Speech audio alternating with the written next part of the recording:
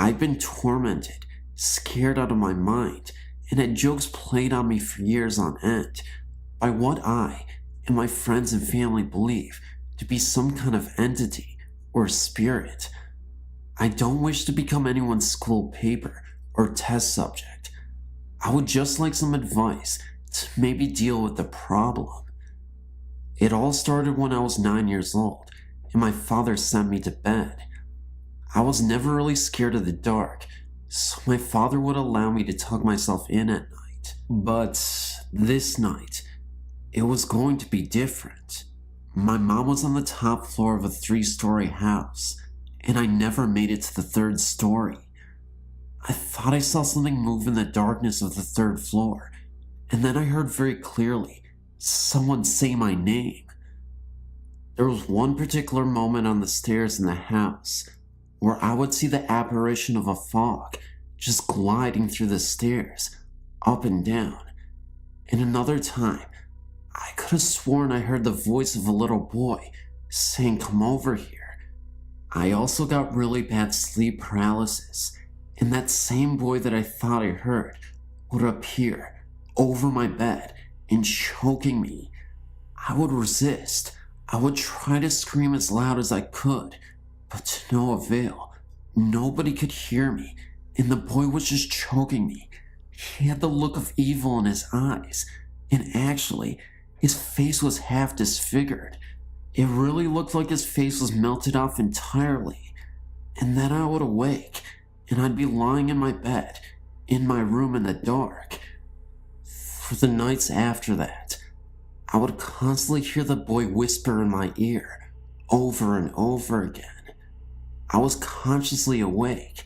I could hear things. The voice was incessant, and it wouldn't stop at all.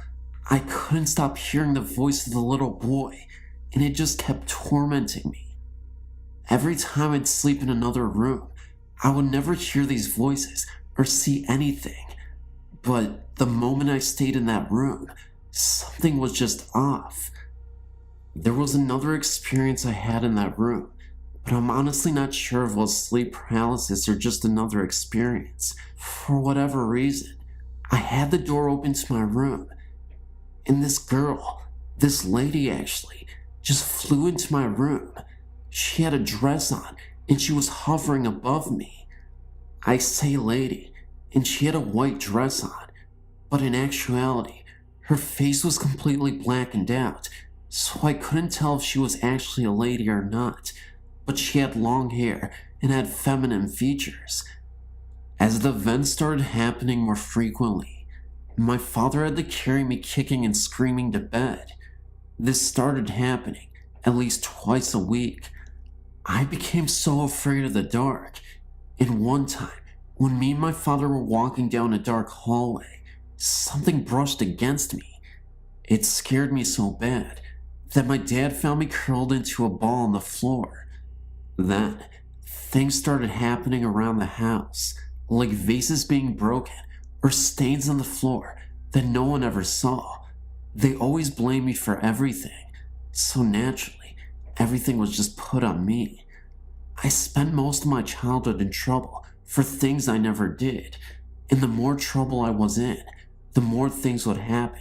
Cupboards being slammed, doors being shut, the usual poltergeist activity. But it was all blamed on me.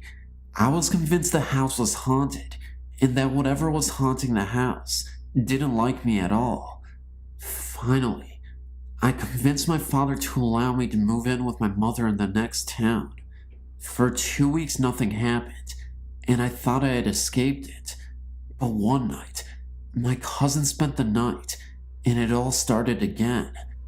We were watching television, and suddenly, the power went out. It was storming really hard outside, and it sounded like someone hit something really hard against the front door. My cousin screamed. The lights and electricity flickered. She thought she saw someone staring at us through the living room window. She described the presence as the Hat Man, dark silhouette, only an outline. And when I went to see what she was screaming at, it was gone. Whatever this thing is, the boy, the woman in the white dress, and that hat man, it's all following me, even into college, and it terrifies the hell out of me.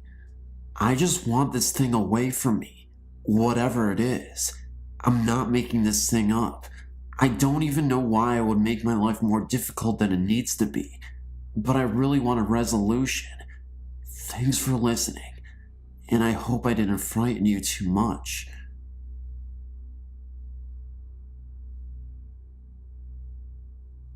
I've been reading the stories passed on by others, and thought I would share something that happened to me. But before I do, let me tell you a story my great-grandmother told me. My mother's mom died when she was 5 years old, so my great-grandmother raised her and her brothers and sisters. One day, as she was sewing in her bedroom, she said she felt someone come into the room. She looked up and saw her daughter, my mom's mother, standing at the doorway staring at her. Before my great-grandmother could do anything, the ghostly visitor said, "Where is the baby?" Shaken and thinking she was seeing things, she thought she would go wash some dishes and get her mind off what just happened. She had been washing dishes for about 5 minutes when she felt someone enter the room.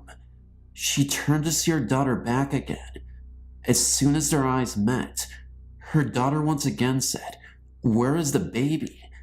Thinking something went wrong and scared to death, my great-grandmother went to the backyard to check on the baby. When she got there, she found the yard empty and the gate opened. She went looking for my mother and saw her walking towards the busy street near their house. She was able to catch her just before she walked out into the street. Years later, I was home visiting my mother. As I walked past the front room towards the kitchen to see my mother, out of the corner of my eye, I saw a woman sitting in the front room. She had shoulder-length colored hair and was wearing a black dress. I thought it was my sister-in-law, so I went on into the kitchen. I talked to my mother for a few minutes, then asked why Tony was sitting in the front room, all by herself. My mother looked at me funny and told me that Tony was at work. I told her she was nuts and went to the front room to get her. When I got there, I found no one. Thinking she may have went upstairs, I searched for her and found nobody. I told Mom that I really did see someone sitting in there. She asked what she looked like. I told her, and she said, "Oh, that was my mother. Before she died, she told me she would always be near me." I don't know if I saw her mother or not, but I do know I saw someone, and then they were gone. I really did see them. I know I did. Mom has since told the other stories of when Mother was around, but I'll have to pass those along another time.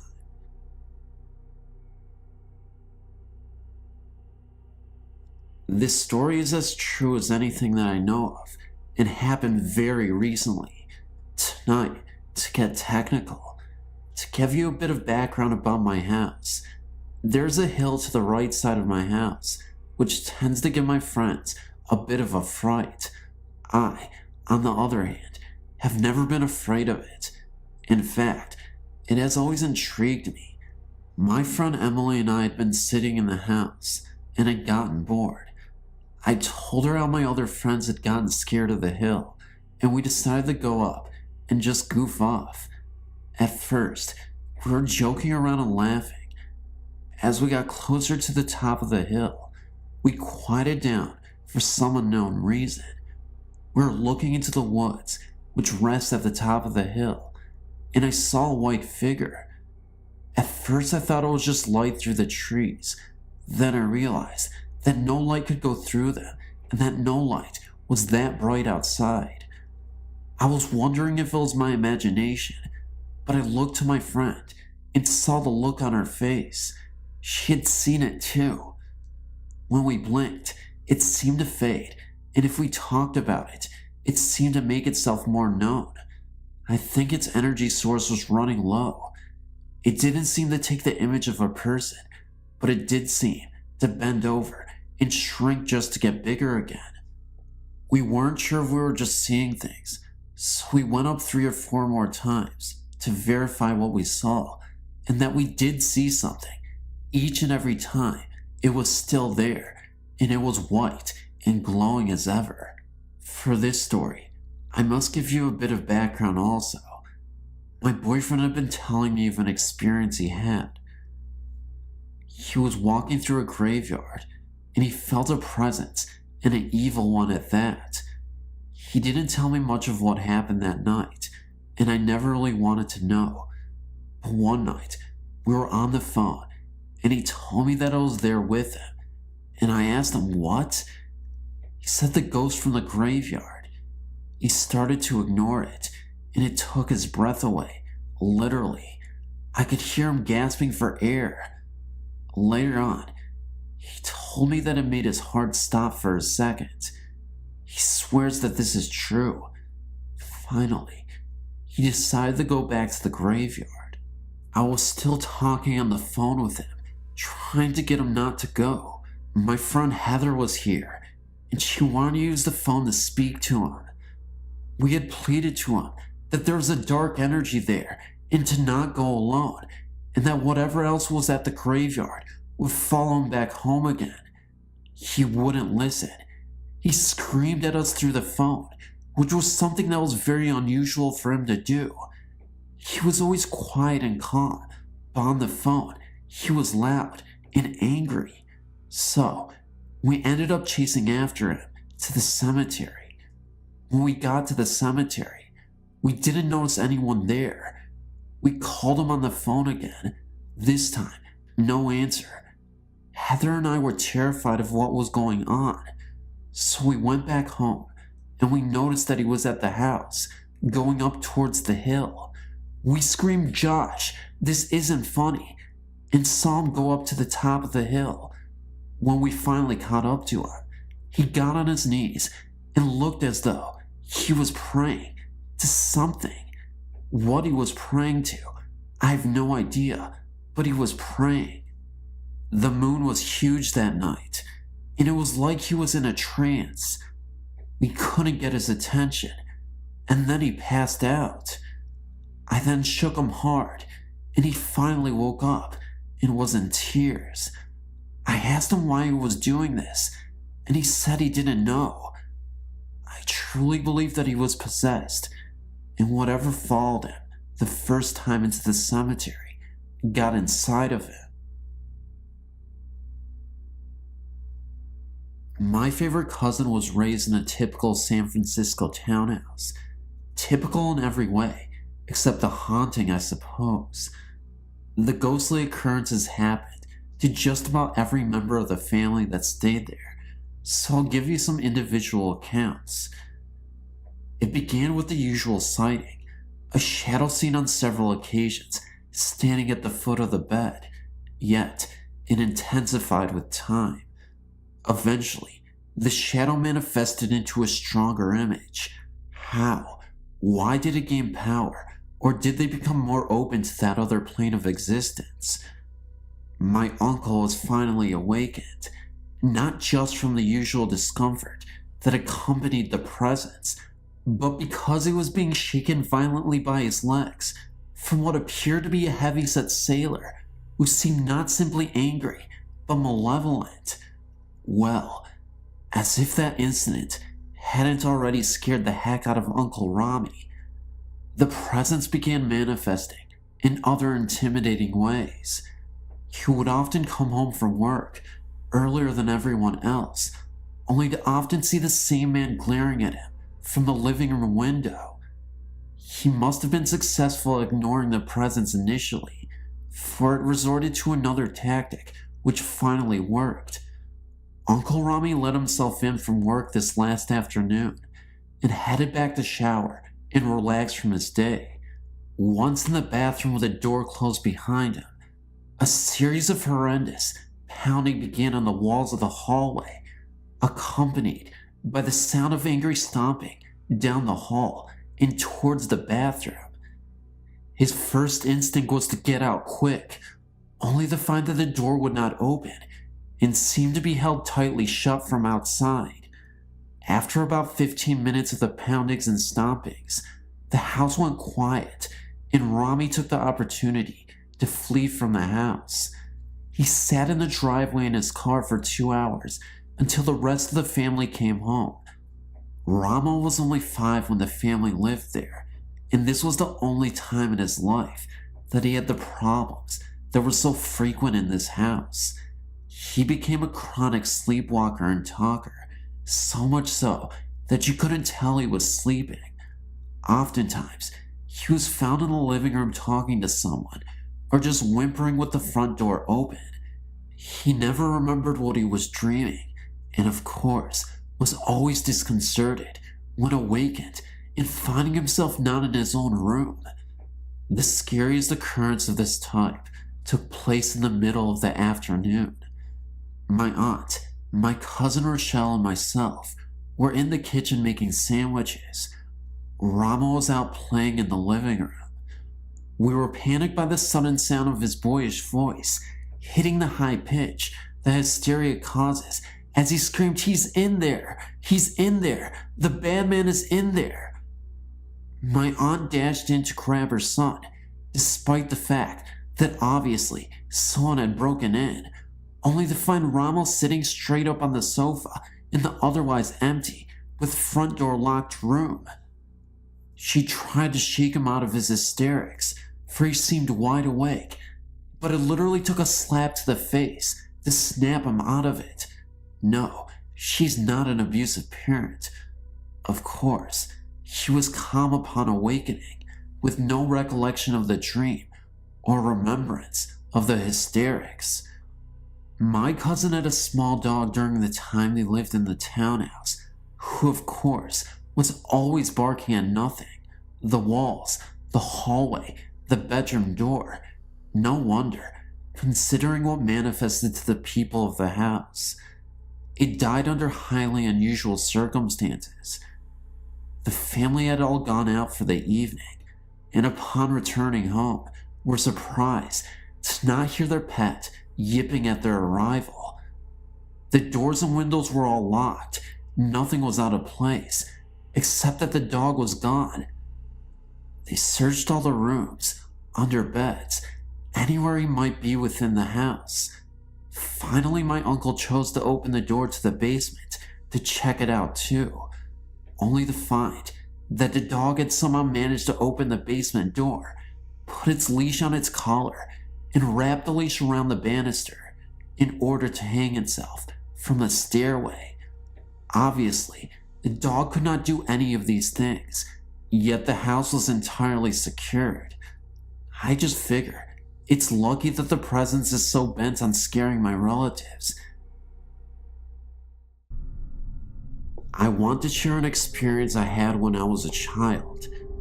I grew up in Newcastle, Australia, about 2 hours north of Sydney. As a child, I was very scared of anything supernatural, ghosts, monsters, skeletons, anything. When I was 7 years old, my bedroom was at the end of a long hall. On the other end was the top of a staircase that led to the basement of the house. One night, I was woken by strong winds outside. My bedroom door was open. I always slept with the door closed.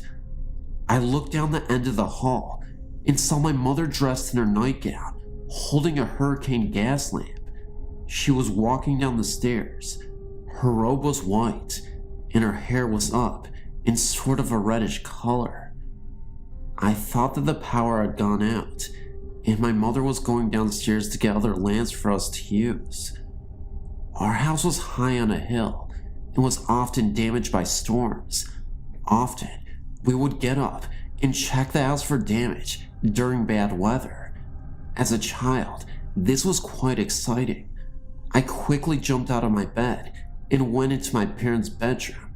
To my surprise, my father was still in bed, and I woke him. I asked him why my mother was going to get the lamps. He looked at me like I was on drugs, told me to go back to sleep. I then asked if he was going to help my mother. He replied, "What are you talking about? Your mother is in bed." I noticed my mother in bed and was totally confused. I went back to my room, closed the door, and never thought of it again until 7 years later. I do not know why I did not think of it again until I was 14. I thought back and realized that my mother didn't own a white nightgown. My mother's gown for purple velvet. It was in the 70s, and my mother had short black hair, not long red hair. I told my mother about this, and the woman I described was her mother, who had died before I was born. It seems like she was checking up on me, I guess.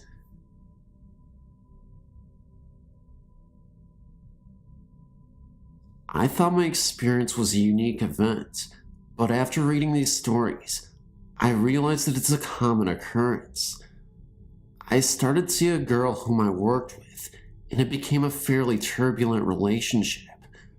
We used to clash a fair bit, but our sex life was absolutely fantastic. She lived in an older house that was converted into 4 apartments. The apartment she lived in was on the ground floor. I have no exact idea of the age of the building, but it is in a Sydney suburb of Kimberley, very close to the Sydney Harbour Bridge. It is one of Sydney's oldest suburbs and was frequented by convicts, English soldiers, and working class people during the early days, but it is now one of Sydney's most high-class suburbs. Anyway, often I would walk into her room, and it often felt as though I was walking into someone or some heavy weight. There was always a heavy energy or weight around the entrance to her room. It used to freak me out having to get up and go to the bathroom at night. This went on for a few months. Our relationship was getting worse, and we argued more and more. One night, we were lying in bed together, both on our backs. We were not arguing, but the conversation was intense, and I was upset with her. We settled down after a few minutes, and things were fine. Suddenly, I felt an urge to leave, get out of there and run. I told her that I have to get out of here and go home. I lived over an hour away. She was shocked and did not want me to leave. I then tried to get out of bed, but then I felt a very heavy pressure on my chest and shoulders. My girl was still lying still next to me and not moving. I asked her if she could feel the weight, and she said yes. We were being held down in the bed. It is a weird feeling like no one is touching you, but you can feel your body weight pushing down in the bed. The room was dark, but I could feel someone only an inch from my face. I stared hard and back, and without fear, I asked, "What is it that you want?" Then, I felt heat all over my face and head. My body became very light and calm. It felt like I was on the ceiling looking down. By this time, I was freaking out, but could still not move my body. My eyes closed hard, and I realized I was being shown something. I could see 2 men sitting in a basement around a furnace. They were cold and wet and appeared to be dock workers. I could not see the face of the one standing up, but the other guy sitting down looked straight at me. He looked really pissed off, not with me, but I think he hated his life or time. He did not move his lips, but he did say to me, "How dare you judge me?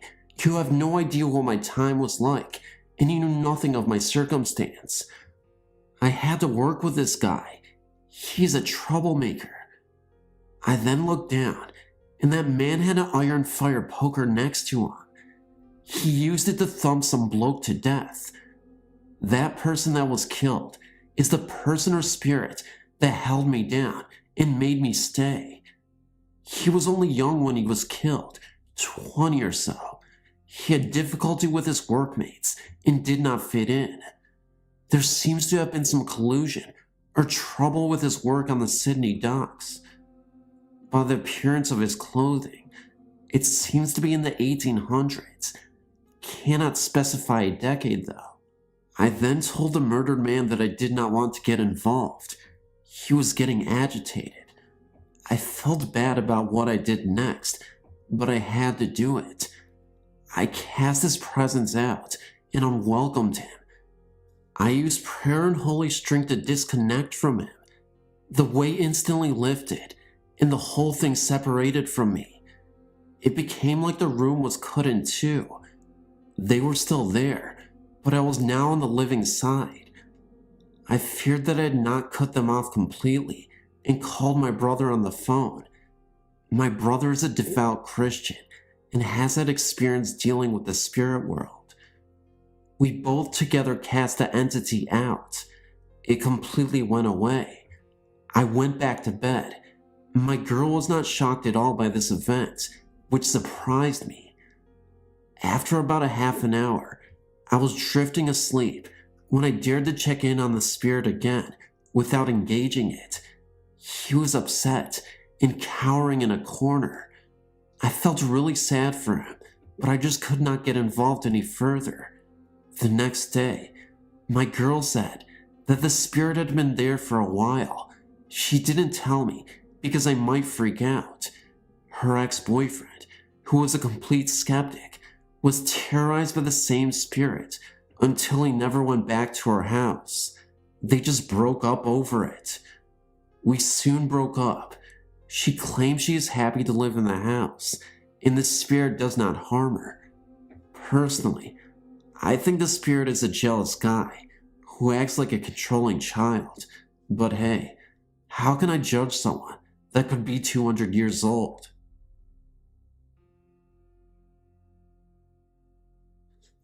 In 1986, I was a sophomore at Berea College in Berea, Kentucky, and lived in Pearson's female dormitory on the first floor. The dorm room was small, with a loft reached by a ladder. Underneath, we had a love couch and a couple desks.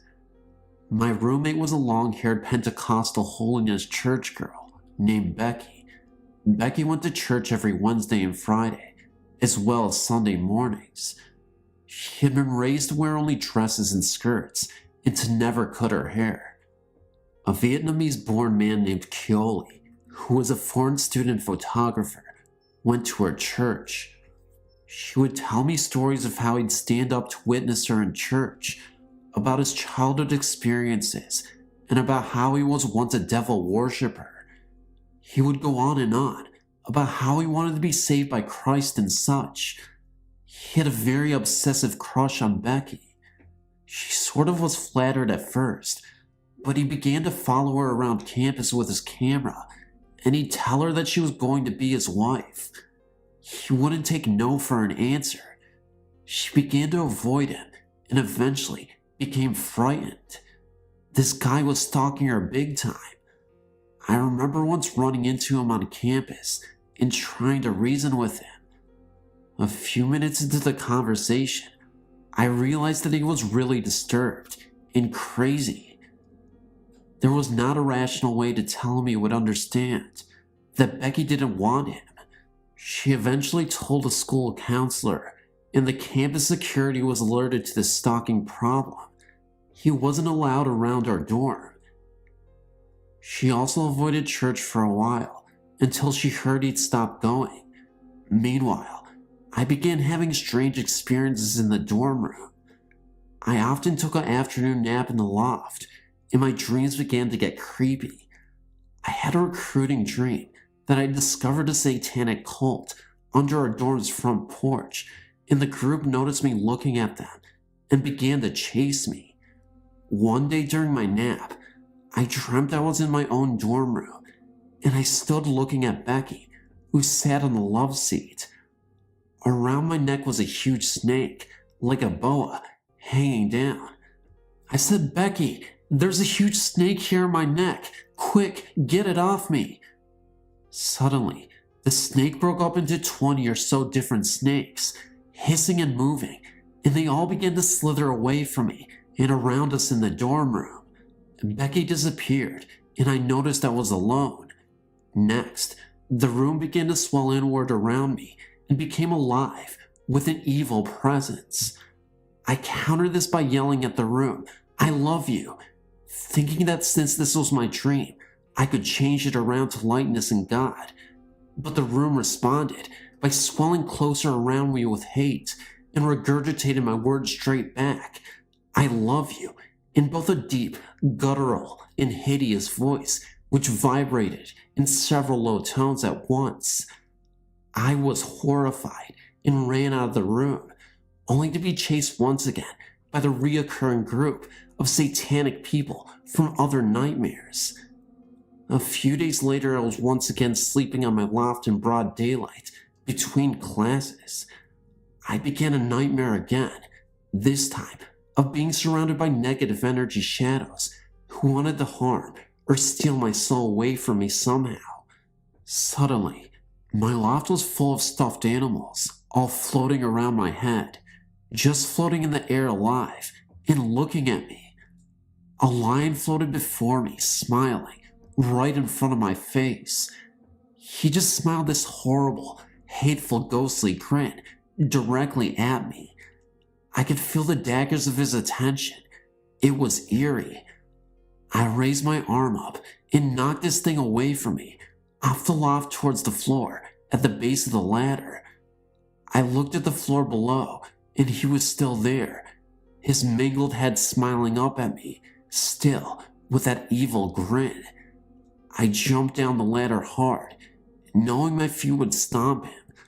I didn't look, but ran away, out of my dorm, without looking back. I opened my eyes, wide awake. The sound of a blood-curdling female scream rang loud in my ears, even with my eyes open and thoughts focused on being awake. I mean, this scream continued loud inside my head as I looked around me, wide awake. Never before or since I've ever experienced this phenomenon. About a week later, my roommate Becky sat talking to me in the rocking chair. We were just gossiping about people, classes and such, when suddenly she fell to the floor in a fetal position. She was in so much pain, she couldn't move or talk. I rushed her to the hospital. After a Foley catheter was placed, numerous blood tests, an abdominal series, an examination from head to toe, with an overnight stay, they found no reason for her pain. She had screamed all the way to the hospital and through most of her ER visit. Nothing. We could find no reason. This summer came, and Becky and I split up as roommates. We both went to different towns during summer months and returned to school with separate roommates in different dormitories. This year is when something really wild occurred. Coley didn't know that Becky had moved from Pearson's Hall, so when our school semester started again, he began to stalk our old room again. The new girls who lived there were in for a big surprise when one day he wandered into the locked female portion of Pearson's dorm and entered their room. Luckily, both were in class and the room was empty. He locked himself in that old room of ours and wouldn't open the deadbolt for several hours. He began to flip out, cursing and calling out satanic spells, cursing the room and calling out to Becky and just mumbling evil spells. Security, police, and all sorts of folk were called to the dorm room. An interpreter came to get him out of there. He was actually taken away in a straitjacket, expelled, and sent back to his country. I've wondered if all along, that years before, if all of his focused energy on our room and on Becky had caused my nightmares and her sudden unknown pain. We're being attacked by God knows what at all times. Thank God Becky, or I, or anyone were out of that room when he finally came to collect.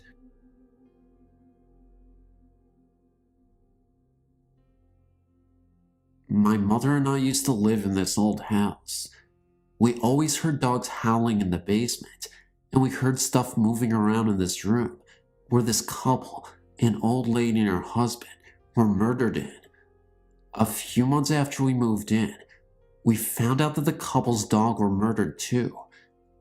We thought that nothing weird would happen because we haven't encountered that much stuff yet. My mother went to work at 5:30 in the morning every day. One day, she was like, "Am I that loud in the morning that I woke you up?" I did not know what she was talking about. She never woke me up. She said, "Then why is it every morning you wake up to wave me goodbye?" I said, "Mom, I don't know. I never wake up in the morning." So the next day, when she got in her car, she saw someone waving to her in the window. So she pulled up to the window so she could get a better look at the person. Then, she saw an old man with a long beard wearing overalls with a plaid shirt under. She jumped out of the car and ran as fast as she could to the kitchen, and she flew open the door, but when she looked at the window, nobody was there. She looked in my room, and I was sound asleep. I have 2 more experiences to tell you. We had this dog named Scooby-Loo. She was a big dog, so she panted a lot. One day, me and my mother were in my room talking. Then, my mother said, "Why is Scooby panting so loud?" I said, "I don't hear anything." So she looked behind her because she thought Scooby was right behind her, but she wasn't. So we looked everywhere in the house, but we could still hear panting. We couldn't find Scooby. Then I looked outside. Scooby was out in the field about a half a mile away. One night, I was awakened by a weird noise. When I opened my eyes, I saw an old lady with white hair, dressed in all white.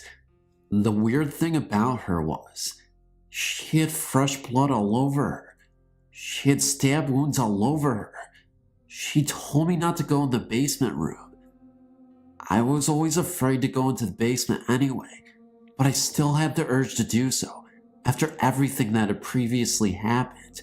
So, that's exactly what I did. I ended up going to the basement, and when I opened the door, there was a foul smell. It smelled a lot like rotten eggs.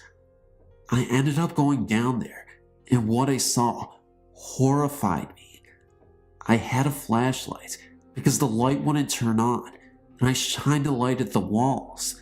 There was blood all over the walls, and there were scratch marks on the basement door.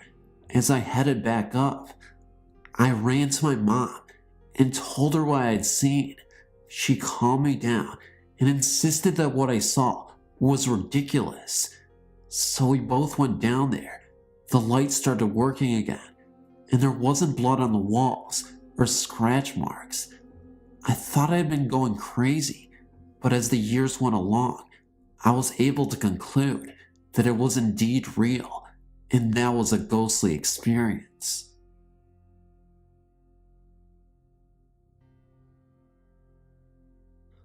I lived in Indianapolis, Indiana, for over 9 years.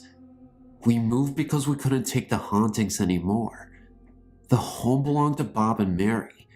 They were my hubby's great aunt and uncle. Mary died in the home, and a few months later, Bob died in the hospital, both of old age. The only thing was, they never actually left the home. We bought the home through the estate. The home was in desperate need of renovating. For the first 5 years we lived there, we did all of the renovations. Needless to say, all hell broke loose. In the room where Mary died, it was always cold, freezing cold.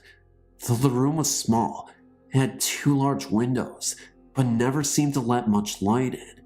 On the door, in the wood grain, a face could be visibly seen of a man screaming. Also, a skeleton's head could be seen at night on the door. One night, my oldest son, who was 7 at the time, started screaming and running out of that room. He told me he saw a shadow inside of his room walk past both of the windows. He thought a burglar broke into his room. The TV and VCR would go off and on by themselves, even when we unplugged them. I watched my dish drainer in the kitchen go flying up into the air and land on the floor, breaking some dishes. I watched birthday cards that were set on top of an antique china cabinet fall to the ground. The only strange thing about this was that only every other one fell, not all of them. Our dog would constantly bark into the air for no reason. Our cat's hair would stand up, and it would start hissing and growling at nothing. Our son's remote-controlled cars would play by themselves. Things would go flying across the room. One day, when Mary's sister died, at the time she died, all of our doors in our house slammed shut. No windows were open at that time, and our relatives that were visiting witnessed this. Things would always disappear, then reappear a few days later. We always heard people call out our names, but no one would ever be around to have called out to us. One night, my youngest son and I heard a little girl crying outside of the house. It was around 2 a.m. We looked out of our windows, but never saw the little girl, even though we could still hear her crying, "Mommy." One day, my youngest son was looking out of our huge picture window in the living room when he saw a strange-looking man coming around the kitchen from the glare in the glass. When he turned around, he watched the man walk past him and towards the hallway, then disappear. Many of our friends and relatives have witnessed a lot of the hauntings in this house. At one point, one of my friends went running from the house and about broke her neck falling over the dog laying on the front porch. When we moved from that home, we vowed to never return. I'm sure Bob and Mary are still haunting the place.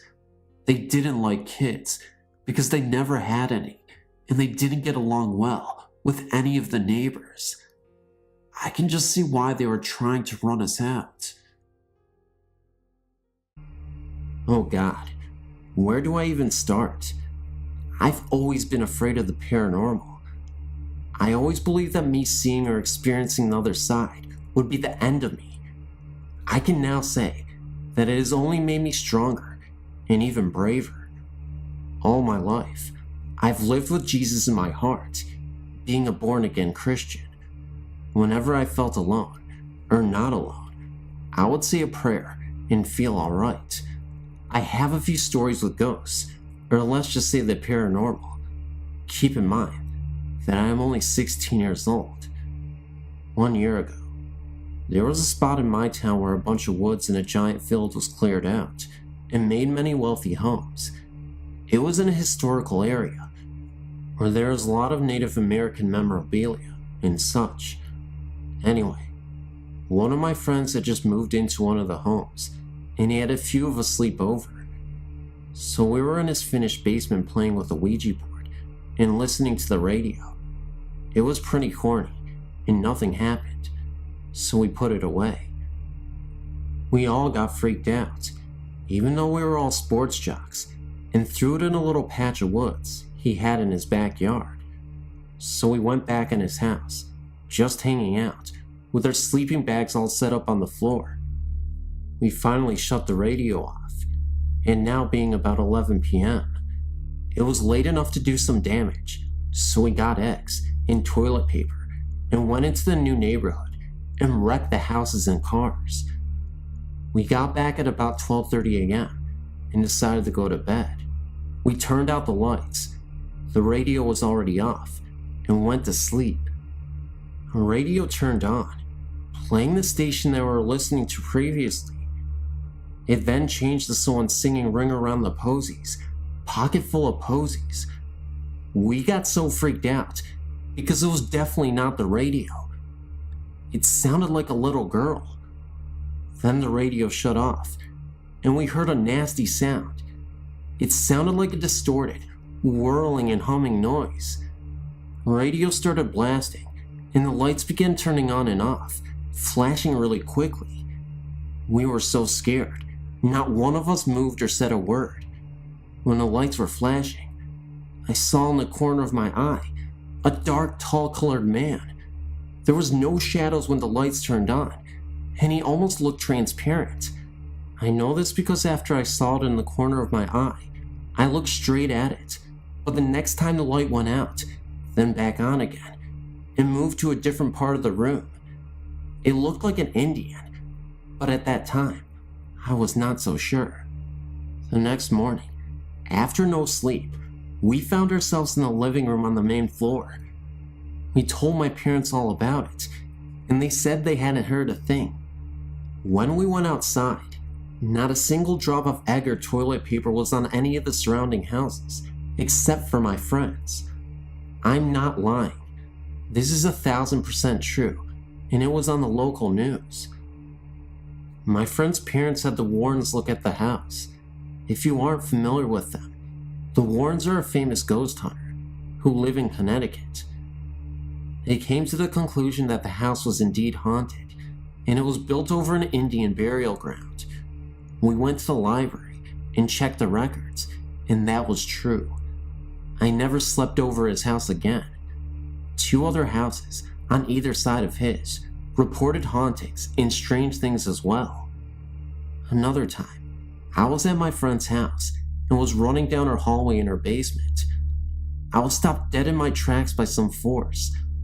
I stopped so suddenly when I was running so fast that my body jerked itself backwards, about 3 inches in front of my eyes. I saw this white smoky thing fluttering up and down in one movement. It is so hard to put in words, and the feeling I got was very peaceful, believe it or not. Another experience of mine was at my cousin's house in Waterbury, in Connecticut, of course. She lives on a private drive that consists of only 5 houses, including hers. When I slept over, I always had a bad feeling. I've seen dark men walking into her basement, and seen white people going the opposite way. Her remote control was missing for about 3 weeks. They searched high and low, everywhere for it. Couldn't find it anywhere. One day my uncle was taking a nap on the couch, and when he closed his eyes, he heard something drop on the kitchen table. He opened his eyes, and the remote was there. He was the only one in the house at the time. One thing that I understand is not to mess with the paranormal. Many people say that they cannot hurt you, but I do not believe that to be true. Not all of the ghosts are angels. A lot of them are demonic. My word of advice is to pray to God whenever you feel uncomfortable in a room, or even if you don't pray or you're not religious. Try to find some solitude in the fact that they can give you more power if you think about them and you fear them. Don't mess with anything unless you know what you are doing. And don't ever play with a Ouija board. That's definitely a no-no.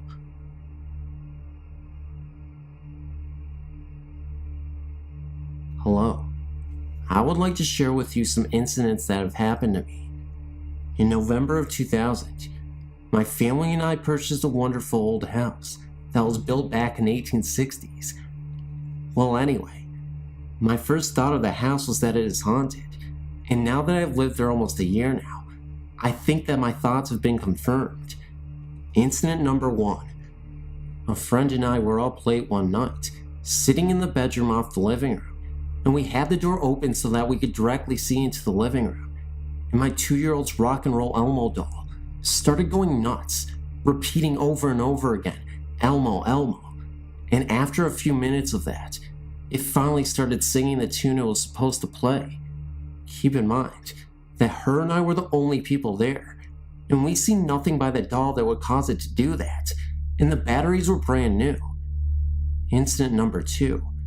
While my family and I were sitting in the living room, watching TV one night, I heard some strange music coming from the fireplace room, and when I got up to investigate the music and where it was coming from, I found out that the music was coming from my locked curio box.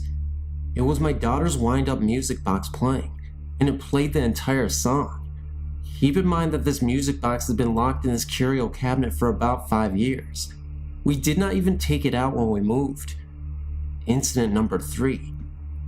I was in the bathroom one evening and looked over just one time to see the whole roll of toilet paper fly off the spindle, and it's happened more times since then. Incident number 4. I got up late one night to get a bottle for my newborn baby, and all that we had on that night was a nightlight, just bright enough so that you could see around the kitchen. Anyway, I get all done making her bottle and start going back up the stairs. I look over my shoulder to see the reflection of a man sitting at my kitchen table and my glass sliding doors. I ran up the stairs and was scared out of my gourd. My last story is one that kind of spooks me the most. I was about 8 months pregnant with my last child when we moved into this house, and I had her name picked out. It was Pearson Michelle. That was going to be her name. And then one night, just out of the blue, I decided to name her Pearson Amelia. My husband asked me why I made such a sudden change, and had no good explanation to give him for it. I just said I don't know, I guess. It just sounds good to me. Well, about a month after she was born, my mom called me up to tell me that she had done some history researching on the house, and to all of our amazement, a very original owner of the house was named Amelia Poole. I to this day don't know if it was just a coincidence, or maybe she had something to do with it. Well, I could go on even longer about my experiences, but these were some of the ones that stick in my mind.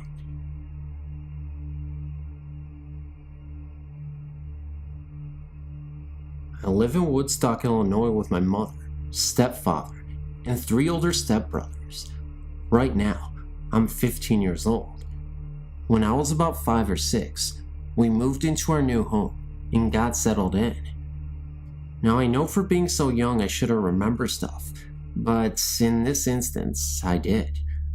I lived in the house till I was about 8 or 9 years old, and to this day, every time I pass it, I get a very uneasy feeling. The story as I heard it from my older brother is that our house was built by a preacher. He had built it for his wife, but according to the story, the preacher's wife left him for another man. The preacher stopped going to his church and stopped just plain out living. He ended up dying in the house all alone. He always wanted kids though, but to me, there seems to be something else. Let me elaborate. Any married couple that lived in the house, including my stepdad and his ex-wife, always separated. The presence of the preacher was always there. He was also very kind to children. At one point, I was running up the stairs with our dog named Pitt. I almost fell, but felt myself being caught and pushed the other way, so I fell onto the stairs and was able to catch myself. I used to try and tell myself how lucky I was to have caught my balance. That fall could have killed me. I now know that it isn't my luck at all. It was a nice man who helped me live. But there was something else. Something dark in the house. Everyone who lives there feels it. Fights used to break out between my members of family, for no apparent reason even. We could all be perfectly happy at one point, then suddenly on a whim, we all felt angry and pissed off. It was a curse on the house, I think. I pass by that house on my way home from school now. Still I shudder and have to turn away. There are 2 boards on in front of the house. We have put them up to fix the house. Those boards have been the same color since we put them up, no matter how much you paint them. No matter how much we tried to fix something, it refused. It would fix for about a day, then break or get trashed just as quick. While I remember the nice preacher who once saved my life, and many occasions I'm sure watched over me, I will never forget the deep dark presence that would scare the hell out of me whenever I was alone.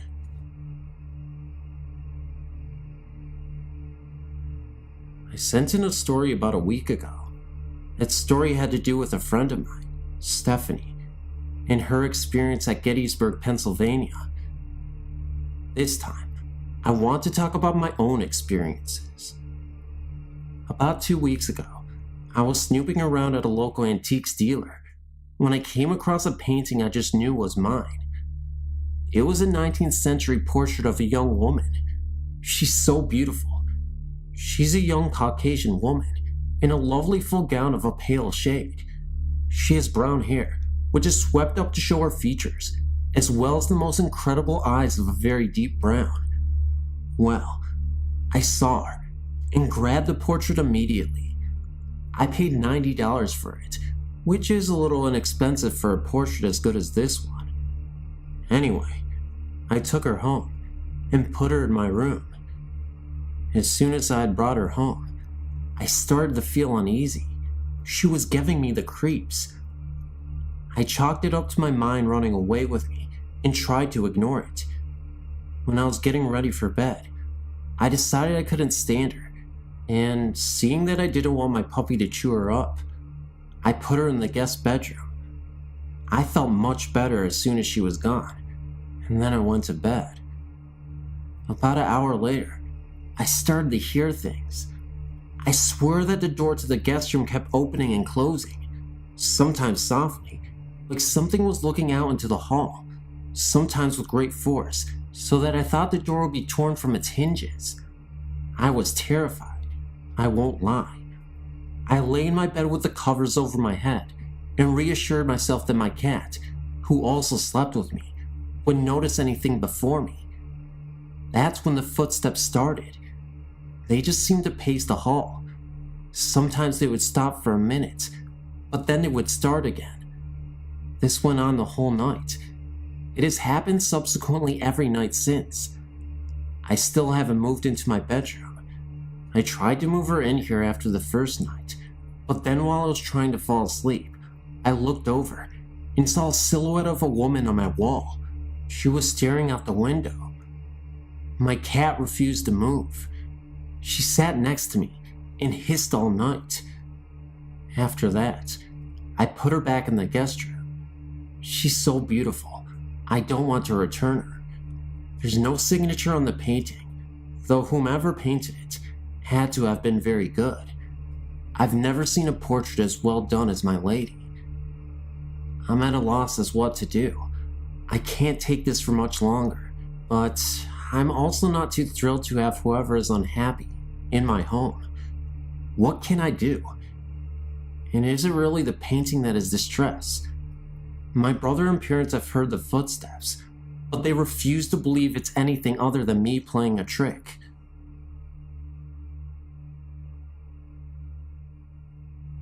It is said that during World War II, it was used as a housing for the Royal Air Force. I'm talking about the former American military housing. During this time, there was a large storm surge in the North Sea, killing many residents in the complex.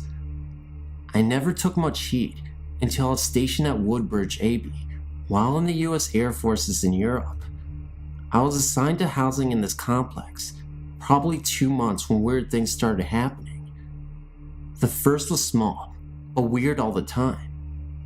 First, let me add that the doors are triple locked, bolted, chained, and keyed locked. Upon waking to what I thought was a cat moaning, kind of like one sounds in heat, I went downstairs to get a look and see. I did not notice anything immediately. I looked out of the kitchen door and saw nothing. It is well lighted. I turned to go towards the back door when I noticed that the cabinet doors were wide open, as well as the drawers. I shut them, then continued towards the door, looked over to my left. My stereo speakers were facing the corners in which they were placed. I then got suspicious and called for my wife to come look. We noticed that the dust surrounding the speakers were undisturbed. Not that we did not clean. The wind blows so hard off the North Sea, it constantly blows dust under the doors and around the cracks of the windows. Anyway, we laughed it off and commented that we must have had a prankster ghost. About a week or so later, I was watching TV. I still remember the show, Challenge Annika. The wind was blowing through the back door especially strong that evening, and I asked my wife if she would mind shutting the door. She was mad at me She blurted out to tell the ghost to do it, joking as well as being sarcastic. I shouted, "Hey ghost, would you shut the door?" Amazingly, the door immediately and slowly shut. Let me remind you that these North Sea winds are strong and constant, and takes force for a man to shut.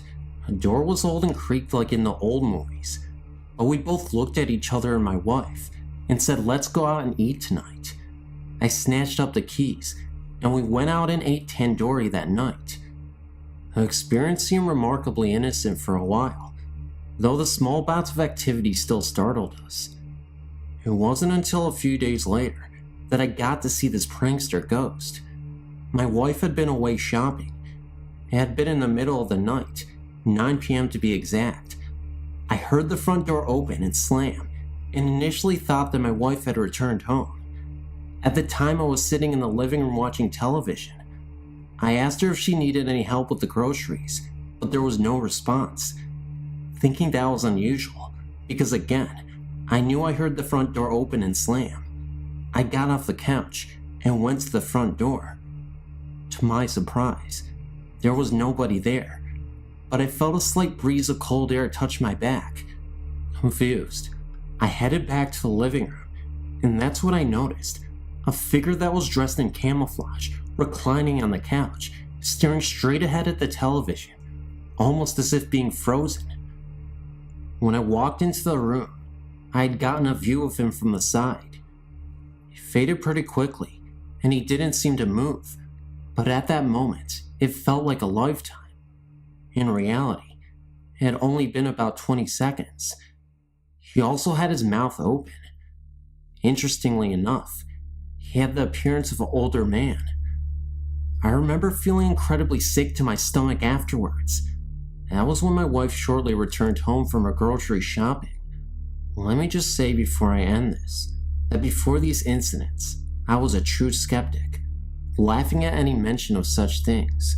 But now, I try to learn all I can on the subject. Hello, my name is Brittany.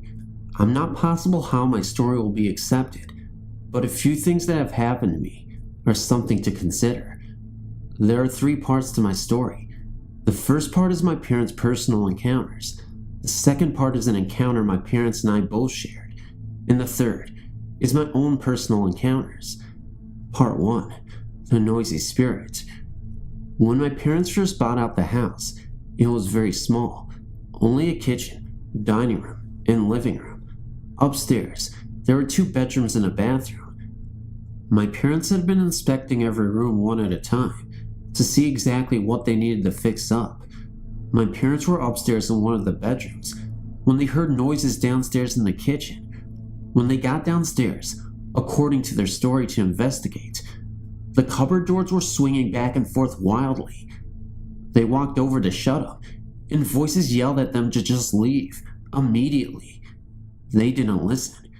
5 years later, I was born. By then, they had built on 2 family rooms, 2 porches, a laundry room, pantry, and they even built on a shop where they conducted their own business. They normally heard music playing and voices yelling at them, but they ignored it for whatever reason.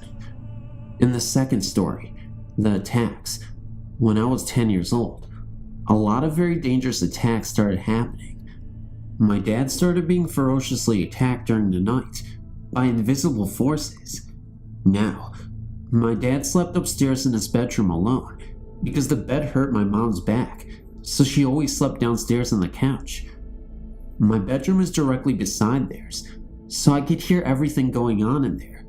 Normally, my dad will wake up to feel as if he was being held down, strangled, bit, scratched, cut with a knife, carried around the room, etc. When he would wake up in the morning, he would have bite marks in impossible places on his body, cuts, scratches, red bruises around his neck and wrists, and long deep gashes across his chest. Now, this didn't happen all the time, all in one night, but things happen frequently. I was really starting to get worried. My grandma and Aunt Phil taught me an Italian prayer to keep the evil away. I'll pronounce it right now. but I'm not entirely sure if I even did it right, so I'll refrain from doing so right now. But the prayer is the prayer to the Virgin Mary, and its purpose is to keep all the evil out. They told me to say that 3 times every night, and it would keep the evil out. I said it 3 times in dedication to my father, and things slowly started to get better. It was still very scary, because I never expected the entities to be so violent.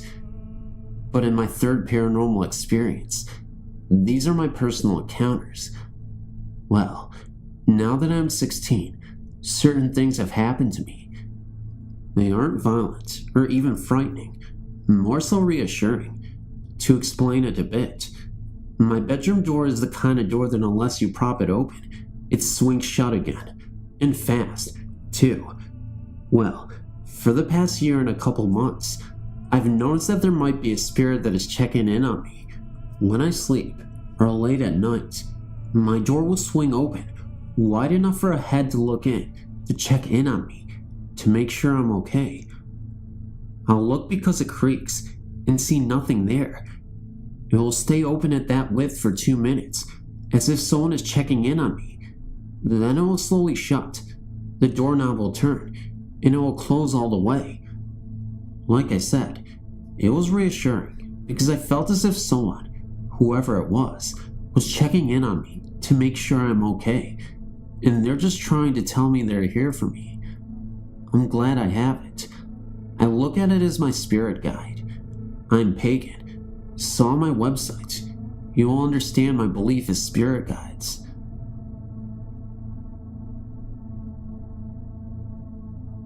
I'm 19 years old, work in the computer industry in London, England. When I was around 10 or 11, I used to live in another part of the county, called Dudley, West Midlands. Opposite our house was a pub called the Hangman's Tree. We found out later that this pub was where people in the late 18th century hung people for crimes, such as highway robbery, murder, etc. Anyways, my sister was about 7 or 8, but didn't like the dark, so she always used to call Mom to take her to the toilet in the night. One night, my mom heard my sister go to the bathroom on her own. In the morning she said, "Well done, you went to the bathroom on your own last night." My sister replied, "No, I didn't, Mommy. The black man took me." My mom panicked at this point and thought someone must have gotten into the house. She said, "What black man are you talking about?" My sister said, "He's my friend. He's a black mist, and he sits with me at night and tells me stories." We're all getting really scared now. My mom asked me how she knew it was a black man, because when he smiles, I can see his teeth. We were all really freaked out by this, but my sister didn't really seem all that bothered by it. So we decided, whatever it was friendly. A couple of weeks later, I walked into my sister's room to check on her, and found that the rocking chair in the corner of the room was rocking on its own, and at a steady pace, and my sister was fast asleep. I don't know. It may be a comforting presence, but it definitely seems creepy to me.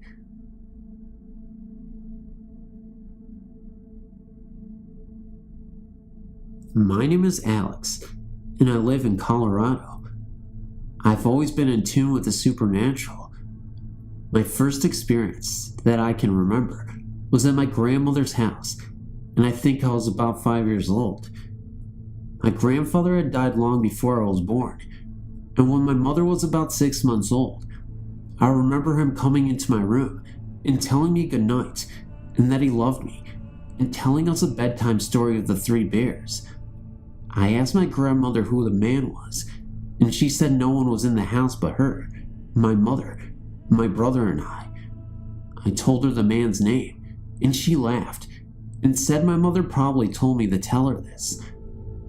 I said my mother was asleep, and was about 20 feet from me, in another room, and I don't think she could have heard him. Granny said that was true, and she called my mother in, and said, "Hey Jackie, did you tell him about Pat?" My mother said no, that she didn't remember him herself. My grandmother asked me to describe the man to her. I said he was about 6 feet tall and wiry, with brown hair and blue eyes, and he could imitate different accents. He told me in an English accent that he loved me, and in a thick Irish accent good night. Then he told me the whole story of the 3 bears in a very English accent. He didn't seem like a ghost at all. He seemed completely real to me. She said I described my dead grandfather down to a T. I've never seen my grandfather's picture before, and my grandmother told me so. My grandmother is very open-minded, but the rest of my family is not. She got tears in her eyes, and she took me in her lap. She said, "Patrick, do you know anything about your family history?" I said no.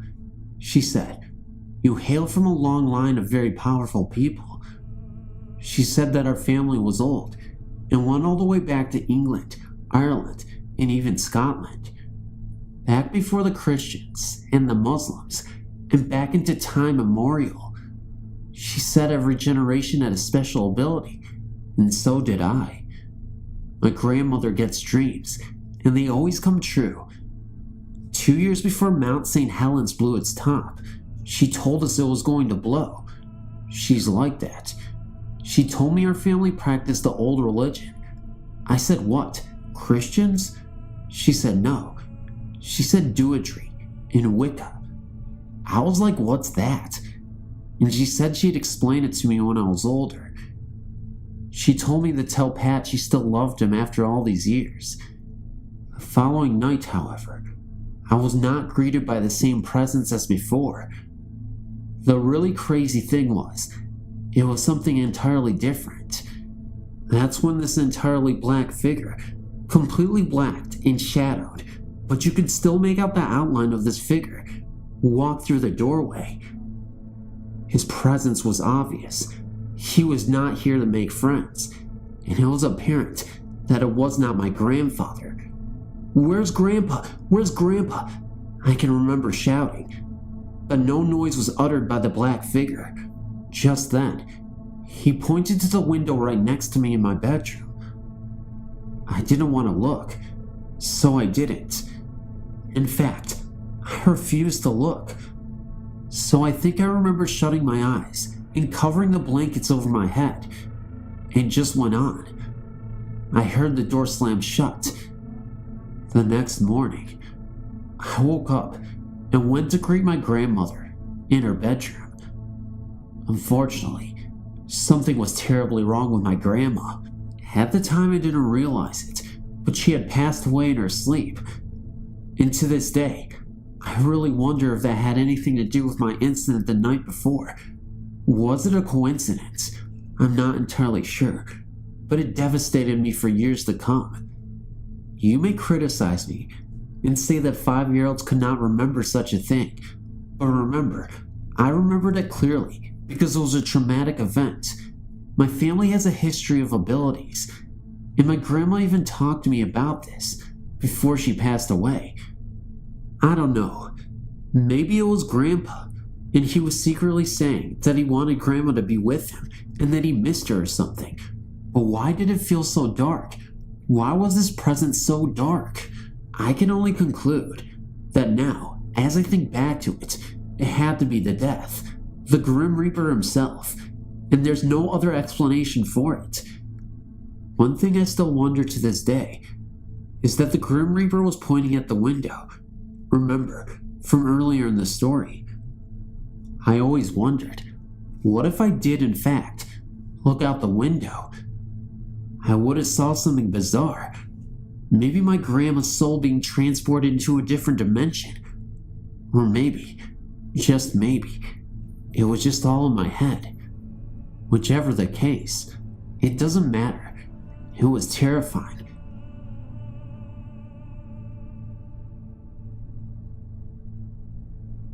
Well, here we go. I'm not sure if what I'm experiencing is an actual haunting, or if everything can be easily explained. I live in South Texas, not in the sticks. I'm 17 years old, and currently attend high school. I'll be graduating this year.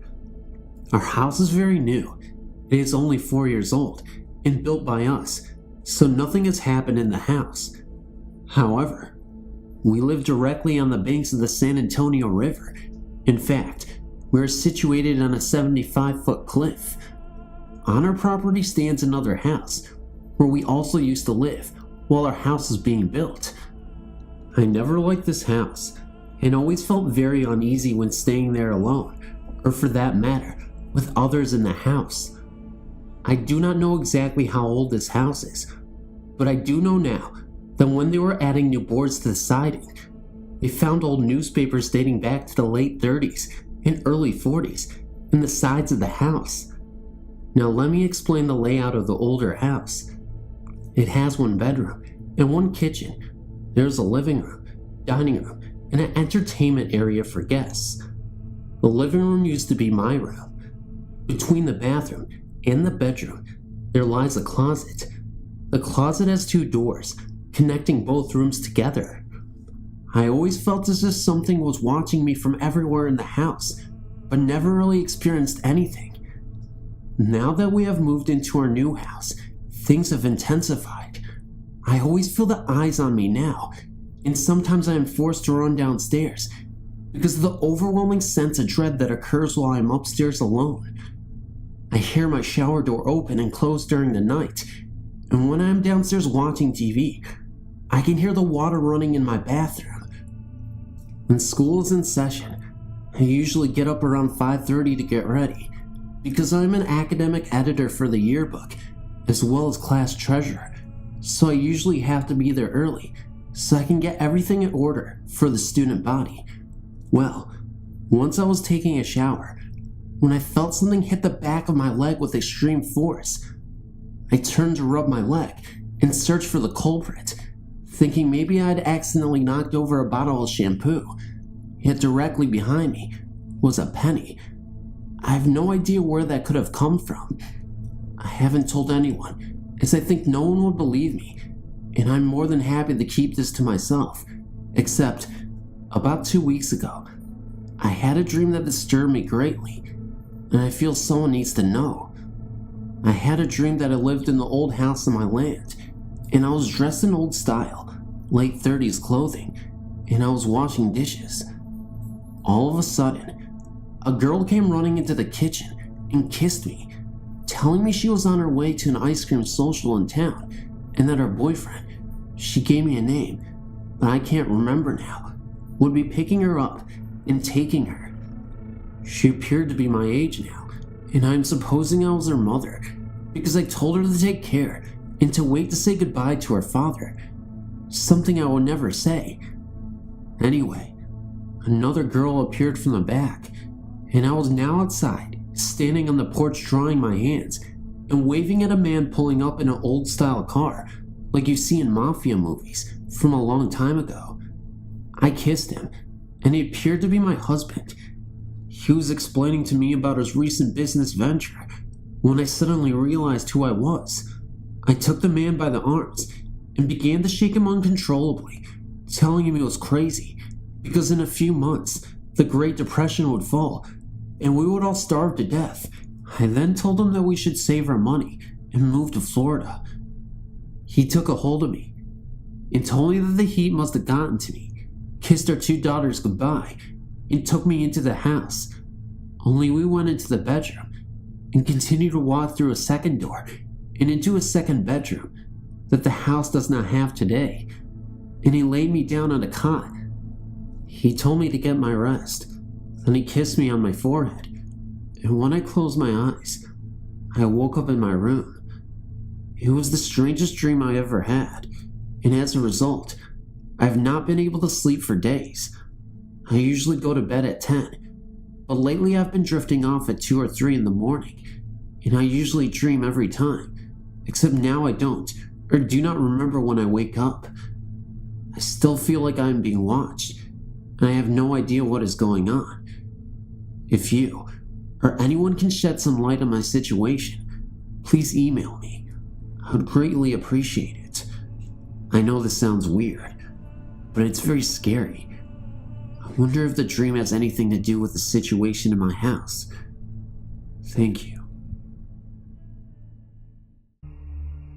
I've had a few ghostly experiences in my life so far. Most are probably my overactive imagination. The incident I experienced in Columbus, Ohio was as real as it can get. I went to college at Columbus College of Art and Design in Columbus, Ohio. There were plenty of stories going around that the freshman dorms were haunted. CCAD is known as being a very fast-paced, highly stressed school, and that many of the ghosts are past students who killed themselves because their already sensitive dispositions couldn't handle the pressure.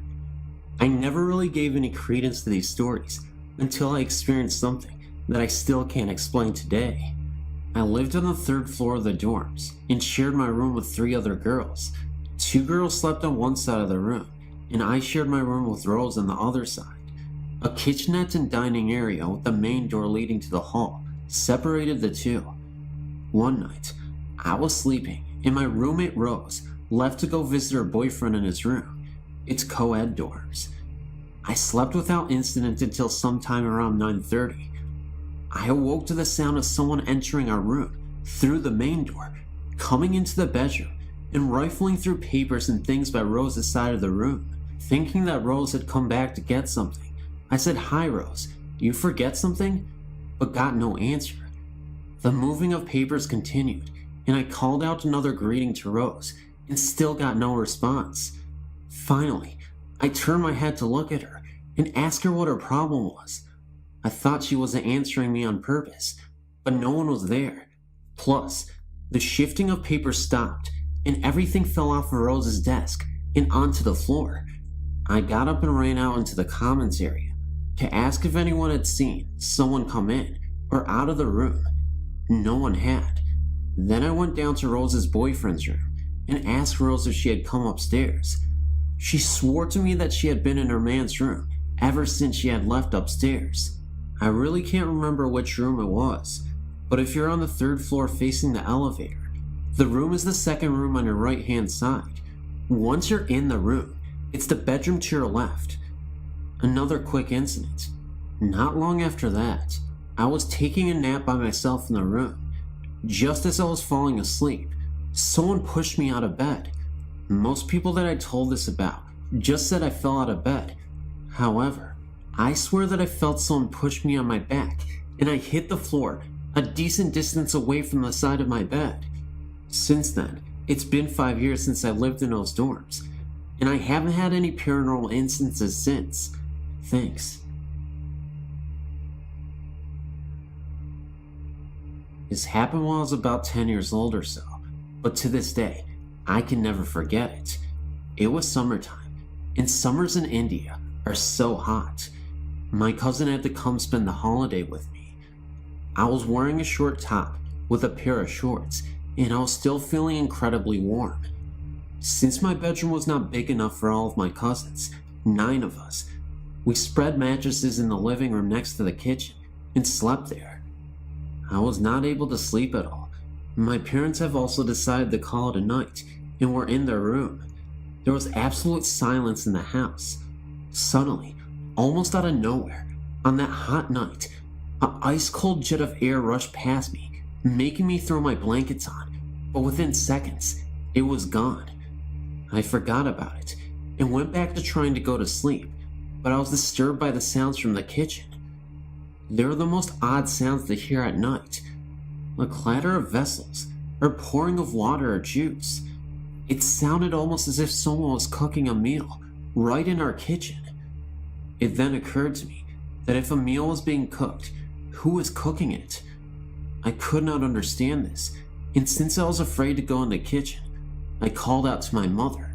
I heard the sounds of vessels being dropped, and the cold jet of air passed by once again. Within seconds, it was gone. I could not sleep that night for many nights afterwards, even though I've never heard anything after that night. To this day, I've not told anyone about it, and have never clearly explained it to myself. I was reading your site around Halloween and noticed Green Man, and instantly knew what the reference was. I had heard this story dozens of times by my dad who visited Raymond. Then, I realized the legend was not correct. The legend states that late at night, you could witness a ghost wandering around the tunnels and bridges around town. There have been numerous reports over the years of a man with a green face walking after hours. He is known as the Green Man. This is because when people have seen this figure, the apparition has a terrifying green face as he floats by the local tunnels and bridges of the area. The real version is extremely depressing, but the real version in the least. The horrible accident occurred in Evans City. Raymond, unsure of the last name, and his older brother were flying a kite near some electrical wires next to a tree. The kite got stuck, and Raymond followed his brother up the tree to retrieve it. When Raymond's brother grabbed the kite, both brothers got electrocuted. Raymond's brother was killed, and Raymond was severely burned. He was extremely disfigured, and it was extremely hard for him to walk because of the accident. The residents of Evans City collected nearly $30,000 for the boy for his care. His older sister and her boyfriend ran off with the money, leaving Raymond without the money he needed to get well. From then on, the townspeople took him under their wing and took care of him the best they could, but without the funds to do it. My dad's grandmother, who lived in Suiki, told my dad and his brothers and sisters the story of the Green Man when they went to visit her. Raymond, now an adult, walks down the road to and from the tunnel every night. The sun would hurt his eyes, since it only had a thin sheath of skin to cover them, so he did not go out in the daylight.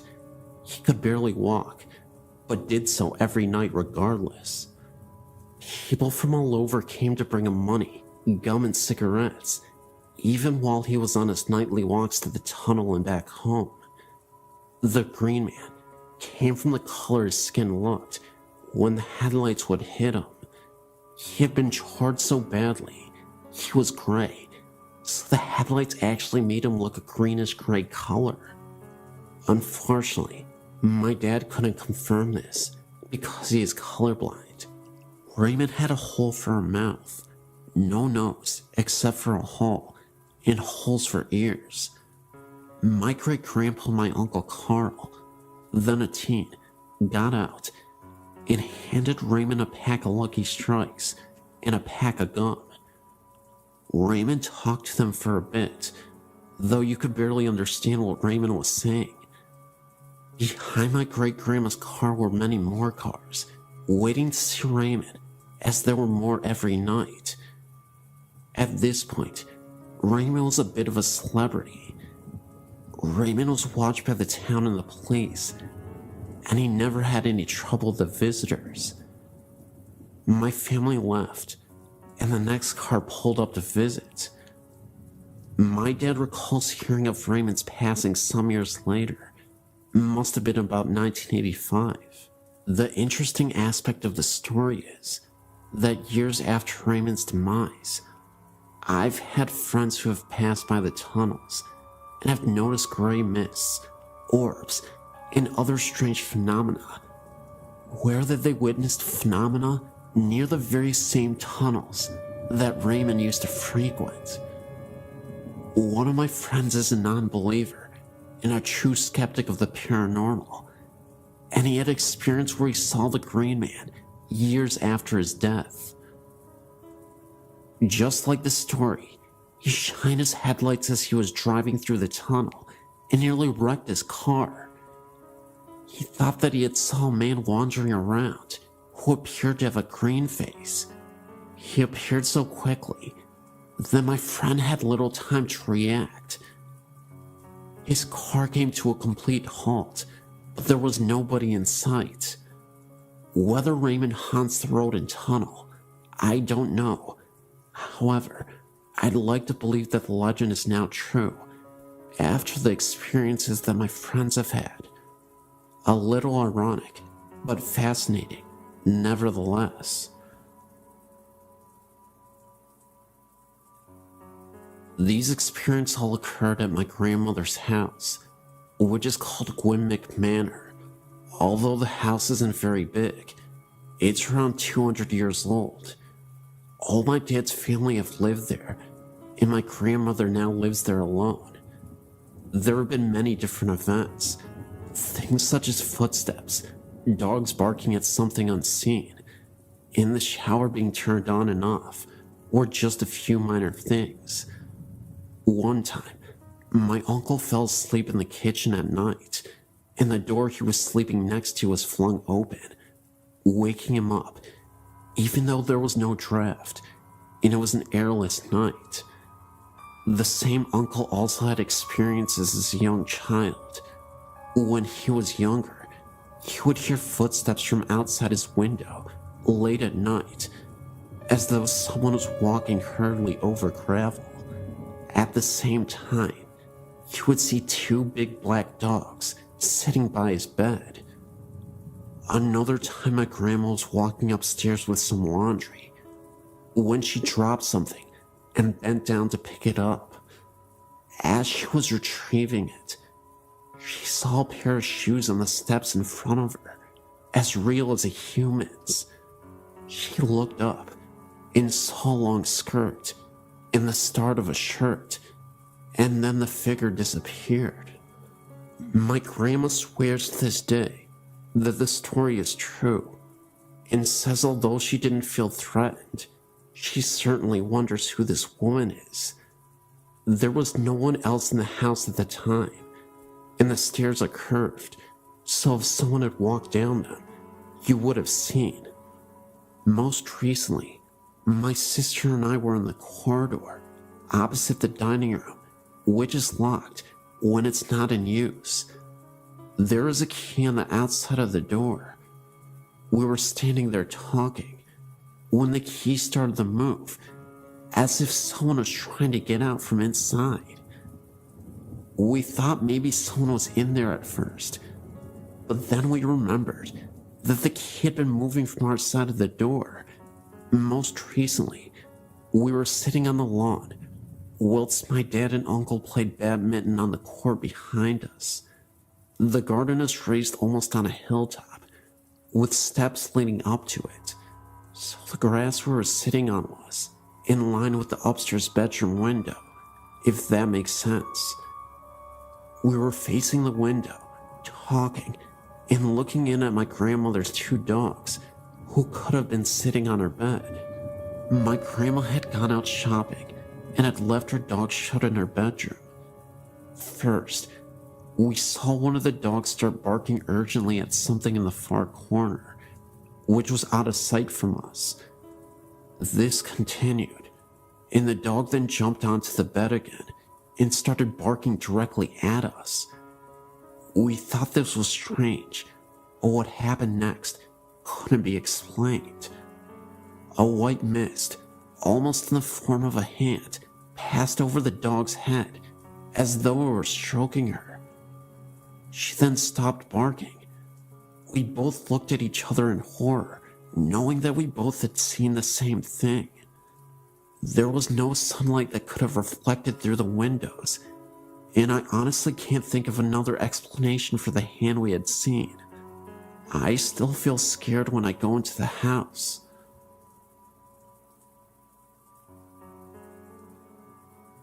January 1999. I'd been working for an American company in Evesham in the UK. The company was based in a small industrial estate called Briar Close End East.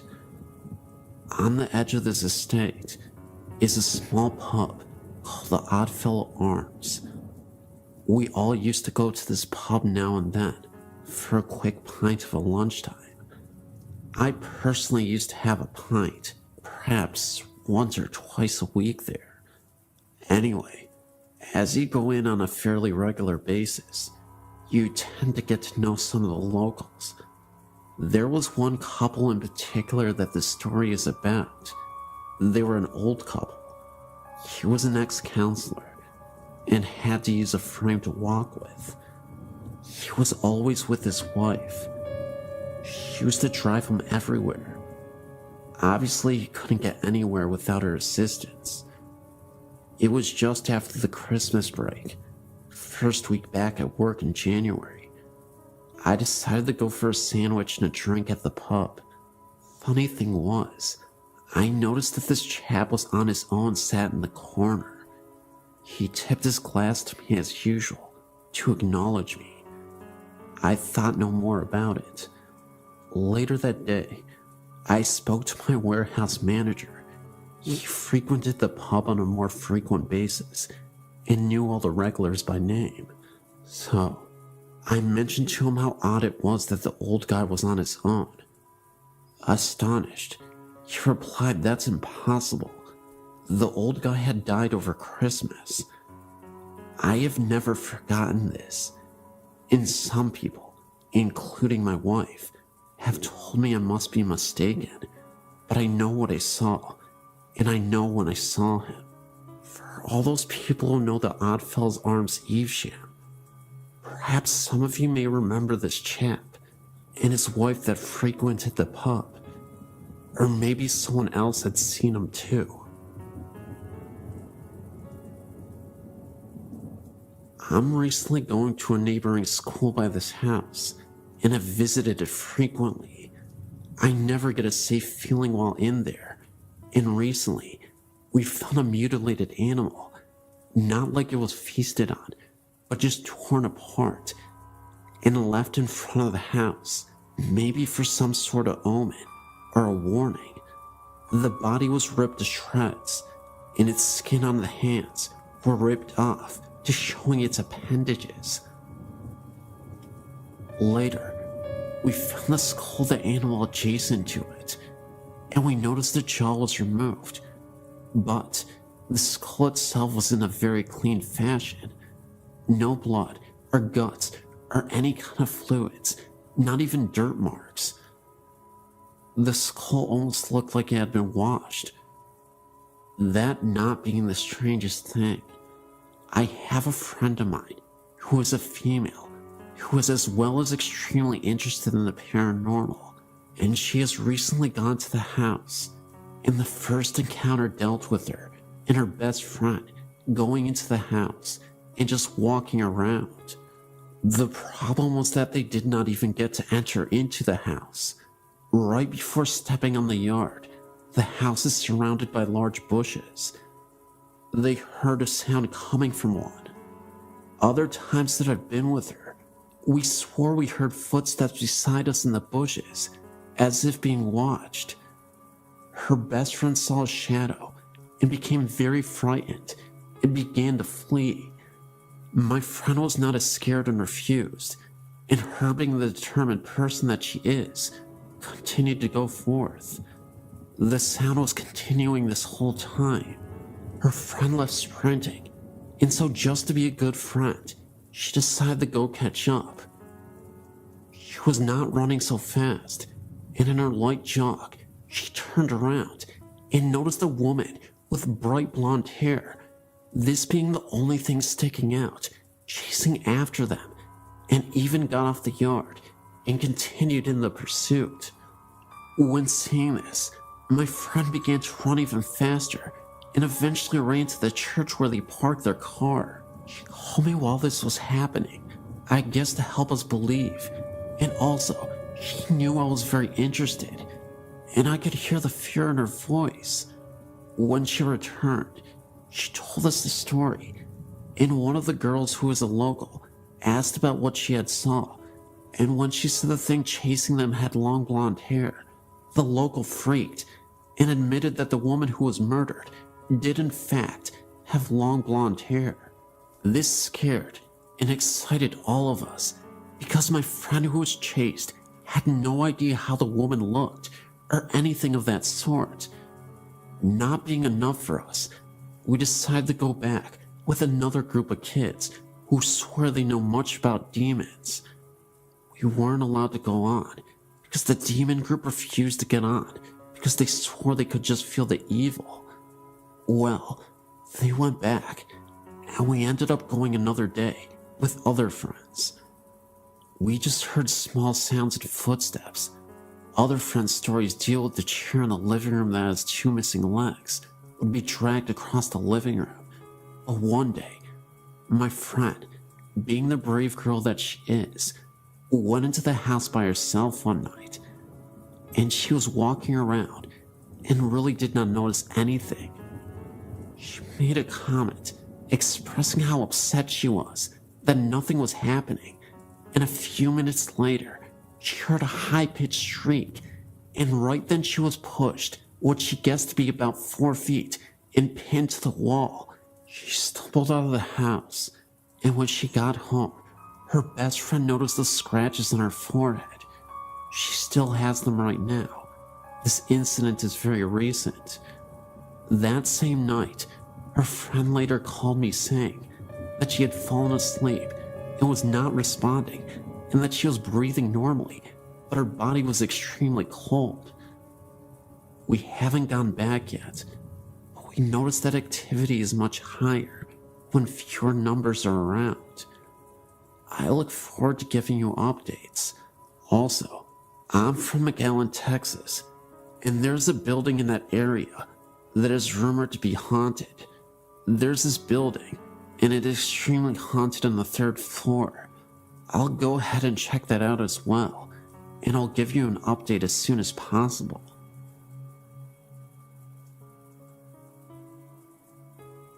My name is Andrew Pierce, and I'm a local ghost hunter here in Warwick, Rhode Island. Having experience in paranormal investigation helps every time I tell my story, because living with ghosts and experiencing ghosts are 2 different things for me. I moved into my home 15 years ago, at the age of 6. The first night in my new house, I slept in what is now my mother's room, and before waking that night, I had nightmares of bloody murder, massacres, and deadly beatings. At the time I was just scared, but now, after researching, I've come to the conclusion that this was a ghostly encounter. Between the ages of 7 and 10, I suffered 4 experiences in my dreams where strange people would walk around in my house. The only problem is that they weren't living, and in each of these dreams, they were foreshadowings of what are now actual hauntings. The area with the most activity is my basement, which has been finished and where several phenomena have occurred. The first came when I was 12. I was headed upstairs from my computer room when I saw a figure out of the corner of my eye. When I turned around, it was a little girl huddled in a corner and looking at me. She was dressed in 18th century garb and looked like she had just left church or some sort of social gathering. She has never been seen again, but she has been felt throughout the house, and even experienced once by someone who had never been in my house before. This occurred when a friend of mine was sleeping downstairs, waiting for us to get back from a run to CVS. She was asleep on the couch when a ghostly arm or hand touched her arm, and then proceeded to knock over a couple of items on the table.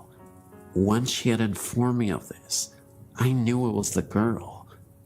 Another haunting would be in my mother's room, where, if you are alone upstairs and my dog is not around, a growling sound comes from her room. It is entirely inexplicable, but I have a feeling an angry ghost lives in there, but cannot gather enough energy to support anything other than making sounds and haunting dreams. Shortly after my neighbor died, he built the house for his children and loved my family very much. Most of the hauntings disappeared, and a sense of comfortability ran through the house. Everything was at normal temperature, and there was no more dreaded sense of being followed or even watched. This has comforted me greatly, but it only lasted for a short time. Since that time, several newer and less aggressive ghosts have entered the house, and they are seemingly very friendly with my dog. Where he used to bark at them, he is now okay with them and can even be seen playing with them.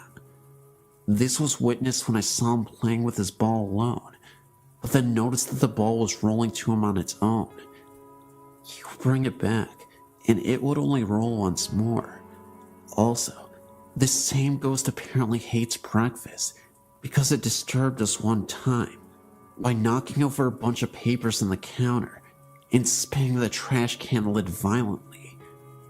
No explainable cause was determined, as it was the middle of winter and no windows were open, and we don't have a fan in our kitchen area. Another ghost prefers to walk around the foyer and up and down the stairs, but never seems to go past the hallways.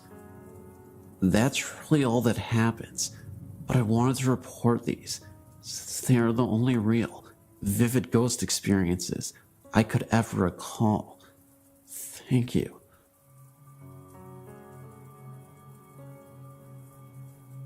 We bought a house in Yucca Valley in 1988, built during World War II, from what we were told, 2 bomb shelters. House added on to the years to come. Interesting old place, but nothing special other than the fact we thought we could turn it into our dream house. 2-story, white picket fence, etc. A couple weeks after moving in, my husband and I were in the kitchen, talking, when I thought I saw something. A fog, an image of a lady going through the dining room, not saying a word, thinking my husband would think I was nuts. He said to me, "Did you see that?" My husband and I choose to sleep in the downstairs bedroom, and the girls upstairs at that point. We were in a king-size waterbed, framed firmly on the floor, so it's not logically possible for something to be placed underneath it. After we began renovating the upstairs, we moved our bed up there, and the girls had the downstairs to sleep. Full-size beds, sitting on regular bed frames. There was nothing on the floor when we moved our bed out. A few weeks later, one of my daughters informed us that something was under our bed. My husband investigated and found a black and white photo, as well as some silk scarves. We called the former owner to ask if he knew who or what it might be. He came to look, said the photo was of his dead wife, and the scarves had belonged to her. A few months later, my husband found a painted portrait of a young man in his workshop. Again, called the former owner. He said it was of his dead son. A year or so later, one of my daughters saw the same image, the fog, image of a lady. He or she never caused us any harm, except for the fact that money we hid in one place or another had disappeared.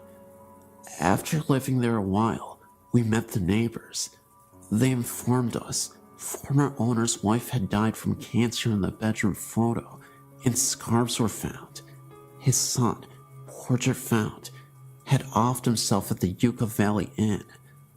Ashes had been spread on the property, according to them, the neighbors, but these facts were not disclosed to us at the time that we bought the house. After living there some 19 to 20 years, we decided to move, not because of spirits, just now that the kids have grown up and moved out on their own and wanted to downsize. This is a very personal story to my family, but I think your readers might find it as fascinating as I do. My mother grew up in an infamous mental institution in Massachusetts, now closed, and I won't name the facility for privacy's sake. She was placed in state custody in 1948 at 6 years old because my grandmother, a Portuguese gypsy immigrant and closet psychotic, claimed she was mentally disturbed. In actuality, my grandmother was just not capable of raising her, so she successfully pawned her off on the state. My mother was not only a beautiful and innocent child, but was totally mentally capable and 100% sane. In those days, There was no system in place to accurately assessing a child's medical condition. They simply took the parents' word for it. After living at various orphanages and state facilities, she ended up at this institution just outside of Boston. The place is notorious for paranormal activity, even on the outer grounds where some of the buildings once stood. She was about 12 when she got there. She said that there were many physically and mentally incapacitated young people there, and the stories she told us about the school, or institution, were both heartbreaking and terrifying. There were mental abuses, deprivations, beatings, medical experiments on patients, and cruel punishments galore. So-called professional care was barbaric, and even the terminology was outdated. My mother's own records, which I've seen myself, showed her mental assessment as a moron, even though she said she was never really tested by any mental health professional. When she was around 13, she began helping the patients whenever she could. She would bandage their injuries, break up fights, and speak to the matrons on behalf of those who could not speak. This created enemies among the staff, who knew she wasn't handicapped and who felt she was a threat to their employment. Therefore, whenever they could, they punished her severely. One such punishment led to a horrifying encounter with the supernatural. One dark, stormy afternoon, Mom had words with a matron, trying to tell her that certain handicapped children were frightened of the thunder and that they should not be forced to go outside to exercise that afternoon. The matron appeared to give in, then asked my mother to please go down into the cellar of the building to get to the rain gear for those who wanted to go outside. Mom was terrified of that cellar, and the matron knew it. There was this long, steep, narrow, and rickety stairway, ending at a long dark hallway with no windows, and just a tiny yellowish light bulb in the ceiling. At the end of the hallway, there was a cabinet that contained raincoats, boots, etc. When my mother hesitantly stepped onto the stairway, the matron slammed a door, bolted it shut behind her, and shut off the light. My mother screamed and pounded on the door for an hour, only to be laughed at by matrons who had been instructed to let her spend the entire night down there. The stairs being steep and dangerous, she decided that she would rather creep to the bottom and at least huddle on the damp floor. As she descended, she noticed a dim light coming from the long hallway beneath her. She came to the bottom of the stairs and looked around. She said she saw a man in a dark jumpsuit about 20 feet from her, leaping against a wall and just smiling at her.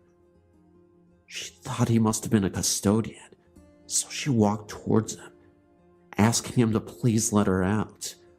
But as she approached him, he kept getting further away. She realized he was not a sullen being, and that the dim light seemed to be coming from his outline. The light began to fade, and she found herself screaming again, only in the total dark of the dingy basement. She was disoriented and stumbled forward until she bumped into the cabinet which held the rain gear. As she squinted in the dark, she began to make out shapes forming on either side of the cabinet. What appeared to be a pair of detached hands forming a clawed shape were each coming from around opposite sides of the cabinet and heading for her. She turned and ran, faint with terror, until she tripped on the bottom step. Frozen with fear, she could only sit at the bottom step and cover her face with her hands. After a minute or so, she peeked through her fingers down the hallway. The strange dim light was back. She chanced to look down, and what she saw filled her with horror. One of the smoky floating hands were reaching for her skirt, as if to pull at it. She again screamed and ran back up the stairs, tripping and falling several times in the dark, convinced she was being chased.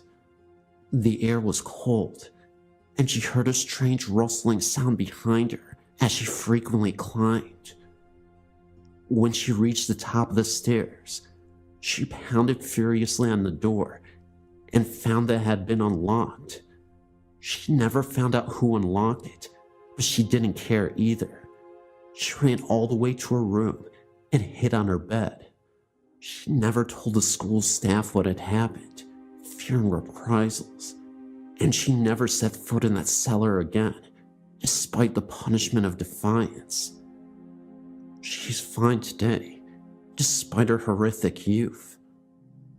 There were many other strange things happening during her stay, but I'm considering a book about them, and I want to reap the benefits of the sales if it happens.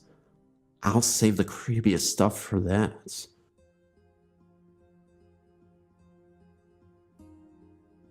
I've had many paranormal experiences since I was a young child. At the age of 4, my mother and grandmother would visit the graves of my father and grandfather, staying all day.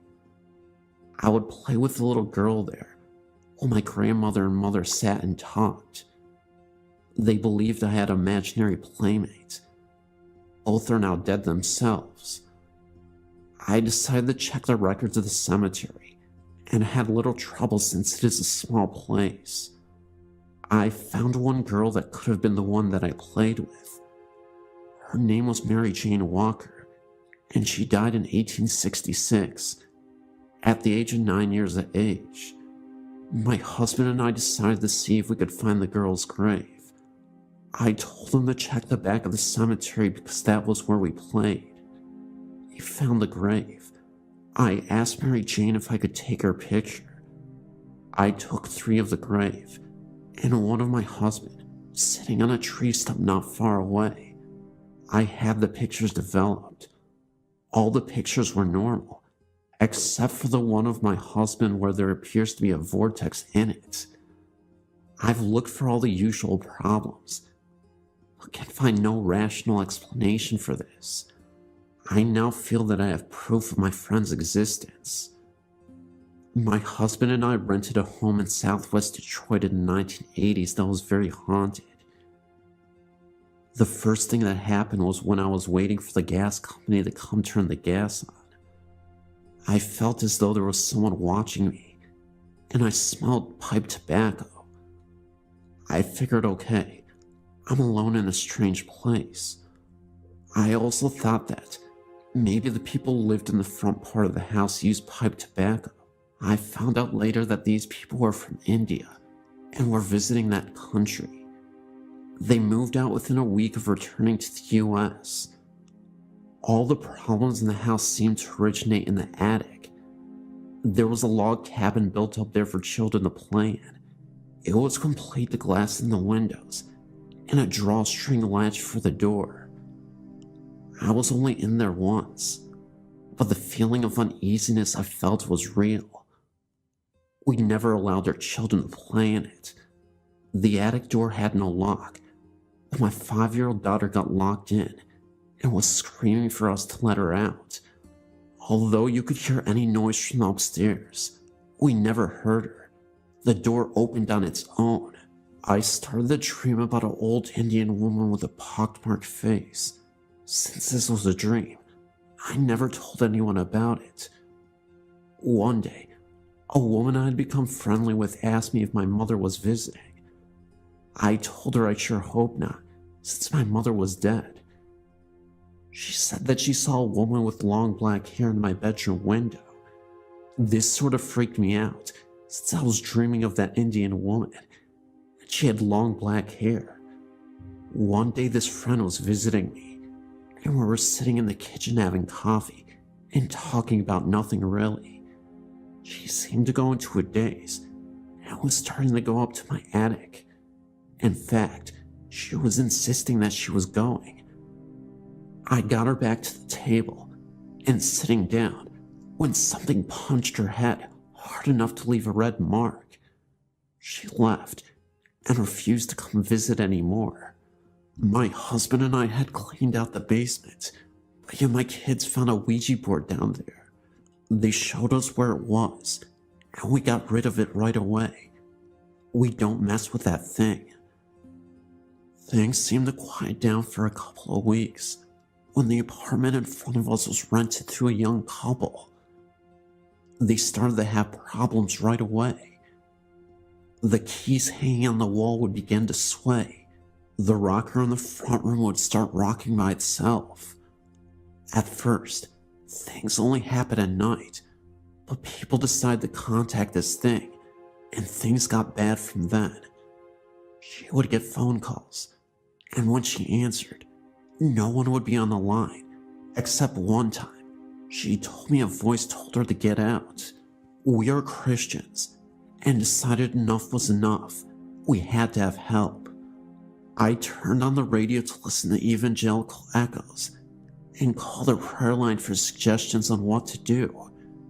This program wasn't on yet, but another one was, and someone on that program was praying in the spirit. Suddenly from the basement came an unearthly howl. Needless to say, this woman and I got out of the house and waited on the front porches for our husbands to get home. While all this was going on, my husband never noticed anything. One night, my nephew was spending the night, and while he was praying, this thing shot from our apartment to the other one, banging things in its haste to leave. My nephew refused to stay another night. One night, my husband was in bed sleeping, and I was on my way up when I asked the man in the next apartment to go wake him up and tell him to come sleep on the couch. He asked me what was wrong, and I told him I could see my husband in pieces. He did, and the couch was occupied that night. The only thing my husband noticed was that one night we were watching TV, and it sounded like a dresser was being dragged down the stairs. He heard that. We moved from there, and the next place was no better. Whatever was there caused arguments. My nephew and his then girlfriend were constantly fighting, and it got so bad that my husband and I started fighting as well. This was something we normally didn't do. We had the normal arguments that married people usually have, but this was getting serious. Even one of my children was being affected by this thing. It was appearing to her as a little girl talking to her. At first it was nice to her, but as time went on, it was starting to get mean. We had bought this one house, and it might sound silly, but the best thing that ever happened was that an arsonist burned us out, and we had to move. We have had no problems since. I don't believe this was a ghost, but rather a demon, and why it hasn't followed us, I have no idea, but I thank God that it hasn't. I have more stories, but I've taken up enough time as it is. I'm glad that I can finally tell this story without fear of people ridiculing me.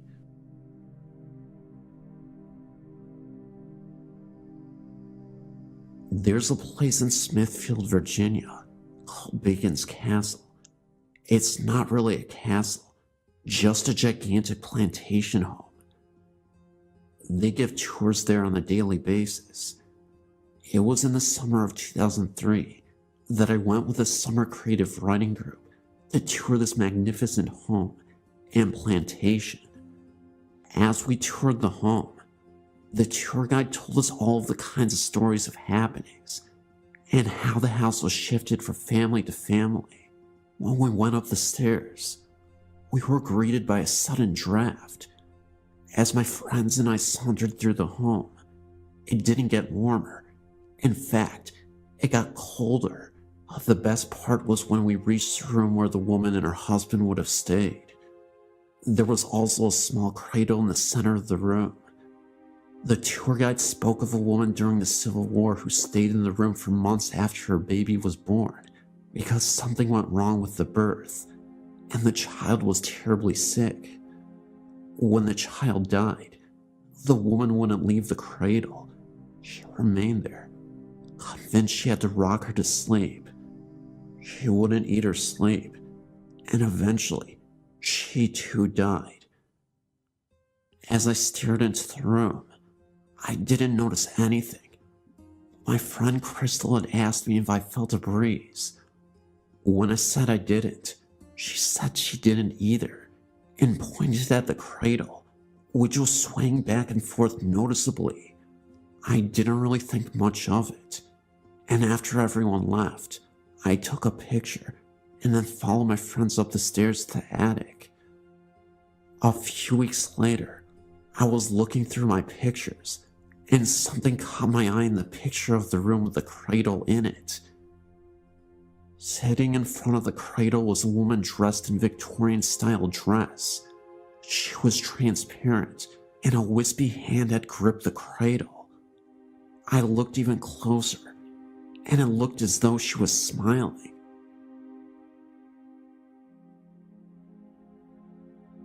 Hello, my name is Ray, and I would like to share with you the experiences that happened to my small family in 1996.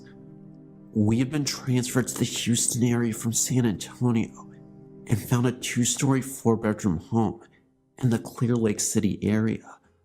A real fix-it-upper, and it was the worst looking home in a very nice community called Green Acres.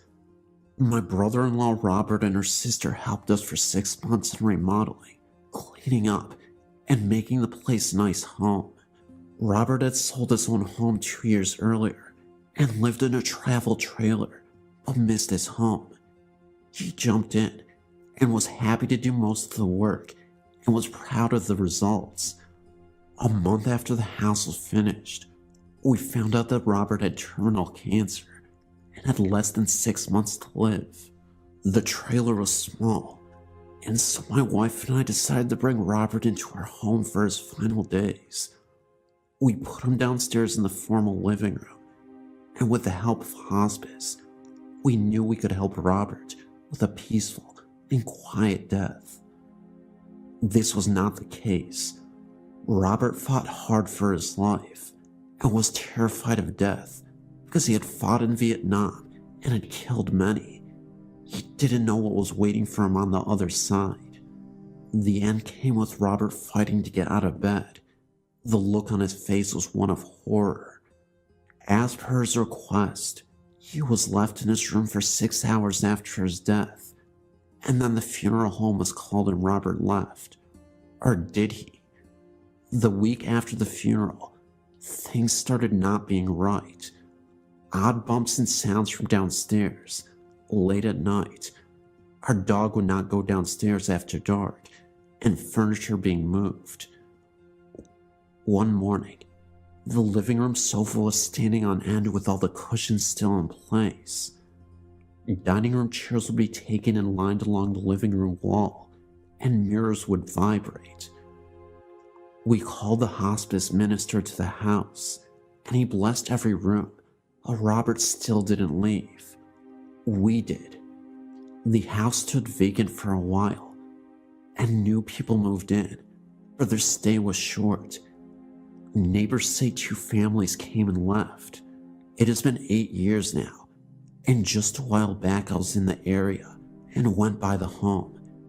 It sits vacant again with a sales sign in the front yard, standing in front of the window of the room in which Robert died. As I stood there, remembering our last few months at home, a chill ran down my back, and I quickly got into my car to drive away.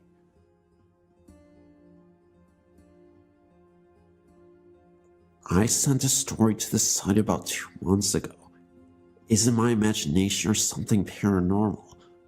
Well, since then, some new things have happened, and I found out some interesting information that I didn't know before. When I first sent out my story, I told my sister-in-law Jenna about it. She's a Jehovah's Witness too, but a little bit more open-minded than my mother-in-law. Anyway, I told her what I had wrote, and she told me she had a girlfriend when she was a teenager, about 15 years ago, that lived next door to her.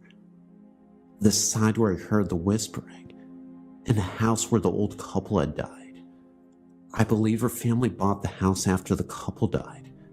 Anyway, she told her that her friend was a little odd because she had been sleeping with her parents at night, but Jenna had found out later why.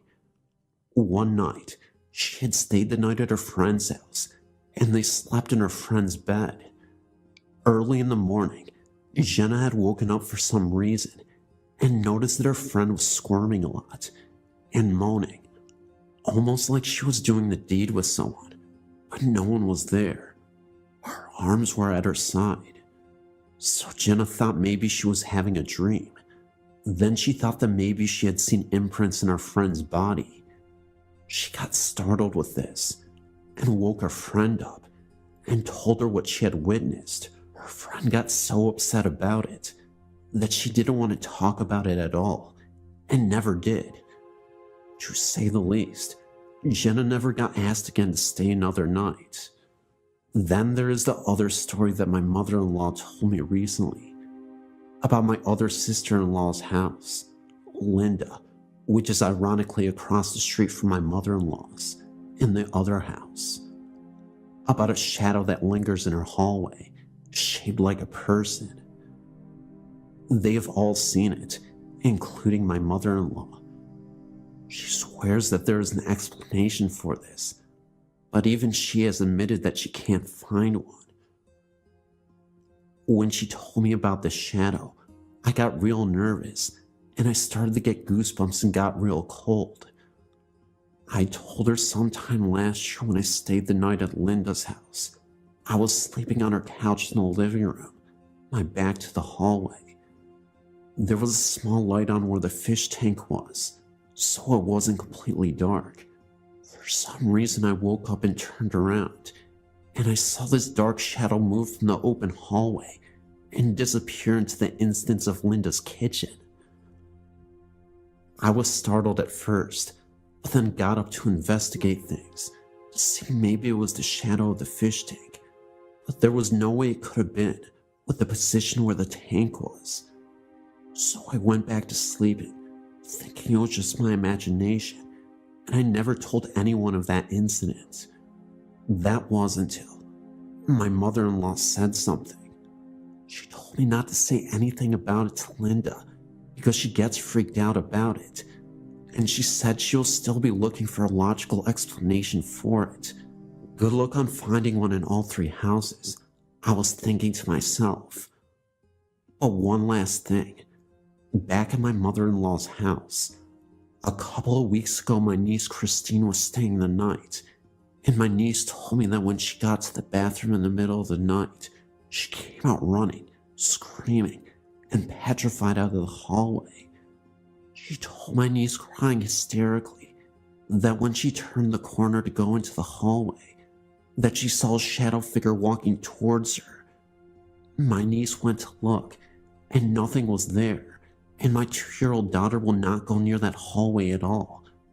One time I went to carry her down there to show her nothing was down there at all, and she started crying real hard and grabbing my neck and wouldn't let go, shaking badly.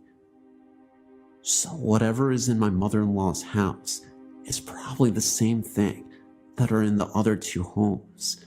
Makes me wonder if it goes on in the other neighbors' houses.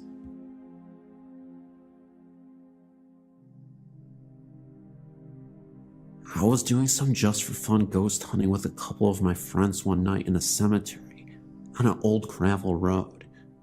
2 of my friends were out in the cemetery looking around, and my other friend decided to stay in the car. As the 2 guys were out in the far corner of the cemetery, I looked to the center of the graveyard and seen something that made me lose my breath for a few seconds. A blurry gray figure floated above one of the gravestones, and then looked to run through the air across 3 other stones, and then drop right behind another stone. After it disappeared, I asked my friend in the car with me if he had seen it too, and he said he did, and he was just as freaked out as me. It was not light that created this, because it was pitch black out there. It was my first, and so far only time I've seen something like a ghost. Thank you for letting me share my story. I know this one was kinda short, but I appreciate it anyway.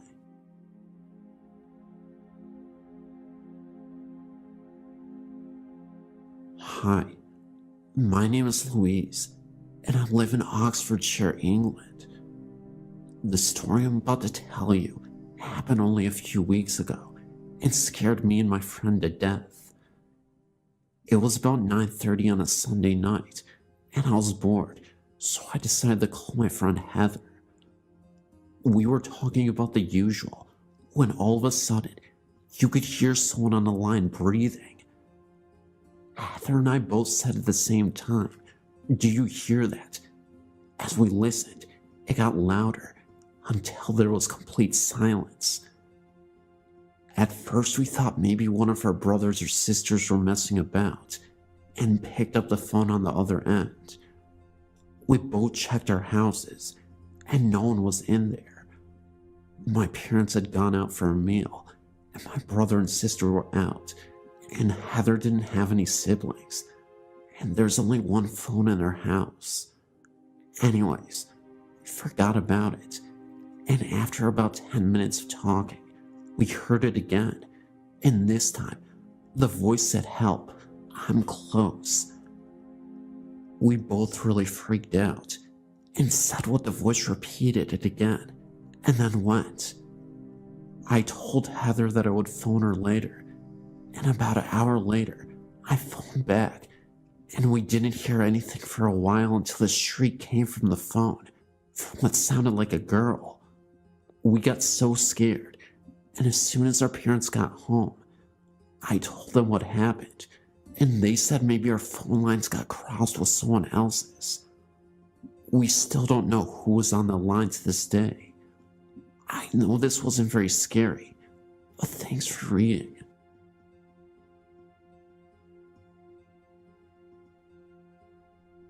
Well, I've been a ghost hunter for quite some time now. I've submitted a few areas under the California section of the haunted places. I recently moved to Arkansas and bought a home in April. 301 Rock House with a huge pond on 1.6 acres in Boonville, Arkansas. I fell in love with this house as soon as I saw that it said "For Sale by Owner" sign right in front of it. I called the number, and they were selling it for $48,000. I thought, my God, this is cheap for such a beautiful home. I moved in. I have a 9-year-old son and 1 cat. About the end of July, I started hearing and seeing things.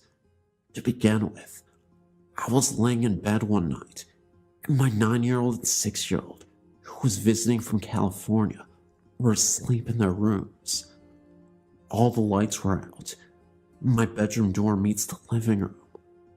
I was lying on my left side looking out into the black of the living room, and I heard what sounded like someone walking in it. Now, my sons sometimes wake up in the middle of the night and come sleep with me, so naturally I thought it was them. I called out their name. No answer. Then I thought maybe it was my cat, but then I noticed her laying at my feet on the bed. It really sounded like someone was walking from the kitchen and the living room entrance towards my room. Second, my television is hooked up to the stereo because the speaker on the TV is blown. Well, when I have to be at work at 11 p.m., I usually take a shower around 9:45 p.m., and my 9-year-old goes over to his father's house. One night, I turned my stereo on and put a disc in it, 5-disc CD changer. It was on disc 4, song number 11. There were 2 songs, and it should have switched to disc 5 after I was done with song 12. I took my shower and had the stereo loud enough to where I could hear it. All of a sudden, I didn't feel the vibration of the music anymore. I thought, well, maybe it's at a quiet part. When I got out of the shower, I still heard nothing. I put my ear to the door. Nothing. I went out and looked at the stereo, and it was not on CD anymore, but on FM radio on 100.1, and that is not a station at all. It's just fuzz. There was no one else in the house but me and my cat. That was on a Friday night. 2 days later, on a Sunday night, my son and I were watching television around the same time, between 9:45 and 10 p.m., in the middle of television. The radio goes from auxiliary to FM radio, 100.1, fuzz. My son says, "Mom, what did you do? I was watching that." I told him I didn't do anything. On a Saturday, my son was at his father's, and I was there alone with the cat, and she started going crazy. At one point, she was standing in the doorway of my room in the living room, looking at me. She meowed and took off like crazy into the back bedroom belonging to my youngest son. She came racing back into the living room. Just then I heard a loud boom coming from the room, like something fell. It shook the entire house. My stomach had butterflies in it then, and I got up to go see. My son won tall dresser with small bionicle toys on it, but they were still all on there. There wasn't anything else that could fall from any place. I've always heard pipes rattling under the house since I moved in. Out of the corner of my eye, I always see things dart quickly about. I haven't seen it fall on, but I know it moves quick. I haven't took pictures of my home yet, or of it for that matter. Also, I have a 2-car garage. Sometimes when me and my son pull up from school, both garage doors are closed. In the morning, sometimes the right one is open.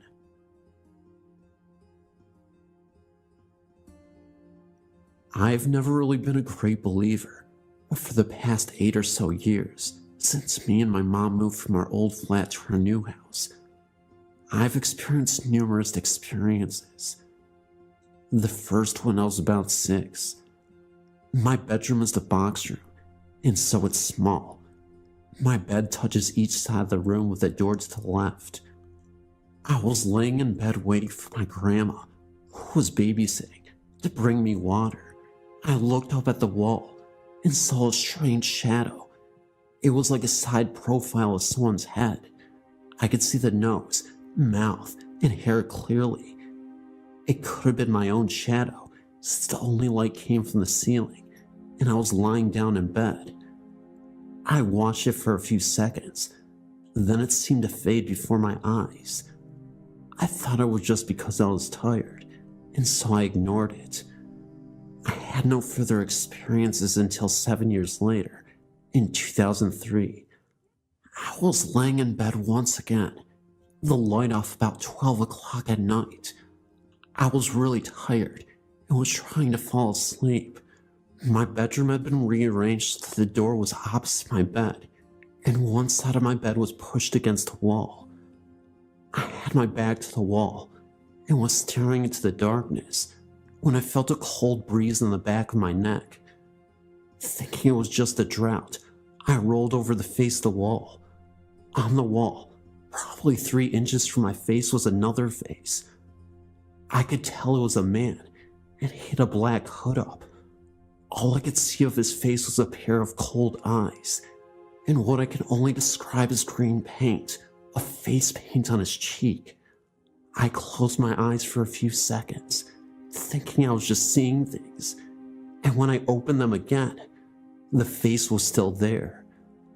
I don't know how long I stared at it, but in the end, I fell asleep, and in the morning, could find no trace of what was there the night before.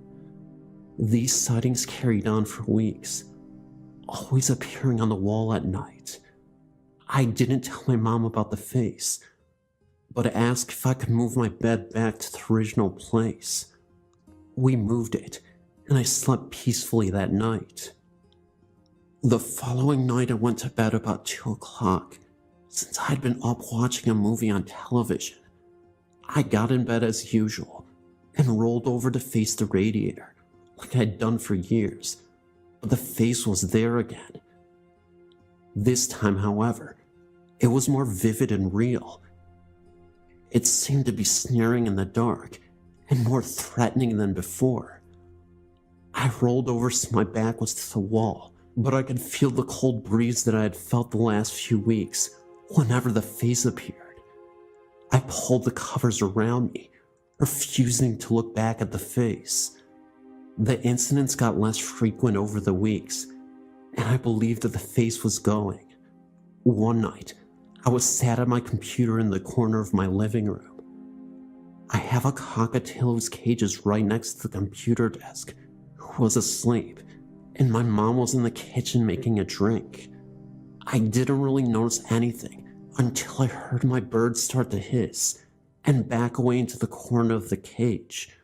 Wondering what frightened him, I heard a scraping noise. I looked to the side of the computer to see my glass moving towards the edge of the desk.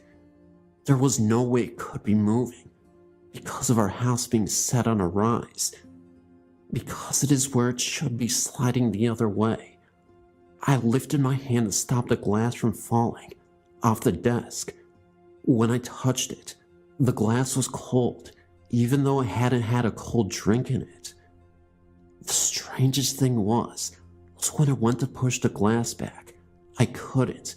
Something was trying to push the glass.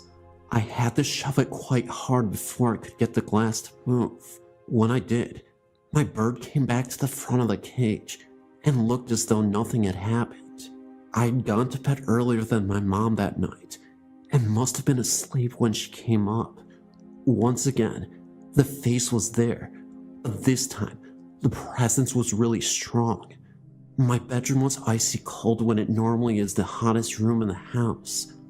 Almost 1 o'clock, I wake up shivering and could feel something gripping my arm, but as I come to, it released its grip. I rolled over to see the face once again, but it looked different. The smirk had gone, and it looked more angry than anything else. I didn't sleep that night, and I couldn't sleep in the room, so I spent the night sat on my sofa with the lights on downstairs. When my mom came down in the morning, she was shocked to see me up, but I just said I had woken up early and came down. I didn't want her to know. Later that afternoon, we were having dinner when she asked if I had a nightmare last night. I couldn't recall anything but the face and cold hand, so I asked why. She said she had heard me talking in my sleep, which I had never done before that. She said I was telling someone to get away and don't touch me over and over. Then after about 5 minutes, I was quieter and mumbling things like, "Why are you doing this?" and "just go away." When I asked her what time, she said it was about 12:30, just before I woke up with a hand gripping my arm.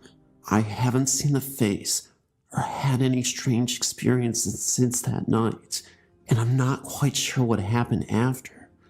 I don't know if I did something to make it all go away, and that was why the man's face looked so angry, but I'm glad they're gone. I still expect to see the face every night, but so far I haven't. I finally told my mom about it all, and she asked if I wanted to have the house blessed, but I said no. Although the scary face did no harm to anyone, and it's gone now anyway. I guess this would be a second account of a previously encountered ghost story. I had the same thing happen to me as in the story below on Denton Road, Ypsilanti, Denton Road Bridge. The story goes that a group of kids were playing chicken near Denton Road Bridge, and one of them proved to be Chicken. His car swerved off the road when they reached the bridge, and they crashed into the river below. Many people claim to see a light come out of the river and chase their vehicle to the end of the road if they stop at the center of the bridge at night. I'm a racer and have a very fast, very built up 1969 Dodge. Once stopped on this bridge simply because we were lost, and a pair of headlights came up the embankment and behind me and started coming up on me very fast. I thought some drunken redneck was out four-wheeling and was going to rear-end me. The car was in gear and running, so I simply stepped on the gas, and the headlights behind me pulled up within a few feet of my rear bumper. I floored it, and the light stayed right on my bumper. Couldn't see a thing behind me because the brights were on the car following me, and they were far brighter than any car I'd ever seen. I had the speedometer buried past 120 miles per hour, and they were 2 feet off my bumper. I remember the red glare of the brake lights lighting up the road behind me some, and the moon was very bright that night, so I could see the way to the bridge practically, and there was not a car on the road. I was a little stunned, and almost lost the car at the turn. We went back to make sure that no one behind us had got into the ditch. Well, there was nothing. And then I got freaked. Made it back to Windsor in record time.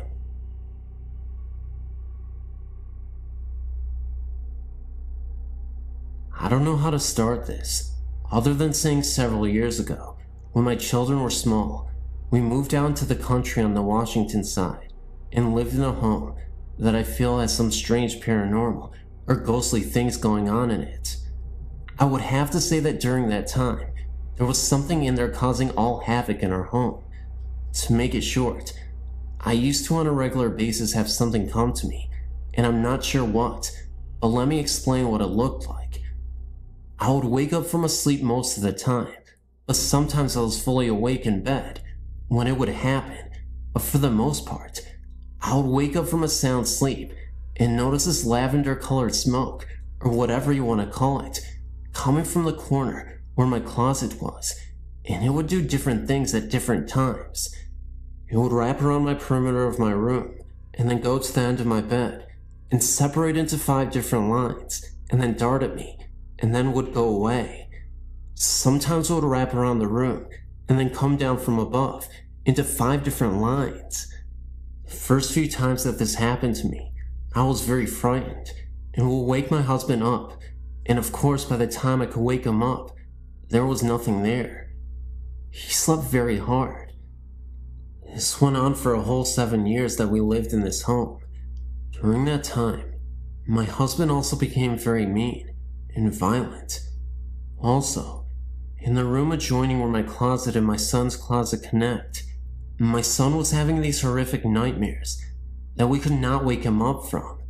We would sit there for sometimes 20 to 30 minutes, trying to wake him up, and he would be begging for his mother or his father and crying out, asking them to go away and leave him alone. He would describe them as ugly and short, very ugly and mean looking in the face, and they would torment him and scare him and try to hurt him. This was heart-wrenching for me to see him go through this and not be able to wake him up. I would cry right alongside of him when I was holding him, rocking him, trying to wake him up from these nightmares. All of my children used to tell me that in the house, they would see a ball of light sometimes that would move quickly through the home. I saw that occasionally as well. Our television was something quite interesting as well. It would turn off by itself while we're watching it, and then it would turn back on with the remote, and then it would turn back off again. We could play this game for a few minutes, and then it would stop. This only happened a couple of times through the TV. I do feel that there was something evil in that home, because many things went on in that home. What the lavender-colored smoke was, or the ball of light, or even my son's terrifying dreams were, I have no clue. I don't have a great deal about that kind of stuff. I do feel that I have many experiences though, and had some in other homes as well. Who knows, maybe they follow me, but the home in Washington was not a good ghost, if that is what it was. Our family went through some of our hardest times in that home. Can you tell me what the lavender smoke was, or what the ball of light was? I would be very interested in knowing. You could respond to me. Thanks so much.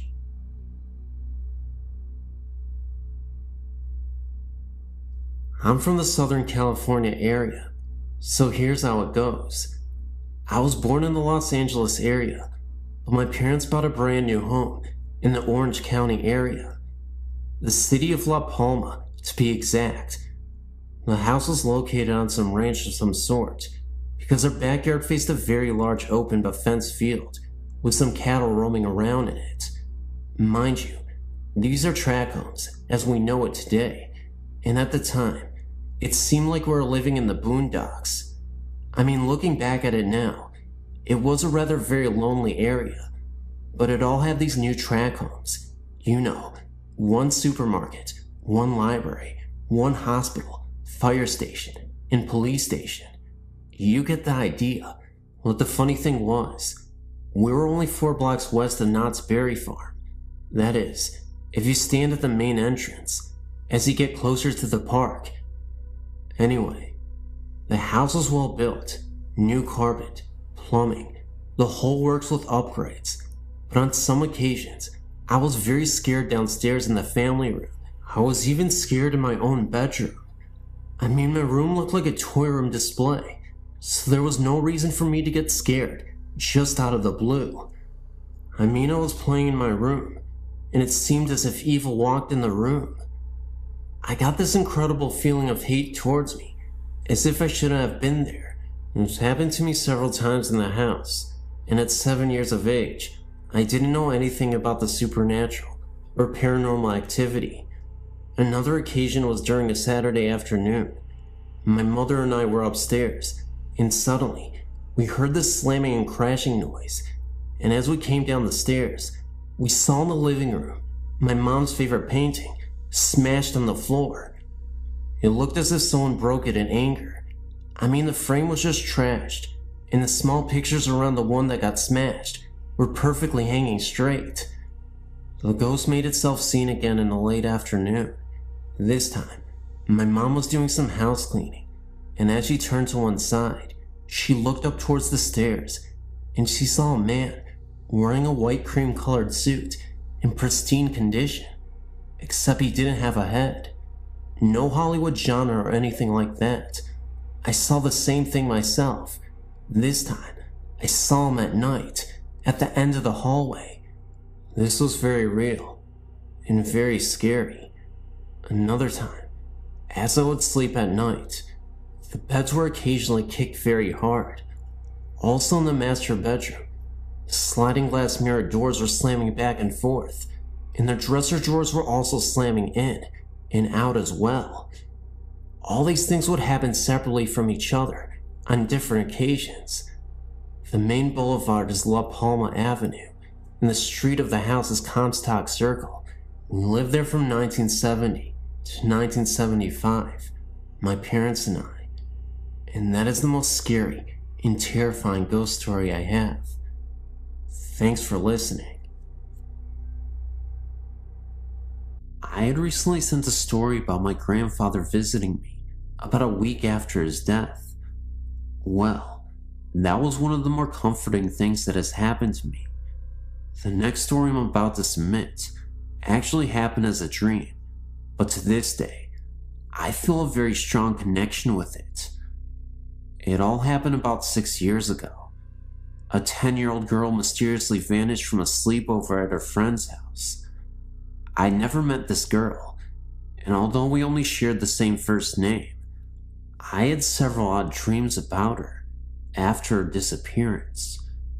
One day, about 1 week after the child turned up missing, I woke up early one morning to go to work. It wasn't like any day though. I woke up feeling very sad and upset. I didn't have any idea why I was feeling like this, but something just wasn't right. So, I continued to get ready for work. When I got there, I still had this bizarre feeling that something big was about to unfold. About an hour into my long workday, I forgot about the feeling and went on with my day. A woman I work with came into work about an hour later and then asked me, "Did you hear they found the missing girl?" All of a sudden this feeling came back. I said yes. They found her in a dumpster wearing her blue nightgown. She replied, "Then did you hear?" I then started to cry uncontrollably and said no. She, the young girl, came to me in my dreams and showed me where she was and told me that I no longer had to play with her because it was time to move on and now she could rest in peace. The woman just looked at me in disbelief and really didn't know what to say, and neither did I. I then realized this poor young soul felt compelled to have someone to be with her. Why she chose me, I will never know. Again, we did share the same first name, but other than that, I cannot explain what happened.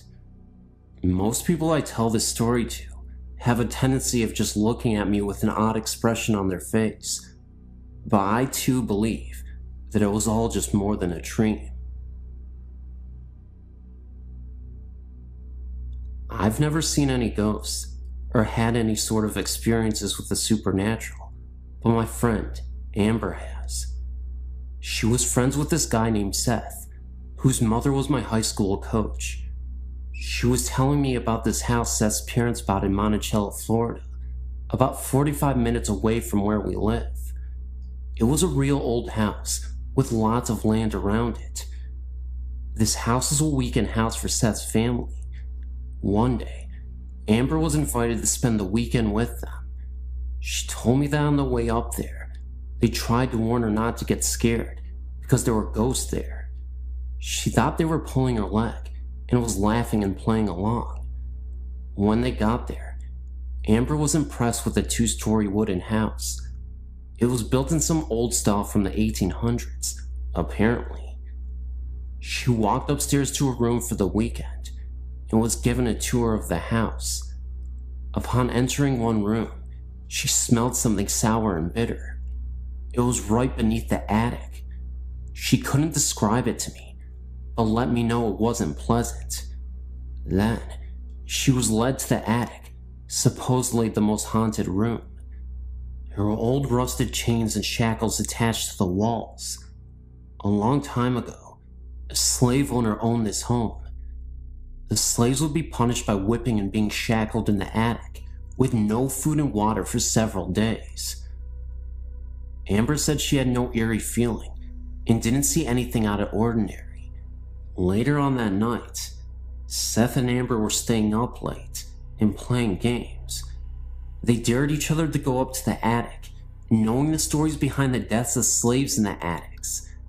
When they went up the stairs and turned on the lights, they smelled that sour and metallic smell and saw dark stains on the floor that wasn't there previously. Amber said she had never been so scared in her entire life. She thought her heart was going to stop beating because it was beating so fast and hard. She and Seth went downstairs, wasting no time at all. Amber couldn't sleep at night because she was certain she could hear the groans and cracking. The next day, Amber came straight home and refused to come back to the house again. I talked later on with Seth's mother, my high school coach, and she said it was true. She gave more stories about how she'd find things moving or missing, how she smelled cigar smoke when no one smoked. She told me how she would come home at night and all the lights would be on in the house. She told me she had not seen any ghosts or even felt threatened. She actually thought of them as her friends because they would turn on the lights for her at night when she came home. I wouldn't be able to stand it. Weird, huh? It makes me leery of my own house, even though my parents originally built it. I have a few experiences. In 1976, I was living in an old building, and every night, I would hear footsteps, heavy ones, walking on the floor above me. I then asked the apartment manager, who lived upstairs, and learned that no one did, and there was a crawl space. He checked it, and no one was there. So on a weekend when I knew no one was in the building except myself, I decided that if I heard the footsteps again, I would not be scared. Then the footsteps began pacing all night. I kept my wits and made plans to leave. I left the building. Second experience, about 1985. I was at work early one day, 9th and Market, and was going into the bathroom. A woman went in before me, not less than 1 foot in front of me, and so when I walked into the bathroom, no one was there, and I looked under all the stalls, and still, no one. Yet there was one way into the bathroom, and the same way out. The woman just looked like a solid body. The same thing happened once again late one evening, when I was going into the bathroom, and I just rushed in just behind her to see her, and when I got in 2 seconds later, no one, not even in any of the stalls. Later I learned that the cleaning staff in the building saw the same thing. They saw the woman enter the bathroom, and they waited for the woman to leave the bathroom, but no one left, and when they went in to find her, she was not there. In 1977, a friend committed suicide. All that weekend that she had died, I was depressed and could not shake the feeling. Then on Monday, I went to my university library, and as I sat there trying to read late in the morning, I hear that someone yelled in my ear, except it penetrated my body, that Holly committed suicide. I jumped and looked around, but people were quiet, and no one was saying anything, and I thought, where did I hear that? And I must be thinking negatively. I became uncomfortable and left the library to shop. When I returned at about 6 p.m. to read, a woman came up to me and said, "We're looking for you this morning. We're talking about you and wanted to tell you that Holly committed suicide." I said, "So this is true what I heard?" I was told to call Holly's husband, and he verified it and said he searched for me the whole entire weekend. The next day, a strange thing happened. In my grief, I meandered my way to work in a different direction, passing a funeral home where I noticed a coffin in a hearse, and my heart and love went out to it. Then, after I got to work, I checked the obituaries for the funeral home where Holly was. It was the same place I passed that very morning, and so I invited a friend to come with me to pay my last respects to Holly at noon. I met my friend at the funeral home, and we were told that Holly had been sent out that morning for cremation. She had been the only one sent out, and she was in that coffin in the morning in that hearse that I passed on my way to work earlier. In 1982, when my father died, I woke earlier in the morning and was calm. Then my mother called to tell me he died. Everyone in my family woke up, and my mother got out of bed, sat by the phone, then it rang, and she got the word. At this time, I could hear people cry. Only the sound came from their body, and not their mouth. My brother was in a deep grief, and not crying out loud, but I could hear his spirit cry, and he just had a sad look. In 1992, my mother was very ill and in a rehab center. I did not like staying in her house because I thought it was haunted. On this particular morning, it was 5 a.m., and I was typing and printing a letter on the computer. I typed most of the letter, got up and stuck a mug of water in the microwave, and set it for 1 minute. Also, I prepared a plastic cone with filter and coffee in it. Then I rushed back to the computer to print the letter. I added a few lines to the letter, and then began to hear the microwave beep and beep. I ignored it, then the beeping stopped. I got this creepy feeling, but I ignored it, and then I thought the microwave had a timer, and so the beeping stopped because of the timing, not because anyone opened the microwave door. I printed the letter, ran to the kitchen to get the mug of water out of the microwave, and poured in the cone. I found instead that the mug had been taken out of the microwave and the coffee was made, waiting for me on the ledge of the kitchen counter. Yet I know I did not get up from the computer to make it, because I made a conscious decision to ignore the microwave and finish my letter. My mind worked overtime to figure it out. I grabbed the letter and left the house that morning and told whatever it did that it was taking the coffee. I didn't really appreciate it. Other things happened, like the rustling of papers when I was trying to sleep, etc. and I had to leave the house. Sometimes, I've heard other people think that they were not directing their thoughts to me, as what happens with schizophrenics. Enough for now.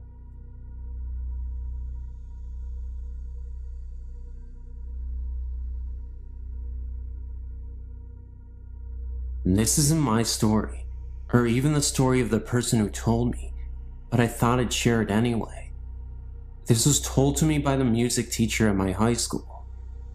The college he attended, which I won't mention the name, is up north. I'm not sure when it was built, but the main building of the college was a Catholic monastery. There have always been stories around the college that a monk went crazy and killed himself in the monastery. People in the college have reported strange happenings and sightings of what appeared to be a monk.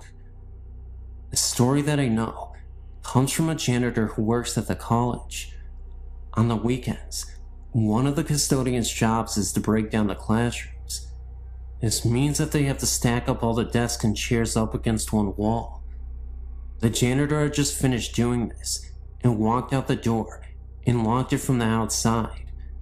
There is only one door into the classroom, and it is the one he had just locked. The windows in the room can only be opened from the inside, and the janitor was the only one in the room. As he turned to walk away from the door, he hears loud crashing and banging coming from inside the room. He immediately unlocks the door and steps inside. What he finds is that all the desks and chairs have been thrown all around the room. Drawers from the teacher's desk were ripped out and papers strewn across the room. There is no way any possible human could have been in that room and done that damage in a matter of seconds, then run out without the janitor noticing.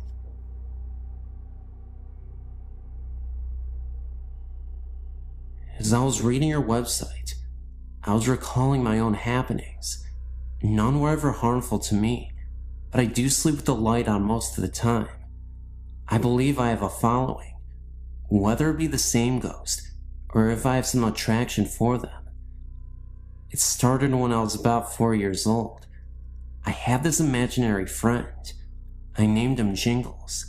From what I am told, I do not recall any part of Jingles other than what I was told by my family. I made my friend Jingles so believable that everyone in my family actually started to believe there really was someone named Jingles. I would talk to him, play with him, and of course, if anything was broken or stolen, Jingles did it. If I was good and got a treat, Jingles had to get one too. Jingles remained my friend until I reached first grade and moved to a new home. While in the kitchen with my sisters and mother, a man's voice from the woods called my name. I was about 8 years old then. We all froze with our mouths dropped to the floor and our hearts racing. All 4 of us could not have imagined that someone called our name. I was young, so my mother made a joke about it, and it was forgotten. Throughout my childhood, strange things happened in this house. Images were seen out of the corner of my eye and my family's eyes, but we would just chalk it up to our imaginations. Certain toys would flip in the air, stuff like that. I was scared for the moment, but never afraid to be in the house. Over the years, we have found what I believe to be cow skulls in the backyard. 2 were found, but no one in the street has any cows. We don't know where they came from. This house that I lived in as a child eventually became my home. My sister lived in the in-law apartment below me. She would always ask me what I was doing up there, because she would always, even when I wasn't home, hear jumping and walking around. What makes this so strange is that once I moved out of the house, the noises stopped. After moving out of my parents' house and into my own home about 9 months ago, there seems to be extra guests. I hear voices, but can't make out what they are saying. I often hear a muffled radio sound. I hear running water. The house is always making house noises, but around 4 to 5 a.m., the noises stop and the house is dead silent. Often a cool breeze would find me even when there is no wind. I can't explain the feeling that I'm not alone. My children, 9 years old and 8 years old, keep saying that they want to move because they think the house is haunted. I don't think moving is going to solve that problem. A little background on the house I own. It is 30 years old in a waterfront property. I found out that the owner of the home died of cancer, not in the house, but has died. There have been 11 deaths around the lake, and they've all died of the same cancer.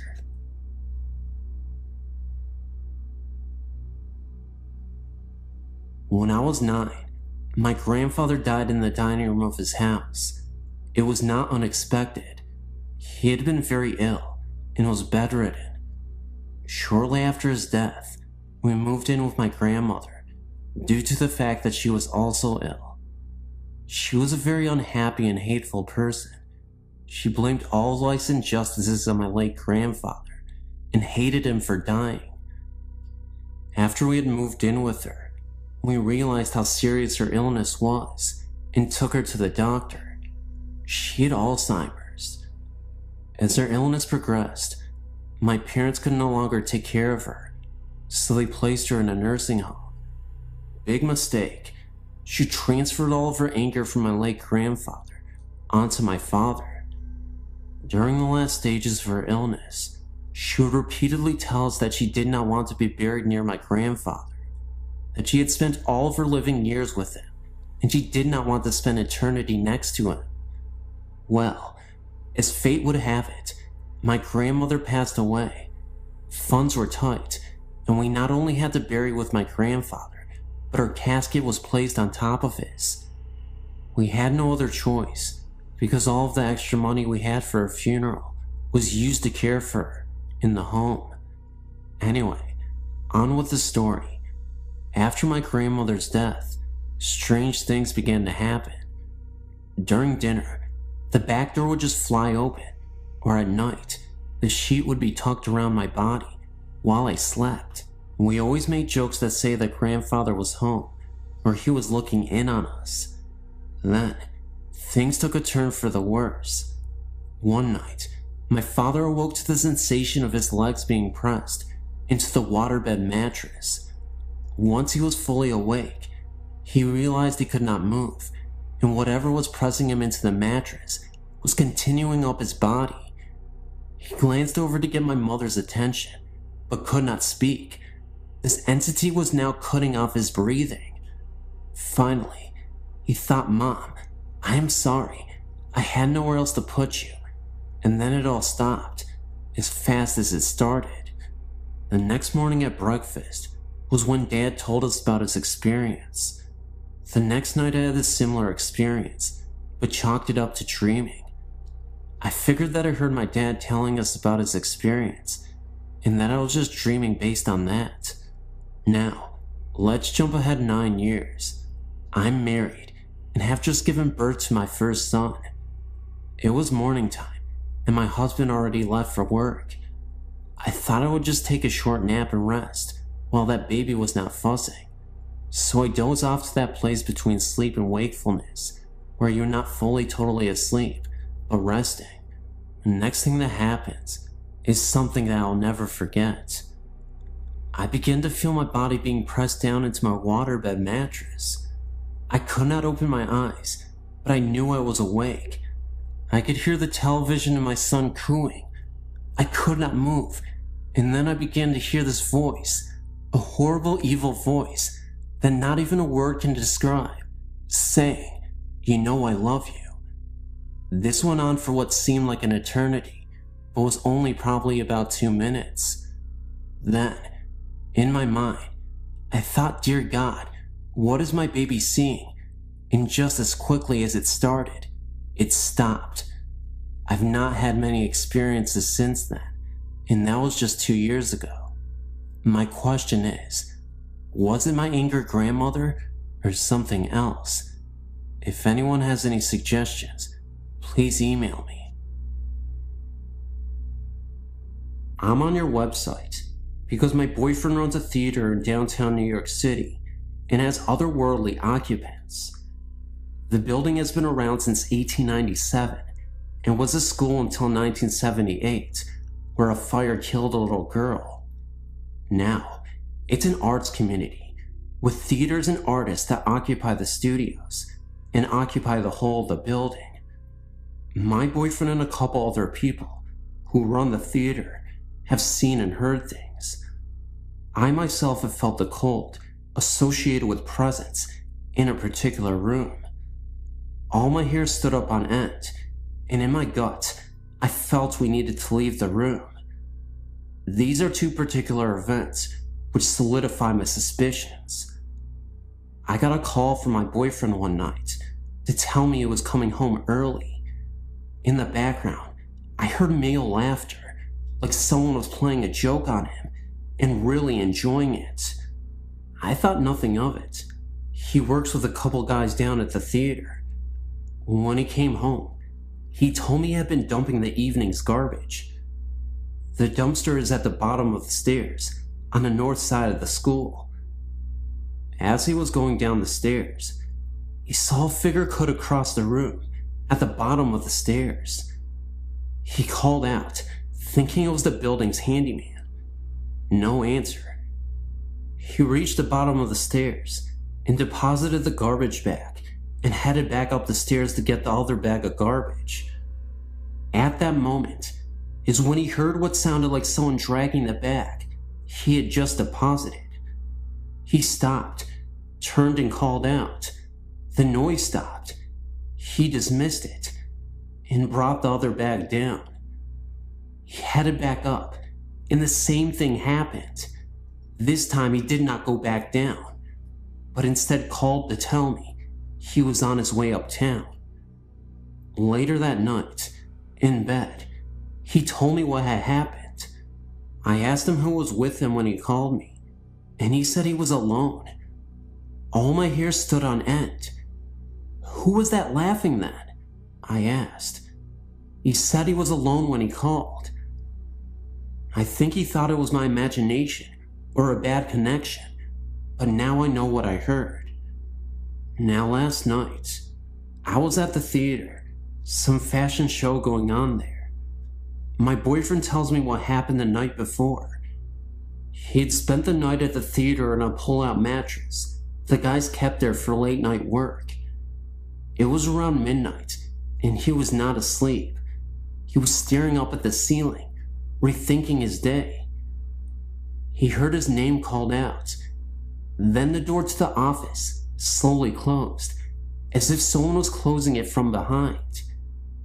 He responded and peeked out to his desk, to see if somehow a cat had found its way into the building, which is ludicrous. One doesn't see cats around there. And of course, he found nothing.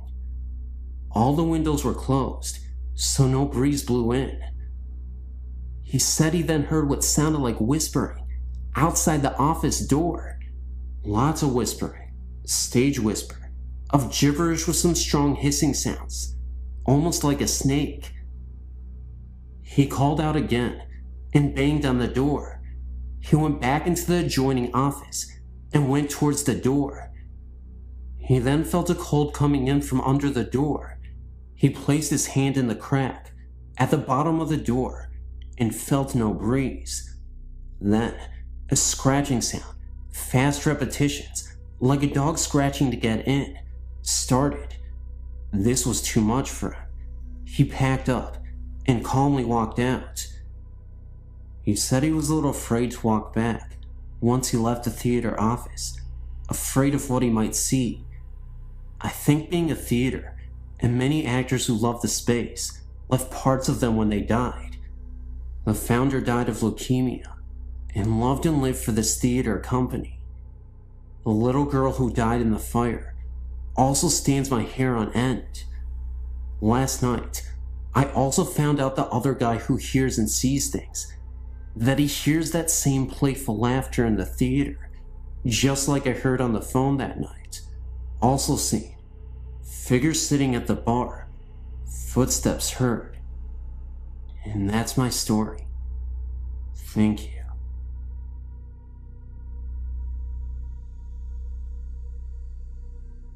Hello. I'm writing about a few experiences I had at my home. The home is called Edgefield Manor. First, I want you to know that this may sound like the classic haunting in a big old mansion. Well, believe me, what lives in this house is no Casper. I moved in the fall of '86. The estate is huge, gardens and rooms upon rooms. It was originally going to be condemned. Well, anyway, here's a couple of my experiences. One day, I was in one of the parlors. I got up to turn the light on, and as soon as I did that and turned around, I saw a whitish figure glide across the other hallway. Another thing there is poltergeist activity. Explain this to me. The home has a ballroom. I went inside like usual. The grand piano was in the same place as it has been when I moved in. I walked out for 5 minutes and then came back inside. The grand piano was moved across the floor, pushed to the other side of the room. No indication of any noise. It was just moved. There are many others, and I have pictures. If you want more stories or pictures, just email me. I know this is kind of short, but it's always terrifying.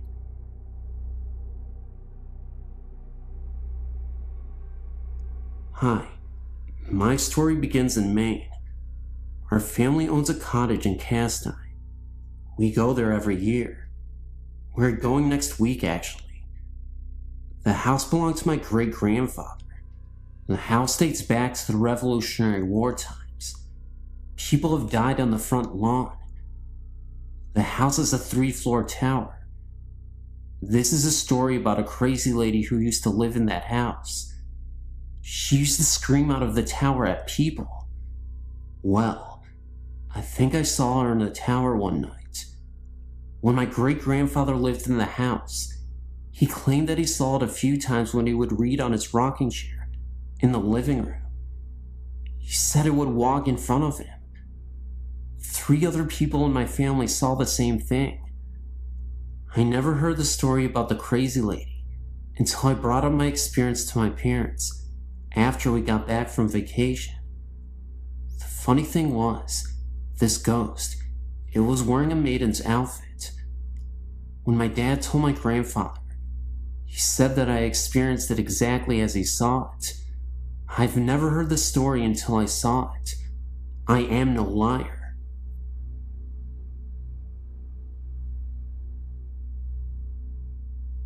I was really never told to believe in ghosts, if they were real or not.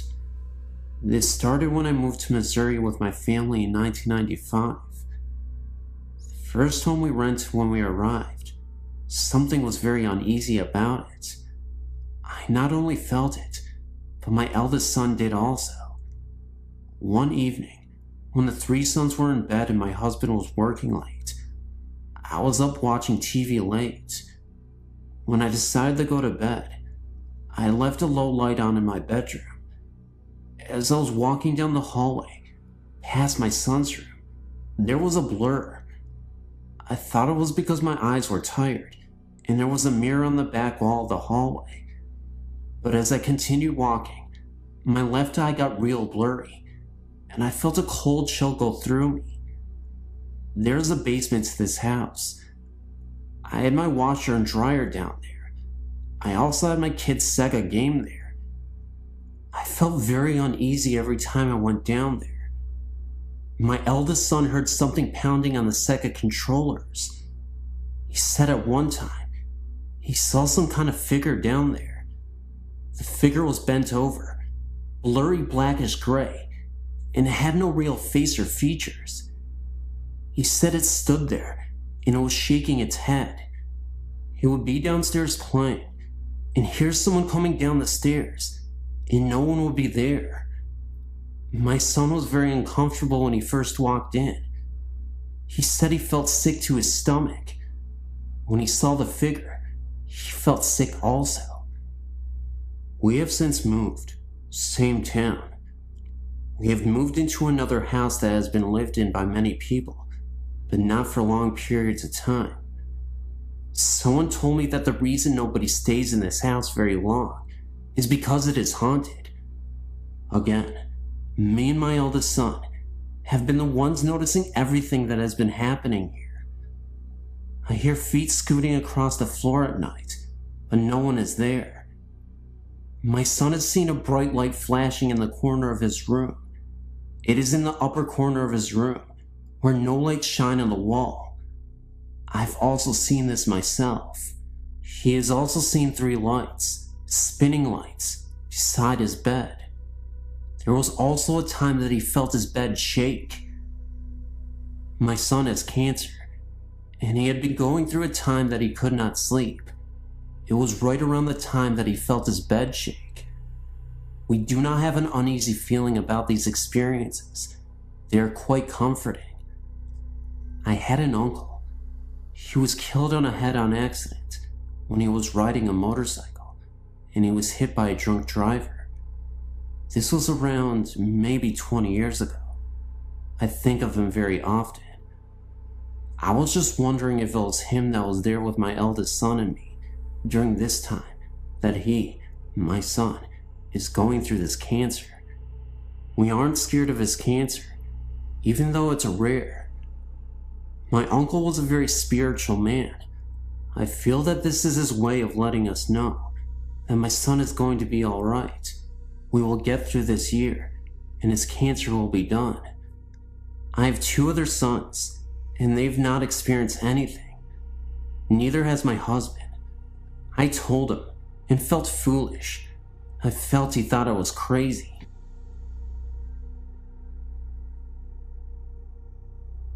To start my story, I've had these experiences for a good part of my life.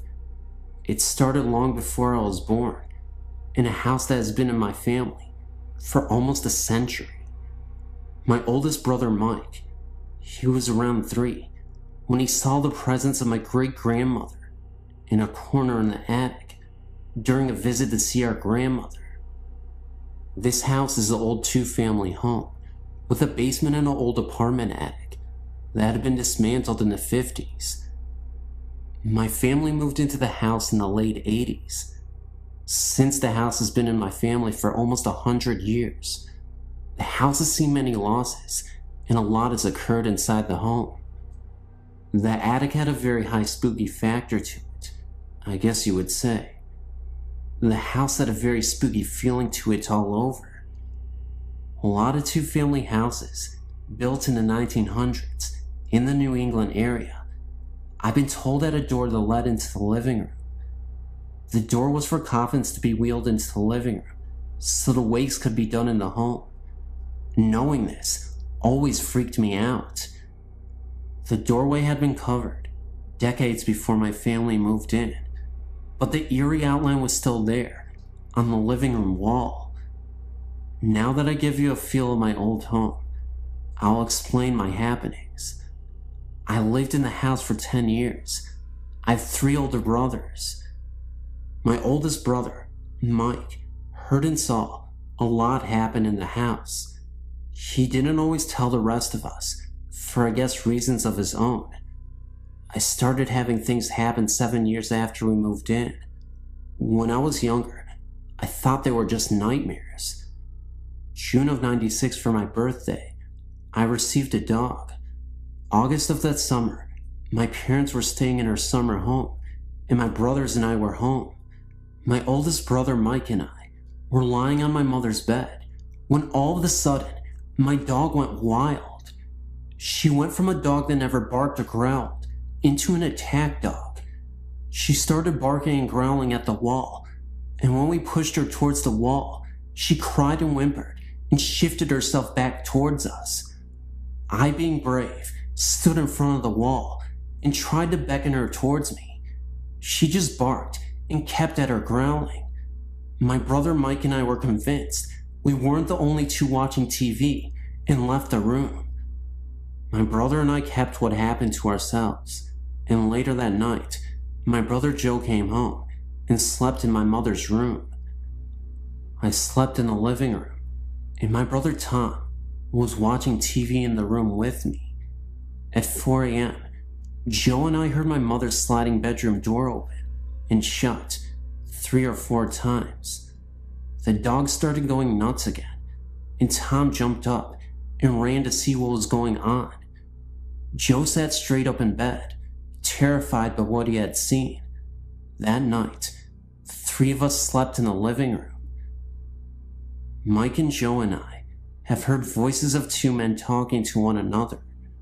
I've heard the doors open and shut, and when I went to see who it was, no one was there. Mike, he once saw what he thought was Joe. Joe looks just like my uncle, who had died in the house. Mike said hello to the figure and went to his room.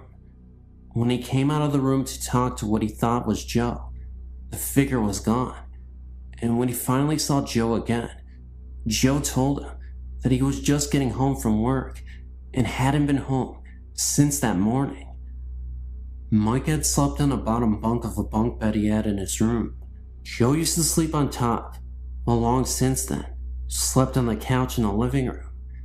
Mike swears he could hear someone shifting on the top bunk, even when none of us were sleeping on top.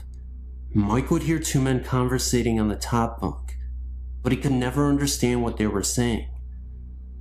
These are just a few of the experiences we've had. My mother, father, Tom, and I, we all moved out of the house in '97. Joe and Mike still live there. They still experience things happening at the house. I lived with them from November '98 till July '99, and I had no experiences. I visited them 2 weeks ago and stayed overnight. I slept by my grandmother's on her pullout, and something almost jumped at me. I can't even explain what happened. It was pitch black in the room, and my mother was next to me. I turned my body and opened my eyes, and it almost a flash of light, but with a dark figure behind it, leaped at my face and disappeared. I got so startled, I started crying. I think that whatever was in that house has followed me, or something is new in my home. When I leave my room sometimes, or even when I'm sitting in my room, my stereo would turn on, and my Jewel CD will come on. Last time I came in the room, the song Adrian was on. If you know Jewel, it's a song about a young girl who is a child who becomes disabled. I have no pictures or sound bits to share, just what me and my brothers have experienced. I know it's long, and some of my things may seem a little wild, but what I'm typing is nothing but the truth.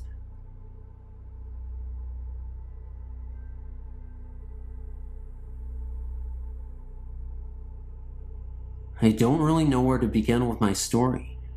I told very few people about it, for the fear they might think I'm crazy.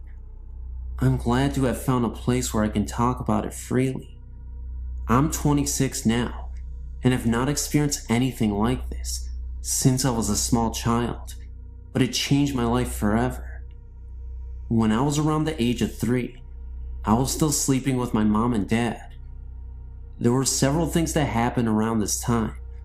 I'll start with the worst first. One morning, I'd just woken up, and I turned over like I always did. But this morning, I saw the most horrifying sight that no 3-year-old should have seen. Laying next to me was this terrifying demon. I know it was a demon because of its eyes. It had a human form of a woman and was nude. It was about 10 feet tall, had thin bony fingers, and the darkest eyes. It was like you could almost see through them. You could just feel the pure evil. It had the most wicked smile on its face, like it was taunting me. I stared at it for a few seconds, and then turned back, hoping I was dreaming. Then, I felt the bony finger poking me in the back, as if to say, "Hey, you." I turned back over, and it was still there, grinning that sickening grin. I watched it get up to go to the window, which was closed, and about 20 feet off the ground. It turned and gave me one last grin and went out the window. It was also around this time that I awoke one night to see 3 demons. They seemed to be like children. They were standing in the doorway, laughing the kind of laughter like I've never heard before.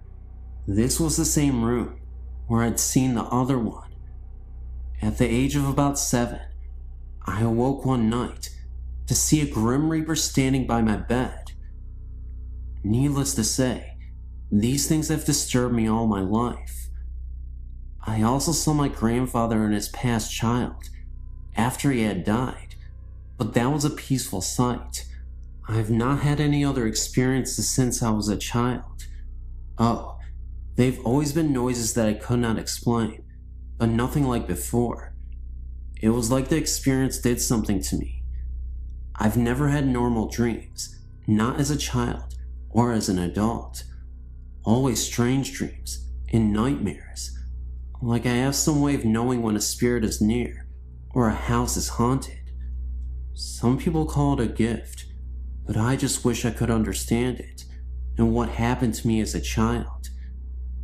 Thank you for letting me share my story. And this is a true story. This happened to me when I was 8 years old. I'm now 28, with 3 kids of my own. It happened in my hometown of Soak Village, Illinois, which is known to be a place that Indians pass through using South Trail to get to other destinations. At least, that's what the official story is. There are others, like myself, who believe more. We believe that Indians actually settled there, if only for brief periods of time. There's always been talk of bones being found when a pool was dug up or a garden was put in, but most say it's just that. Talk. Not me. I believe it. I also not only believe, but know that the ground the Soak Village is residing on is sour, cursed, beyond anybody's wildest dreams, and I have many stories to support that belief. But for now, I will start with my first story of proof. It was a cold, normal night in the season of autumn, cold enough to keep you inside your house and snuggled under a blanket. I was doing exactly that. An 8-year-old can only do so much during these times, and I chose to do my homework so I could read later. I'd been listening to a Rick Springfield album on 8-track. I was playing it on my 2XL robot toy. This was a toy that you could put 8-track cartridges in that was made by the company to be a sort of trivia game. You'd play the cartridge, and it would ask you questions and tell you jokes. It had 2 big red robot eyes that flashed red when you were correct. It had 3 buttons you could push to answer your questions. 2XL could also play normal 8-track music, and of course, its red robot eyes flashed in time with the music. So it was doing exactly just that on that cold autumn night, flashing its eyes to Rick Springfield, and I was quite contented. My bedroom was on the 2nd floor of my house and faced north, along with my bed. I had a window north of me and east of me. Of course, it was dark outside, but it was so warm inside and so very comforting. Every now and again, I'd look up from my homework and just look out into the darkness. No reason. It was just something I did. Well, this was the last time I ever did that again in that house. As I was sitting there, all of a sudden, I felt instantly cold, and every single hair in my body was raised. My blood felt like it had ran cold and decided to just stop pumping through my body. My heart was racing. I was perfectly terrified, and I didn't even know why. Yet, my 2XL was suddenly stuck, and it kept playing the same verse from Rick over and over. Hole in my heart. And its eyes weren't flashing anymore. No, they were just burning bright red, blood red. Then I felt this magnetic pull, like something was pulling me to my right. I turned my right head and looked out the east window and saw something that haunted me for the rest of my life. Sitting just barely outside my window, levitating, was the most horrifying image I'll ever see in my life. A creature, about 2 feet tall, but sitting Indian style. His skin was snowy white, and you could see the outlines of his bones because he was that skinny. He wore some sort of white cloth draped sideways on his body. This is why I later named him Gandhi Monster. My young mind thought his skinny body and his white cloth looked like the real Gandhi's did. This creature's head was too big for his body. His two horrible, big dark eyes were piercing my soul as he stared at me. He opened his mouth and grinned a grin at me that haunted my dreams for years. His mouth was full of long, snarly, razor-sharp looking teeth, dripping with blood. I don't know how a mouth could fit so many nasty teeth into it, but it did. I watched as the blood dripped from his teeth and slid down his chin and onto his white cloth diaper shorts. He raised his hands and reached for me. The fingernails were at least 4 inches long, gnarled looking, and sharpened to points, also dripping with blood. I wanted to scream. I wanted to run, but I was locked into place by his piercing eyes. I couldn't breathe. I felt as if my brain was being scrambled and my soul was being raped. His grin became larger, and he opened his mouth wider. He kept looking at me, as if he knew me, as if he had been waiting for me.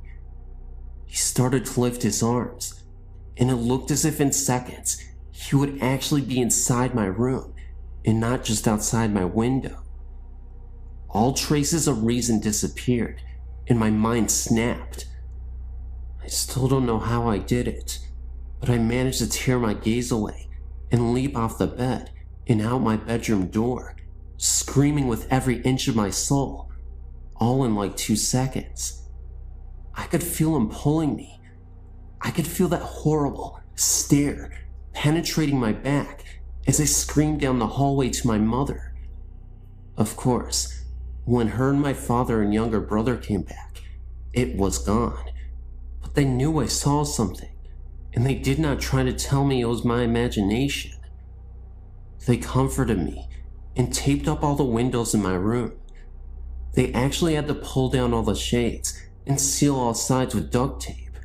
I couldn't even sleep in that room for almost a year. My brother even remembers coming into the room with my parents afterwards. The Gandhi Monster was a story we didn't often tell, but it always brought fear to speak of it, to us and to others. My parents never spoke of it again either. As I grew up, I tried to face my fear and sleep in that room, but never did I sleep with my back to a window. Never. 18 years later, I moved to Florida with my own little family, and I found peace within myself. But I'll never manage to forget that creature, and I'll never sleep or sit with my back to a window, and I will never forget the one thing I heard it say to me in my mind as I was running out of my bedroom door. Someday, I'm coming back.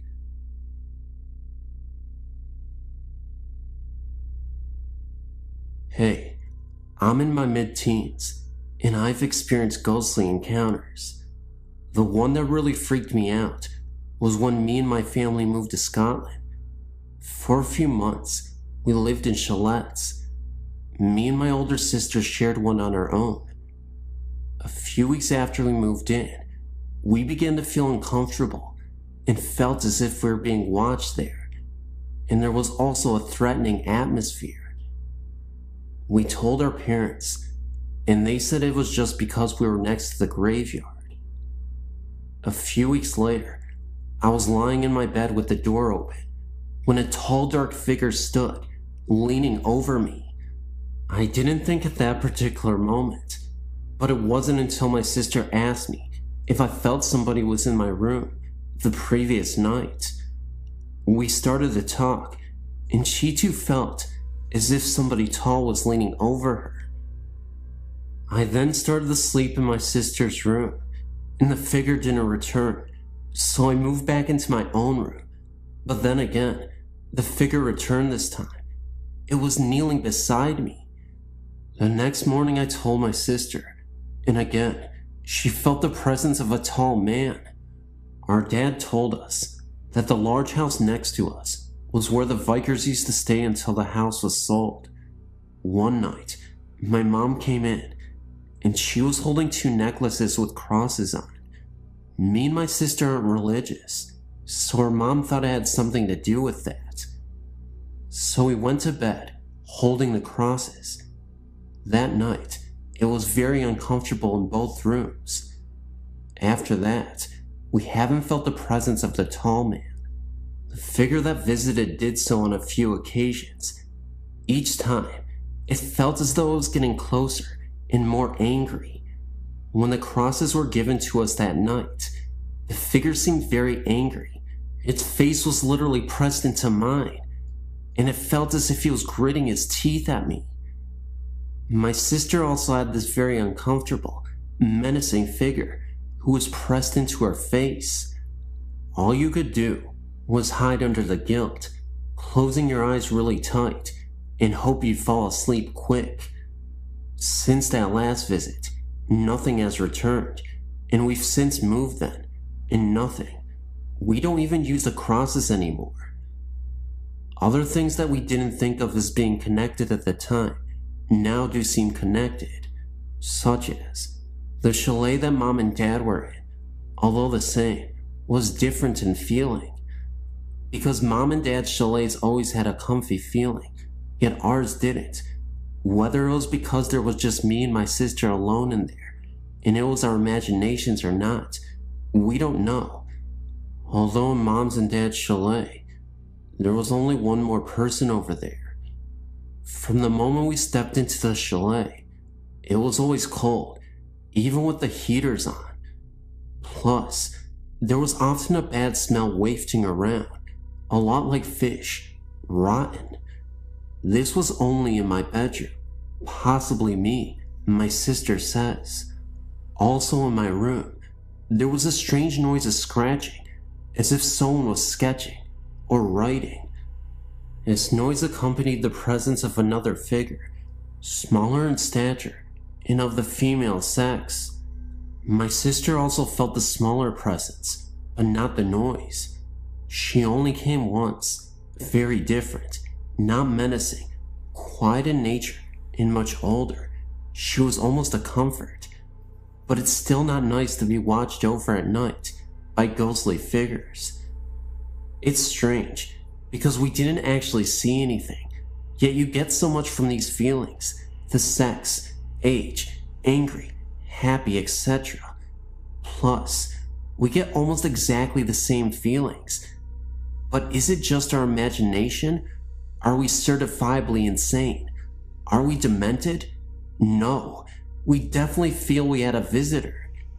Previous to this experience, my sister had not really believed in it, ghostly visits and such, but now, I think she has had a change of mind. Me, myself, I've always believed. My mom's granddad often visits, a kind presence, bringing good luck, such as when she was having problems. He visits to let us know everything will be okay. He often visited when we were babies, watching over our cots. Our dad also saw what appeared to be him. Whenever he visits, we know him by the distinct smell of putty. He used to repair windows. So really, we are used to the visits, although my sister had never experienced any until now. Unfortunately, it wasn't a happy experience, one not to forget.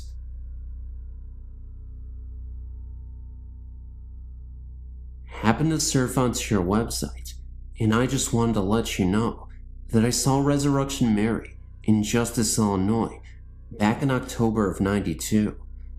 After getting off of work at 3 a.m. from a chemical plant, Whitco Corporation, near 51st and Central in Chicago, I was driving by that particular cemetery at about 3:30 a.m.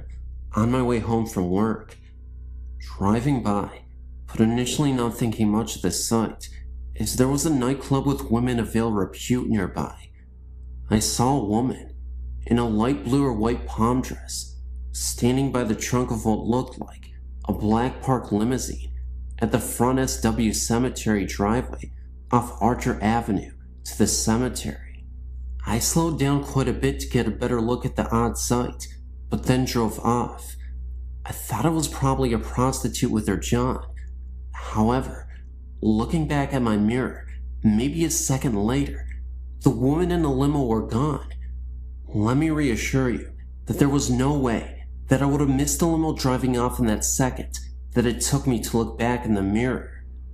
They weren't on the road or in the cemetery because I looked for taillights. The cemetery gates are pretty large, and it would have taken a great effort and time to open both of the cemetery gates for the car to get through. I did not think much of the incident until a few days later. I was talking with some of my employees that lived in the area near the cemetery. Two of my employees mentioned that I'd probably seen the ghost called Resurrection Mary.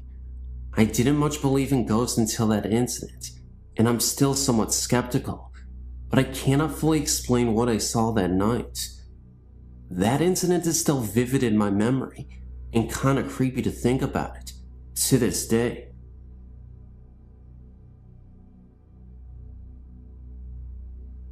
Ever since I can remember, I've always had an interest in ghost stories. That is why I'm writing you this letter. No, I don't have a ghost in my house. A friend of mine told me about this place at least 10 months ago. I was so amazed at this story, I asked if he would take me to this place. No one really ever goes there. I guess because it's so creepy and dark looking at night, but during the day, it is okay. Nothing strange happens. Well, first, before I tell you more about this place, let me tell you the story of why it is so unusual. The city is called Lake Forest, California, and they call it Canyon Creek, I guess, because it is nothing but canyon and wide open spaces of nothing but rocks and wildlife. The story goes back 30 years ago, of a lady who was in her 40s. Nobody knew what her name was. She lived alone with her two Great Dane dogs. She was very rich and owned all of the canyon, which is like miles and miles of land. This lady never married and had no children. It was just her dogs and herself. She lived in this trailer park home, and it was not a pretty house by any stretch of the imagination. Well, about 6 years later, the story goes that a police officer got a call about the lady and her dogs. The officer went to the lady's home and knocked at the door, and no one answered. The officer ended up breaking down the door, and what he found next was horrifying. It is said that the officer found the lady dead. Nothing was left but her decaying body, and her bones were visible. Worst of all, laying right next to her were her dogs. They had both died as well. Now, on to the paranormal part. People who have never been to this place don't know what to expect if they come into this place. It's unpredictable. Sometimes, when you go back to the area where she passed, you'll notice paranormal phenomena. Other times, you won't. A man was driving alone on the canyon by himself one night, and the story goes that he saw the presence of the lady standing at the side of the road with her two dogs. The man did not stop at all to give the lady a ride. He just kept going. This other story was told by my friend. My friend told me that his ex-girlfriend and her boyfriend went up there one night to check it out. They stopped where the lady's house was. They were only there about 15 minutes away when they were just talking and listening to music. Then, all of a sudden, they heard a knock on the side door of the driver's seat. They both turned to look, and they saw the lady standing there, knocking on the window. She was dressed in all white and covered in blood. They also saw the dogs nearby as well, far off into the distance, appearing as silhouettes. They sat there in shock for 3 minutes, horrified by what they just saw. For some reason, the lady was still knocking at the driver's side of the window, but in reality, it was really not that long. They both said that she must have been there about 40 seconds. After that, my friend said they never returned back there. That was not the only story that happened to anyone. There are far more. What I would like to know is who is this lady and why is she doing this? There's something more to why she has to haunt people who have done nothing to her. Maybe it is because she does not want anyone on her land that she loves so much. What could it be? Here's my email address. If you have any questions, please feel free to get a hold of me. I would like at least some kind of feedback on this story. Please, I beg you. I'm so confused, and I'm scared. Please let me know what is going on. I find this intriguing. I know that most high schools claim to be haunted, but my old alma mater has everything from restless Indian spirits, students that died on campus, as well as the spirits of some priest that passed away at the campus. Its name is Bishop Olney High School. It's located immediately next to the San Fernando Mission Cemetery, and is directly across the street from Eden Memorial Park, a cemetery for Jewish believers. To make this easier, I will list the different stories I've heard and my own limited encounters. 1. Our school's built on what used to be an old orange grove. It was also used as a burial ground for Native Americans who built the mission. Several different faculty members have heard the sounds of an old woman crying right inside our alumni hall, and one claiming to have seen her pacing back and forth. I myself went there late with 3 friends one night in an attempt to see if we could prove anything for ourselves. We heard the same crying noises and saw a brief glimpse of a black silhouette through the all-glassed walls of the building. Other faculty members have claimed to see an Indian chief in full ceremonial garb near the school's chapel and the hallways behind it. 3. Members of the water polo, swimming team, and marching band have heard a young boy crying from the old archives located underneath the buildings on the west side of campus. The water polo and swimming teams used to use the old showers that were built for the priests when the school was a seminary, and the band used to store its equipment in spare rooms down there. One story of an eyewitness who saw the spirit is one of the creepiest our school has.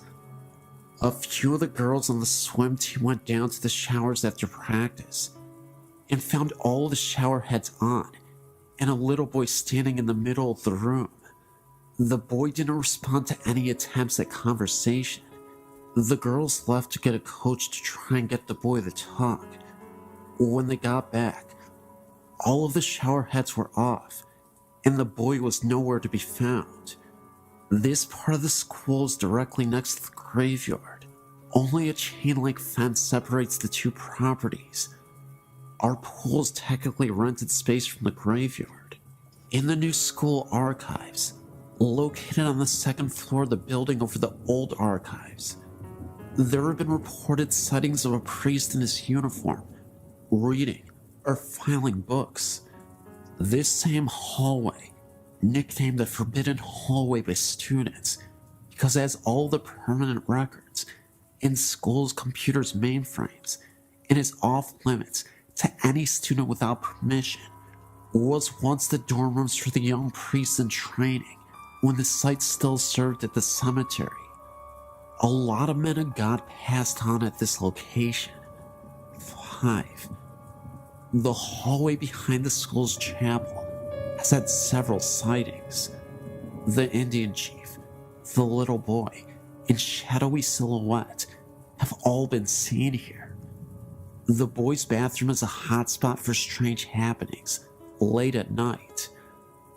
I would be there late for extracurriculars or what have you, and one night when I was there, the door to this bathroom closed and opened twice.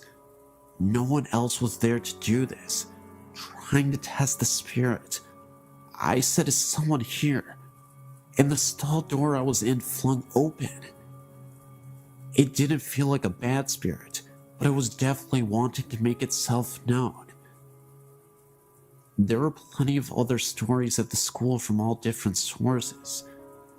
Those are just the ones I've heard the most, and my own little 2 encounters. I really hope this haunting hotspot gets a slot on this website, because I don't think spirits are going anywhere. Yes, great website.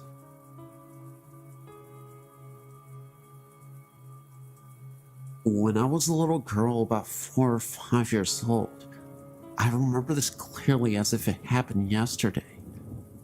I did something bad to be sent to my room as a punishment. I was laying in bed, not sleeping, mind you, just laying there, looking up at the ceiling.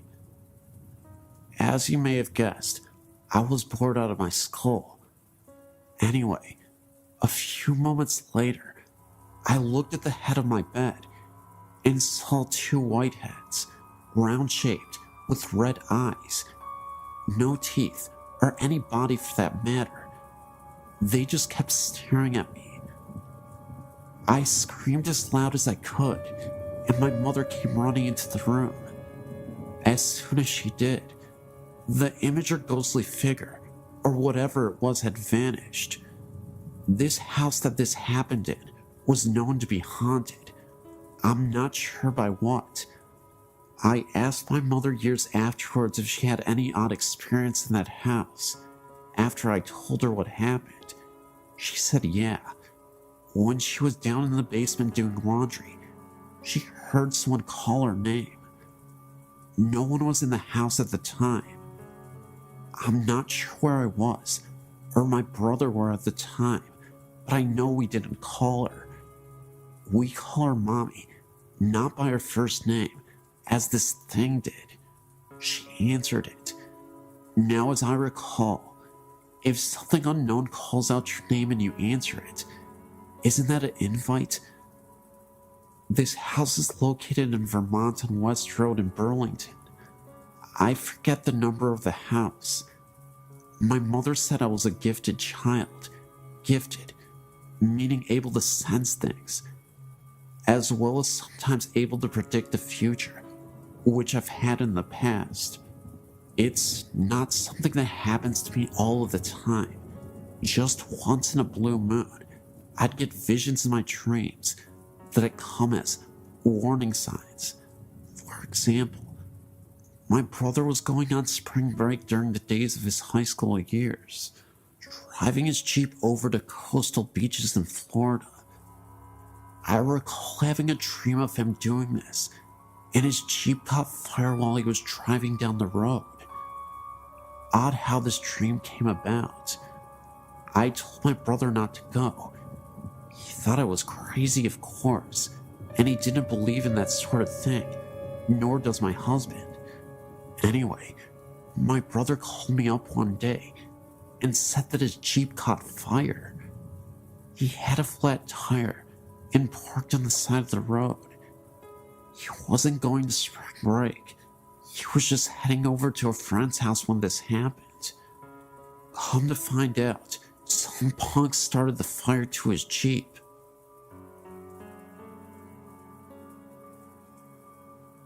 In 1977, my friend and I were driving on Old Pleasanton Road during the night. We were heading south. when we came upon a woman wearing a black wedding dress. All she was doing was standing there, not moving an inch. We decided to pull over to see if she needed assistance, but didn't go too close, in case it could have been an ambush. No response from the woman. We didn't see that she had a vehicle anywhere around. It was beyond sketch, so we ended up not helping the woman out and continued to drive down the road. As we were driving down the road, we could have sworn we saw the lady through my rearview mirror. She was following us. The only difference was, she was not walking. She was floating towards us. This was after we had driven a mile from where we originally saw her, and there was no way she could have caught up with us in time. Within seconds, the lady disappeared, and she was nowhere in sight. We had to stop the car on the side of the road to gather ourselves, because it almost felt like something out of a movie. When I got home, I told my grandma what happened to us, and she was stunned just like I was. A week after this incident, around the same time period, I received a phone call that my friend was found murdered with a knife through his heart at the same location where we spotted the lady a week ago. My grandma told me that it could have been death coming for him. I still tremble at the thought of reliving all that happened that dark night in 1977.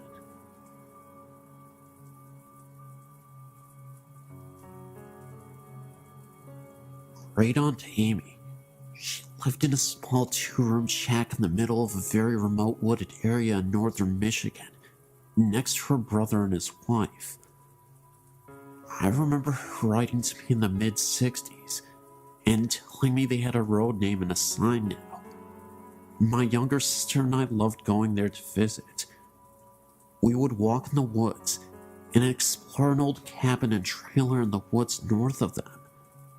They lived very primitively, an outhouse with magazines for toilet paper, and slaughtered their own pigs and cows. There was a great green apple tree down the road, and we always stopped to get our pickings before heading home. One time, we heard a weird noise, and my mother told us to hurry up and get in the car. We had to get going. It was a bear calling for her cub, and we were downwind. Mom feared we may have been between the mother bear and her cub. Whenever we went to visit, we went to see the uncle and his wife first, then Great Aunt Amy. Although we would see her peering over the tiered kitchen curtain when we arrived. Great Aunt Amy was very short and stout, and you could just see the top of her head from the eyes up, over the lower curtain, and I'm sure she was on her tiptoes at that. But she was always so surprised to see us, and just happened to have cookies or rolls just out of the oven. The day of her funeral, the late 1970s, my sister Kathy and I got out of the back seat of the car on opposite sides. I looked at Great Aunt Amy's cabin and then looked over the top of the car at my sister. I knew she saw her too. Great Aunt Amy's little head, eyes peering up over the curtain, as she always did when we came to visit. I could almost smell those rolls baking that she just happened to be making. Recently, my sister and I took a random trip to the area and went by to see the little old cabin again. But this time, it was gone. A new home stood just to the east of its location. I was very disappointed. My sister turned to me and said, "That's alright. She's still there. Can you feel her?" I could.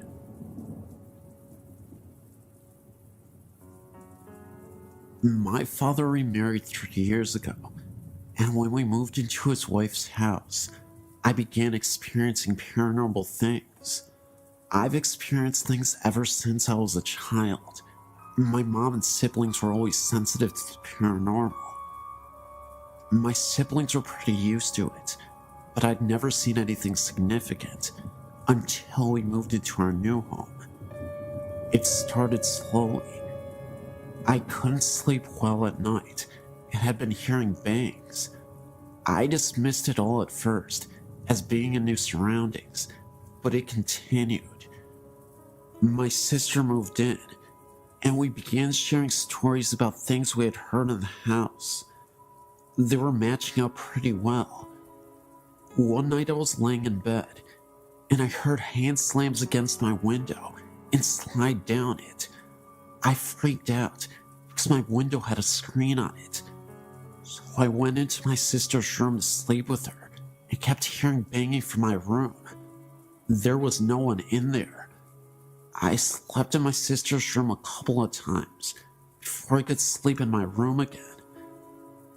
I began seeing black masses for brief moments after a while, and my sister had one in her room that was about 8 feet tall and human-shaped. We began doing all that we knew, which was praying. After a few years of this, I got a little used to it, but couldn't wander the halls at night without being terrified. One night, I was playing on the computer and heard a very loud bang like a door slamming, so I went to my room. I shut my door and leaned against it and heard running up and down the hallway. Things like this began happening on a regular basis, and at the time, I felt like my sister was the only one I could talk to. Then one day, something on a different level happened. I was in bed at night, and I had a bunch of glass carousels on my dresser. I'm a firm believer in 3 a.m. being the witching hour, and at that time, all of my carousels went off playing music, and a couple fell off the dresser. Once again, I played and slept with the lights on. I had one final major experience before I moved out. My dad's room stayed locked during the day, so when we heard scratching on the walls, it sounded like something was scratching the walls and the ceiling. I ran to the bedroom door and it stopped, but could see a shadow moving around under the door. The scratching then continued, so I went outside. I moved and don't experience things like that anymore, but sometimes hear noises in my apartment. I just ignore it because I know my family and I are skeptical to these kinds of things. Just keep my faith and know that I know it's human in my apartment. My dad's house, I'm not so sure.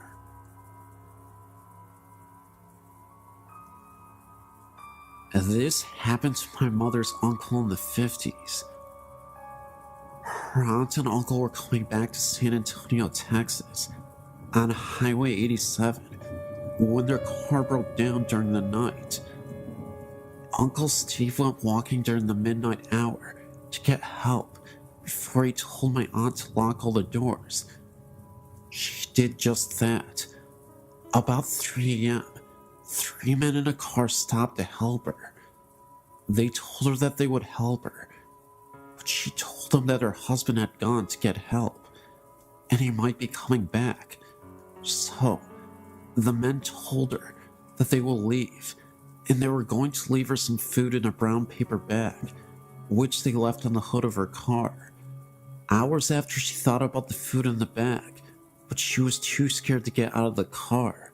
Soon, a highway trooper arrived. She told them that her car broke, and her husband had gone and never returned. The trooper asked her if she had seen a few gentlemen in a '57 Chevy. She told him about the 3 men that stopped, and before he left, he asked her about the bag on the hood of the car. She told him that the men left her some food in case she would get hungry.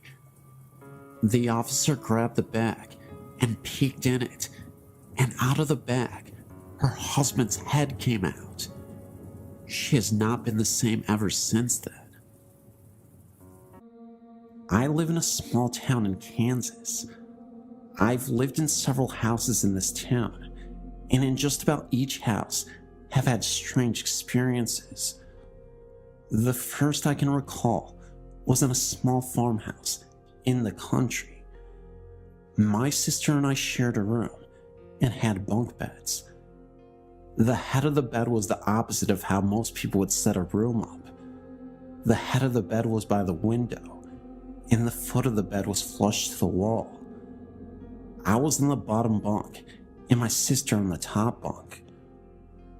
I recall waking up one night and looking out the window to the shed that was across from me. In the top window, the second floor, I noticed a black human figure, no discernible facial features. It had a pale yellow light glowing around it, just purely out of fear and not wanting to experience this alone. I asked my sister, who was supposedly asleep on the top bunk, if she was seeing what I was seeing, not expecting to hear her to really answer me, and she said yes. We still joke about our psychic connection. When I was in high school and living in a small town as I do, my friends and I would drive around the countryside, mostly because we heard that there was some scary haunted place outside of town, and we always liked to investigate.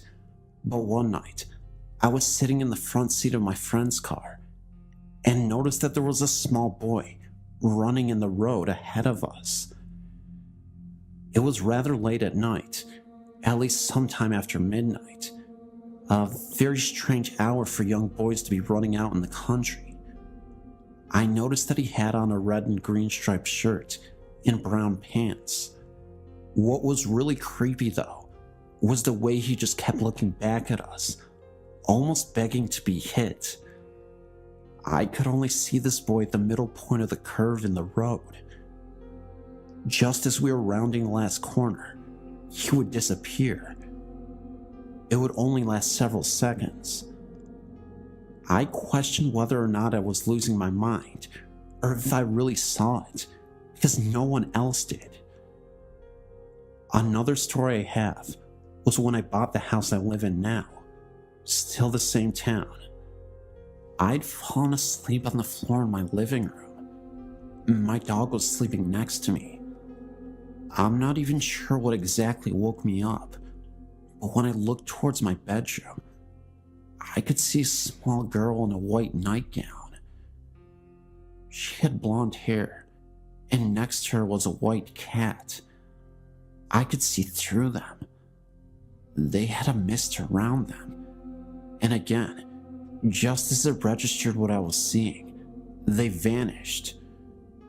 A few months later, I was in my room, standing on the edge of my bed, which is right next to the bedroom door. I was reaching for the light fixture to change the light bulb, with my arms extended. I noticed a man, dark short hair, and in his 30s.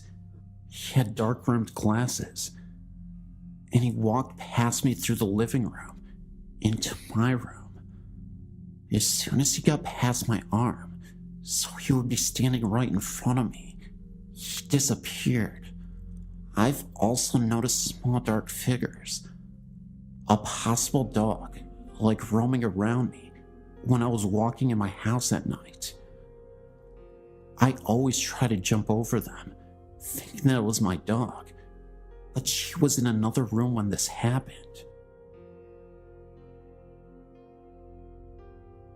In 1978, my parents purchased a relatively new house in Niceville, Florida.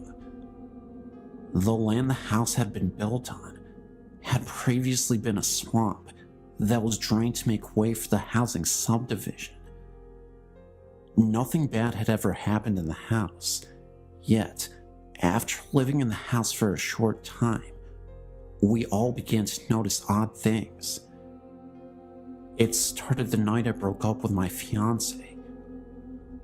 My parents had got out for the evening, and I was in my bedroom crying.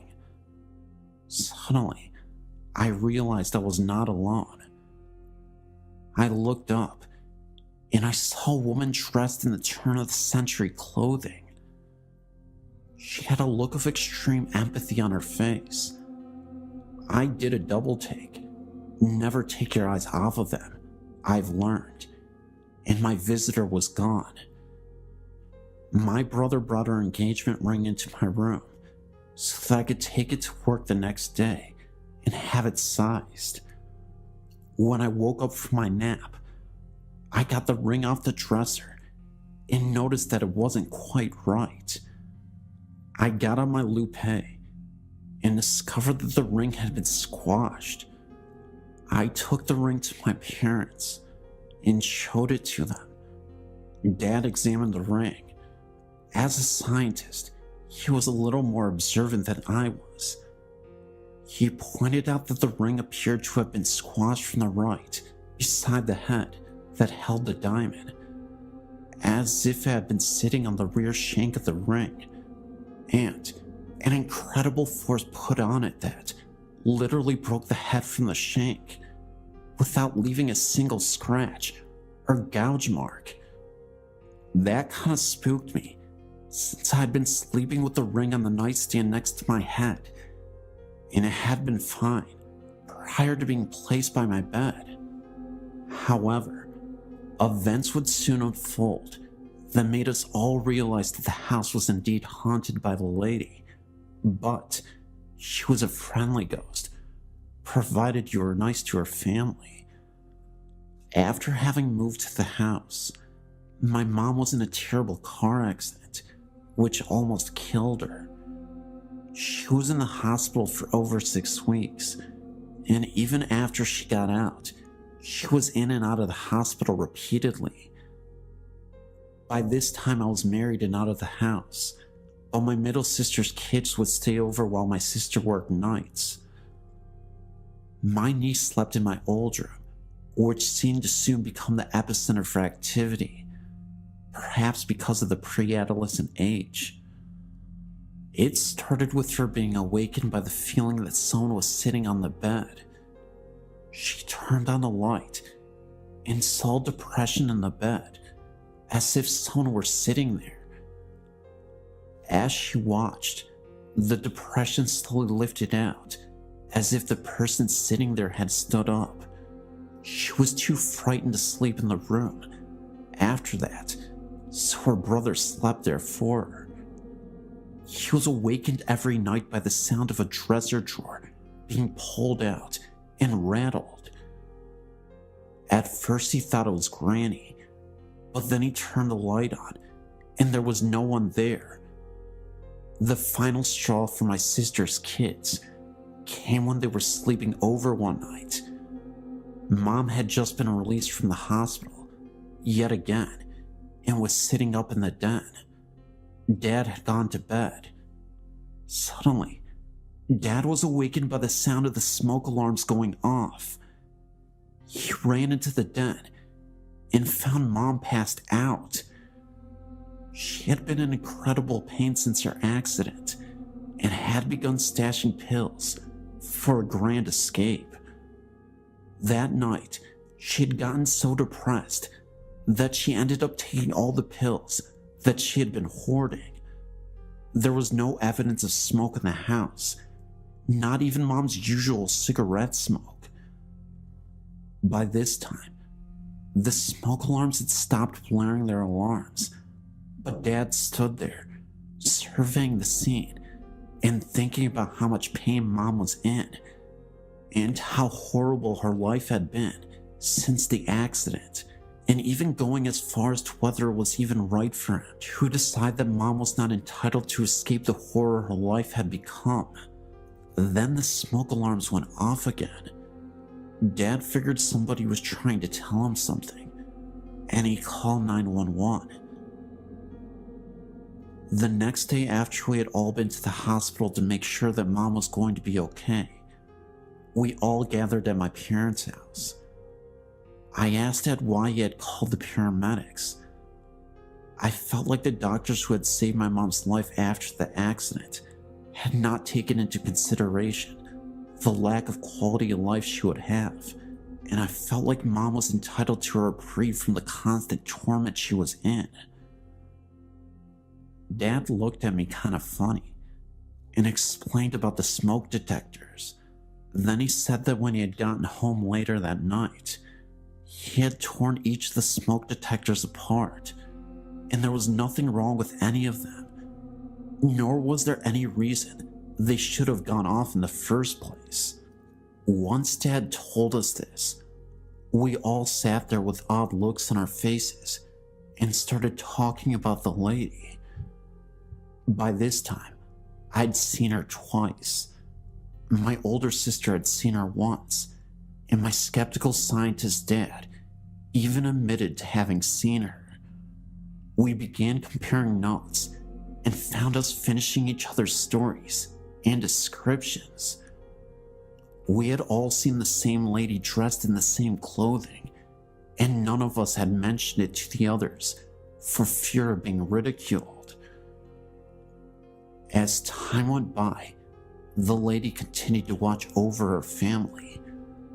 After my dad's death in 1998, my then husband and I were in the den of the house after we had cleaned out the possessions and cleaned the house up. I'd left a book on the counter and X went back to get it. Our marriage was on the rocks and he was becoming increasingly abusive to me. Something that the lady didn't seem to care for. He had always laughed at our family ghost stories, up till the day. But when he went back in the house to get my book, he came out of the house shaking and white. He had felt a cold hand brush across his face. Then, when he didn't leave fast enough, he felt the same cold hand pushing him in the back, propelling him to the door. The lady was trying to tell him that she did not appreciate the way she was treating one of her kids, nor was he welcome in her home. After that, the lady began dropping by my house.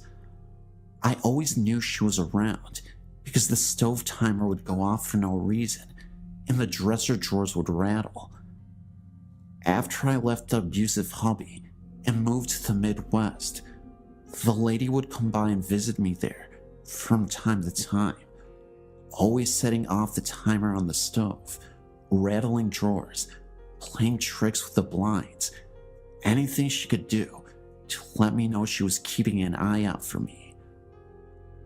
I realized that this is unusual for ghosts to leave their primary residence and to actually follow people from home to home, but I talked to some friends who all felt like the lady was probably a female ancestor who had died in childbirth, so she felt responsible for looking out for her family. After going through the family archives, we found a photo of my great-grandmother.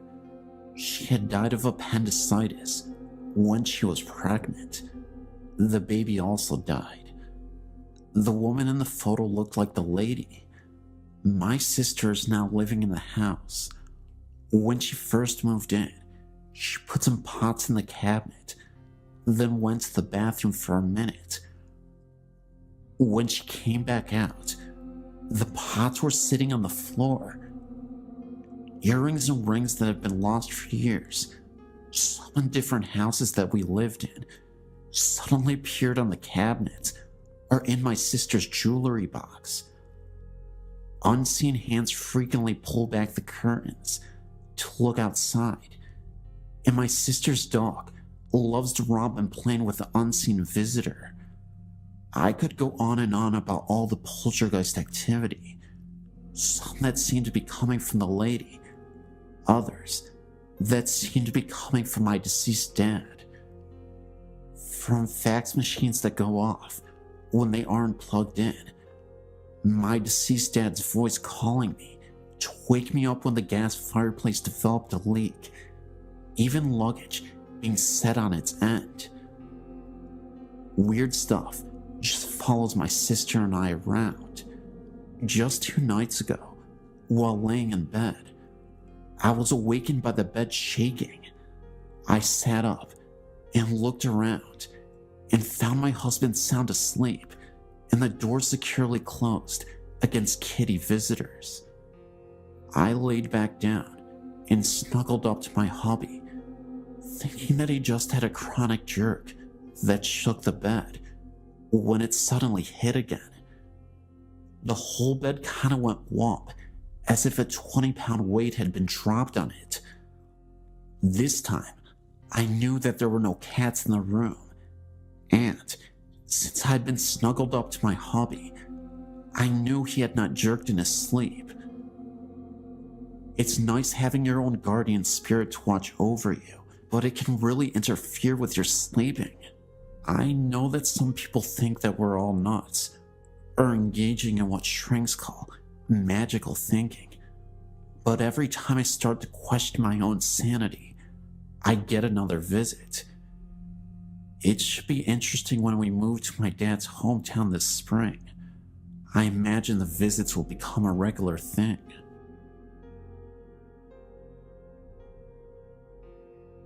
Growing up in rural northern Wisconsin, there were few opportunities for earning cash, aside from service positions and agricultural work.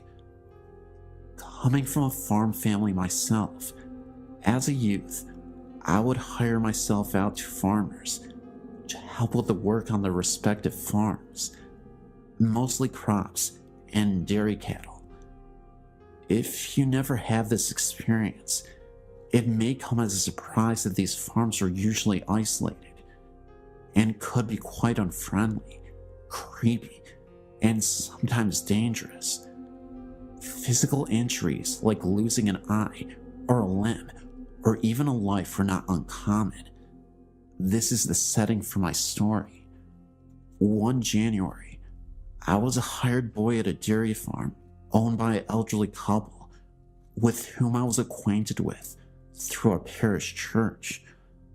The farmer's house was heated by a wood furnace in the basement, where I was lodged, and among my other jobs, I had to bring in the wood and tend the fire.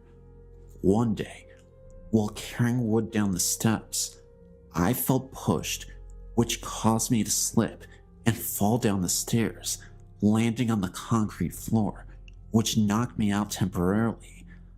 I must have been out only a minute or two, as I woke in pain and found the wood scattered all over. The farmer was very stern, and I feared how he would react to a mess and me not being busy with the work to which I had been assigned.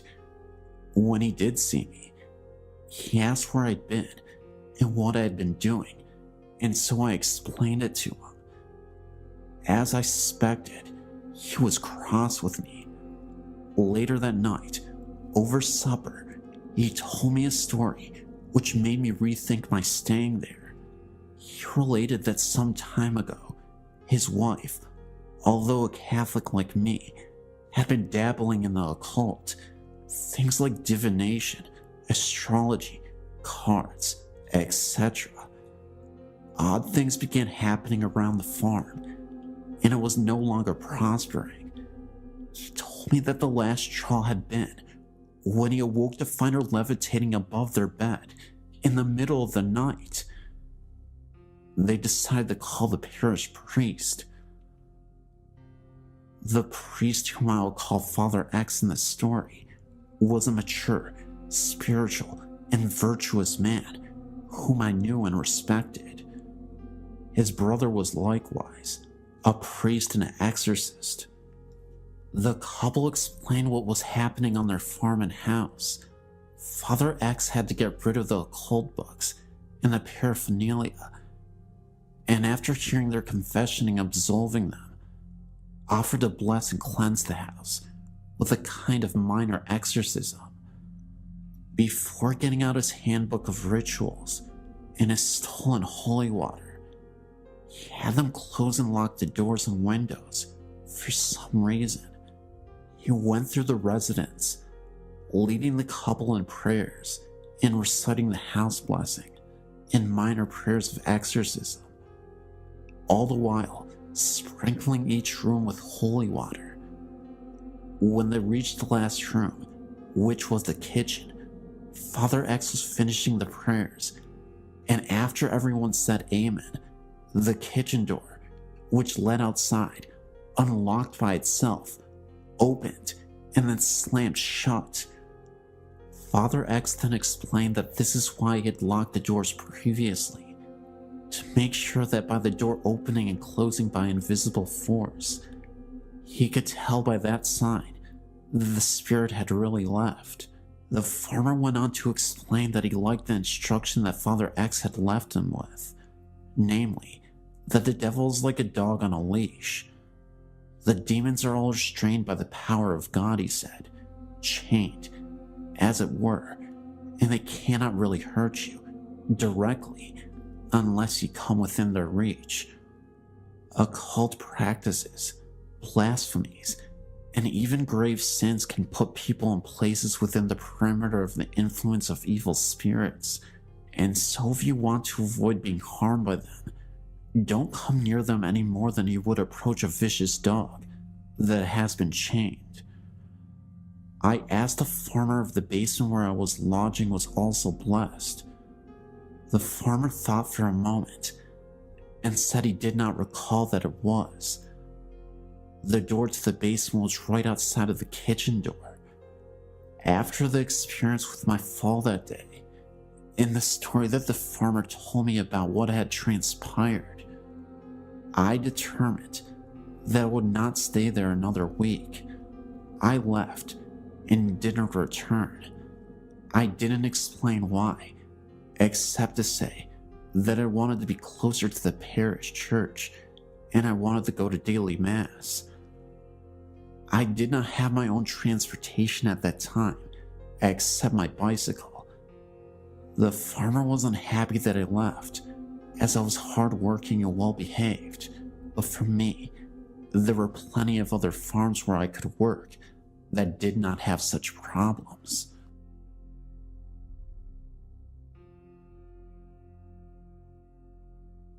Throughout my life, I'd seen and experienced a few things that I can only describe as supernatural. Everything I'm about to tell you about actually happened, and I will describe each experience as I remember them. The first thing I can remember happened whenever I was only a young boy, growing up outside a village in Northern Ireland called Besbrook. It was during the winter because we had a heavy snowfall the previous night, and I was outside playing with my two brothers. After a while, I went inside to warm up because my hands were frozen. My mother told me to take off my boots so that I wouldn't tramp snow all over the house. I sat down at the table with a bowl of soup in front of me, and it was then that I noticed something out of the corner of my eye in the hall leading from the kitchen to the living room. I turned to see what it was, and what I saw absolutely terrified me. I saw the figure of a woman walking down the hall towards the kitchen. I just got up and ran out the door without putting on my boots and jacket into the snow, and refused to come back inside, even though my mother insisted that there was no woman in the house. Over the next number of years, nothing happened except what sounded like somebody walking around the house, even when the rest of the household was in bed or away. Everyone heard the noises, but chose to ignore them. Then one Saturday morning while I was still in bed, I was shook and awake and told to get up and come down to breakfast. Whenever I opened my eyes, there was no one in the room, so I assumed that they had already gone downstairs. While I was getting dressed, a voice was calling from downstairs for me to hurry up. When I did get down to the kitchen, there was no one around. Everyone else was still in bed. A few days after, my youngest brother claims to have saw a young boy standing in my parents' bedroom who just stood there looking at him. Shortly after this, someone unknown attacked my brother in his bed, leaving him with a black eye. The next few years were quiet, except for the noises. Nothing else that I know of has happened in that house, except for the noises. But I did tell you that I lived outside a village. The best way to get to the village is through a wooded area, and this place is a very strange place. I could distinctly remembering a moment when I had to walk through these woods to get to the village, and all of a sudden, in the middle of the night, I saw a circle of people in white robes just standing in a circle and holding hands. I was so scared about what was happening that I ran the other direction and no longer wanted to run through those woods ever again. I actually had a friend of mine who was walking through the woods, and he swears to this day that he saw a woman just flying from the distance from one side to the other. Looked like a witch, but she was floating, had really dark black hair, and it just looked like she faded out. These are the only things I've seen in my life, and with that last story, my friend has seen, but I've heard other stories by people I know. The shop at the bottom of the road is said to be haunted by the ghosts of the 7 British people killed there in the 80s whenever the original patrol station was blown up. I mentioned earlier, I'm from Northern Ireland. There is a Hive viaduct in the area, which is used as a railway line. 18 people died constructing it, 1 for each arch, and numerous others have offed themselves off of it. The stories are that at times, you can see these people, and they all look sad. There's also the blood on one wall in a friend's house, and no matter how many times it is painted over, the blood still comes through. All this is true, and has happened within a square mile of where I live.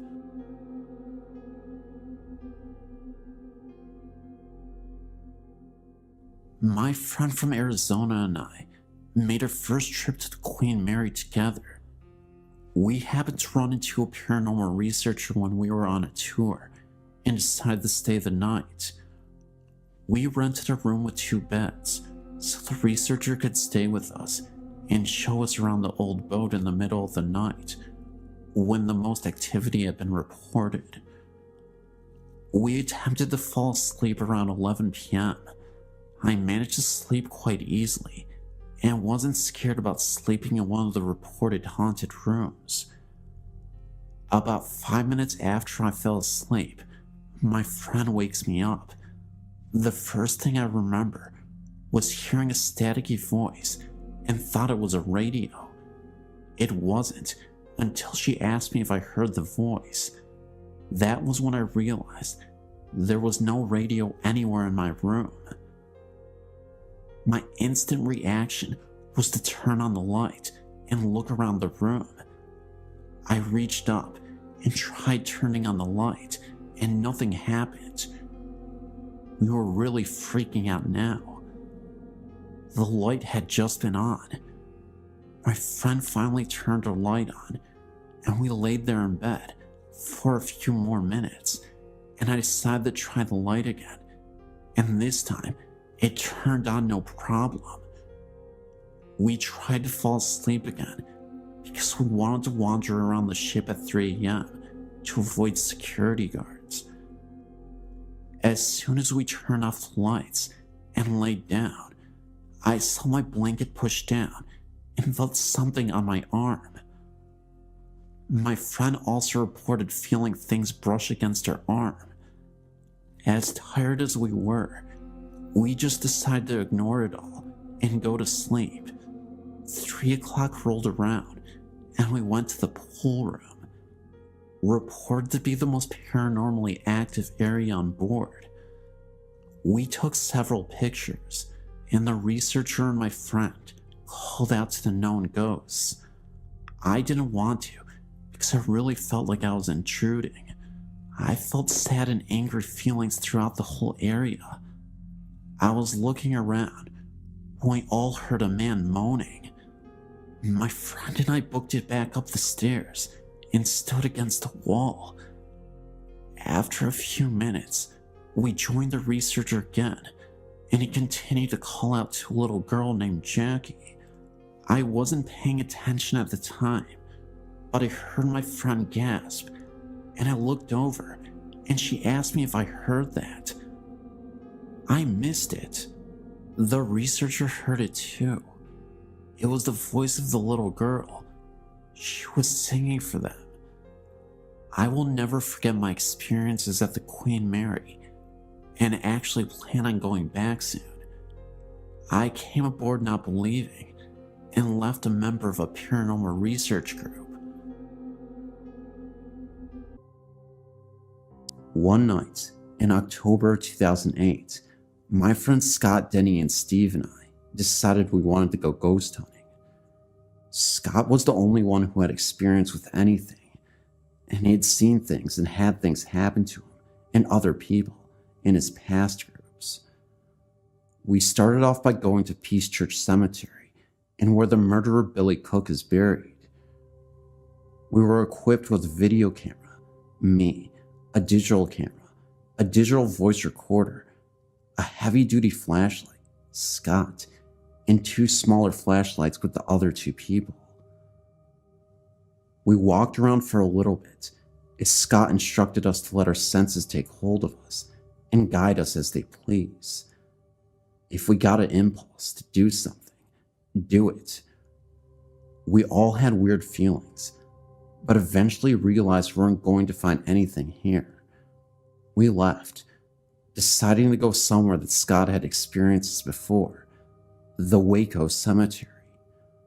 Once we got there, we said our opening prayer and made our way out into the cemetery. Eventually, we split into 2 groups, me and Steve in one, Scott and Denny in the other. Steve told me to get a couple of specific things on video. He thought he had seen something he said was best described as a specter, with a head that shaped into a point and a cloaked black body. We walked around for a bit longer, and he told me he had seen it again. We walked towards the area he saw it, and didn't see anything. We met back up with Denny and Scott on the other side of the cemetery, and Scott started talking about the things that had happened to him here.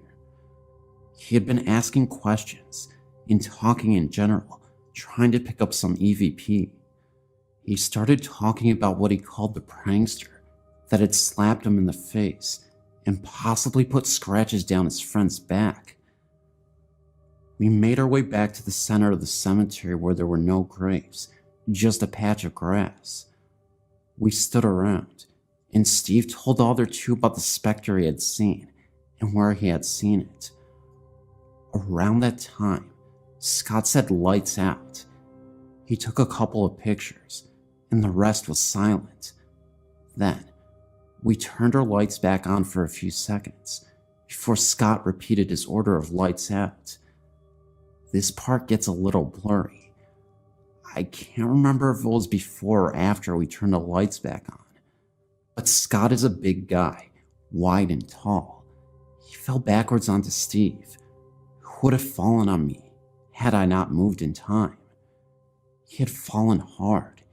He laid there and just looked confused, and his face was red. His glasses had flown off of impact of the fall. He asked where his glasses were. Then he asked, "Did I fall?" We tried to explain what happened from each of our perspectives quickly, as we were pretty freaked out, since this was our first experience. He had asked a couple more times as the rest of us came to the conclusion that he fell too hard to have just fallen from a loss of balance. I, for one, think he was pushed by some force. Anyway, we got him up to his feet. He looked around and said, "We're leaving." Scott was shaken, and that was all we needed to hear. As we walked back to our cars to say a closing prayer, Scott started coughing, which progressed into dry heaving. We had 8 Hoodies before we went to the first place, so we knew that he had something to throw up. We stopped to wait for him, and after he felt better, we proceeded to walk to a space between the cars to say the prayer. Scott began, "Our Father which art in heaven." It was interrupted by more dry heaving. Steve said, "Scott, are you okay?" He nodded and said, "Hallowed be thy," and cut off to some dry heave some more. This time, it was so bad that he lost his glasses and was down on his knees coughing up something that wasn't there. He looked up, straight at me, and gave the most evil glare I've ever seen. I immediately recoiled in fear, with tears forming in my eyes. I asked Scott, "Scott, are you there?" He got over this fit eventually, as Steve said, "Hallowed by thy what? Finish the prayer, Scott. You have to finish it." Scott straightened up a little and hoarsely started to finish, "Hallowed be thy name." Again, the same occurrence had just happened, and he just kept coughing and dry heaving. At this point, Scott has regained his composure enough to finish and says, "For thine is the kingdom and the power and the glory forever and ever. Amen." As we each followed with a thankful amen, he said, "Now let's get the heck out of here." I was ahead of him in parking, so I started the car and drove out of the cemetery as fast as possible. We stopped into a church parking lot up the road. Scott got out of his car, and we started talking about what just happened. He claimed to have no recollection of falling or anything after that. That's the story of what happened in Southwest Missouri on a late October night. May you form your own conclusions, and I hope you enjoyed.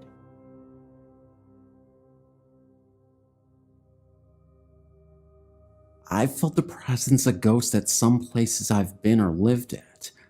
I've never had an experience of seeing a ghost, but I can walk into a place and tell if there's a ghost there. I know if it's a male, female, or child. I've seen dark shadows, but not all have been black. Some are gray, like the color of a rat. One night, a very good friend of mine came over and we started watching a movie and eating pizza. I saw the dark outline of a male child peeking around the corner of the kitchen. I told my friend Dawn, who is very religious, and at first she didn't believe me. I kept seeing the outline of a head and shoulders peeking around the corner. Then, about 5 minutes or so later, we started hearing a scratching noise. I told Dawn that's the ghost. She said it was just a mouse. Then, I heard a loaf of bread fall on the floor. The bread is kept on the counter far back next to the microwave. I got up to investigate. The bread was lying on the floor, but had no holes in it from a mouse. I put the bread back and went back into the living room. Dawn got up to get a glass of soda, and when she went into the kitchen, she yelled. She said the loaf of bread moved across the counter and dropped on the floor at her feet. She started praying. Every time she stopped praying, you could hear scratching noises. She kept praying, and the scratching continued. Then it got quiet. We finished the movie, and as we were talking, we noticed the lid on the pizza box, which was propped up, started to slip down. Instead of just falling down, it closed. This was very slowly. Dawn said she had enough and went home. She took the pizza and box home with her. She called me later that night and said that the ghost followed her home because her bread was constantly sliding off the counter, and she actually saw the pizza lid open when it was closed in the box. She said she threw the bread and pizza box off her balcony and prayed really hard. She didn't have any more problems, and our bread stayed on our counters after that.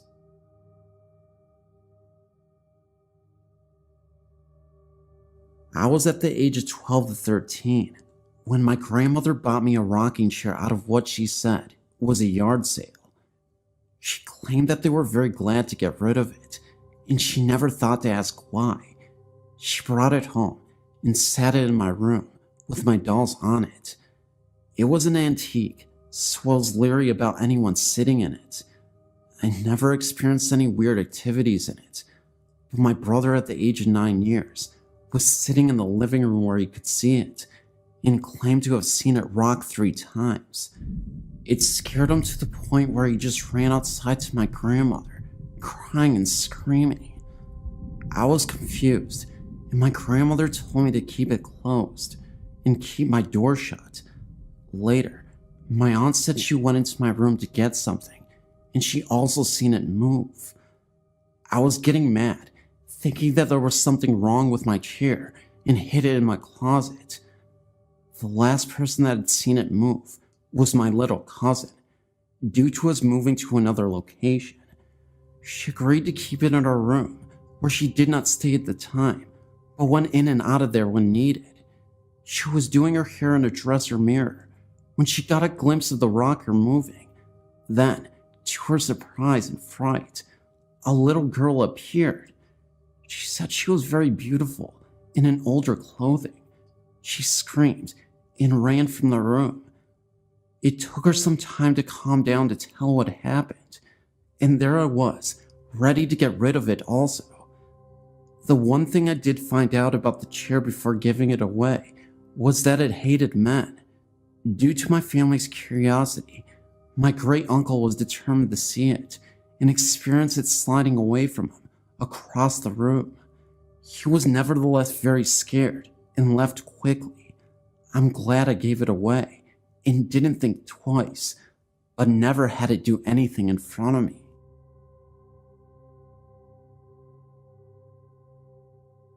I didn't experience this myself. It happened to my mother a couple months ago, and she told me about it after it happened. What happened was, a couple of months ago, my mom was prepping for a party in our kitchen at about 9:30 p.m. Me and my brother, who were about 11 at the time, were both at the house at the time. I was upstairs, and he was in the living room. My mom told me that she was washing dishes, and that she looked up at the window in front of her, and she saw someone walk by the hallway behind her. She immediately thought that it was me, because of how tall the person was. She called out my name, and told me to do something for her. After a couple of minutes, she came to look for my brother to ask where I had went. He looked at her like she was crazy, and told her that I hadn't come downstairs for about an hour. She calmed me down noticeably scared, because she thought someone was in the house, but we couldn't find anyone. This happened more than once to my mother, but more noticeable. She was washing clothes, and had to walk through the kitchen, and saw someone poke their head out from behind the counter. She of course thought that it was either me or my brother, but when she checked, she found no one. She called me immediately and told me what had happened, and now we believe that a ghost is in the house, but it doesn't show itself regularly. 2 other things that have happened since then. One happened a couple months after that. Me and my brother had a friend over, and he had gone to the bathroom on the 2nd story of the house. No one was up there at the time, but when he came down, he said that he had seen 2 red eyes down the hall near my parents' bedroom. He immediately ran downstairs, and we told him about my mother's experiences. The other things that happen more frequently now is that our dog starts to growl at something in the hallway. She sleeps in our parents' room, and sometimes she will get up and walk around the room, and then she will stop in the doorway and growl at something in the hallway. But when we turn on the light, there will be nothing there. It has been a couple of months since anything worth reporting has happened, but we believe that it is a friendly ghost and nothing harmful will come of it.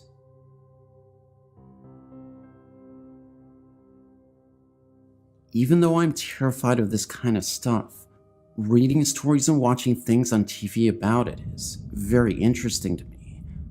I have a story to share. It's still very fresh to me, even though it has happened many years ago that it has taken place. My husband and kids laugh at me when I tell them my story, just because some of the things that went on.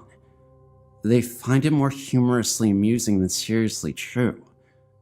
This story took place when I was about 5 or 6 years old, in a house we lived at, in Oregon, Ohio. I really don't even know where to begin. The house was a 2-story home that wasn't huge, but sure wasn't small. I had 2 brothers, and they shared a bedroom with me, having my own bedroom right next to theirs. In their closet was this blue plastic hanging shoe rack that was left when we moved in. It was completely empty, except for a few bouncy balls and a metal jack in some of the pockets.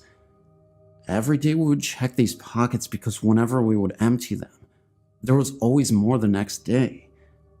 I never thought anything weird about that. It was cool finding things in there. My room had a door that led to the closet. I never heard anything scary in my room, but one night, my grandparents spent the night. They came from Florida and were visiting us before moving on to other relatives. In the middle of the night, everyone ran into the room because my grandpa woke up screaming. He said the cat had crawled onto the mesh part of the box spring and scared him. Everyone went back to bed and nothing was thought of it. Months went by and summer was here.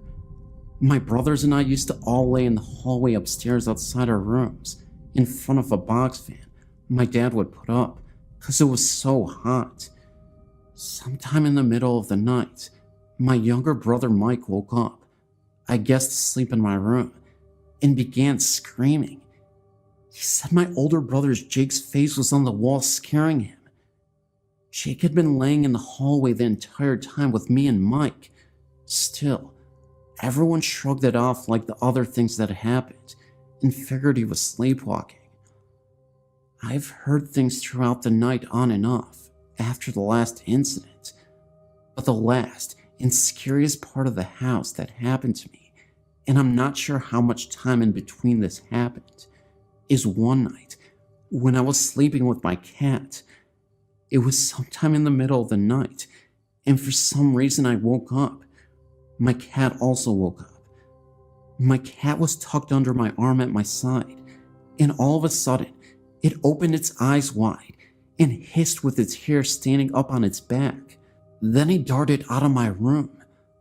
I didn't understand why the cat acted like this, and seconds later, at the end of my bed was this figure. It was definitely human, but was all white and misty. It had no features or limbs. The only feature I remember is seeing an O-like shaped mouth. It was just standing there, but then looked like it was moving slowly closer. I kicked my feet at it, and nothing happened. I just kicked right through it. I was scared to death and ran into my parents' room and slept there the rest of the night.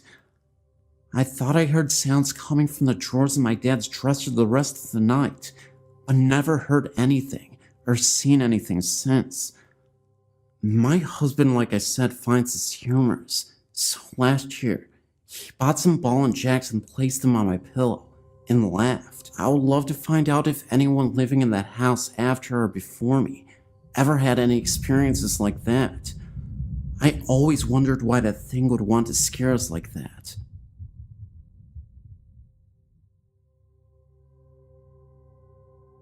My grandfather was a member of Washington Country Golf Club in Washington County, Pennsylvania. The golf club sits on top of a hill and used to be a very old farmhouse that dates back to the 1800s. He told me stories of him along with a group of friends who spent the night at the clubhouse. Members were allowed to stay there if they wished. It was said the old farmer who lived in the house lost all of his money and the farm went under. After this all happened, the farmer then decided to end it all. My grandfather said that during the late hours of night, you can hear footsteps walking back and forth upstairs. They went upstairs, and no one was to be found. Even in the ballroom, the lights would be seen turning off and on by themselves, as doors were being opened and closed as well. I myself have been in the clubhouse, which is very old, with wooden stairs and floors. I have even seen the bar going across the staircase, where it said the farmer had done the deed. I've heard this story from other members of the club. Whether this is true for sure or not, I don't know exactly. Another story I've heard takes place in Peters Township in Washington County. I've been told by an old football coach whose family lived in the town all their life, dating back to the 1700s, I believe. He tells a story of an old haunted railroad tunnel close to Hidden Valley Road in the area. It's said that many years ago, when the railroad was a busy place, a man was hooking up two boxcars. The boxcars then rolled together, hitting the man in between the two hookups. The man was cut in half from the two boxcars, and many people say that they have walked the tunnel holding hands across the tunnel very late in the night. They said they have seen a man walking at the other end of the tunnel with an old oil lamp in his hand, swinging back and forth. They even say that a train can be heard off in the distance, but no train even came. The story has been known as Boxcar Willie. I've heard this story from many different people in the past. I've seen the tunnel myself one night with two of my friends. We held hands going across the front of the tunnel. We all then saw a very small light at the end of the tunnel. Never went to check it out, but something was there. We all saw this light. It may have been something off in the distance, but I believe it was Boxcar Willie. We all felt something very weird that night. That's why I get the feeling something was out there. My girlfriend Liz and I haven't been together for very long, but we share a passion for ghosts and hauntings.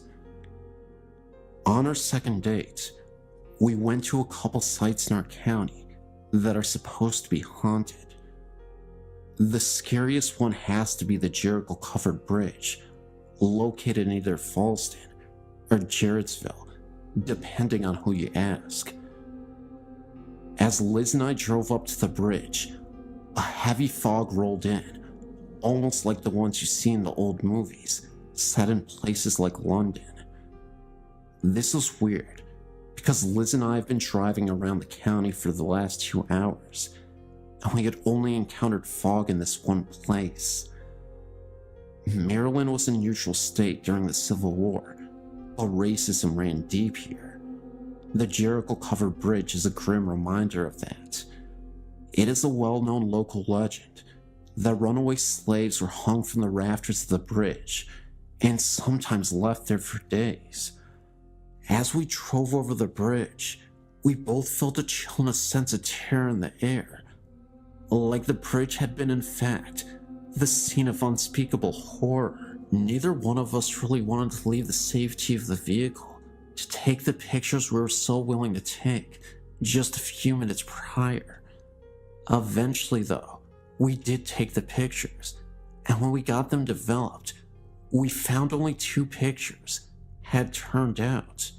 In the first one, you can see some kind of disturbance in the air towards the rafters, and in the second one, we can definitely see an orb in the area where just a minute before, the unidentified disturbance had manifested itself.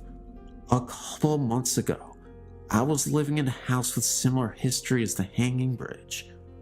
It was a super old Victorian-style home, very big, wide and spacious, multiple rooms. A few things happened that I thought was very spooky. The first incident happened when I was sleeping with my girlfriend in bed. In one of the rooms upstairs, we had an old music box that was in the dining room. It came with the house. I was awoken by the sounds of the music box playing by itself, and could see that the door was slightly opened. Needing answers, I hopped out of bed to investigate, not understanding how the music box could play by itself. Needless to say, I made a gigantic mistake. As I opened the door and faced the stairs, I saw a dark shadow move directly up the stairs, and then disappear. I froze for a second, almost chickened out, but decided to go downstairs anyway. To my surprise, there was nothing there, and all was silent. The music box had stopped playing. Another time, I was standing in the kitchen with one of my friends, and we were the only two people in the house at this time. We decided to use a spirit box and play with the Ouija board to conduct a session. I was fairly convinced that there was a spirit that needed guidance and was lost. We asked the spirit box multiple questions, but at first, no response was given to us. After nearly an hour, being frustrated, we nearly gave up. That was until we asked the spirit to give us a sign that they were still there. My back started to hurt, like some kind of pressure was being applied to it. I said to the ghost, "Is that you on my back?" Now get this. The spirit box sounded like it said death on the bridge. This immediately startled us, knowing that down the road was the hanging bridge. We tried asking it follow-up questions after that, but the spirit didn't say anything, and just like that, the pressure on my back disappeared. I was starting to think that the ghost was trying to tell us that they were one of the ghosts that tragically passed on the bridge. The last incident happened in the kitchen. The kitchen door was slightly opened, and all of a sudden, I heard what sounded like a girl's whisper in my ear. As I looked towards the door, I saw a lady, I think, walk past the door. At first I thought it was my friend Laura, who always used to wear jeans. So I popped my head around the corner to try and scare her, but there was no one there. I wasn't scared because it was in the middle of the day. I actually found the experience quite exciting, but also unexplainable. To this day, I've always thought these incidents were all related to the hanging bridge. The Job Corps in Albuquerque, New Mexico. I was a student there in 1973. Since then, there has been a lot of renovation on the buildings, but when I was attending the Job Corps, it was pretty much the same as it was when it was an orphanage. One night, actually at 2 a.m. in the morning, when I came back to the dorms after babysitting, I had to walk across the campus to get to my room at the far end of the campus. While walking down to my room, all was very quiet in the dorms. Out of nowhere, I hear what sounded like children laughter in the distance. It was very faint, but I could definitely hear something. Yet, through the faintness of the sound, you could still hear shouts of glee and anger, as little children would do on a playground, if that makes sense. This happened behind the little chapel that was there, but the sounds came right there from behind the old chapel. And while I looked and squinted, I didn't see anybody there. I thought to myself at the time, why would parents allow their children to play so late outside? It was cold and it was dark. Meanwhile, my hair was standing on end, and I tested the wind to see if the noise was carried from another place.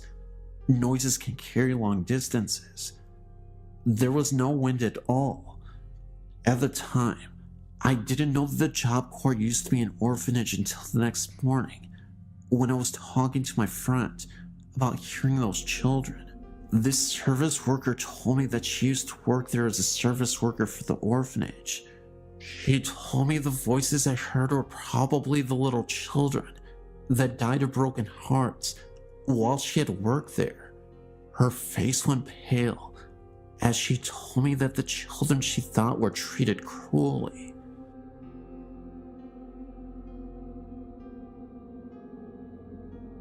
There are two versions of this legend that I know.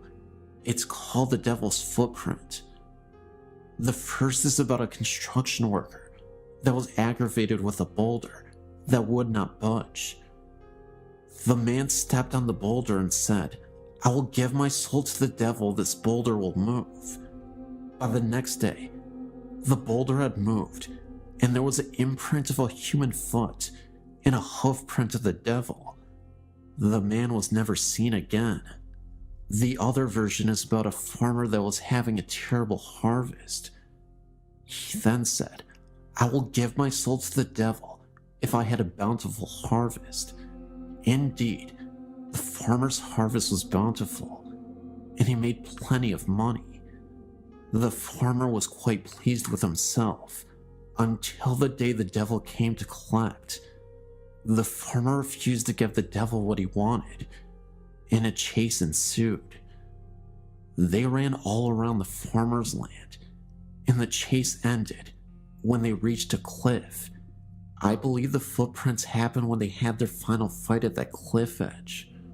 I've heard many stories about the devil's footprint being haunted. My fiance told me about an occurrence that happened when he was there with his brothers when he was about 13. He said that his brother was contacted by a ghost, according to him, and his brother swears to this very day he was standing in front of the church doors, and being a rebellious young man that he was, he attempted to kick the doors open. At the moment his foot hit the door, it swung open and knocked him off the steps. Now, you may be thinking that there was probably someone on the other side of the door playing a prank, but keep this in mind, the doors open inward, not outward. I also know someone that was there very late at night, and she swears that she saw hooded men walking the edge of the woods. I myself had an experience of sorts. One night, a friend and I decided to go find the place. We drove and drove, and we couldn't find it. When my friend was so sure she had driven too far, she turned back. We figured we better wait until daylight to look for it, so we turned on the road that we thought would take us home. And what did we see? The old cemetery and that unmistakable white church. Of course, we freaked out. My friend swerved and barely escaped going off the road. By this time, we were both feeling a little unsettling feeling in our chests. Now, whether this was due to some unwelcome presence or fear, I'm not certain. I'm assuming the latter. However, needless to say, we didn't stop there that night.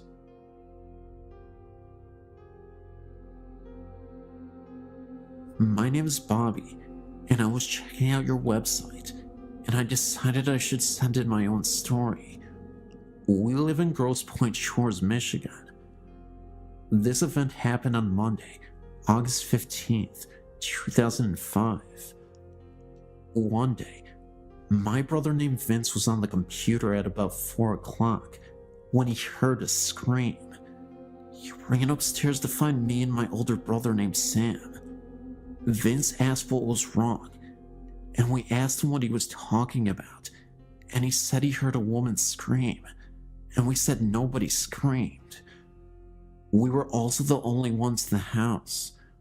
We got scared, but eventually thought that Vince was probably hearing things and forgot about it. But a week later, me and Sam saw this website and decided to check if something was haunting our house. We checked everywhere, but found nothing. But just as we were about to give up, Sam said to me that we never checked the attic. This was the first time that anyone was up there in the attic in a very long time. We got to the attic door and opened up the hatch, and a ladder came unfolded from the top of the door. We started climbing up the ladder and got to the attic, and it was all dark. I felt the wall right behind me and found a light switch. I flipped the switch and a dim light turned on. There was this old rocking chair rocking back and forth, the one that my grandmother used to have. before she died. We totally forgot that we had gotten it and threw it up in the attic. Either way, we were freaked out. After about 2 seconds, we heard a scream so loud that it knocked me backward against Sam. We climbed as fast as we could down the ladder and shut the attic door. We were so scared that we didn't tell anyone except Vince about what happened. We checked the time, and it was exactly 4:06. We now know that Vince heard the scream from the attic a week earlier. All we know about the people that lived here before us is that they were the Andersons, and that they were an old couple that lived here and raised their kids here. I don't think it was my grandma's spirit, because she was always a gentle soul and wouldn't scare us like that. Anyway, after all the kids moved out and Miss Anderson died, a short while after that, he sold his house to us about 4 years ago. I believe Miss Anderson was the one who screamed. I guess she was mad that we stole her house from her.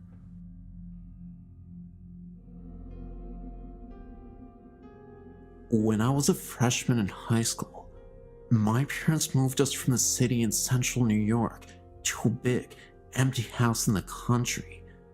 Little did we know that the house is haunted. So many things happened there that even my skeptical dad began to believe that we were sharing the house with someone or something else. My best ghost encounter occurred in the middle of the day. I walked into the bathroom and saw, from the corner of my eye, someone that I thought was my youngest sister. I said, "Hey, Lori," but she didn't answer me. Annoyed, I turned to find out what her problem was, only to realize that it wasn't her at the sink. An old woman with gray hair up in a bun, a pink flowered dress, and a white apron was drying her hands. She turned to look at me, and then she disappeared. We weren't often frightened of the ghosts, and missed them when things seemed to be quiet for too long. We would lament that they didn't like us anymore. One day, I was in the house, and I went into the shower. All of a sudden, there was a huge noise. I thought a plane hit the house, or at least there was a terrible car accident outside. I jumped out, grabbed my rope, and went to investigate. I found nothing out of order at all, so I got back into the shower. Not 2 minutes later, I heard that huge noise again. I jumped out, shaking this time, and checked everywhere, but again, there was nothing to find. I decided to skip my shower. I had a ghostly nightmare about this house before even moving in. My family moved into the house, and from day one, things were creepy. People before had moved out in a hurry, and their family broke apart almost instantly in 4 months. They all spread to 4 different places. When we moved in, we all got terribly sick within the first month. My mom had a life-threatening experience. My sister ran away. All the pets in the house died mysteriously with no known cause of death. My parents divorced. All of this happened in only 4 months. I walked into the house after school one day, and I heard my name being called. I knew no one was home because none of the cars were in the driveway. The voice calling my name sounded exactly like my mother, and I looked all around for her, even though I knew that she was presently in the hospital. Within the next few days, and a few more creepy paranormal events, all 4 of us left in just as much of a hurry as the one before us, leaving most of our personal belongings. We all split, each of us in a different car, to different places away from each other and away from the house. I will never go back to see it, nor would I wish the haunting of the house on anyone else.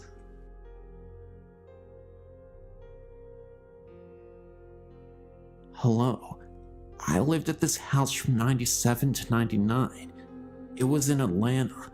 My family and many of my friends were witnesses to the occurrences. Voices, electronics malfunctioning, dark figures. It happened day and night, but mostly at night. It is an older white home, near the river, and for a while, we had a rat problem. The plumbers had left a hole under the bathroom sink.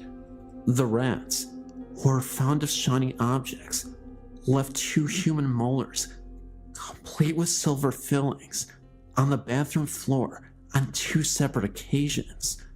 The back of the home had a foul odor, off and on, and the crawl space had been cemented over.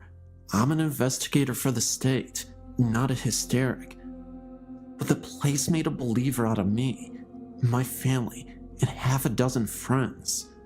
My then 4-year-old son complained of the man in the mirror with a string around his neck. Voices were male and female, also a small child. I've often felt the crawl space needed to be examined, just never could figure out a way to ask the officials to do such. I truly think that there is a body or bodies under that house. Myself and a girlfriend watched as a man-shaped shadow moved across the dining room wall into the kitchen where the light turned on. Well, we're checking out, if you can get the new owner's permission.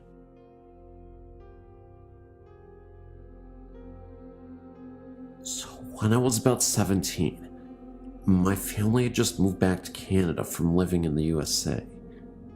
It was a bit sudden, and being a family of 6, it was a little bit of a scramble to find a place to house all of us before the snow hit. So, my mom and dad decided to live in an old house that my grandpa had on his property, just for the duration of the approaching winter ahead. The house was my great uncle's, and my grandpa skidded from my brother's property to his place. Now my grandpa has 2 quarter sections, and this house is tucked way back away from the main house, so the powers ran from the main house, and with it being so far away, there is no running water. This house is old, so to add to the running water, there also isn't heat, only a wood stove. Just to give you an idea of where we were living in. Me, being a 17-year-old, I often stayed in town, and didn't stay there very often. I specifically remember the first time it happened. I was in my bed. I was the only one who would stay downstairs. With the wood stove, everyone wanted to sleep upstairs since it was warmer. So I was just starting to fall asleep, and I started to feel the room get really heavy. I remember the feeling of not being alone. The doorway didn't have a door on it. It only had a beaded curtain, and I could feel it standing there. I then remember having the feeling of total fear rush over me and froze into my core with it. Then, it moved closer, and I felt the bed move and someone crawl right beside me, not in a way that was super noticeable, but in a sneaky, slow, sloth-moving type of way. I specifically remember wanting to vomit with fear. Then, I felt it, the feeling of an unshaven face rub against mine. I scrambled out of bed, holding my blanket, and ran up the stairs to my parents' room. I was so out of my mind with fear that I couldn't even scream. I slept on the floor with my dad's side of the bed. The next morning, Mom was wondering why her 17-year-old daughter was curled up at the foot of her bed, and I told her what happened. Later that morning, we walked over to my grandpa's house to have breakfast and go chat. My mom brought up my wild story. My grandpa and grandma silently listened, as my mom was laughing at the last bit of the story. My grandparents got really serious and turned to each other. Apparently, this has been an issue in the old house, and they didn't want to tell us, hoping we didn't acknowledge it, then it wouldn't bother us. I can honestly say it didn't feel angry or upset. It just wanted to cuddle. I didn't stay there much after that. I moved in with a cousin in town. Okay, so here goes my story. I know it sounds really impossible to some, but either bear with me or quit reading. About 2 to 3 years ago, I lived in a very old apartment complex in Maryville, Ohio. When we first moved in there, I knew there was something very weird about it. It just didn't seem like a very happy place. My parents were in the process of a divorce, and my dad lived within walking distance. I chose the room on the left. Once you walked up the stairs, there was a staircase with a landing halfway up the stairs that you could see from my doorway. My mom's room was right on the other side of mine, and the bathroom right across the hall. Well, back to the story. So I was being babysat by my best friend's sister, and we were downstairs listening to music, and suddenly, all the lights and music went off. We figured the power had just gone out, so we just started talking. After about 10 minutes, the TV came on, and it was all static. Lately, I had been seeing a man in a black cloak run from our kitchen out the back door, and I looked over, and I saw it again. Nobody in my family believed me, so I looked at Constance and asked her if she had seen that, and she said yes. So we were a bit freaked out and decided to go upstairs. At about 3 in the morning, Constance went back to sleep, and I stayed up because I could have sworn I was hearing people downstairs and that the stairs were creaking. I turned to switch the stereo on. The power had come back by this time, and I heard a voice right behind me. It was a guy's voice, and it said, "Don't scream and don't be afraid." I slowly turned around, expecting to see a guy with a rope or something, ready to tie me up, but there was nobody there. I quietly asked who was there and where they were, but nobody answered. Constance was babysitting for a week. I decided I had imagined it, so I just decided to go to bed. The next night, we were watching a cartoon in my bedroom, and I heard the same voice. I turned the TV off and asked Constance if she had heard that, and she said she heard a man talking. So I asked who was there, and they were there again. This time it answered me. It said its name was Willie, and that he wanted to be friends. He said he was sitting right beside me. I turned to look, and I couldn't see him. Will said that he was my guardian angel, so I wouldn't be able to see him. I think it was a mistake.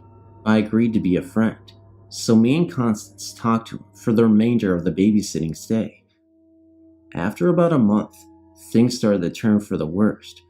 I had a problem with one of my friends, and I told Willie, and he, or it, asked me if I wanted him to hurt him. And that was when I decided he wasn't very friendly and asked him to leave. That night, I had my friend that had made me angry. We made up, spent the night as a way to say I forgive you. Well, I thought something might happen, but I took my mind off of it. At about midnight, we decided to turn the TV off and just talk until we fell asleep. I heard something on the stairs and went to look, but I couldn't see anyone. But I thought I heard my name and Willie's voice, so I went back to my room and shut my door. Right after I shut my door, I heard someone laughing, and this freaked both of us out because my mom was at the neighbor's house. I ran over and locked my door, then ran back to my bed and grabbed my baseball bat and stood by my closet, ready to hit anyone who came in. Then, my doorknob started shaking and my door rattled violently. I seriously thought I heard Willie's distinct laugh, so I hollered at him and told him to go away and never come back. Right after that, the door stopped, and we both vowed to never tell anyone who knew what happened. Of course, if we seriously considered it first, then we might tell someone. But seriously, are we nuts? Am I nuts? Thanks for reading. I wanted to tell you some of my personal experiences that happened in Randallstown, Maryland. There's a job court center on Old Court Road. It is technically considered Woodstock, Maryland. The center is called Woodstock Corpse Job Center. I was a student, as well as a residential advisor, at this facility from 1995 to 1996 as a student. In 1998 to 1999, residential advisor. Anyway, this is a huge mansion-type building that currently houses up to 550 students. It used to be a monk monastery. There is a graveyard for the monks that still sits at the entrance of the center. Well, when I was a student there were a lot of strange things that would happen, but we had one that was widely known around the center. He was called the Black Monk, not because of the color of his skin, but because he had no face, and under the hood of his cloak, you could see only black. He used to walk around the center at night. If you woke up in the middle of the night and looked out your window, you would sometimes see him on the grounds. The next experience is that there is a dorm called Columbia. All the dorms are named after surrounding towns. That was the dorm that I lived in. There used to be an extension to the dorm that you could access through a door at the back of the lounge. The entrance to that part was always kept locked, on the upstairs section of the dorm. This section of Columbia burned down sometime in the 80s. When the dorm caught fire, there was a 16-year-old girl who perished in the fire. She has been seen many times in the dorm lounge. Just before I started at the center, there was a dance. This could have happened in the summer of 1995. The night of the dance, a young girl, I believe she was 16 or 17, was out on the grounds, walking to the dance. When she realized that the dance was starting, she began to run to the entrance to get to the dance. As she trotted towards the entrance, she realized that she was having trouble breathing. She was an asthmatic and had forgotten her inhaler in her room. Having trouble breathing and with no one around, everyone was in the dance. She sat down on the steps to the then flagpole, now waterfall, and unfortunately perished. She was also a resident of Columbia Hall, and you could hear her wheezing walking down the hall at times during the night or when the dorm was quiet. Now, when I was a staff member there, I was placed in Columbia Hall as staff. Well, in the mornings, we used to have a check of all the rooms to make sure that the girls had cleaned their rooms, closed, and locked the lounge and laundry room, etc. One morning, while I was up there, I would always start at the far end of the dorm, checking rooms, and the laundry room was about midway down the hall, and the lounge was at the end of the hall. Anyway, I went in to check a student's room, and when I came back out of that room, I realized that the lounge room door was locked. It was open when I went into the first room and closed when I came out, so I decided to go down and just lock it, figuring the door had just caught wind. When I went to lock it, it was already locked. This was impossible, since the door had to be locked with a key. Then, just at that moment, I heard the washing machines, all 4 of them, start up in spin mode. So, at this point, I got creeped out, and I went into the laundry room to investigate, thinking maybe one of the girls was being funny. When I got into the laundry room, there was no one in sight, and as I lifted the lids, all of the washers were half full with water. Mind you, I said that they were in spin mode. At this point, I became too creeped out to stand in, so I ran downstairs to get another staff member to come up with me until my inspection was complete. I don't know if I had some kind of gift or something, but I was not the only one to see or hear things, except that morning, no one else was with me. But there was something about that place that just seemed to draw this one out in me. I was always the one to see them and draw other people's attention to them. Since leaving there, I've not had such powerful occasions. I've had some strange things happen, feeling someone else in the room is with me, etc., but nothing this strong, and I will never forget them. Thanks for listening. I recently started a new job in a large local department store. This store has a huge basement where empty shelves are stored and overstocked items, such as large ficus trees and so on. Many employees refuse to go down there alone at night. I found out why. One evening, I went down to the basement to drop something off. There is a very long hallway between 2 huge rooms down there. I walked to the far room, going through the hallway. As I neared the end of the hall, I thought I heard the click of high heels. I turned, saw nothing, and walked on. I was standing at the counter down there doing some work and heard the sound again. I looked, and I swear, I saw what looked like to be a woman literally walking into the ficus trees and disappearing. Yes, I saw high heels. Well, I went upstairs rather quickly. After talking with many coworkers, I discovered they all had the same experience. Come to find out, the woman who used to handle the incoming trucks died suddenly about 2 years ago, and yes, she always wore high heels to work. The woman who replaced her made management move the warehouse desks upstairs, as she always felt so creepy sitting downstairs. Did the former freight manager love her job so much that she hates to leave? Who knows? I just know I've joined the ranks of, I'm not going down there by myself.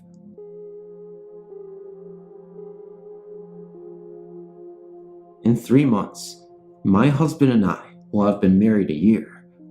A few months after we're married, we moved to this house here in Minneapolis, and since we have gotten here, I've never felt comfortable. My husband's best friend was kind enough to let us share this huge house with him after some of my new in-laws sold the house out from under us and kind of left us standing. Anyway, I have an extreme fear of basements, and when I say extreme, I mean extreme. Our washer and dryer are in the basement, so come time to do laundry, it took me weeks to build up the courage, telling myself you are 30 years old, grow up. So my first venture to this basement, I swallow the lump in my throat and continue on with my mission. Under our stairs, there's like a triangle place that most people leave open to store things, only on these stairs, the entire area is blocked in, like boarded up, so I tried not to notice, but my fear had me on my toes. I was alone, except for our 2 pit bulls who are larger than average, so you would think I would have no fear. As I was putting the clothes in the washer, our male pit comes downstairs and was lying on the floor beside me. While I loaded the washer as fast as I could, he suddenly gets up and goes into the spare room in the basement and starts this deep growling he only uses when he is protecting. Just like kids, you get to know their different sounds. Anyway, I looked up from what I was doing and saw something out of the corner of my eye that looked like another dog's hindquarters in the doorway to the room. In this area, we have a lot of idiots who think it is cool to fight their pits, and we have ours for family dogs, only they are loved and protected, just like children, but they know it is their job to protect us. Several people have approached us wanting to fight our dogs, and we always turn them away, so they get angry. So the first thing that comes into my mind was someone found a way to get one of these fighting pits into my house, so I panicked and grabbed the pipe beside the washer. As I went to approach the other dog, my male came bolting out of the room and straight up the stairs. I got this feeling someone was behind me, so I ran after him. When my husband got home, I told him what happened, and he finally broke down and told me there's some stories to this house, and one is for sure that right before his best friend moved in here, some idiots kept a dog on a 12-inch chain. It was attached to the wall downstairs in the spare room, and sometimes our dogs seemed to see him. Then he says he might as well tell me the rest that goes with this house. Seems that back in World War II, an older lady had lived here and had fallen madly in love with this house. Her husband had been killed at war, and she was just living alone, and she had made the request to be buried with this house. I thought he was crazy, as he told me to wait, and I would see things. I'm a skeptic, and I made this clear. I was sitting on the couch one afternoon, facing the stairway, which has no windows, no reflections, no nothing. There's a window on the landing, and one at the bend, but the stairway itself has no windows. I looked up at my husband to say something, because I had just seen him walk down the stairs, and something was floating down my stairs. It wasn't a form, just a haze, just something was there. I told my husband again. After that, things have only been worse. I was sick in bed, sitting up one night, when I felt something rub my back. Thought it was my kitten, but it was not, so I sat back down, and it happened 3 more times, like someone was trying to massage my back with tiny hands. Instead of crying out to my hubby, which I do so often, I just turned on my light and fell asleep. The next morning, I told my husband, and he said something had been missing with them. He let the dogs out. When they came in, he shut and locked the door. We never leave our doors unlocked, no matter home or not. Then he sat back down in the family room to finish his show, and he felt freezing air. When he got up to check the door, it was standing wide open. I should know, to lock this door, you need a deadbolt. I said to my husband, I don't care if anything is here. I don't mind sharing a house. I just don't want to be touched again or see anything else. Being touched by something not there is too scary. It has happened to me in my sleep, in the tub, getting ready for work, a lot of times. Since I've said that, I don't see too many things. After the thing I've seen in the dining room on all fours, I'm thankful. Now, however, I heard someone outside my bedroom door, whispering, making those noises, and a woman's voice kind of moaning like she is tired of something. There's so many things I could go on about. I just wanted to know I'm not the only one experiencing these things. Thank you for your time. When my mom was 17 and her twin brothers were 15, they lived with my great-grandma, whom I call Nanny. My nanny lives in this old house that once belonged to her mother and her mother's pet bird, who had both passed just 8 months before. Her mother because of sickness, and the bird because no one really paid any attention to it after her mom died. I must say myself that this house is weird. It is shaped like a barn, and it's 2 stories high.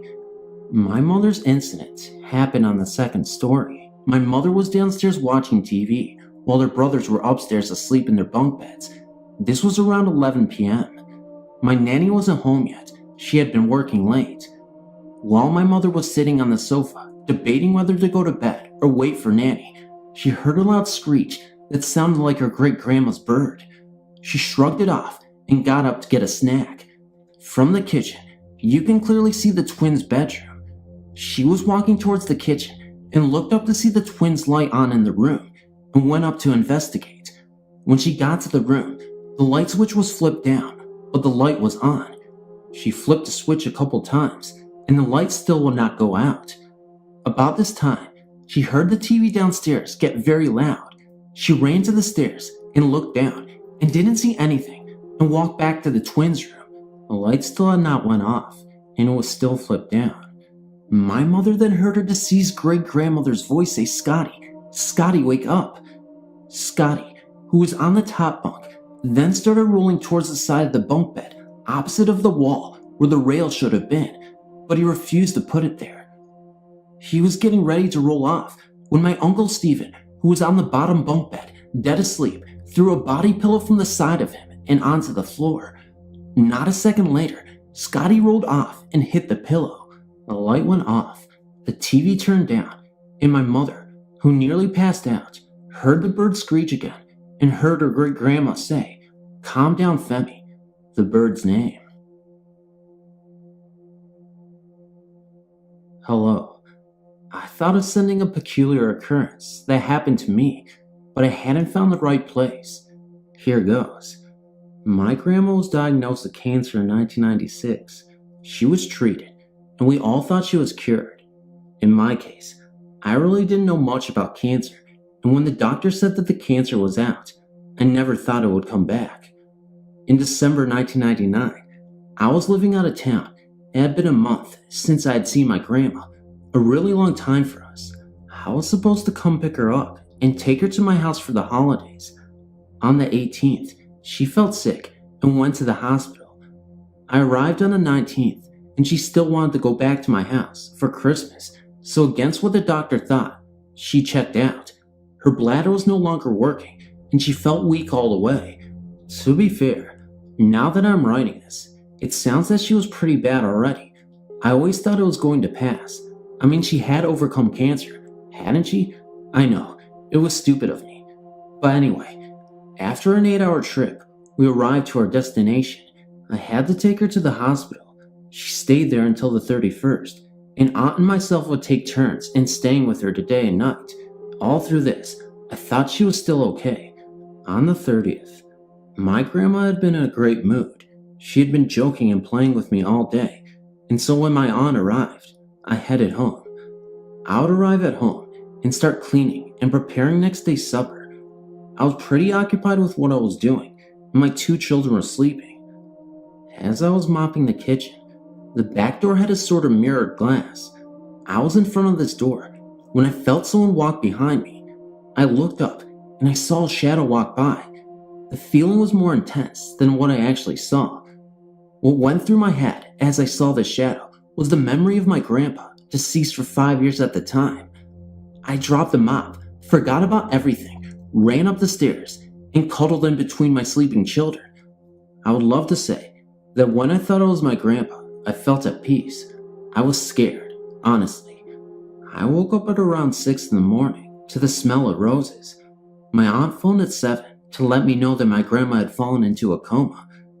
All this day, the smell of roses persisted, and I would smell it everywhere. She died on January 1st, 2000. She never made it out of the coma. Unfortunately, the cancer had invaded most of her organs. I know it's not really scary, but it's the only experience I could not explain logically. I've never read of anything that has to do with the smell of roses. If anyone has had a similar experience, please let me know so I can understand this better.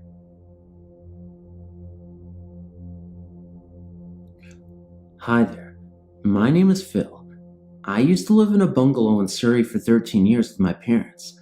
The property was built in 1953, and we think that it was built on an old forest. We moved there when I was 13 years old, and I'm 29 now, and I've moved out, but things still happen. My parents have now sold the property on. Anyway, when we moved in, we wasn't told that the previous owner had suddenly died in my mom's and dad's bedroom from a heart attack. We were there about 3 months before we started noticing odd things, like objects that were put in safe places we would find like elsewhere, like keys and pictures would move, strange cold areas that normally would be in the hallway, creaking floorboards at night, and strange shadows that the cat would sometimes avoid. The cat would stop dead in its tracks and not go into that room. Instead, would just sit there and stare at nothing as far as we could see. These things continued for about 3 years, but we got used to them. But we had the odd visitor refusing to go into the bathroom to wash their hands, as for some reason was never very warm, including the summer months. A chill would run down your spine, and you wouldn't like being in there for very long. I remember one morning, it was a Sunday. I was 16 at the time. I was lying in bed relaxing. Now, I was definitely awake because the TV was on and it was 7:30 a.m. I was lying on my back, just deciding whether to get up or not, when the cat jumped out of the bed at a very high speed and ran from the room. Just then, I felt this pressure on my chest as if someone was pushing down on me. I couldn't breathe that well. I couldn't shout out for help, nor could I move, as if I was paralyzed. This must have lasted for about maybe 2 minutes, then whatever it was lifted off of me. I jumped out of bed and went into the kitchen where my mom was making breakfast. She said I looked very pale and white, and when I told her what had happened, she told me that she had a similar thing happen to her, only that she felt as if someone was trying to strangle her, and at the same time, I told a friend of mine, who at the time was heavily into the paranormal, and he suggested that the person who died of a heart attack in the house was feeling something bad, and he wanted us to feel the same thing. He wanted us to feel the pain he went through, but I wasn't sure about this thought, as I think that someone or something in that house wanted us out. A few strange things happened for us the next few years, but generally it was quietish. But things started happening to me again. When I was about 20ish, I had the same experience as someone pushing down on me at the same time as before. Also, I'm sure it used to follow me about, is sometimes I would get this feeling of someone being right behind me. I then saw a dark, tall, gray-haired man standing in the hall when I came home late one night, and when I said who's there, because my mom and dad were on holiday at the time, it disappeared in front of my eyes.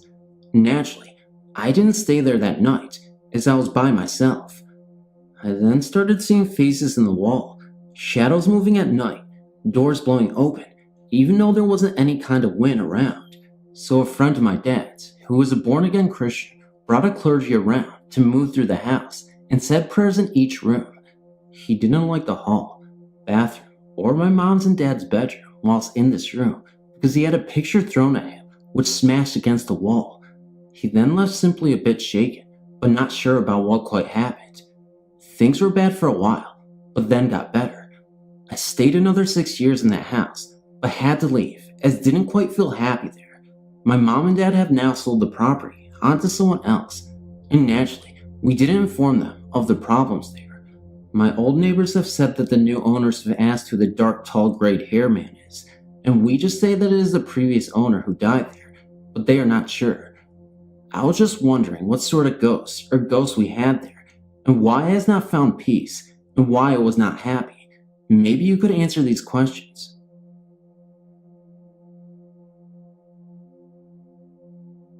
I have a best friend named Mandy, and she has always said that there was a ghost named Jack that watches over her, and at the time she told me this, I was about 9 years old. I was invited to her house on a Saturday just for the day, but I ended up staying there till after dinner. She told me Jack likes to hang around in the basement of her house, and likes to open this old freezer door. I never thought about it until we went down to the basement to play. I felt like someone was watching me. Later, we went upstairs, and her mother told us dinner was ready, and told us we were eating outside. So before I went for dinner, I told my friend Mandy that I'll be out in a second, and she said okay, and she went out to have dinner. I forgot my toys downstairs, and I remembered when I looked downstairs, the lights were off, and the freezer door was wide open. At this time, I was thinking of whether or not I should go down there, so I just stood there for about a minute. All of a sudden, I heard someone call my name. It was like a soft whisper voice. I thought it was my friend Mandy. I knew she was outside with her parents having dinner, but I thought maybe she came back to get something. So I went downstairs. I looked all over for her, but couldn't find her anywhere. Now, I felt very scared, and I grabbed my toy and ran upstairs, thinking someone was watching every move I made. I went outside and saw my friend Mandy and her parents out there having dinner. I didn't want to bring up anything about it in front of my friend's parents. So after dinner, I told my friend Mandy what I heard and felt, and she said that it was her ghost Jack. Then she started to bring up how Jack communicates to her, and she sometimes sees him walking around down there. She doesn't seem to be startled at this, because she believes that Jack is there to watch over her. This past September, my sister and I visited this place. I've noticed it is no longer on your website. The place is truly haunted. I'm no ghost hunter, but we thought we would give it a try on our vacation. This place I'm referring to, of course, is Knoxville, Tennessee's Evil and Copper Ridge Road. When we got there, no sooner than we got out of the car and crossed the street, I was overcome with fear. We went into the graveyard and was looking around. I looked at the building and saw a glowing light. I just thought it was from a streetlight on the other side of the building, but my niece was standing beside me and never saw it. I was taking some pictures of headstones when my sister started running towards me, yelling, "Did you hear that?" I then proceeded to tell her that I didn't hear anything, so we all ran scared, and she said she even heard a dog growling. We left and went back to our motel. We got brave and decided to go back. When we got back, we went into the building and not the graveyard. This time, it was like I couldn't breathe. After a few minutes, I was okay. We walked around the outside of the building. My sister wanted to go inside, but only if one of us went with her. I said I wasn't going in there, so we ended up back in the graveyard. We start looking around again when we noticed something really strange. What we saw in the distance of the graveyard, all the way in the back, was the faint image of a black shadowy figure approaching us. I started yelling, "Run, it's going to get you." Everybody sees this thing, so we run for my car and refuse to get back out. Now, my sister, for whatever reason, wanted to get back out there and investigate, out of curiosity, I guess, but I told her not to go out there. We drove away, and that was that. I live in a small town in Texas. For as long as I can remember, everyone has told stories of our high school being haunted. Before I begin, I will give you some background info. The high school was built, I believe, in the 1920s. As the years have gone by, the school has been expanded on. but the original building is still there. It is in the part of the building that most of the weird experiences have happened. These are all stories told to me mostly by the teachers. I've never experienced anything myself. I will try to remember everything. As a side note, this all occurred in the original part of the building. On with the stories. To start with, one of the classrooms in the old building belongs to Miss P. I won't mention anyone's name for privacy reasons. She has told me that there is a cold spot in the corner of the room. She has placed a large cabinet in the corner because her students will frequently mess around there. She also told me of a time when she was picking up for summer vacation and had neatly stacked all her books up on the desk before leaving for the night. She was the only person there at the time, and she locked the room up. The next morning, she returned to her room and found all the books she had stacked open, thrown throughout the room. I've taken her class, and sometimes without warning, the mobiles on her ceiling will move, but there is no breeze to move them. Also, the smell of lemons can be smelled by everyone every once in a while. Sometimes when she has her own scented candles, of which are never lemon. The main hauntings, I guess you could say, come from the gym. For years, people have had strange things happen. About 4 summers ago, we had a teacher bring in some paranormal investigators to have a look at the high school gym. They told us that the center of energy, I guess, is located under the gym in the girls' weight room. This made sense on several occasions because the punching bag down there, which is very heavy, will swing violently on its own. Also, in pictures taken of the girls' basketball team, a white haze can be seen in the top corner of the picture near the basketball goal. I've seen this picture. My friend is a photographer for the yearbook, and in a lot of her pictures taken in the old high school, white balls called orbs can be seen floating around, and even my teacher has seen them floating around as well. Anyway, the investigators took video of the gym while they were walking around, and twice, when they crossed the gym, they were followed by a burst of light, I guess is the best way to describe it. They also left a tape recorder in the weight room during the investigation, and upon listening to it, heard voices that sounded raspy and so far off of what a usual voice would sound like. I will never forget what the voices said though. The reason we view the tape and listen to the recording is because the head of the investigation has a website that she has posted this on. They said, and I quote, "No one hears us." I just thought I would share this with you all after reading the many experiences of others on this website. I attend this high school currently. Many rumors fly around about who the ghost can be. The most reasonable is that of an old janitor who died, and also some of the high school students who were involved in a car crash. I don't know what year that was, but many people believe that they could be there as well. The investigator doesn't believe they are harmful, but she also recommended not trying to contact them as well. She believes they inhabit the gym because that used to be a high source of energy, with pep rallies, athletics, and such. That is all I know.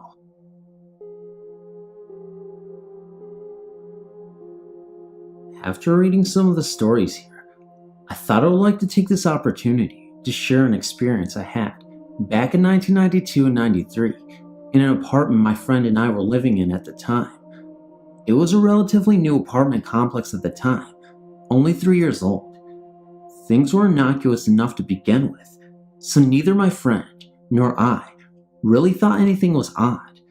Items of food, jewelry, or clothing would disappear and reappear frequently, days or weeks later, in strange places, other than those where they had originally belonged. We each thought the other person was misplacing these items and forgetting we'd moved them. It was quite amusing at times to open up the cupboard and find the cheese in with the dinner plates or the chicken pies in your closet. Oh, and socks used to disappear a lot.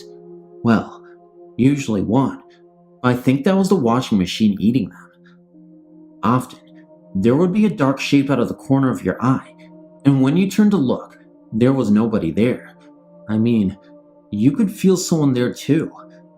Laying in bed at night, I would hear the front door open and footsteps walking across the living room, and thinking it was my roommate coming in from her night out, I would call out to her and get no reply.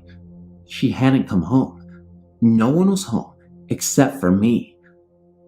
I was woken up one night by voices whispering very close by. I thought it was someone chatting outside my bedroom window at 3 o'clock in the morning, but when I woke up more fully, I realized it was coming from my bedside radio. But the radio was not turned on. It was not even plugged in. The TV would turn on by itself. Usually when we're in bed, it would come on really loudly and startle you awake, and it wasn't even on a channel we even liked to watch. One night, my friend had volunteered to sleep in the living room on the couch because my friend and daughters were over for a visit. Another long story, and my daughters had taken her bedroom over.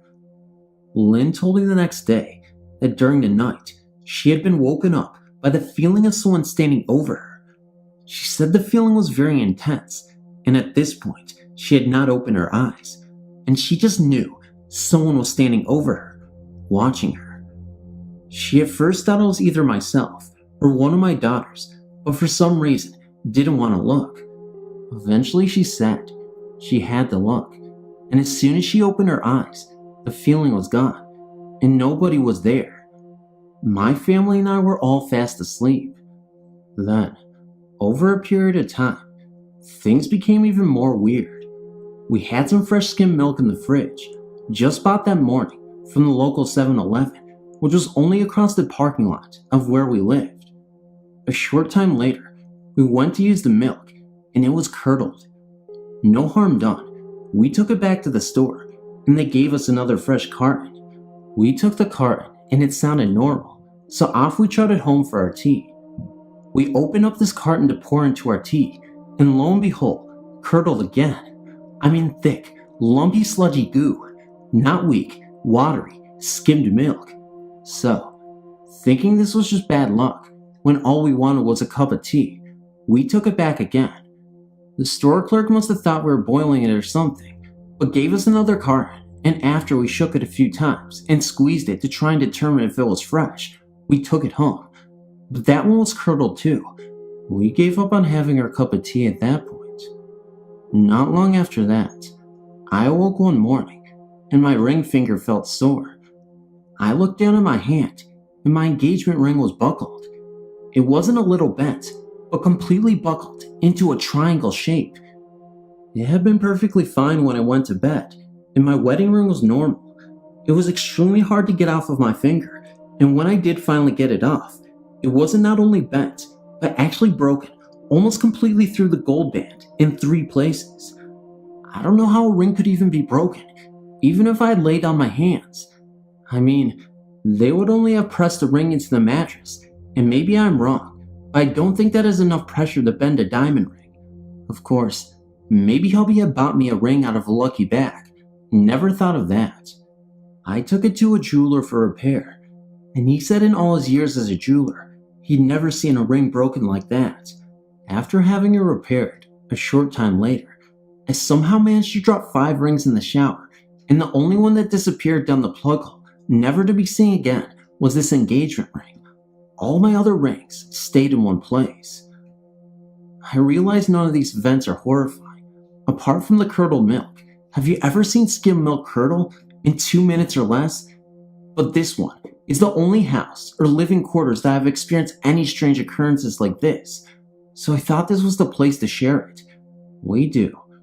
Both my friend and I believe that there is something wrong with that apartment, as the feelings and events were getting stronger and less friendlier the longer we stayed there. Eventually, we moved out into another apartment in the same complex and never had any other things like that occur. I was often tempted to go and ask the new occupants if anything weird happened to them, but didn't want them to think we were crazy.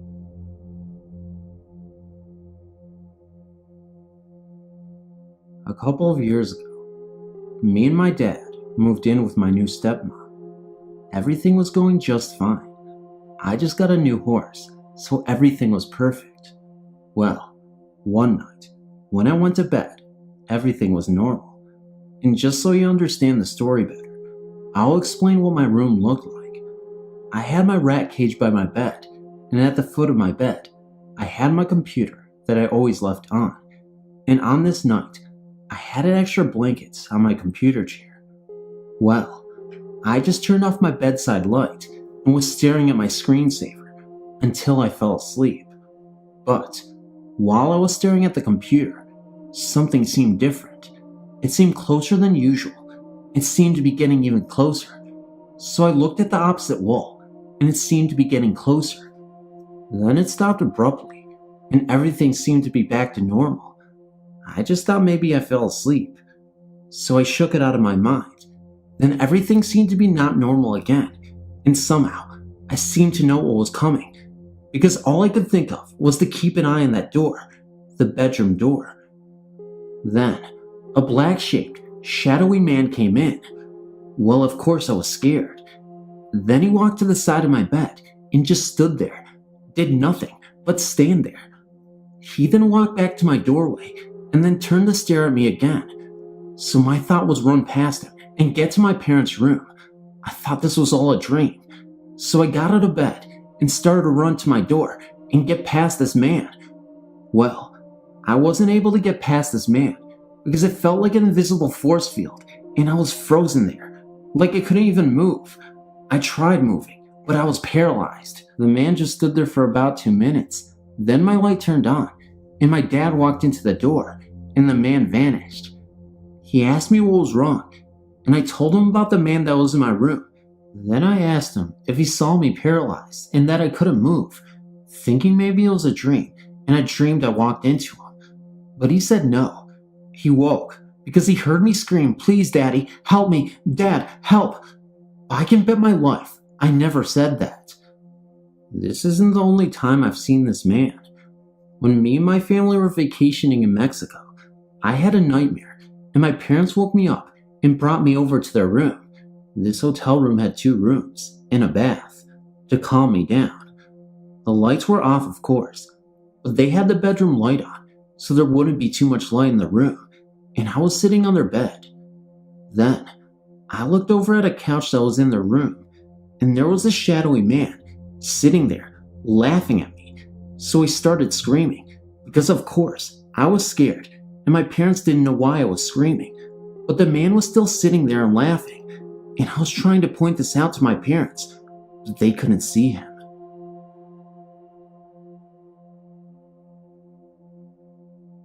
One day when my family was out, I stayed home by myself. I then started to feel a breeze, so then I went to go get a blanket, and I felt like someone was watching me. I went upstairs to my room, and I saw a really bright shadow. I got frightened, so I started running to my room, but right then, my door opened. I went inside. I saw a glare near my bed, and its image started showing up. It looked like a little girl, so I told her to leave me alone. Covering myself up, I felt a chill. I started crawling to the hallway near the steps, and it was standing right there in front of me. My parents came home right then, so they tried to open the front door, but I went to open it, but it was already unlocked. I told them what had happened. They couldn't believe what I was saying. I went to go drink some water, then I went to sleep, but I couldn't. It seemed like the little girl was watching me. I can still see her to this day, but it does not frighten me. It sometimes seems like she is talking to me. I can tell when she is there because I either get the chills or I feel as someone is touching me. I moved not too long ago, but I will always remember her. I wish I knew what she was trying to tell me or leave me alone. I will remember that forever. My family had moved into this house. The old owner, a middle-aged man, moved because of the memories. 2 years earlier, his wife had died giving childbirth. Soon after that, we moved in. My older brother decided to move back in and took the room across from mine. I hated my room. It was always cold, and I was scared to be in it by myself. I would lay on my bed and watch TV. 2 times I saw ghosts. My dad sometimes went in my brother's room to play his PlayStation, and out of the corner of my eye, in broad daylight, I would see an older man, slightly bald, wearing a white shirt and walk into my brother's room. I thought it was my dad, but the lights didn't turn on and my dog started to cry. Soon after, I saw a young girl walk into my brother's room. She had long, dark brown hair and was wearing a white nightgown.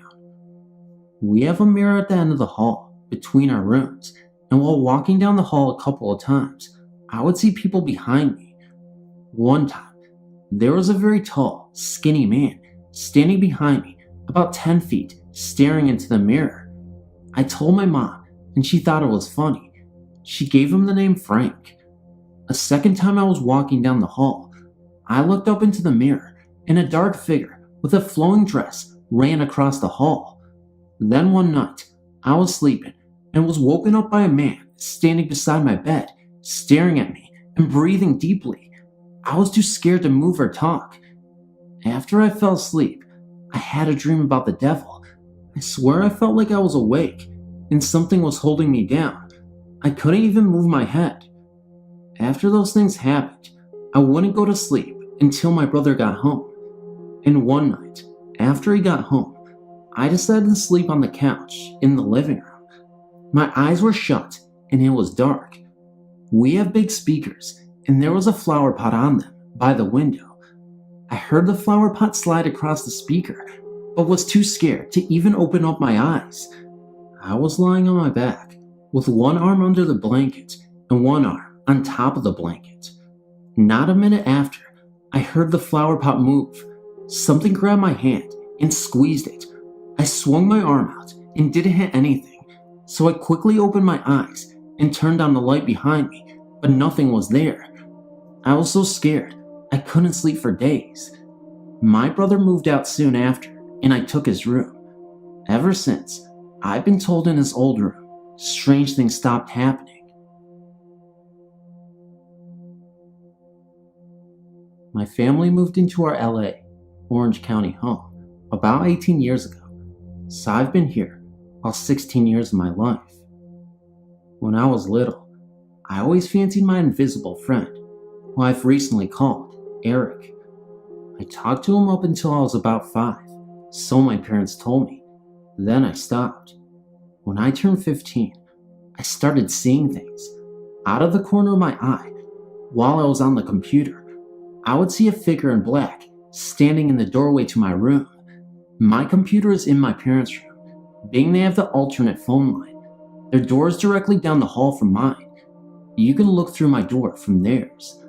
I would also smell odd smells, like death or some sort of fish, when none is cooking. There will also be cold spots in the same part of the downstairs hallway, where most of the activity has taken place.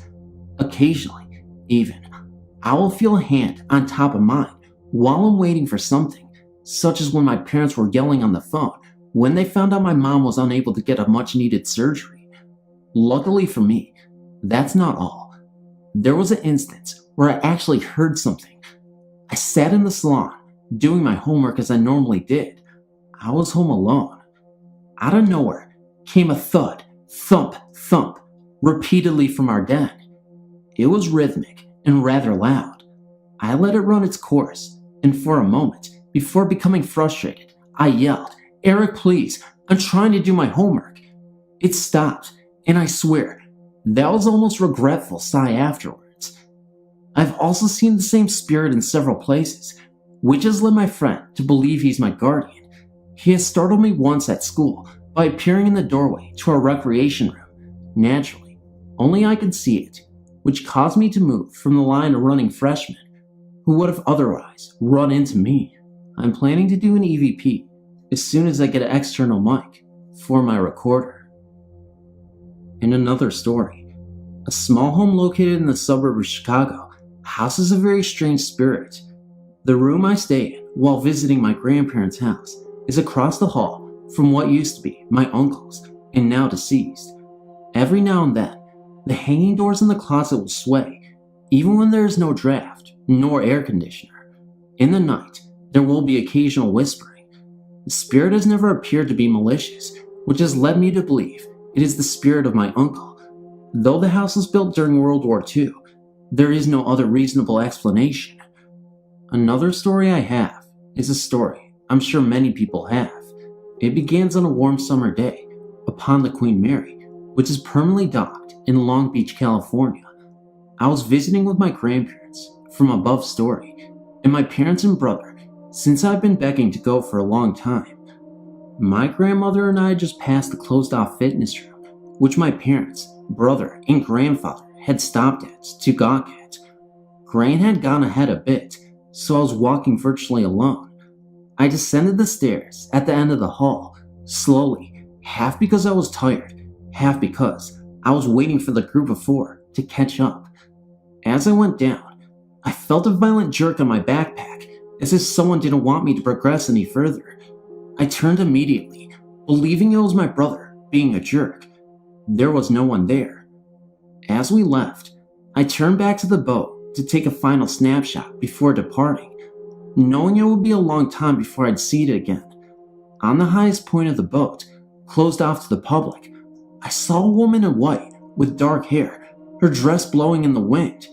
I thought it was an employee until I looked again, and there was nothing there, and no door through which she could have gone through. Now this last story, I'll refer to as Purple and Gold.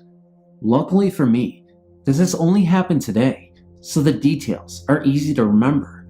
Of course, every ghost researching person, serious or phony, in this country has heard of the Whaley House, the most haunted house in the United States, whose residents include the playful Yankee Jim and Anna Whaley, whose lavender perfume can occasionally be smelled by visitors and employees alike. I had gone upstairs long before my family did, eager to view the house I had heard so much about. There were only a few of us upstairs at the time, one woman and 3 men, only one of which was wearing any kind of body spray. I sniffed as I passed them. Don't ask why. Impulse, I suppose. Which was Axe, worn by one of the men. I entered the room, which had once been a playhouse, and froze in my tracks. The unmistakable smell of lather perfume hung in the air for a moment, then disappeared. This happened in several points in the house, which can also be confirmed by my mother, who later smelled it in a different area. We also witnessed a moving curtain, which I checked for a draft. There wasn't any. No one had been in the room for a while either. I would have seen them, being I was in the room when the curtain started moving. And those are all my stories. I've wrote to you before about my other experiences. I've one about a haunted house a friend of mine lived in a few years back. A bunch of us used to hang out there. He had a lot of bonfires over the summer. The first time I'd ever went there was a few months after he had moved in. I was dating his best friend, and he told me that he thought it was haunted. I in turn did not believe him at first. Then things happened. We were in the kitchen, and all of a sudden, we heard something from the basement, like someone was using a broomstick and hitting the ceiling from the basement. I laughed at first and asked who was down there. Then I saw the look on my friend's face. He was terrified and suggested we go outdoors for a while. While we're outside, I asked what was going on. He said that was the ghost's way of letting him know he was annoyed, so he leaves the premises for a while. I still was skeptical until I looked up and could see into the front door, and standing there in his living room was this old guy who was somewhat glowing. I almost hightailed it out of there when they decided it was safe to go in. I told them I was leaving, and they insisted I go back in, so I did. I then asked my friend if he had ever seen this ghost before, and he said no. I described to him what he looked like, and he looked into the previous owners of the house. Well, it turns out there was a guy who died in that house who looked like the same man I described. I freaked after that, as well as my friend. Things were going good at first. Like every time my friend came back home from work, he would announce himself, and the guy never bothered him anymore. There was always this room upstairs that every time you walked by it, you could feel a cold draft from the door, and it was locked. We never thought anything of it, till the man started to get mad. There were many more parties going on because of the summer. Well, the man seemed to not like the parties, and he started showing himself to me and my friend. I knew he was getting mad, and things got bad when he started attacking my friend at night. He would wake up to slashes across his back. We checked into the history more and found out that the man was not friendly when he was alive, and worse when he was dead. It did not take long for my friend to move. The beatings were worse by the time he left. Although he never attacked me, I always feel threatened by him. I would wake up to him right in my face, and he would disappear when I would scream. I still think about the horrors that man would do to anyone, and how my friend survived actually being attacked by a ghost. Sometimes I still have dreams about this man, and how he chases people out of the house. To this day, the house is still empty.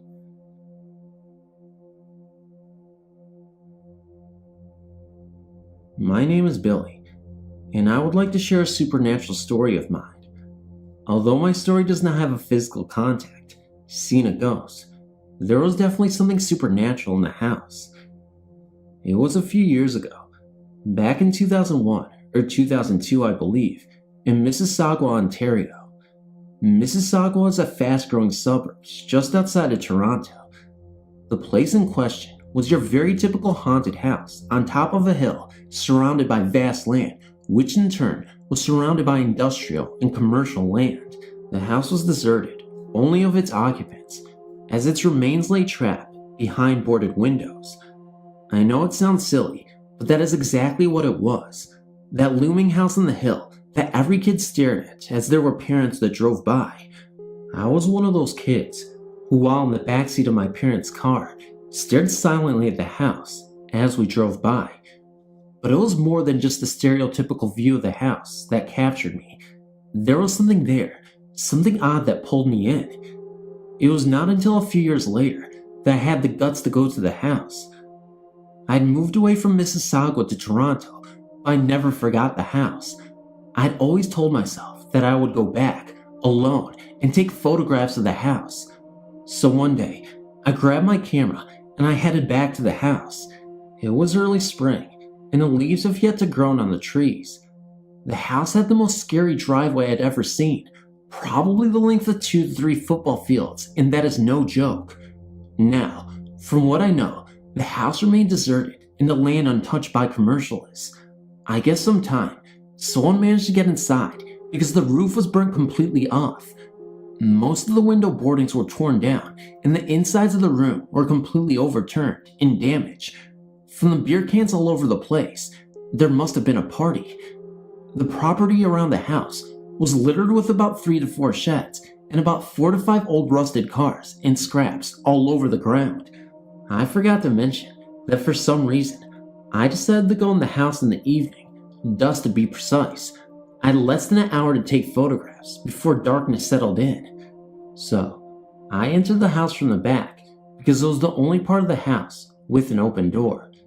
The floor was littered with papers, overturned chairs, and a lot of other rubble. I took some photos in the entrance and made my way inside. I went into the room that was the furthest into this part of the house. The first floor had 2 sections to the house that could not be reached from inside. This room had an overturned couch, a fireplace, and a littered floor. This room gave me very strong thoughts about entering it. I don't know what it was, but there was something that felt like I wasn't supposed to be there. But I entered, and I stood at the far right corner behind the couch and aimed my camera towards the fireplace. The light on my camera flickered on and off rapidly, and my camera refused to take the photo. I tried and tried, but my camera would not take it. Instead, I stood there and watched as the room went from total darkness to light as the camera flickered on and off. Afraid of what might appear, I left the room and stood looking into it from beyond. From there, I went to the upstairs to where a previous fire left the entire floor naked to the sky. This is where I noticed something odd. The house's main floor, as I've said before, was divided into 2 parts. Neither could be reached from inside the main floor. You either had to leave the house, go around, and enter through another door, or, as I just had learned, you had to go upstairs, cross over to the other side, and take another set of stairs down. Unfortunately, the stairs that led to the other side of the house was blocked by fallen timber, but this layout of the house was very, very odd. It did not make any sense.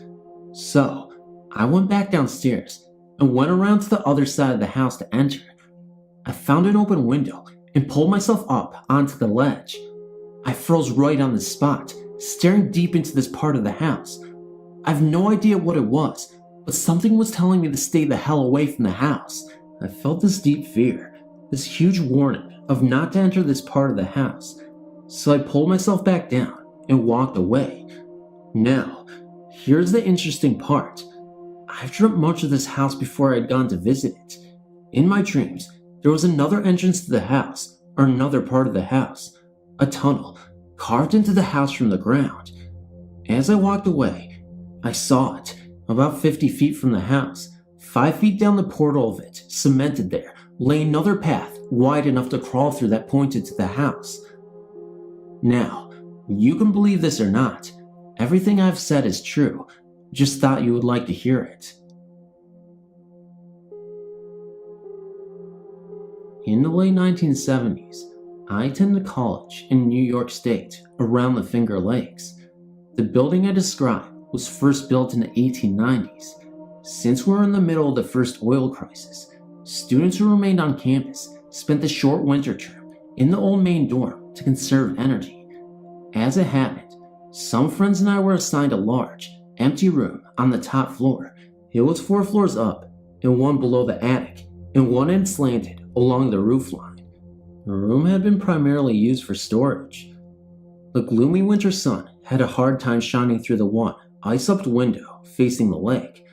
Dark as it was, we cheerfully shoved a desk to one side and slept on the floor to give us more room. We were having a good time camping out and weren't inclined to do much schoolwork until our papers were due. After 3 weeks or so, a winter storm was approaching, so we decided to stock up on necessities and have a little party just amongst ourselves. I'd like to say that we were all sober as judges and went to bed early after saying our prayers. However, it being the late 70s, we indulged in smoke and alcohol. We had the stereo up loud, but the music couldn't completely cover the growing sound of the wind. Our window was frosted up, and a tree branch scratched the glass. Every now and then, someone wondered whether we'd be snowed in. Someone said we would at least be able to get down on the tree. Eventually, we turned in. Unsurprisingly, that night, I had a very spooky dream. A woman hovered over me and was trying to say something to me. God knows I tried to understand her, but her fluid outlines and vivid colors made me feel a bit queasy. I woke up, certain she was still in the room. I saw nothing, just the shadow of the tree limb swaying outside. Too much party, I thought to myself, and went back to sleep. We were quiet the next morning. I suppose it was due to too much of a good thing the night before. The snowdrifts were impressive, as the wind had been so wicked, but the sun was out, and the sky was clear, and the snow was pristine. It was so much different than the storm that I felt up to sharing my spooky dream. It seems that 2 of the others had strange dreams as well. Since we all dreamed different things, I was certain nothing occult had happened. I was very relieved, since we still had 3 weeks to live in that room. Being a Florida girl, I was still curious about snow still, and wanted to have a look around. I dragged a willing soul with me, and we make a quick trek around the yard. Finally, I wanted to see about our tree. My companion was bitching about the cold, and she ran into my back. When she saw why I had stopped, she said, "Son of a gun." You may have guessed by now that there was no branch, no tree, no vegetation within 15 yards of our window, and nothing was 4 stories high. We dug in the snow a bit to see whether it had fallen. Nope, no trunk, no hidden limbs in the snow. We ran up to the room to look out and make certain we had the right window. When we heated off the frost with a hairdryer and we looked down and saw nothing but our tracks, every one of us marched back down to try and find our tree. Nothing. We went back upstairs and talked a bit to get over the shock. We were all skittish, but managed to sleep in the room, but with our mattresses shoved much closer together. After that, we never mentioned much. Why bother? There was no rational explanation. I'm just glad I wasn't the only witness. That would have been crazy making. Hi, I live in the United Kingdom and have had a few ghostly experiences. My first was when I was about 7 or 8, just after my dog had passed away. He used to sit with me at the top of the stairs when I was younger, as if to protect me from falling down. He would let me be till I made it all the way up or down. After he was gone, I used to sit on the same top stair, pining for my best friend. One evening, I watched as a cat walked from the dining room door, which was open, through the living room door, which was shut. This wasn't the only time I met the cat. I always slept with the door shut to my bedroom, but felt a cat pat and paw its way to getting comfortable on my bed. I also remember it purring as well. We did have a cat at the time, so I thought it was her. I reached down to stroke what I thought was my cat. Instead, there was a small indent in my mattress. When I turned the light on, there was nothing there. My door was still shut, and my cat wasn't in the room. During my teens a few times, I woke to find my light on and television turned on. This stopped when I moved out of the family home while I went to college. I suppose more disturbingly is what has been happening to me for the last few years. In 3 different properties I've lived in, my bed has been shaken. The first couple of times it happened, I was really scared, but have gotten used to it now and have accepted it. If I had the courage, I would ask it what it wants, but it's never hurt me, and I believe it is there just to let me know it's looking out for me. Whenever it has happened, it is usually when I've been upset. It happened after I broke up with my ex-girlfriend, for example.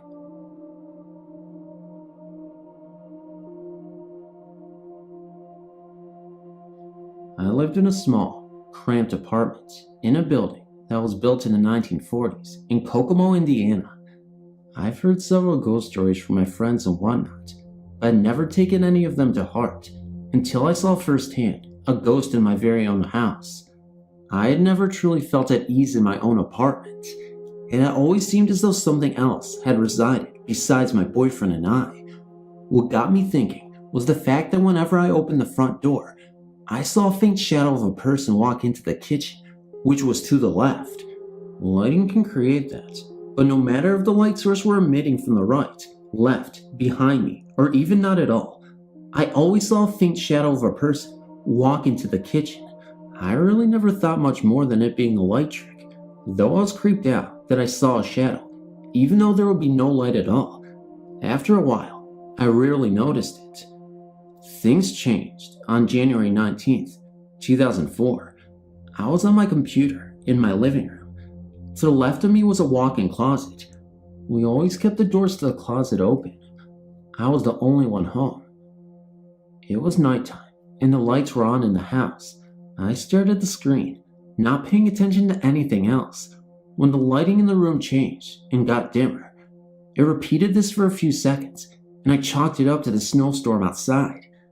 A few minutes go by, and then, to my left, I see what appeared to be a person outside my field of vision.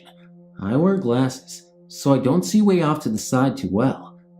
Anyway, I turned my head, and I saw, as clear as anyone could ever see, a young man walk straight into my closet and then disappear.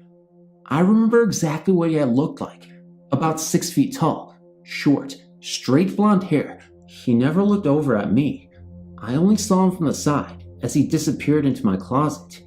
Strange, I know, and I could not make sense of it either. I was so scared that I immediately jumped up from my chair and drove to my mother's house, where I stayed for a couple of days.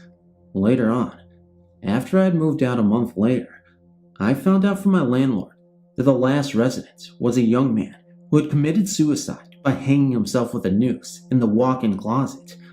I wonder to this day, why did I see him? What was the purpose?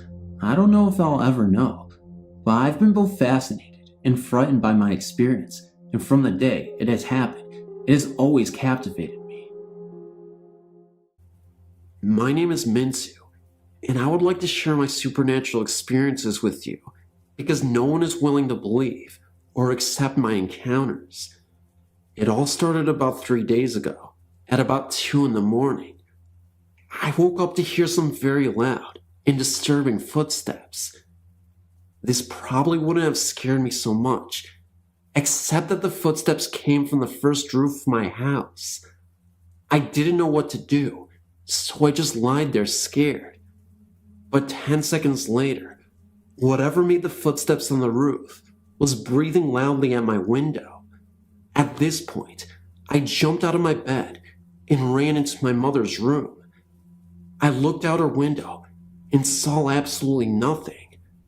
The next day I told my mother what I had heard, and of course, she just snickered and thought nothing of it. Next night, I was determined to stay up and see what was going on. At 3:30 in the morning this time, I was startled by a loud thump in front of my window and quickly shot out of bed to see what it was. Again, I see nothing. At this point, I was scared and puzzled as to what this was. I climbed back into bed and continued to listen. The thumping went on, but as it did, I began to hear something different, something in the background of all the noise. It was laughter, not normal funny laughter. It was hysterical, mad in a way. The thumping continued, and the laughter faded, and I began to slowly doze off. When I awoke this time, I immediately told my sister what I heard. Unfortunately, she was the only one who believed me. Although this thumping and laughter was very frightening, it may have had some connections to the encounter I experienced just a few weeks ago. I was in my sister's room, looking for a book I had lost. Under the bed, I was sure. When all of a sudden, I saw a woman dressed in blue standing over me. I let out a scream and ran downstairs to tell my mom. We went back upstairs to check things out. Nothing was there, but this time, my mom was considerably worried. She thought it maybe have been a burglar and frantically checked under the bed and in the closet, but found nothing. These two experiences may be connected, but for now, they will remain a mystery.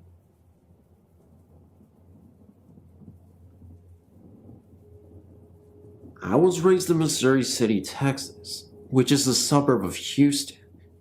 If you head south of Murphy Road, past Cartwright Road, on the left, you will come to El Dorado Drive. Travel down El Dorado until you cross the bridge and turn right at the first street. Drive down the street until you come to Hampton. There, you will see a very large fence covered in overgrowth.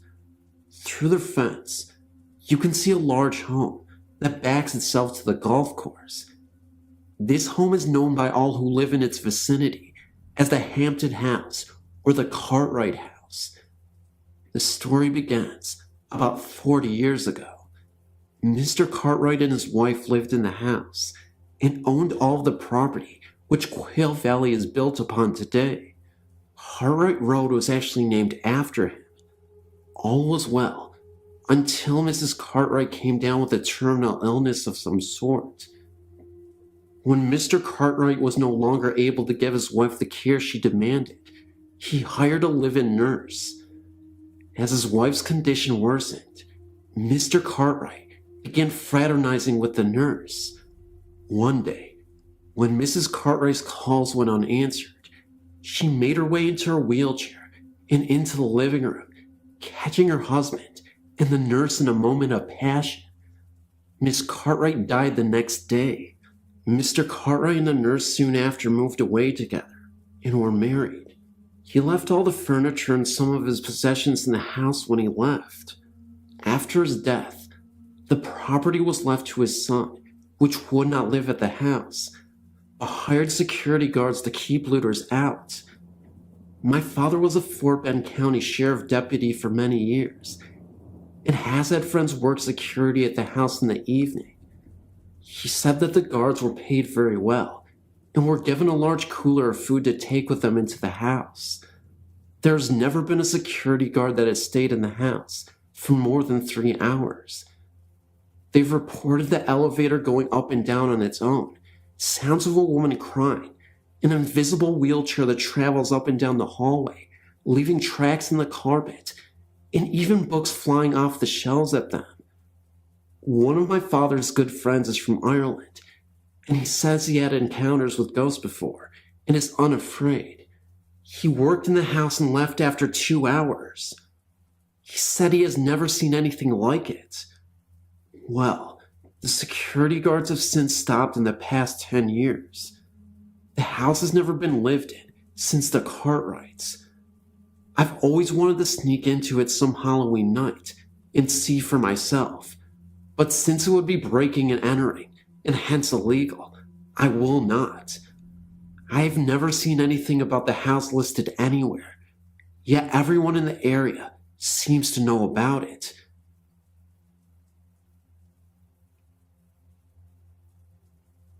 I have several stories that I could tell, and I'll probably post another as time goes on, but this is the most recent. In March 1998, my stepdaughter was pregnant with her first child, and at the same time, her father-in-law was in the last stages of cancer and dying. Her husband spent about 3 weeks at a Central Georgia hospital by his father's bedside. He died on March 23rd and was buried on March 25th. She had the baby on March 26th. It was a boy, and it was named after his deceased grandfather. They kept a picture of the man that had died in the refrigerator and had told their son that this was Granddaddy Kenneth. When the child was about 2.5 and talking, there were several times when they heard him talking to someone when no one was in the room with him. Each time, they would ask him who he was talking to, and he would respond with, Granddaddy Kenneth. When they asked him who that was, he would say, that man on the refrigerator. When they asked him what they had talked about, his answers were always about things that the child would have no way of knowing, had someone not told him of them, and his parents never had. It has been a couple of months now since he's had conversations with his grandfather that they know of.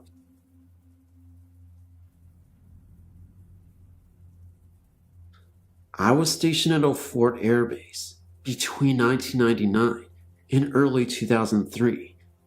During my time, I'd heard many stories and had been witness to something I can't explain. Most of the incidents I heard concerning the old Fort Cook section of the base, including the base lodging office where I worked at, in Quarters 13, which was on General's Row and was used as distinguished visitors' quarters. I encountered something I can't explain at the lodging office one night.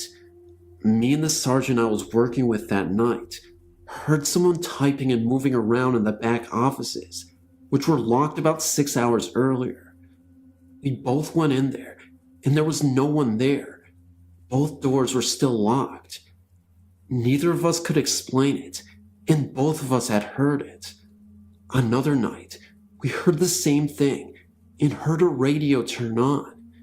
We both ran back there, and once again, nothing. We even looked at the clock that had turned on by itself, thinking maybe the alarm was timed to go off at that time. But the alarm was turned off, and it was not even set up when we pressed the button. And it still flashed at 12 a.m., and it was about 2:30 in the morning, which didn't make sense. Quarters 13, which was our responsibility, since it was the DV suites, was even more troublesome. The people who stayed there were usually colonels, and above, transiting through the base, very high-ranking people. People you normally wouldn't expect to hear anything about weird noises. One stands out quite a bit in my mind. A colonel kept calling the front desk, complaining of people walking around in the attic and making a lot of noise. I went over there to check it out, which is about a 5-minute walk from the lodging office. The colonel was waiting on the porch, and we both went up to the attic to check it out. The door was locked, and after unlocking it, we both went inside. No one was in there, just some boxes. I got a weird feeling while we were up there that someone was watching me, but there was no one in there. I explained to the colonel that maybe it was a rat or something in a box or something that made those noises. He shrugged and went back to bed, and I'm sure he was as unconvinced as I was. I went back to the lodging office, and talking to my coworker, she told me about the building and the stories about it. Apparently, whatever was in there had manifested itself to the housekeeping staff, as several of them refused to go in the attic. They would never say why, but they refused to go up there. And one of the rooms is also supposedly haunted. I heard this in the early part of 2000. In late 2002, a one-star colonel died of a heart attack in that same room. I don't know whether to believe what I heard or not, but I heard from several people that were in the room that he had died with his eyes open and a horrified look on his face. I've remained skeptical of hearing this. I figure even if this was true, it may have just been from the shock and realization he was dying. But then again, who knows? Other buildings on the base that I've heard that were haunted were the base gym and the old Martin Bomber building on the base, where B-29s were built during the Second World Conflict.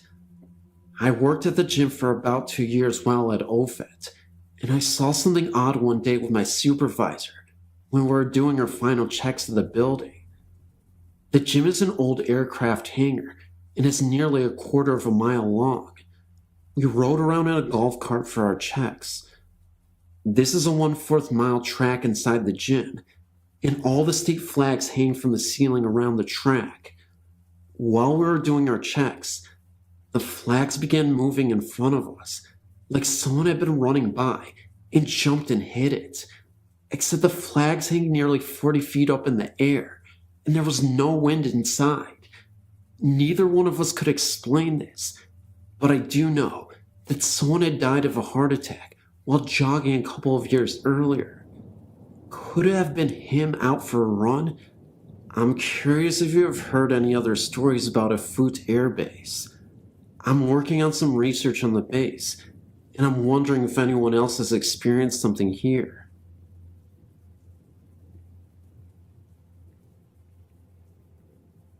I felt compelled to send in a few of my strange experiences that I had at my grandparents' former house.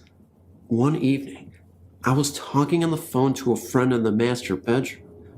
It was nearly 2 in the morning, and the room was pitch black, as I was going to get some sleep directly.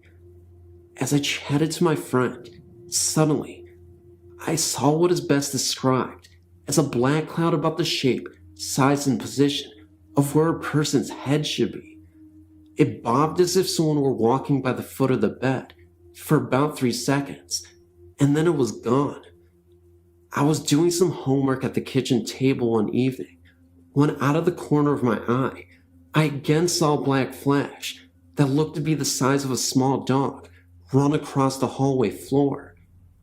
When I commented on this, my grandfather, who was living in the room at the time, claimed to experience the same thing all the time.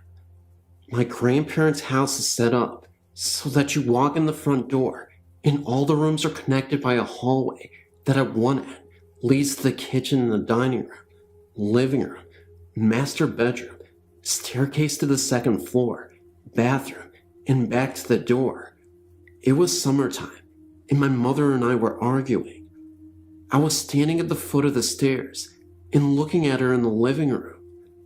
I was making a fuss, saying that I wanted to sleep upstairs, which I had only recently conquered my fear of, and she was telling me that it was too hot up there to do so. Mid-sentence, I glanced up the staircase, and what I saw horrified me. Staring back down at me from the top of the steps was this hazy, cloud-like figure of a human. I believe it was a male. It was only the second time I was ever truly afraid. I was cleaning my room on the second floor one day, and it was very hot, being that it was summer and heat rises, so I opened one of the old weighted windows. It was not an easy task due to old paint, which had practically glued itself shut, and it only budged after I pried it with a screwdriver. I tried to pull it down to see if I needed to prop it, and it wouldn't move, so I carried on with my cleaning. I nearly jumped out of my skin when I heard the window shut with a loud bang behind me. Again, I opened the window, only this time I propped it open with a paint stirrer. After about 2 minutes, the window again banged shut behind me, this time so hard that the glass broke. The paint stirrer was at least 8 feet across the room. I said, "You win," and ran downstairs. I was a staff assistant in my sophomore year at St. Michael's. What this meant was basically, I watched the doors coming into one of the dorms to make sure that the only people coming in were the residents. I sat at a desk from 11 p.m. to 4 a.m. a couple of nights a week. One night, I was making the rounds from floor to floor to make sure all was relatively quiet. I got to the top floor of the building, and that is, of course, when the proverbial strange things started to happen. I began walking down the hall, and I heard the wind howling through the recycling room on the floor. It had been a quiet night weather-wise, so this was a little odd. I passed it off as some random New England weather patterns and continued to walk on. When I stepped in front of the first resident's door, it started to rattle like someone was going to come out. I stopped and waited, but the door just kept rattling, so I moved on. Then, the next door on the other side of the hall started to rattle as I passed in front of it, and then another door started to rattle also. Now there were 3 doors all rattling away, and it only started when I walked in front of them. I hadn't done this earlier in the evening, and I was wide awake, so it wasn't my imagination. What really startled me was all of a sudden, in the midst of all this door action, I had a feeling that someone was right behind me. I turned around me, and from the distance, I could have sworn I saw the fading image of a priest in all black slowly fade, but the doors kept on shaking, and the wind was screaming. So I ran the rest of the way down the hall and back downstairs to my desk. A check of the outside revealed that the weather was perfectly calm. I believe this is the oldest dorm on campus, so who knows what otherworldly beings reside there. The other thing that happened to me while I was there was sort of a strange religious experience, and I'm probably one of the last people something like this would happen to. I was driving home from my then boyfriend's, now husband's house, and heading back to my dorm at St. Mike's. I was at a stoplight, alone in the car, when I heard this deep, low, and gravelly male voice tell me that the second coming was going to happen soon. The voice filled me with dread and danger. It sounded like a lot like a voice that had been altered to sound lower, like when documentaries try to disguise voices of the people they interview. The light turned green, and I drove off. I then looked into the mirror without thinking, and I could have sworn I saw the same priest from the hall, sitting in the back seat of the car. I stopped the car immediately, looked back, and nobody was there. I felt like I was going crazy, because I knew I saw someone in the back seat of my car. About 2 minutes later, I started to think about what just happened, and got very scared. I talked to one of the priests at school the next day, and he felt this was a normal experience within the realm of St. Michael's. Partially because it was getting near Christmas time, and partially because he felt the campus was a center for both good and evil, the good being the chapel on campus, and the bad being the portal that was never shot in the boys' dormitory. He confirmed the story about the pentagram and my location discretion without me bringing it up. I've heard this godly voice once or twice since the original incident, but not to the degree that I heard that night. I once heard of an experience my boyfriend had in that same chapel. He told me that on one occasion he was alone. He walked into the chapel, and under the huge statue, he saw two figures in cloaks praying silently under the statue. He's a complete skeptic when it comes to hauntings, and he insisted that there was nobody there at the time.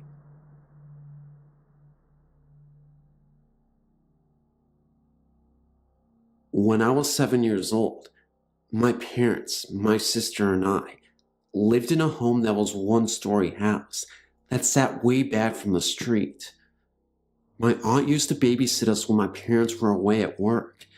Anytime I got into trouble, my aunt would make me go into a little bedroom in the back of our house, and she would make me stay in there for hours at a time. I never knew why, but I was deathly afraid of that room, and the whole time I was in there, I would hide under the blankets too afraid to move until she came to let me out. One day, while I was playing in the yard, I found out why I was so afraid of that room. While I was outside playing with my toys, I suddenly got the feeling that I was being watched. I looked around me, but I didn't see anybody. I went back to playing, but I just couldn't shake that watched feeling. I turned to look at the house to see if maybe my aunt or sister was around, and I saw a woman in the bathroom window watching me. I know it wasn't my aunt or sister because they both have very dark hair, and the woman in the window had very light-colored hair. I don't know what to do. I was afraid to move. I stayed outside for the rest of the afternoon because I didn't want to go into the house. When my mom came home that day, I finally went inside. I didn't say anything to my mom or anyone about what I had seen. I was worried that they wouldn't believe me, so I kept quiet. My sister and I shared a bedroom, and that night, I woke up to the sounds of cupboards opening and closing, like someone was looking for something, and I heard glasses being moved around and the water being turned off and on.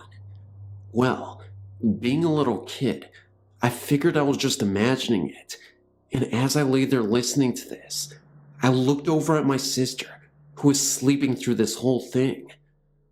The next morning, I asked my mom if she was up last night getting a drink, and she said no, but she looked at me kind of funny. That night, my mom had some friends over, and she sent my sister and I to bed early. My sister fell right to sleep, but I just kept thinking about what I saw in the window and what I had heard the night before. My mom and her friends started talking about a lady who had hung herself in the back bedroom of our house. I could not believe what I was hearing. My mom then went on to tell her friends that she hears noises in the kitchen at night. The next day, as I was playing in the yard, I saw the woman in the bathroom window again. I started to cry, and my aunt got mad at me, so she tried to lock me in the back room again. I was kicking and screaming that I did not want to go back in there, but she wouldn't listen to me. As I sat on the bed, under the covers, I heard the door swing open. I thought it was my aunt to come let me out, so I uncovered my head, but nobody was there. I then started to hear a squeaking noise, kinda like something heavy hanging from a window bar. It sounded like it was coming from the closet. The closet was a really big walk-in one. There was no way I was going to look in there.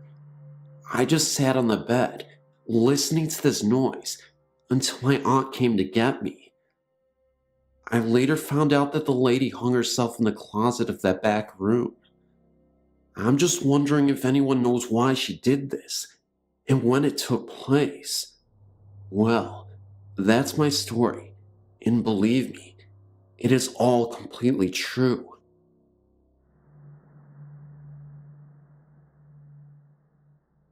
I'm an identical twin, and often because of this, most people ask us if we share experiences.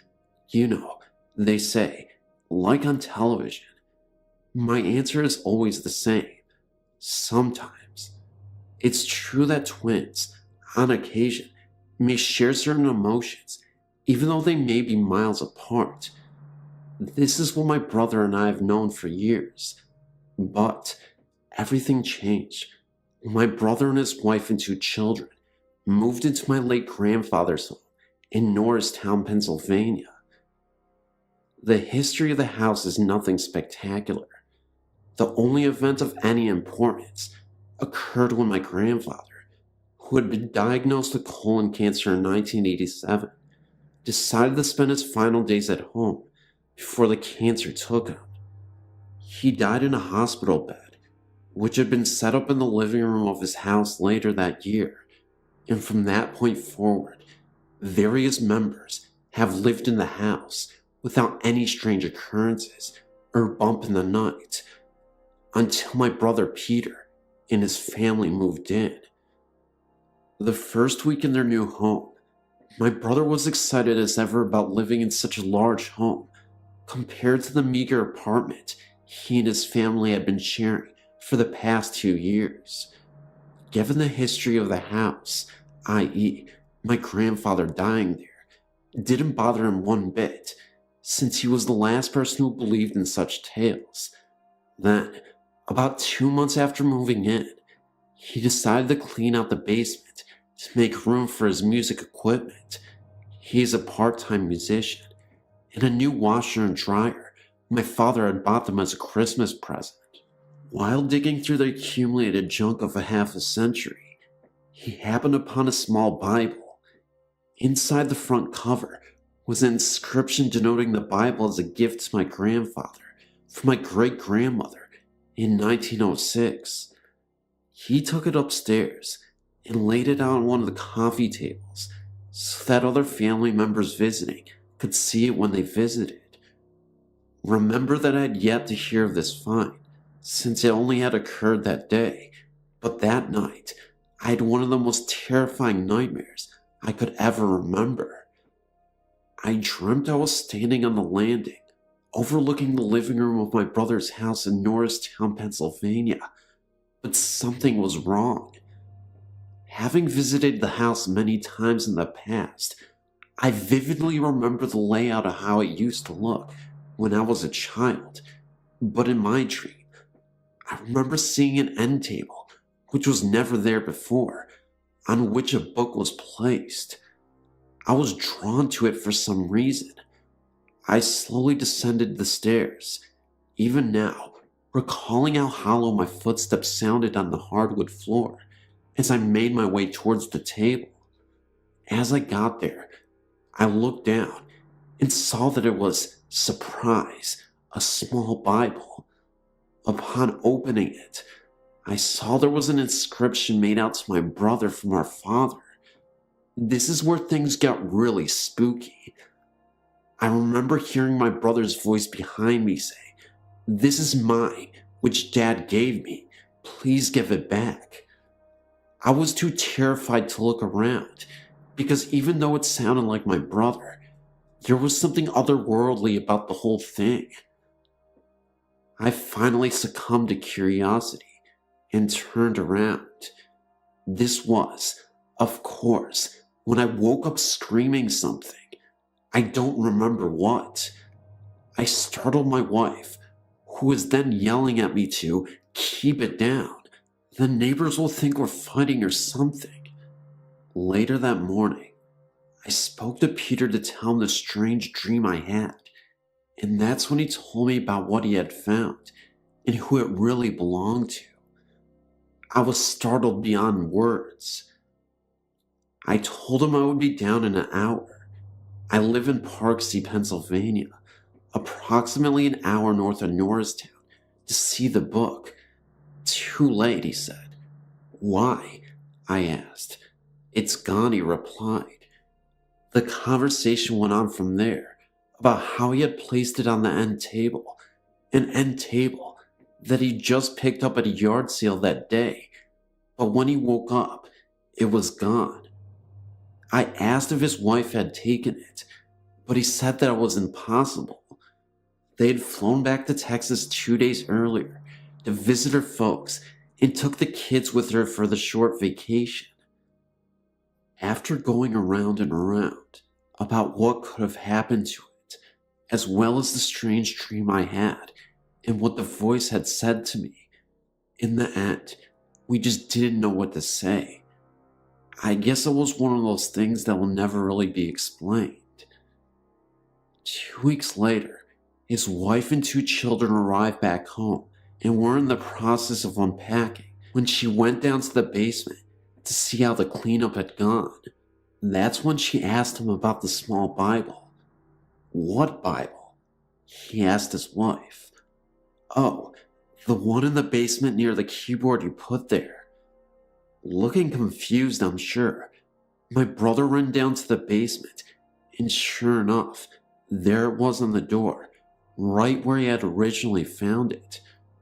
Picking it up, he read the inside cover again, only this time, there was no inscription at all.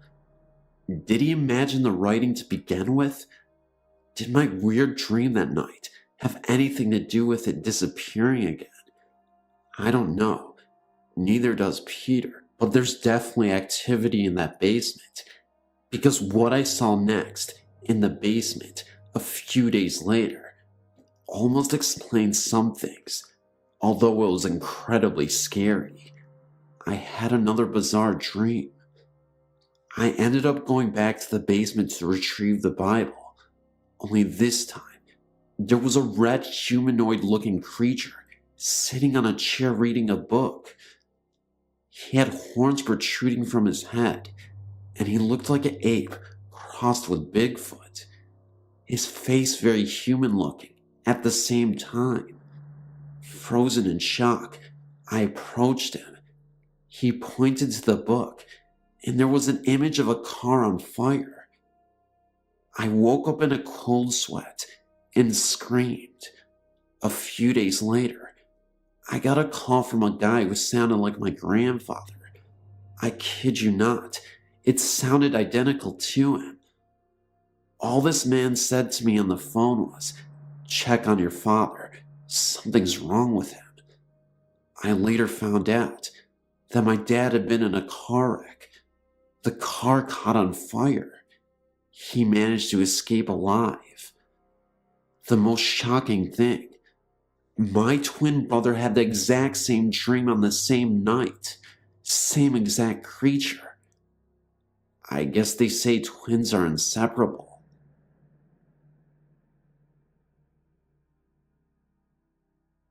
When I was younger, I had a terrifying experience with a ghost. I was fast asleep, and then I suddenly woke up. Something told me to wake up, and I just did. I looked at the clock, and it said somewhere around 3:28 a.m. I turned my head slightly to the left, and I saw this girl. I would say that she was in her early teens. She looked very blurry, but she had a blue hue, and yet clear at the same time. She was moving in slow motion. It seemed like she was underwater, or something. She had a long nightgown, and it was blowing very slowly. She was holding a short candlestick, and her hair was long reddish brown color. She looked at me, and then I looked back at her. I was surprisingly calm. I got up to tell my mom what I had seen. The next morning, I woke up and I asked my mom if she saw the lady, and she said, "What lady?" Could this have all been a dream? I'm not entirely sure.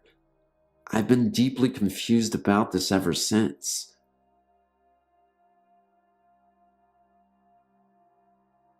My house has always had extra company. It's been 13 years since we moved in here, and for a while, there were some really odd things happening. I was 10 years old when we moved in, and fell in love with the huge, empty attic upstairs. I would bring my toys and little sister up there to play with. She was around 8 at the time, so we had a lot of fun together. We brought our dollhouse up there and would spend hours making up stories and having fun. I would go up there and read by myself a lot because it was quieter than the rest of the house. Nothing out of the ordinary ever happened while my sister and I played up there, and I felt very comfortable. In the far end of the room were little racks where clothing must have hung before. One day, I was up there alone playing when I discovered this old-fashioned looking gold purse with a painting of a deer and a medal on it, and being a lover of old things, I was psyched. I brought it to my mother, and she said it looked like a pocketbook from the 1920s that her grandmother used to have, sort of a flapper type style. We hung the pocketbook in the back of the closet to keep it out of harm's way. About a year later, my father and a friend of his transformed my attic playroom into a bedroom for both me and my sister. My father had left a quarter of the room where the pocketbook had been found alone, and put up a wall and a door separating the rest of the bedroom from that area. My sister did not like her bed being up against the wall of the back room. Then, what I felt next was unexpected and unbelievable. I was laying there with my eyes open, frozen with fear. I felt as if someone was watching me, but I was afraid to move. I'd never felt like this before. I was never afraid of the dark as a child. My sister said, "Can I please come over and sleep with you?" Now, I usually said no to this and stopped being a baby, but I wanted her to come over, pretending to be reluctant. I said, "All right, but don't hug me," even though I really wanted to be. She ran over and squeezed me, and I squeezed back, and she said, "I'm scared," and I said, "Me too." And then boom, boom, boom. 4 loud knocks right on the wall, which our heads were practically up against. I could actually feel the vibrations from the wall. Then my sister, crying, said, "What was that?" I made it up. I said, "Me." I said, "Don't worry." I was trying to tell myself that it was me when it happened again. Boom, boom, boom.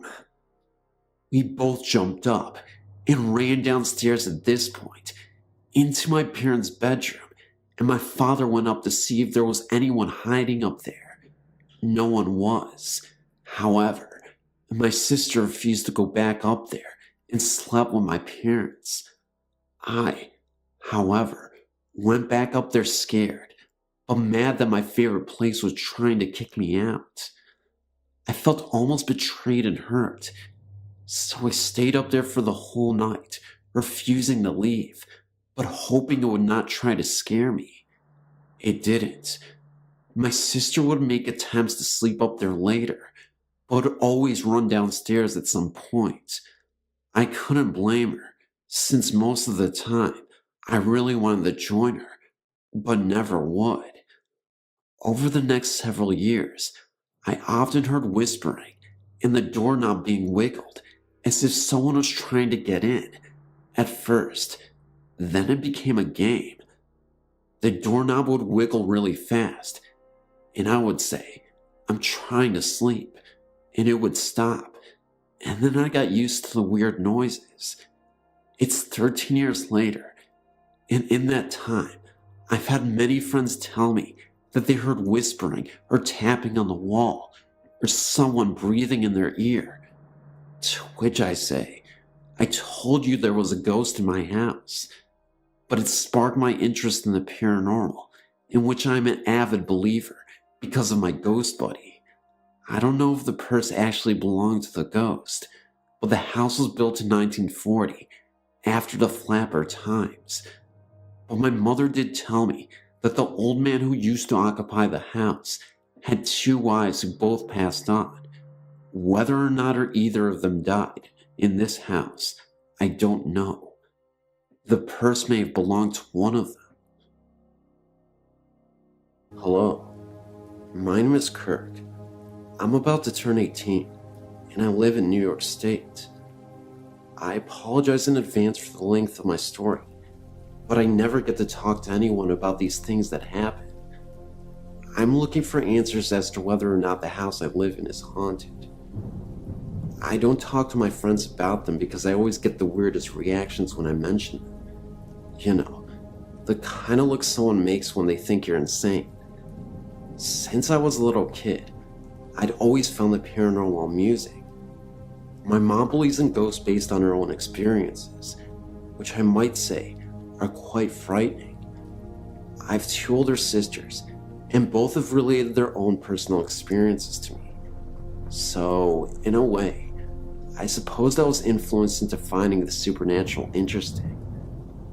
I live in a two-family house that my family owns. We used to rent the bottom apartment out to people back in the late 80s to early 90s. The tenants have said that the downstairs apartment is haunted, and a psychic my mom brought over one time said that the apartment was indeed haunted. In one of the rooms downstairs, my great-grandfather passed away. The house has been in our family for a while. Also, my mom's nephew who came over from Ecuador was living with us when I was about 7 or 8. Hard to remember. He died while living here in a car accident in Lake George. Is it possible he has unfinished business because his wife and daughter live in another country? Also, my mom's boyfriend of a long time ago, this is back in Ecuador, which was probably in the 60s, died on a hiking trip. My mom loved him and always insists that he watches over her. That's just some background information, because they could all be possible haunts. The experiences I'm remembering are all recent ones. We moved from our old house in the early 90s and moved to Salem, Massachusetts. After 3 years, we moved back to our house in New York, and after that time, it's the only experiences I remember. My older sisters slept in our redone attic when they were teenagers. I was envious because they were on a whole different floor of the house. I used to think the attic was cool. Both my sisters have had stories about the attic. My sisters moved out long ago, which gave me the advantage of choosing a room up in the attic, being older and all. I chose the room which was my oldest sister's because of its size and location in the house. It was the last room and had stairs in the room going down and leading into the second floor apartment. The first night I slept up there, a good friend of 10 years stayed the night with me. He's the only one I talked to about my experiences with. It was about 2 a.m. and we were lying awake, starting to doze off. He had his Discman with him while was playing a CD with the headphones off of his head, so we could both hear the music. I was lying there, when all of a sudden, I heard the distinct and startling noise of a marble rolling down the stairs that was in my room. It finally hit the bottom of the stairs, and I asked my friend if it was him that did that. I remember thinking, great, the first dang night I'm in here, and something weird has to happen. I definitely would have seen if my friend had thrown the marble down the stairs, but he didn't. By the way, this actually happened one more time before, not happening since. That story can probably be explained easily, but there are other weird ones. In the same room I was sleeping one night, I'm 95% sure I would have closed my closet all the way before I went to bed, because a thing like that would bother the hell out of me, and I wouldn't be able to sleep. I woke up suddenly in the middle of the night to a very strange noise. It was a quick and harsh boom mixed with a whoosh sound. I looked around my room to find the source, and my eyes focused on my closet door. The door was open. I sort of stood up and chuckled because it was 3 in the morning. I closed the door and went back to sleep. I later analyzed the sound because I remembered when I woke up, What it sounded like was the closet door being pushed hard from the inside and rubbing on the carpet as it opened, which would account for the whoosh. I was never scared, just sort of curious as to whether or not it was insane. The next experience was definitely an odd one. It was the morning. Morning is like 12 noon to me, especially in the summer. And I'd woken up and was getting ready to take a shower. I made my way downstairs and was heading to my mom's room to get a towel. No one else was in the house at this time. My mom was working, and so was her boyfriend. As I was passing through our dining room, I felt something cold hit my right earlobe. Within a couple seconds, my fingers were up to my ear to pinch whatever was on my ear, because I thought it was a bug. I took my fingers away and realized that what hit my ear was a drop of some liquid. It didn't feel like water. It almost felt like oil. It had a strange smell to it, almost like a perfume oil smell. Very confused, I rubbed it in my fingers and looked around the ceiling for the source. But if you think about it, an earlobe is an awkward place for something like that to land on. If it was coming from above, it would have hit the top of my ear, right? But that's not the end. I shrugged it off, got my towel, and went into the bathroom. I took my shirt off, and splot, I felt a drop hit my chest. Now this was weird, because I was totally in a different part of my house. And again, the chest is an odd place if the drop is falling from above. Before touching the spot, I looked at it. It definitely splattered with some force, because it was spread out a little. I touched it and smelled it, and it was the same dang substance. Why is this relevant? One night, I awoke to hear a very disturbing noise coming from the bathroom. Nobody was up at the time, and I heard a very distinct gurgling noise. I walked towards the bathroom to see what it was, when the lights turned on by themselves, and the shower curtain was moving. Remember, nobody was up, the lights were off, and they somehow managed to turn themselves on. Curiosity got the better of me, and I decided to inch closer to the shower curtain. I had to know if something was behind it. I moved the curtain, and to my relief, there was nobody there. But then the lights turn off once again. I start to get really freaked out and rush to turn on the light. I look across the hallway, and I see what looks like an elderly man in a wheelchair with an oxygen mask on his face. He looked about as real as any living person would. Now, it wasn't like I saw this figure for a long time. I wasn't on meds, and I'm a sober person. I wouldn't even say I was tired. The encounter lasted about 10 to 15 seconds. It was fast, but it was long enough that I could see this man. I honestly felt like the liquid that I felt came from this gurgly elderly man. I found that very interesting, and later, I told my mom about it.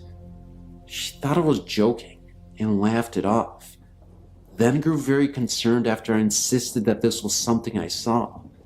She thought I was having hallucinations and wanted to take me to the doctor, but I urged her that I was of sound mind. Although she did later tell me that something similar happened to her, where she could have sworn she felt the presence of an elderly man, but she never saw anything. Lastly, there was an unexplained experience that happened in my room. One of my cats was sleeping on my bed, and I was sitting in this love seat I have, watching TV. My lights were off, so I couldn't see anything clearly other than the TV. Something startled me when I heard something hit my wall, as if being thrown, like a hammer hitting a wall. I then started to notice that my cat uncharacteristically started hissing at the window and moaning. She's usually a very quiet cat, but something really seemed to bother her, and she wouldn't keep quiet. She kept meowing for what seemed like 5 minutes. I didn't see anything in the window, and the cat for the next week persisted to meow in terror before she just gave up. She never did that ever again, and it was quite bizarre. It really started to scare me. On a separate day, I've heard cabinets opening and shutting.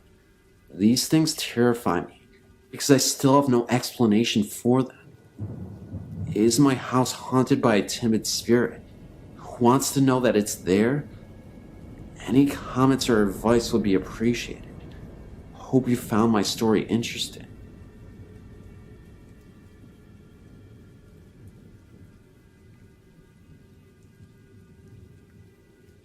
During the summer of 1976, my mom, older brother, and I decided to accompany my aunt and her family to West Virginia and North Carolina to work in the tobacco fields.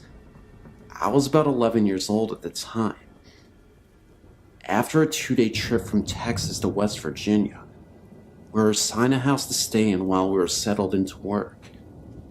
There were several of us, 10 in all, and we were tired from the trip, so everyone just basically picked a spot in a place and readied ourselves for bed for that first night. It was not a restful night. At about 3 a.m., we were awakened by the sounds of a woman crying and wailing in the room with us. Looking around the room, we could see that everyone was accounted for and no one was crying. The sounds increased in intensity and lasted for about 10 minutes. When I say wailing, I mean just that, a horrible, low sound, very similar to some of the sound effects heard in the old Scooby-Doo cartoons. I realize that sounds somewhat funny, but I swear it's true. I'm not sure if my eyes were just playing tricks on me, but in the darkness of the room, it really looked like there was a figure kneeling down. You could see it well enough in the dark to know that it was a gray outline of some figure. Interestingly enough, after the 10 minutes of sobbing, I noticed that this gray cloud ended up disappearing as well. Thankfully, we weren't to stay in that house for very long. Another house, with more room for 10 people, was assigned to us. That was not an improvement. The next house was a 2-story one, located somewhere between Hendersonville, North Carolina, in a small town known as Soul City. It was situated about 200 yards off a road, with a long driveway and a set of railroad tracks that ran along the other side of the road. There was a large white house off to the north of our house, about another 300 yards away. The house had a large open field in front, and was surrounded by woods on the other 3 sides, and a shed, and an old open water well in back. Spooky enough setting during the day.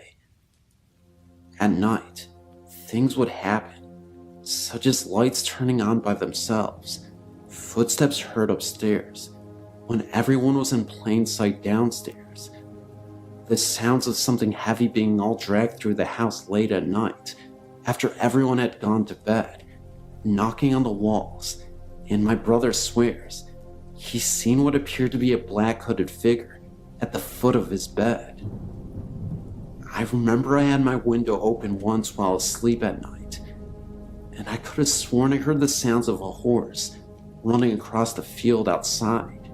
Nobody in our area owns any horses at all, and you could hear the sounds of neighs.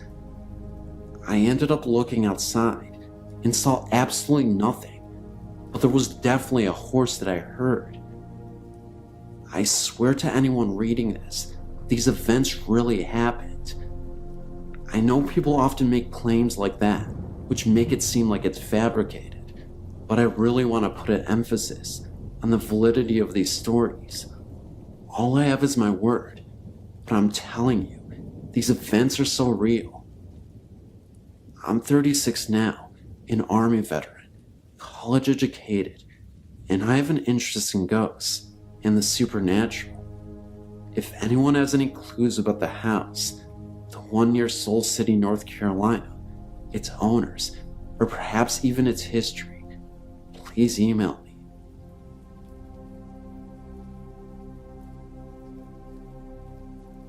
When I was in 8th grade, my mother, younger brother, and I moved into a rental home on Grace Drive in Wilson, North Carolina. I'd always been interested in ghosts, but never had any experience. This house would change that fact. As soon as we moved into the home, I had a very uneasy feeling, only in my room. I always felt like someone was watching me from my closet. Also, feeling uneasy, I could not sleep with my door closed and forbid my mother to close her door while we were sleeping. I also started sleeping with my pillow on top of my head in order to feel safe and secure in this room. On several occasions, I felt someone pushing the pillow down hard on my head as I was trying to go to sleep. It was not sleep paralysis because I had just laid down. At first I thought it was my brother playing with me, to the point where I yelled out his name for him to stop because the pushing hurt. However, when the pushing stopped, no one was in the room, and I was all alone. One evening around dusk, my mother and I were sitting on the front steps that were located between the bedroom and the home in the living room, where my brother was alone watching TV. My bedroom was located on the front of the house, with only one window. I had a lamp sitting on my bedstand, in front of the window, and beside the bed. I stood up in order to illustrate a point to my mother, now facing the house with my bedroom window in sight. All of a sudden, I saw movement in my window. It was a shadow in the act of sitting on my bed. Once it sat down, the shadow seemed to fade into the shadows of my bedroom. I stood there looking at my window and said to my mother that my brother was in my room and that he needs to get out. I immediately went into the house to find my brother still watching TV. I asked him what he was doing in my room, and he just stared at me like I was crazy, saying that he had not left the living room. Of course, I went to my room to find no one there. We lived in that house for about 2 years, and only when we moved into our new house was I able to sleep with my door closed, but with my mother's door closed. However, this new house was where my mother saw her first ghost. This happened about 2 months after we moved into the house. She said that she was laying in bed one night, unable to sleep because the streetlights in the city were so bright. She said that she looked over to her window and saw an old man standing in her room in front of the window. The old man walked over to the bed and looked down at her and then backed away, only to disappear. She smartly did not tell me the story until I'd been away at college for 3 years. We are assuming that the old man was Mr. Barnes, who we think may have died in the house and was just checking in on the new occupants. That was the first and last incident that occurred in that home.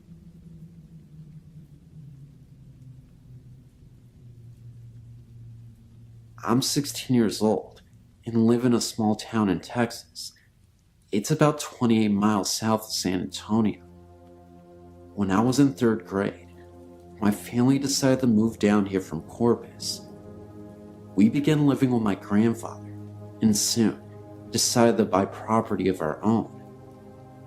My mom and dad bought the property located right next to my grandfather's, which just happened to be the entrance to a coal mine that was very active about the 1900s. We built our house right next to the entrance to the coal mine. Our back door opened right on top of the entrance. By the time the house was built, I was about 13 and finally had my own room. One night, I was struggling to sleep and heard footsteps. Of course I was frightened, but somehow I went to sleep. I kept telling myself it was nothing. While I was sleeping, and this part of the story doesn't make sense at all. I had a dream that I was part of a well-known Jewish family in Europe in the Great World Conflict. I saw soldiers take my husband and I to a ditch in the middle of nowhere, where they got rid of my husband. In my dream, I understood German.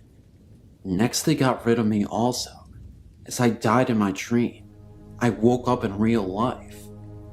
As I awoke, I heard more footsteps marching. They sounded like soldiers, Germans I assumed. They marched through my kitchen and some by my bedroom door, kinda like they were watching me. This is the first thing that happened to me. It didn't make sense, because I thought they would be dead miners or something. About 2 years ago, I became very depressed, as many young people do, and I tried to off myself. My mother came home from work and found me passed out and throwing up in the kitchen sink. They rushed me to the nearest hospital, where they thought I was going to pass away. I saw my mom crying next to me and became relaxed. I was in total peace.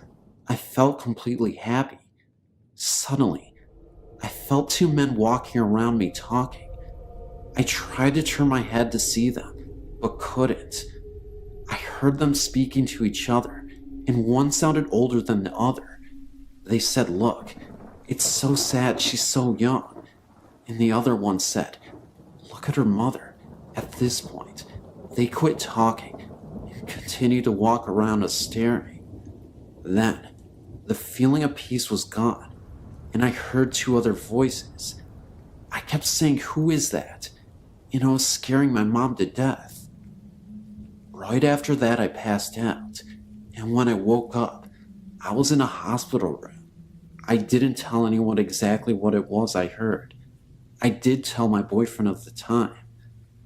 I'm not sure he believed me. After that, I would hear voices at my house, people talking to me, but there was no one there.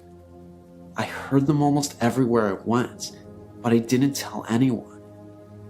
After a while, I tried talking back, but never got a response. The voices were never really clear. There were many at one time. It just sounded mumbled.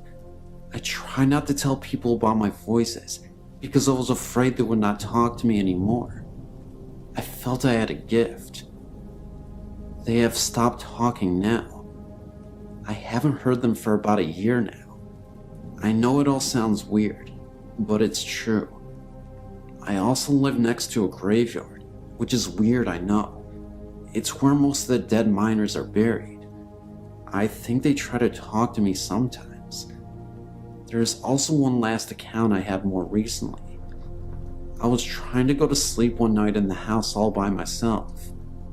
I looked out into the living room and saw a solid black figure running around. He looked as if he were hiding.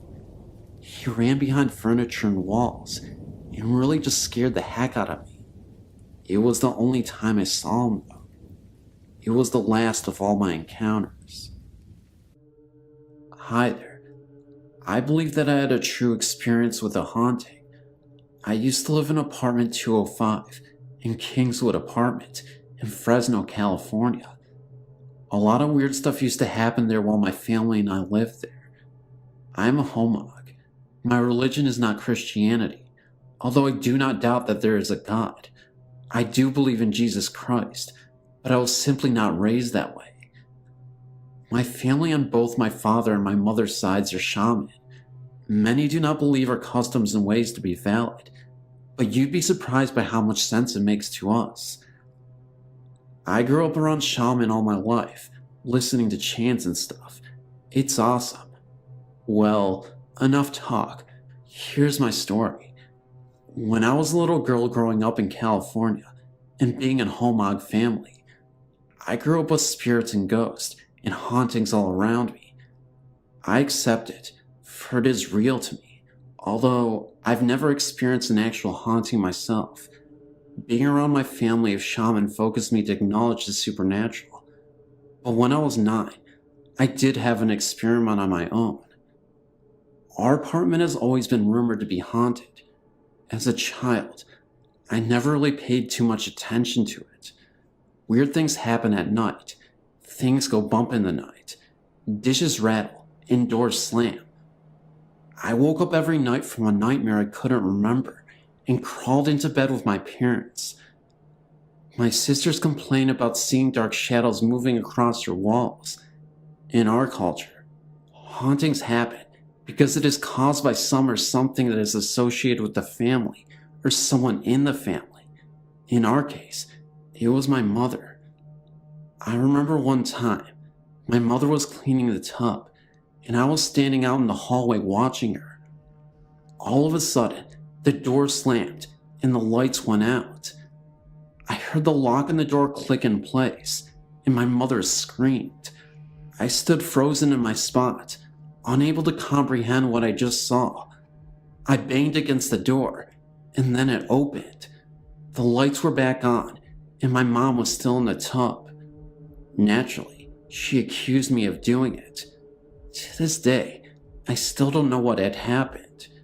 There was a time that something happened to me, not long afterwards, that scared me so bad I forgot about it until a couple of years ago. I remember it being around noon, and I was off on summer vacation. I just finished the 3rd grade. I was laying on my mother's bed reading a book, given me by a former teacher. I started to have this funny feeling all over my body, more like an awareness that something was watching me, or something was near me. All of a sudden, the bed started to shake. I felt something, hands maybe, holding me down on the bed, and I was unable to move or even say anything, not even a scream. The bed literally shook for a few seconds. It was over in a matter of minutes, but it scared me terribly. I jumped off the bed and ran into the living room. To this day, I've never told my family or hardly anyone. Those that I've told thought I was joking. Was I? Yet the memory is so vivid, and I remember that feeling of helplessness and fright. It was weird. I sort of forced myself to forget about it until a couple years later, when my class was asked to write about an actual haunting that we know about. I don't know, but things are weird. My shaman grandfathers, both maternal and paternal, came to our house to bless our room. They performed their ritual in our room, on my mother's bed. I remember something about someone dying or committing suicide in our closet, but it was so long ago, I can't remember much about it. My mom has been having dreams about a little girl carrying a knife, chasing her through a rice field in Thailand. My grandfathers did this chant thing, and all this stuff, too much to explain, to capture this thing. They've locked her up in 2 bowls that have sealed and chained together. Part of the chain that was used to seal it was made into an anklet brace that my mother wears around her ankle at all times. The trap used to capture it was something that my grandfathers did. To this day, my mother is doing better. No more Chucky-like girls chasing her. The bowls were taken to my mom's father's altar and locked up. When he passed on, it was given to my mother to keep safe. So now, it's in our bathroom closet on the top shelf. Every time we open the door, there it is. Scary. I get the creepiest feelings when I look at it. So, you wonder, what exactly is going on? And what happened? I couldn't tell you, but something did happen, and I've never been able to forget it. Could it be some evil spirit or poltergeist? Who knows? Maybe one day, I'll find out eventually.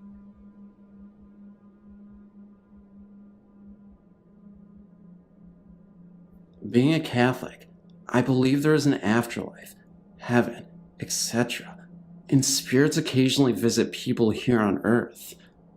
One winter, my family and I, mom, dad, and 2 younger sisters, went to visit and help out my grandparents, who had recently cleared some land they owned on the Tennessee River.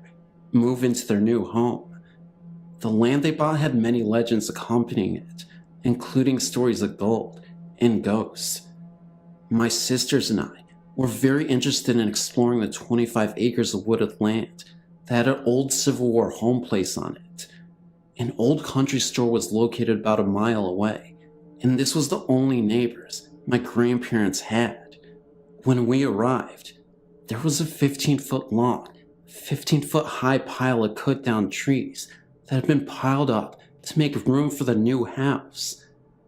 This was a great jungle gym for my sisters and I to play and hide on, being as it was a long way from the house. One day, my mom took my youngest sister on a walk around the woods, while my other sister and I stayed on the wood pile looking into the woods. I saw this black, 4-foot high figure scrambling from tree to tree. At first I thought it was my youngest sister running around, so I called her name. She answered from the opposite direction of the figure that I saw. By that time, I was really frantic, in tears, and running home because I could still see the figure moving extremely fast. It was so fast, I would only see it for about 2 seconds at a time before it went behind another tree. When everyone was in the house, I told them, but my grandpa brushed it off as a bear, even though there aren't any bears in the area. So I felt better. About a week later, after my family and I left, more people were beginning to have experiences, I guess you could say. My grandpa had taken his dog out one night when he had heard a woman's voice faintly yell, "Help me." The dog began to bark, so my grandpa got in his truck and began to circle his property, looking in the ditches for an injured woman. He found no one and went home. About 3 months later, a lady was changing a sign outside the country store around closing time. Extremely scared and shook up, she quit her job because she had seen a quick, black, shadowy figure coming from my grandparents' woods. We still don't know what is living in my grandparents' woods, but other people have seen it, so I know it's not a figure of my imagination. Thanks for reading.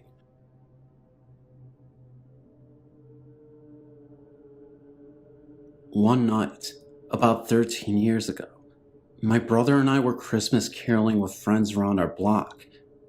We were about 10 or 11 at the time. After ending the night, my brother and I said goodbye to the last of our friends who had turned in for the night. We were riding doubles on a bike that night, my brother pedaling. We approached the edge of the driveway when he suddenly stopped. We both looked across the street. I said, "Do you see what I see?" He replied, "Yeah." Happening very quickly across the street was a dark shadowy figure, void of prominent features, approximately 7 feet tall. When it began to approach us, we threw the bikes down, and we were able to slide under the electric garage door, still in process of closing. We were able to summon our friend's dad to investigate, but nothing. That night, we rode our fannies home, about 8 houses down. Amazingly, we never mentioned it to our parents, who were waiting in the driveway to take us to the town's candy cane lane. We have since told them about everything, and to this day, when I visit home and happen to walk that corner of the block at night, I am constantly looking over my shoulder and feel as though I'm being watched.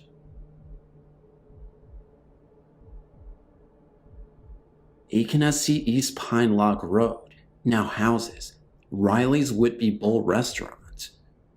This house was in my wife's family from the late 1960s until it was sold to the present owners, operators of the named restaurant. My family and I moved there in 1993 and lived in the house for 2 years after we moved back here from Atlanta. This house was in my wife's family from the late 1960s until it was sold to the present owners, operators of the named restaurant. My family and I moved there in 1993 and lived in the house for 2 years after we moved back here from Atlanta. This house was built in the late 1800s, estimated from the style, and was remodeled in 1914 when indoor plumbing was installed, and this date appears on the tax records, which would be correct. They used the latest remodeling date for effective date. Archaeologists from SC State Highway Department visited the site in the winter of 1994 when the road in front was being surveyed for widening. I took them under the house, and they showed me where the curve marks in the big supporting beams evidenced that the original part of the house was either built before the war between the states or wood from that era, which was recycled into the house. In any event, the home is an old, large, rambling affair of an old southern home that, like I said, is now a restaurant. It's unusual in that it is the Second Empire style, with a mansard roof and a large wraparound porch with Doric columns. On to the story. We frequently heard footsteps when no one was there, and had strange feelings that we were not alone. I could be in the front room, which I used as an office, and hear someone come down the stairs and stand at the large open pocket doors. When I turned from my computer, no one would be there. I got used to it. One day, I was relaxing in the upstairs bathroom in the old 6-long iron bathtub. It was in the middle of the day. I had some time to relax. My wife was away. The kids were in school. I had no pressing work, so I took a midday soaking bath. I was lying quietly in the hot sudsy water with water up to my neck, stretched out with a washcloth across my face. I heard someone coming down the hall. I slid the washcloth away, opened my eyes, and listened carefully, because I knew I was alone. The footsteps came slowly down the hall, towards the bathroom door, which was at the end of the hall. The footfall stopped at the door, and the old porcelain doorknob moved slightly, like someone had it in their grip, then started to turn slowly in its big square lock housing.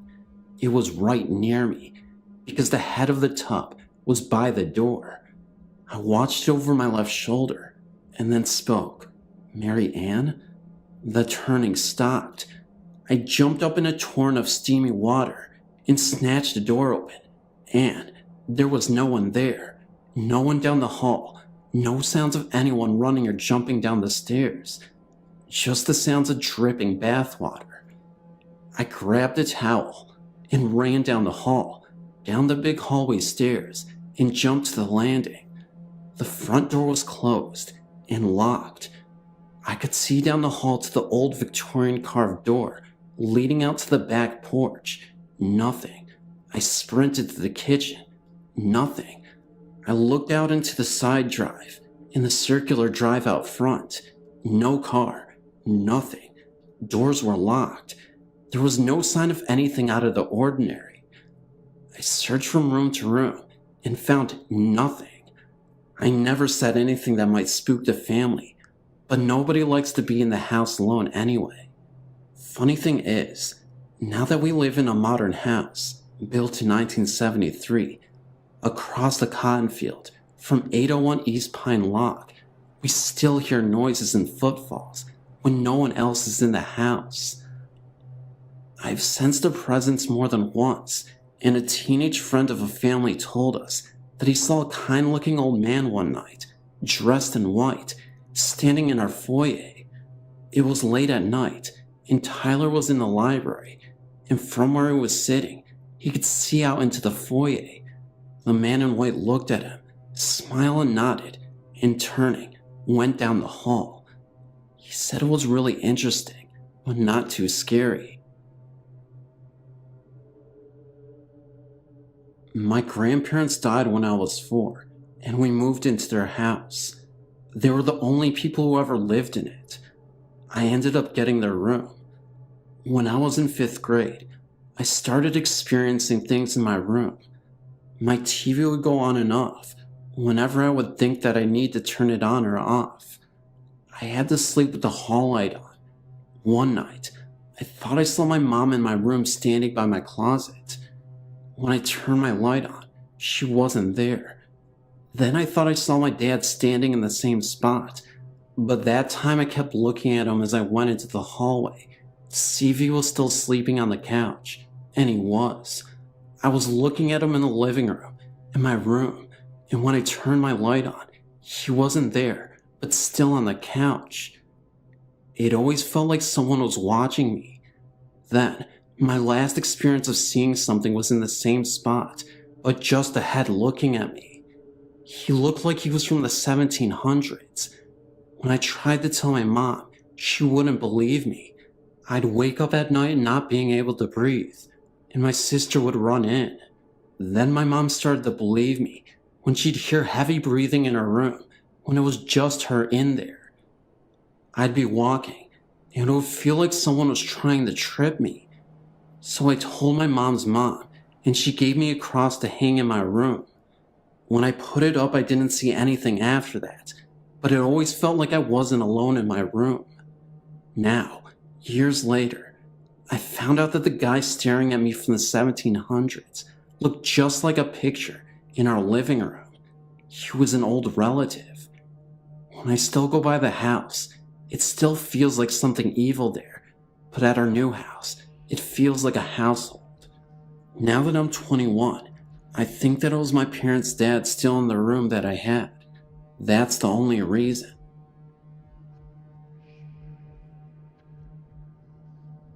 A long time ago, about 20 years or so, there was a car crash in front of my driveway. At the time, I did not live there. At that matter, nobody did.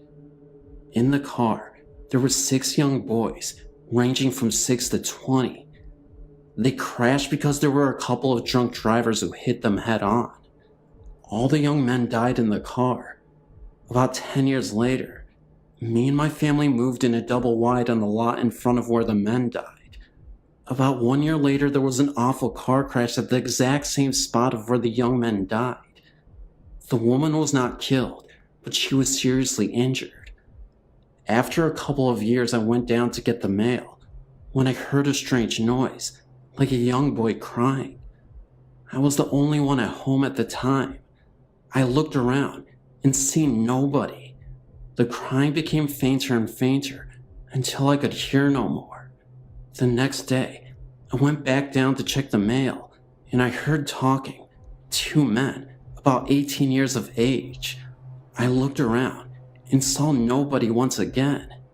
I listened to the conversation, and I couldn't make out anything they were saying, but I could hear the voices as clear as day.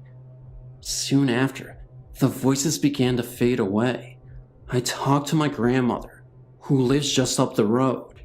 She told me that the accident happened about 20 years ago, and everyone in the car were killed. I asked her what time it was that they wrecked. She said it was about 5 to 10 p.m. Around 7 p.m. is when the young woman wrecked her car. A few years after the woman wrecked her car, another woman broke down on the bridge, several feet away from where the young man crashed. Another time, a couple were driving with a full tank of gas when all of a sudden, their gas tank just went empty, right where everything was happening. There were several more breakdowns and accidents that happened over the years where the young man crashed, and more of my family members have heard strange talking and crying below our driveway. After time we have moved, and still, there have been breakdowns and accidents at the same location. We think that the bridge and the area around it is haunted by the ghost of the 6 young men.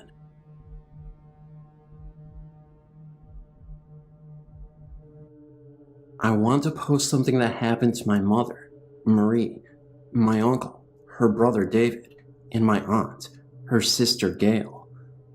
A little background first, please. Marie was living in Arkansas, David was living in Florida, and Gail was living in South Carolina. Many miles apart, these 3 siblings shared the same dream on the same night and called their mother within 24 hours of the dream to tell her of it. This dream occurred in 1989. The dream starts with the 3 siblings visiting an old farmhouse they lived in as children 30 years ago with their other siblings and parents. The house was empty. Marie, David, and Gail all got out of the car and walked completely around the house, recalling climbing an old oak tree that held the tire swing, recalling the farm area and what used to stand there, etc. When the three returned to the front of the house, there on their steps sat their dear old dad.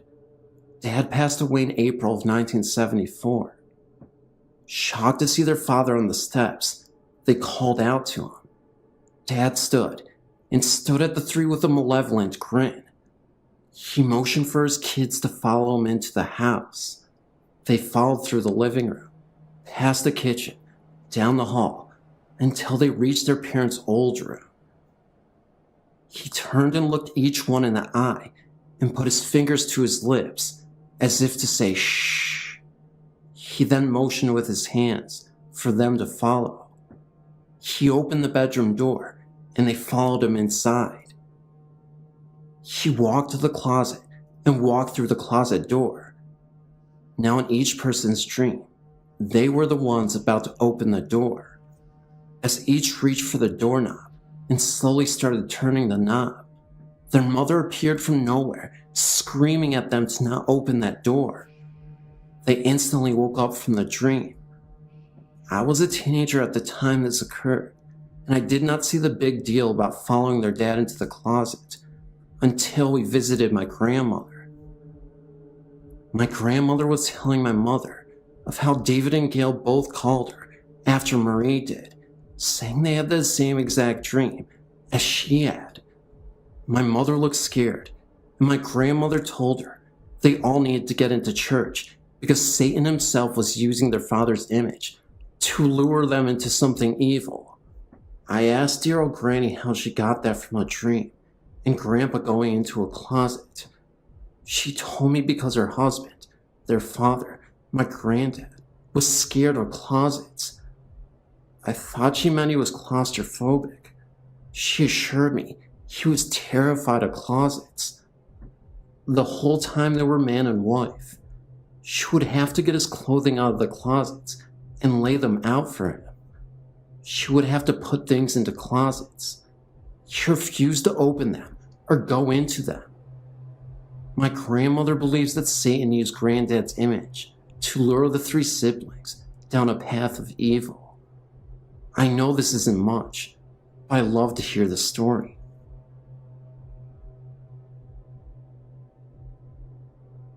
Within my years, I've had many ghostly experiences, but the most recent experience seemed to scare me the most.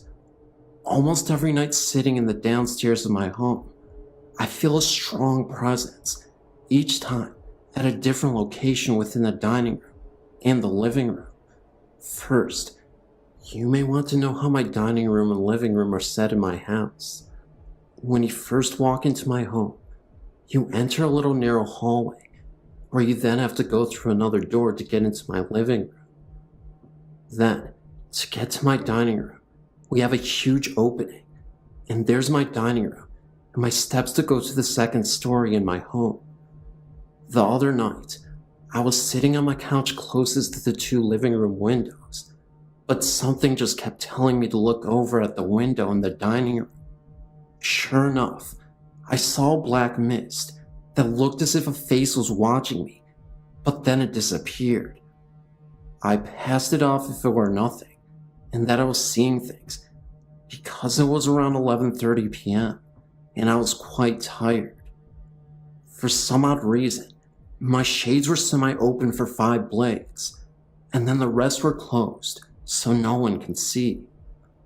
I then moved my brother to the other couch, and we sat together, and I just could not keep my eyes off the window in the hallway entrance.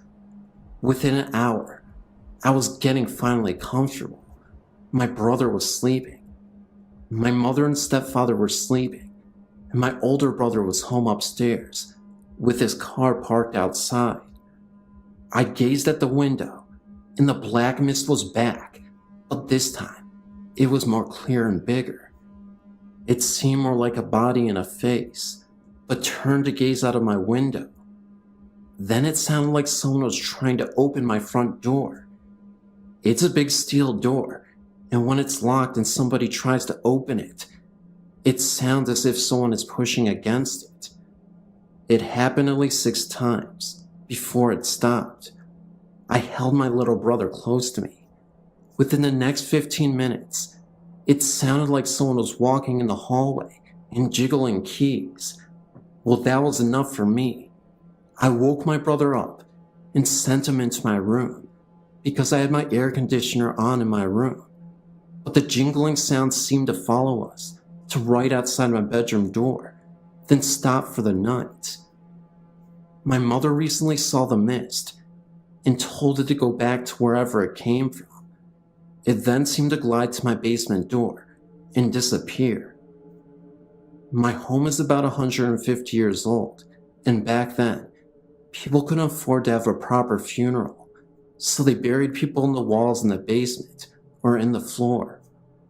We recently had a dirt basement floor and a cobblestone wall, but we had the floor cemented over.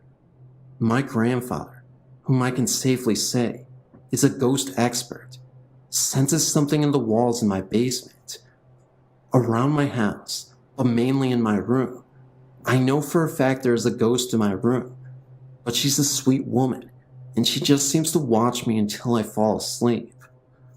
There are several ghosts in my home, but recently, I feel as if more are residing here. Just the other night I was drifting to sleep in my room, and I heard the sound as if someone was breathing. I held my breath, and the sound was still there, so I turned the TV on. It seemed to just go away. I was scared, and looked towards the mirror, and saw a flash, and then nothing happened. But I saw the woman, and felt comfort. I feel as if she scared the other spirit away. In my grandmother's house, there is an attic, but it's hidden in the ceiling, and you have to pull the straps down. During the war at her home, soldiers were hid in the attic, and rumor has it, one night, the other people found them and killed everyone in the room. But the one young nurse was beaten and then murdered. I had a dream once about a place where there's a dangling light, and you have to walk on beams and then open a door, and there's a little room with bloodstains. I told my grandmother, and she said I described her attic exactly, even though I'd never been in the attic. The woman who was murdered was a beautiful woman, and she is often spotted around my grandmother's house, scrubbing floors and walking.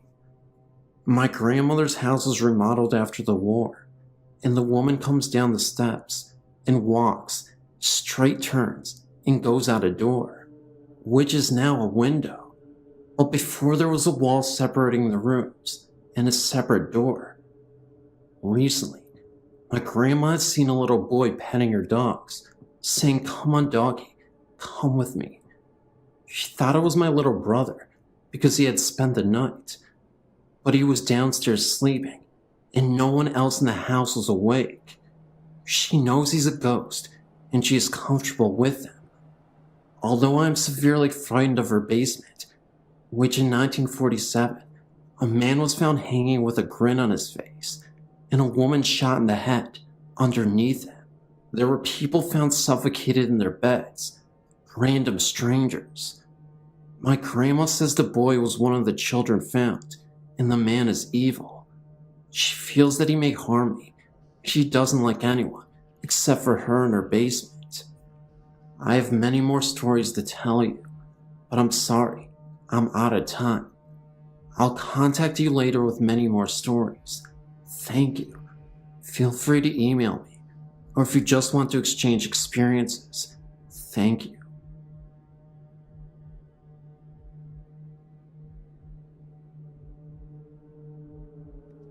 Although this is a true tale, it's not one of your spine tinglers, just something odd that cannot be explained. It was told to me several years ago by a colleague and happened to her mum Jean and some friends. Although Jean lived in Romford, Essex, she regularly went to a Keep Fit class in a small school hall in Upminster. The class had finished and her friends had piled into her car and drove around the corner. parking near the chip shop, and they all ordered fish and chips, like you do when you've just had a good workout. They were all sitting in the car quietly eating, when one person noticed something odd and nudged the person next to them. Eventually, they were all mesmerized, mouths agape, chips forgotten as their attention was focused on the activities in the churchyard over the road. Quite clearly, they could see a silent nighttime funeral procession of a coffin being carried on the shoulders by 6 pallbearers, all decked out in long black-tailed coats. They silently watched the procession walk from one side of the church and disappear around the other side. St. Mary's Lane, for anyone who lives nearby. Of course, they all asked the other, "Did you see what I saw?" Knowing full well they did. The next day, Jean decided to visit the church as she just had to know what happened. Maybe someone was buried late last night. However, she got to the church and found the vicar. She worded the question carefully so as not to look like a complete idiot, and was obviously stunned when the vicar told her that no funeral took place last night. She said that from the look on his face it was fairly obvious that he knew why she was asking. But being a vicar, he simply smiled and walked away. Spooky. I've been past the churchyard as my grandparents used to live just down the road, and it is quite a creepy-looking place. All the stones are really old and crumbly and covered in moss. None of the names or dates are readable. It's one of those graveyards where you can look at it for a little while, and then you kind of shudder and have to look away. I used to think it was my childish imagination, but even these days the place still gives me the creeps, even in the middle of summer.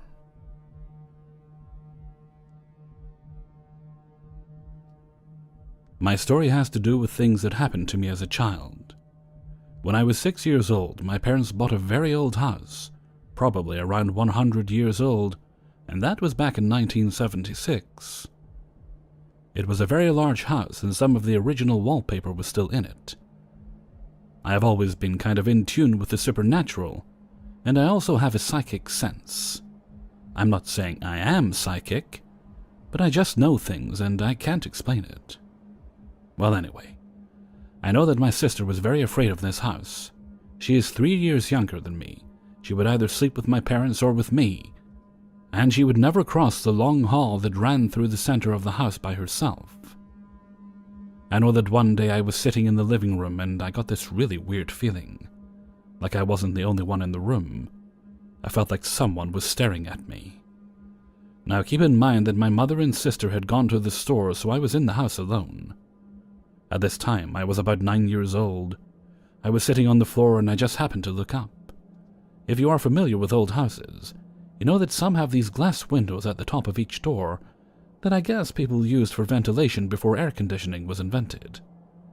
Well, the upstairs of this house had been added years after the original one-story had been built, and the steps that led upstairs went even with the glass window above the door in the room I was in. There was also a small triangle of wood that was missing from the step, and that is where my eyes shifted to. There was something looking at me through that space. I was so scared that I grabbed my dog and ran to the front porch, just hoping my mother would drive up. I don't know what it was, but there was something there. People in the neighborhood were always asking if the house was haunted, and one time an old woman I had never seen before asked me if I knew of the girl that had been locked in her room, in my house, and she had died there. There is also another story that happened in this same house. My uncle was living with us. He was 70 years old, and I was about 10 at the time. One night I heard him calling my father. He was shouting, and that is what woke me up. My father went running into his room, and this was my uncle's reply. "I know you're not going to believe this, and I know I shouldn't be seeing this, but I do. There's a black woman standing in front of the fireplace holding a little girl's hand, and she's wearing a red coat and hat." Then my father said that my uncle's eyes followed something around the room, and then my uncle began to scream again, "No, go away! Don't come near me!" Then they disappeared. My father said that he had never been so scared in his life, because his uncle was being rational about it. Like he knew he shouldn't be seeing something like that, but he did. I knew there was something in that house. Although we moved out when I was 14, I still drive by it to look, and I still get a creepy feeling about it just from driving by. I feel it in my bones. What do you think? I would really appreciate your opinion. Thank you so much.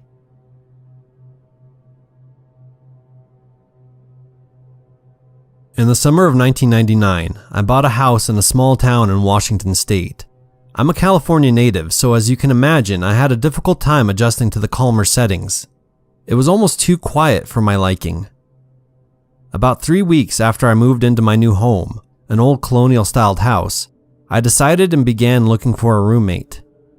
Soon after I placed the ad, I got a phone call from a very willing young lady who said it sounded like the perfect location for her. I took her name down, and she said she would call me the next day to set up a time and place to meet. I waited all day for her phone call, but it never came. I figured she must have found some other place to stay, but I kept the spot vacant in case she called back. A few weeks later, she did call again, and as before, she told me she would call back the next day to set up a time and place to meet. I faithfully awaited her return call, but same as the first time, it never came. I began to get suspicious as to whether it was a prank caller or a real person of interest. I thought it was odd how she'd given me a name without a number. My attempts to find her in the phone book failed, so without any other place to turn, I gave up on the search. About 3 months later, I was up in the attic storing some Christmas decorations I wouldn't be needing for some time when my eyes fell upon an old stack of newspapers in the corner. I was somehow intrigued by a particular paper lying on the top of the stack. As I thumbed through it, I was quite shocked to read an article printed about a young woman who died in her house, the house I was currently living in, at the age of 22. Even more shocking was the name of the woman. It was an identical match to the woman who called about sharing my home. I couldn't catch my breath. I went down to the local historical library and discovered that this woman did indeed live in the very house I now owned in the late 1800s. My visit to the library occurred close to 6 months ago. Since then, late at night, I've heard crying downstairs in my living room. My aunt and uncle used to live in an old log cabin. We think it was by an Indian burial ground, but it was definitely haunted, and the spirit there was not good at all. One night, my aunt and uncle woke up to find they couldn't move. They were being held down by something, but that's not my story. My 3 cousins all shared the same room. It was the only room on the 2nd level.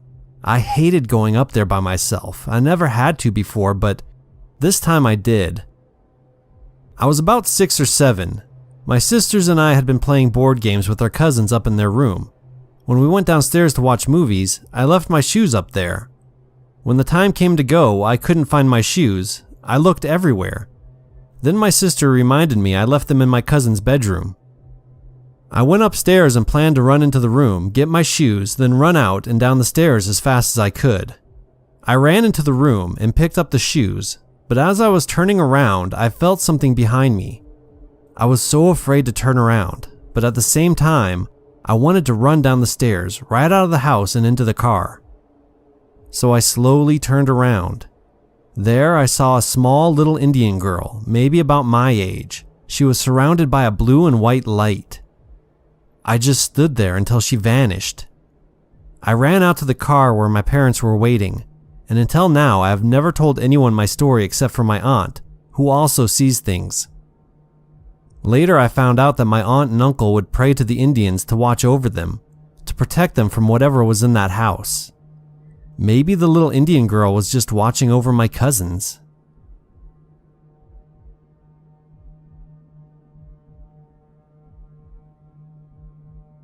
My wife and I had moved to the naval station at Mare Island of Vallejo, California.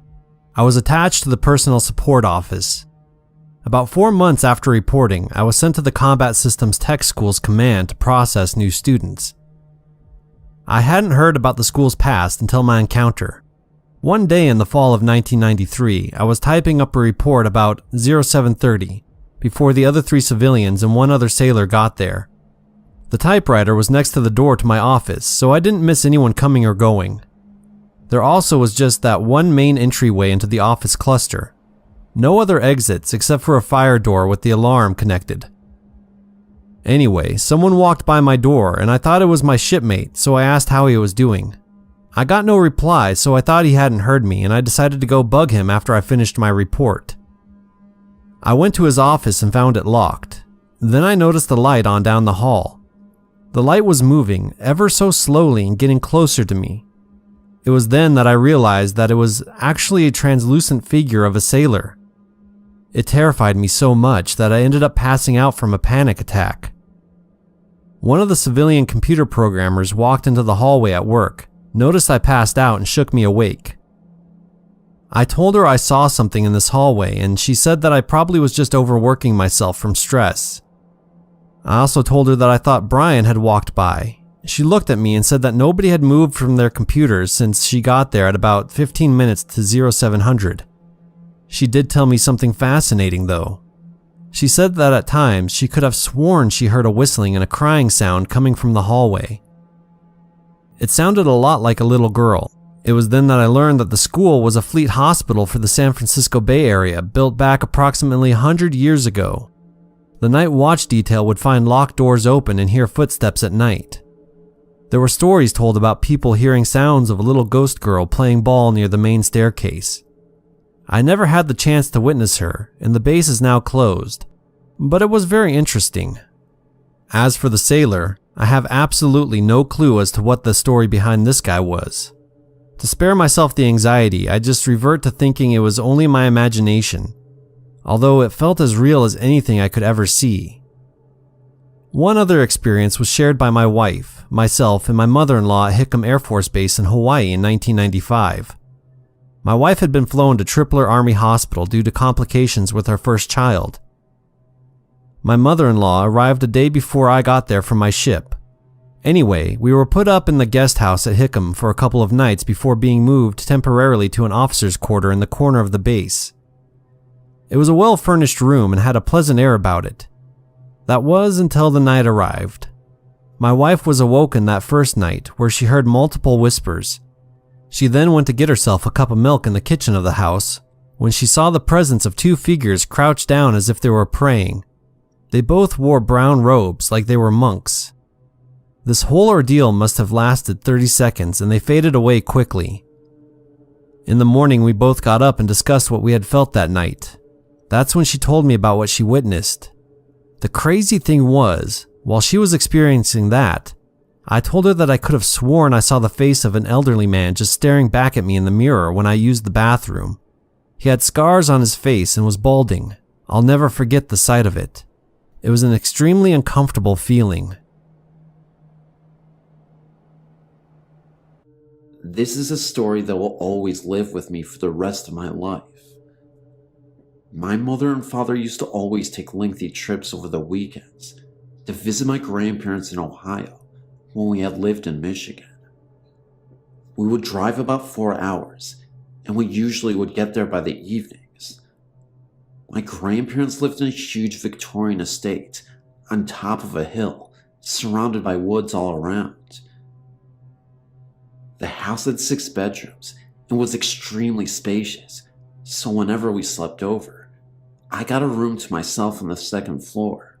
At the time, my dad suffered from terrible sleepwalking episodes, and they only seemed to trigger at this house. I can remember one night, I was sleeping in the room and had my window open. That was when I was awoken by soft sounds coming from outside of the window. It sounded like hymns and chanting, as if it was a lullaby. At first, I checked to see if the television from downstairs was accidentally left on, but it wasn't. I was starting to get really freaked out when I went back in my room, because I noticed my dad was walking towards the trail path into the woods. The house lights were shining bright enough so that I could see the woods well enough from the window. In a panic, I ran downstairs and outside as fast as I could and grabbed a flashlight, then chased after my dad into the woods. He had managed to walk so far into the path of the woods that we got to be a mile away, and the further I went into the woods, the darker it got. We just kept getting further and further away from the house, and it was really starting to get cold and scary. I started to call out for my dad, shining the flashlight straight ahead in the now pitch black woods, when I had lost him.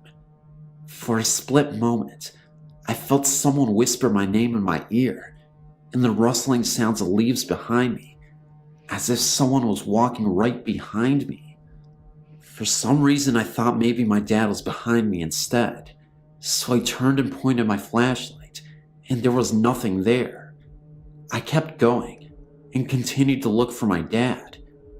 That was when I once again heard a voice, but this time in a low and guttural voice. I could have sworn I heard the voice say, "Let's play." At this point, I actually thought my dad was playing a practical joke, so then I yelled out to my dad and told him this isn't funny and to show himself. Even though the voice sounded nothing like him, I just kind of assumed, maybe to ease my mind in my panic state. Literally a split second later, I see a cloudy mist and what looked like an orb hovering from the distance of the woods and slowing going in my direction from afar. It then disappeared. I heard my dad's far off distant scream, and I started running faster into the woods to try to locate him. When I finally found him, he had fallen into this well that none of the family had any idea had existed. I quickly helped my dad out of the well, and he had asked me what happened. I brought him back into the house and told him that he was sleepwalking and managed to wander into the woods. The creepiest part of this whole experience was this. He said that while he was sleepwalking, he had dreamt that a woman in pioneer clothing urged him to find her missing son in the woods. She told him to run to the well and he will find him. When my dad told me this, I told him about hearing some soft singing before I rushed into the woods to get him, and that I heard voices and whispering into the woods. A couple days later, fascinated by the well that existed in the woods, we went to go see it in daylight. To my utter shock, we had made a gruesome discovery. We found what looked like human bones at the bottom of the well. We immediately called the police. They examined these bones, and we were able to confirm weeks later that they weren't animal remains, but human remains. We had the bones examined by a professional, and they believe that the bones belonged to a young boy who may have perished hundreds of years ago. My guess is in the early 1800s. I would like to state wholeheartedly that these events are in fact true, from my father's sleepwalking to the dream he had and the bones uncovered. It may sound a bit far-fetched, but I guess you'll have to take my word for it. This event happened in the 1970s, and I'm 70 years old now.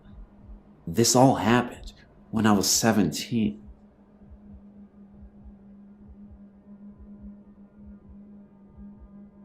I have a rather bizarre ghost story, or maybe it just appears that way to me, since I've never experienced ghosts before.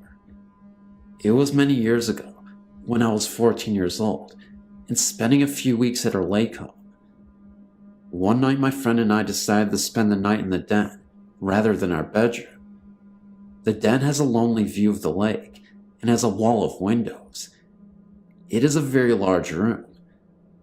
As we were in our sleeping bags, I noticed what looked like a man sitting in the armchair. The apparition was black. You could not distinguish any features, but you could see a bowler hat, or a similar hat, on his head. He just sat there and didn't move, his arms resting on the chair. I was paralyzed with fear. I eventually mentioned this to my friend, or maybe she mentioned it to me first.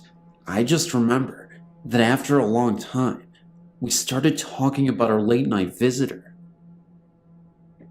We compared notes on what we were seeing, and it became apparent that we were both seeing the same thing. A shadow? I think not, and if you read on, you will know why I'm so sure. My friend and I became so scared that we buried ourselves in our sleeping bags and held on to each other for dear life. We knew we had to get out of there, but we were too scared to move. Eventually we got up our nerve and made a mad dash to the bathroom. Keep in mind, our lake house is quite large and the bathroom was not nearby. We huddled in the bathroom for some time and got up our nerve to make it to our bedroom. This time, for some reason, we didn't run. As we were making our way to the bedroom, we saw another apparition on the living room sofa. This was definitely no shadow. There were no windows in this room, therefore no light except a bathroom light. This apparition was easier to see. It was a woman from the turn of the century. She was dressed in a white dress, possibly a Victorian wedding gown, and lying in the pose of a deceased person. As you could imagine, we hightailed it to our bedroom. When in the bedroom, we sat up with the light on. I'm not sure how much time passed, but eventually, we heard what appeared to be a marching band playing. We looked at the clock and saw that it was after 3 a.m., and therefore highly unlikely that a marching band would be performing in this rather sleepy-like community. Had it not been for this, we would have considered it as teenage imaginations going wild. You can see things, but hearing them is an entirely different story. In the morning we checked out the house to see if there was any way music could be played by itself in the house. We found an old radio down in the basement, but it wasn't plugged in. We then plugged in the radio, and it did not even work. We asked my grandparents if they had heard anything, and they said they hadn't. When we told them our stories, they just laughed, and almost everybody else we had told this to laughs also. If they don't laugh, they listen and nod their heads, but we can tell they are just being considerate and patronizing us. We are now both 30 years old, born a day apart, and live over 1,000 miles apart. When we are together, we still talk about this and stand by our story and memory. We still agree about what we saw and heard. I have no explanation about this, but I will not sleep alone in this house. I don't even visit often, but when I do, I'm still scared to death.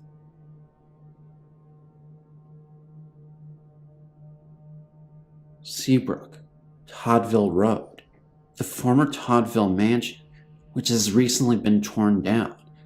The property turned into apartments or condos. Reports of a strange creature roaming the grounds, noises, feelings of being watched, shadowy figures. Actually, this mansion was the List Mansion. The story of this place was well known to the people of Seabrook, who lived there at the time. I lived near the List Mansion for many years. Several acres of land were bought by a Houston business owner in the late 70s to early 80s, right on Galveston Bay, near the intersection of Toddsville Road and East Meyer Road. Bill List was his name, and for the most part at first, no one knew who he was, only that there was a major construction project going up near the bay. Bill List owned a trailer manufacturing business, and with the success of his business came great wealth. The mansion was a massive undertaking. Built up on several feet of soil, the 3-story brick structure dwarfed the modest home surrounding the property. The brick foundry, where Bill was buying the bricks for his mansion, was unable to keep up production of bricks for the mansion and bricks for other products, so Bill just bought the brick foundry so all the bricks made could go into his construction for project. Month by month, the mansion began to take shape. The stark brick structure was 3 stories tall, 4 if you count the massive garage on the ground level. All the windows on every floor featured wrought iron bars. It was divided into 2 separate sections, with a large glassed-in garden and pool. Catwalks on the second floor crossed from the front of the house to the back part. The rooms were arranged into 2 separate apartments, with kitchens, bathrooms, and living areas. The entire property was surrounded by a brick wall from Toddville Road. The List Mansion, as it was called, resembled a prison, which was not far from true. When construction was completed, me and some friends were in the Kroger parking lot in Seabrook when two guys a little older than us invited us to a big party to celebrate the opening of the List Mansion. We talked to them for a few minutes, and then they left. We did not go to the party. For years after that, you rarely saw anyone coming or going from the mansion, even though several families could live there at the same time and never see each other. The guys we saw at Kroger that day never showed up anywhere in town. Then one day, Bill List was dead, murdered, and the whole story came out in the Daily Citizen, the Bay Area newspaper. The List Mansion was built like a prison, not to keep people out, but to keep people in. As it turns out, Bill List had a preference for younger men and would cruise the alleyways in parts of Houston where runaways would frequent.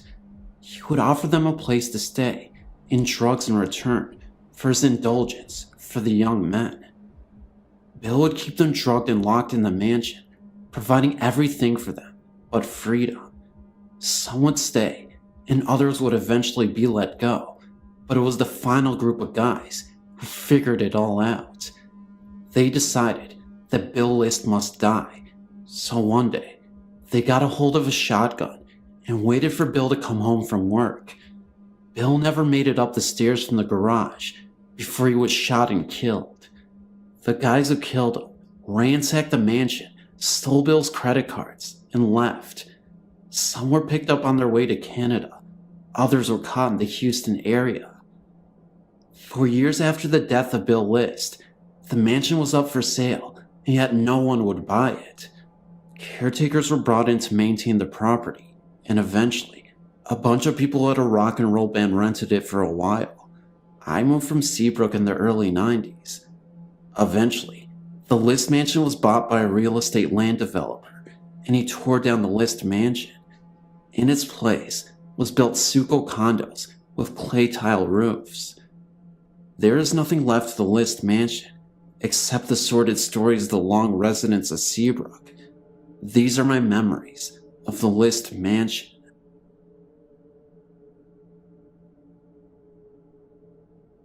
I grew up in a small town, and for about a year, we lived in a haunted house when I was just 2 years old.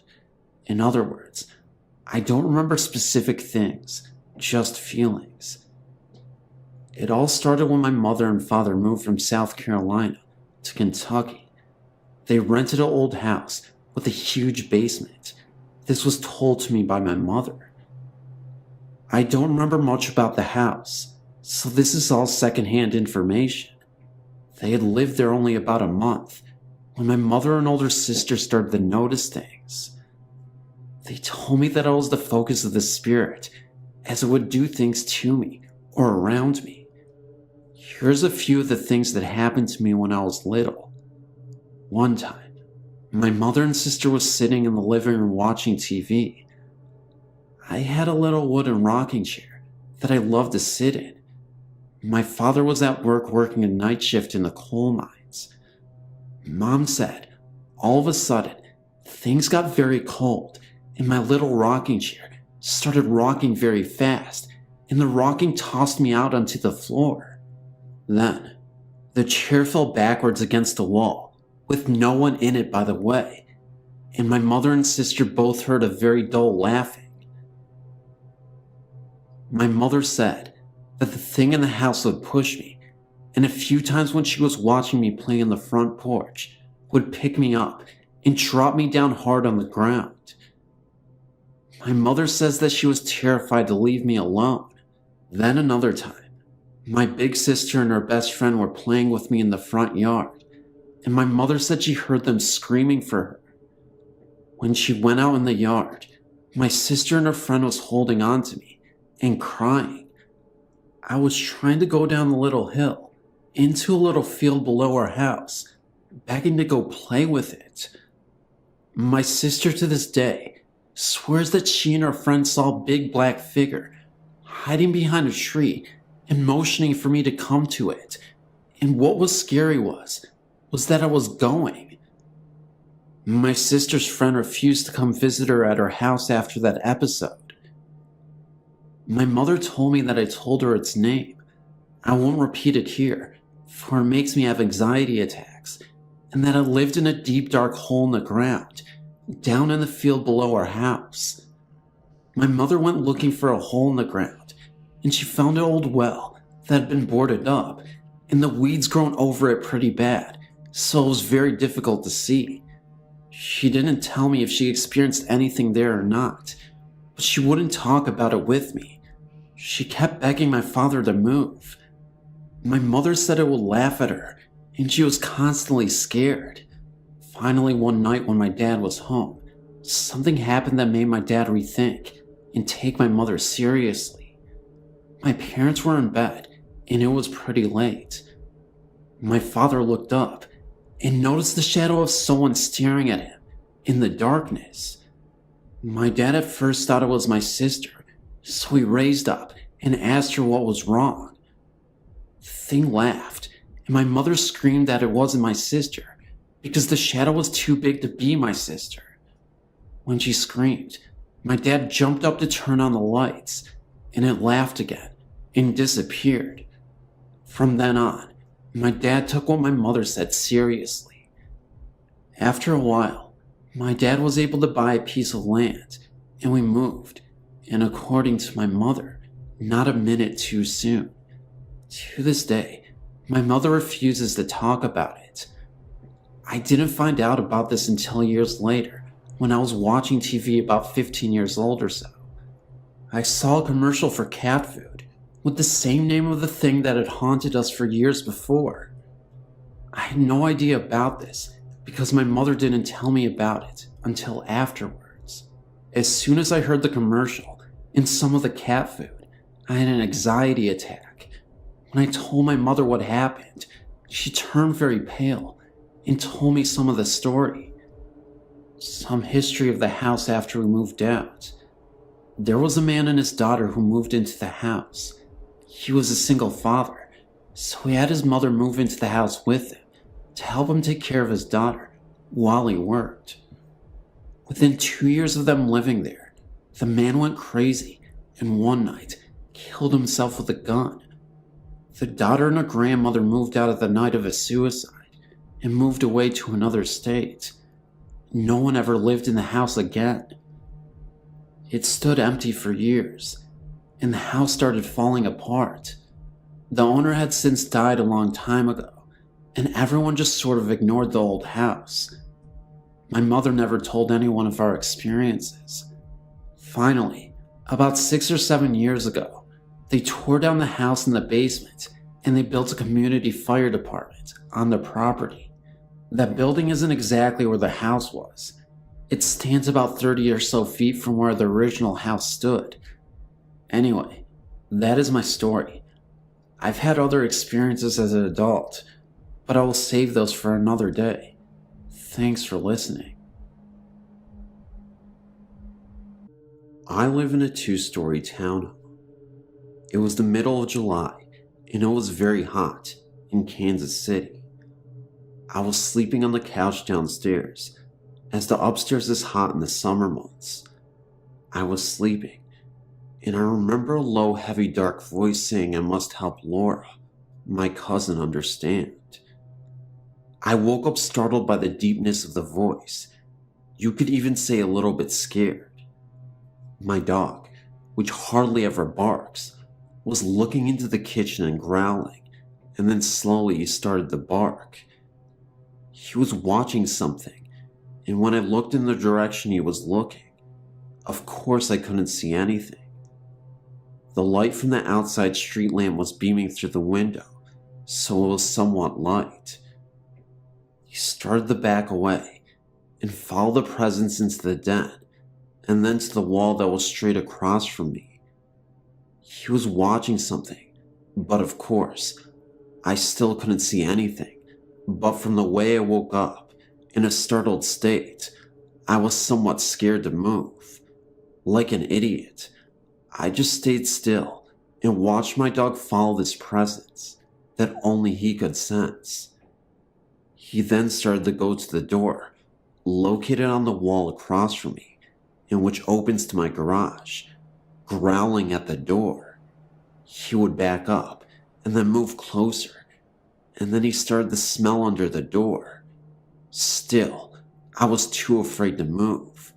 I just stayed there and watched. Within 5 to 10 minutes of this, the presence seemed to have left. My dog stopped growling and was going from the kitchen to the wall, into the door again and again, as if to look for something. Finally, he gave up and just curled up at my feet, which have not moved an inch this whole time, and fell asleep. Feeling now that the presence had left the room, I went to the door, which led to my garage, and pushed on it to make sure the door was closed, once again stating what an idiot I am. I did not dare to open the door. However, I didn't really have a choice, because that was when the door cracked open just enough that I could see the face and a body of a bloodied lady in a black robe.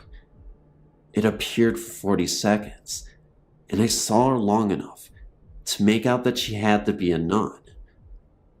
I just remember her face looking so badly bruised and beaten, as if she was hit with a bat or something damaging enough to give her a black eye. I turned away in fright, then opened the door completely to see that nobody was there anymore. It was like it appeared in a flash of lightning, then was gone. Just to give you some background on my house, the door that goes to my garage does not have a lock in it. Yes, this is dangerous, for if my garage door is open, anybody could just walk in, right into my house. Maybe this nun I saw was really a homeless person. Maybe it was someone who was trying to rob the house, but since they saw me, they fled. Nothing was stolen. Everything was in one piece. Feeling somewhat safe that the presence had left, I joined my dog and soon fell asleep. In the morning I awoke, went upstairs to take a shower, and dressed for work. When I came downstairs, I gathered up all my things and opened the door which leads to my garage, and stood there in total amazement. My garage door was wide open. I left the door open all night and morning. I truly feel my spirit guide was trying to warn me, and I was too stupid and too afraid to listen to him. As I drove to work, I thanked him for trying to warn me, and I promised to try and listen more carefully next time. The reality sank in that I could have been robbed or beaten. Yes, today I'm buying a chain lock for that door and installing it right away.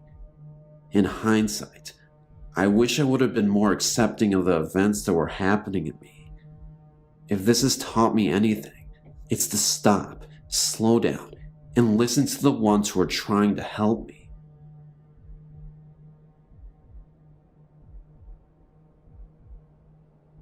As a youngster, I was playing with my toys in the lounge, and suddenly, I had this great feeling of fright around me. So I went running into my mother, who was washing the dishes. She told me not to be frightened, as there was nothing to be frightened of.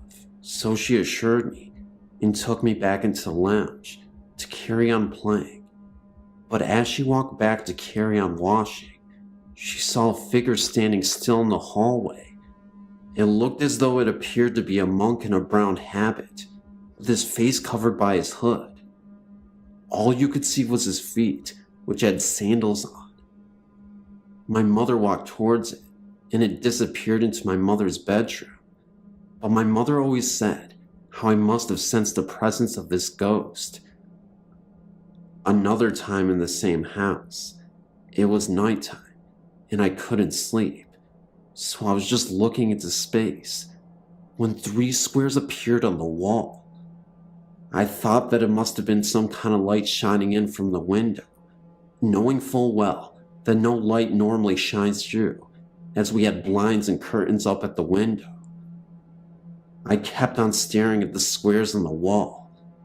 They didn't move or anything, but I felt really frightened like in the other story. I must have fell asleep, thinking about the lights on the wall. In the morning, when I awoke, the first thing I did was get out of my bed and go straight to the wall, hoping in the back of my mind that there wouldn't be any kind of marks on the wall where the square was. But I was wrong. Where the squares were, there were deep lined marks, like holes that were pressed into the wall around where the shapes were. They looked almost like claw marks and definitely weren't there before. There is no logical explanation for this story, not that I can explain anyway. It was not possible for any light to come through the curtains, and there were no other kind of lights or anything on in the room or in the house.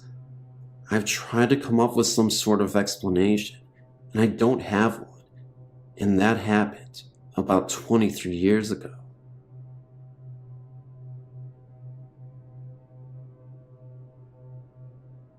I've had some strange and incredible experiences over the years. Just posted one in the last batch. Some of them I haven't sorted out how to share yet, but the following experiences are pretty strange. My roommate and I were living in a Seattle neighborhood called Capitol Hill. Our apartment building, the Ben Lamont, was built in 1910, and my apartment overlooked a little park area with a long retaining wall in the back. One night, I must have fallen into a deep sleep as soon as I went to bed. When I woke up the next day, I immediately told my roommate about a disturbing dream that a menacing, sinister black figure had climbed out of a hole in the ground, right against the retaining wall. He seemed full of rage and anger, and was coming closer and closer to our window, and meant real harm. It was a very real, fearful thing. After hearing my dream, my roommate said she tried to wake me up soon after I went to sleep, but I was out cold. She said she heard something like a gunshot outside in the park and walked through a darkened apartment to the living room's bay window to see if she could see anything. She said she saw a man who was built like a tank, but fitting the physical description of the man in my room to a T. He appeared to be staring up at her. For whatever reason, I don't understand why she did this, considering she thought she heard a gunshot, but she shined a flashlight on him. When she did, she could no longer see him. Although she saw everything else, the trees, the ground, bushes, everything where she was standing was illuminated, but he had vanished. When she covered the light, there he was again. I guess she did this a few times until he really vanished. Very, very strange. Another time I was staying in an artist's loft in San Francisco that was in a really creepy area on Market Street and 6th. I was in bed, just starting to get the semi-lucid feeling, when I woke with a frightened gasp. The only way to describe it is a flash vision. I thought for sure my throat had been slashed with a deep long knife from left to right, and all this blood was pouring. I remember sitting up gasping, knowing it was fatal. Then on the news the next day, chills went up my spine when the anchor person said that someone's throat had been slashed at a hotel on 6th Street, right around the corner from where I was staying. Somehow, I must have picked up on the victim's fear, anxiety, and shock. Not really a ghost story, but still weird. Another time, a friend and I had an interconnecting dream. I dreamt one part, and she dreamt the other. They matched perfectly, and since we both dreamt this right before we were waking up, we assumed we had these dreams at the same time.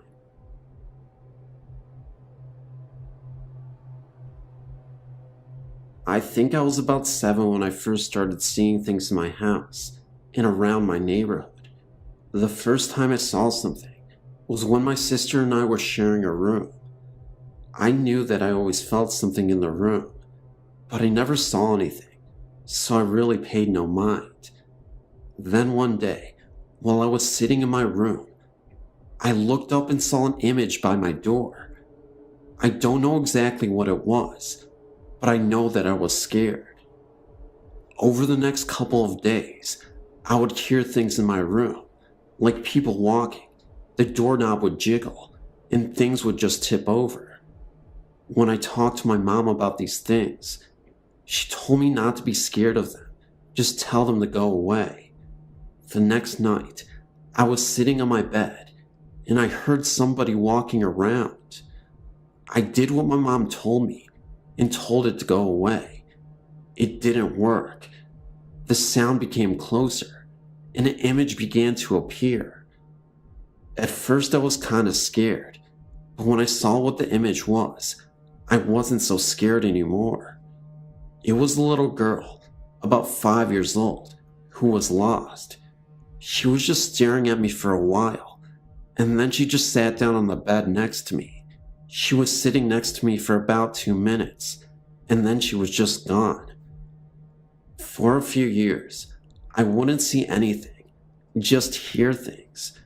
When my older sister moved out, my sister and I finally had our own rooms. I stayed in her original room, and my sister moved to my other sister's old room. For a couple of months, things were cool, and then my sister woke up in the middle of the night and asked if she could sleep with me.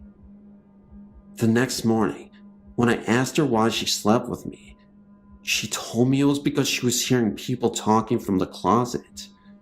Me and her had to switch rooms because she wouldn't sleep in her room. The first night, nothing happened, but the second night was completely different. I was hearing whispering and footsteps. At first, I thought I was scaring myself, but when I heard someone ask why my sister and I switched rooms, I knew I wasn't imagining it. At first, everyone thought I was making it up, but when I told my grandma about it, she looked at me as if she were surprised.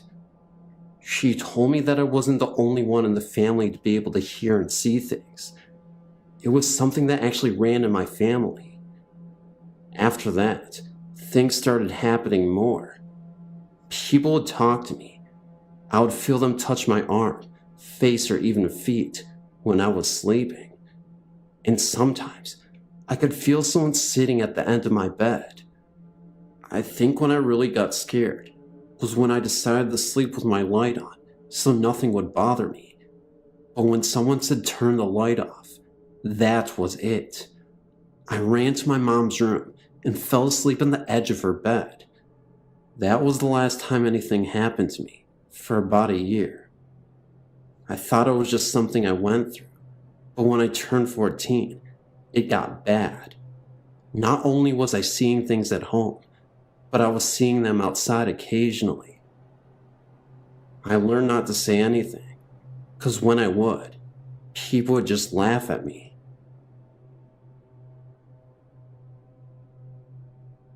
My family and I became aware of a particular area of a supposed haunting in the Jamestown, North Carolina area.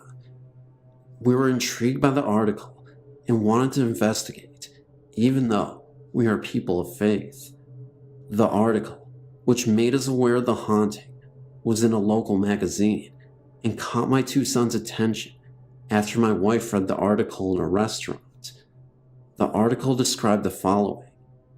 In the 1920s, there was an accident in Jamestown near a certain bridge underpass involving 2 high school students returning from the local prom.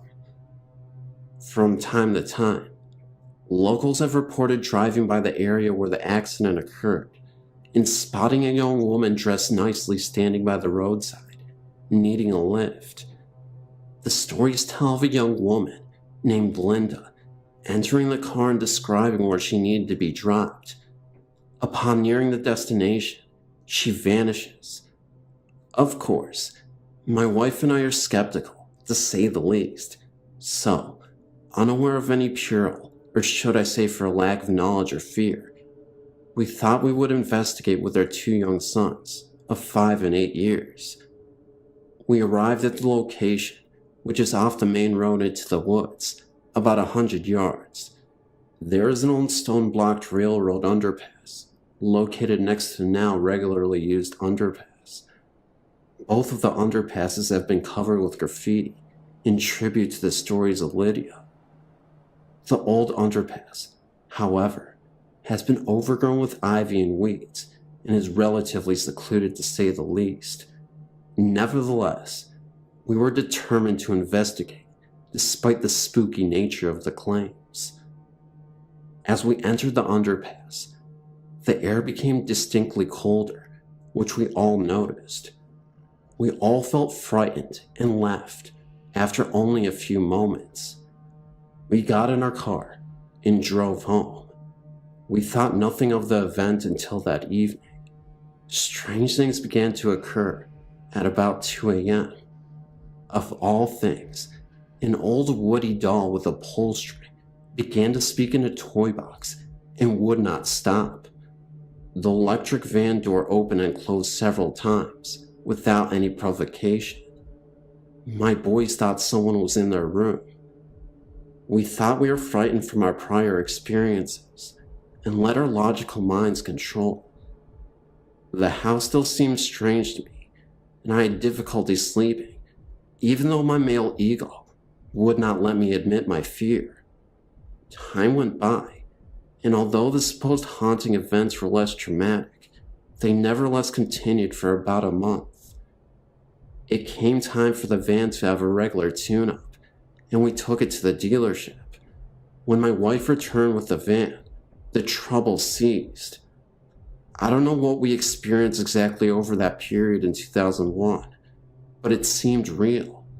My wife and I still question the validity of our haunting, but our youngest son still maintains that Megan, as he refers to her, often talked to him and was very nice. Anyway, it's a nice little story we often tell family members who don't think we're lost on cozy evenings. Hope you will enjoy.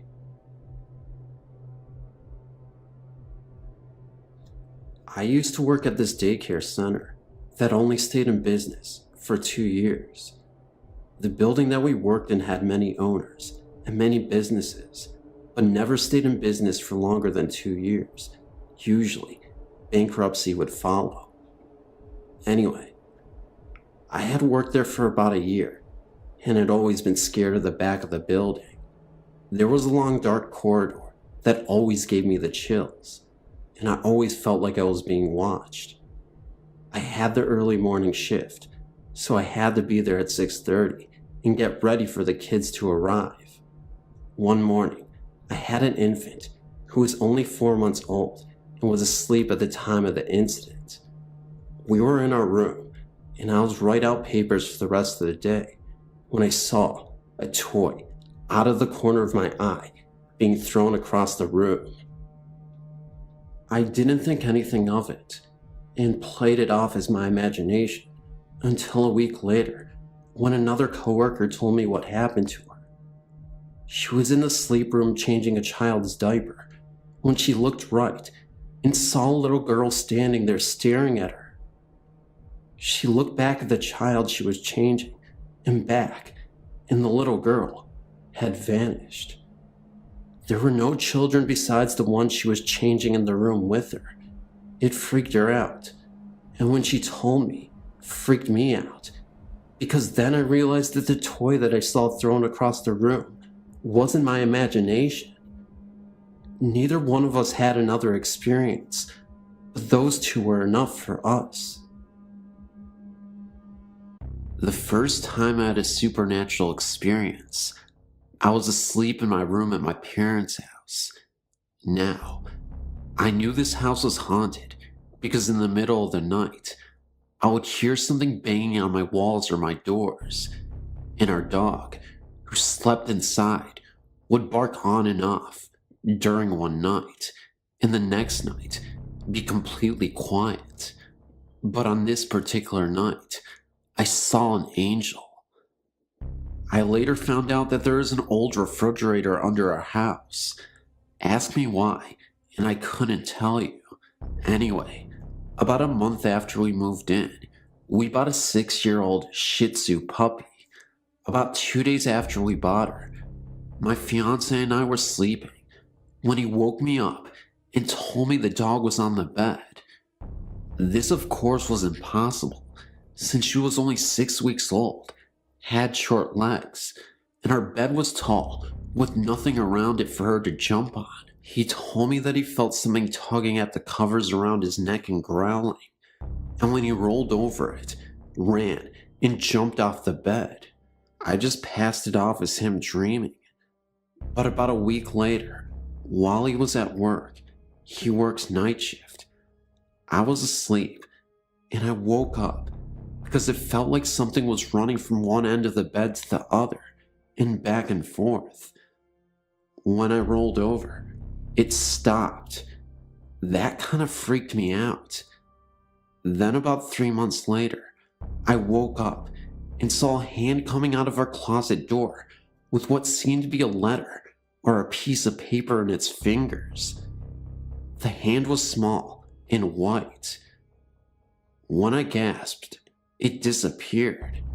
Then, about a week after that, the bed would periodically shake while I was asleep. I later asked my fiance if he ever felt the bed shake, and he told me he did. And when he described how it felt, I knew we were both feeling the same thing. It's a subtle shaking as if we're an earthquake, except we live in Virginia, where we don't have earthquakes, at least not the kind you can feel. It was almost as if there was a big dog on the bed, scratching furiously at a flea, and he also described it the way I would have, which is when you wake up, your first thought is, man, my heart beating that hard? And then you realize that it isn't your heart at all. And just last week, I saw a young woman with brown curly hair and brown eyes peering at me from a crack in the closet door. And last night, the downstairs bathroom door slammed by itself and the bed shook with both of us on it. Usually, it only shakes with one of us on it. Anywho, that's my story. If you have any insight, please give it to me, and you can put the stories on your site.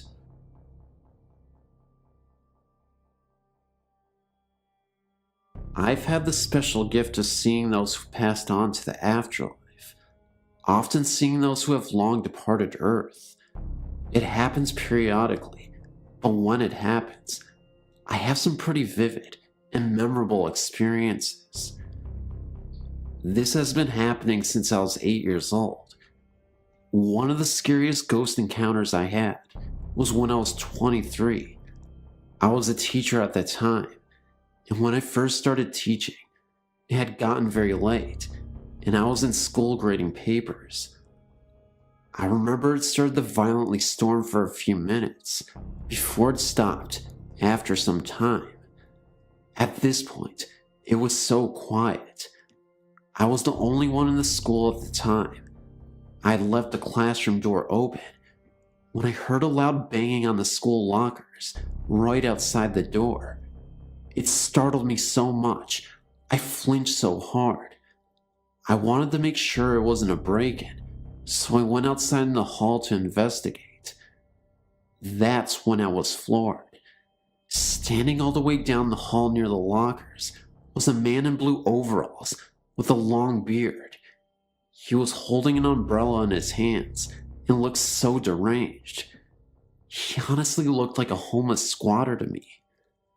I told him not to move at all and that I'd be calling the cops, that I was armed with weapons, so if he tried anything, I'd attack, which wasn't true at all. I was bluffing, but I needed to scare him anyway. The next thing I know, the man starts charging at me full speed.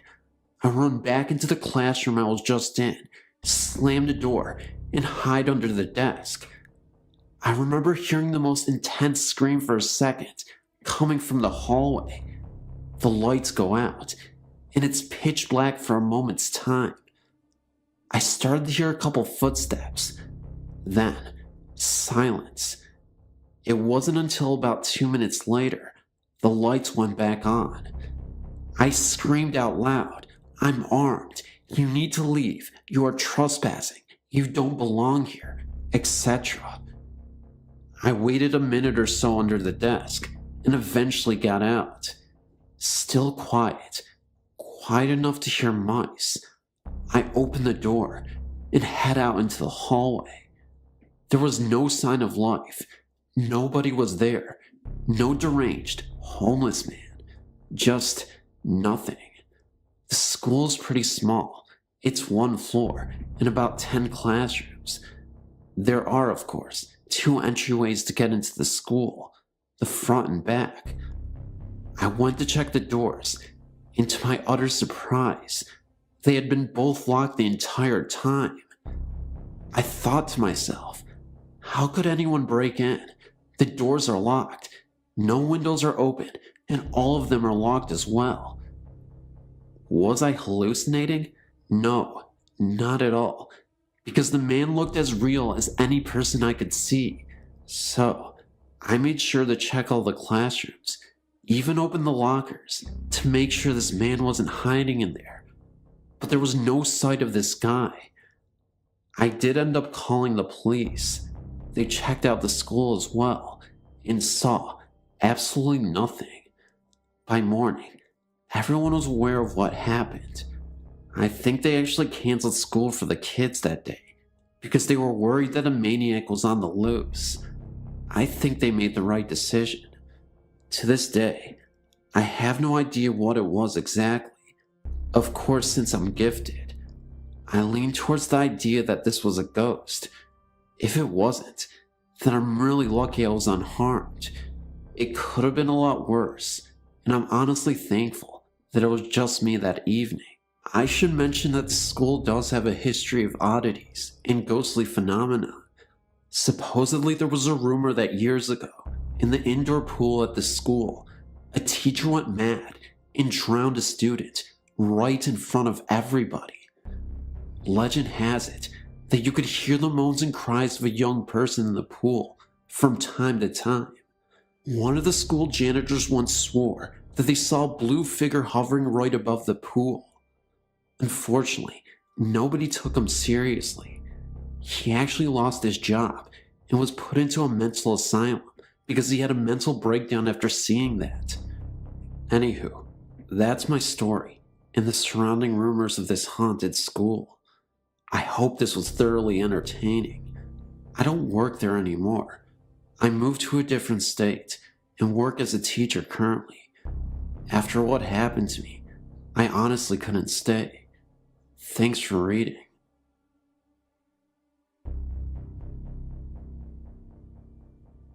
I'm from Dublin, Ireland, and when I was a boy, I forget how old I was, maybe about 14 or 15, I was staying with my parents with my old aunt at my family's ancestral home. There's a very old church just up the road from the house. It's so close that you can take a shortcut across just one field, and you're there. It used to be part of an old Franciscan monastery. Anyway, I was in that church on my own one summer's afternoon. It was a hot day, and though the church was naturally cooler, it was only a degree or so cooler. I remember feeling a little uneasy. All of a sudden, the hackles on my neck rose. I thought my little sister had followed me in, but then the temperature literally nosedived from somewhere in the high 90s to the mid 40s in a matter of seconds. I sensed that someone, or something, was watching me from the choir balcony, above and behind me. Something told me that it sure as hell wasn't human. I don't know how, but I knew. I slowly turned and looked up. 3 seconds later, I was tearing down the road as fast as my legs could carry me. What I saw was the semi-transparent, cowled figure of a Franciscan monk regarding me from the balcony. He was barely there, yet details, the folds of his robe, the heavy cross about his neck, and the shaded outline of a face was visible, yet weirdly see-through. I'm now 20, and still refuse to enter that church alone. I've since asked the parish priest about it. He explained that he had seen an apparition a couple of times when he was alone in the church, but refused to comment or speculate further.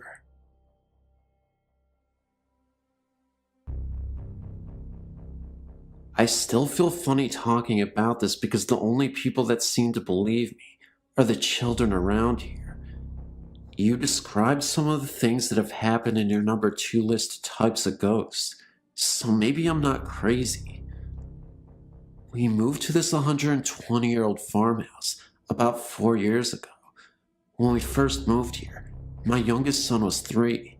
He would ride his tricycle back and forth from the living room to the kitchen, which at the end was the basement door. He would ride his tricycle back and forth from the living room to the kitchen, which at the end was the basement door.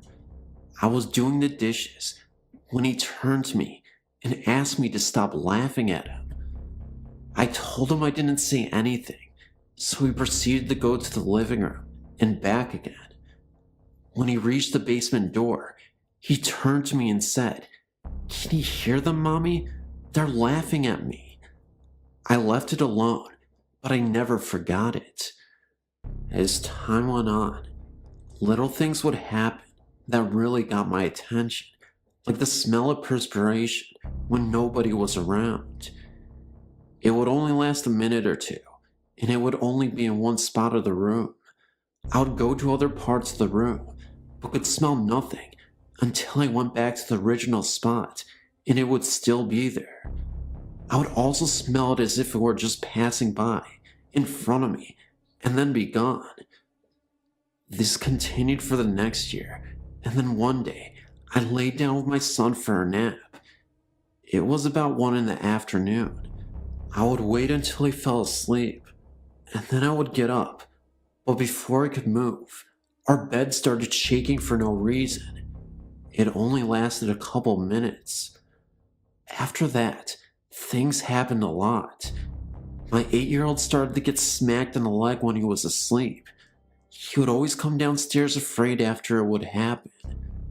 I started getting nudged on my leg at night, like someone was trying to wake me up. I am a very light sleeper, so I'd wake up immediately and look all around my bed in my room, but nobody was there. One night, when I was sleeping, I felt something lay across my legs.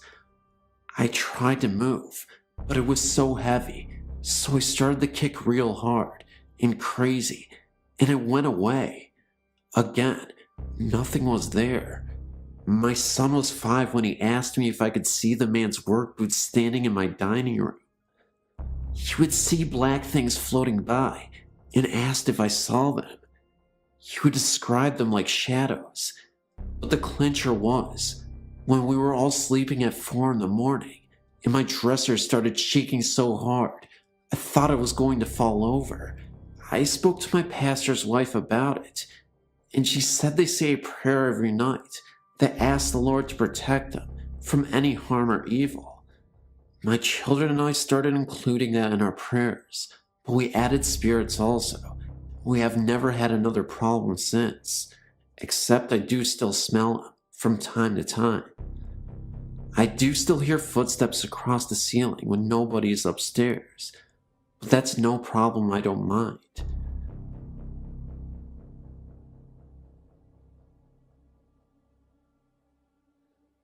My mother, brother, sister, and I moved into an old house in Cambridge, New York in 1995. They had the intentions of refinishing parts of the house to make it more modern. To give you an idea of the house, it was built in 1884, had 4 floors, which consisted of a basement, first floor, second floor, and a full attic.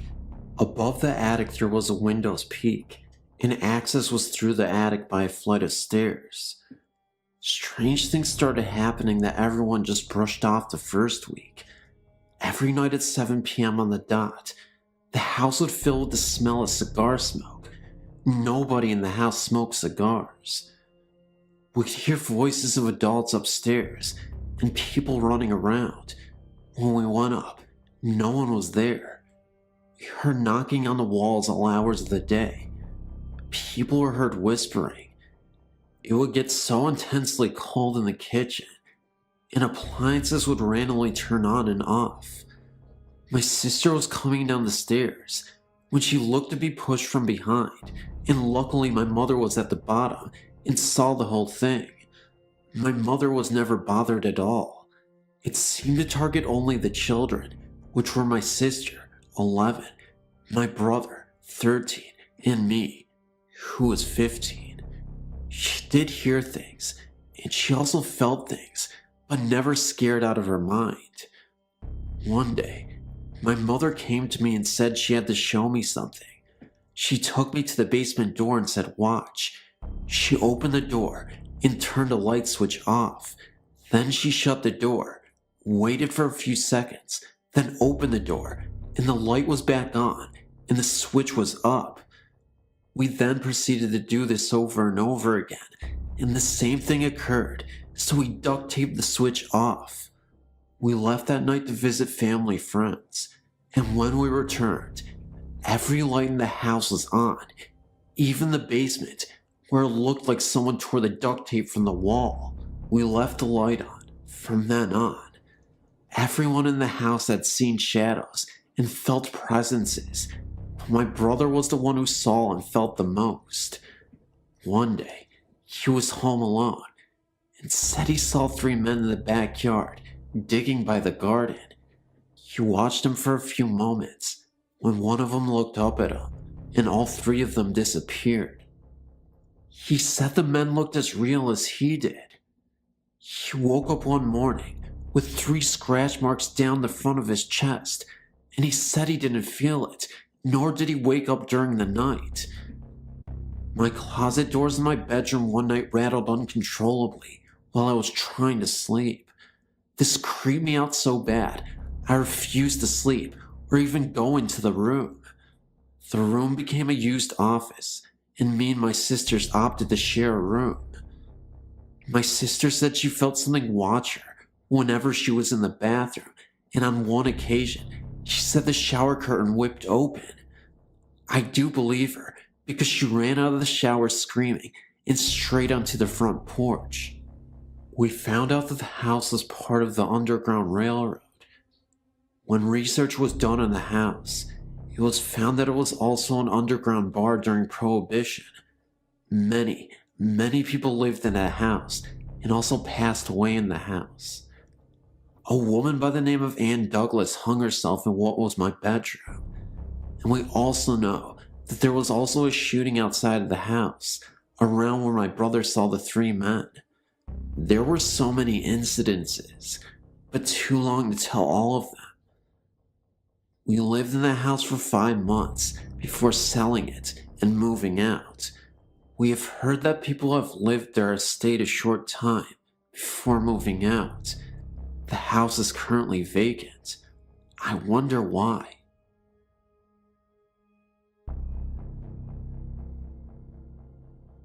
I had many paranormal experiences when I was young.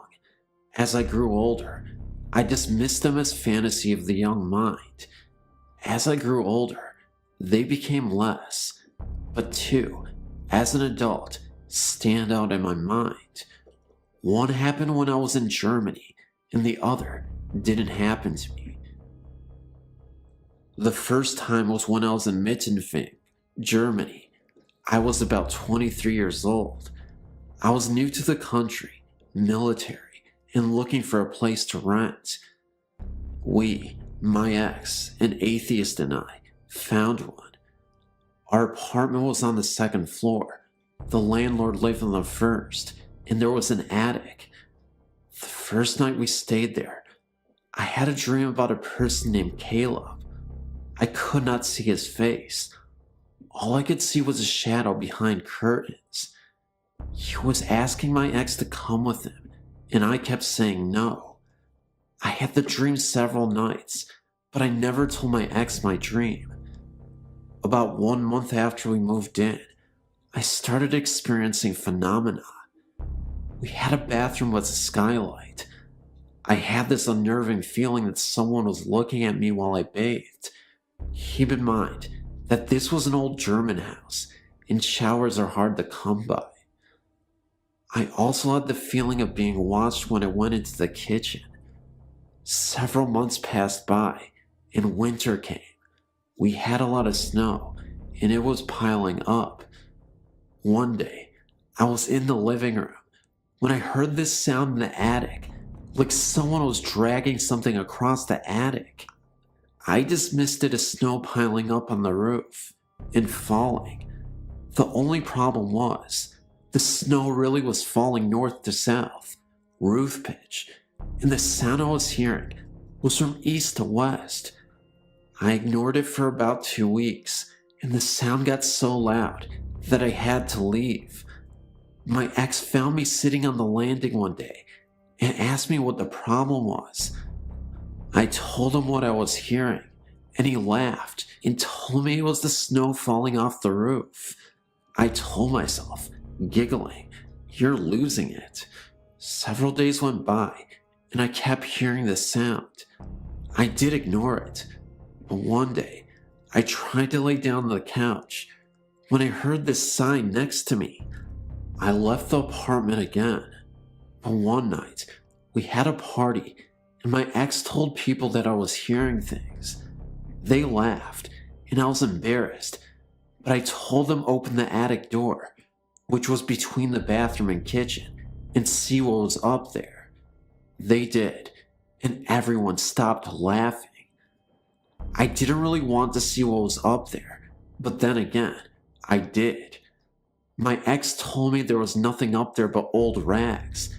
He tried to persuade me from looking, but I wanted to see for myself, so I climbed up the stairs and looked in the attic. What I saw took my breath away. There was an old black German baby buggy sitting up there. It was full of cobwebs, and someone pushed it, and I knew what that dragging sound was. It made a distinct sound that could be heard by everyone.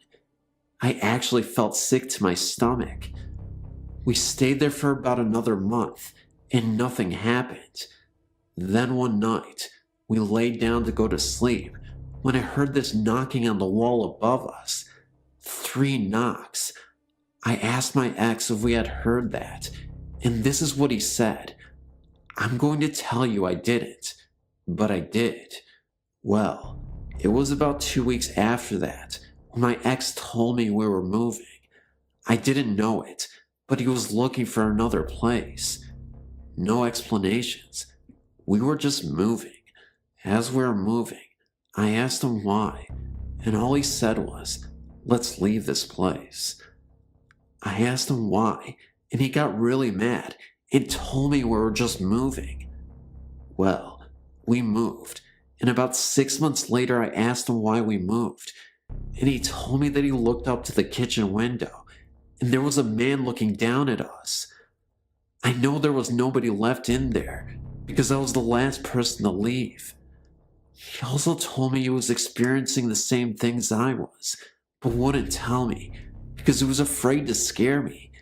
Keep in mind, my ex was an atheist. I felt chills go down my body. The next one didn't happen to me. It happened to my husband.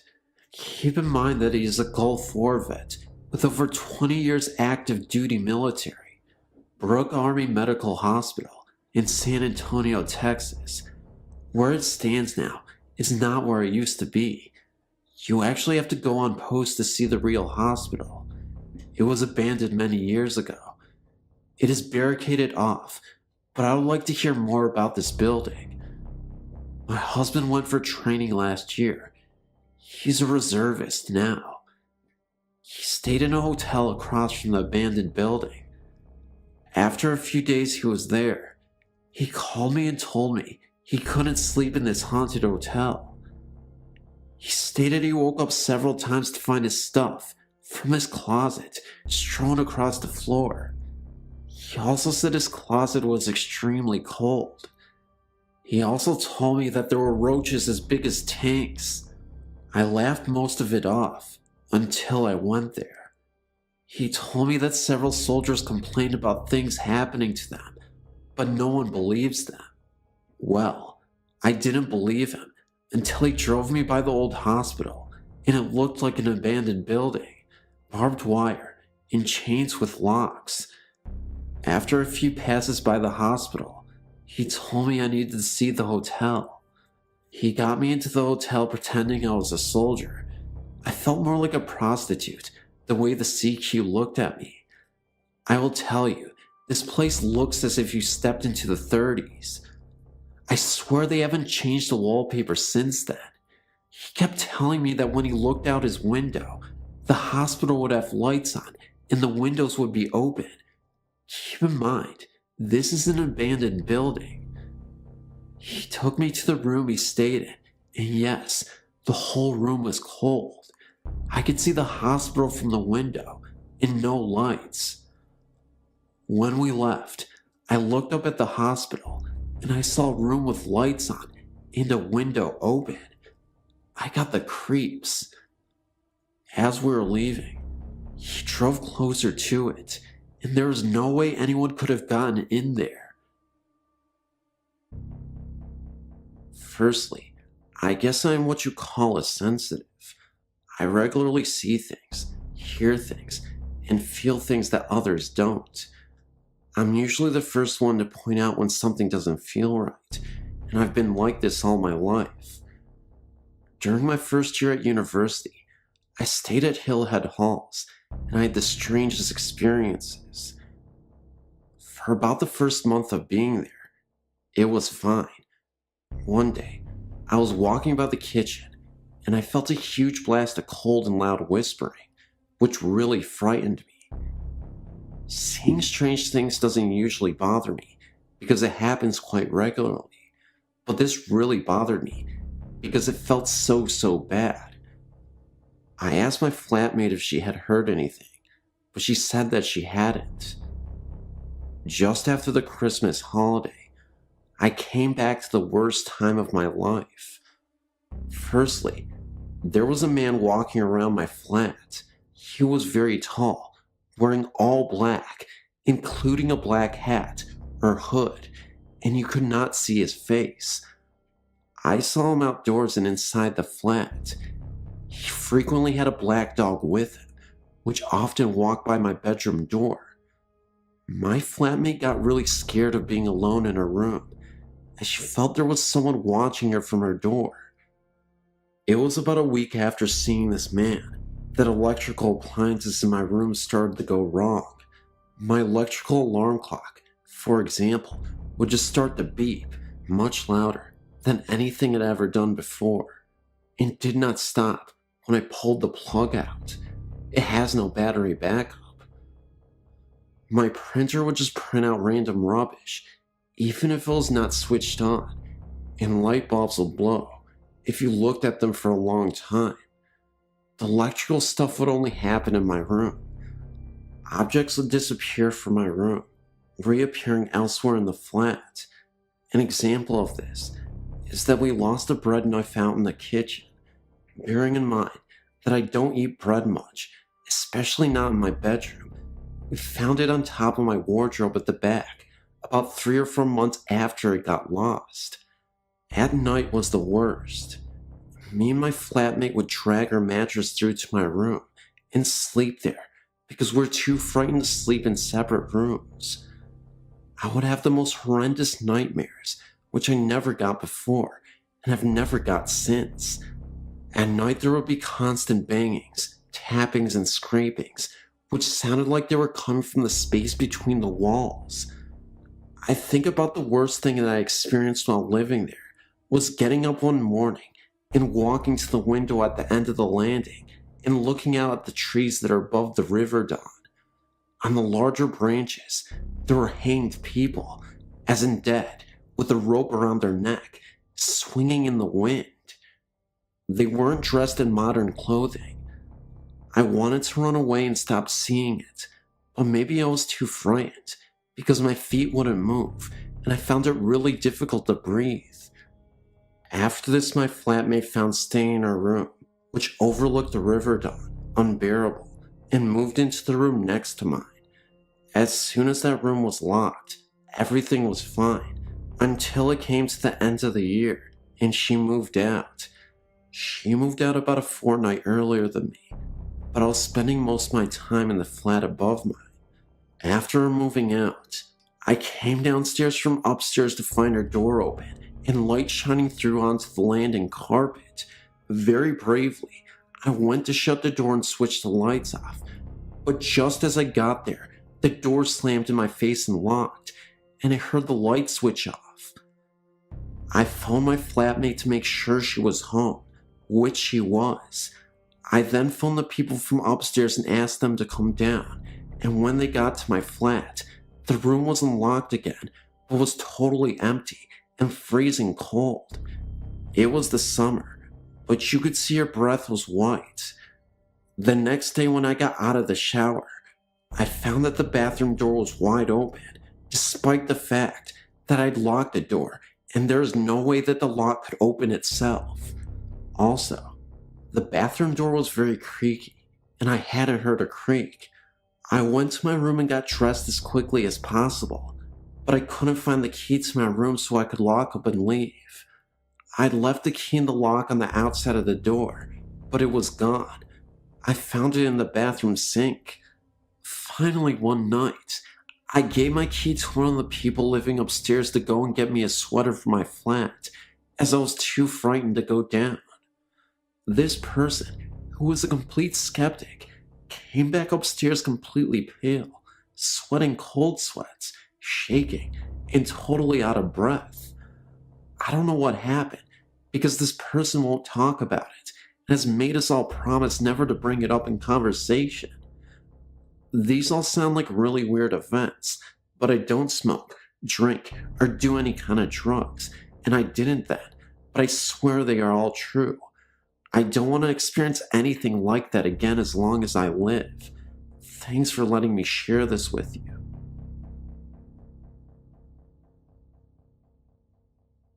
My friend and I went to Alabama during our senior year in high school to visit my grandparents.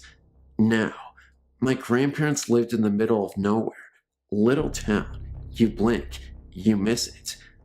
Anyway, there wasn't much to do, so one day we went exploring. Down about a half mile from my grandparents' house, at the end of the road, was a huge pasture. It hadn't been inhabited or cared for years. There was a large gate with a no trespassing sign. This made us curious to see what was hiding back there, in the middle of nowhere. We crawled under the gate and started walking. There was a gravel path and nothing else but trees, grass, and insects. We kept going for about a mile until we were in a fully wooded area. This is where the strangeness happened. First off, we stumbled across an old graveyard with only about 3 graves in it. Looked like a family. The tombstones were dated back to the early 1800s. I took photos that I can send at a later date if you'd like. Across from the graves was a waterfall. We decided to sit and take in the sight. While sitting there, we heard horse hooves galloping closely. We turned and saw nothing.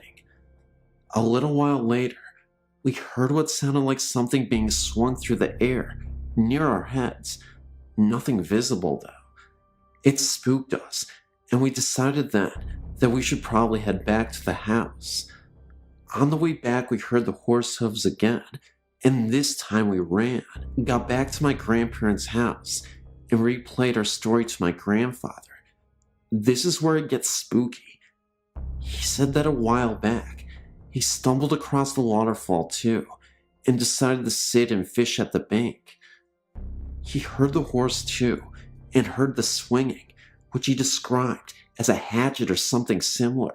Only he said that he turned and he saw a man on a white horse, carrying a machete, and appeared to be clearing the fields. but it wasn't really there, like he and the horse were transparent. He said that's when he took off running too. The only thing I can think of is that at one time, someone lived on that land, which is why they were buried there. I can tell you one thing, it spooked me then, but now I just realize that people just stayed there where their home was. I haven't had any opportunities to get back to that area, but if I do, I may go visit them.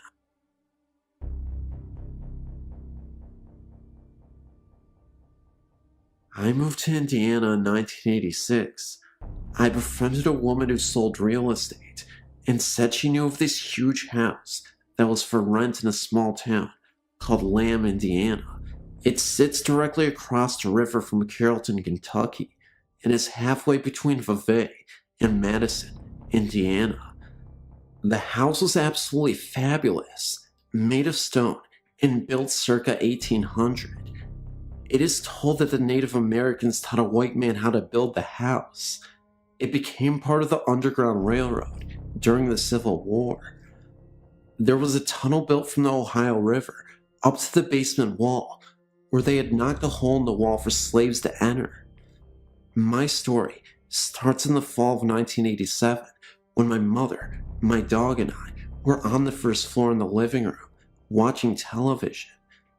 My little dog ran upstairs and was running around in circles. I could hear little toenails on the wooden planks. I felt a cold chill, like a burst of cold air, and became puzzled by it. There were no doors or windows open in the house. It was cold out, and we had built a fire in the wood stove. I went up to check on my little dog to see what she was doing, and there it was. My room had a door that led out to nothing. I assumed there was a balcony at one time, but at this time, there was no evidence of one, so the door stayed shut and locked.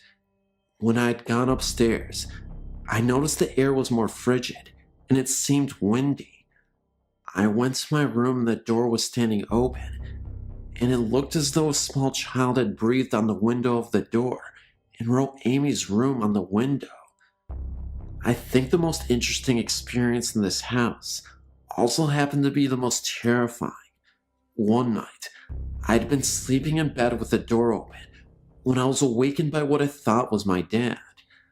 I remember the door squeaked open slowly, and I heard a whisper. I couldn't hear it too clearly. All I knew was that it was some sort of talking. That's when I started to open my eyes slowly and saw what appeared to be a nun with an axe on her head, kneeling down and praying in front of my bed. I screamed. My parents rushed into the room, and I told them I saw something. My dad did his best to reassure me that everything was okay, and after I explained what had happened to me, I feel like he was just as creeped out as I was, even though he tried not to show it. Well, that even frightened my dad, to the point at which he told me he couldn't sleep the rest of the night. I ended up falling asleep, and my dad stayed up. He told me he went to the bathroom and turned on the light, when all of a sudden, it went out. Needing to use the bathroom, he grabbed one of the flashlights we had. When he shined the flashlights towards the mirror to wash his hands, he looked at the mirror for a second, only to notice an old man's face right behind him. He only saw this for a few seconds, but he couldn't forget the man's face. He had 3 large gashes on the side of his face, like he had been mauled by a tiger. Claw marks. He was a balding man, with gray hair only on the side of his face, and he looked about 70s. Of course, when the bathroom light came on, there was nothing there anymore. The basement had some creepy occurrences as well. You would hear a very young voice, often singing softly, not super loud. In fact, very faint, but a voice was there. When you'd get downstairs and into the basement, you wouldn't hear it anymore, but it was always something you heard whenever you were in other parts of the house. About a year or so later, we had some family staying with us for the weekend, and my cousin set up a large tape recorder in the basement to see if there were any noises. My little nieces and 3 friends bedded down in the living room by the wood stove to stay warm, and we all went to bed. The next morning, one of the little girls thanked my dad for stocking the fire that night because it was getting kinda chilly. My dad hadn't been downstairs all night. My cousin went down to the basement to get the tape recorder, reel to reel by the way, brought it back upstairs, and played it back to us. You could vividly hear a little girl say, "Mommy." My family lived in that house for almost 15 years.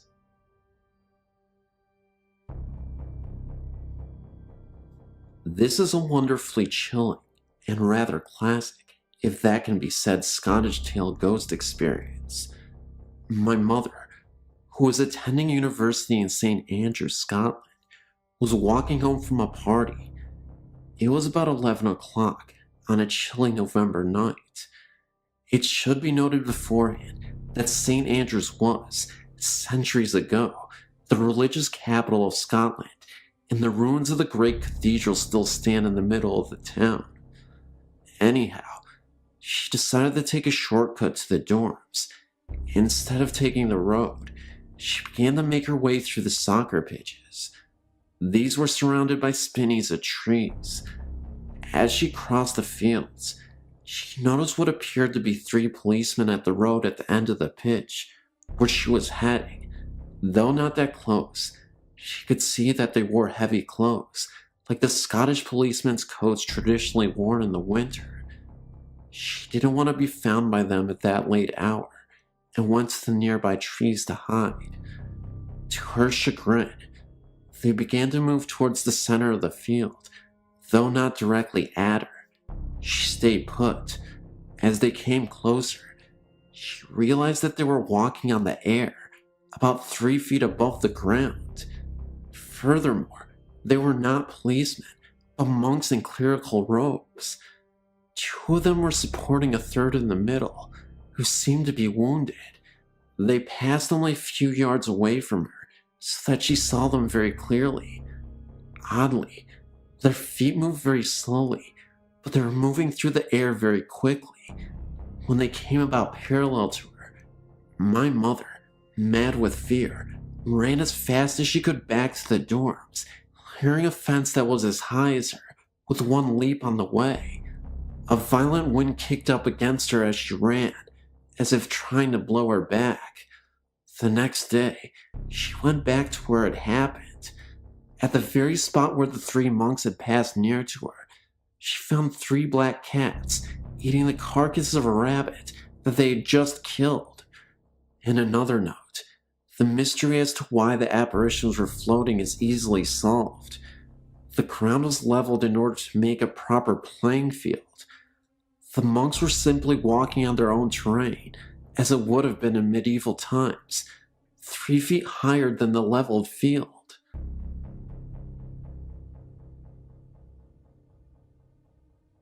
My family has had many paranormal experiences. When my mother was a child, they purchased a house near Martins Ferry, Ohio, that had some strange occurrences there. My uncle was in his room asleep, and woke up in the middle of the night to find an old woman in a rocking chair sitting in the corner of his room. He said she told him to get out of her house. My uncle was so frightened, he literally dragged his mattress into my mother's room and refused to ever sleep in his room again. My mother-in-law also saw the woman and can vouch that she was real. My great-grandmother would also see a small black devil-like creature with glowing red eyes outside her window at night. None of my family's pets lived very long in that house either. Their fish were found dead in their tank one morning. All of them. Here's the thing though. The water was somehow boiling hot. My mother's hamster was found dead in its cage too, and I've been told it looked like something had maybe scared it to death from the expression on its face. Also, every night, my grandmother would dream that the house was on fire and they couldn't get out. After living in the house for 6 months, they moved out. The day after they had moved out, the house caught fire and was almost burned to the ground. To this day, my aunt still has ghost experiences. At one of their old houses, they would turn out all the lights, lock the doors, and would come home to find that every light in the house was on. I never felt comfortable being alone in the house upstairs. I would feel like someone was watching me when there was no one else upstairs. And in the house they live in now, they were in bed one night when they heard a blood-curdling scream coming from their living room. They ran into the living room to find nobody there, and all the doors in the house were unlocked when they knew that they had been locked before they went to bed. Also, my aunt was in bed, and someone told her that her baby's daughter's face was covered by her blanket, but no one else was home. I swear this is absolutely the truth.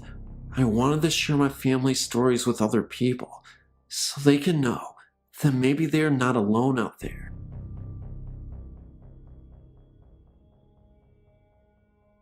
Hello, my name is Naomi, and I've had several paranormal stories to share. Ever since I was young, I've always been terrified of the paranormal, and I have had terrifying, vivid dreams. As a child, I would frequently awake to see a dark, shadowy figure standing by the doorframe of my bedroom. I would feel a presence behind me when I would walk upstairs at night. At a slightly older age, I dismissed the possibility of ghosts because I figured it was impossible, but later I had a change of heart when I went to this haunted yard. I'd heard many stories about a small yard where strange things had occurred. One night, I thought it might be interesting to go take a look at it and see what all the fuss was about. The yard is almost impossible to find, totally surrounded by trees.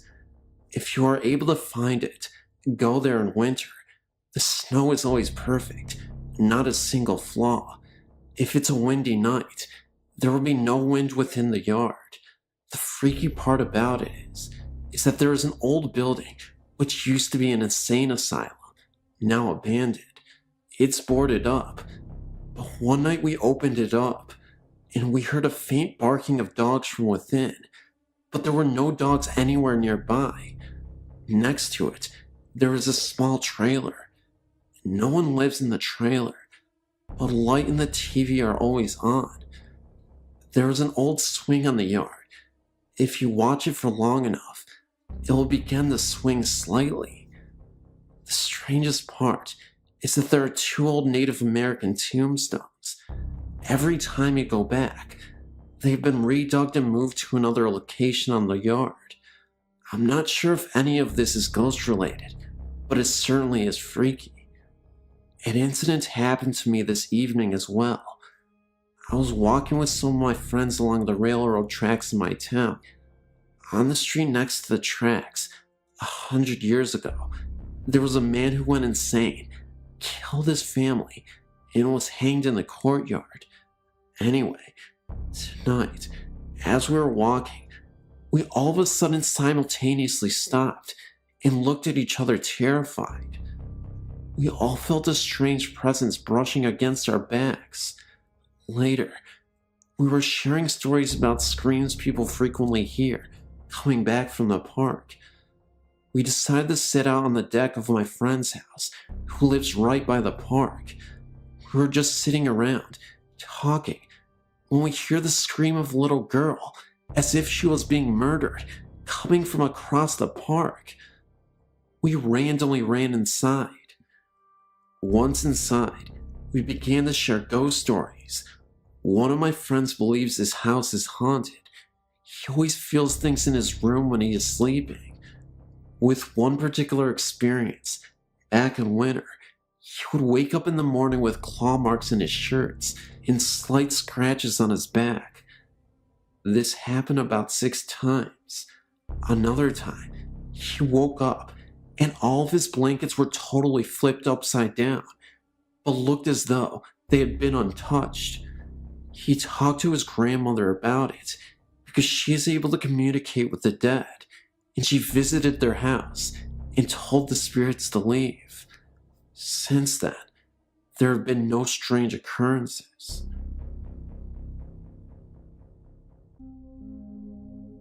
I work in a nursing home and didn't believe in ghosts till I was offered a night shift position. One of the girls said that the home was pretty bad with spirits, but I thought because of my age, 19, she was just trying to scare me. I was walking alone after answering a buzzer past the dining room when someone touched my shoulder. I turned around and no one was there. I was convinced it was the other two girls, but they were in the lounge and couldn't have got there without me seeing them. Later, we were sitting talking when the door, which is a fire door and doesn't move, was slamming and opening for about a minute and abruptly stopped. We all got out of our seats, don't know why, and then a black figure appeared at the door and just stared at us for about a minute and walked off. The eldest girl went after it, so we followed, and no one was there. We sat down to calm ourselves because we were pretty freaked out by that, when the emergency buzzers started going off simultaneously from one room to 30, but there are patients who can't reach them and others on medication, so we went and turned them off and checked our residents.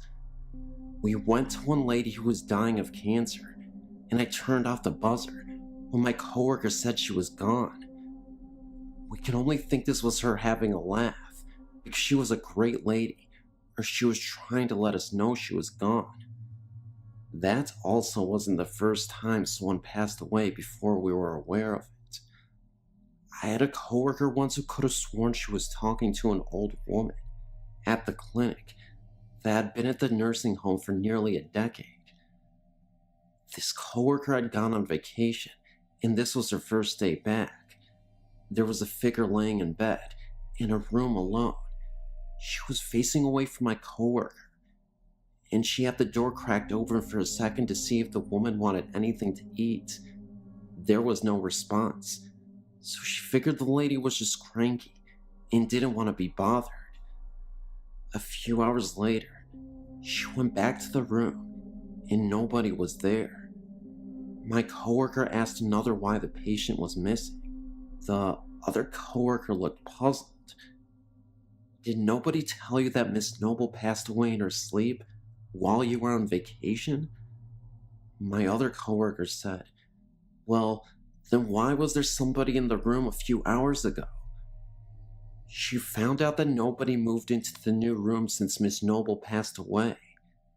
They tried moving a patient in there for a couple of days, but we would hear him scream bloody murder for no explicable reason.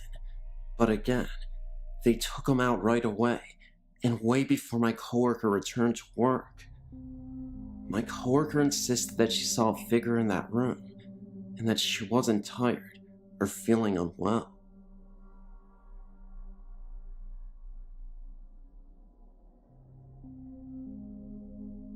This might end up kind of being long, since I'm going to try to cover a lot of what I experienced in my life. I will start with the first thing that I remember. I was about 4 or 5 years old. I was sitting in my bedroom getting some coloring books. It was summer, and the window was open. I heard this noise, and at first, I couldn't tell where it was coming from. I looked towards the window, and the sound faded. It sounded sort of like a lawnmower. Well, I went back to what I was doing, and the noise just got louder. I realized the noise wasn't coming from my window, but from the other side of my room, where the closet was. I looked over and saw this black orb hovering over the molding of the closet. It was moving in this swaying motion, and the noise I was hearing came from the black orb. I screamed and curled up into a ball. I continued to scream until my mom reached my bedroom.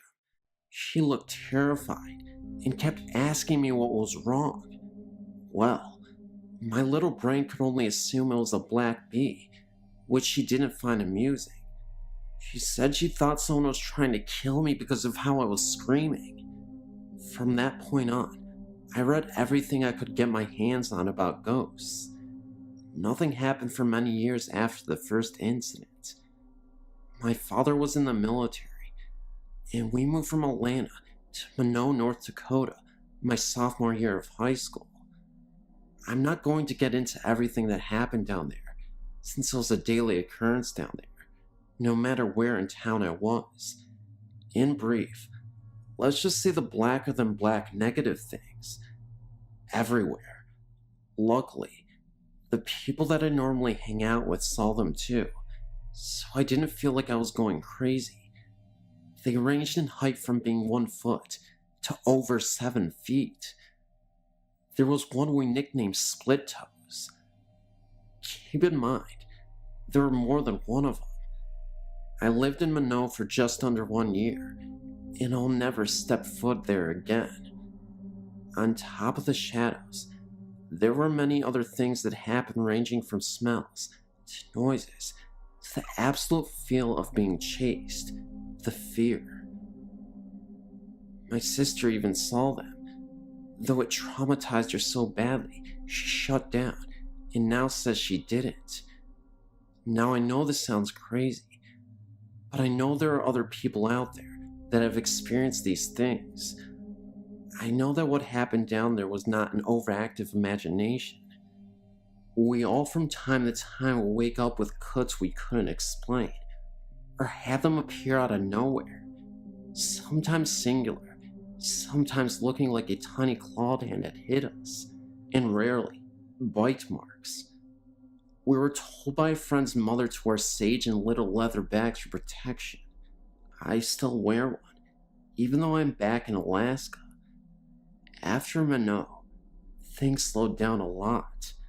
I had a few more experiences with the shadows. After a while, I had enough, though.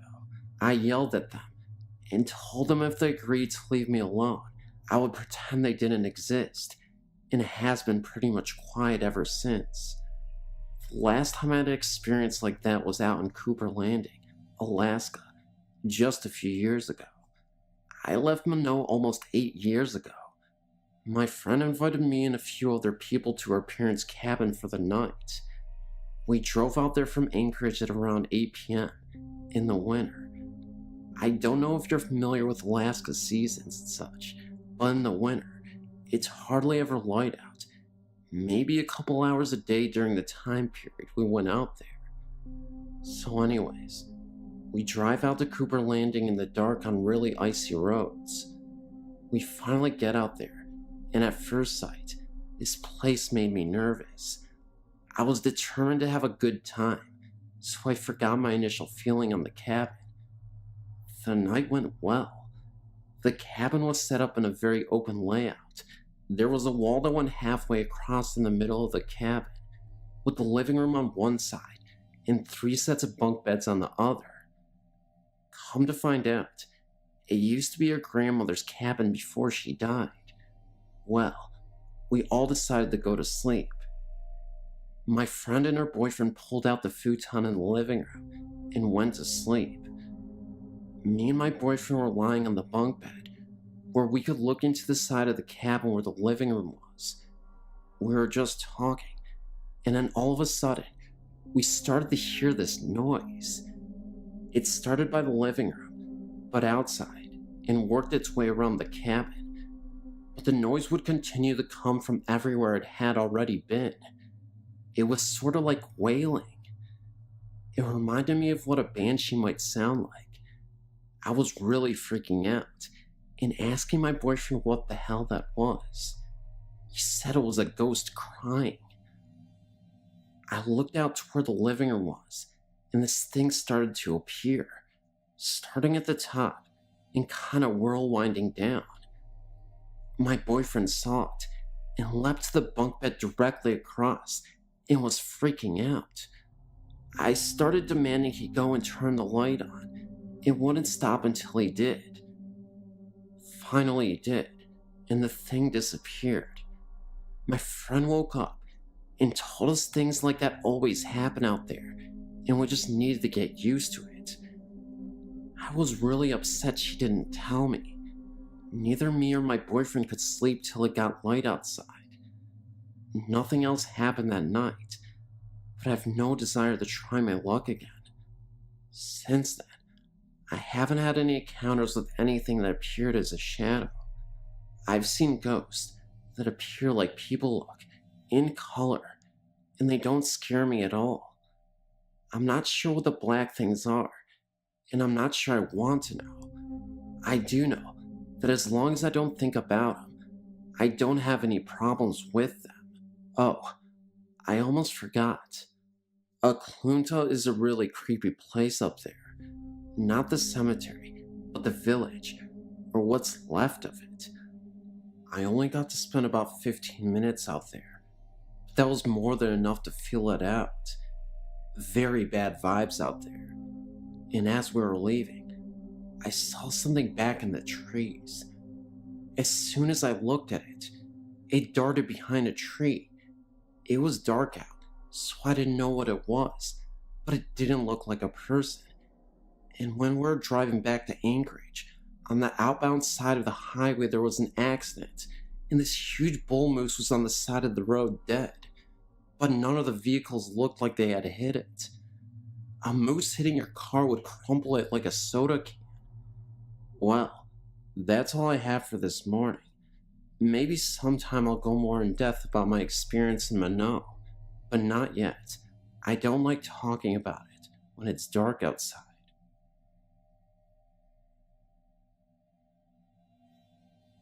It all started when I was about 5. There was a thunderstorm, and I hate storms, so I went to my parents' room across the hall. After the storm was over, I decided to go back to my room. When I got to the doorway, I saw 2 figures sitting in 2 of my chairs. I had a little table and tea set in the middle of my room, and they were just sitting there. One of them was facing me, and it looked like a pitch black shadow. The other had its back to me. I wasn't sure if it was real, so I blinked my eyes very tight multiple times. The one whose back was facing me slowly turned around to look at me.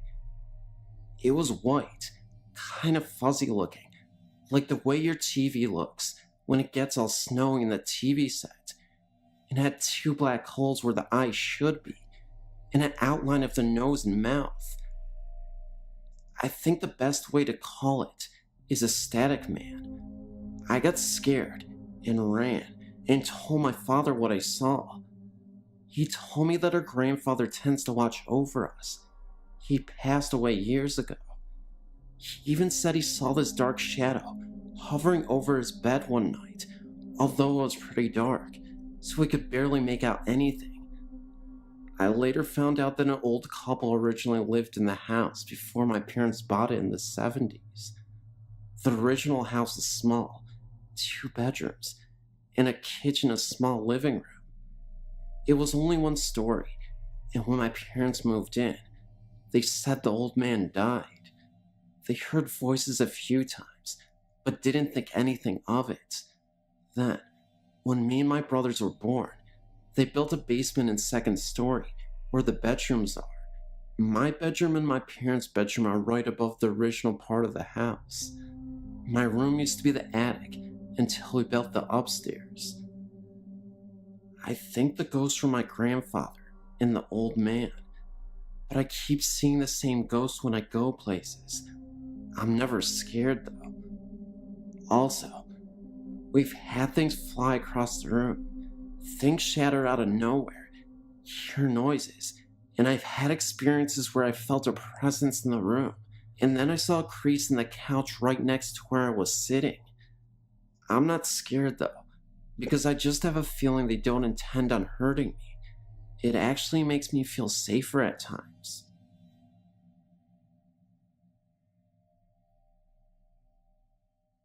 Hi, I've enjoyed your website and wish to share one of my experiences. This is all true, and if you have any comments about ghosts or questions, please feel free to email me, as I'd like to know what it might have been. When I was 12 or so, I had a strange experience. I was playing with my friend in the woods near the Quibbin Aqueduct. This is in Wayland, Massachusetts.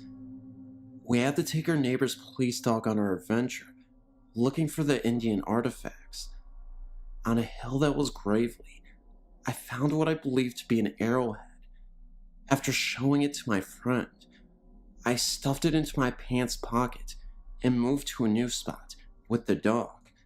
He began to wind towards some bushes about 20 feet away. I looked in the direction the dog was looking and saw nothing. Figuring it was a rabbit or squirrel, I let the dog off his leash. He began barking and ran into the bushes. My friend joined me, and we called the dog back. He came right away, being well trained. He sat looking from us to the woods and panting. We put his leash back on, and both my friend and I had the feeling of being watched. I reached into my pants to see the arrowhead, but it was gone. I checked the other pockets. Nothing. Then we decided to go home. Both of us creeped out. On our way back, the dog stopped at a tree and looked up, and at least 30 feet up, we saw a piece of bloody fur stuck to the tree. We ran back to the neighbors and returned the dog, not wanting to get laughed at. We didn't tell him about the fur. My friend got her bike and went halfway to me to my house. When I got in the door, the phone rang. It was my friend. She asked if I was okay. I was fine. I told her. Then she'd explained she'd seen someone lurking in the bushes of the only empty house in my neighborhood, and they seemed to be following me. I dismissed it and ate dinner. That night, a storm came. The thunder and lightning woke me up. During a flash of light, I saw a tall, thin figure at the foot of my bed. I think it was a man. He wore all black, a long, odd jacket, and had very long arms. They reached his knees. On his head was a stovepipe hat that was too high and had a wide brim, so his face was shadowed.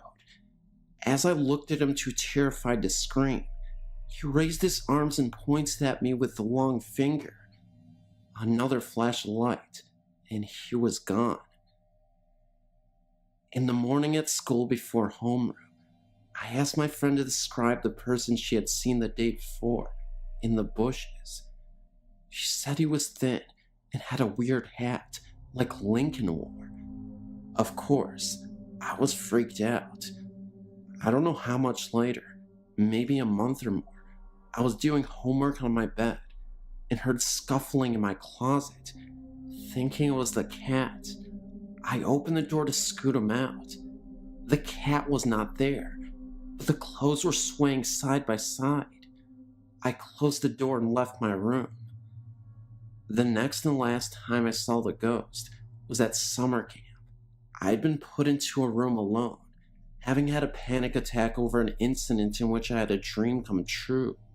I dreamt a kid got run over by a van, and a storm came and a cabin was hit by lightning, and kids burnt up. That day, we were teamed up and competing for ribbons. One event was the van pull. A team of kids were pulling a van. A kid fell under, and the van went over him. He was unhurt, but the license plate made a dirty mark on his back. I got scared, and then it began raining very hard. Everyone headed to their cabins. It began to lightning, and I lost my mind. I'd confided my dream to my friend that morning, and as she tried to tell a counselor, I was crying and trying to warn people about the fire I believed to be about to happen. The counselor locked me in a room, alone. A blast of thunder and lightning hit and blew the outside door open. Rain poured in, and in the storm stood my ghost looking in at me. I screamed and slammed the door shut. Luckily, fire never happened. I never saw the ghost again. I often wonder about it, and as scary as it was, it never hurt me. Please note, I know the story sounds far-fetched, but it isn't. This really happened.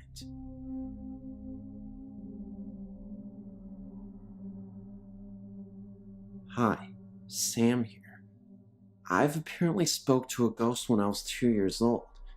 To cut a long story short, I moved to Invicta Road in Charnes, Kent when I was 2 years old, with my dad.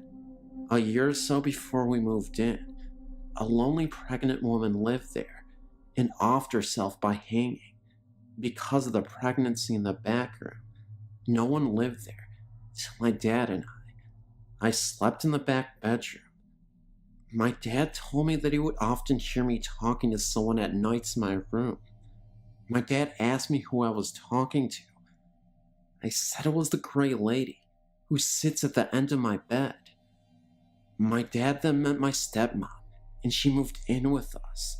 At nights, sometimes my stepmom and I would sit alone, and she'd hear walking around upstairs and things being moved about. It was so bad, one night, that she went over to her parents' house to get them. They brought their dog over. The dog started growling and barking for no reason. My dad moved me out of the back bedroom to another bedroom when I started to get upset, and not sleepiness. Dreams and anxiety are my main feelings I get. I can't walk through a graveyard without getting anxiety, and I also smell a really musty smell that no one else seems to notice. It's so intoxicating that it makes me feel like I'm suffocating, and it makes me feel sick. Sometimes it makes me wonder whether I still have this woman following me.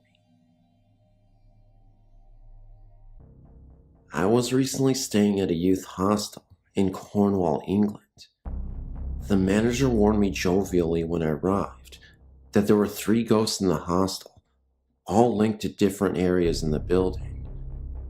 He added with a mischievous grin that one of them had a particular dislike for the new computer that had been installed and seemed to keep switching it off. He chose to tell me this because the reason I was there was to do some work with that very computer. After an evening of unproductive work on the computer that obviously wasn't working properly, I retired to the small private room I had been given.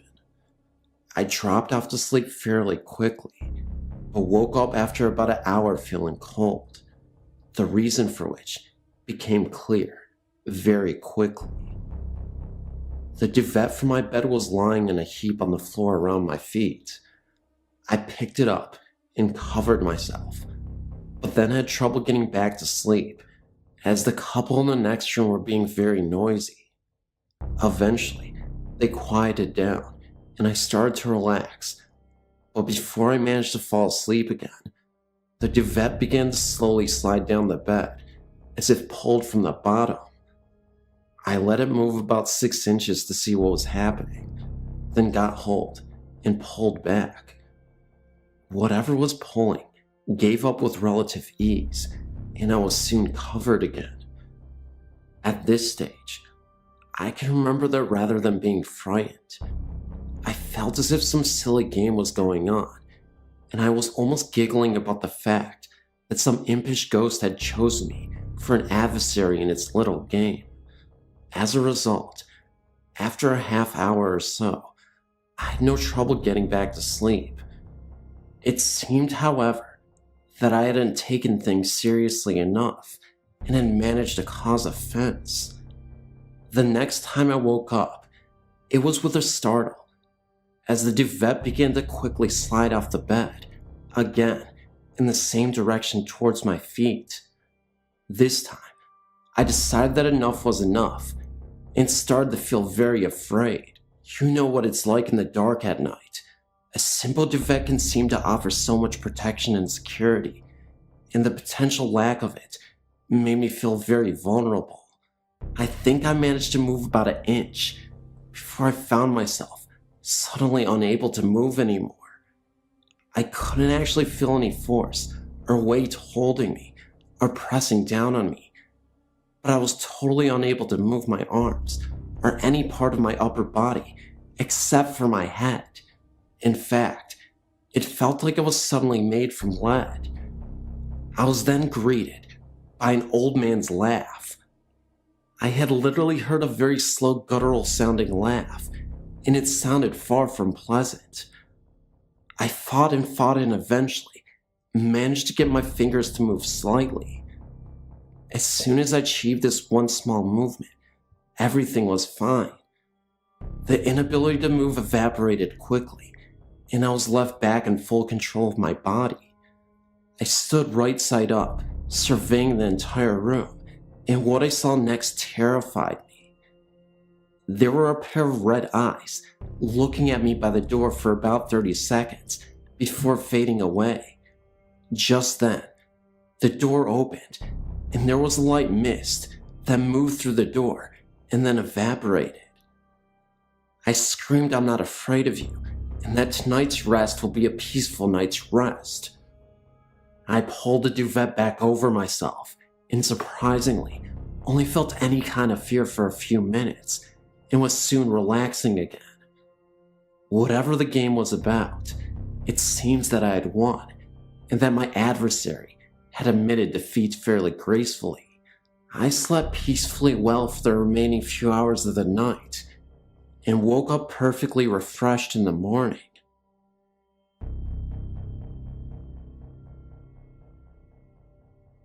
Since I was a little girl, my sisters and I have had frightening experiences with spirits.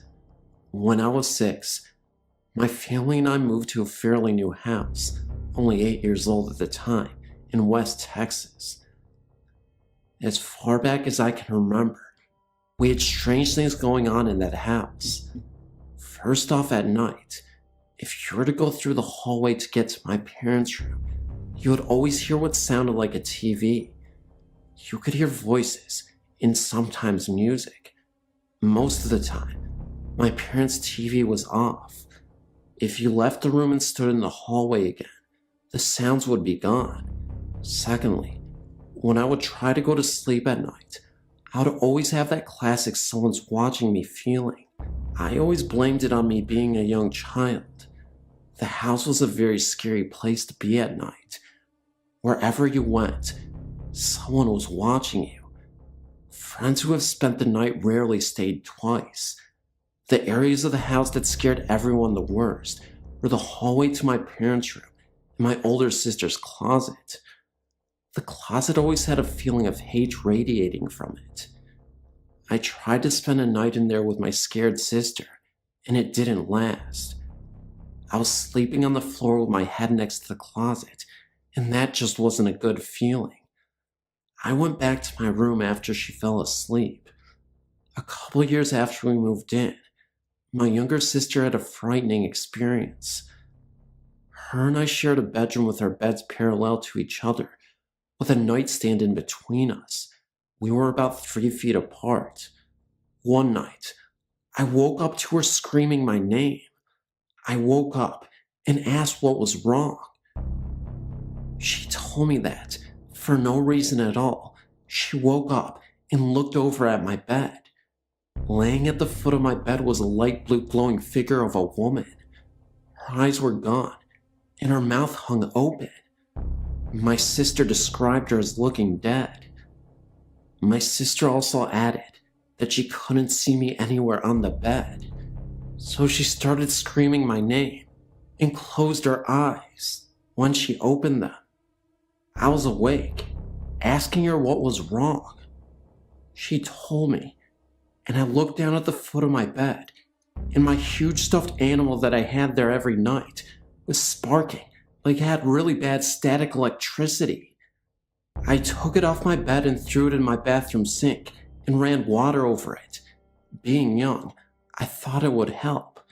Years later, my family and I moved to southern Louisiana and moved into a gated subdivision.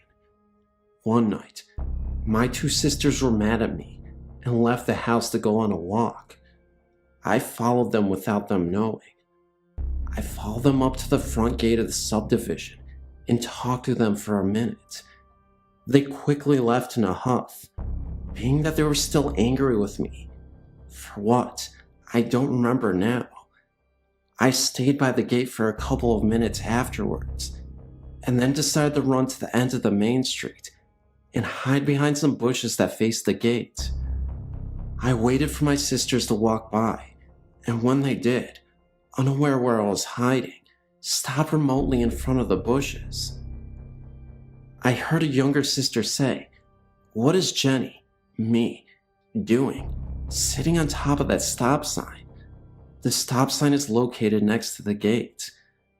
After that, they walked on. I was a bit confused and was about to chase after them, but then, through the leaves, I saw a shadow of someone running past the bushes I was behind. I could also hear the sound of footsteps. I stood up quickly to see who was there. No one was in sight. After this, I ran to my sisters and told them what I had seen. They then told me that they saw me, or what looked like me, sitting on top of the stop sign. They said I had a very angry, disfiguring grin. After we traded stories, we ran home quickly. Later, my younger sister told me that the ghost she saw in my bed and the ghost she saw on the sign both looked exactly like me.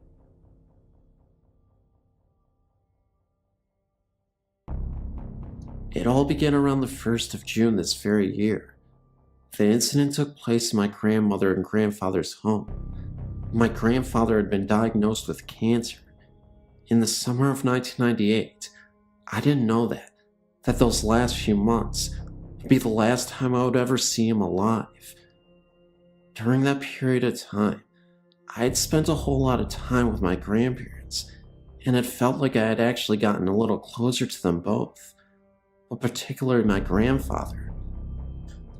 At the end of the summer, I left and went back home. Subsequently, about 5 months later, our family received a disturbing phone call. It was from my grandmother, informing us about the passing of our grandfather. He had passed away in the hospital, which was the very last place that our grandfather lived in before his passing. A month and a half after we had been staying there, I noticed that something just didn't feel right. The whole atmosphere had changed. I decided to take the guest room. For some reason, I always got the feeling that I was being watched in the guest room. Then, other little occurrences started to evolve. The very first was, I always felt like somebody was standing over my shoulder. I started to notice scars on my back after I would awake in the mornings. I would feel like touches on my back. My mom and brother both complained about the door handles being rattling and opening and closing really fast. Cabinet doors would fly open, and the pots and pans would all fall out. My hair would get pulled in the night. Diminutive objects would fall from midair, such as paper, hair clips, and coins, and I would hear voices, one of which said "wake up" very loudly in my ear. I would see mists and rays of light shoot past me extremely fast. So fast, in fact, I would hear a whoosh of air. I would notice some of my belongings missing, such as my CDs, jewelry, money, to name a few, usually belongings that I would use around the house. I would feel my bed move, as if someone were to bump into it during the night, flickering lights, and last, but certainly not least, since animals can sometimes see things humans cannot see, my cat would turn her head really fast and just stare at something, which I would not be able to see for a significant amount of time. A little while later, about a month after being there, I saw the unthinkable.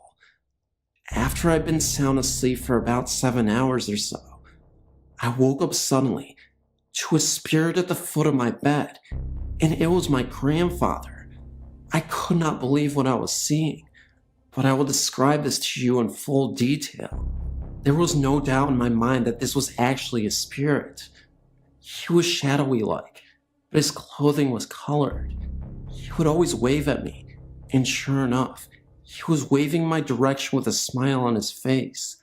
It was plain to see that he was trying to get my attention.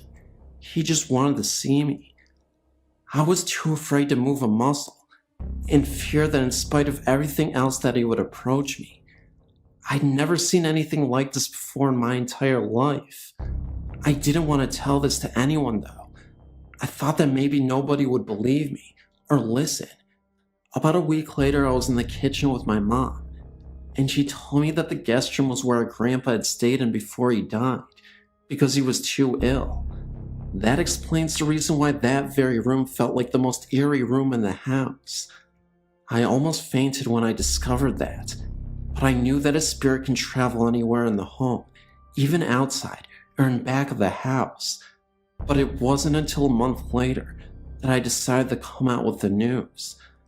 I first confided in my mom and my brother, and my mother believed me, because she said that before I brought up anything that I'd said.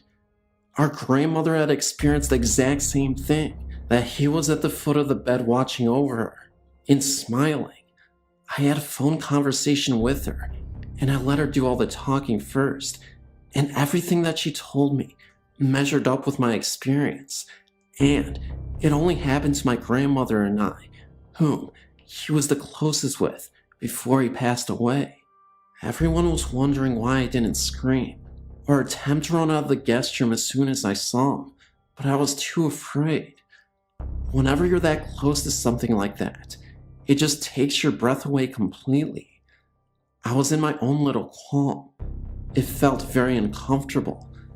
It wasn't until I started sleeping on the living room sofa that I felt appeased, albeit this has not been my first experience. Ever since the age of 5, my family and I started traveling around a lot, and we would move here and there.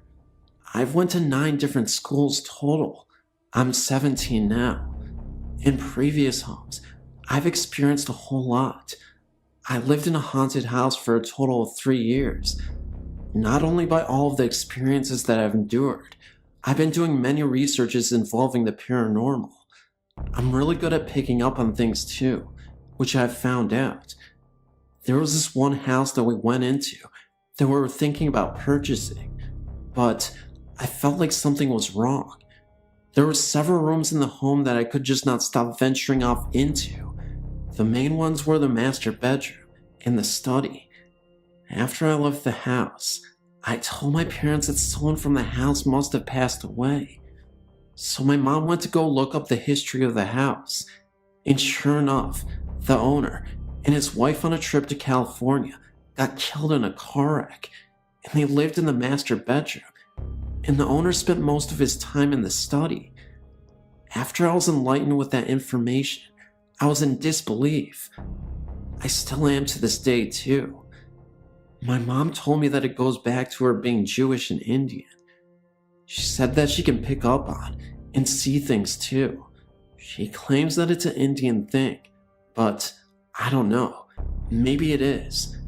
Anyways, God bless everyone, and thank you for your time. Great website, by the way. I'm a current visitor. When I was in high school, my family lived in a rented farmhouse in the country. I was 17 and dating a very nice gentleman who had come to visit me for the evening. My mother worked nights and usually got home around 11 p.m. or so. My boyfriend and I were sitting on the floor in the living room, leaned up against the couch watching TV, when the kitchen door opened and the light came on. We both heard a thump like my mother had put her purse on the table, and then the bathroom door opened and closed. We both thought that was odd, because usually my mother would not have turned on the light, because my dad is a light sleeper, and the light would have woke him up, and my mother would have at least said hi to us anyway. My boyfriend noticed that it was getting late, and he needed to get home. We had expected snow, and he didn't want to be caught in a storm. I got his coat, and we walked to the door together, and stood on the back porch watching the snowfall. As my mother pulled in, my boyfriend made us both wait on the porch as he searched the house from one end to the other. No one was in there other than my sister, upstairs asleep, and my dad, who was sound asleep in the back bedroom. Many other things happened there. One night, me and my boyfriend decided to play the Ouija board to summon the spirit that was residing in the house. I remember it was a blizzard that day, and my entire family except for me were in another state visiting my extended family. We were asking questions about the spirit. At first we asked its name. Nothing happened. Then we asked if we were bothering him. Still nothing. After nearly 20 minutes of continuously trying to get in touch with someone, my boyfriend angrily grabbed the planchette and Ouija board and threw it out of the window. He said he had enough of this make-believe and that he was really starting to get tested. I told him he shouldn't have done that he could really upset whatever was living in the house. My boyfriend mockingly says, "Sure, why doesn't this stupid spirit just possess me if it even exists? Make some real noise." My boyfriend gets frustrated and ends up sleeping on the couch because he was tired of playing games. Later that night, around 3 a.m., I was awakened in the middle of the night to hear my telephone landline ringing. The only problem was, there was no landline telephone here. We all had our cell phones, and they were on silent. Seconds later, I hear loud pounding on the door to my bedroom, and it's slightly opened. I yell out to my boyfriend, but there was no answer. I hear the phone ringing again, but I couldn't locate the sound. Then, everything fell silent.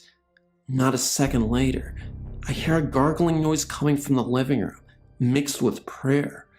It was coming from my boyfriend's mouth. He was violently whispering in his sleep. What really got me, though, is I went to see my boyfriend on the couch. There was this very dark cloud floating above him for a few seconds. It disappeared, and then I heard my boyfriend choking, so I ran towards him. He was literally pale in the face, almost as if he stopped breathing. That's when I realized he did seem to stop breathing. I frantically shaked him, yelling at him to wake up. I started getting scared, and I cried. This time, my phone went off, and someone was on the other line. All I heard was what sounded like a low voice saying "call," and the phone call disconnected. This was on my cell phone. I then called the paramedics. They arrive. Paramedics were in my house, checking my boyfriend's pulse. That's when he wakes up, delirious, but confused. He asked me what's going on. After talking with the paramedics and my boyfriend, they were convinced that he had a panic attack in his sleep, and they ended up leaving. But he told me something very scary. He said that while he was asleep, he had this odd dream that someone was trying to get him to go to the afterlife with them. There was this hooded figure who said nothing to him. He was just motioning towards the sky, and then all of a sudden, he was in a cemetery and saw himself in a coffin dead. I told him, "This all makes sense because you threaten the spirits." This is 100% true, and all I have is my word. But believe me, these events happened.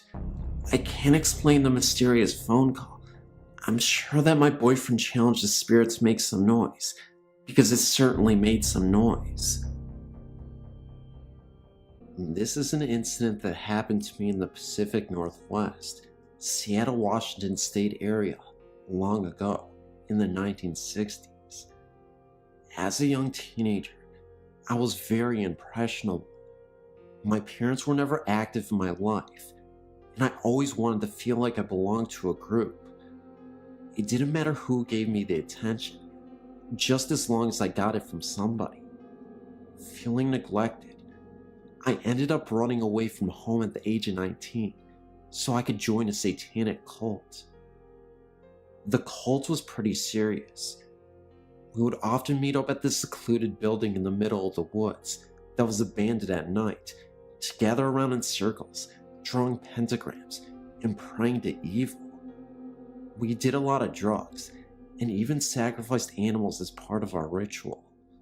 We would decapitate squirrels and place them inside the pentagram, and other times we would cut ourselves and write our names on the walls with our blood.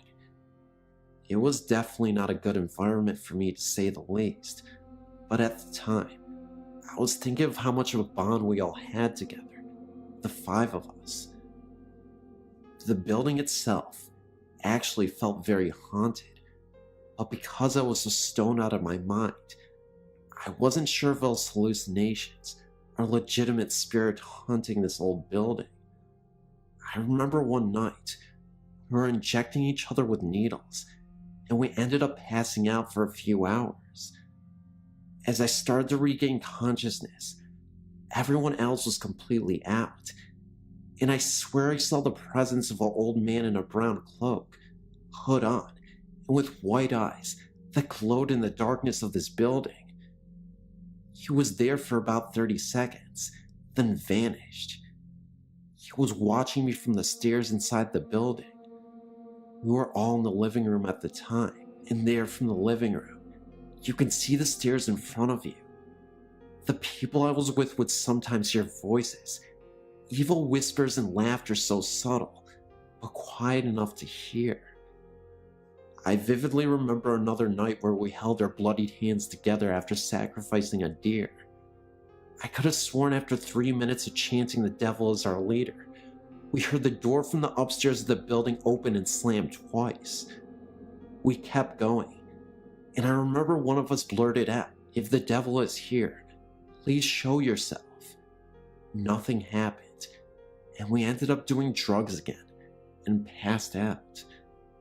The next time, all 4 of us were awakened to one of the cult members convulsing and choking.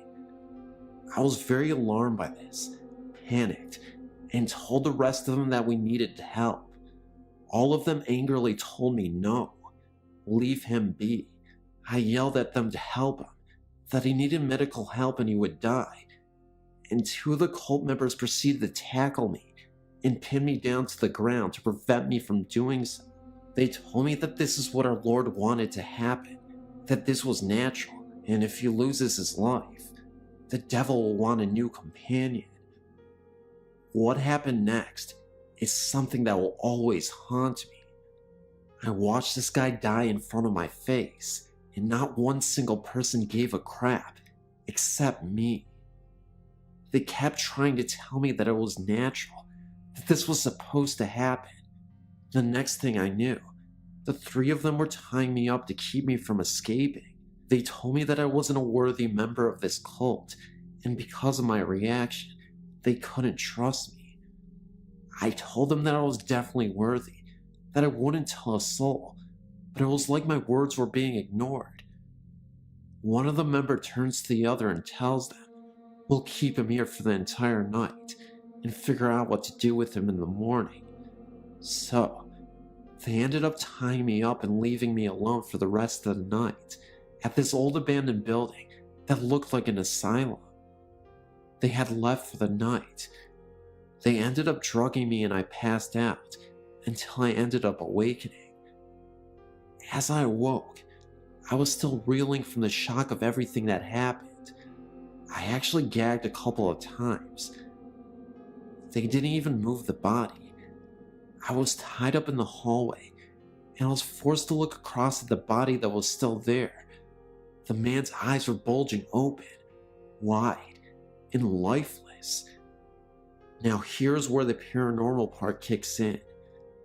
After a few minutes of being awake, I look across to where the body was, and I could see a group of hooded figures in a circle around the body, cloaked apparitions. I blinked a few times, and they were gone. Was I hallucinating from the drugs? I'm not sure, but it gave me yet another thing to be afraid of. Anyway, not long after that, and I don't even know how this happened, but as I was trying to free myself from the rope that had my hands tied up against the banister of the stairs, I managed to somehow free myself. But that's when I heard voices getting closer to the building. It was the rest of the cult, and they were coming back. At this point, the sun was starting to rise, but it was still dark, so I did my best to flee, and I left out the window in the main room and ended up running through the woods. I just bolted and ran as fast as I could. I'd never ran so fast before in my life. It must have been from the adrenaline. Eventually, I was able to pass through the woods until I ended up on the main road, when I saw an auto dealership. I ran into the dealership, told the workers to call the cops, that I was abducted, and that there was a group of terrible people who let a man die at the abandoned building a few miles into the woods. They called the cops, and they eventually ran out to the building. The body was still there, and the group was arrested. They ended up going to jail for 15 years. The building itself was torn down not too long after, and I've never actually been back to the spot. I don't know why I would anyway. I ended up having PTSD for years after this incident, terrible trust issues, but after years of therapy, I ended up rehabilitating myself. This happened in the 1960s. I guess the reason why I wanted to write this story was to warn you that you should never be desperate enough to join a group of people who do terrible things. Never openly trust people without evidence that they are worth it. And of course, never join a satanic worshipping cult. I made my mistake and almost paid for it with my life. Nowadays, I have 2 kids, and I tell them this story to remind them that there are bad people out there, but also that there are spirits that can be summoned, and they can be very evil. Stay away from all of that. It's not a good lifestyle.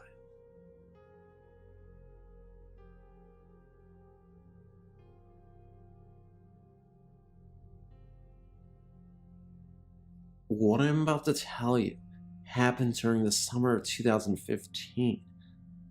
The incident was at a Mayan jungle, 2 hours away from Cancun, Mexico. My friend John was moving for work and decided to drive 1,000 miles from his home in Mexico City to Cancun.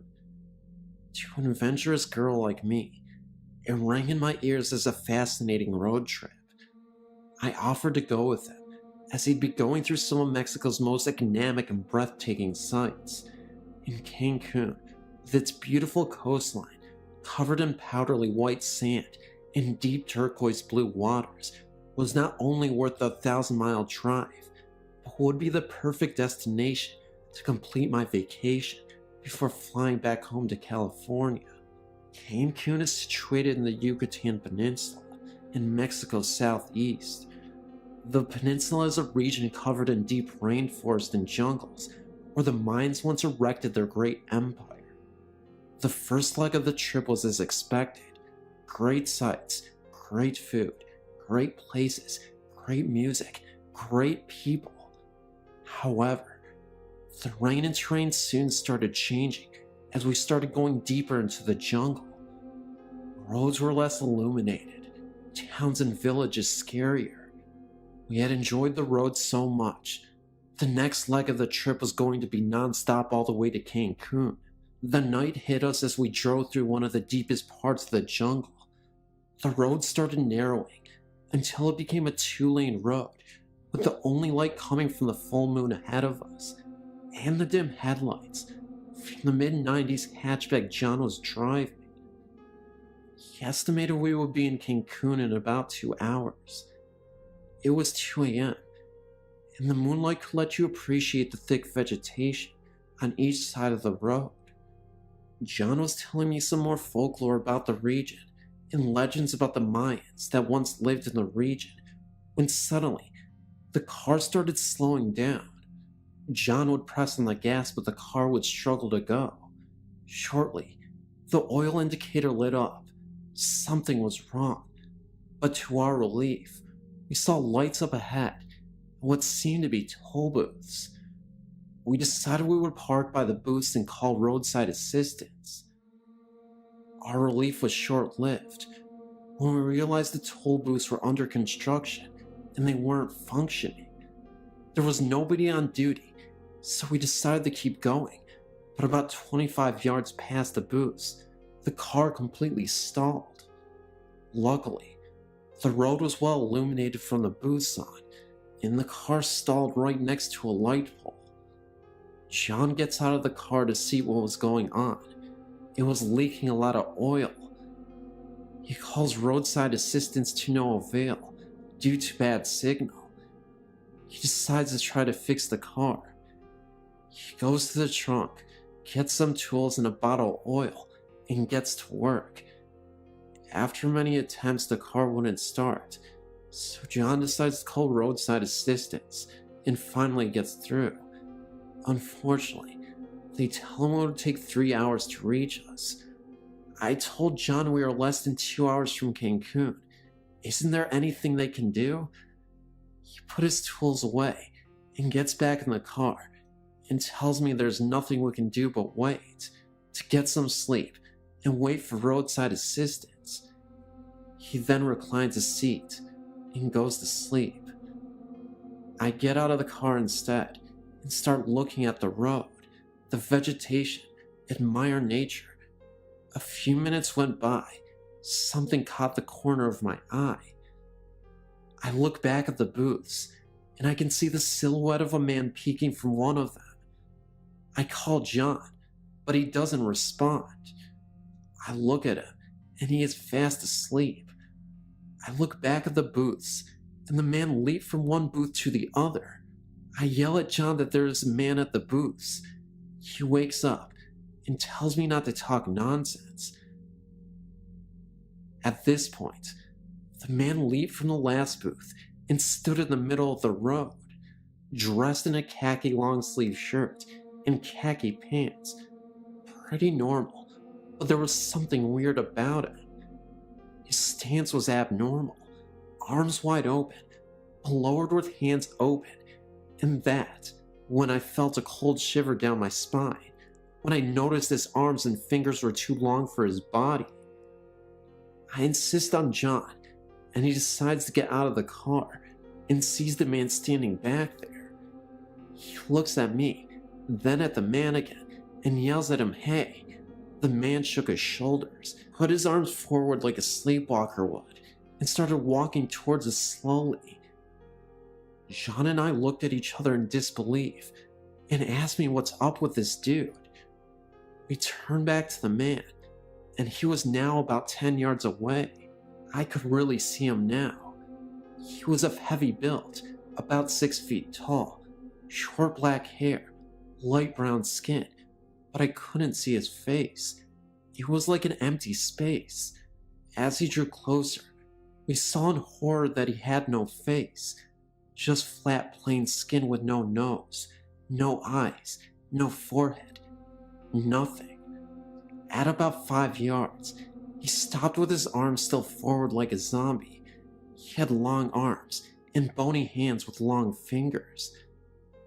The area was well illuminated that we could see him clearly, that there was no mask, and we were no doubt in front of something paranormal or otherworldly. The faceless man tilted his head side to side, and that's when panic set in. I rushed into the car and told John to get in and let's go. He was in shock and took all my screaming to get him back. He rushes close to the hood of the car, and I can see the faceless man walking towards us again. John was getting back in the car when I noticed the oil lamp on the car's hood and yelled at him to put it on. He pops the hood of the car and puts it on. The faceless man had taken 2 long steps and was now 5 feet from when John was rushing back in the car. He turned the engine to no avail. I could see the torso of the faceless man through the driver's side rear window. I was totally panicking. Then the car finally started, and we took off as fast as the car could.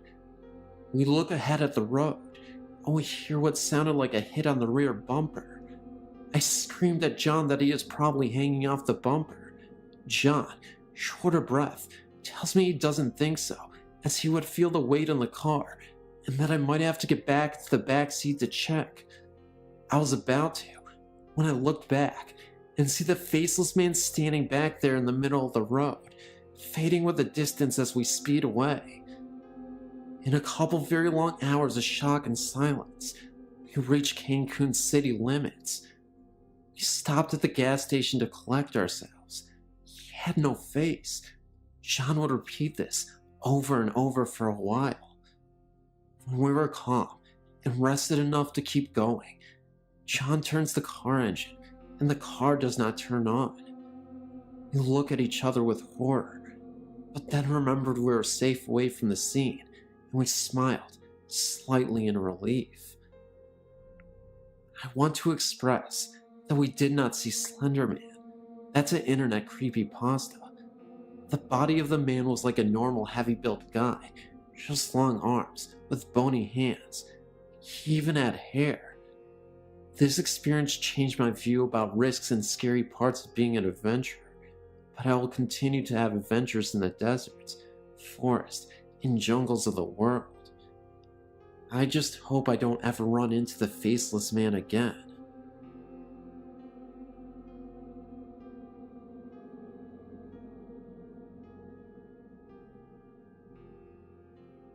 I was reading through several stories today on your website, and one in particular sparked a memory of an experience I had when I was 8 months pregnant with my daughter. I may not have shared this story with you once before, but I don't remember.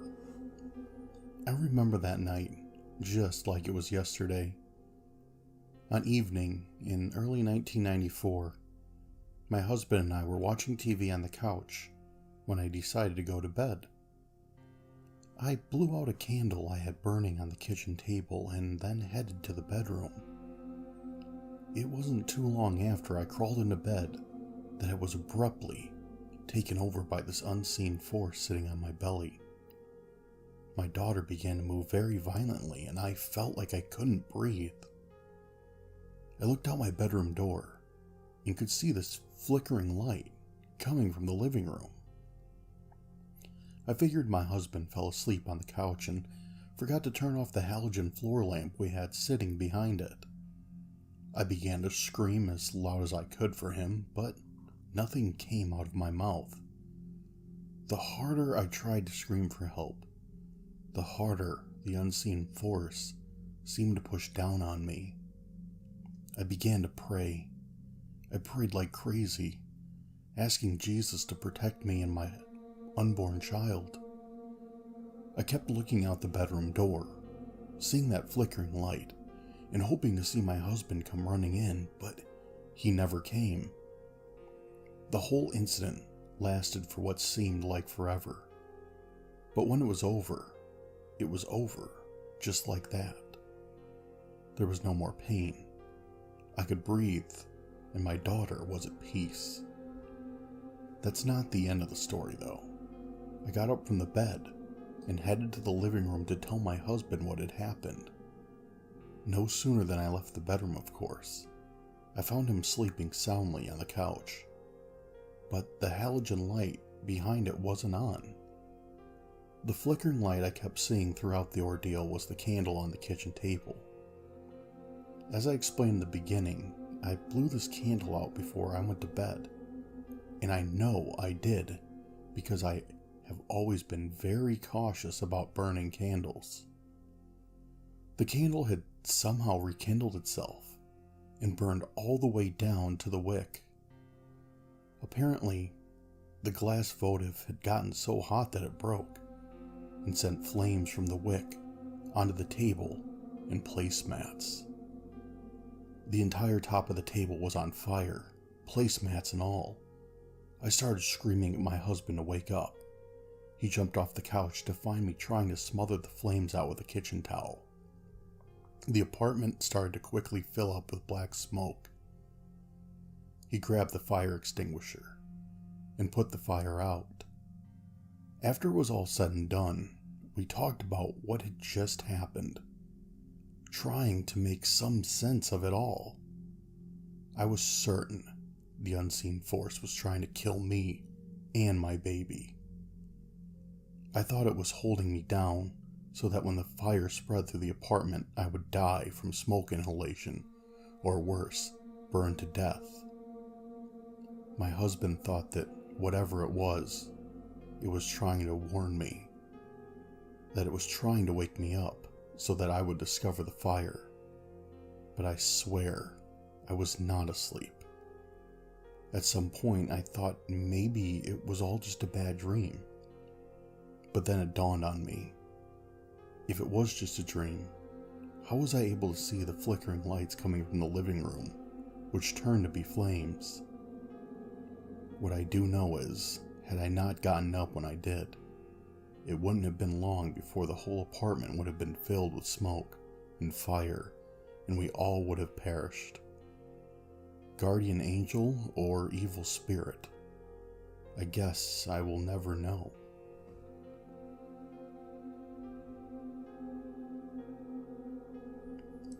These particular experiences occurred when I was around 8 or 9 years old, and it happened to be my first encounter with the paranormal. I grew up in a very religious household, and my parents were strict disciplinarians. Unfortunately, I was subjected to a lot of physical abuse at the hand of my stepmother. My biological mother died when I was only 3 months old, and my father remarried a little while after. She was an absolute witch to me. And to this day, I don't know why my dad even found her to be remotely compatible. She would call me a filthy animal because I wasn't praying enough at times. The first experience I had with the paranormal was also toward the end of my dad's relationship with this woman. I can remember a moment I was crying because my dad had been working construction all night and didn't come home until late night.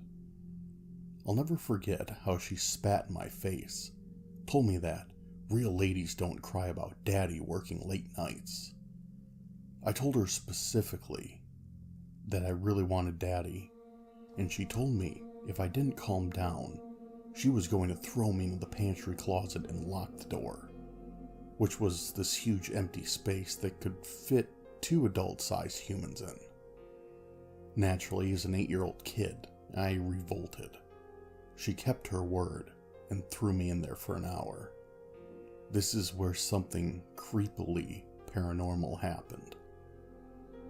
After about 20 minutes in, I could hear a faint whispering of a female lady in my ear. I couldn't make it out, but I'll never forget what it sounded like. It was very soothing, and I felt very comforted. I then felt a breath on the back of my neck, and 2 cold hands touched my shoulder. The pantry closet got a lot cooler all of a sudden, and in my mind, all I was thinking about was the sound I heard from this voice.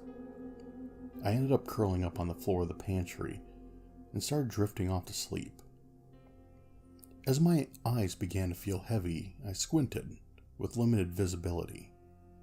I turned my head to the opposite side of the dark pantry, when I saw a pair of glowing green eyes in the mouth of someone.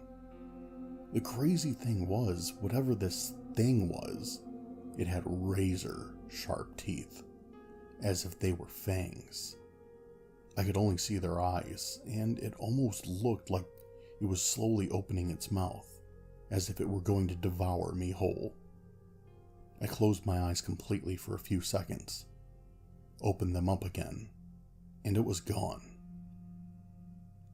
I'm not sure what the second presence was, but it didn't seem very friendly at all.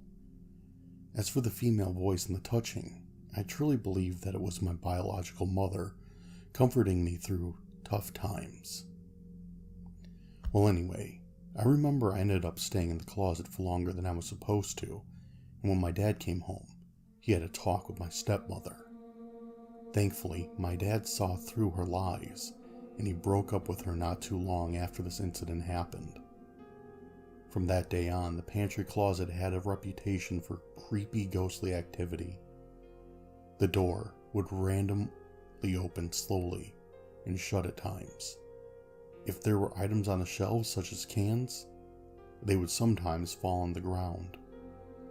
My dad told me one of the scariest things happened to him after he got home from work. It was another late night working. My sister, my brother, and my grandmother were all asleep at the time. My grandma had moved in shortly after my dad broke up with my stepmother to help take care of us. Right across from the pantry closet was the kitchen. My dad comes home and he ends up going into the kitchen to decompress for a moment after a hard day's work. Right then, the pantry closet opened slowly, and that's when he saw something. He swears to this day that thing he saw looked 100% real, and he was not hallucinating. Standing in the pantry was a faceless man in a red tuxedo with horns on his head. My dad froze with fear, blinked his eyes twice, and the figure was gone. Later that night, he actually fell asleep and had a dream that he went to hell and saw his ex, former stepmother. The creepy thing is, the faceless man that he saw in the pantry was holding hands with my stepmom. My stepmom had cuts all over her face. I remember he woke up screaming and never saw the figure ever again in the pantry or had a dream about my stepmother either.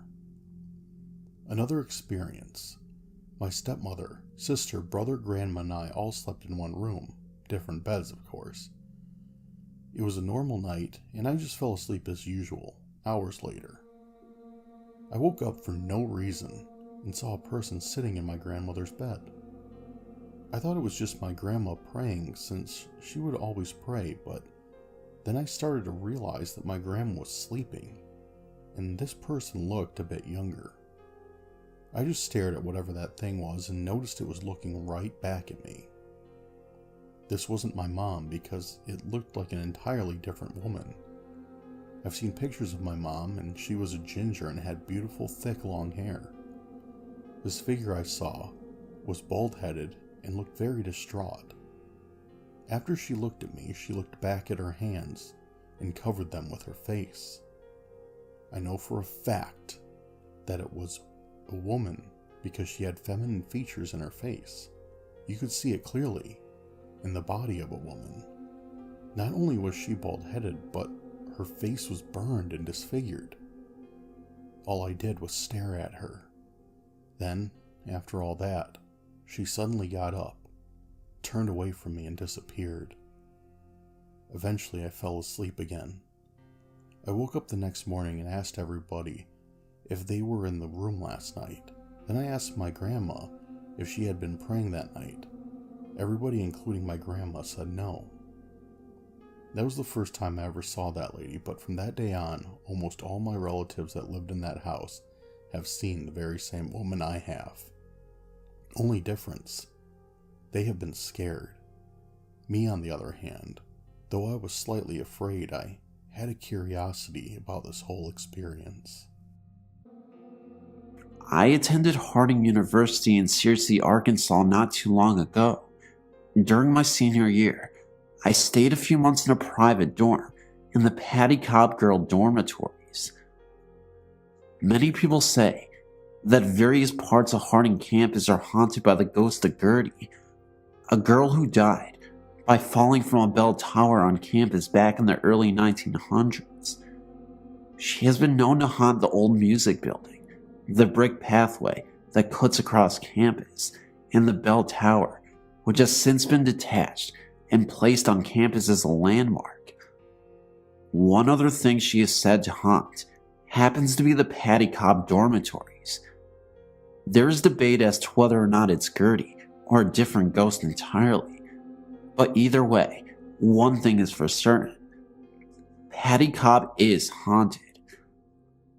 I'd heard about this prior to moving into the Patty Cobb dorms, but I was told a different story about how she only haunts the first floor dorms. I was given a dorm on the third floor. It was a private dorm that had no connecting suites to it. I had my own private bathroom, and the room was not shared with a roommate. At first I was thrilled with not having to share a bathroom with anyone. Then I started having strange feelings at night. I would find that I would hear noises in the hallway at times. Of course, being a dorm, I passed it off as silly girls wandering the hallways at night. No biggie. But then I started having strange feelings in my room. There were times I would feel as though someone was sitting at the edge of my bed. Sometimes I felt as though someone was standing there staring at me. The doorknob would also jiggle at various points during the night. I normally tried to ignore it, thinking maybe it was an RA doing nightly dorm checks. The university has a strict curfew. But there would be times that it would happen at 3 in the morning, when any sane person would already be out of the hallways and in bed. The few times I opened the door upon hearing it jiggling, there would be nobody in the hallway. The most memorable experience I've ever had was in the middle of the night. I was soundly sleeping when all of a sudden I was awoken by a knock on my door. It scared me so much because it was a very authoritative and loud knock, as if someone was trying to break into my room. I looked inside the keyhole, and I see this old man standing in a security outfit outside of the door. The man looked oddly out of place. The outfit looked Victorian. I wasn't dressed, so I told him just a minute. After about 3 minutes, I opened the door, and the security person was gone. I looked down the hallway at the other end and see a dark shadow floating down the hallway. I never saw that man again. Eventually, I moved out of that room and moved in with a girl a few doors down. While I still could hear the occasional freaky noises in the hallway at morning hours, the feeling of something being in the room and the doorknob jiggling seized in my new room.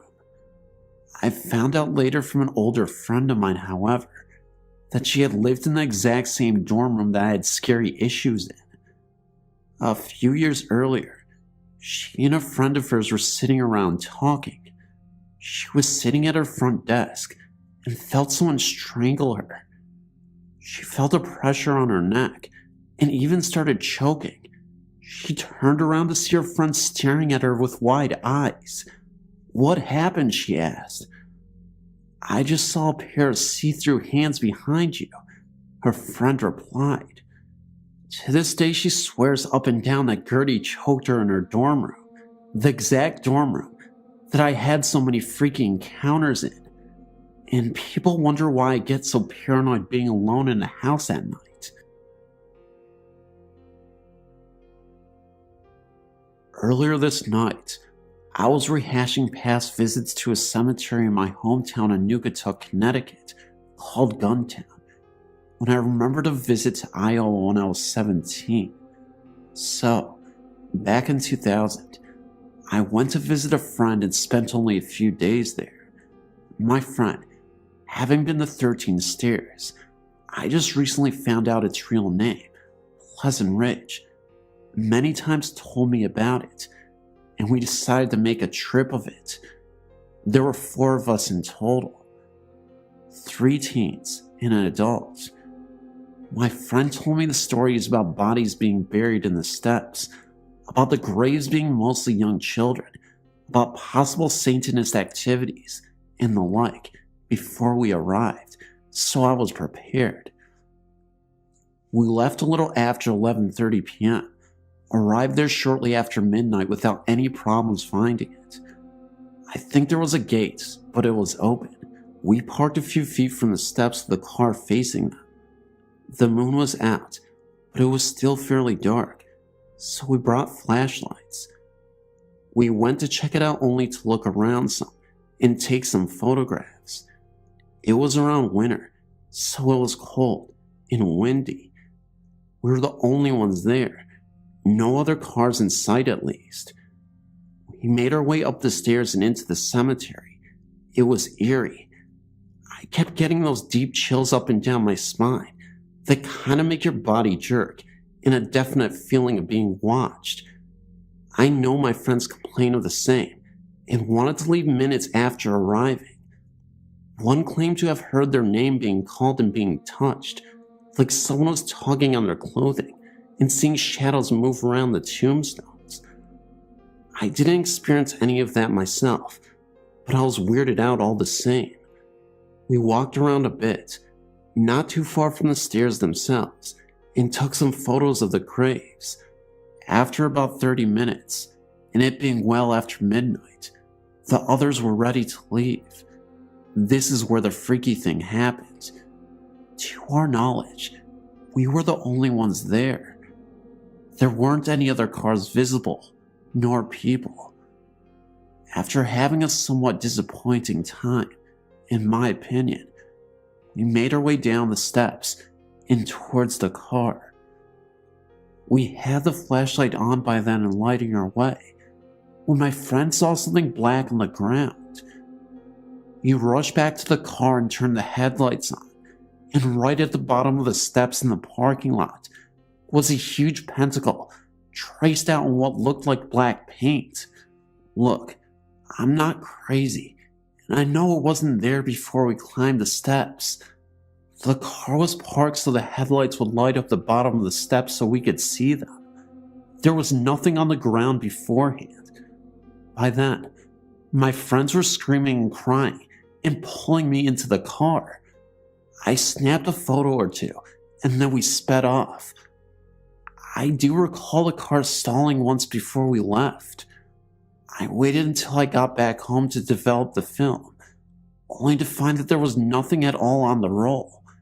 It was a roll of 24, all of which were of the cemetery, and the roll was completely blank. That irked me. The pinnacle thing was crazy. We weren't drunk or high or anything stupid like that, and I know the four of us couldn't have imagined it, and it definitely was not there when we first arrived. I'm not saying ghosts did it either. For all I know, there could have been some kids there already and decided to mess with us. I heard it gets vandalized a lot. It's just what we experienced that night, and my friends who are from that area were horrified for a few days about what happened and mentioned some rubbish about going to hell. It's a little hard to believe, and I wouldn't have either if I wasn't there, but I thought it was interesting and felt like sharing. I'd love to go back one day. I'm not sure if this is a haunting or anything. More of a strange happening at a haunted place. Anyway, thanks for listening. I wonder if anyone else ever experienced that. I thought it was strange. I have a sister Janet who's dealt with paranormal experiences over her life. She sent this site to me via email. I in return thought that I would share my feelings and some of my encounters with you. Some of the stories I read from your site were very convincing, while others sounded a bit like a hoax. Although my experiences would sound like the latter to many people, I swear that I believe that all I've seen to be true, although inexplainable. As many of your stories, my experiences also started in childhood. Mine, I believe, may be a result of troubled years, reflecting child abuse and fears of daily trials. Perhaps my apparitions were given a portal because of the fears.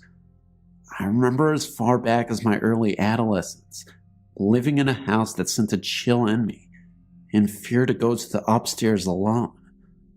Now, my very human predator used to always stalk me in the long narrow hallway around the wall from the stairway, which accounts for some of the fear. However, this person was not always present in my home. The feeling was always there. I remember at night I slept in an antique frame bed handed down through the family. I would lay very still, and that bed would shake like it had a vibrator attached. I heard sounds and footsteps. Once when I was a teenager, I was alone in the house. I wanted to wear a jacket that was stored in the third floor attic closet. I went up to the enclosed stairway to the top, thinking of nothing but retrieving my jacket. When I stepped onto the floor, an old wind-up antique Victoria record player started playing a very creepy song called Fernando's Hideaway. I've hated that song since I was a baby, and my brothers would play it to frighten me and make me cry. I ran out of my house frightened by the song and about 10 blocks to my best friend's house. When I got there, her mother, known as the Gypsy Lady, was having a seance in her kitchen The table these people were standing around rose off the floor just about an inch. I bolted from there too. To this point, most of my experiences were sound and physical experiences. I had not seen any apparitions. During my second marriage in my late 20s, my husband and I bought an old log cabin, which was hand-built with logs and stone from land it stood on many years earlier. It was beside the Chillicothe Creek on old Indian grounds. This is where I began to see apparitions, both frightening experiences and enlightening experiences. Many things occurred. An unseen force put a large dent in a metal cabinet in the laundry room right before my eyes. My little 3-year-old stepdaughter would not stay in her bed. She would crawl under the bed to sleep or hide in a closet. One night, I found her under clothes in a laundry basket in the laundry, just outside of her bedroom. The area of the house seemed to be the most affected. It was here that one afternoon while putting clothes into her washer that I felt a cold hand on my shoulder. I was alone in the house at the time. When I looked behind me, I saw a black hooded robed figure. I do not remember a face, nor do I remember this figure being much taller than me, at 5'4" height. I do remember getting very scared. I looked away, and then it was gone. A small bathroom was also off this room. I recall once while taking a morning shower, hearing animal growling and scratching at the bathroom door. These sounds disappeared when I began reciting the 23rd Psalm. One night while I was sick with the flu and spending the night on the sofa, I remember awakening to an apparition copycat that looked exactly like my husband in his pajamas in the bedroom doorway, but he was transparent. This also disappeared after a brief encounter. Our life together in this house was rocky, and I thought perhaps I was losing my mind. I didn't do drugs, and only drank socially. Everything that was happening was very real. One final memory I believe I have, which was as a result of my depression which I was falling into. I'd come to a point that I did not want to leave the house. I also knew in my heart that my husband was having an affair.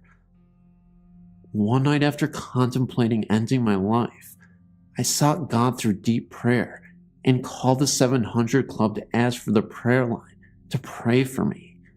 The same night while I lay in bed alone in my dark room, a light started to shine in the corner across from my bed.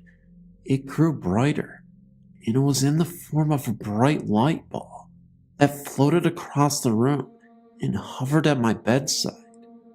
I was not frightened and reached up to investigate. I felt a hand from out of the light take my hand, and I heard a mental message saying that everything would be okay. The light then just went away. I was left feeling cleansed, happy, and pure, as if touched by God Himself. I wanted to tell the world that life goes on. I couldn't utter swear words and put down my cigarettes.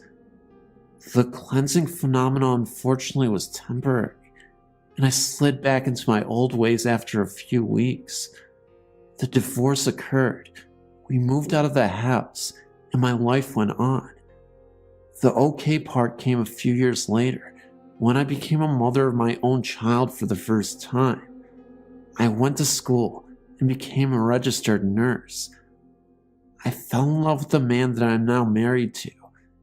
That was the last apparition I've seen, until my nursing career took me into some old nursing homes. I tend to always work the night shift. It fits into my lifestyle. One night, while working in a home in Lewisburg, Pennsylvania, I saw a strange occurrence. A helium birthday balloon floated out of the resident's room, traveled down the center of a long corridor as if being held in the hand of a child. It bounced along, hitting the ceiling at times and floating down, but in a straight line. It moved down that hallway, The balloon took a turn at another resident's room and went inside. This resident started screaming to get that out of her room.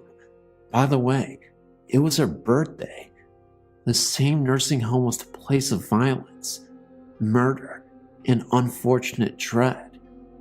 I have other stories, but this is enough for now.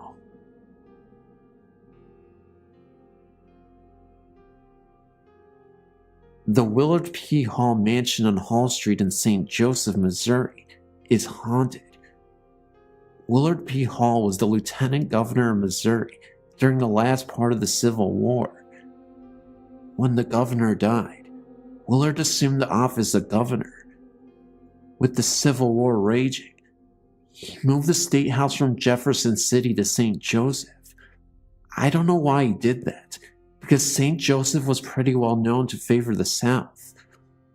After the mansion was used as a residence, it became a rectory for priests who served the St. Peter's and Paul Catholic Church parish next door.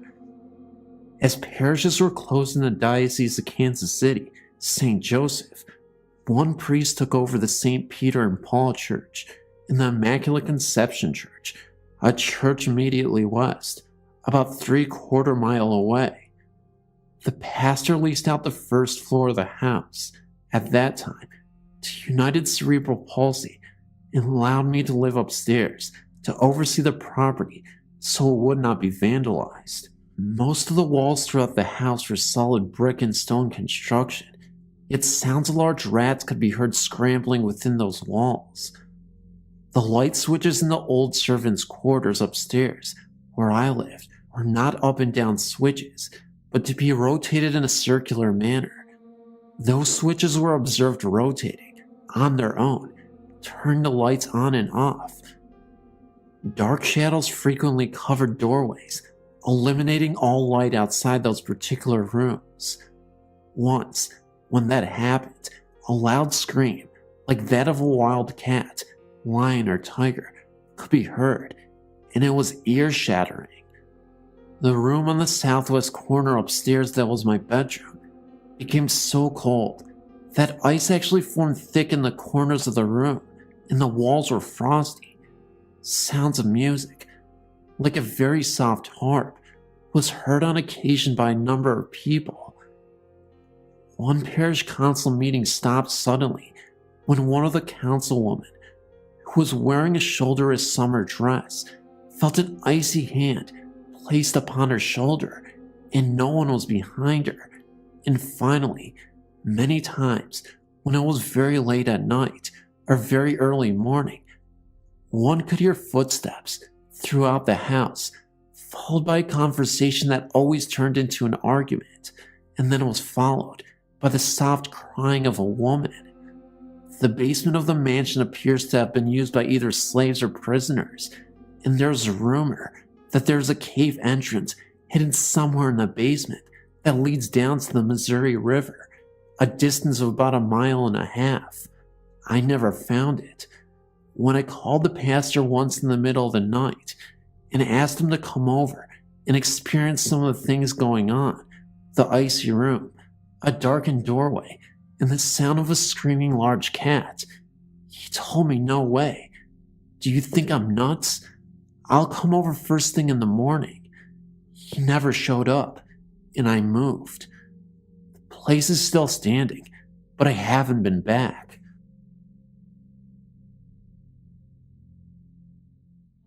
Hello, I live in Newton, North Carolina, and I'm addicted to this site.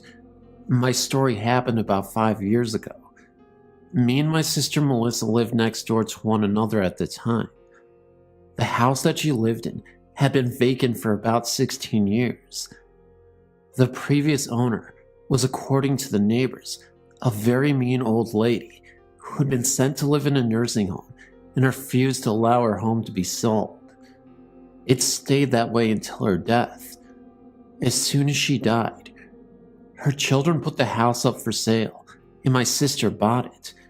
At first, it was just little things that happened. Melissa and my nephew, he was 3 at the time, were sitting in the living room with no TV on, and he asked her who was there, because he heard people talking on the stairs. They were alone in the house at the time. The stairs were a hot spot in the house. When she was pregnant with my niece, she fell or was pushed down 3 times. Her family had went on vacation for the week, so I was left to take care of the animals. Well, 3 days into their vacation, I went over to feed and water, and I heard a horrible commotion upstairs. It sounded like the house was falling apart, so I freaked out and left and didn't return. When they got home from vacation, I told them what happened, and my brother-in-law went to check, and in their bedroom, which was once the previous owners, and my sister's entire closet, was dumped out in the middle of the bedroom floor. Everything. My sister even remembers a very vivid encounter she once had when she was all alone. She walked upstairs and then walked back downstairs. There was an old rocking chair that she previously purchased and put into the living room after it was discovered that it was an antique. For whatever reason, she couldn't take her eyes off of it, ended up buying it, and it's a really old rocking chair. As she made her way towards the living room, from the distance, she could see a figure that was sitting in the rocking chair. The rocking chair was slowly moving back and forth, continuously without stop. The outline was light enough to make out, and it looked like a shadow, a gray mist, but it was definitely a figure that she could spot. She turned on the light, and it was like it was gone in an instant. Her eyes were not playing tricks on her. She literally saw something, and the rocking chair was still slowly moving back and forth. It eventually stopped, and that's when she heard a loud crash coming from upstairs. It completely startled her. She begrudgingly went upstairs to investigate, and as she went into the bathroom, she noticed that the mirror completely broke by itself. No logical explanation, just the mirror broken. Even though she was terrified, she ended up going to sleep anyway after she cleaned up the mess in the bathroom. But she couldn't even get to sleep. Mainly because her cat Smokey kept staring at the bathroom in the dark. Nothing but moans and groans. It was something completely uncharacteristic for him to do, as he never actually acted out in any way, shape, or form. But this night was particularly creepy for her, and the cat as well. Once, my sister was sleeping in one of the bedrooms, and woke up to an old woman walking across her bedroom floor to the window. She described her, and my mother went to the library to pull old obituaries, and showed the picture to my sister. She immediately broke down in tears, because she was looking at the woman she had seen in her room. She immediately started packing and sold the home. The new owners now have similar things going on. Their daughter was pushed down the stairs, and their son has seen a man in one of the bedrooms on numerous occasions. And then he came home one day to find their cat dead at the foot of the stairs.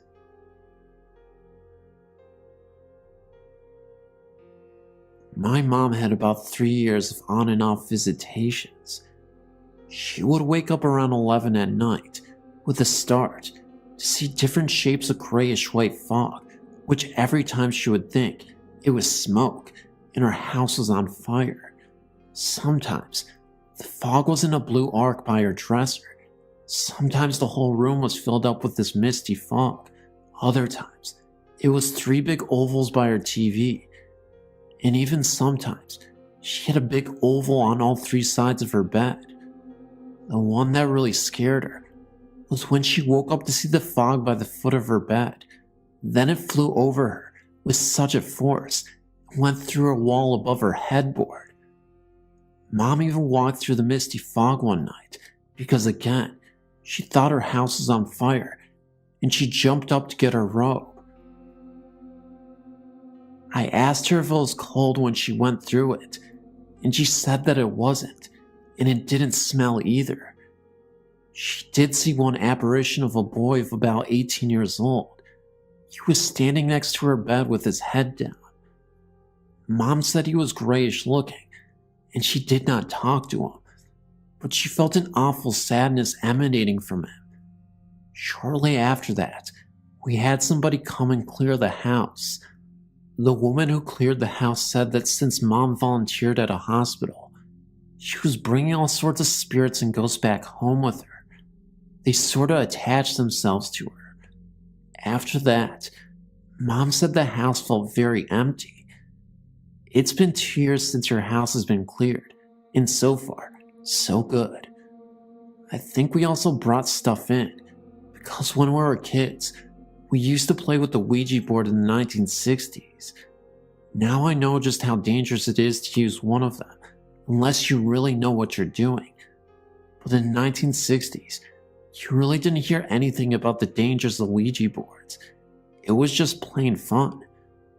When the person who cleared Mom's home found a ghost of a man under the stairs in the workroom, it kinda explained why my dad and my sister always felt like they were being poked in their backs by an unseen finger. And us kids always had to go into the laundry room to get pop out of a fridge for supper. We would get the pop and run upstairs as fast as we could. All three of us kids did the same thing. We couldn't wait to get out of that room. I really think that spirit hung around since we dug him up in the 60s with the Ouija board. He's gone now though, and hopefully at peace.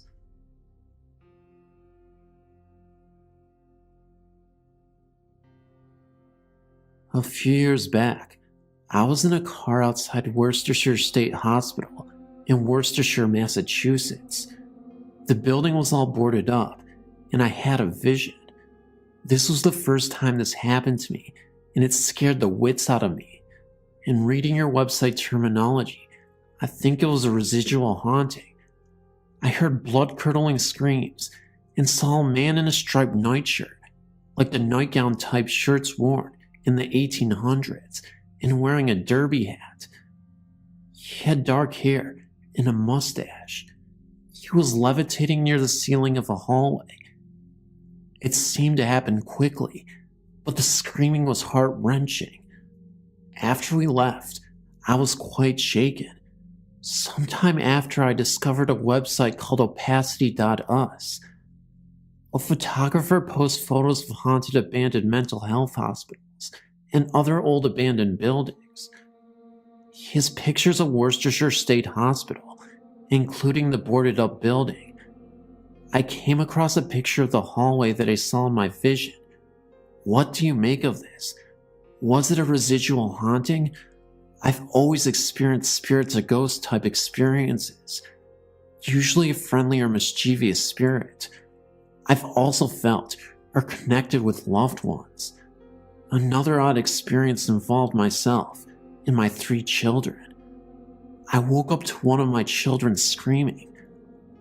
I got up to check on him, and it appeared he had screamed in his sleep. I went back to bed, and when I did, I saw this creature that looked like one of the gremlins from the movie of the same name. It ran through the living room where my bed was, and through the front door. A few years later, I mentioned this to a friend. My children said that they remember that night and also experienced this. While we talked about the experience, my younger son drew a picture of the exact same thing we all saw. I was floored, as I had no idea that they had all seen this. I originally chalked it up to being half asleep, and perhaps I had imagined it. I just wanted to share this with you. In 1957, my family moved to an old farmhouse in Mount Laurel, New Jersey. I was 7 years old at the time, and as I went upstairs to my new bedroom with an armload of things, a terrible wave of fear swept over me when I reached the top of the stairs.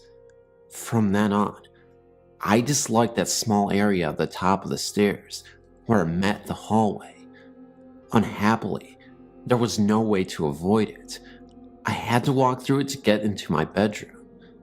Other than that, nothing else happened that I know of. until 1966. From my bed, I could see it out into the hallway to that small area on top of the stairs that had always frightened me. One night, towards the end of August, I woke up very, very slowly, only to realize that there was a terrible stench in the bedroom. It was like a mix of rotten garlic, human waste, and rotting flesh. Then I noticed the room was icy cold. Remember, it was August, usually the hottest time of the year in New Jersey. I was lying on my side, facing the doorway, and when I opened my eyes, I saw that the bedroom door was wide open, and a figure stood in the doorway, very close to the spot that had always spooked me. Since no lights were on, all I could make out was the silhouette of a tall, dark figure that seemed to be wearing some kind of long robe with a hood. What truly petrified me was seeing this creature's eyes. They glowed red and stared straight at me. But before I could scream, somehow the knowledge came to me from somewhere, my guardian angel, that if I acknowledged this creature's existence, I would be haunted for the rest of my life. So I pretended to be asleep, which was not easy. And after a while, I felt the cold room become warm again, the dreadful smell disappear, and the figure fade away. We moved out in 1967, and the house was torn down in 1972. I, for one, was not the least bit sorry to see it go.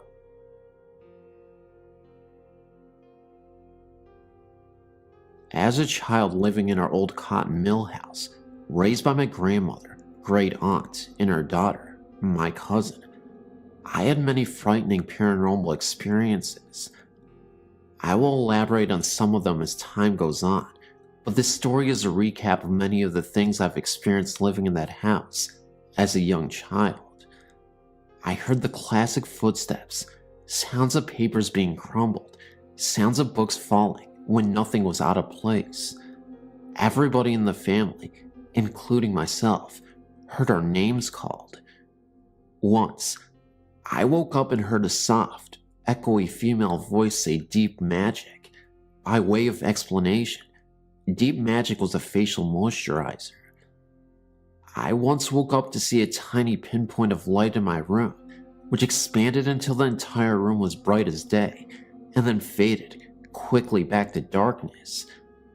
Once I crawled under my grandmother's bed while everybody was outside, something I was not allowed to do, and heard a gruff voice beside my ear say one word, gray. I had then, and still have no idea what that could have meant, but I got the heck out of there from under that bed, and never went back under there again. I had an encounter, a long conversation in the house with a strange unknown elderly woman who called herself Granny Grunt. I saw a little black imp, the shadow of a skeleton, and a handless arm which came up from between the bars of my iron bedspread, and saw blood drip from the ceiling. When I was about 4, I saw a shadowy figure that at the time I thought was the Easter Bunny walk through the living room and disappear into the wall. I now suspect there might have been some sort of gateway in my cousin's room, because much of the activity seems to come from or disappear in that direction. One night, I'd gone to bed early and had a dream that a being, who looked what UFOologists nowadays call an alien gray, was trying to force a full-sized apple down my throat. I awoke, gasping for breath, crying and choking, with that feeling still lingering in my throat of something big being forced down it. My grandmother had an old rocking chair with a woven cane bottom, which creaked loudly whenever you would sit down in it or get up. When my great aunt broke her hip and later died of cancer, for 2 nights in a row, I heard something sit down in that chair, squirm around a little bit, and then get up. I once heard the sound of the chair rocking in the night. Additionally, While my great aunt was in the hospital dying of cancer, I was awakened 3 nights in a row by something banging on the front door. Of course, nobody was there, but my great aunt died 3 days later.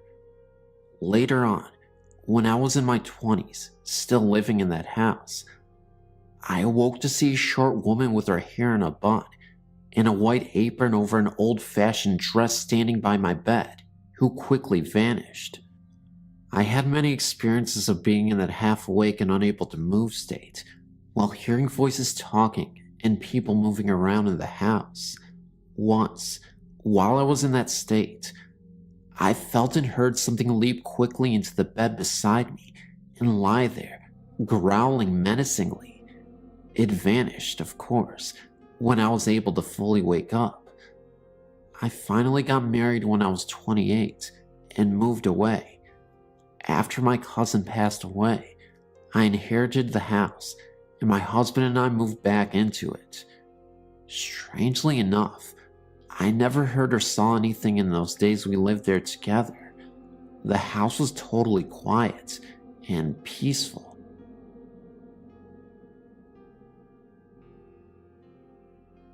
My wife and I lived in Ringgold, Georgia, and have lived there for 25 years in the log home that we built ourselves, with a lot of help from friends and family. This was about 1983. About 3 or 4 years after we moved into our log home, some strange things began to happen. We would be watching TV when all of a sudden the TV would go off, and when we found the problem, it was unplugged from the back of the TV. You have to turn the plug on the power cord to unplug the TV, and it was lying on the floor behind the TV. After this happened, we started to hear Indian music and some very low volume chanting in the bedroom when my wife and I would be sleeping. I would see the outline of a body on the wall, like a shadow moving, and it looked as if it was a stereotypical Native American. There was a moment where I went into the bathroom. In the mirror, I saw the presence of some dark face behind me. At times it would get very chilly in the house, even when it was warm outside, but only in one bedroom. We have a big wall clock hanging on the great room wall, and has 3 chimes hanging down from it for the doorbells. When you push the doorbell button, the chime plays a short tune.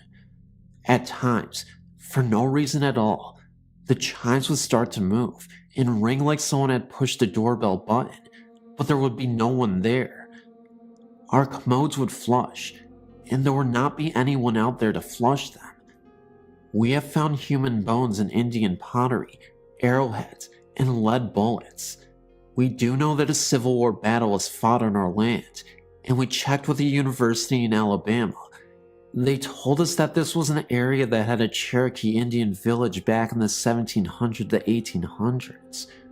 We reburied the bones in the pottery shards, and the strange happenings have not been as frequent as they were.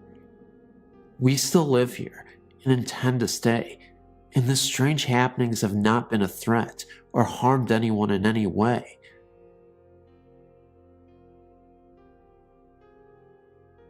This is an account of events experienced by a close friend of mine.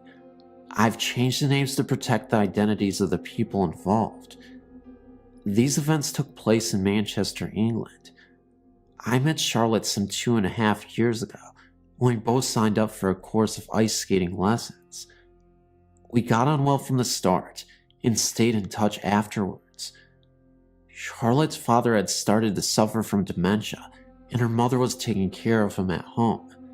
Unfortunately, her mother suffered a stroke in November 2008 and was unable to return home. Therefore, it fell on Charlotte to look after her father. Sadly, Charlotte's father died in his sleep in February 2010.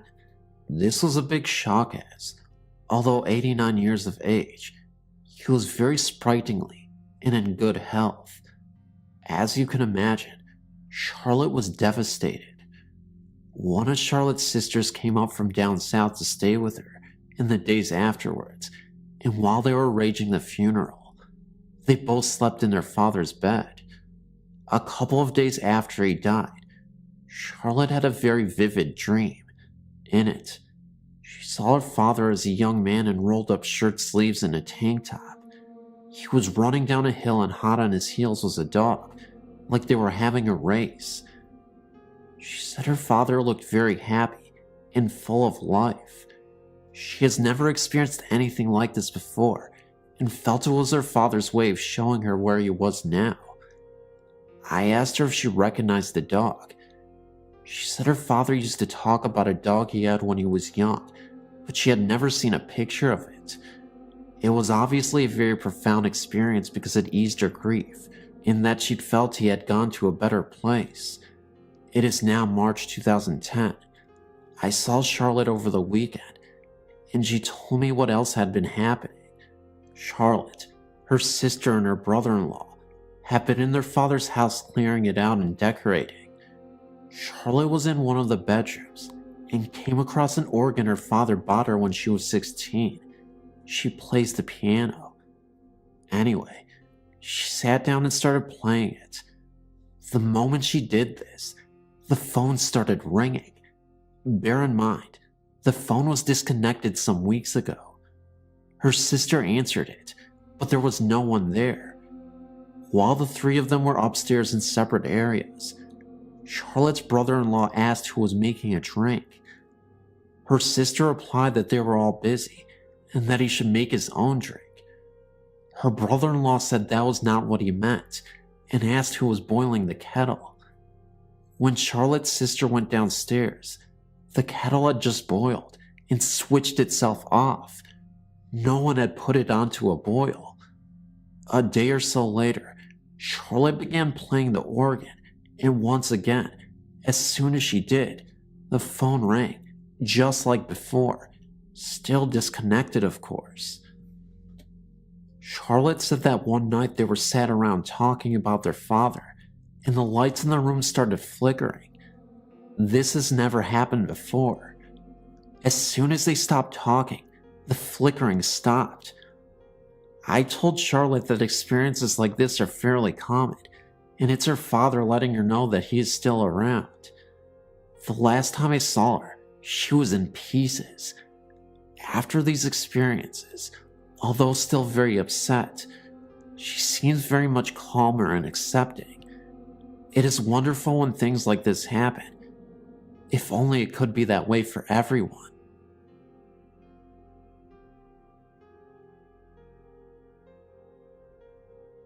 Hello. I wrote to you a while ago about the house I grew up in, but I had something happen to me back in 2005 that I could never explain. My husband and I were going through the immigration process back in 2005, and while our case was being reviewed by the INS, my husband had to stay in Mexico. This was a very stressful time, and we were facing a lot of uncertainties. So we packed up and moved to his family's house down in Samoa, Michigan. At the time, my oldest son was only 2 years old, and my mom had driven down with us to help with the INS appointments and to help us get settled into our new home. Well, so when we finally arrived to my husband's family home, we got unpacked and settled in to await our verdict. We would hear from the INS 6 months later. The house is basically two homes together. The building is L-shaped. It has the original house, and then you have to go outside into the courtyard to access the second house. This area had a bathroom and a store, and a supply room for the store, and above this was our apartment. This area had not anyone stay in it for maybe 10 years.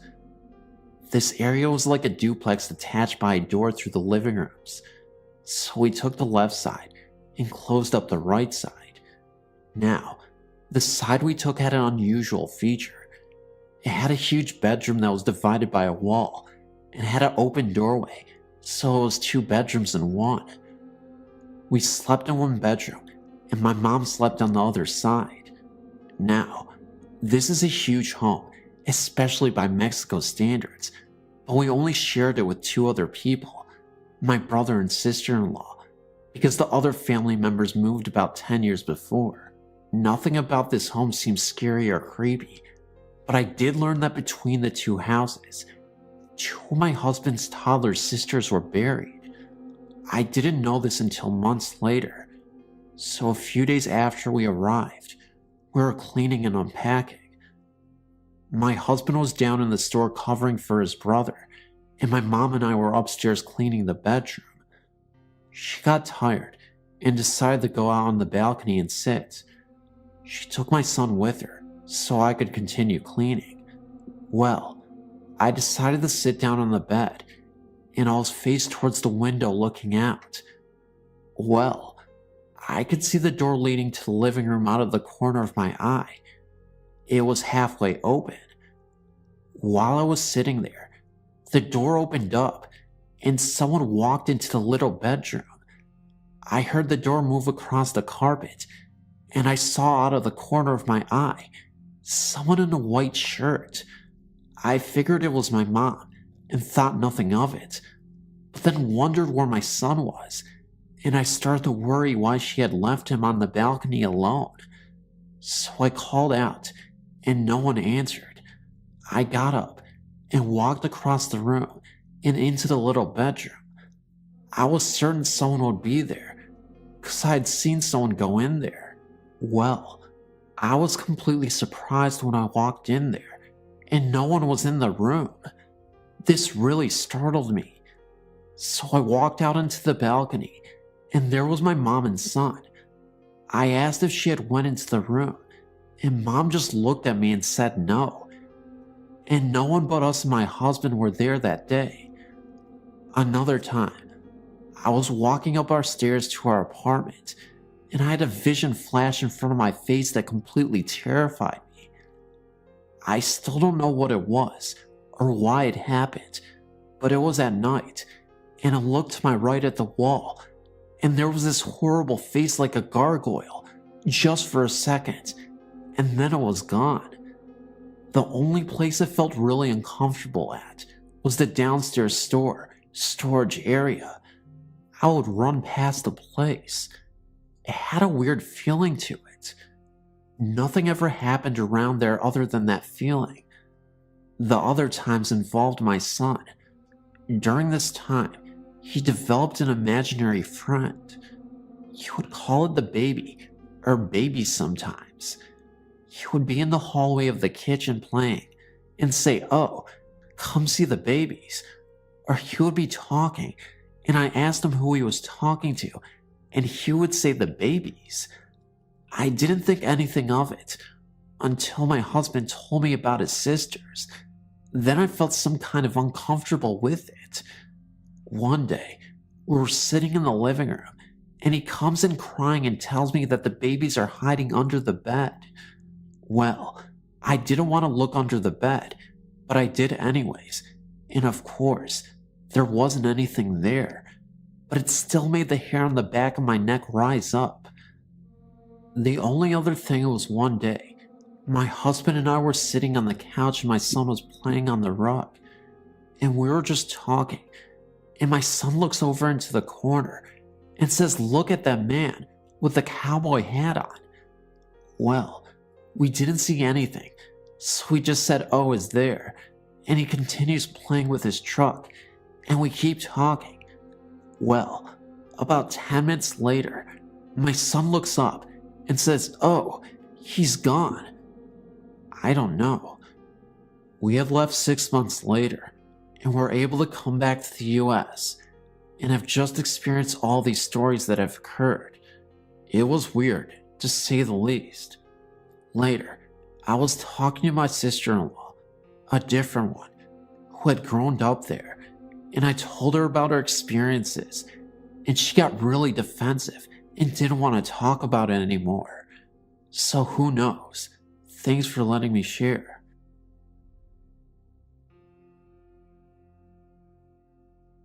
I had recently moved from our old apartment. We were visited there by an unknown presence. A couple of years ago, I'd won some haunted dolls I had bidded on. One was a doll owned by a murdered teenager. The obituary article about her murder was included with the doll. This is the one that I think may have brought on much of the phenomena. My sister heard knocking on my bedroom door from the inside.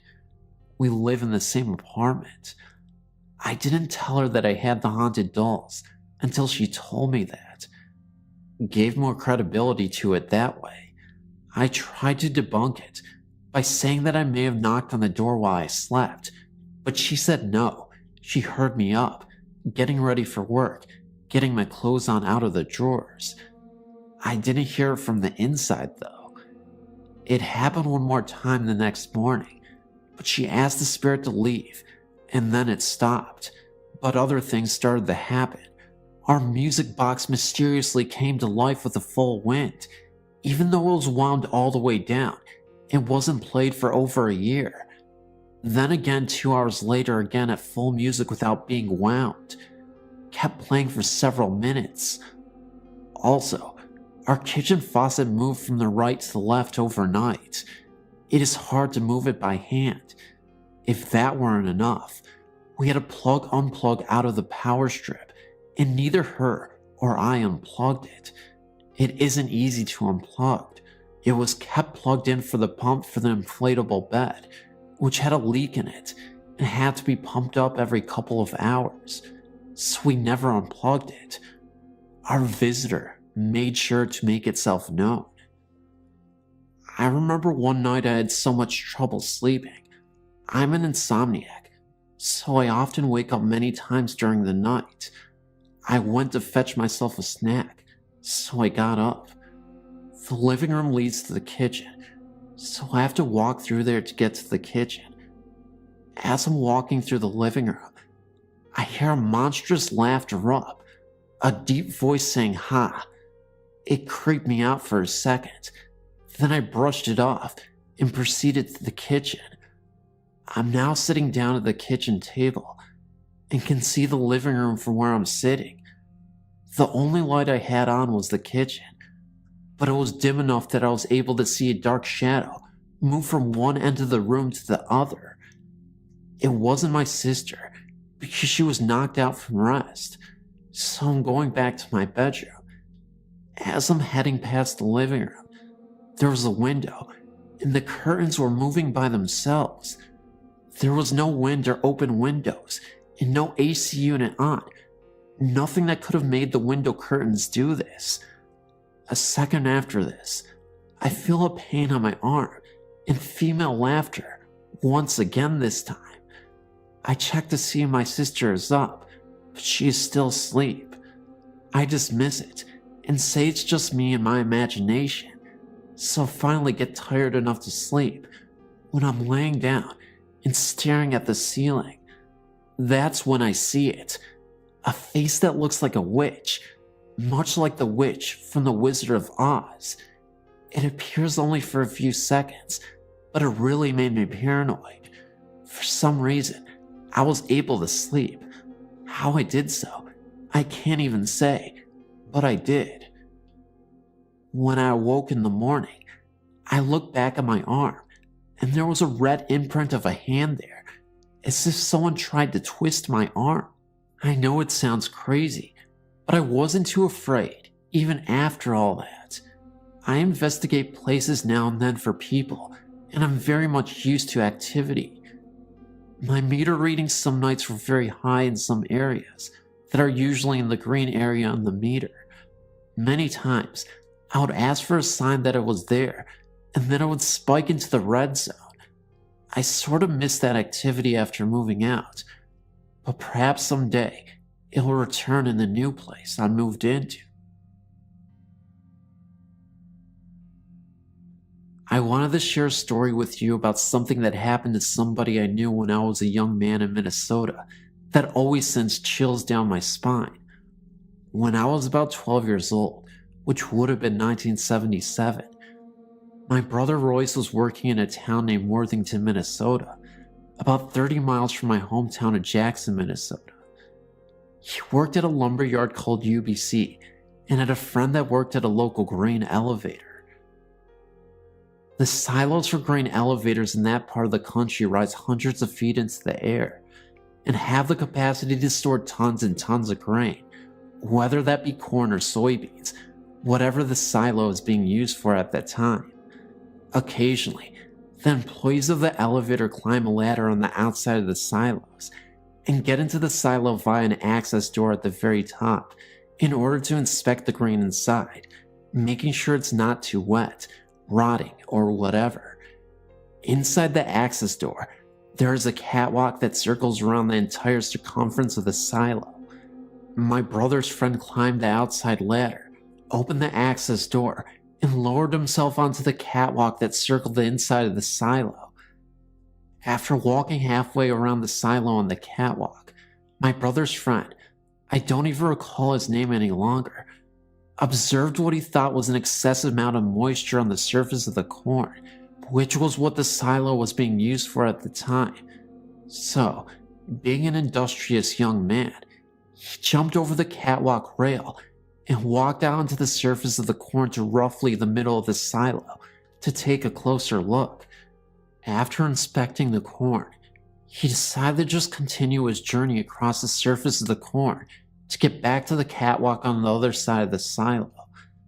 As the catwalk was a few feet higher than the level of the corn, he had to grab onto the catwalk rail and bounce to get his foot up to the catwalk platform and swing his leg over the rail. As he swung his foot over the rail, he heard a noise behind him. Balancing with one leg over the catwalk rail and one leg on the catwalk platform on the outside of the rail, he turned around to see what the noise was. Much to his horror, the corn that he had just walked across was falling straight down, hundreds of feet to the bottom of the silo, which was cement floor. It landed with a crash a few seconds later. Instead of walking on solid surface of corn, as he had assumed, he had actually walked across a crust of rotten corn that had formed on top of the silo when corn had previously stored in the silo. The remaining corn had been removed from the silo the previous week. He spent a few months sitting on the catwalk, staring down into the depths of the silo, and then silently got up, went out across the access door, made his way back down the ladder on the outside of the silo, and took the rest of the day off. Oh, and the creepiest part yet, when he was heading back to where he was going, he actually saw in the distance a farmer of some sort, but it definitely looked like an apparition. As he was getting closer and closer to the man who was standing there, almost as if he was lifelessly stoned out of his mind, he disappeared. His face looked so rugged, disfigured, and he looked like he was emanating pure evil. He later awoke in the evening in his own bed to a man choking him out in his sleep. He woke up immediately, and the man was gone. The man, the same guy who we saw, the farmer in the fields. He was described as having the most bulgy red eyes he had ever seen in his life, in the face of evil. Something was going on there, and he couldn't quite place his finger on it, but it was definitely demonic of some sort.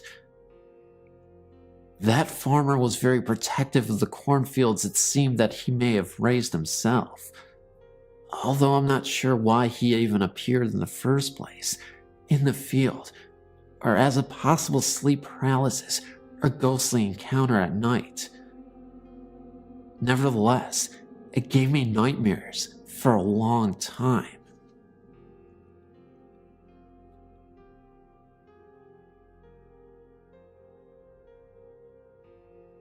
I've known about this Ghost Stories website for a long time, probably since the late 90s. I don't visit the site too often, probably 3 or 4 times a year, but when I visit it, I enjoy it. Anyway, I wanted to share a couple of stories that kind of dawned on me while reading the site today. While I was reading your site, I remembered some of the experience I had at Paris Island, specifically in the rifle range area. Well, when I searched on the internet for Paris Island haunting, I came across this story. This same event in regards to fire which happened to a friend of mine. He was so spooked that he woke me up early for fire watch duty because he couldn't take it. He saw a figure in the mirror in the bathroom. The difference between his story and the story from the link is that he saw the figure in the mirror, but to him, it looked as if he was in the bathroom. The bathrooms were in the large area we call the squad bay. The drill instructor's office was typically there. My friend had me go in the bathroom, but I didn't see anything. I took over his shift and worked mine. I recall hearing sounds like someone was moving in the bathroom. I checked a few times, but I didn't see anything. If I'm being honest, I was hoping that I would, which is why I didn't mind taking a double shift. My second story is an interesting one, because it was an experience we all witnessed. Again, this was in the same barracks where we stayed for the rifle range. We had all entered the barracks after lunch, and we were all standing in front of our foot lockers as our drill instructor, Sergeant Minix, was yelling at us over something. He was standing right at the door that we always used to enter and exit the barracks. We're on the second floor of the 3-floor unit. Well, while he was yelling, there were 3 distinct knocks on the door. It was the 3 knocks that all recruits had to do in order to approach the drill instructor at his office, or when a recruit has to enter another squad bay. By knocks, they were not traditional knocks on the door, but more like hand slaps against the door. As soon as the 3rd knock was heard, he flung the door open. Now, if someone was standing there, they would have had a door to the face. There was no one there, and there was absolutely no possibility that someone could have jumped out of the way or hid. They would have had to run up or down the stairs, or jump over the railing and taken a very high and nasty fall, and would have been obvious just hearing footsteps. Looked up and down the stairs and said, "Must have been a ghost." It was the time of day where all platoons would have returned to their barracks, so it wasn't some recruit falling behind or a drill instructor late. That just doesn't happen. Paris Island is very orderly in everything. Of all the ghost stories I've heard, I've never read or heard one where a room full of people experienced the same thing. I read many of the stories on your site and decided to tell one of my own. This is the scariest and most unexplainable thing that has ever happened to me. First, I'll give a little background information. I grew up on a farm in rural South Georgia and spent a great deal of my free time fishing, hunting, and exploring, and always doing this by myself, since there weren't a lot of other kids around and I only had a younger sister. I never really experienced any fear of anything, other than being late for dinner, all the years I was growing up, and I can't recall any paranormal experiences other than the one I'm about to share with you. I had a best friend from school that I started hanging out with after we became old enough to drive and got our trucks, which are required for country boys. For the next 2 years, we did most of our hunting and fishing and troublemaking together. After we graduated from high school, we even went to the same local college and continued to hang out. My granddaddy owned a farm in the same county that we lived in, and I would go deer hunting on his land sometimes, but I had never taken my friend there with me. Behind my grandparents' house were several barns, then several large fields, then a large pond with a swampy area, then a large pasture that stretched from one side of their property to the other, property line to property line. This wooded area was immediately behind the pasture and also encompassed the entire backside of the property. The woods were also enclosed on the back and on each side with a 4-foot tall fence, since cows were allowed into the pasture and wooded area at times. You will soon see why all this detail is important. On the 3 sides of the wooded area were large open fields belonging to the neighbors, with each field belonging to a different neighbor. Take note that there are no more trees or woods close by. During the fall of our first year in college, I had scouted these woods and put up 2 deer stands, one on each side of the property on the property lines, but also very close to active deer trails and signs. These stands were no more than 100 yards apart, and about 150 yards into the woods from the pasture. I decided one weekend to treat my friend to a little hunting paradise, although I had yet to see anything other than squirrels all season long. We went to the woods about 4 p.m., with it being dark by 6. I took him to his stand and then proceeded across the woods to mine. Just after the sun went down, I heard my friend whistle loudly, obviously trying to get my attention. I whistled back. He whistled again as though he didn't hear me. Again, I whistled back, even louder this time. There was no response. About 5 minutes passed, and then I heard him whistle again. But he was closer to me than he should have been, but still through the woods somewhere. I found this very strange, since we were supposed to sit in our stands until after dark, and then meet up in the pasture to walk back out to the house. He whistled again and was even closer, and I could tell that he was almost running, and he started calling out my name. He sounded panicked and was coming straight toward me, although there is no way he could know where the deer stand was, since he had never been there before, and I didn't respond to him until he called my name. I climbed down from the tree stand as he approached, and when I got on the ground, he ran up and said, "We gotta get out of here. Something big is after me." Instead of joining him in the rush, I stood there looking and listening. Sure enough, in a few seconds, it sounded like a bulldozer was coming through the woods, but without the engine. I could hear trees breaking and large bushes being shaken and trampled, and it was coming right at me, with the sound becoming deafening, as though it were right on top of us.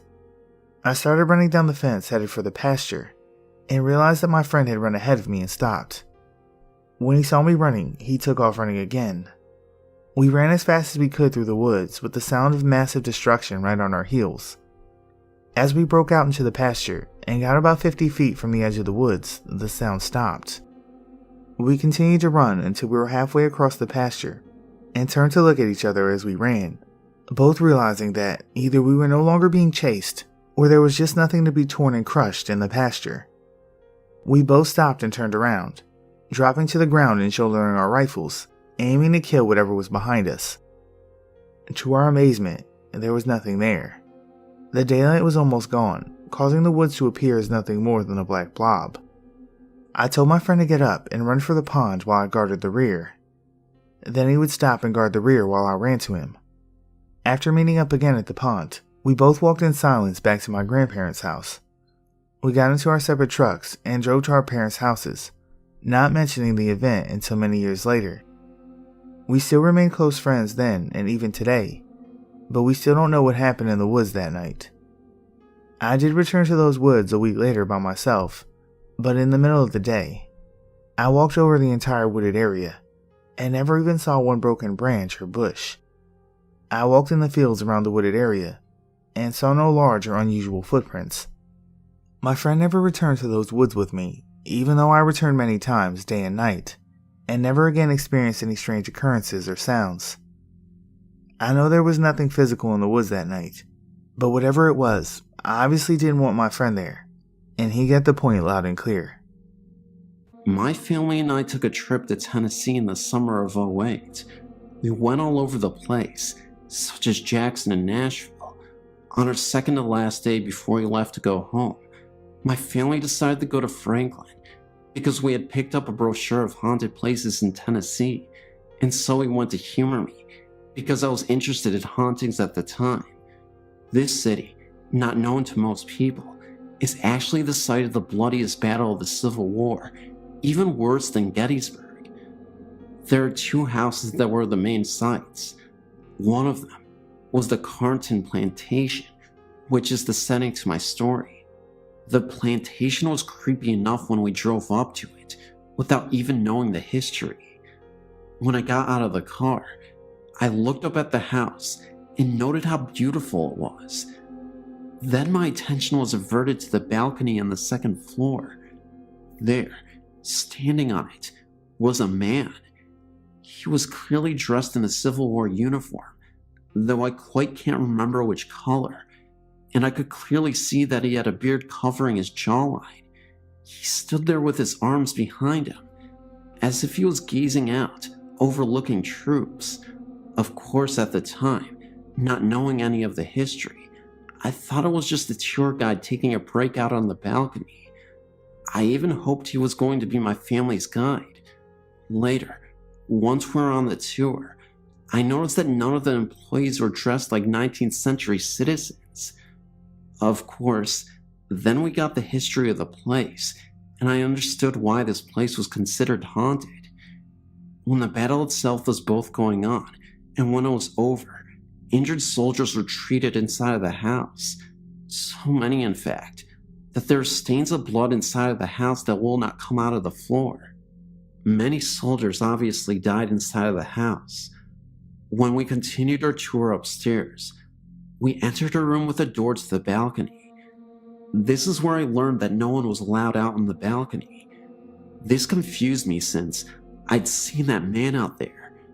When the guide took the group into the room across the hall and began talking, I couldn't pay attention. The closet in the other room kept grabbing my attention because it had a piece of black cloth in it. Finally, I tried to keep myself focused, and it was going well until a gentleman in the group got bored and decided to go out into the hall. I watched him leave, thinking that it was very rude and should come back. For some reason, when he left, I noted that the sun was in a position that didn't cast a shadow of the man's head on the hallway wall. Once again, I turned my attention back to the guide, but the man in the hallway began to wander in the hall, and that distracted me. When I turned to watch the man, there was suddenly a very clear and defined silhouette of a man's head and shoulders with a bearded face that traveled across the wall, then just disappeared. It startled me at first. Then I got excited because I thought I must have seen a ghost. Then I thought, no, I have to be practical about this because that man is out in the hallway. Once the tour guide was done talking, I went outside into the hallway way. The first thing I noticed was that any shadow from the tourists on the wall wasn't that dark or defined. Then I noticed that the way the sun was facing caused the shadows to be cast on a completely different wall. The silhouette I saw couldn't have been from anyone on the tour. Then I noticed that there was an upstairs where I thought maybe an employee could be working. That theory was completely dismissed when it appeared no one was up there. There wasn't any logical explanations for the silhouette. It wasn't until my family returned home a few days later that I decided to research what I had seen. After discovering that there was a frequent spirit there that was called the General, I made the connection. The details from past eyewitness accounts were identical to mine. He stands out on the porch, has a Civil War uniform on, and has a beard on his face. I was, and still am convinced, that I saw the General on that day.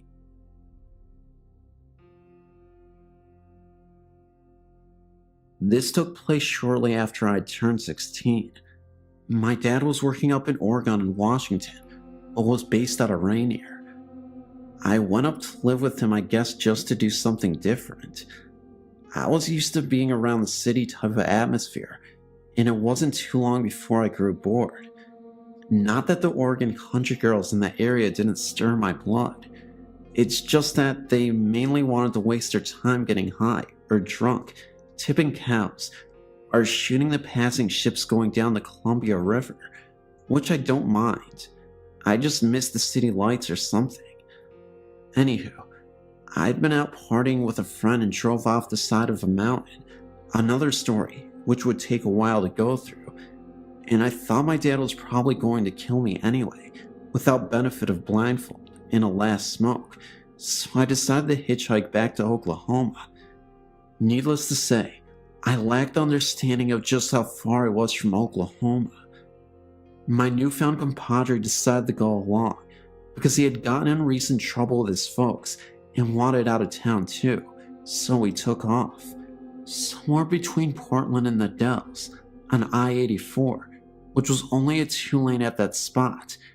We were really tired and looking for a place to sleep.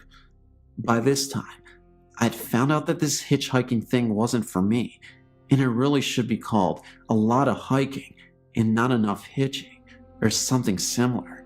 And what seemed weird was that out in the middle of nowhere, the fences were really well kept, and I didn't want to get caught up climbing one.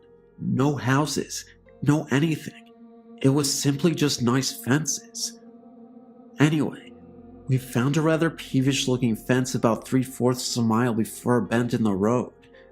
The moon was out and actually lit up the area pretty well. There was about 3/4 of a mile behind us from the last turn in the road, and like I said, about the same in front of us before the next one. We were in a valley or whatever they're called that the road went through, and it was really a beautiful sight. Just as we were fixing to jump the fence, a car came around the bend from in front. Of course it was too far off to see us when it rounded the bend, but we didn't want it to see us climbing the fence when it came abreast of us, like the owners of the land are out cruising in the middle of the night. The sides of the road in that area sloped down at a very sharp right and were gravel, at least on our side of the road, so you didn't have to go far to be below the grade of the road and out of sight of passing motorists. It went down probably 15 feet though, well below the road. Come to think of it, I don't think I've ever seen anything quite like that since. Just as we were sliding down the slope out of sight, I caught sight of something way down the road, just the side of the curve. The lights of the oncoming car caught it, just as it was making the curve. Whatever it was, went down the embankment on the opposite side of the road from us. I asked my friend if he saw it, and he said yes, he saw something.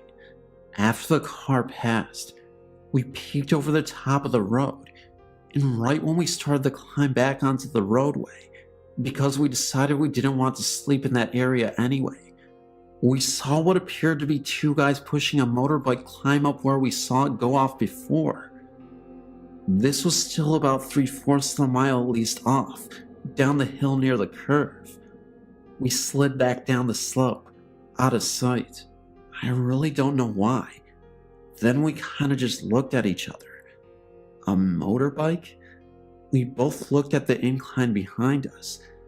If you pushed a motorbike off the side of the road down this embankment, you'd have a heck of a time stopping it before it went all the way down, and the river was on their side, and even a harder time getting back up. I couldn't imagine trying to get it back up to the road, assuming it didn't go into the river. We both peeked over the top, breathing really quiet and shallow, watching for another couple of minutes, when all of a sudden, it stood up. It wasn't two guys pushing a motorbike. It was something that had been on all fours and stood up, and it was huge. At least twice as tall as us, and by the way, we weren't midgets. I almost crapped myself. I started looking around, and the fence, by this time, was looking mighty small. Thinking really fast in that fight or flight mode, and the flight was definitely the way I was leaning towards, I realized that, thank God it had been his turn to carry the backpack, which would slow him down, and had the only food we had in it, and on top of that, I thought I could outrun him. Maybe it wouldn't want both of us. I looked at him, saw the panic in his eyes, and knew he was thinking along the same lines. I knew I couldn't run. I also knew that it had to sense us when it got directly across from us. I pulled out my little pocket knife. I knew that we're going to die, and all I could think of was, Lord, please let it be quick. I peeked over the top again, and it was almost even with us. I might have whimpered, silently of course, but I also noticed that the wind was blowing in my face from his direction. There might be hope. We ducked back down, and we could hear it almost stop right across from us for a moment or two, then start on up the road again. It was almost to the curve up the hill from us from the direction we had originally came from, when another car came around the bend downhill. I thought about jumping out in front of it and yelling for help, but if it didn't stop, then whatever that was would know that we were there. We waited, and it disappeared below the other side of the road, like before when the other car came. This time, it didn't come back up. I don't know how long we waited, but we finally climbed back up and continued down the hill and around the curve. We didn't say a word or breath, anything about a whisper, till we cleared that bend in the road and was a mile or two away. When we called the Dallas, we called our parents to come and get us. We'd had enough of the open road in Oregon. I don't know what that was, but I still think about it sometimes. I've had a few other things happen to me in my life, but that really scared me.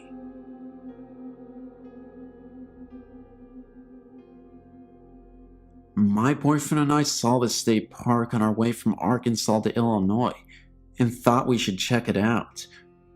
We'd never heard of this place or even seen it before. We parked in the parking area and got out of the car to explore the woods.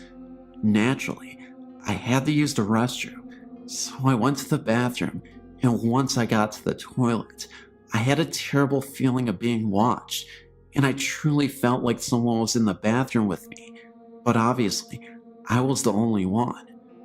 The feeling of this presence was so unbearing and evil that I ran out of the bathroom the second I finished with my pants down. Once I got out of the bathroom, my boyfriend and I started down the path. Within 30 seconds of walking, and still within 30 feet of the bathroom, my boyfriend and I heard a loud footstep, crunching the leaves. In fact, it was multiple footsteps. My boyfriend thought it was a bear or something, because of the heftiness of the steps, so he was searching and searching for a bear, or anything, but he couldn't find a thing. I didn't mention the bathroom to him, but after not too long, I insisted we continue. I know there is something terribly evil in that bathroom. For a while, nothing else odd occurred, and we continued on the path which goes down to level ground, with a large lake on one side. But soon after we got to this level ground area, the sun started settling, and that's when things got uneasy again. We both started to hear something large walking in the leaves again. Sean, my boyfriend, really wanted to see what it was, and at this point, I felt like we were really in danger, and that something else, unnatural, was there. So we barely started to move farther into the woods when Sean told me he saw a shadow or something farther in. Then, I was done. I told him we had to go, and I cannot be here any longer. So, I ran like hell back to the car, and Sean was close behind me. Once we got to the car, I was at the passenger door, ready for him to unlock it. And of course, he tells me that he hears that thing we've been hearing in the sparsely wooded area, directly in front of the parking lot, which is to the very right near the parking lot, and that he has to see what it is. So, I had him throw me the keys, and I got in the car. He got in within a minute, and I asked him if he saw anything, and he said he just saw that a dark shadow moved behind a tree, but nothing else. Needless to say, we booked it off that mountain, and it really seemed like a car was trying to chase us down the mountain. But we may have just been super spooked from the woods experience we just had. But I will note, we were driving at about 65 miles an hour, and the speed limit was way less. I forget now what it was specifically, but I want to say between 30 and 40 max. Plus, it was a mountain road, and very windy, and frankly, difficult to traverse at 65. Also, during the time I was taking pictures, the whole time we were in the woods, nature shots, that was actually the entire reason we were there in the first place, and the pictures were neat. The day ones didn't have orbs, but the night ones all did, and I thought maybe it was from the lake reflection or something. But I took a picture out of the car window, at the moon, right after we got in the car, and in that photo, there's the moon and like 30 orbs. It's amazing to me. I mean, I've never taken any orb photo ever before, and I took another photo of the moon out my window about 30 minutes after we left the mountain, and only the moon. I did some research to find anything on the area. It seems it was established on an old Indian burial ground, but few findings on much else, and I never found anything on cars chasing you out of this place. Be careful. During the day, the bathroom is really the worst part, and seemingly off the trail, but I just wouldn't go at night. And also, Sean didn't seem to have the feelings as intensely as I did, so if you're the right person, the feeling might not be too overwhelming.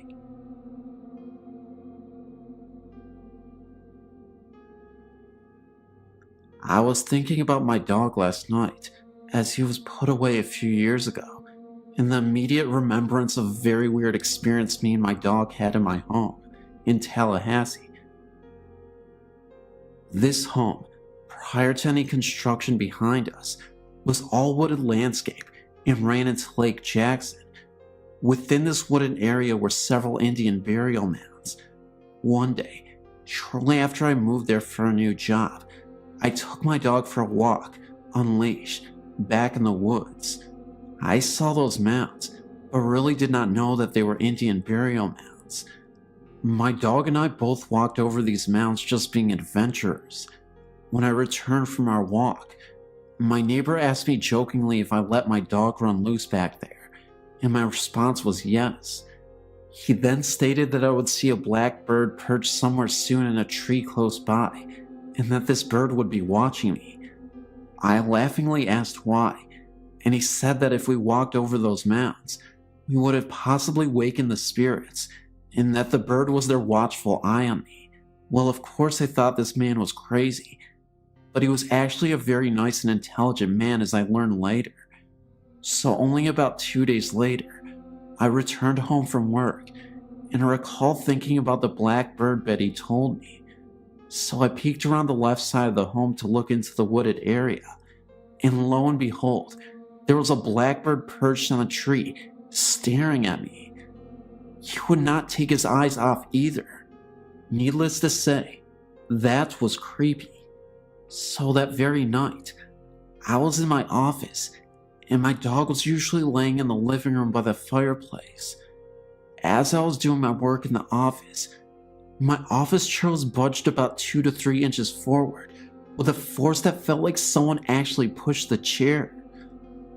I instinctively reached by, looking over my right side, expecting to see my dog. No dog, nothing. So I quickly went into the living room, only to see my dog laying down facing the hallway entrance, which is where my office resided, as well as 2 other bedrooms. And he had his head between his paws, staring and growling at something in the hallway. Talk about getting freaked out. So I grabbed my dog by his collar and tried to lead him down into the hallway, and he resisted every attempt. He was scared, obviously, and he definitely saw or sensed something. I did not see anything at all. As I walked into each room through that hallway, I did not see or sense anything. Then I walked into the bathroom in the master bedroom to find that my candle, which was lit, went out. So that night, I kept all lights on. The following day I came home and looked again for that weird bird. He was not there. So I took my dog outside to do his thing, but then noticed he was limping. Then he fell to his side with pain in the backyard. As I made the observation, I noticed that in his groin area, he had a large tumor-like bulge coming from this area. I immediately took him to the veterinarian, and I recall she had no explanation for it, but prescribed medication to reduce the swelling. Within 2 weeks or so, the swelling went away. Looking back at that, I really feel that the spirit, or whatever it was, made that happen, as my dog was still young and very healthy. After that week of weird occurrences, I never had anything further happen. I never told my neighbor what had happened, as I did not want to look silly or have rumors flying around. But for sure, I can tell you that I know in my own gut that what that neighbor told me came to life. Dogs can definitely sense or see these spirits, as we cannot apparently. Between the bird, the bump on my chair, my dog growling and acting scared, and the bulge in his groin area, all made sense that something was in that house. Never walked in those woods again. I no longer reside there either.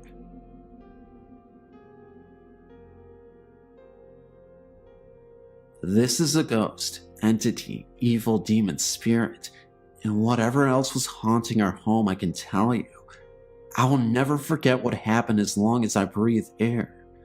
We moved into this big house when I was 15. It had been empty for about 10 years.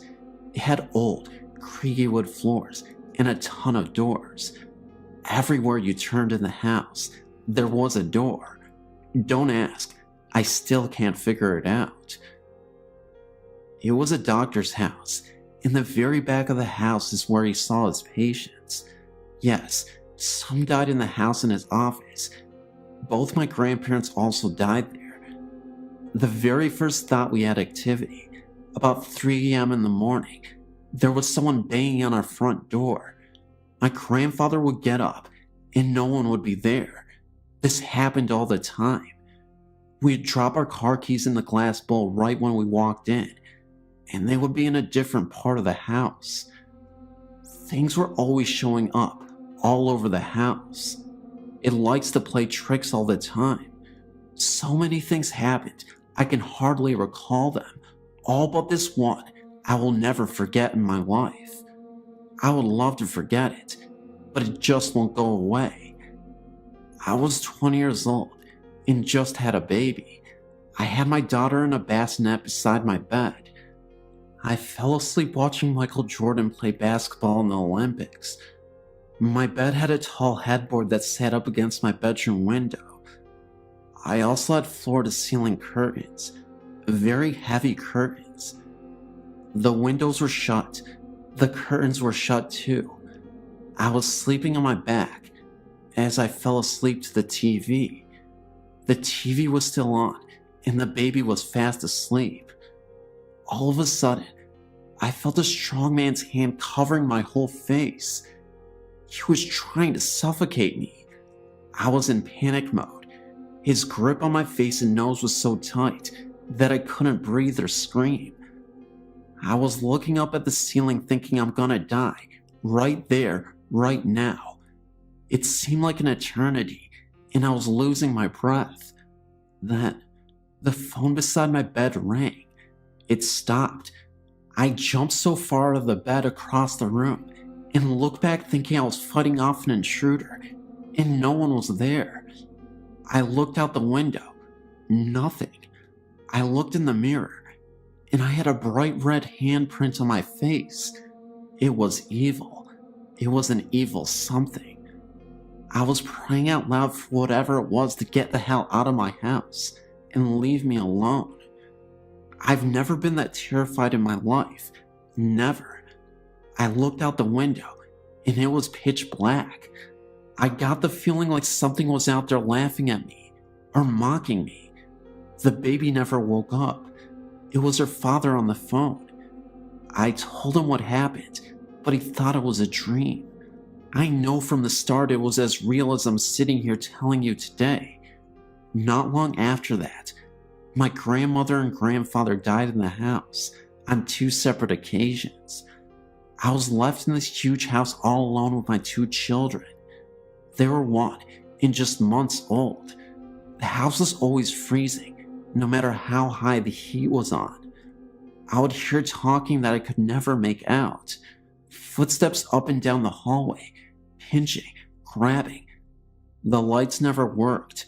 I changed the bulbs all the time.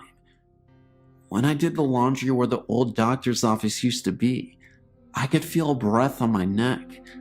I could see shadows of people out of the corner of my eye. It was a living nightmare. The energy was so thick and heavy, even on the brightest day. I was scared to death to be there alone and go home after work alone. I would just sit up with the TV on until I could fall asleep and pray to God that I didn't have to go to pee in the night. I was so scared to get up. The day I moved from that house was the happiest day of my life. I could have stayed there forever in that big house, but I wanted out. I still, to this day, 19 years later, have vivid dreams of what happened. All the things I heard and all the things I saw. I've only told a few people this story. I've seen and felt both good and evil from a very, very young age. My nanny told me I had the gift of seeing and hearing spirits, like I was a light to them. I've had so many experiences I can't count. Most are very bad, but I have a couple that are good. I'm terrified of the afterlife. I pray that God carries me to heaven. If you don't believe, I'm telling you, there are things you can't see, but they can hurt you and make you so depressed you want to die. They can touch you, hurt you, and mock you, and laugh in your face. I know.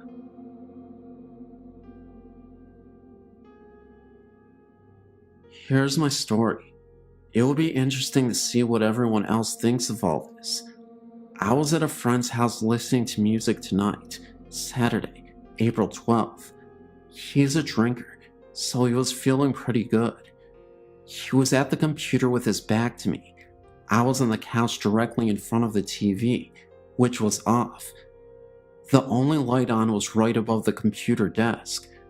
To my right was the entryway, which was dark, pitch black actually, but I could see the reflection of the room in the TV. He was playing "Oh Death" from "Brother Where Art Thou." Song itself gave me the creeps, when suddenly I looked into the TV and saw a solid black figure of a tall man start to step out of the darkness of the entryway and into the living room. I didn't see anything like clothing or facial features, just tall and solid black. My friend at the same time swiveled his desk chair and pointed towards the entryway where he saw the figure. The figure stepped back into the dark as quickly as it appeared, as though it didn't want him to see it. I looked at him and said, "Did you see that too?" To which he replied, "See what?" He was only being animated during the song, but for sure didn't see anything. I've experienced several things at this house. He has not though, and it upsets him. But what I experienced that evening was the most eerie and frightening thing for sure. I know it wasn't one of his friends, or someone goofing off. It isn't easy to walk into his house, through the front door, and not be heard. The floor is tile. We walked over and turned on the light, and we both looked. There was no one there. I just went home. I couldn't stay there, and I begged him to come with me, but he wouldn't. A few days later when we talked, I asked him if he had ever had any seances or similar things in the house. He had first said no because it was his grandma's house, and he moved in about a year after she had passed. But then he paused, and then he said, "Well, remember when we cleaned out the attic? There was a Ouija board up there." Well, no, I didn't remember, and I told him to get his house cleansed, but he was just laughing at me. I've never been back to his house since that night. About 2 weeks later, he got an unintentional EVP, which is very eerie also. He has a voice-activated recorder and was recording a couple of programs off the computer for a friend at work. He turned off the computer and the TV isn't hooked up anyways, but when he woke up, there were 3 recordings instead of 2 on the recorder. I know he's pretty up on computers, but he didn't make this EVP himself. Actually, it scared him, and he said he wasn't going to listen to it anymore. Even though I'm not sure whether I do in fact believe in ghosts and the supernatural, I must be the ghost stories world's biggest fan and relentless reader, and have been a patron of your site for many, many years, at least a decade now. Like I said, not being totally sure whether I do actually believe in ghosts, I've never had a story of my own contribute to your website. However, over the past months, possibly years, certain things have happened in our current rented home. Occurrences in this house that made me think twice, maybe even 3 times about what I actually do and don't believe in. My husband Craig and I have been living in our rented home here in Melbourne, Australia for almost 4 years now. We rent privately and know very little about the house and its history, apart from the fact that we are private renters and the rent has always been almost ridiculously cheap. The house isn't that old, however. It would only be about 15 or 20 years old. We do know, however, that several of the last tenants that lived here, families with children, by the look of the wall drawings in the study and backyard, moved out fairly quick after moving in, which has always puzzled me, as the house isn't in that bad a shape. The neighborhood is okay, and the rent, like I said, has always been ridiculously cheap. Any questionable incident that has happened in this house has either taken place in the lounge room or the nursery. My daughter is now 3 months short of turning 3.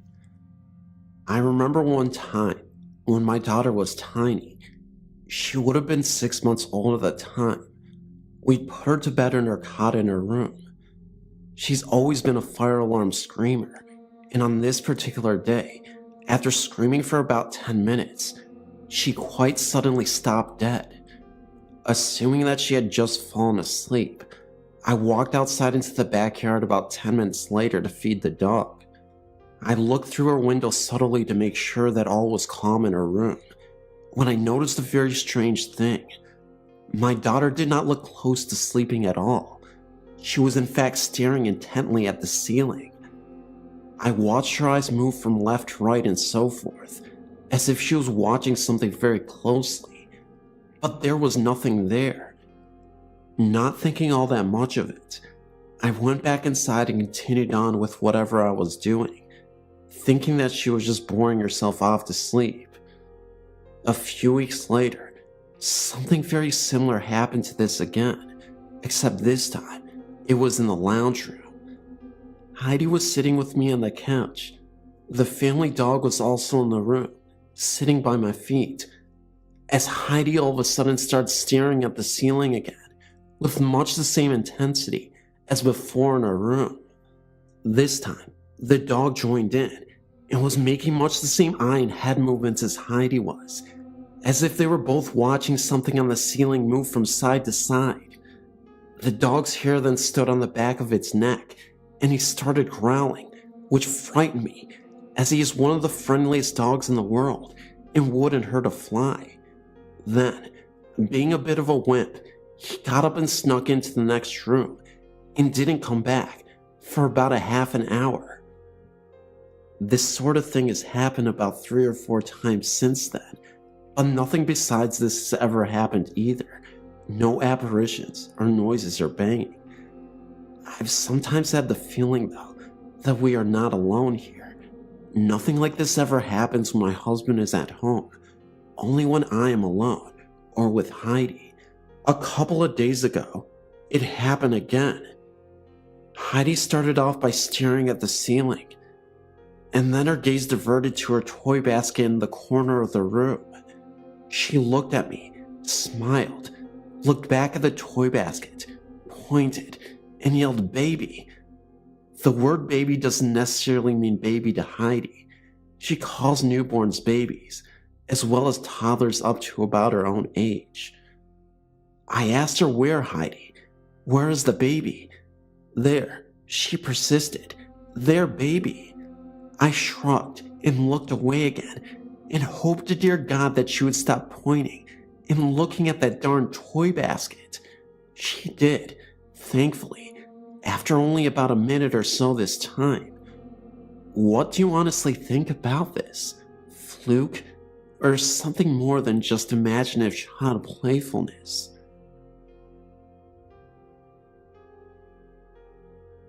This website has mentioned dark, powerful energies such as imps, and I noticed the creator of this website has seen what could be called imps. Imps are described as devil spirits, or demons, and small in stature. I've had many experiences throughout my life like the one the web creator had growing up. I don't like talking about them so much and do my best to keep it dormant, but I did read their story, and I've had an experience with a small black figure that sounds like one of the imps described in that story. Me, my daughter, and my wife all used to sleep in the same bed till our little girl was 1.5 years old. Around the time my daughter was that age, I remember staying up till close to 1 or 2 a.m. watching a long movie. When I was finished, I went to the room and turned on the bathroom light to brush my teeth. Our room was well lit from the bathroom. Since around the age of 3, I've had dealings with spirits as well. So, when I was about halfway through my brushing, I pretty much knew from that feeling I had that something was happening. I looked in the room where my daughter and wife were sleeping, and called from behind my daughter in a fetal position was a small black figure. It looked human, but it moved, behaved, and felt like it was something else. It looked towards me, got on all fours, and scurried across the bed lightning fast. I kinda jumped back, but it disappeared when it hit the floor. The strange thing was, after I got into bed, my daughter, eyes closed, still asleep, did the exact same thing the figure did before I went to bed. Only my daughter stopped with her still sleeping face right in mine, then laid back down and was normal again. Some other things started happening after that, but I don't know if they're related. I hope my story helps you figure out what these things are.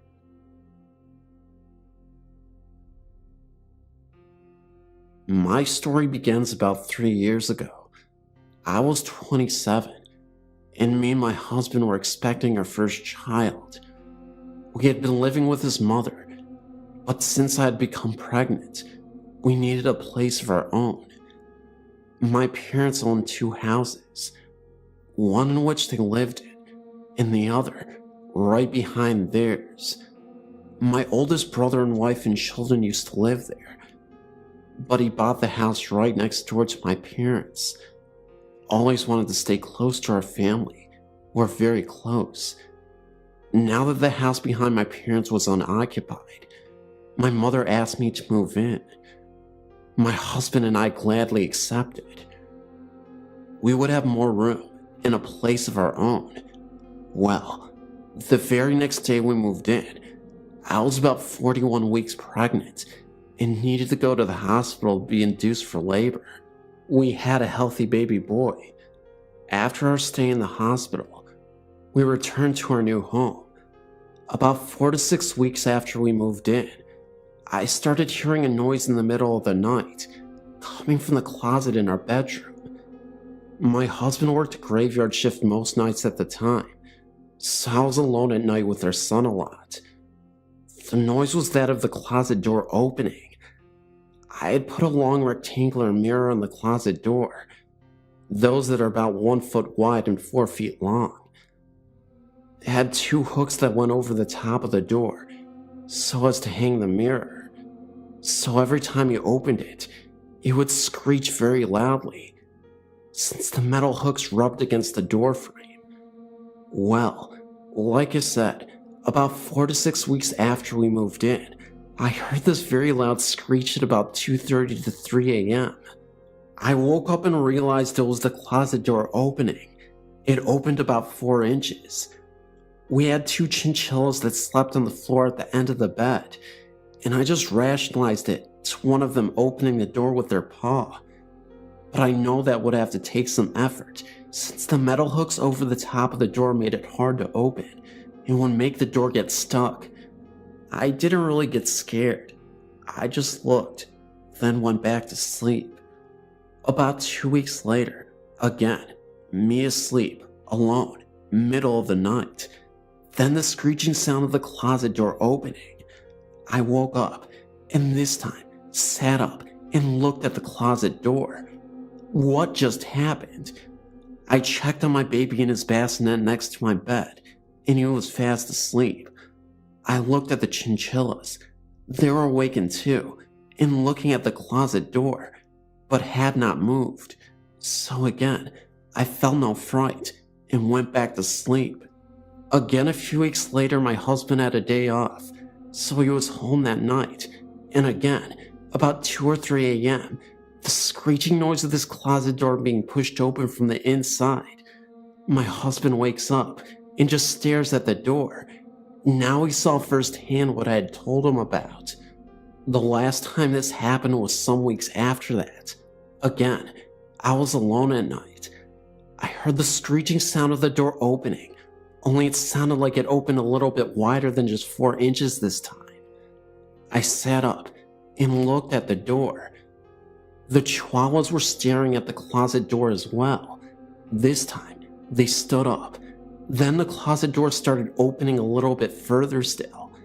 That set the chihuahuas off. One was barking at the closet door like there was no tomorrow, and the other ran under the bed crying and howling. Their reaction is what scared me the most. My heart was racing. I put my head under the covers. The closet door didn't open further, but it took me forever to get back to sleep. After that night, I was scared of the closet. I told my husband, and he put a lock on the door. I closed it and locked it every night. I didn't open it again. Only one thing happened after that. About a year later, the closet door became increasingly harder to close. It would get stuck, and I would really have to push to close it completely. One Sunday night, about 7:30 p.m. this time, I again was home alone. My husband was working, and my son was with my parents in the house in front of ours. I was watching some TV, and I didn't like to leave the closet door open anymore. So I walked over to the closet door to try and close it completely. I was really pushing, and I started banging on the door with my fist to try and close it. It was almost closed. Then, while I was banging with my fist, right on the other side of the door there was a loud bang, as if someone hit it with their fist. It was right on the spot I was hitting it. I could feel the vibration against me. I stepped away from the closet door. I tried to stay calm. I'll try to sit down and watch some TV, I told myself. I sat down, but could not keep my eyes off the closet door. After about 30 seconds, I decided I couldn't stay in the house any longer. I left my parents' house in front of mine and left the TV on. Why did that scare me so much? I was fine when the closet door would open in the middle of the night. Was it because I was so sleep deprived from having an infant son that it was so easy for me to go back to sleep? The fact that I heard the banging on either side of the closet unnerved me so much. Thinking back, I remembered when I was 14 and my brother first moved in the very same house with my then 4-month pregnant sister-in-law and her 4-month-old daughter from a previous marriage. I remember shortly after they moved in, her telling me she thought the house was haunted. I asked why, and she told me that at night, she would see the closet doorknob rattle and turn. Oh, it's just her imagination, I told her. Even at 14, I would rationalize everything. I guess it wasn't her imagination after all. I later asked my niece, now 21, if she ever saw anything. She told me she did, which I later write about. This is something completely different to my experience, and I think it had something to do with her and not the house. She also used to tell me that the closet door used to open in front of my brother until he confronted it. Then it stopped. Thank you for taking the time to read my story.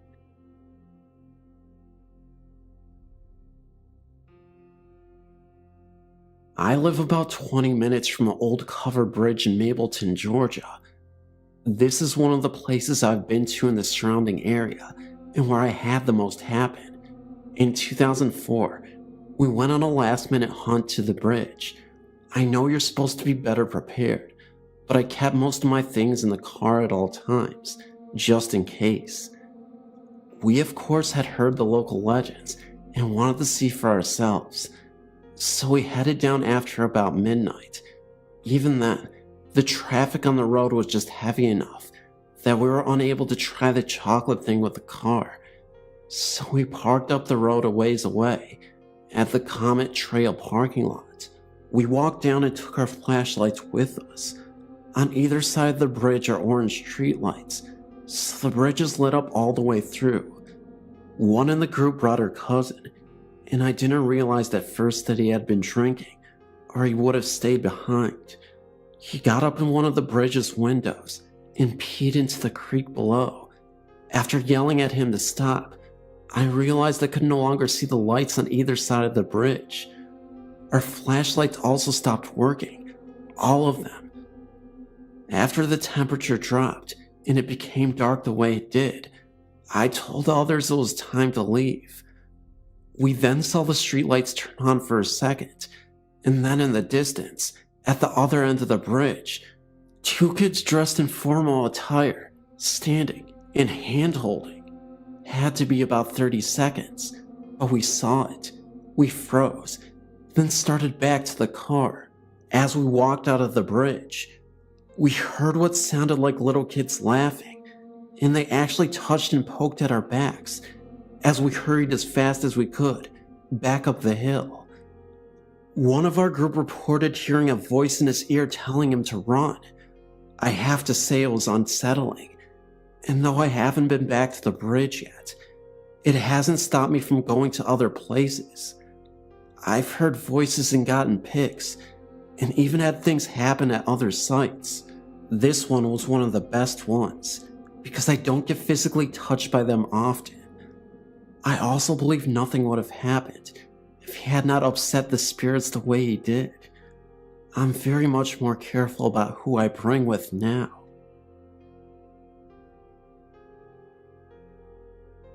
Only one town over from our home stands one of the largest and most ornate railway stations in our state. The owners worked over 20 years bringing it back from neglect in a time gone by, as their second love is antiques. They have decorated it with period pieces throughout, now opened it as an outstanding restaurant.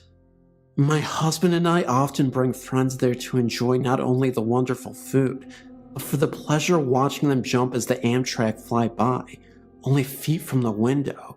There is a very small organ that has been placed on a wall, not far from where we often sit. Several meals ago, our waitress entertained us by telling some people have commented there is a ghost attached to this instrument. One said she saw a very small, frail old lady standing by it, saying this isn't right, indicating dismay as to how our organ came to be sitting in an eatery.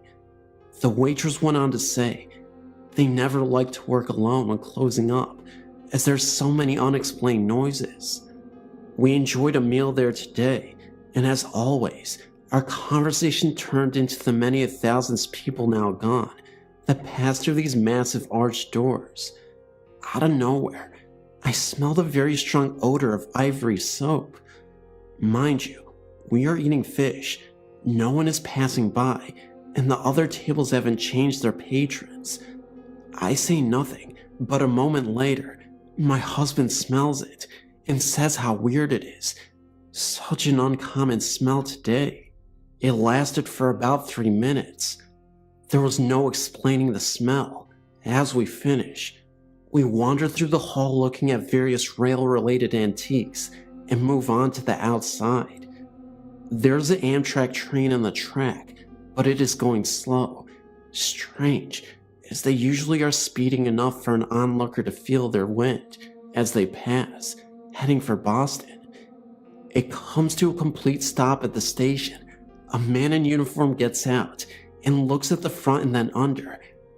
Turning to us, he says he thought he saw someone laying on the track. He walks about, making a full inspection. Then he gets in and then starts going. We see the riders in their seats, but as we watch, he stops again, just down the track, and repeats the inspection again. Strange day. This place should be investigated.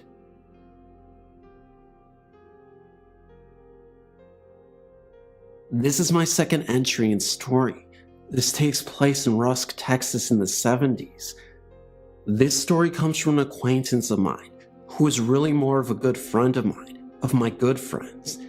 Mike and Katie were married and had 2 children. One was a 9-year-old boy, and the other was a 5-year-old girl. They moved into a house that had a shotgun-style layout. In other words, you entered into the living room, and there was a straight hallway all the way to the back door, with all of the rooms off of this one main hallway. Mike and Katie took the first door on the right as their bedroom, while giving the children the last door on the left to their bedroom. One night, not long after the move, Mike and his wife were sound asleep when they were awakened by screams of Mommy and Daddy, and turned on the nightstand lamp to find both their children wide awake and terrified. The children claimed to have seen a man with a hat on and a beard peering into their window. Mike immediately got his gun and ran around the back, where he found an empty field and no sign of anyone having been there. At first, they were under the impression that this man had a ladder because the back of the house stood on a steep grade down, and no one could be peering into one of the back windows without a ladder. But the occurrence repeated itself, and finally, Mommy asked the kids to describe exactly what they had seen. Their stories were both told at different sessions and matched completely. What had woken the children was a strange light out the window and someone walking up and down on what sounded like wood boards. They said this man leaned over and looked down into the window, and he had a shotgun in his hands. The couple moved the children to another room, and Mike did some laborious digging into the history and county files in the house. Through newspapers and files, plus some additional info from some of the older townspeople, Mike learned that this house had once been at another location, and when it was moved, it was turned around so that what had been the front of the house was now the back of the house. He also learned that the man who had died at the house had been arrested and died in prison for shooting his wife and her lover in their bed with a shotgun.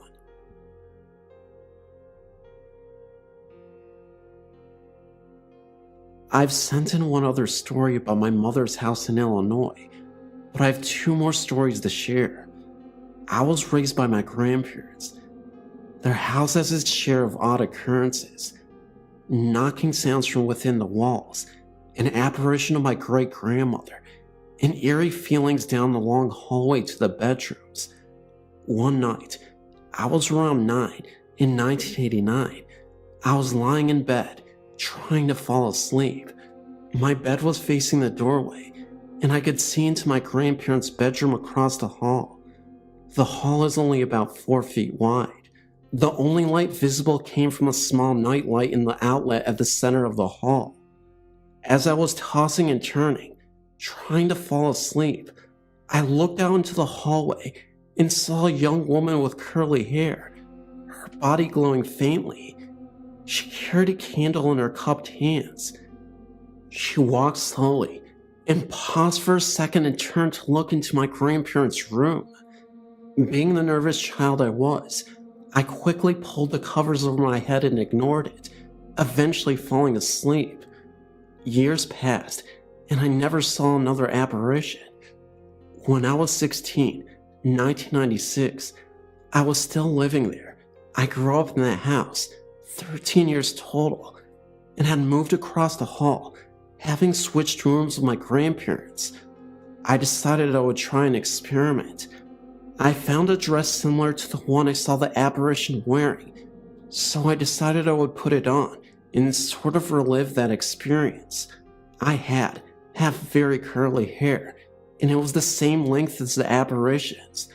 I put on the dress, grabbed a short white candle, turned off the hall light, lit the candle, and took the path that I had witnessed the apparition take. I took the same route, made the slow walk, paused at my old bedroom door, looked in, and walked into what was now my bedroom. Was what I saw a ghost, or merely a glimpse into my future?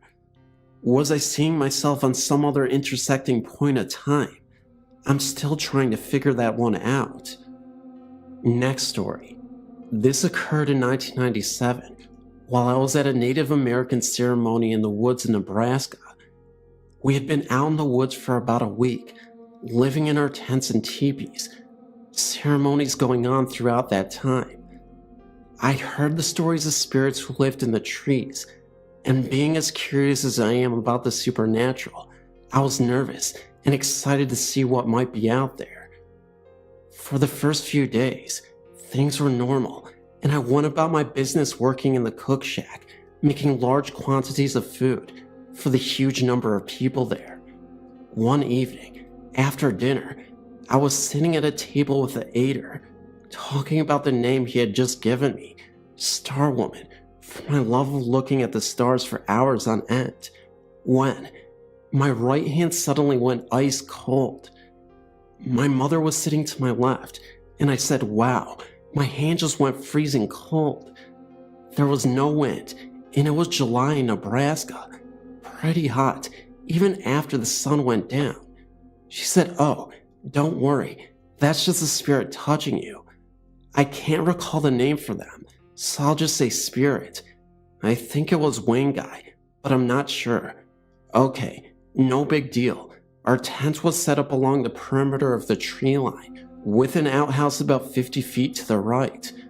On several occasions, while walking to the outhouse, I noticed black human forms in the trees. When I'd shine my flashlight on them, they were gone.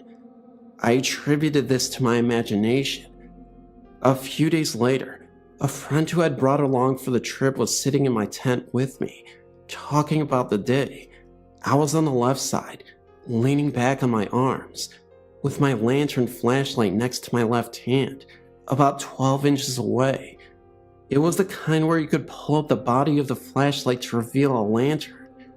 We were talking, and we noticed the light shifting in the tent. There were no other lights, aside from a bonfire on the side of the camp at about 300 feet. I looked at my flashlight, and it was standing on its edge.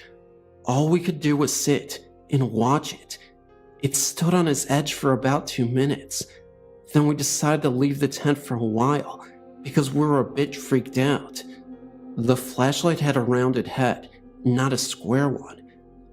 My hand did cause the tent floor to dent in slightly, but my flashlight was nowhere near my hand or the dent I made in the floor. The light was literally standing on one rounded edge. When I mentioned it to my mom the next day, she quipped, "They were playing with you. They must like you." I wasn't really scared, just a bit nervous, considering we were out in the wilderness with no lights. I was intrigued more than anything, considering the nature of the ceremony we were attending. I'm certain the spirits were focused by our activity. I hope to return to that spot in the future.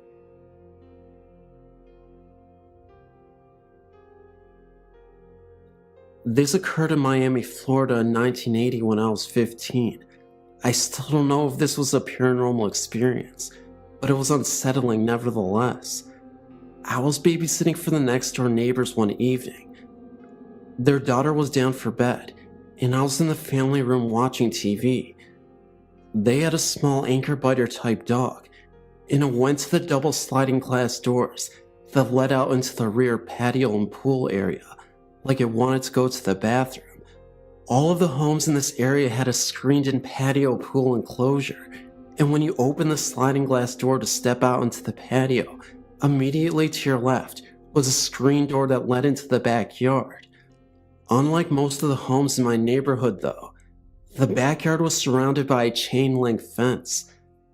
So I go and open the sliding glass door, which was completely covered by trays for privacy, to let the dog out.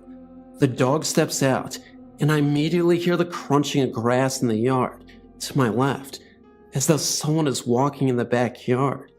Startled, I look to my left, and there is what appears to be a man, adult size, reaching out as if to open the screen door. I immediately slammed the glass sliding door shut, scared out of my wits.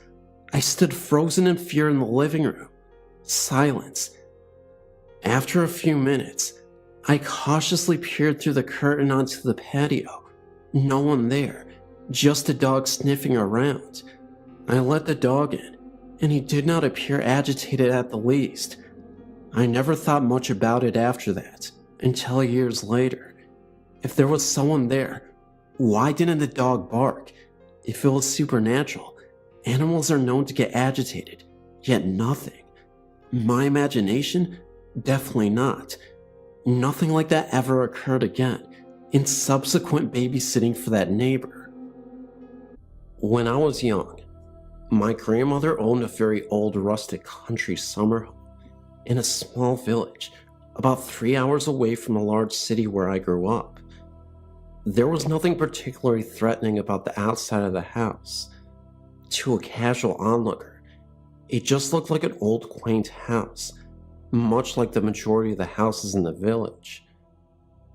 During summer break from school, my parents would send me there, since my grandmother always took her vacations there, far away from the busy life in the big city where we all lived. Though I missed my parents a lot, and didn't get along well with my grandmother, I still, for the most part, enjoyed the large garden with its old apple trees, a berry orchard, and a large vegetable garden. The inside of the house had a very different feel to it. First of all, it was definitely very old and somewhat musty because it went unused for a large portion of the year.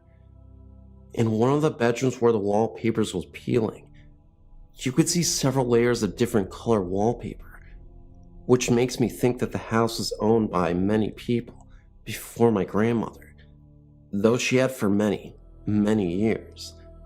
Though it had a sink, it did not have a toilet or a shower. Instead, there was an outhouse outside and an outside shower for summer use. There was one room in the house, which was added sometime after the original house was built. It was a slightly newer, open space with many windows, painted in a pleasant pastel color. It was located at the very back of the house. For some reason, my grandmother insisted that this particular room is where I would stay. If you were to simply look at it, you would find absolutely nothing threatening about this room. However, for some reason, I was terrified of staying there. My parents always remarked that unlike the other children, I was scared of nothing. I always slept with the lights off, never had any incidents where I was scared to be alone, and never had any childlike fears such as a monster in the closet, etc. So, my parents found it highly unusual that being 8 or 9 years old, I was absolutely terrified of this room. I would beg my grandmother to let me sleep in the bedroom in the main part of the house, but she always told me that I was being silly and there was absolutely nothing wrong with the room. Yet at night, with the lights off, I couldn't help but hear unusual creaking sounds, knockings, and what sounded like footsteps after my grandmother had gone to bed. Having never been scared of anything, I would pull the blanket almost all the way over myself, except for my eyes, out of which I could see faint black shadows moving along the corners of the room. I tried so hard to convince myself that I was just imagining things, but the extreme uneasy feeling never let up. I felt like something in the room could physically hurt me if it chose to. I told my parents and kept asking my grandmother about the room, but my questions were sidestepped, and I was always told that I'm just imagining things. And maybe it's because the room is sort of isolated from the rest of the house, and that makes me nervous. And of course, I got the usual explanation of it's just the house settling, etc. Since the house had no hot water, they couldn't blame the water heater. Things would go on like this every summer I was there. On a few occasions when I was allowed to sleep in the bedroom in the main part of the house, I felt much more at ease and was able to fall asleep much easier. In the other room, the uneasy feeling would keep me awake for hours, which was highly unusual for me since I never had trouble sleeping anywhere else. Yet, though significantly weaker, the effects of that negative energy permeated the entire house. To wash up before bed, we would heat water in the kitchen and put it in a basin. On numerous occasions, when I was washing my face or giving myself a sponge bath, since the only shower was outside, I had very strong feelings of being watched, to the point where I would do what I needed to do as fast as possible and would turn to look behind me, expecting someone to be there. One particular occasion I remember very clearly. It was broad daylight, and my grandmother went to the local market to buy food, while leaving me at the house by myself. I was about to go outside to the garden when I heard a loud female voice clearly calling my name from the living room. Utterly confused since I was supposed to be the only one in the house, I went to investigate. My grandmother was still out, and I confirmed that I was alone. Then I heard the same voice again, calling out to me urgently from another room. I was really freaked out and almost ran out of the house, but made myself go and see if anyone was there. I saw no one. When my grandmother got back from the market, I told her what happened, and she told me many people imagine someone calling their name when they are home by themselves. Even then, I thought it was an odd explanation, since I never had an occurrence like that before. And actually, I haven't had an occurrence like that in the nearly 20 years since then. Sadly, since I was still a child, I never found out the history of the house before my grandmother finally sold it after she was too old to maintain it. I don't envy whoever owns it now, though.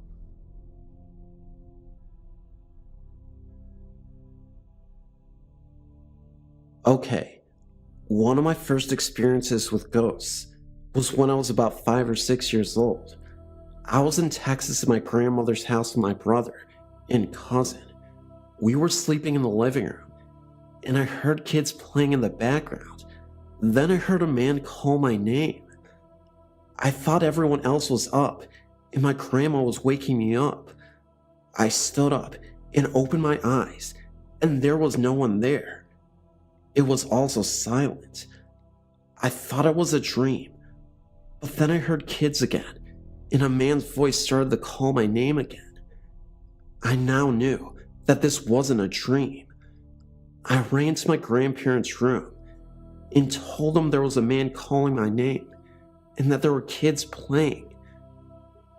My grandma said I was having a nightmare and to go back to sleep. I got into bed with them and went to sleep. About an hour later, my cousin came into the room, saying that a man wouldn't stop calling his name. My grandma thought it was maybe a coincidence and told us to go to sleep. Nothing ever happened to my brother. A few weeks later, we got a call from them, telling us that they were moving. My grandpa had gotten up about 1 a.m. to let the dog outside, and when he turned around, all of the dog's squeaky toys started squeaking, and there was a woman standing right in front of him, and it wasn't my grandma. They found a house and started moving as quickly as possible. We came down to help them. We lived in Oklahoma at the time, and my grandma told us that there was a family that lived in the house, and the dad and kids all died in the house fire. We never found out who the woman was, though. Thank you for letting me submit my story to you. This is one of the scariest, but I have lots of them.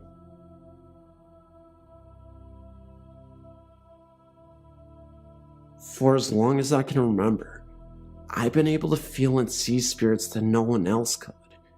It took me many years to discover what this ability was, and that I wasn't alone.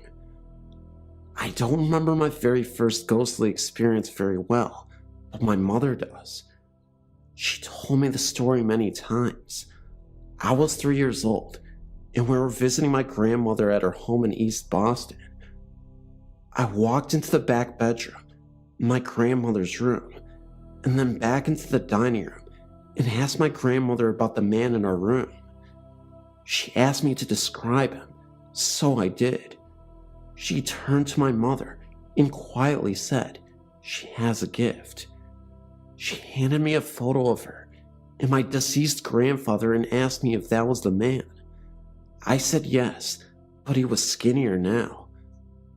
My grandfather died of a brain aneurysm, a complication from a bout of meningitis in 1952, 34 years before my birth year. 1 year later, I was 4. We moved into a new home. Directly behind the house was the cemetery. We lived in that house for the next 14 years. There was a very heavy, eerie feeling that surrounded the stairs. Something watched you from the base of the stairs while you were in the living room, or at the top of the stairs. Every so often, there was footsteps and the sounds of someone falling down them. When he went to investigate, nothing was there. The basement was the worst place. It felt like something like a voice grip was squeezing your chest. I could never go down there. I was apparently the only one that felt it. My sister told me after she moved into her room down there that she never quite felt alone, and she'd get this odd headache, then smell something really awful.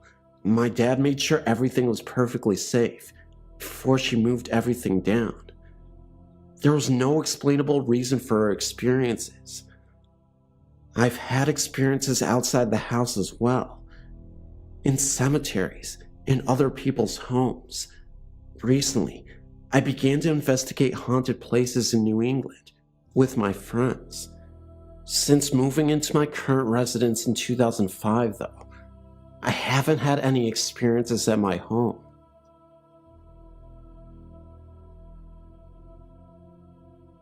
We lived in a small farmhouse with a huge backyard, and beyond the fence, an even larger pasture.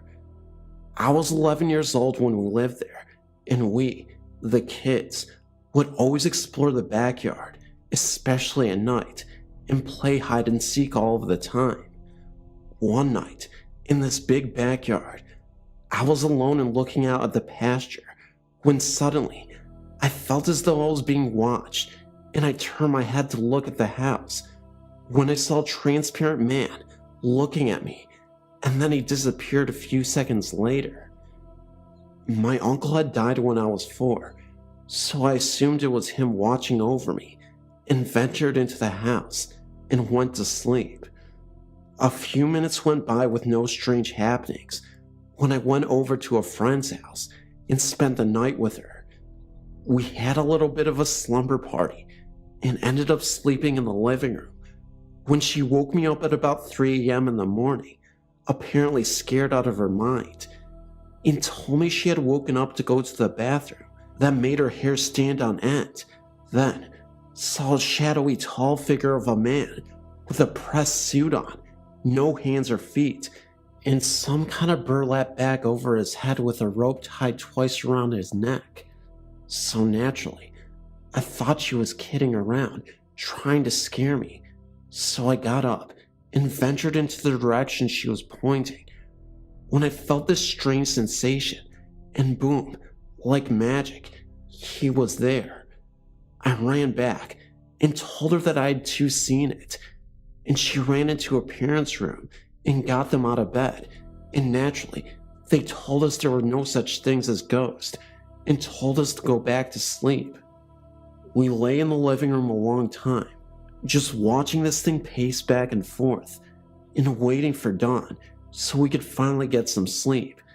And about 5 in the morning, the visitor disappeared, and we soon fell asleep. Never in a million years, if someone would have told me this would be the beginning of a 19-year-old haunting, would I have believed them. But that is exactly what happened. Not just to me, but to my friend also. It seemed that this ghost visited us every night at the same time for almost 2 years at first, just pacing the halls, then turning things off and on, changing TV channels and radio stations, swinging things in the walls, just little annoying things that at our age would scare the crap out of you. One of the scariest nights I can remember was one night at my house.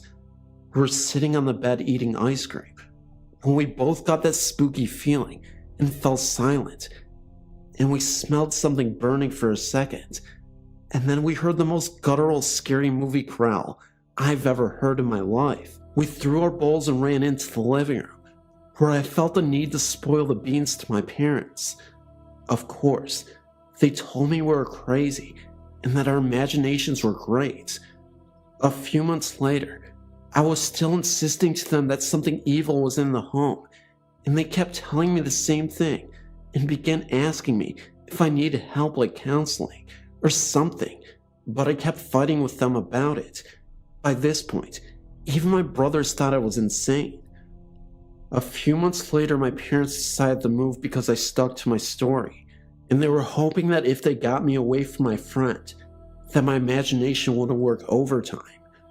We moved about 65 miles from that town to another farmhouse that was even older than the last one. The same thing was happening, only instead of pacing back and forth, the figure began to float to my bedside, lean its head to the side, and make noises like it wanted something from me. This was a nightly ordeal for a few months, and then it began to start touching me. I could never see its hands, but I could feel the icy cold prickle sensation that came with it, working its way up my bed, to my legs, up my body, and even surrounding my head. Most nights, I was too afraid to move and afraid to cry out, so I laid in my bed, silently weeping. This went on for quite some time too. Then it began to lay in the bed beside me and touch me off and on all night, as though it was testing me to see if I was scared, and trust me, I was terrified. But when 5 a.m. rolled around, proof he would vanish. After a few months of this, in a ton of lost sleep, I finally got the nerve up to throw a pillow at him and yell at him. You know, things like, "What do you want from me?" And he began to put his head to the side, even more, and grunt, as if he was replying, "What?" Remember, the figure always had a pressed-on pinstripe suit, and some kind of burlap bag over his head, with a rope that showed to be strung around his neck at least 2 times. So, I never saw a face or even heard him speak, anything other than the grunts it was doing that night. But shortly after my temper tantrum, it left. Finally, a few nights of peaceful sleep, until I was awakened by heavy footsteps in the foyer, going through the kitchen, which was not like him at all, and then the burnt smell again, and I was so afraid that I would hear the growl again, that I remember thinking, my parents would surely find me dead in the morning from a heart attack. To make a long story shorter, here's a list of things that happened. After that night, I never saw the burlap ghost again, but strange things and sounds and figures would keep me up all night. It was like an open portal in my bedroom. I would wake up scratched up, heavy breathing in my ears, pressure on my chest, racing black silvery balls across the ceiling, red eyes racing through my room and disappearing, laughter, waking with my arms bruised as if someone had grabbed me, something cold that I always assumed to be a hand, because I felt something like a huge ring hit the bottom of my foot, grabbed me by the ankle, and almost slung me out of bed. A Bible was slung across the room and landed on my bed, as I had taken to the habit of filling my room with religious items. In one night, so much activity in my room that my younger brother was awakened and came in only to turn white and started screaming, and to this day, he will not tell me what he saw. So on to the future. I turned 18, still struggling with this haunting, or whatever you call it, and joined the military, and it still followed me.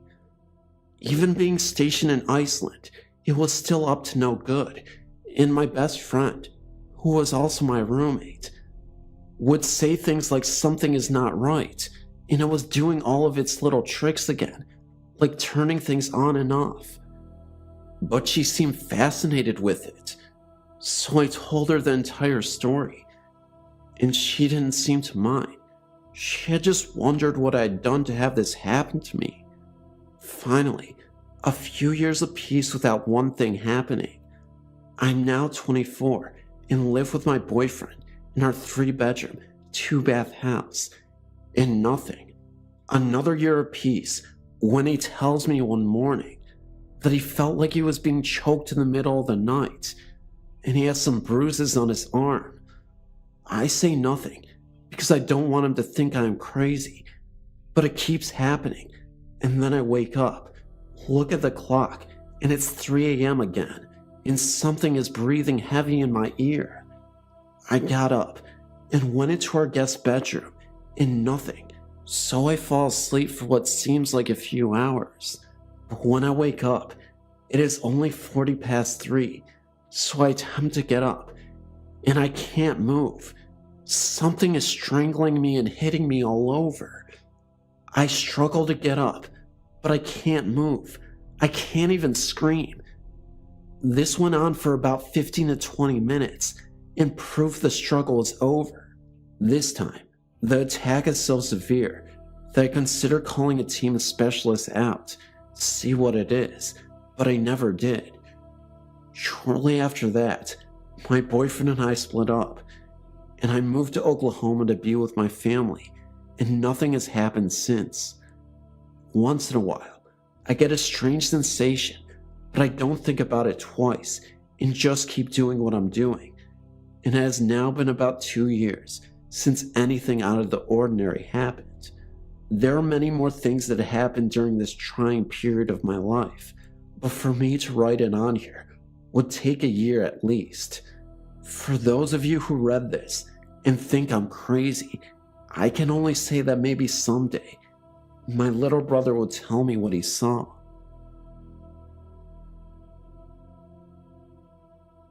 My fiance had just died in our townhouse. This was in 2002. He had offed himself in the head. I went back later because I couldn't go back there for a while after he had died. Anyway, I went back and I kept feeling hand brush across my forehead. One night, I was in bed and was about to fall asleep when something grabbed my foot and was pulling it downward. I freaked out. I was the only one in the house. Then, I had a friend come over because I was afraid to be alone because of these things happening. My friend was downstairs and I was upstairs, coming out of the bathroom, and a dark floating figure floated right by me. It almost ran into me and would have had I not stepped back. It telepathically told me it was not here for me and that I had gotten what it wanted, and also will not look directly at me. I somehow felt like I was being protected by God, and the thing was actually afraid of me. I didn't feel scared. Later on in the month, I took a bunch of pictures of the townhouse because I wanted to remember the good times where my fiance had lived and been very happy together at one time. I was planning on moving because the memory of his death was just too much for me, and I always had this creepy feeling there since he had died. After I got the pictures developed, there were 120 photos in all of several different rolls of film of different things, and then the one that I had taken pictures of, the inside of the townhome. Out of all these photos, I had taken 3 of the exact place where he had died, and only those 3 photos were what appeared to be flames right in the place where he had passed. It almost looked like the portal to hell. Seriously. To this day, I cannot explain those pictures. They were taken with a very expensive camera. No other photos I had developed before or after that had ever had those flames in them like that. Just the 3 that were the exact location of his body when he died. My name is Malin, and I've just turned 21. I live in Sweden. In my parents' house, I've experienced some strange things that I really can't explain. My sister and I have always felt that there is a presence other than us. My parents don't believe in that kind of thing and have always told us that it's just our imagination. One of the first things I remember is that my father had gotten this stuffed animal that looked like E.T. He got it from his students as a present. I must have been about 4 years old and had recently seen the movie with my sister, and for some reason, I thought that E.T. was the most scary thing I've ever seen, so I didn't like this doll at all. In our basement, there are a lot of different rooms. In one of them, we had a huge box filled with stuffed animals. Every time I went down there, I took the E.T. doll and put it in the bottom of the box, under all the other stuffed animals. But the next time I went down there, the E.T. doll was lying on top of the others again. This happened repeatedly, every time I went down there. It didn't matter if I waited 2 days or 2 minutes. I of course asked my sister and my parents about it, but they swore that they had nothing to do with it. Of course it could be so that they lied to me every time I asked them, but I find that hard to believe. Anyway, I solved the problem a couple years later by giving the E.T. doll to one of the guys in my class. I constantly heard, and still hear, cracks and other sounds in their house, footsteps, and sometimes voices. They've always been there, and I guess I got used to it, but it took a few years before the next big thing happened. I was 15, maybe 16, and had moved down to the bedroom downstairs. I didn't like sleeping downstairs, but it was either that or a tiny room upstairs. One day, I was sitting in my bed, writing in my diary, when I heard a knock on my door. I was surprised because I was alone in the house and hadn't heard either the car nor the door open. I said, "Come in," but when no one entered, I got up and opened the door, but there was no one there. I thought it was strange, but went back to my diary. I had hardly any time to pick up my pen before I heard another knock. This happened a couple times and really scared me, so I locked the door and crawled under the covers. Then I heard scratching outside and froze, just to hear meow, one of my cats. At first I thought it was my cat who had caused the knocking, but I've never met a cat that can actually knock that hard.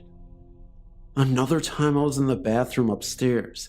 I just finished washing my hands and was outside the bathroom when I remembered that I left my watch on the shelf in front of the mirror.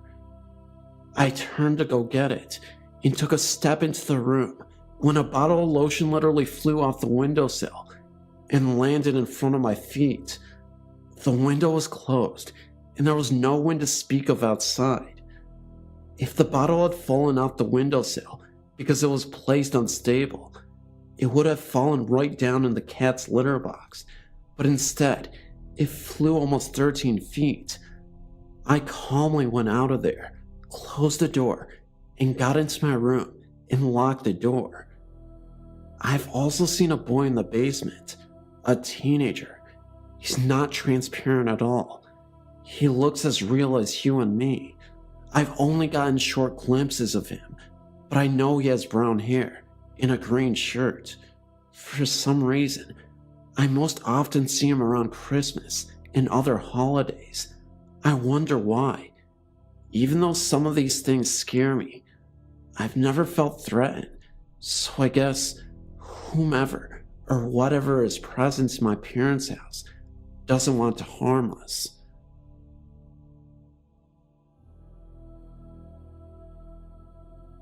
I'm one to be afraid of the dark, but there are feelings I get. Feelings that tell me to get out. Almost a communication from my location. The basement has been home to incidents experienced by me and my slightly older sister. My experience is weird. I went downstairs to retrieve something for my mom, when I was near the stairs. An opaque dark shade of gray temporarily blinded me. Whilst running up the stairs and wiping my eyes, I swore I heard something. My sister heard something too. She was on the downstairs computer once. It had basic features. She swore she heard something whisper something close to her name. My sister sprinted upstairs as well. Finally, my parents' room. I come in on rare occasions, like when the light and TV is on, or when my mom or dad are watching a good movie. My room is on the other end of the hall. I need to pass my parents' room. When I pass their room, I see strange things at the end of the bed. I see dark, almost impish figures. Once, I could have sworn I've seen red eyes. Now, for the sound, it is very creepy, yet inconclusive. I have no idea what the sound actually is. Once, when the family and I were in the living room, I heard a broom sweep in the back of the house. Weird part, there was no broom in the back of the house. Plus, just today, on 3/20/2008, I heard something in my room exhale. I know it wasn't me. That had freaked me out. The feeling. I think I may actually have been touched too. Once, when I was 8 or 9, I was watching a show on urban legends. I felt something run something gently down my back.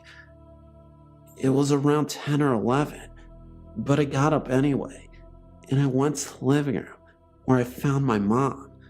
I told her what happened, but she just said it was just a curtain.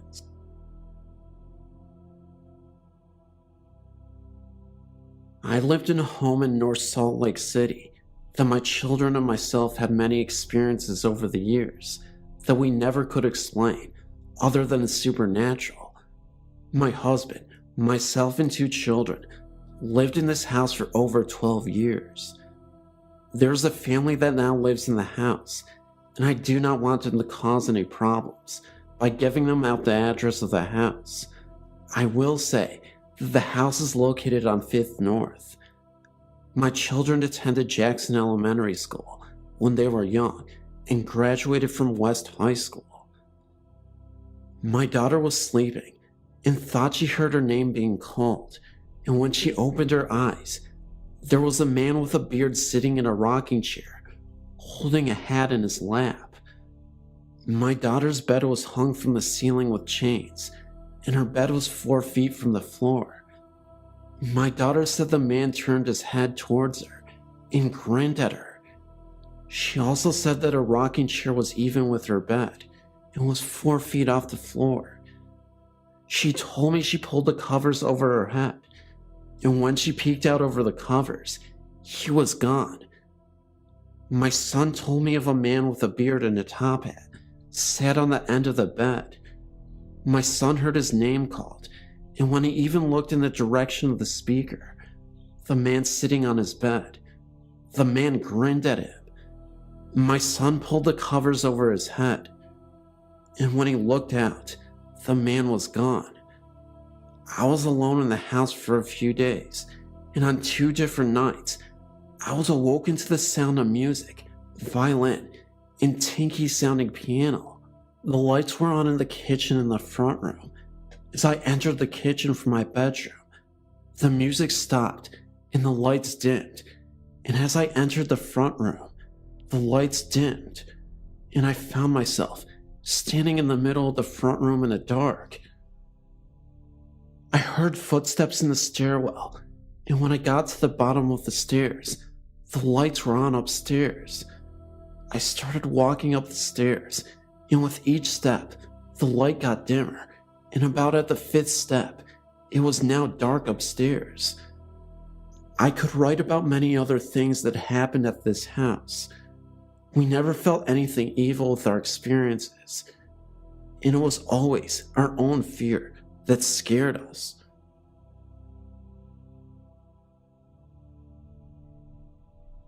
I believe the house I grew up in was haunted. My family all makes jokes about how it was just all my imagination. There were several different occurrences throughout my childhood, nothing on a regular basis, but frequent enough for me to believe that something paranormal was going on there. I lived in this house from birth until 18 years old. I'm now much older, and I still believe what I saw and felt was real and inexplainable. As a child, I always woke up in the night to get a drink of water or a snack even sometimes. I wasn't overweight, but it was a running joke in my house that I always had to get up to get something to eat at night. On several of these occasions, I would walk out of my bedroom down the short hall and into the living room where we had one of those old TVs that when you turned them off, the colors would dance for a short while and then go out. My parents were early to bed, early to rise, so I know the TV couldn't just shut off. But I would go out, and there would be a human face made from those colors that actually would just swim around when it was shut off. I watched the TV during the day, and it shut off, and always watched to see what the colors did, but they never made the face during the day, only at night, after the TV had been off for hours. The second occurrence that freaked me out completely was on one night. I was standing at the refrigerator, which was on the same wall as the doorway that led down to a small landing, which is where the back door was, and the stairs to the basement were. I always felt watched downstairs, and couldn't stand going down there at night, even with all the lights on. I could do it fine during the day, but at night, it freaked me out. Anyway, the night I'm speaking of, I turned my head to the doorway. The only illumination was the light from the refrigerator, and there was a fully formed person peering around the corner from the side that would have been coming up the stairs. The horrible thing about it was that at first, I thought it was my stepdad, but then I got a look at his face a little closer, and it was his face, but almost evil looking. I swear it had red eyes, but that could have been a misinterpretation of what I saw. I ran back down to see where all the bedrooms were, and I peeked in my parents' room, and he was still in bed. I've never found an explanation of why it could have been his likeness, but I know it was definitely scary. About 2 years ago, my boyfriend Luke and I were at our friend's house. He lived about a half an hour away from us in a small beachside suburb called Two Rocks. To get there from our house, you have to travel down a road called Winero Road. It's a very long winding road and has no streetlights. Lining the side of the road are white gum trees. These stretch on for a few kilometers. A lot of people have crashed their cars on this road. Most end up as fatal crashes. There are quite a few crosses, especially in the white gum area. Anyway, it was about 1 in the morning when we decided to head back home, as we were both really tired after a long day. We turned, as usual, onto Winero Road, and were chatting to each other about what to do the next day when we reached a high-end death toll area. Luke always slowed down near here because there's so many windy, sharp turns that you have to be careful. As we were driving, I looked out of the window, and to my absolute astonishment, there was an old man walking down the road with a bag in his hand. I pointed this out to Luke, but he just thought it was some weirdo who had one too many to drink. About a minute later, Luke slammed on his brakes and we skidded around, doing a 180-degree turn. We had both just seen the same man carrying the bag, run out into the road waving his arms. We sat dead silent watching where he had come from, but nothing was there, just the trees and the butte man. Not far away from where we had stopped, there was a white cross where an old man had flipped his four-wheel drive and died instantly. On another occasion near the same spot, I saw a young girl, about 17, wearing blue jeans and standing next to a white gum tree. Luke didn't see her, but I can remember that she looked sad, almost lost. There have been a lot of claims from a lot of different people about the white gums on one narrow road, mainly about figures darting out trying to make their vehicles come off the road, or of an old man walking along carrying a bag. We don't travel down that road anymore.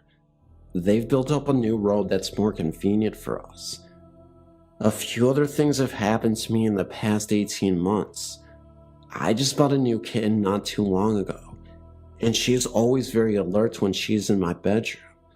Usually, she will cuddle up and purr, or go to sleep, but in my bedroom, she can't settle down.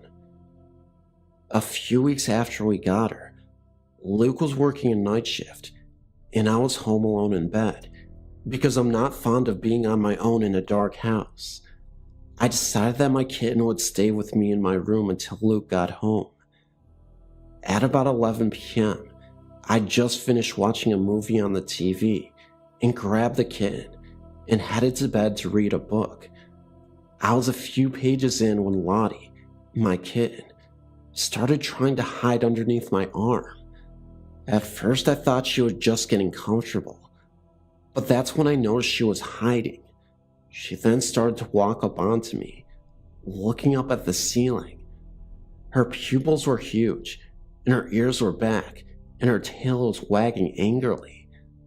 I tried to settle her, but she started to follow something along the roof with her eyes. I looked up, but couldn't see anything, so went back to reading, although I was very uneasy. Lottie kept following this invisible thing for about a half an hour. Then she eventually went to sleep under my blanket. From then on, when I'm alone in my room, I always feel uneasy, like I'm being watched.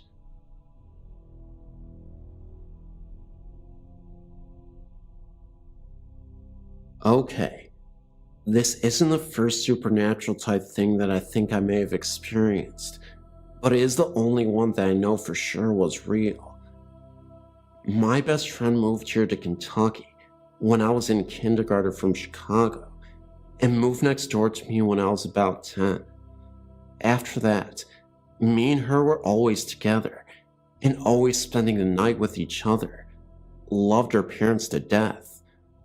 That particular night, she had spent the night with me, and it happened to be our other best friend's b-day the next day. Well, maybe about 2 o'clock that day, we went over to her house to ask her dad if we could walk down there, as it was just down the road. Her mom was at work, by the way. I waited outside when the door slammed open and she was screaming, "There's something wrong with my dad." I went in and he just looked like he was sleeping. He had his arms crossed and everything. I'm glad he went peacefully. He was pale, and I touched his arm to wake him up, and he was cold. At that point, I knew he was gone. We ran to my paps, and he came over and called an ambulance. The rest is all just heartache and pain, like that comes with any death. I felt like it was important to tell you all that, because it really is relevant to the rest of the story, or at least, in my opinion, it has some correlation.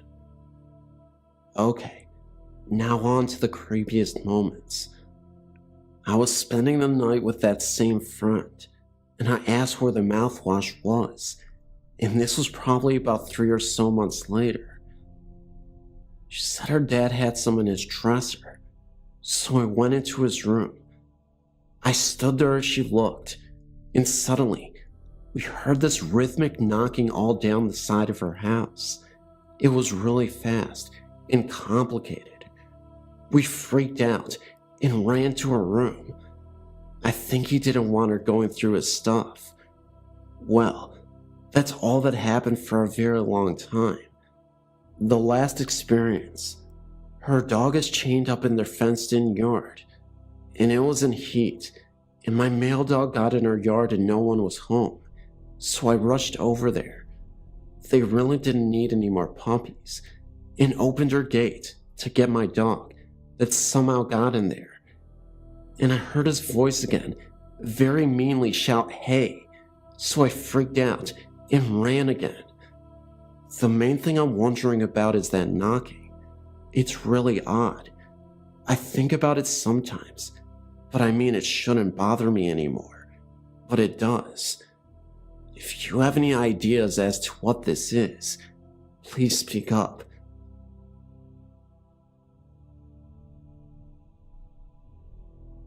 I live in a small residential neighborhood in western Kentucky. My family has resided in our home for 37 years. We're the first home to ever be built on this property, as the same with several other homes in the area. Since day one upon moving into the house, we have been plagued with numerous experiences that, quite frankly, can't be explained. They are loud banging noises that echo from between the halls, strange odors, ranging from the distinct smell of death to a light scent of lilies and roses. Strange shapes of a blackish-gray smoke clinging to the baseboards. Voices that echo through the entire house, ranging from the intensity of a deafening shriek to the softest of whispers. Shadow people walk the house day and night. Strange bluish-green bars of light extend from room to room. Balls of light that chase each other around the ceiling. Full-body apparitions, plain as you and I. Things disappearing, sometimes returning in different parts of the home, sometimes never reappearing. Cold breaths in your ear, an unmistakable touch that chills you to the bone. Several homes in our neighborhood have also stated similar events. Several of the people that have admitted strange occurrences in their homes have been very religious, God-fearing people, with no reason to lie about their situations. Something is happening here. Upon researching our area, it was discovered that back in the early 1700s, this area was an old Indian burial ground. In the mid-1800s, it was decided to put in a real cemetery. The old graves were destroyed, and the remains were disposed of. A new cemetery was started in its place. However, in the 1960s, it was decided to move the cemetery once again due to flooding issues, and a new subdivision was to be put in its place. Being a contractor for our city, my father was offered a reasonable deal on one of the first homes to be put on the land, an offer too good to turn down. Our house was finished on June 14th, 1972. We moved in on June 21st, 1972. It wasn't until recently that my father told us children that he worked for the crew who removed the graveyard.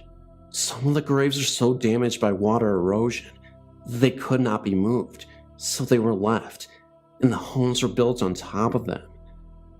Even as recently as 10 years ago, less than 5 miles from my home, a family was putting in a swimming pool. While excavating the backyard, several Indian bones were unearthed. The family sold the home and moved. Mysteriously, when several homeowners started asking for copies of our area's records, the records suddenly vanished without a trace.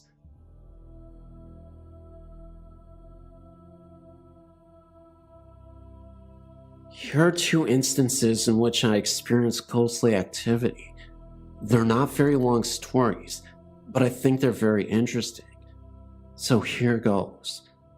I really don't know if you keep up with your website, but if you do, back in 2004, a couple of buddies and I went to Thompson Creek Trail.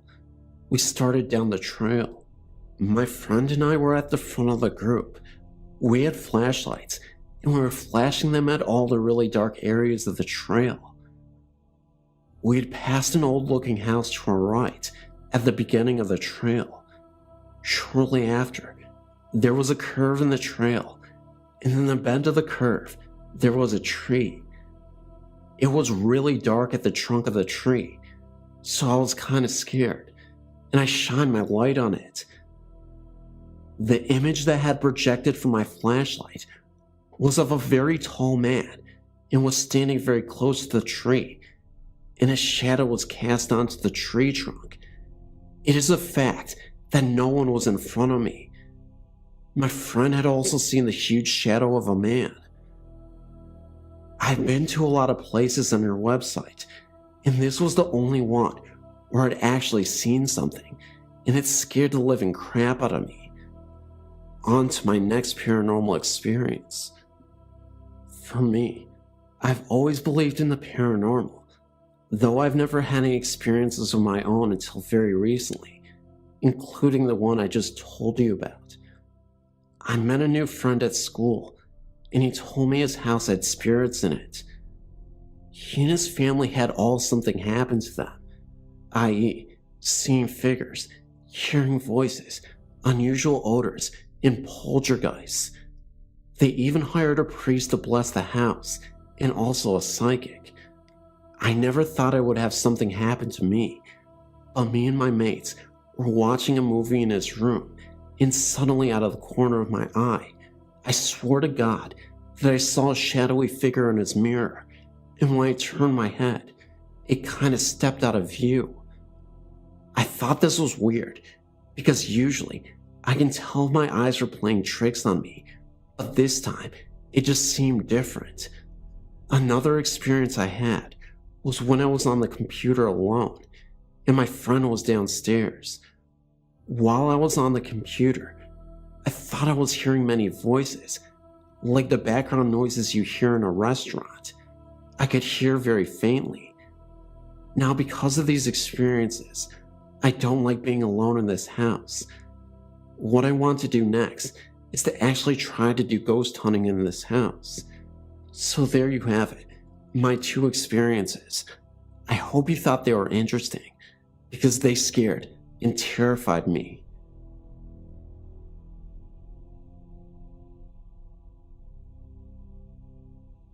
I just moved back from Long Beach, California, from Vancouver, Washington.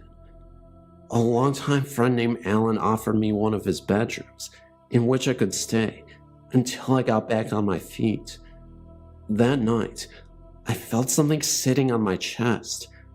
I remember being too afraid to open my eyes. Whatever it was, it did not move. Then, I opened them and witnessed a flow of whitish-looking vapor protruding out of my chest. It went up above the bed towards the ceiling in shape of stretched-out rings. It looked similar to smoke from a cigarette. It just hovered over the bed in circles and then began to stretch and exit towards the kitchen, which was next door. I did not dare tell Alan about this experience because he is such a skeptic. I can predict his very words. "Ernie, I don't have any idea what you're talking about. You must have dreamed it. He says there's no such thing as spirits, or even a god." The very next morning I told Jim, one of the tenants, what I experienced. I just had to get it out of my system. Will someone please hear me out? He had told me that a man named Ron had been staying in that very room, and that, when he discovered that he had some type of incurable hepatitis, he hung himself from the refrigerator door in the kitchen. That really didn't make any sense to me, but he explained that Ron had somehow did this by tying his belt around his neck and then somehow sliding on the floor. According to Jim, Ron received a letter from UCLA about a month later, stating that he was to come to UCLA immediately. because they now had a treatment for his type of hepatitis. If he'd only waited 1 more month, Jim told me that he believed Ron had tried to inherit my body when I was sleeping, as in, tried to possess me. This incident, however, never happened again. I do recall one time waking up at 1 a.m. in that house and hearing a repetitious sound coming from the garage. I looked out the window because the garage had a window, but it was dark. The next day Al was in the garage and I asked him what he was doing in the garage at 1 a.m. He said, "I wasn't in here. Why do you ask?" I told him what I had heard, a repetitious sound from the night before. Then, something made me focus on a small machine that sat on a shelf. I asked Al what it was. He told me that his previous tenant named Ron used to do laboratory work, and that the machine was for polishing rocks. There was still rocks in it. It had a handle that turned.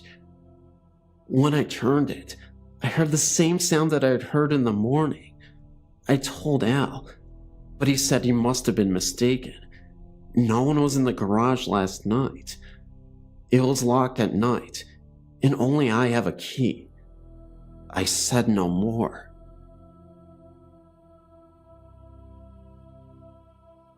After my brother had died in his home, my family gave it to me to live in. It was an older mobile home. One day, while on my PC, which faced the same wall that my door was on, in fact, my desk was next to the door. My desk is huge, and a bigger desktop than most kitchen tables are. So sitting at my desk, I could see part of the hallway while reading, typing, or whatever on my PC. One day, I just happened to look up at the door, and there came a figure of a man.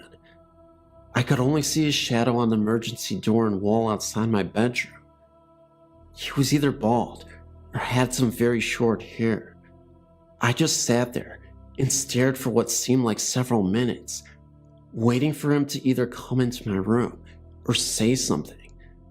It finally turned and seemed to go into the bathroom, which was on the other side of the wall, or went in the wall, towards the kitchen and living room area. They're both open, with no wall dividing them. I was there alone, except for my dog Chewy, who is very large, over 160 pounds. I got up to check it out, because from what I saw as a shadow, it didn't look like anyone I knew. I walked by the bathroom peering in, and he wasn't there, so I kept going. When I got into the kitchen, I saw Chewy on the couch, looking out the window at the kids who had just gotten off of the school bus and were walking home.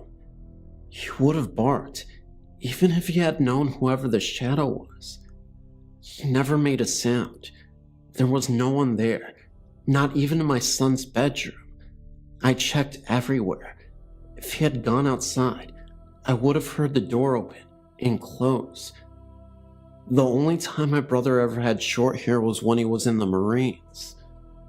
The only other person who had no hair or short hair was my father before he had died. The chemo and radiation treatments for cancer had done that, and both were dead for about 4 years, both dying about 4 months apart. So far, this has been my only encounter with a shadow person or ghost. I never really knew they could or would show up like this. This past year, my daughter who works in a nursing home was telling me they have seen shadow people there too. They seem to be only showing up in this one hall section. I believe she said it was where the patients who weren't doing so well stayed. One patient even complained about being there in that hall. He said they kept bothering him and wouldn't leave him alone. When they moved him to another hall, he quit complaining. He did eventually die several months later. I did see this happen on Ghost Hunters too, where they saw a man's shadow like a figure on a locker. They've mentioned shadow people a few times on there too. Now, I suppose you're wondering if I were scared. For some odd reason, I wasn't at all. I just wish I knew who it was. I know dogs have a sixth sense too, and I still wonder why my dog didn't seem to know he was there. Chewie had never met my brother or my father. Even if he knew them, he would have barked at being excited someone came to visit.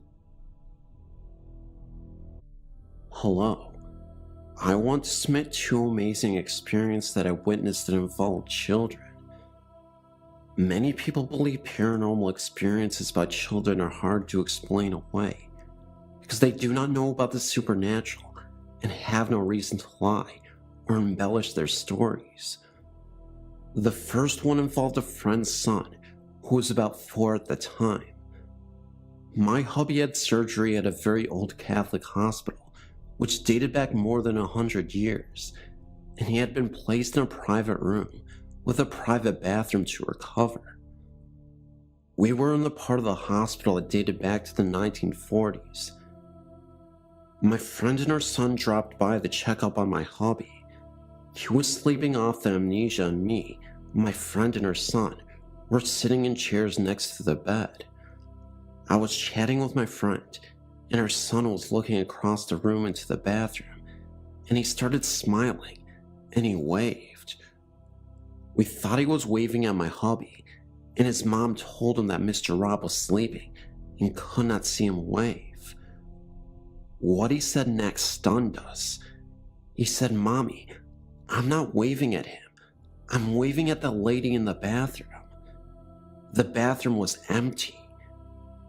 She told him no one was in the bathroom, and then he said, "Yes, there is," and again looked over in the direction of the bathroom and smiled and waved again and said, "Her name is Karen." We were both creeped out because he really looked like he was seeing someone, and considering that we were in an old hospital, there's no telling how many people died there. The second one involved my son.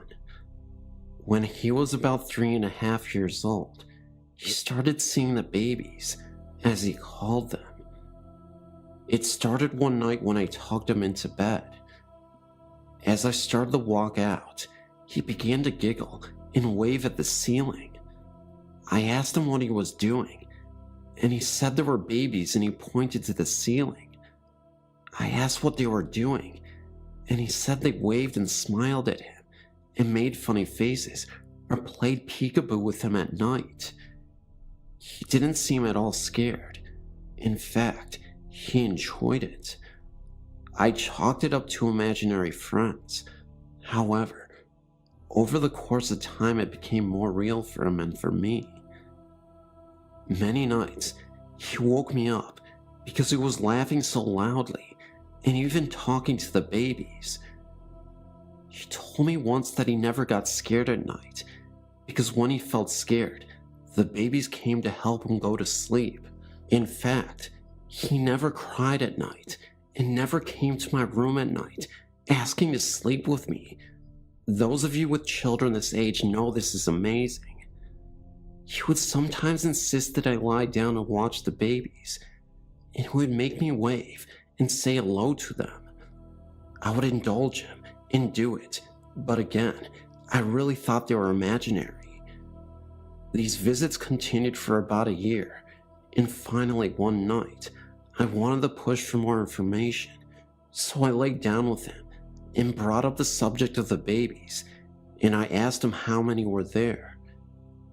His answer made me both very happy and sad. He said, "There are 4, and they said they know you, Mommy." The reason this was so shocking was that what my son did not know, of course, was that I'd suffered 4 miscarriages before we adopted him.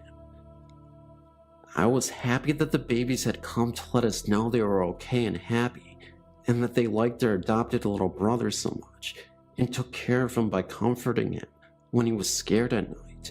Sad, too, because I could not see what they looked like, but I believe one day I will meet them. My son continued to see the babies for about another 6 months, and then one day, he told me as he was getting into bed that the babies were finished. I asked what he meant, and he explained they were finished because he was a big boy and he could go to sleep by himself now. He has never even spoken of them again.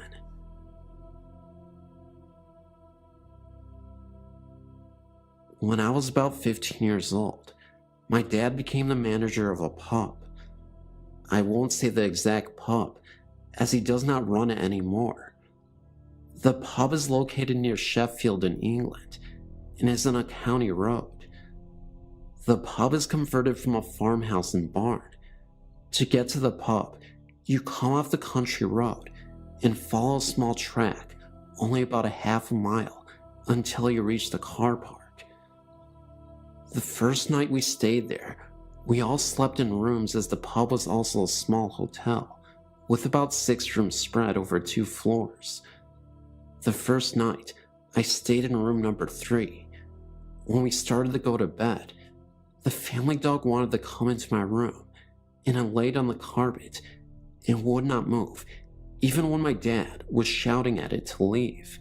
The dog did eventually leave to go and sleep in the corridor, but soon after my dad closed his door, I opened mine again to let the dog in.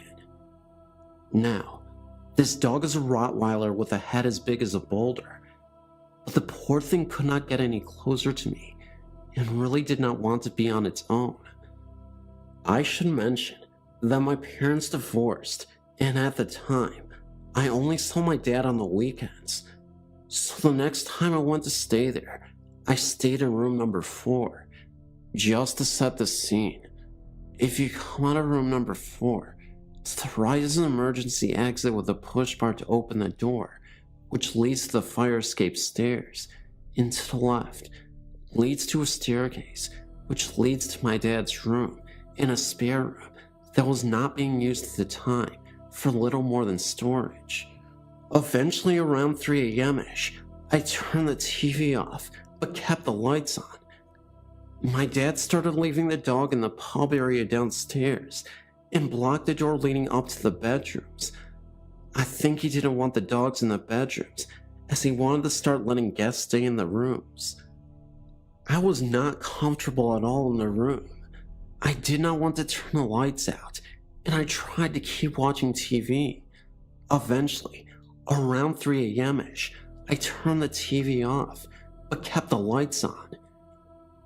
My dad had started leaving the dog in the pub area downstairs and blocked the door leading up to the bedrooms.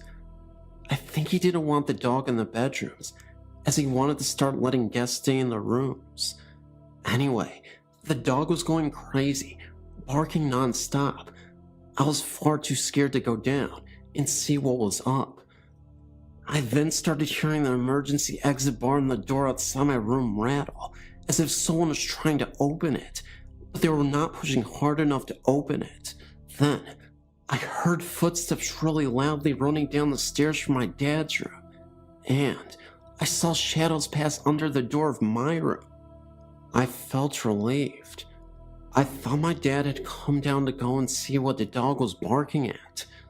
The next day, I asked my dad what the dog was barking at last night when he went down, and what he said sent shivers down my spine.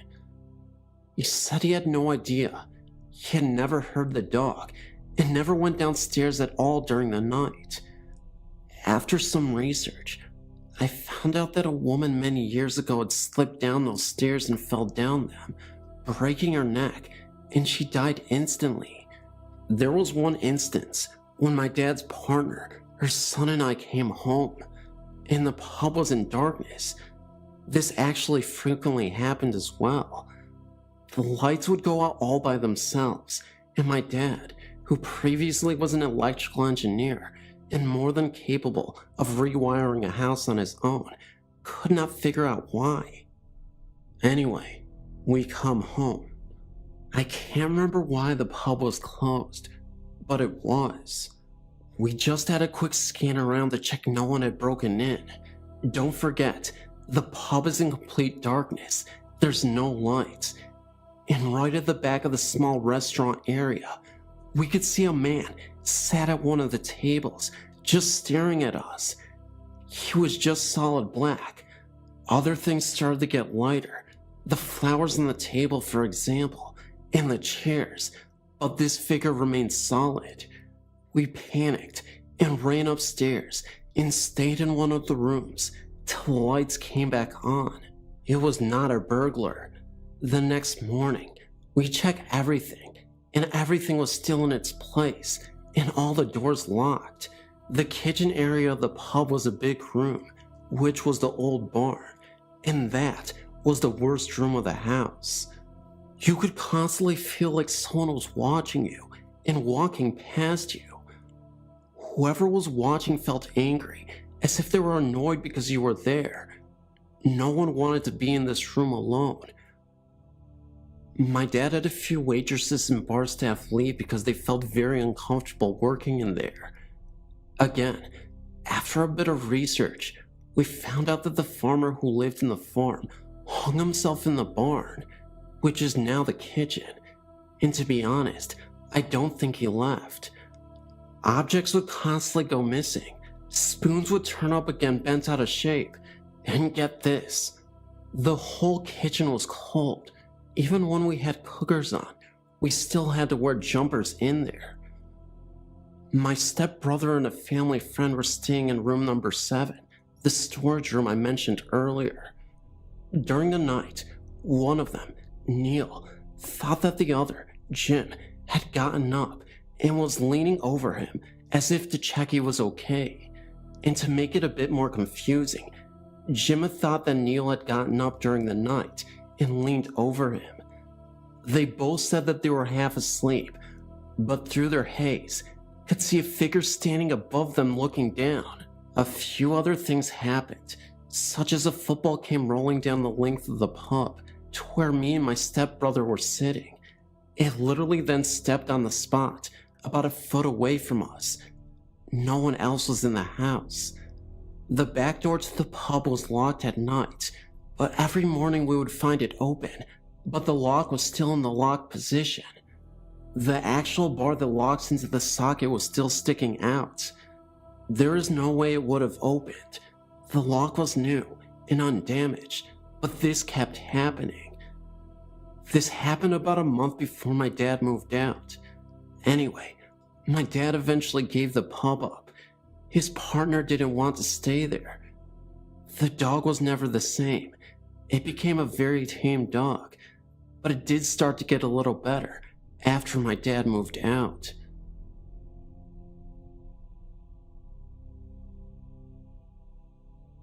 Okay, so I've always fancied myself as to be a little in tune with the paranormal. I had an experience this weekend which sort of confirmed this, as my daughter was with me and experienced the same thing at the same time, so I know I was not imagining this. A little history first. My grandfather's sister passed away at the age of 93. She still lived in the house that was purchased by their father, my great-grandfather, in 1903. It is on the historical registry in our town, a very old beautiful home, which has been in the family since then. She was born and raised in this house, married and lived in this house, until the time of her death, about a week ago. Her father was killed in a train accident, and her mother also lived in the home until she died. After the memorial service, my daughter and I went over to the house to get the food ready for family, which was coming over after the funeral. We were alone when we walked into the house, and I immediately got a feeling of a presence with us. My hair stood up on my arms, and I really felt like somebody was in the room with us. My daughter looked at me and asked if I felt that. I said that I did, and confirmed it when we both stopped talking and closed our eyes. You could really feel it. We got really spooked, and I told my daughter that if it was someone with us, it was indeed family, and that they would not hurt us. About that time, an overwhelming scent of lilac perfume permeated the air. It was the weirdest thing. My daughter smelled it, as did I, and we just looked at each other in disbelief. It lasted for about a minute or so, and then dissipated. At this point, I was totally freaked out. I called my aunt in Texas and told her what happened. She told me that was most definitely my great-grandmother, as she wore that type of perfume and was indeed a real lady who had tea on the porch every day at 2. It was about 2 when we entered the house.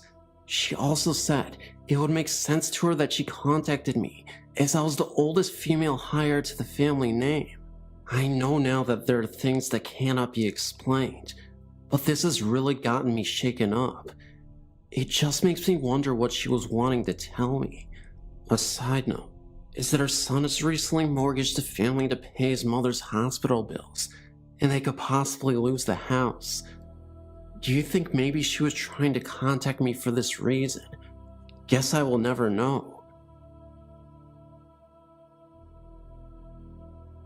This happened to me while I was living north of Great Barrington, Massachusetts, somewhere between 1966 and 1969. We had moved there from the Midwest when my dad changed jobs.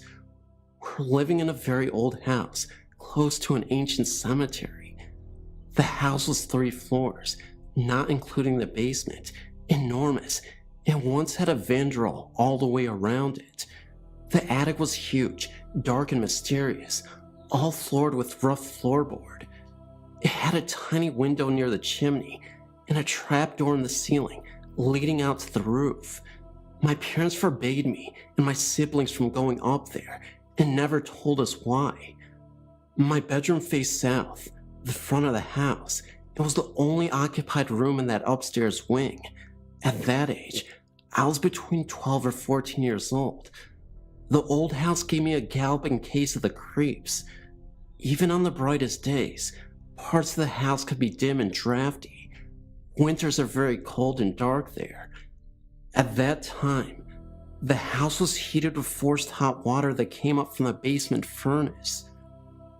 As the steaming hot water traveled its way all over the house, through copper pipes and baseboard radiators, the noise was phenomenal.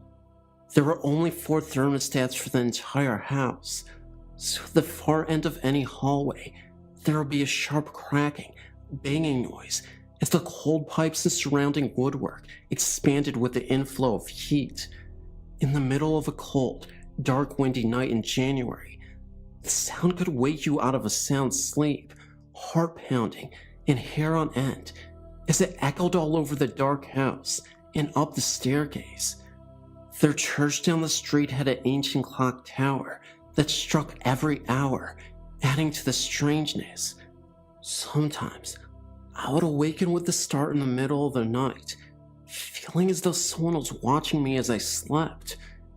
It would be a long time before I could go back to sleep.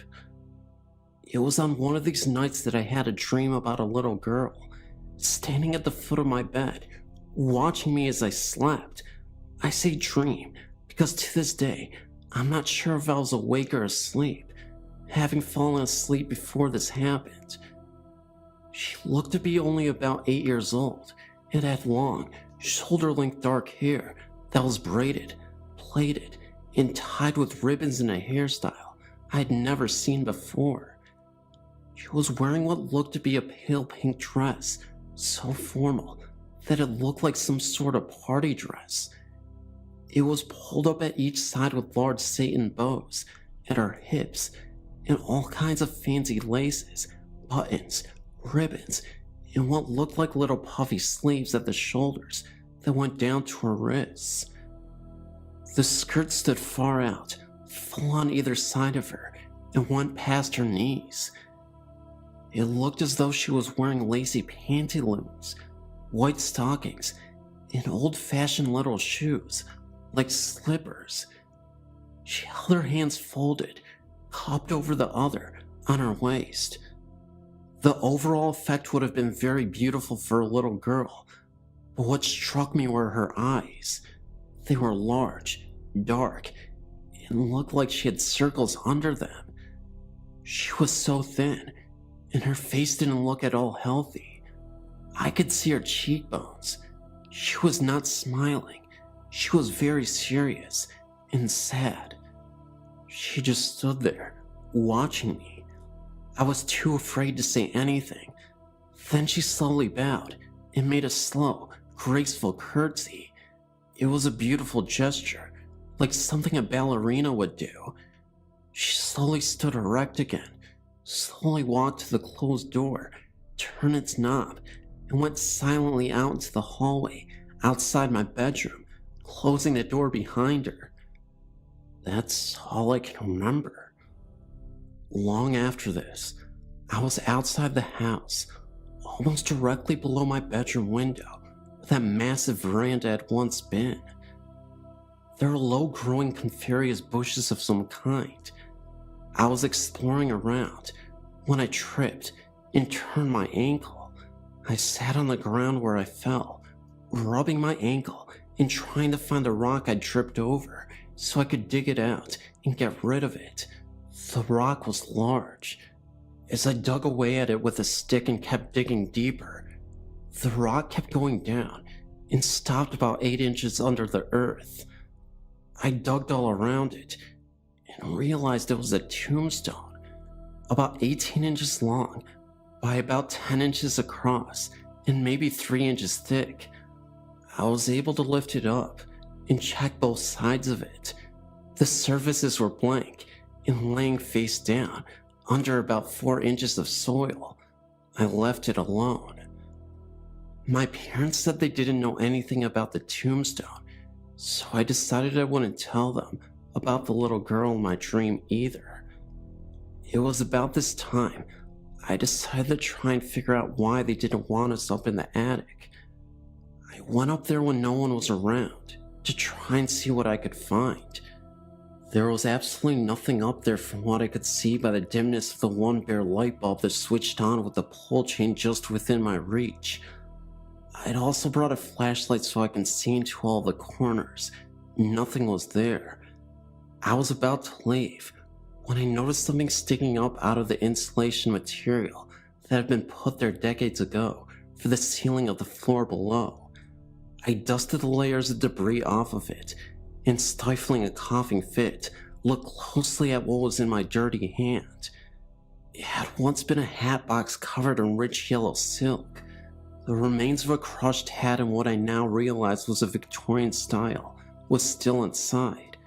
It had been richly covered in the same shade of yellow, almost golden silk flowers. It was designed to fit a little girl.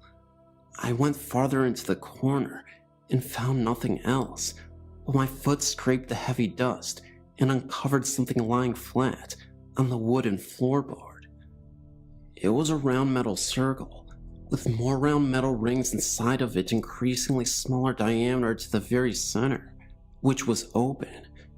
It was an open space, about 10 inches across. There must have been more than a dozen of these graduated metal rings, each separately covered in what had once been white cloth and sewn with 4 long pieces of heavy cloth tape from the outer ring to the smallest ring in a large X. I had no idea what it was.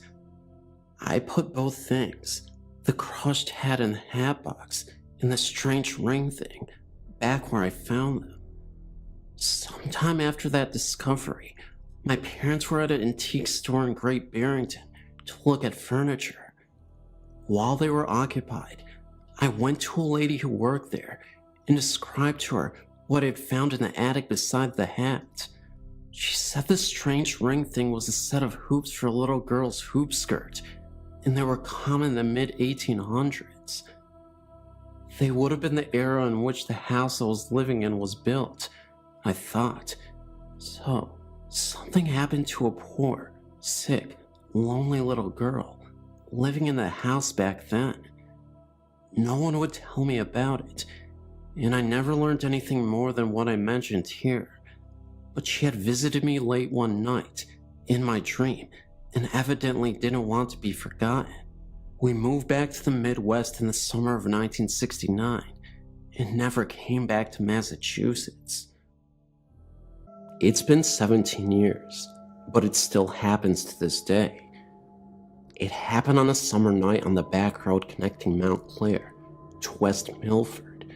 known to the locals as Alfie Hill. The area had very few houses at the time, and one house stood out, a brand new gorgeous home right at the crest of the dirt road. The man who lived there built it for his wife, and they had a daughter who was, I believe, around 8 years old at the time. I remember traveling the road, more of a cow path really, and watching the home being constructed. Once it was finished, it always looked so pristine and happy.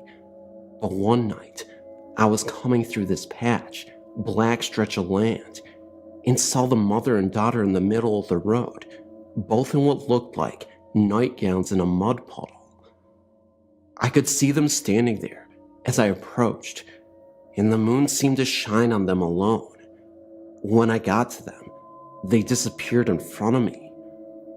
I wasn't alone in the car, so I asked did anyone else just see that, and everyone just sat there, too scared to answer. By the light of day, early, I was crossing back across the hill and saw 6, maybe 7 police cruisers and an ambulance, crime scene tape everywhere, and one covered figure in the grass by the house, and several officers crouched by the road, beside where the mud puddle was the night before.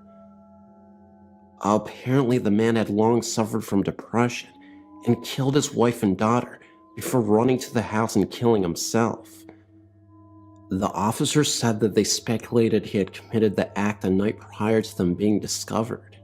Still, on summer nights, you can see the girl and her mom looking down into the middle of the puddle in their nightgowns.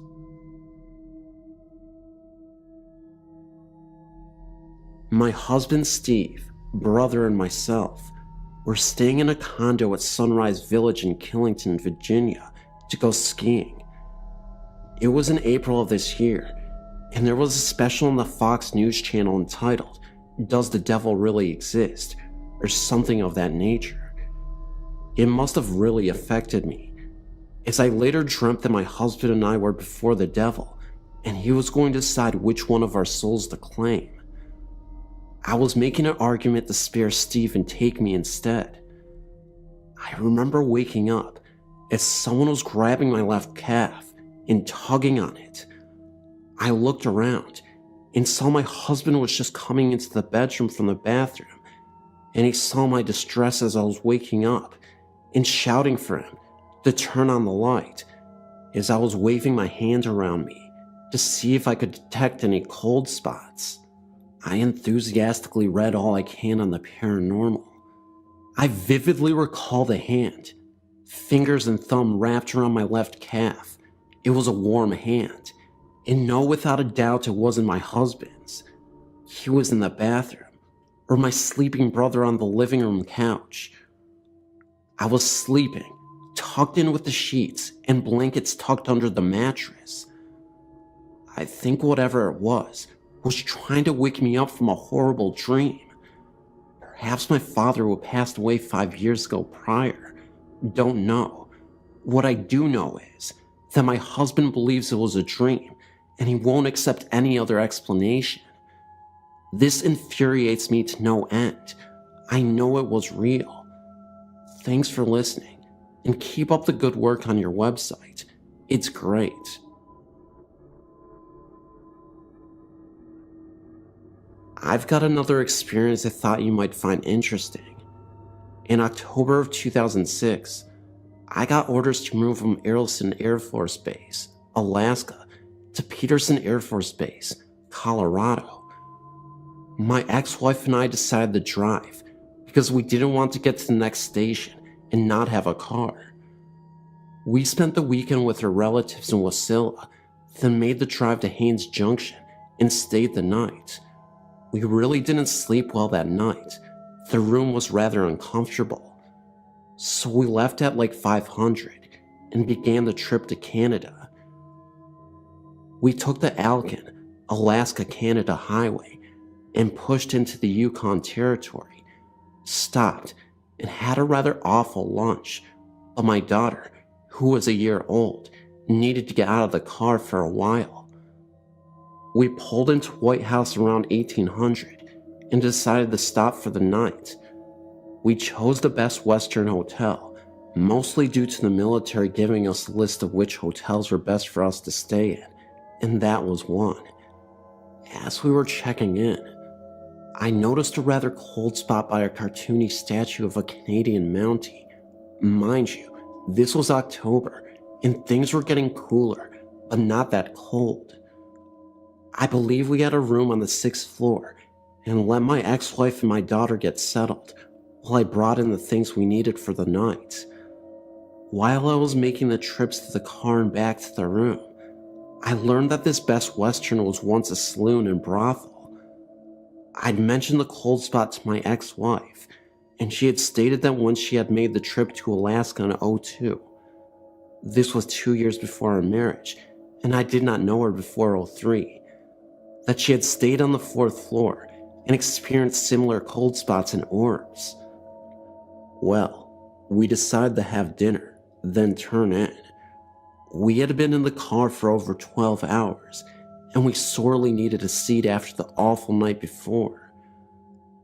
My ex-wife said she had forgotten something in the car, and for me to get it, as she was going to give our daughter a bath and put her to bed. I went out from the restaurant in the hotel, and as I was walking in the entrance to the hotel, I kept feeling cold spots in various places. I also felt like someone had brushed up against me, and like a hand on my shoulder. Of course, no one else was around except the front desk clerk. It got stranger as I came back in after getting what it was. I have since forgotten, and got on the elevator again.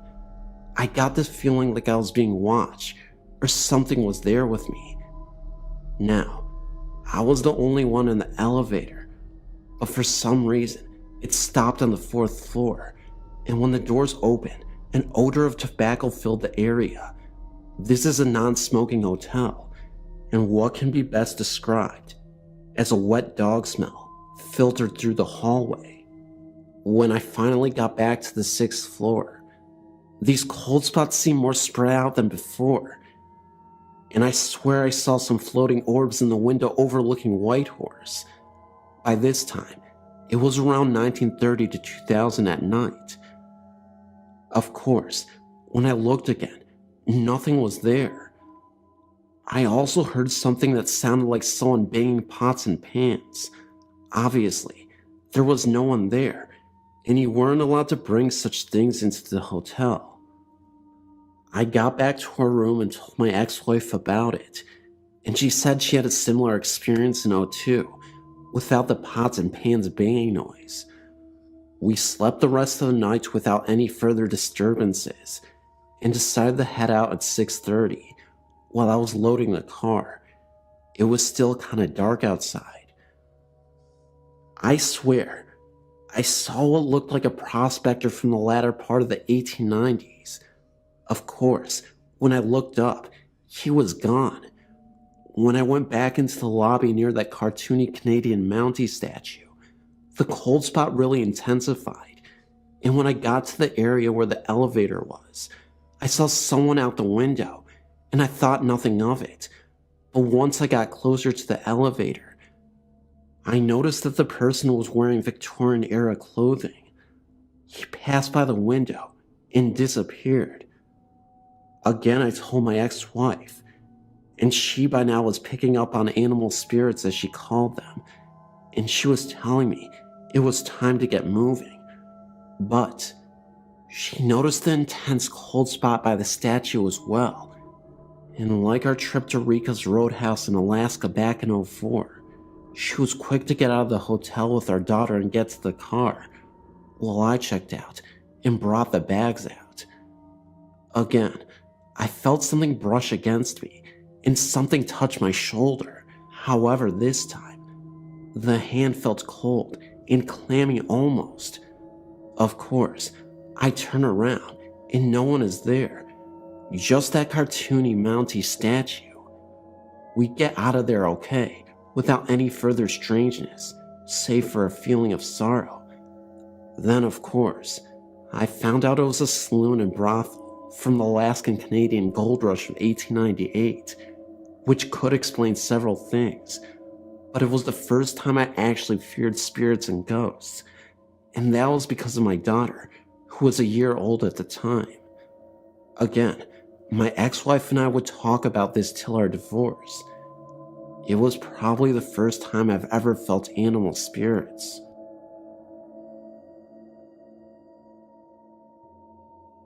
This is a personal experience that happened to me 2 years ago in Charleston, South Carolina. I'm in the Navy and had just got off the swing shift on base, leaving at approximately 11:45 p.m. from the base. The base I was at is on an old plantation's land, but I never thought anything of it. The part where I worked at was on the water of the nearby river, and the road back passed along the river for about a half mile before turning inland. Fog had a tendency to build up on the river in the fall and winter months, and the fog had rolled across the road on this particular night. As I was driving along the road coming back from work, I saw a man running on the side of the road. This was nothing special on a military base. People run all the time to keep up physical condition, but this was almost at midnight, which I found strange, and he was wearing nothing reflective at all, seemingly wearing all dark clothing. As my car came up on him, he immediately darted out in front of the car at a speed I'd never seen before. I slammed on the brakes, but it was too late. I expected to hear and feel a massive thud as I hit this poor fellow, but as the car passed through him, he vanished without a trace. I got out of the car, brights on, searching with my flashlight for a person anywhere around my car, but I was the only one as far as I could see on this road. It scared the living daylights out of me, to the point in which I started searching inside of the car to ensure I did not have a hitchhiker with me now. After getting into the car, I drove as fast as I could, with interior lights on in the car, to the nearest well-lit area, locked the doors, left the lights on, and called my father to relate the incident. After some 20 minutes of consoling me, I finally got my wits about me to drive home. However, it did not end here. From this night on, something was different about my apartment. There was a presence in that place that I haven't felt the months before the incident. I began to review sitting in the living room alone altogether because of feeling like someone was watching me. Out of the corner of my eye, I would see the bathroom light on, clear as day, but when I looked over, it would be off again. It would feel like someone would sit down next to me on the couch, but I was the only one in the apartment. Finally, one weekend my father came out to visit. Growing up with numerous ghostly and at sometimes demonic experiences, most of which he never talks about, he has become highly sensitive to the paranormal. The first day he arrived, he used the key I left him to get in while I was at work. When I got home, having said nothing of my experiences in the apartment to him, the first thing he asked me was if I ever got the feeling someone was in the kitchen area, peeking over the half wall at the television. I froze in my tracks at this. Over the course of his week-long visit, he said he also thought he saw the bathroom light turning itself on and off, and felt someone else sit down on the couch next to him, as well as seeing a shadow of a man mainly around the kitchen area, who would periodically lean over the half wall like he was looking at what was on the television. But he said he never saw or felt anything or anyone in the bedrooms. I now had a reason for my seemingly unfounded paranoia of being in the living room alone. I continued living with this feeling from the night of the incident, driving home through the following few months until I received orders to leave Charleston, and have not felt the presence of the running man since then.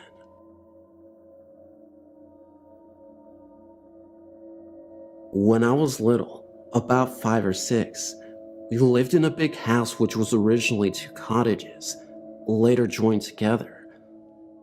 Although myself and my sister were young at the time and had no personal experiences, my parents told us stories about what happened there when we moved house some years later, as well as the familiar cold spots, creaks and groans. Some other stuff went on too. One day, my mom was in the downstairs bathroom when she heard a man's cough coming from outside the door. Thinking it was my dad going into the study room, which was opposite the bathroom, she thought nothing of it. When she came out of the bathroom, however, the study was empty and no one was outside. She went back to the kitchen and found my dad where she'd left him, sitting at the table. She asked him if he had come out the bathroom and coughed. He hadn't moved the whole time.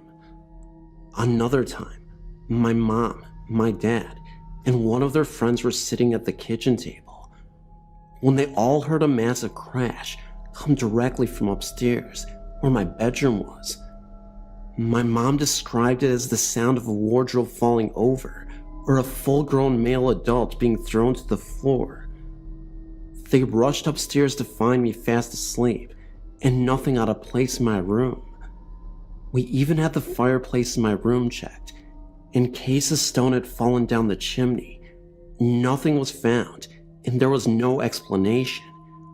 Everyone in the house was accounted for. One night my parents were in bed when they heard the sound of a woman gently humming and singing. The sound came from the end of the corridor and continued downstairs, then eventually stopped. Again, this could not be explained. Myself and my sister were asleep, and even if we did get up, we certainly would have walked down the corridor singing. My second story is based in my grandmother's house, a manor house which is around 200 years old. My grandmother has a story which even to this day she swears was true. She was walking upstairs when in front of her she saw a pair of women's shoes on the step above. She looked up to see a skirt, blouse, and before she could see the woman's face, she vanished. My dad's family all grew up in the house, and my uncle mentioned that from his bedroom, he used to hear the sound of gravel crunching outside, like someone walking towards the house. On several occasions, he even recounts seeing 2 big black dogs sitting by his bed. Although I like the house, I always get that feeling of being watched whenever I go over. If I'm sat in the kitchen, I always want to look into the parlor, which is next in the kitchen, with the door always open so you can see in, and I always feel like someone's sitting in there. Even to this day, I refuse to go upstairs by myself, as well as seeing a key moving in a locked door from the inside when no one was in there. Myself and my sister had a weird experience. We were sat outside. The garden is kind of placed on a hill, very sloped, that you could reach by climbing some steps. From where we were sitting, we could just see into my grandmother's bedroom. She had gone out shopping and had left her 2 dogs on her bed. We were just watching them, talking, when suddenly, one of the dogs started barking at the corner of the room at something we couldn't see. She, the dog, then jumped onto the bed and started barking directly at us. Then, at the exact same time, we both saw a white mist, sort of in the form of a hand, move gently over the dog's head. He then stopped barking. My sister and I both looked at each other in surprise. We'd both seen it, but could not understand it. It was daylight, but not sunny, quite cloudyless. There was no reflections on the glass or anything like that, because there was nothing to reflect, no trees or anything behind us. and we quite clearly seen the mist from the inside of the window. While serving at RAF, Middle and Hall with USAF, 1993-1994, I lived with a roommate from Santa Rosa named Greg. Santa Rosa is located in New Mexico. We both originally lived in the dorms on base, but got special permission from our first sergeants to move off base together.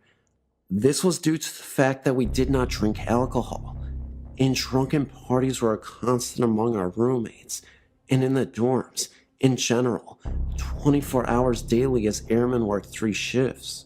We were both practical-minded Air Force aircraft mechanics with serious responsibilities and not given to flights of fancy, and had no previous interest or experience in the paranormal or occult. I simultaneously dated an Englishman I would later marry named Bill. The cottage only had a coal fireplace for heating. Greg did all he could to keep the coal stoked, but the house never warmed, and coal always died out quickly, despite large piles of coal Greg stoked well often. The phone rang at various hours day and night, with a loud, hissing static. There was a faint, but unmistakable sound of someone whispering loudly through the static, but the words were always unintelligible. Calls to the operator to discover where the calls came from were answered that we had not received any phone calls at all during these events as far as the phone company was concerned. The calls simply came from nowhere. Greg worked a night shift, I worked days. Every night, I heard heavy footsteps come up the stairs to the bedroom landing, 4 square feet, and back downstairs after varying lengths of pause. When I was home at night, these heavy footsteps occasionally went into Greg's room. When he was at home, he heard the steps enter my room a few times. 500-year-old stairs creaked very loudly beneath thin carpet when no known humans were using them. The human footsteps could be heard anywhere in the cottage. These phantom footsteps were much, much louder and projected a foreboding emotion to the roommate at home when they occurred. The rocking chair in the living room near the fireplace rocked off of its own accord on a regular basis. Once, Greg and I were simultaneously TDY, or assigned temporary duty, to separate bases for a few months. We locked the cottage down tight as a drum. A friend agreed to check the place from time to time, but as all doors and windows remained locked, he never went inside. I returned before Craig did. Every object in the kitchen that could be moved, such as cutlery, dishes, pots and pans, bread bins, knickknacks, whatever, were taken by someone and all dumped in the middle of the living room floor. Nothing was missing. It was simply transported to the middle of the living room and unceremoniously dumped there. At other times I was TDY, and Greg experienced occurrences more often and more intensely for him when I was gone.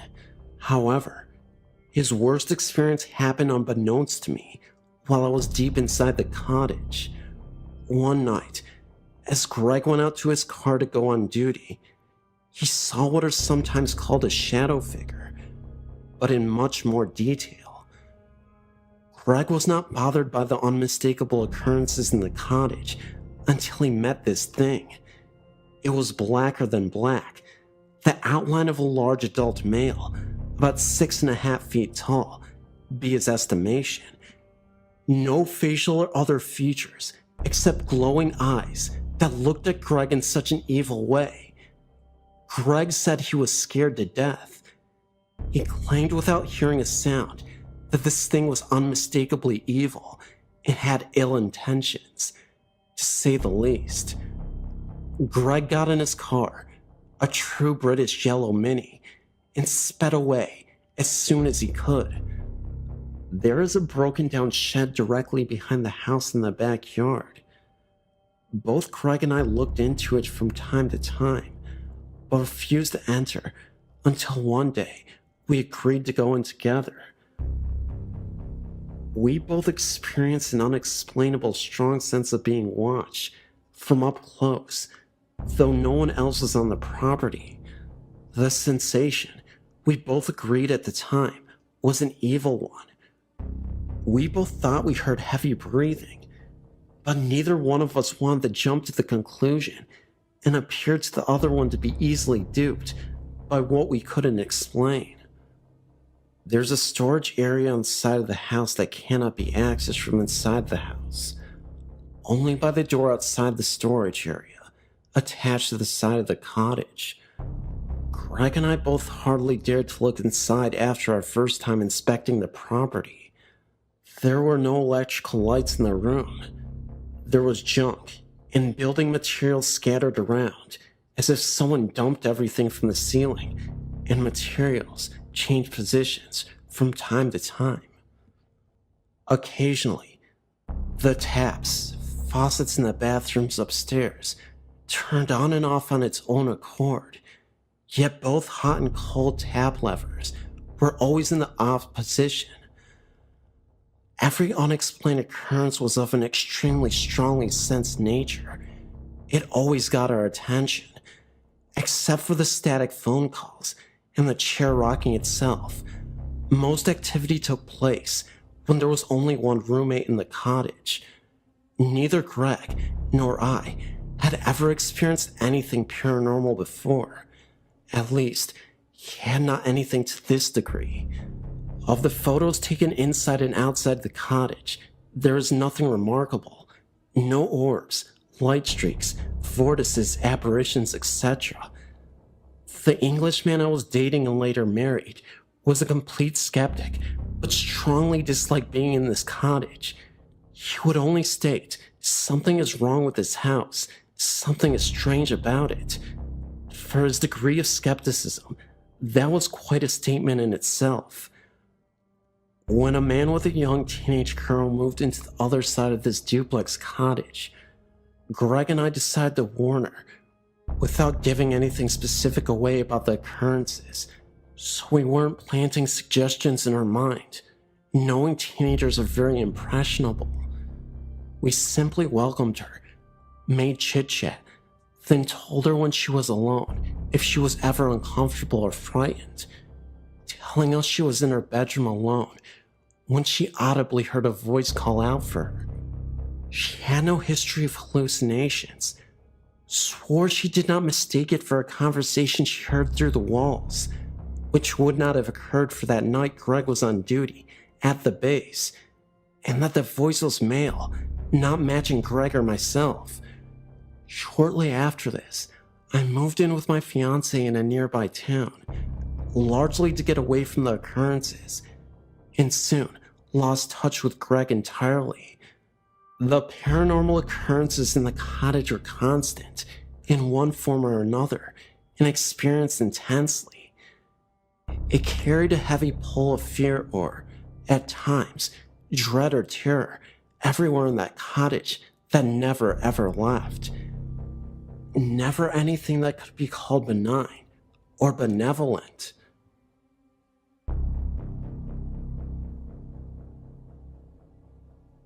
In the summer of 1996, I bought a large home in a nice, older neighborhood. My fiancée lived with her parents at the time she was still in college, and I was living with my parents since I'd just gotten out of the army. We were really looking forward to getting married and having our own private place. The first night in the house felt very strange to me, but I chalked it up to being a newlywed in a new home. As time went by, the strange feelings did not abate as they thought it would. I felt more and more apprehensive, especially when I was in the house alone. The house made very strange noises when I was there by myself that it didn't make while Sandy was home with me. Also, I asked Sandy if she heard any strange noises when she was there alone, and she said she didn't. I tried to ignore the noises in apprehension, but it was getting harder and harder from the upstairs. There were just the two of us in the house, and the bedrooms upstairs were only used for storage. The footsteps seemed to pace back and forth in the upstairs hallway. Sandy claimed she never heard any of the sounds and was calling me paranoid and crazy. At first, the footsteps were confined to the upstairs, but eventually they came downstairs and into our bedroom. Whatever was making the footstep noise would come up to my side of our bed and stand there for several minutes before walking straight out of her room. I heard other strange noises in the house, like the sound of an animal growling and scratching noises in the walls. Someone or something knocked on our front door one morning at 3 a.m. so loud that I thought the door was going to come off the hinges. Of course, Sandy never heard anything and accused me of trying to scare her. I began to see small, black humanoid figures darting in and out of the corner of my vision. They would shoot behind furniture or duck into some rooms when I tried to lay my eyes directly on them. I saw them during the night and day and began to see them more often and often. I would often get this odd feeling that someone was behind me, and if I quickly turned around, I could see one or more of those things run away.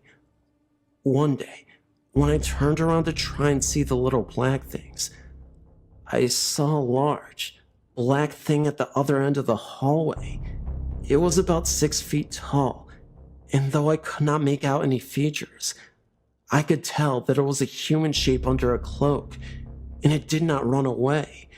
It just stood there for several seconds to let me get a good look at it, and then it slowly disappeared.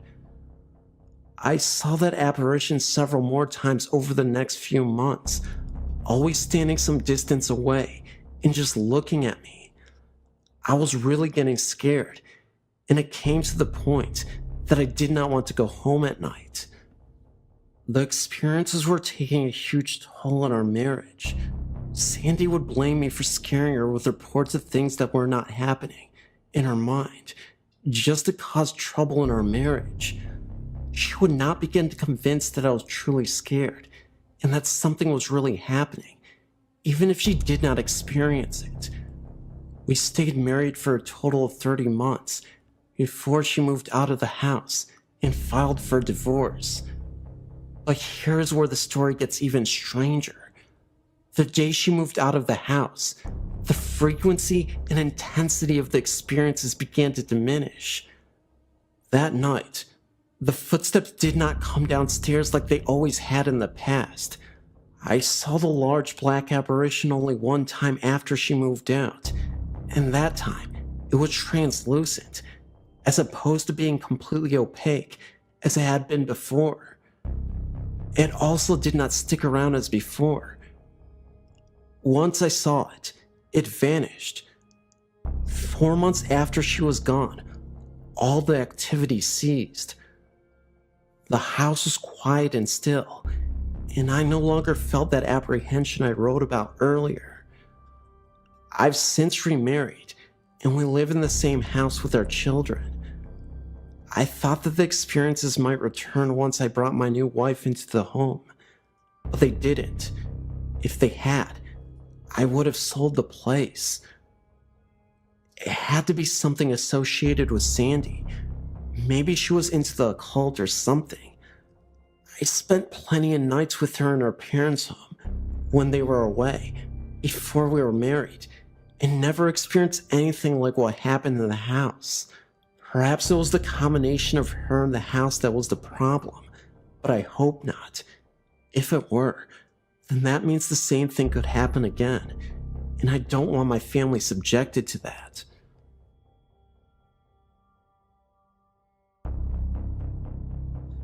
I'm writing to tell you my story. I was reading Dave's story, and it's so close to the experience that I had that it actually gave me chills. My first paranormal experience happened to me when I was 4 years old. All the experts say the things that happened to someone before the age of 5 is very hard to remember. The funny thing is that I can remember my experience like it was yesterday. My mother, sister, who's 3 years younger than me, and myself. I remember being asleep in my bed and waking up very suddenly. I looked at the doorway and I saw this full-bodied figure. The only thing is that it was completely white. I'm not talking like white, like a white wall. I'm talking white like energy. This figure to me was a child.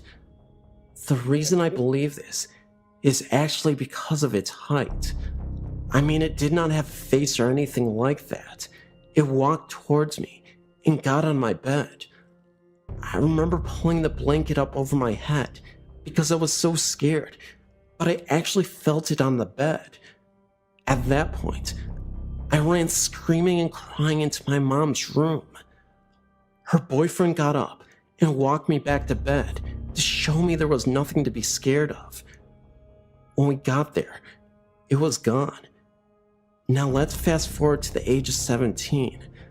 By this time in my life, my mom had gotten married, not the same guy from when I was 4, and they had bought a house. It was a tri-level with a full finished basement and a sub-basement. From day one, something felt very odd in the house, almost like a very heavy, unwelcome feeling. The sub-basement was probably the strangest. When you would walk in there, you could see spray paint all over the walls. I know that's not strange, but when you stood in the center of the room, you could see that the spray paint was actually covering up what looked like writing on the walls, and it was also on the floor, so that was kinda creepy. We had 2 dogs that both refused to go into my room and constantly would either stare at the wall and bark, or would stand at the stairs and bark up to the 2nd floor or down the stairs to the basement. The longer I lived in the house, the more I began to feel almost alone. It was like I was becoming isolated mentally from everything. In my room, it would constantly feel as though I was being watched. I would hear loud bangs and things sounding like they were hitting the floor, but nothing would be around. All the motion sensor lights around the outside of the house would turn on all at once for no reason. I mean, I actually began to think I was going crazy. Finally, I broke down and told my stepdad everything that had been going on. He looked at me very seriously. I remember thinking, oh crap, he thinks I'm nuts. He began to tell me about how one night, after I'd gotten home from work, he worked 2nd shift and didn't get home till around 1 a.m. We were sitting on the computer playing a game. At the time, our computer was in the front room, and you could see right up to the stairs and onto the landing where the bedrooms were. He said he saw a man walk out of my room. The man he saw was a taller man in a pair of jeans and a flannel shirt. At first, he thought it was me because he only saw the man out of the corner of his eye. But then he asked how I was doing and looked up and realized the man wasn't me. The man turned and walked back into my room. My stepdad ran up the stairs and opened my door, and I was the only one in there, and I was asleep in a pair of boxers. After my stepdad told me this, I was convinced something was going on.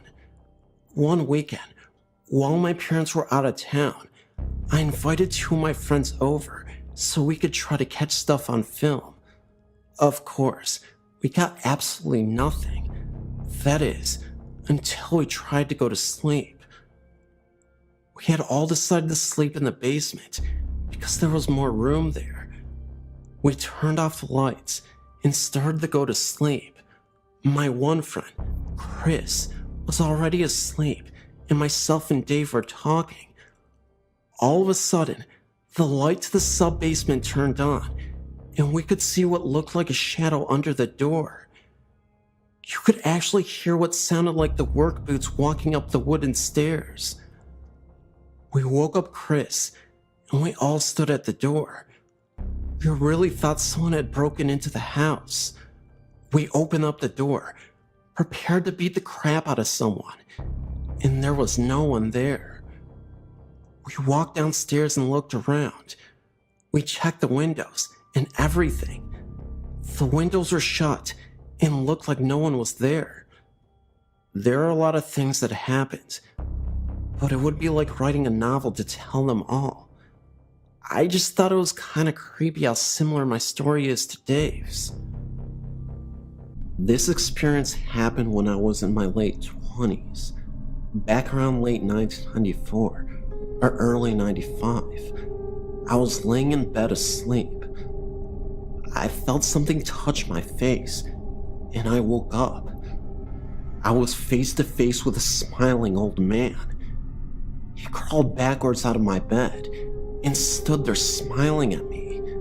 He looked like he was Caucasian descent, in his 80s at least. He had a glowing light all around him. He looked like he was at peace while staring at me. I have no idea who this was.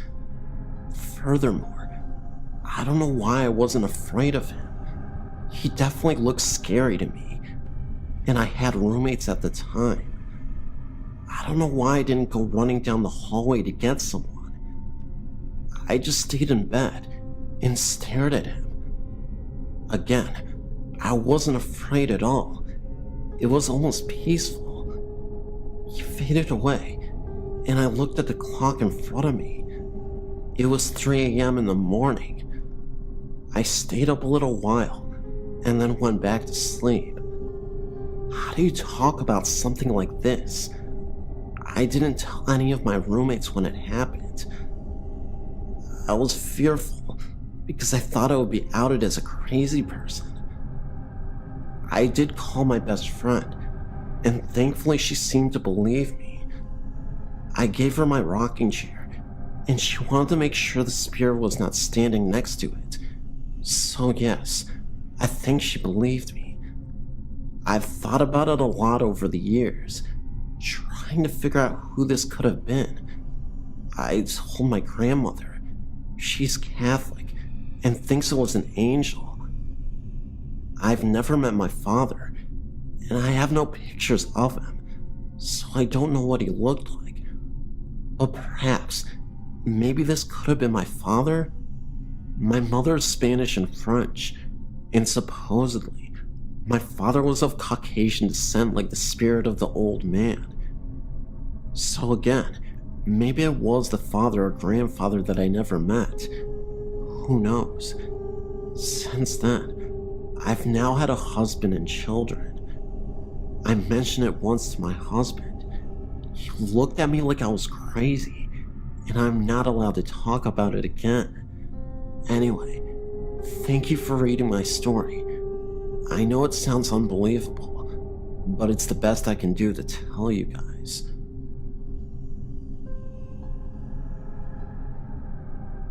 These are two experiences that happened to me about 5 years ago. Here's the first story. My house is 6 years old and has never been lived in by anyone else. This started about 2 months ago. I'm laying in my bed alone, with the door to the hall and the door to the bathroom open. I swear I see the door open a little bit and then go back to where it was.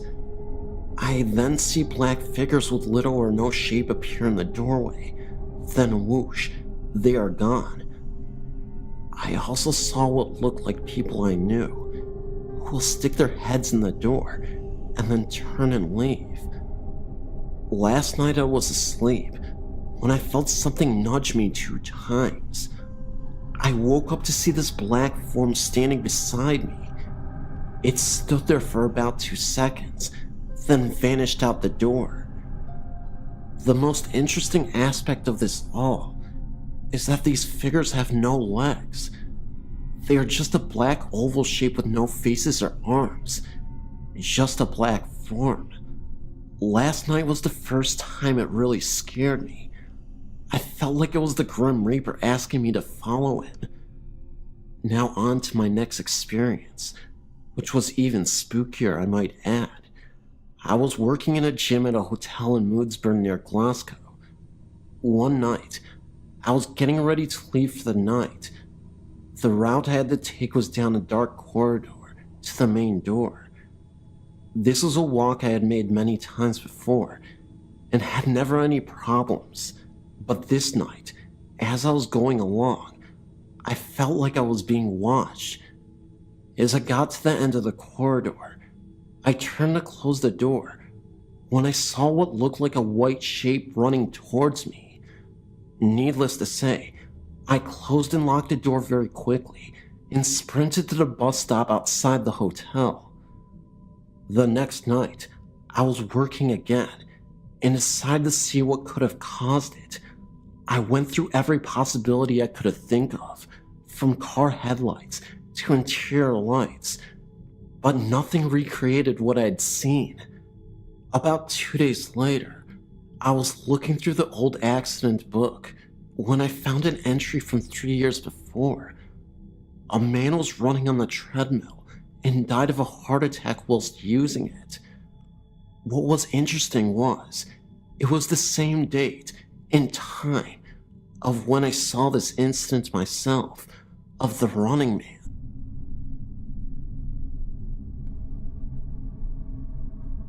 This happened to a friend and I back in the mid-1960s, when we were 12 or 13 years of age each, and we were camping with our church group, and while we had some free time, Alan and me as in Mark, decided to do exploring on our own, so we set off towards the perimeter of the park, where we found a fence that we could easily squeeze through, surrounding the park property. And bordering some large open cow pasture land was a grove of trees right smack in the middle of it.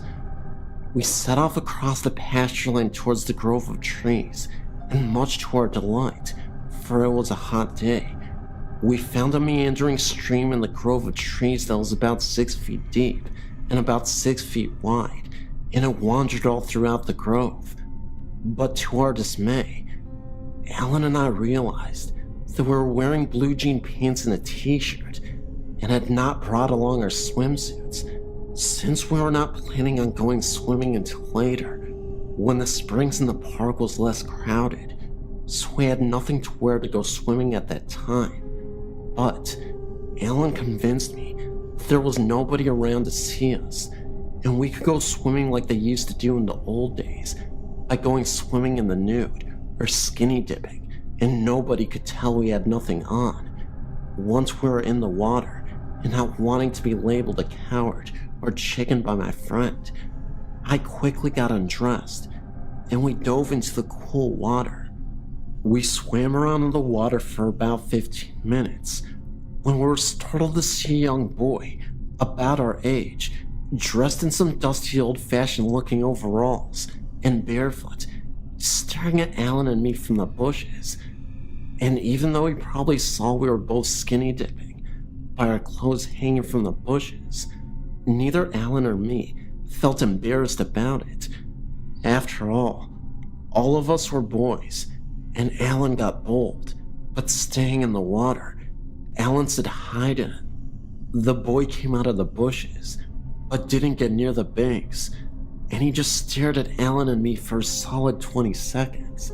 All we could think to do was ask him if he wanted to go swimming with us, but at this point, I don't think we realized it was a ghost at the moment.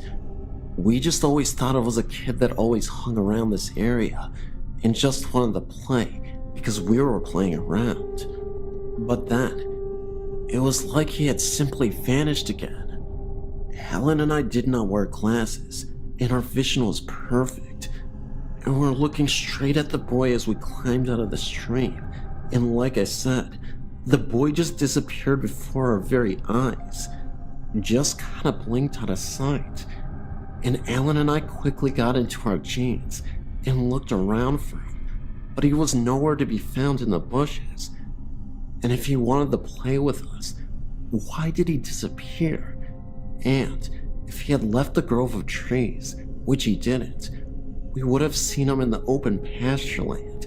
And afterwards, we talked about our experience between us, but Alan and I didn't tell anyone of this, knowing that no one would ever believe us. Alan and I both wondered if the boy might have fallen into the stream from the crumbling banks and drowned in that stream many years ago. And as the kids our age wouldn't be caught dead wearing old-fashioned looking overalls, when all the kids we knew were wearing the latest looking fashions, was it even remotely possible that perhaps Alan and me saw a ghost that day? One who was lonely and just wanted to play.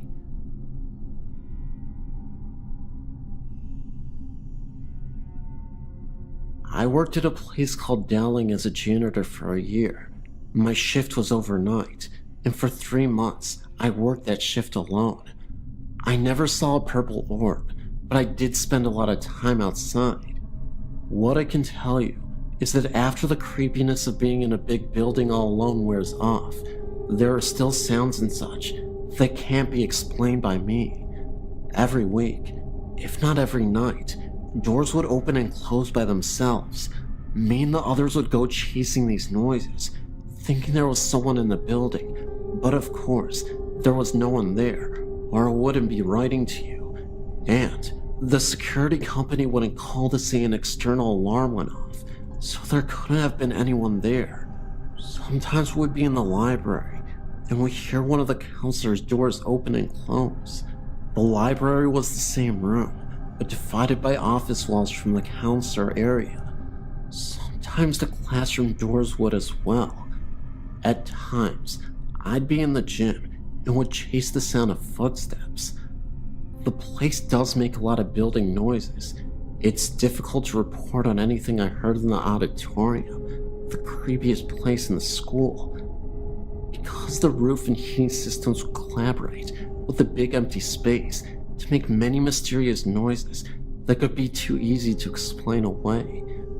Plus, the auditorium was creepy because it was always dark until I would clean it, and there were so many access areas, such as backstage or the lighting area above the stage and the several doors, that would really just make me paranoid.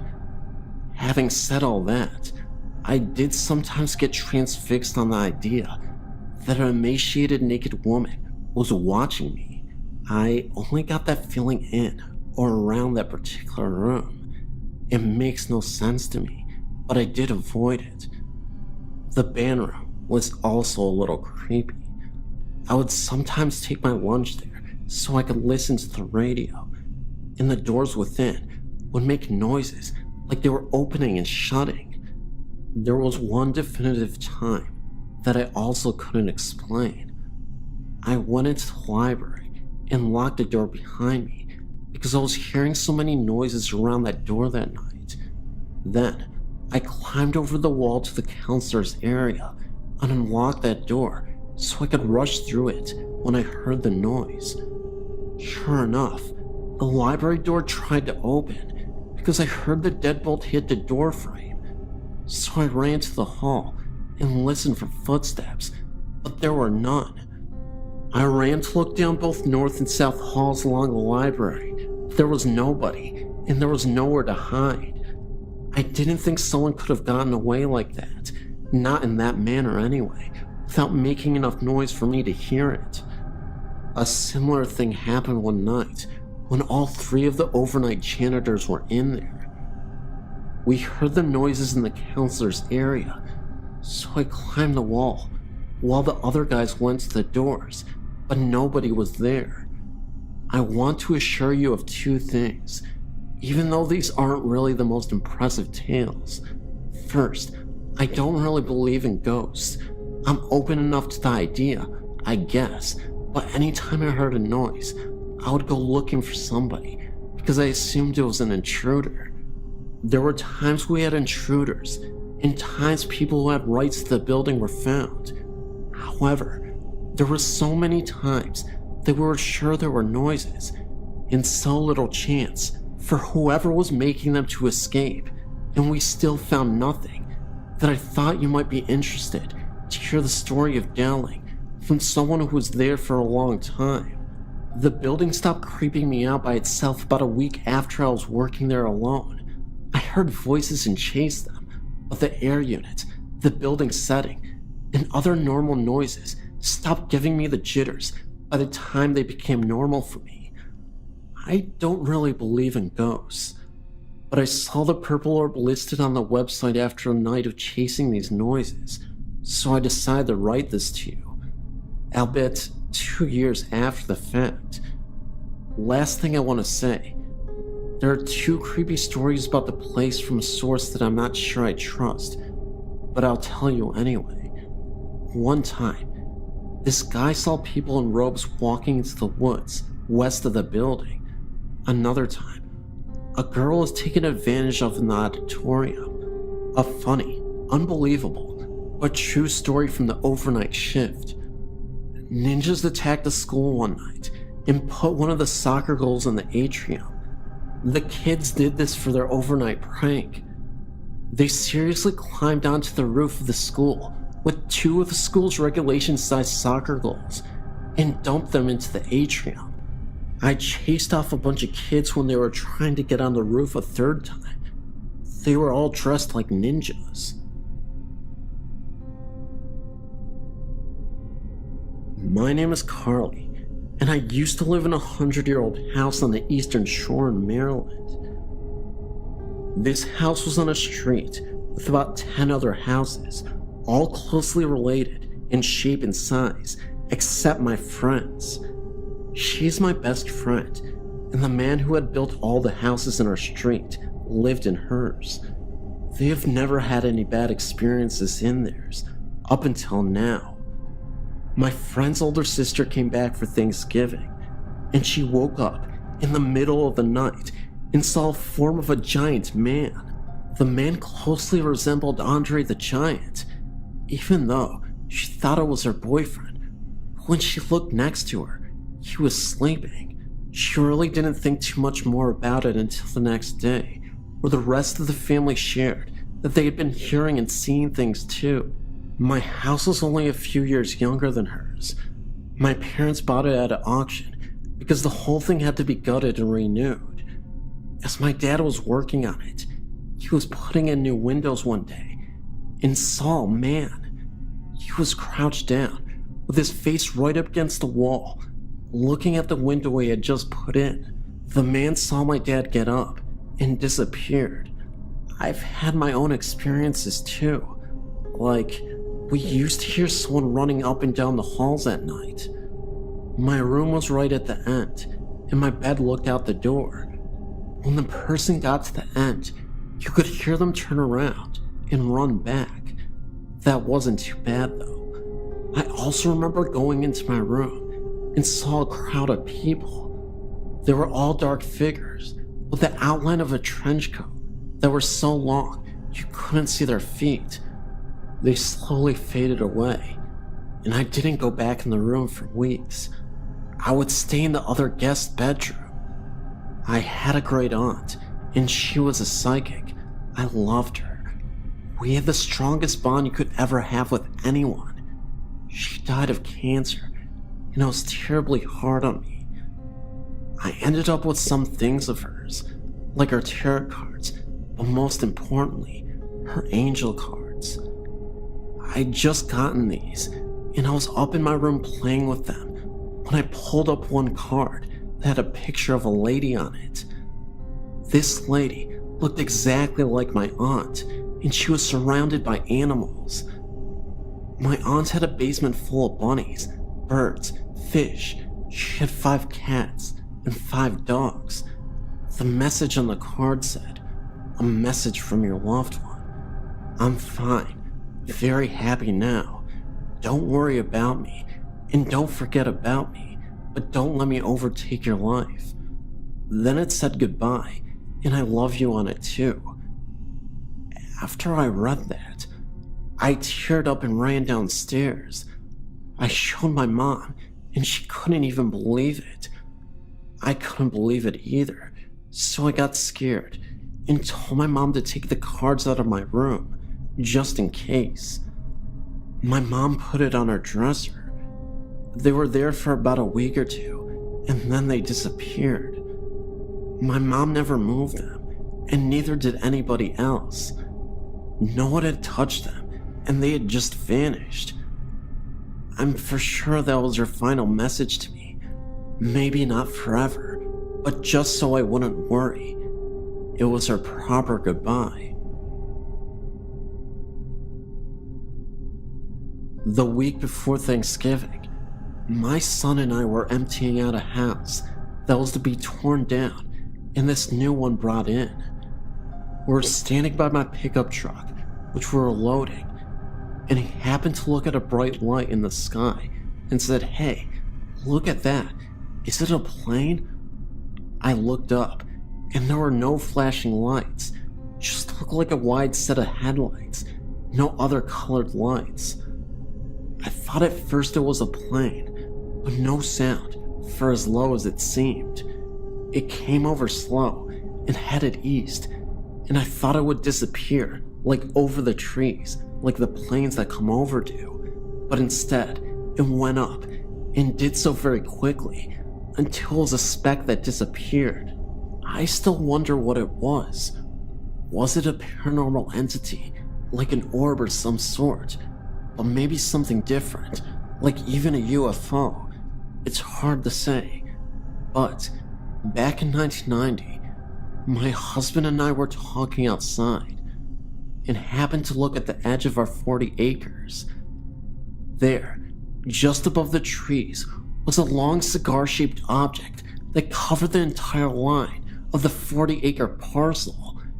It had flashing lights and looked like windows were along the side of it. It was reported in the newspaper, as a lot of people saw it that same night. It made no sound at all. My son passed away in August 2008, and I've had my grandson say that he sees him in my bathroom. I find that strange. Last week he came to me and his mother and said that there was a man in my bathroom and he needed to put his clothes on. When I found my son, he was naked. My grandson didn't see him that way, the way he passed away. He has told me many times that there are ghosts in my house. We have heard doors open and close, and sometimes the floor's creaking. Like last fall, I'd gone in my bathroom to turn off the lights the kids left on. I called out to him, thinking that maybe someone was still in the bathroom. Finally, I said loudly and impatiently, "Who is in here?" I heard a voice distinctly said, "I am," very quietly and clear. I didn't recognize the voice and thought one of the kids were playing a joke on me. No one was near the bathroom, which is just off my master bedroom. It didn't scare me. There are other strange things that happen in my house. We hear little kids outside talking. Most of the time, it is indirect, and you can't make out what they say, and other times, something comes in clear. We just think the land is haunted. For a while now, my sister has lived in a house a few blocks away from my parents' house. I live with my parents. I would go over there to babysit my nephew when my sister had plans. Some nights I would sleep over there. Her house always had a creepy feeling to it, a thick feeling to the air. My sister had just had knee surgery and wasn't able to take care of her son, so I was spending the weekend over there. The first couple of nights were fine. I didn't mind at all. But the last night I stayed there, I was in the living room watching TV when I caught something out of the corner of my eye. It looked like a shadow. Before I say any more, I better tell you the layout of my sister's house. When you walk in, you go to the left and down a hallway. The open doorway to the left leads to the kitchen. The kitchen has another entry as well. The first door on the left is my sister's bedroom. The only door on the right is the bathroom, and the door at the other end of the hallway belongs to my eldest sister. When she's there, that is. On the other side of the kitchen is a set of French glass doors and let out into a game room, an add-on to the house. The doors are always kept closed and locked at night. The only people in the house that night were myself, my sister, the one on the mend, and her son. So anyway, I saw a shadow. At first I thought maybe it was my sister getting up to ask me to get her something. But the shadow simply vanished before I could get a closer look at it. I shrugged it off as me being tired. I lay down to go to sleep. I woke up a couple minutes later. It was around 5 in the morning. I didn't know what had woken me. I was sweating badly, and I felt like someone was sitting on my chest. I was propped up enough to see the French doors, which were across the room from the sofa. What I saw that night is engraved into my brain. There was an old woman outside the doors. She had her hands pressed against two of the glass panels and her face against another. Her mouth was open in a scream. I was scared beyond belief because I couldn't move, I couldn't speak, I couldn't do nothing but lay there. And then the door began rattling. The woman was shaking it. A shadow came out of the kitchen, and the woman vanished. The shadow vanished after that, and I could breathe again. I don't know what the shadow was, but it did make the woman go away. I like to think it was my guardian angel. Who knows? That's my story. Anyway, and yeah, it is true.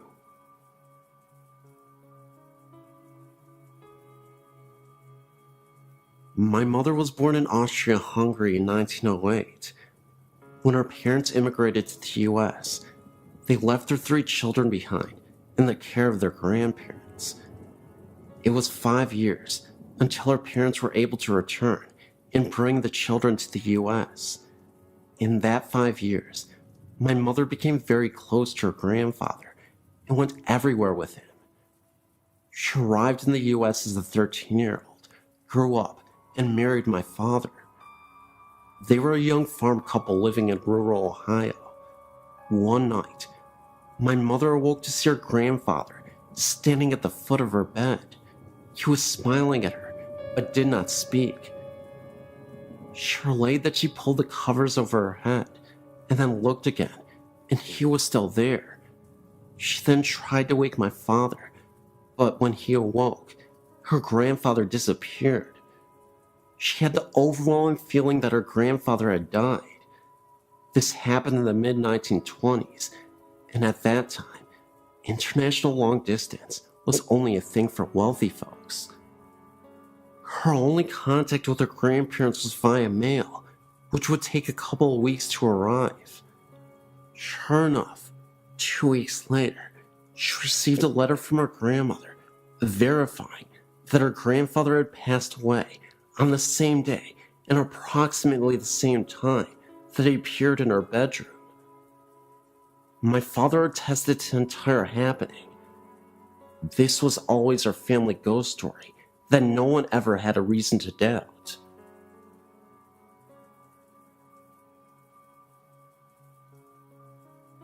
My parents live on a farm in Sugar Grove. My stepdad grew up here with his family as a child. On Christmas Eve in 1964, his dad went into town to pick up the grandma for the holiday. With him, he took a younger daughter and his younger son. On the way home, there was a terrible accident, and everybody died except the daughter. Over the years, the farmhouse was used as rental property until my mom met her husband.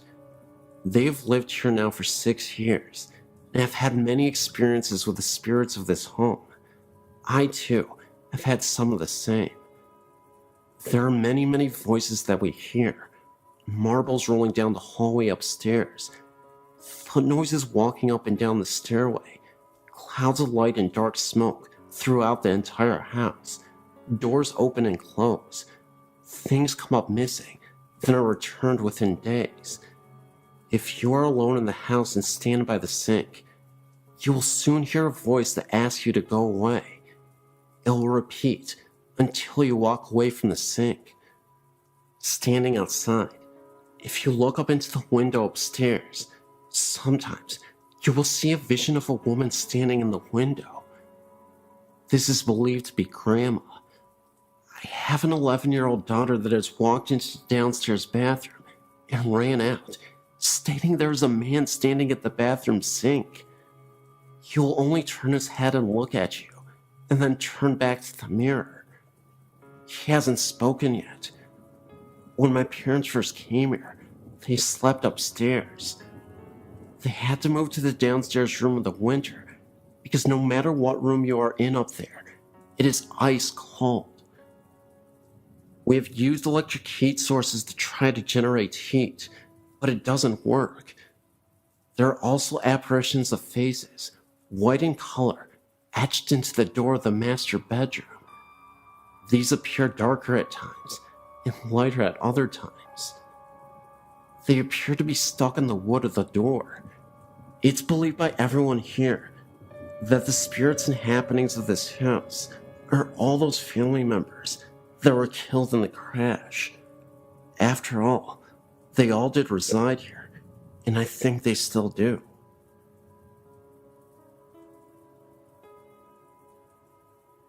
My mother passed away a little over 4 years ago. Since then, we have seen her, usually in dreams, and my father has actually seen her many times in her home. My mother had been sick with congestive heart failure that took a turn for the worst for about 2 years. My dad cared for her day and night. Finally, the last trip to the hospital was supposed to be a routine trip to remove excess fluid. On the way to the hospital, my mother made a prophetic statement to him that she would not be coming home again. When she was given the diagnosis that no further help was available to her and she would be sent home with hospice, she refused and decided to die in the hospital instead of at home, because my father had to continue to live there, and she did not want him to find it hard to stay at their home. 9 days of excruciating pain from a failing liver and kidneys, and unable to get her breath, she succumbed to death only after the last of her immediate family visited her on that day. It was as if she had waited until she had seen her husband, children, grandchildren, and son-in-laws before she was ready to go. 10 minutes after the last visitor, she breathed her last. Oddly enough, the grandfather clock in my parents' home stopped on the exact time of her death. My father has refused to rewind it. After 60 years of marriage, my father has been so lost. For the first year, she appeared to him frequently with a smile on her face, and one time told him, "I love you deeply, and just want to make sure you are okay." She still appears to him, just not as frequently as the first year. Recently, my sister and father had found a picture she had painted and had a frame to give me for my birthday. My dad saw my mother the morning they gave me the gift and said she was holding a shopping bag with a wooden frame sticking out from it with a huge smile on her face. He said they communicated without talking, and he knew she was happy and proud I was getting the picture.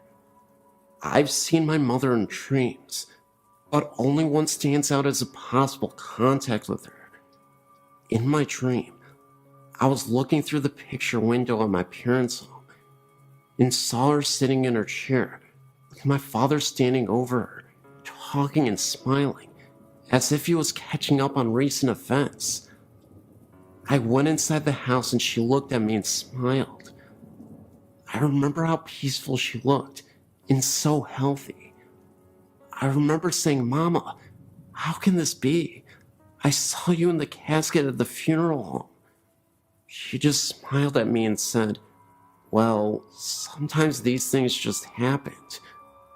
I replied, "Well, I don't care how it happened.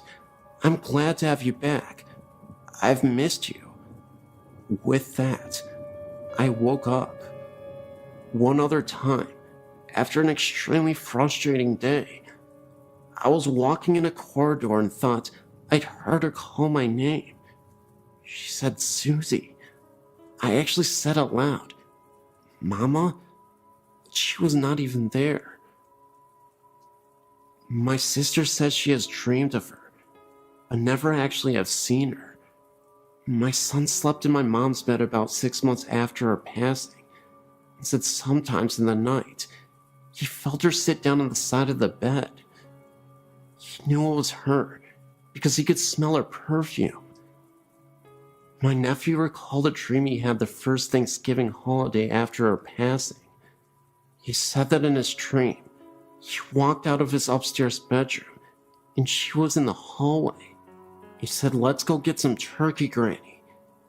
He said she replied, "Now, Mark, you know I can't go downstairs with you this year, but you know I'm here."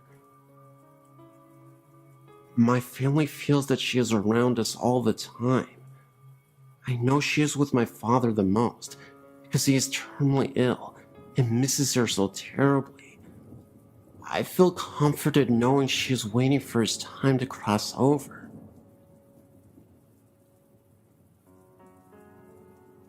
My mother is a current janitor working at Rockford College, and one of the buildings she is assigned to cleans happens to be the Burpee building. There, she and some of the other ladies that work with her have lunch in that specific building every work night. A while back, she told us that during her lunch break, she saw what was a female figure walk past the room they were in. She said she wore a blue dress and had blonde hair. The room has a mirror that faced the only door of the small area. She said, and I quote, "I glanced at the mirror, a habit of doing when you're in that room a lot, and saw this thin, transparent figure walk past the door.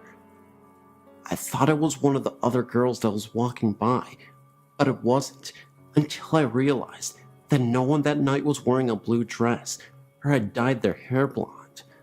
I walked out to see if it was a trespasser, but saw no one in the hall. I called security and asked them if they allowed any blonde, blue-dressed girl on the property.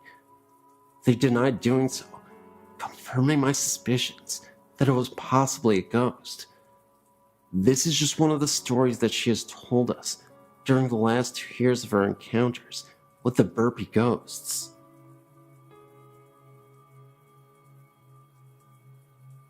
This just happened to me just recently, on February 8th, 2008, when I took a ghost tour of the Tuang Cemetery in Brisbane, Australia.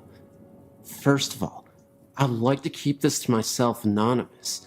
Secondly, what I saw is true, for I did some research to see if anyone else experienced what I saw that night, and, as it turns out, a few people over the years saw it too.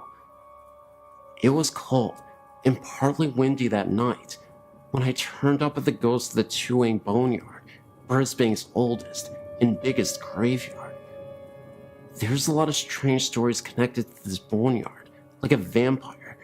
There's only 2 boneyards in the world that got fair dinkum vampires, Highgate in London and Tuang in Brisbane. The Bleeding Grave and Walking Statue. Yes, a wandering statue. Anyway, the tour barely began as our hostess was introducing herself when I saw something standing amongst the trees. It was solid and black. It was standing there watching us. I saw it, but I thought I was seeing things. Excitement that might have sparked off my imagination. But as I walked past this spot, there was nothing there to resemble that figure, but yet it was real, as you and I. It wasn't until a few feet ahead, I heard a weird clang sound right next to me, as if someone was banging in a pot or whatever. I thought it was the signpost rattling, but there was no signpost anywhere. Now that was frickin' weird. I thought, as I hurried on, looking behind me. Most of the night I felt we were being followed by something, as I was tailing Charlie. Best place to be in a ghost tour at the end of the line. Things started to get a bit stranger, like the cold wind I felt touching me, if there was no wind blowing. The same thing happened again 2 nights later, when I felt something touching my neck in my own home, or seeing things at the corner of my eyes.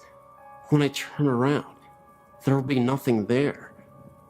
I thought I was ready for the madhouse at one point.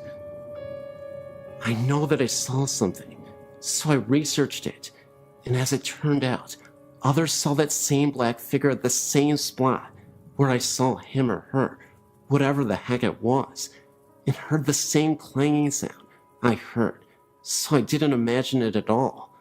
I hope I didn't. That's my story. I've got other great spine-chilling tales, which I'll put up ASAP, but this was the first experience I had in years, except for the ghost of my dog who came back for a few nights to bark goodbye to us.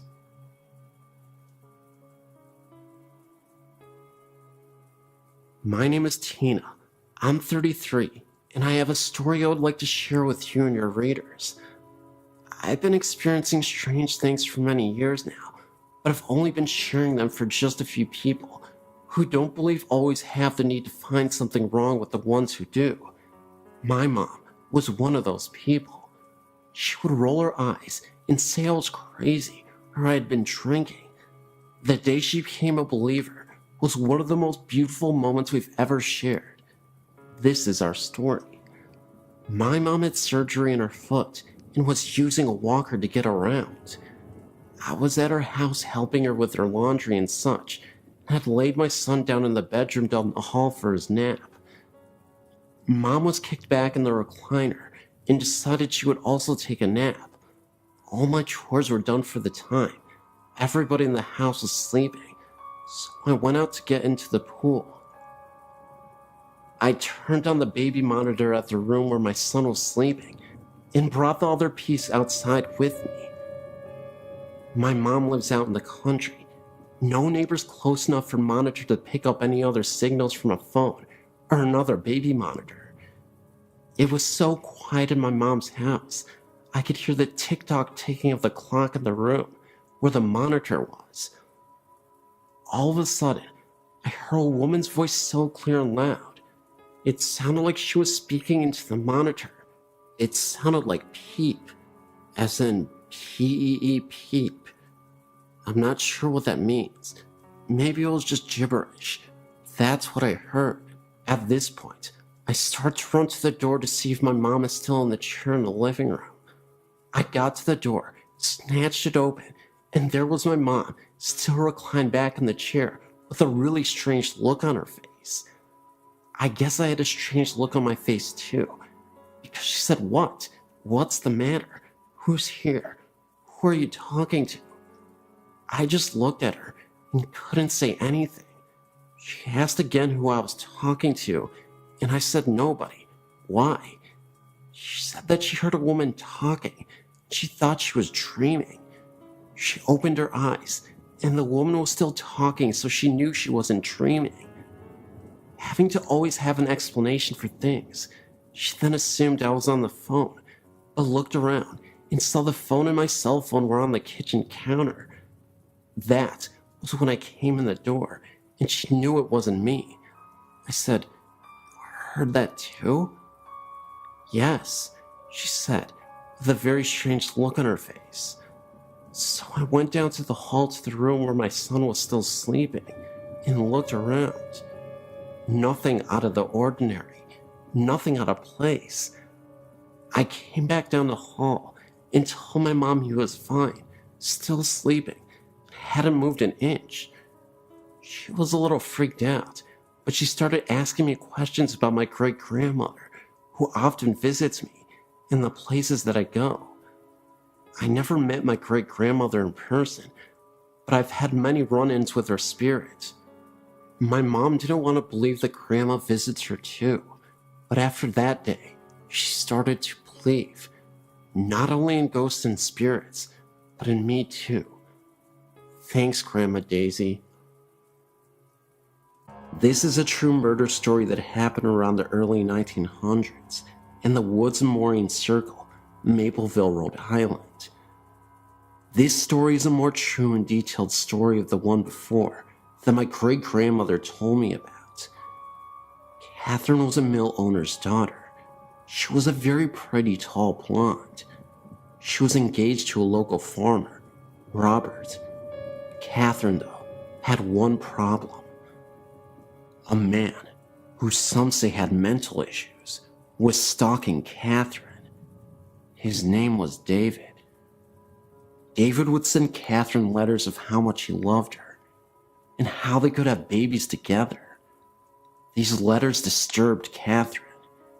He would watch her through the window and follow her wherever she went. One day, Catherine confronted him and told him never to talk to her again. David thought this was like a game, so he proceeded to send disturbing letters and watch her at all times. As a few days went by, he gave up. With this, he had a plan. If he couldn't love her, no one else could. So one day, while Catherine was going to the woods to get water for her family, David followed. First, he stopped at Catherine's fiance's farm. Robert was working on the farm as usual, and David came in from behind and stabbed him in the back with a pitchfork. Then he went off to find Catherine. Catherine was sitting next to a pond under a hemlock tree. David pulled out his knife and stabbed her through the neck. She screamed in pain as David ripped open her body. As she died, David messed with her dying body. Afterwards, he took her organs out, cut off her breasts, and nailed her heart to a tree, covered in blood. David went home and took a nap. He was supposedly awoken by the sound of dripping. He looked around his room, and it was covered in blood. In the middle of the room, Catherine stood there cursing at him. David had gone insane. He wrote his last letter to the police, telling them what he did, where her body was, and all that happened. He drowned himself the next day in a river. His body sprawled out on a rock, broken.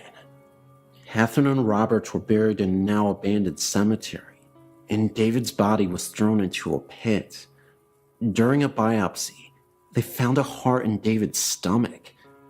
Some people think he swallowed her heart, while others think Catherine put it there. Still, rumors persist that late at night in the cemetery, you could see the couple holding hands as if nothing ever happened.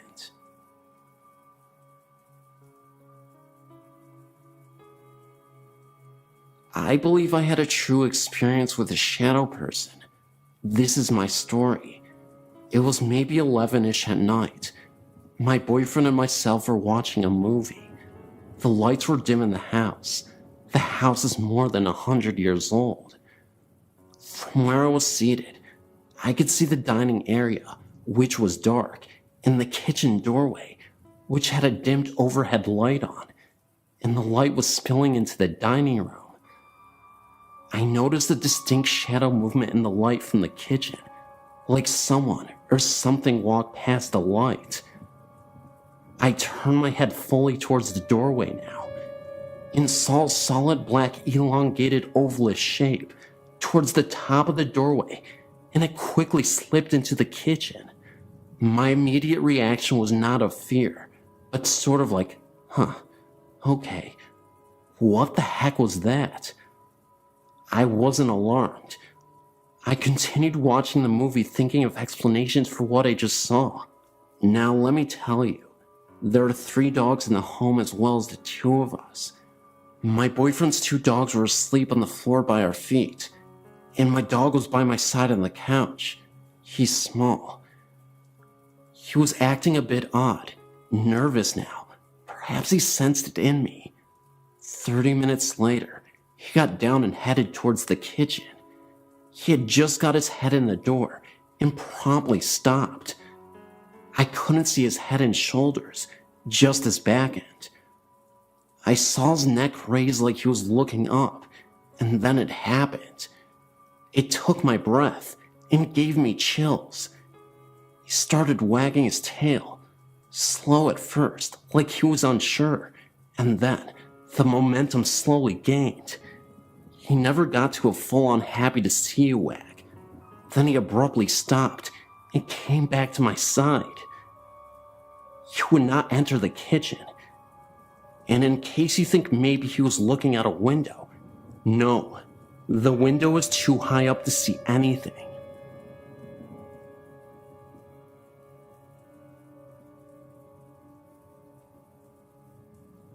My name is Guy, and I would like to share my experience at Lambertville High School.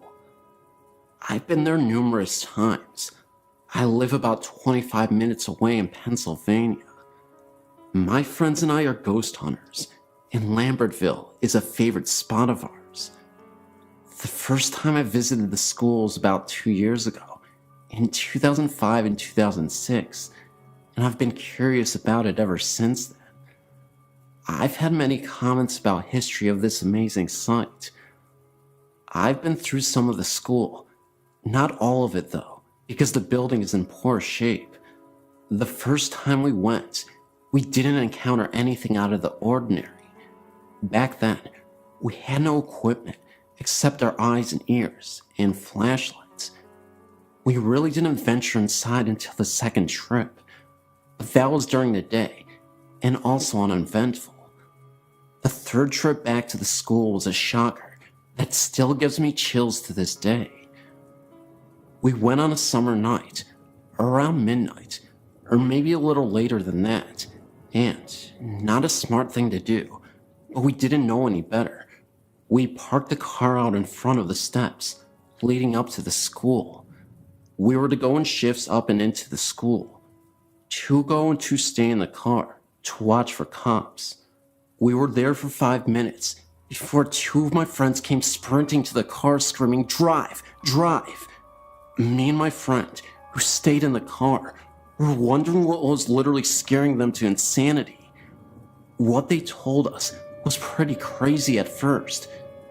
They said that while they were walking up the steps to the school, they heard the sounds of little children, little girls, giggling and laughing. At first I didn't believe it and wanted to go back to experience this for myself. I'm the kind of person that has to see to believe, but it's the hope of that proof that draws me back to this school. Anyway, that incident was about 2 years ago, and between my friends, it has been just a story with no proof. No proof until now. Last week, May 2008, me and my friends met up again, thanks to school being finished, and decided to go back. We went that night around 10 to 10:30 and stayed there for a good hour and ventured inside. Though we heard no laughing, I'm still a believer. I believe my friend's story and everyone else's stories of little children laughing because I caught it on tape. I recently purchased some equipment to help capture paranormal activity, and the most valuable tool I had that night was my recorder.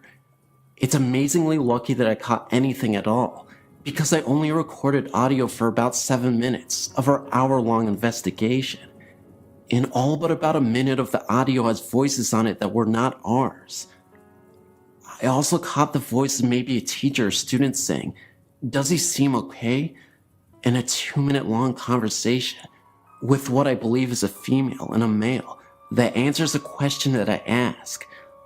I've showed this tape to my family and friends, and they all hear talking as well, and the laughter seems to freak everyone out.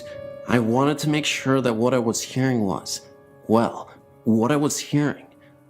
When I heard the laughing on the tape, I thought, my God, they weren't joking or trying to scare us. They really did hear something that night, something that I would like to share with your website, if that is alright with you. I just want to know that there's something other than this life. And that is what draws me to the paranormal. Thank you for your time, and thank you for reading this. If you have any comments or questions, please feel free to ask. I'd love to share these clips with you guys and your viewers.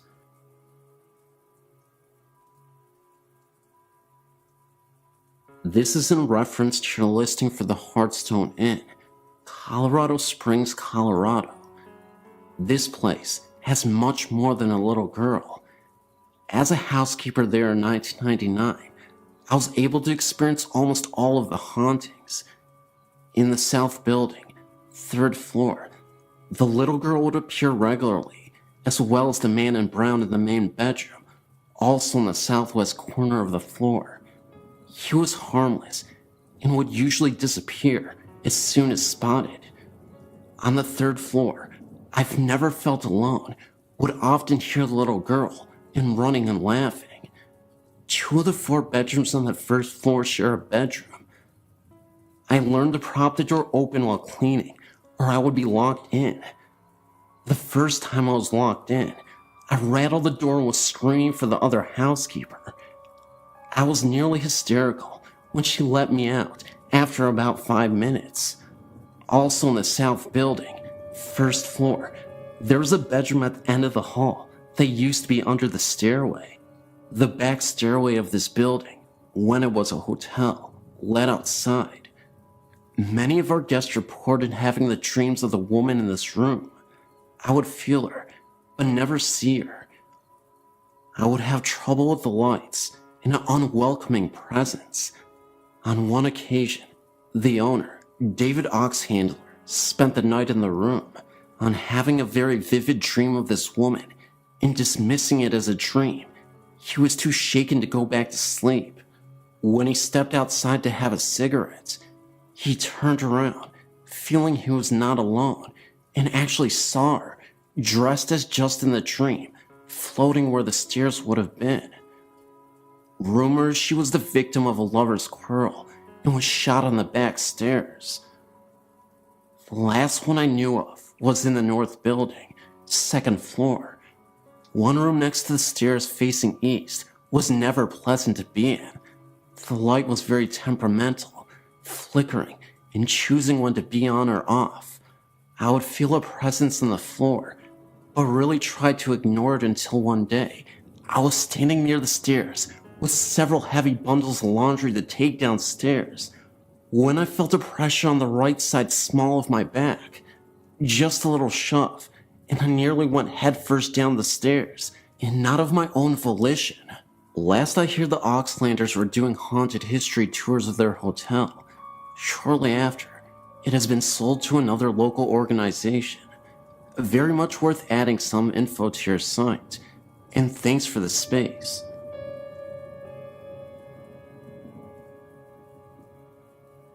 My wife and I had several experiences in our apartment over the last 3 years we have lived here. It began with hearing noises and creaks in the building early on, and slowly evolved to seeing shadows in the middle of the night in our bedroom. We both have had experiences where we thought to have seen a little boy in blue pajamas looking at things in our bedroom. 3 major events have occurred, which I'll describe in detail. Event 1. Summer of 2006. My brother was staying over because he is a minor, and our mother was going out of town. We had woken up late to eat breakfast and were playing a game of cards. As we are brothers and there is a significant age gap, we sometimes argue. I was being a little bit of a jerk, picking on a card selection he had made, when our kitchen trash can started to rock back and forth.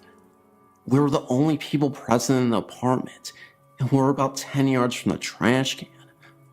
I investigated the trash can further to find that it was nearly empty and there was nothing that could have moved, so we went to the park.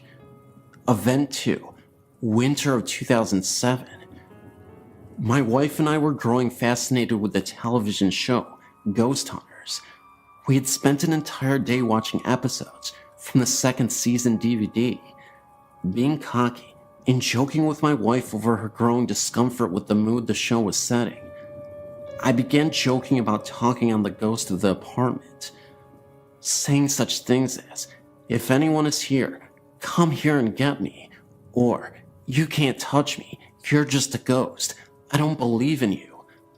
Later that night, at 4 a.m., I woke up quite distressed and felt that the apartment was shaking from a significant earthquake. I was sure that it was the big one and rushed to jump out of bed and pull my wife to safety in a doorway. She was in a state of shock as I lifted her out of bed and was scared of an earthquake also. When we finally got to the doorway and calmed down, I explained to her that I thought there was an earthquake but couldn't feel it anymore. She couldn't either. I began to grow very nauseous and leaned on her for support. I told her I wasn't feeling right and I blacked out. As I was blacked out, I heard sounds of people talking very quickly. At first I thought it was my wife, and I tried to tell her to slow down. I felt the sensation of running very quickly while I was hearing the rapid dialogue. I was growing angry when suddenly I awoke lying on the floor with my wife over me. She told me she thought I was having a seizure or something because all of my muscles had lightened, and I was screaming and moaning in a sense of fear. She said that I had also grown pale. All throughout that night, I felt the bed continue to shake. Event 3, soon after Event 2. I was angered by an experience I had felt earlier in Event 2, where I had awoken to what I thought to be an earthquake and experienced what I thought to be a form of being possessed. I researched how to hold a seance to converse with spirits present within the room and invited friends over to help with the conversation. I didn't describe the experience I had felt earlier so that it would not affect my friends' experiences that night.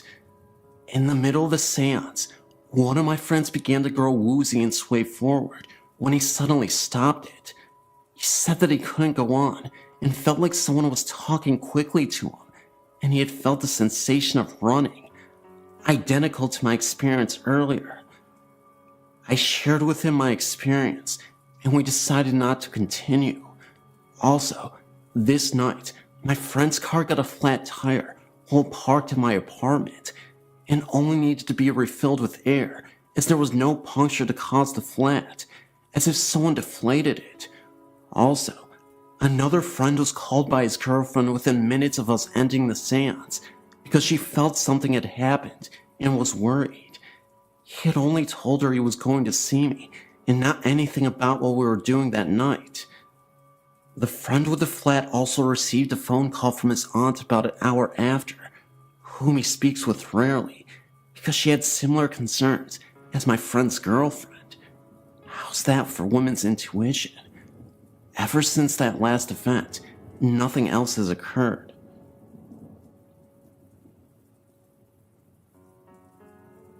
This is a personal experience that to this day has left me shaken.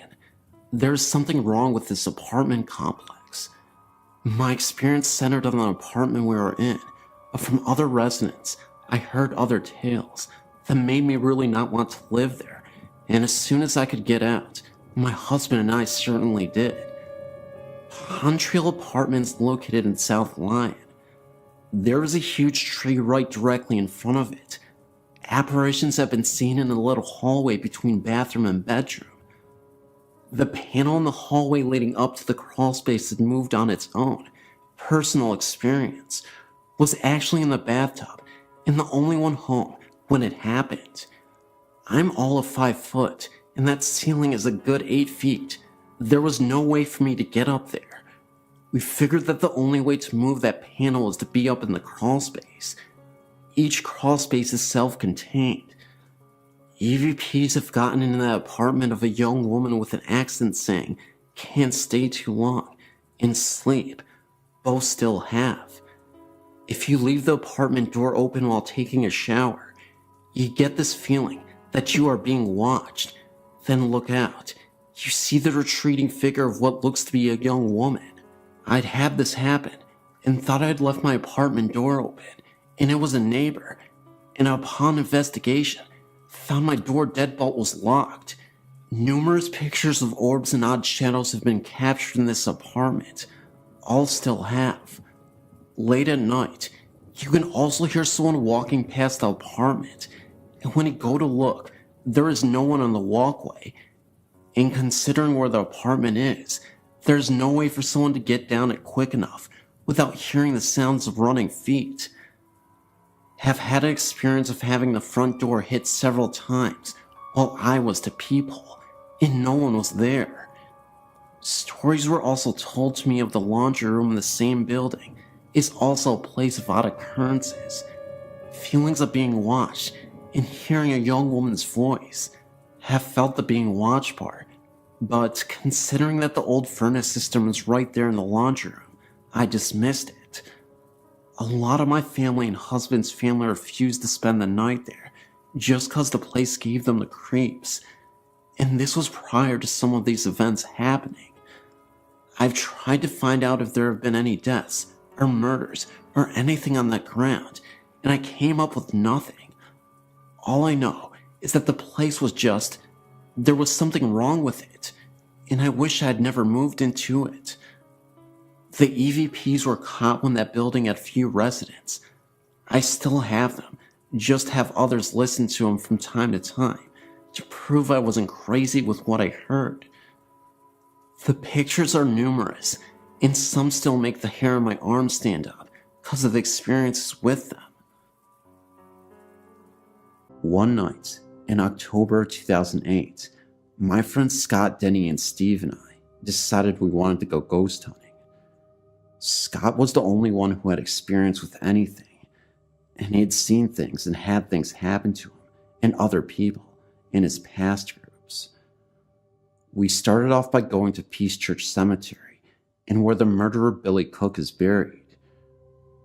We were equipped with a video camera, me, a digital camera, a digital voice recorder, a heavy-duty flashlight, Scott, and 2 smaller flashlights with the other 2 people. We walked around for a little bit as Scott instructed us to let our senses take hold of us and guide us as they please. If we got an impulse to do something, do it. We all had weird feelings, but eventually realized we weren't going to find anything here. We left, deciding to go somewhere that Scott had experienced before, the Waco Cemetery. Once we got there, we said our opening prayer and made our way out into the cemetery. Eventually, we split into 2 groups, me and Steve in one, Scott and Denny in the other. Steve told me to get a couple of specific things on video. He thought he had seen something he said was best described as a specter, with a head that shaped into a point and a cloaked black body. We walked around for a bit longer, and he told me he had seen it again. We walked towards the area he saw it, and didn't see anything. We met back up with Denny and Scott on the other side of the cemetery, and Scott started talking about the things that had happened to him here. He had been asking questions and talking in general, trying to pick up some EVP. He started talking about what he called the prankster that had slapped him in the face and possibly put scratches down his friend's back. We made our way back to the center of the cemetery where there were no graves, just a patch of grass. We stood around, and Steve told the other 2 about the specter he had seen and where he had seen it. Around that time, Scott said lights out. He took a couple of pictures, and the rest was silent. Then, we turned our lights back on for a few seconds before Scott repeated his order of lights out. This part gets a little blurry. I can't remember if it was before or after we turned the lights back on, but Scott is a big guy, wide and tall. He fell backwards onto Steve, who would have fallen on me had I not moved in time. He had fallen hard. He laid there and just looked confused, and his face was red. His glasses had flown off of impact of the fall. He asked where his glasses were. Then he asked, "Did I fall?" We tried to explain what happened from each of our perspectives quickly, as we were pretty freaked out, since this was our first experience. He had asked a couple more times as the rest of us came to the conclusion that he felt too hard to have just fallen from a loss of balance. I, for one, think he was pushed by some force. Anyway, we got him up to his feet. He looked around and said, "We're leaving." Scott was shaken, and that was all we needed to hear. As we walked back to our cars to say a closing prayer, Scott started coughing, which progressed into dry heaving. We had 8 Hoodies before we went to the first place, so we knew that he had something to throw up. We stopped to wait for him, and after he felt better, we proceeded to walk to a space between the cars to say the prayer. Scott began, "Our Father which art in heaven." It was interrupted by more dry heaving. Steve said, "Scott, are you okay?" He nodded and said, "Hallowed be thy," and cut off to some dry heave some more. This time, it was so bad that he lost his glasses and was down on his knees coughing up something that wasn't there. He looked up, straight at me, and gave the most evil glare I've ever seen. I immediately recoiled in fear, with tears forming in my eyes. I asked Scott, "Scott, are you there?" He got over this fit eventually as Steve said, "Hallowed by thy what? Finish the prayer, Scott. You have to finish it." Scott straightened up a little and hoarsely started to finish, "Hallowed be thy name." Again, the same occurrence had just happened, and he just kept coughing and dry heaving. At this point, Scott has regained his composure enough to finish, and says, "For thine is the kingdom, and the power, and the glory, forever and ever. Amen."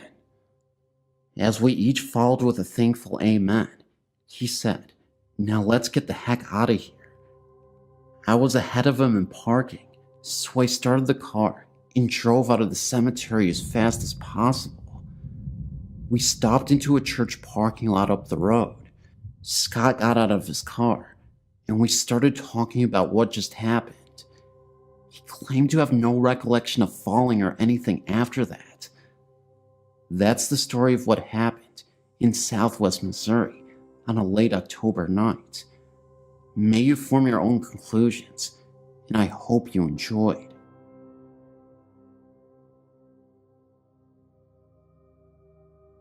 I've felt the presence of ghosts at some places I've been or lived at. I've never had an experience of seeing a ghost, but I can walk into a place and tell if there's a ghost there. I know if it's a male, female, or child. I've seen dark shadows, but not all have been black. Some are gray, like the color of a rat. One night, a very good friend of mine came over and we started watching a movie and eating pizza. I saw the dark outline of a male child peeking around the corner of the kitchen. I told my friend Dawn, who is very religious, and at first she didn't believe me. I kept seeing the outline of a head and shoulders peeking around the corner. Then, about 5 minutes or so later, we started hearing a scratching noise. I told Dawn that's the ghost. She said it was just a mouse. Then, I heard a loaf of bread fall on the floor. The bread is kept on the counter far back next to the microwave. I got up to investigate. The bread was lying on the floor, but had no holes in it from a mouse. I put the bread back and went back into the living room. Dawn got up to get a glass of soda, and when she went into the kitchen, she yelled. She said the loaf of bread moved across the counter and dropped on the floor at her feet. She started praying. Every time she stopped praying, you could hear scratching noises. She kept praying, and the scratching continued. Then it got quiet. We finished the movie, and as we were talking, we noticed the lid on the pizza box, which was propped up, started to slip down. Instead of just falling down, it closed. This was very slowly.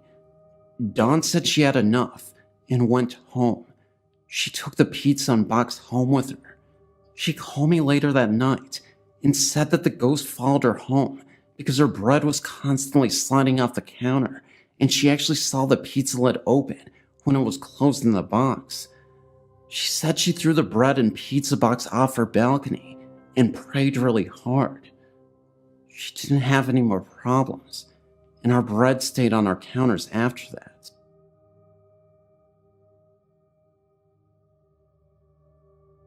I was at the age of 12 to 13 when my grandmother bought me a rocking chair out of what she said was a yard sale.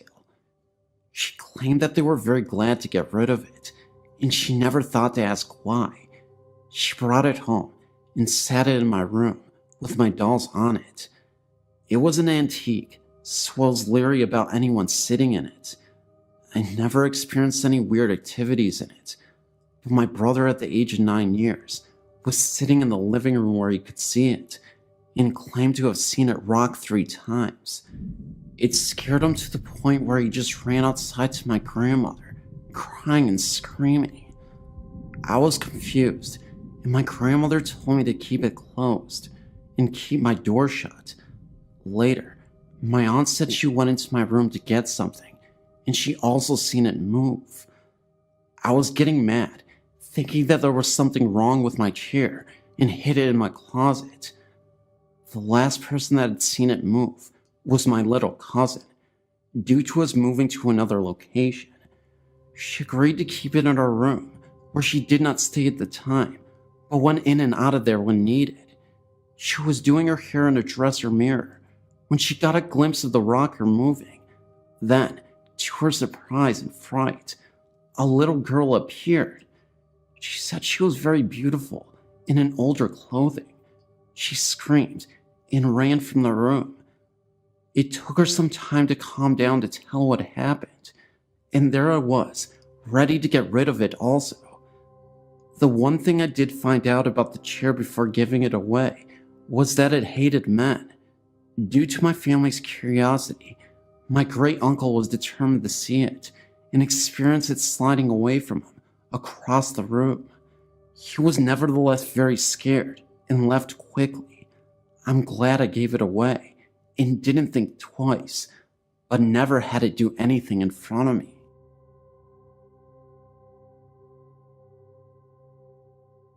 I didn't experience this myself. It happened to my mother a couple of months ago, and she told me about it after it happened. What happened was, a couple of months ago, my mom was prepping for a party in our kitchen at about 9:30 p.m. Me and my brother, who were about 11 at the time, were both at the house at the time. I was upstairs, and he was in the living room.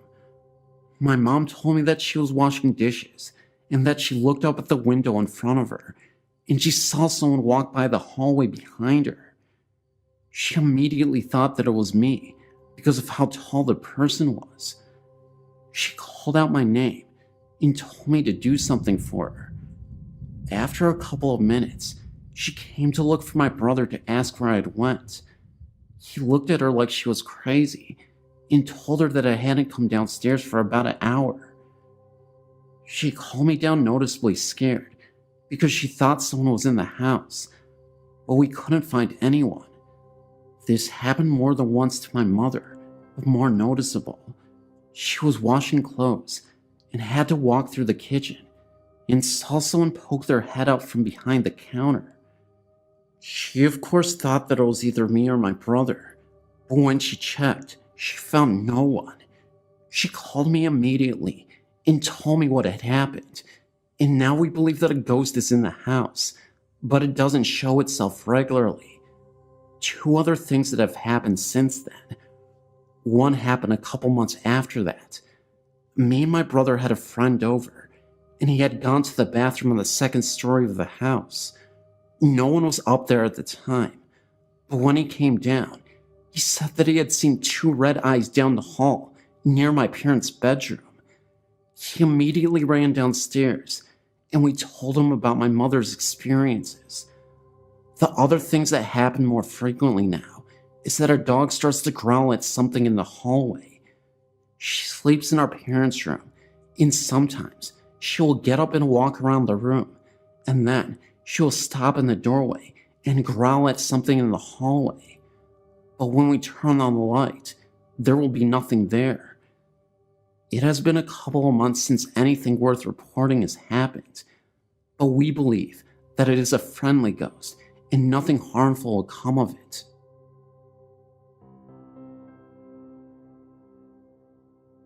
Even though I'm terrified of this kind of stuff, reading stories and watching things on TV about it is very interesting to me.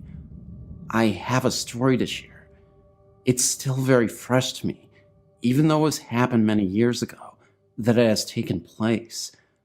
My husband and kids laugh at me when I tell them my story, just because some of the things that went on. They find it more humorously amusing than seriously true. This story took place when I was about 5 or 6 years old, in a house we lived at, in Oregon, Ohio.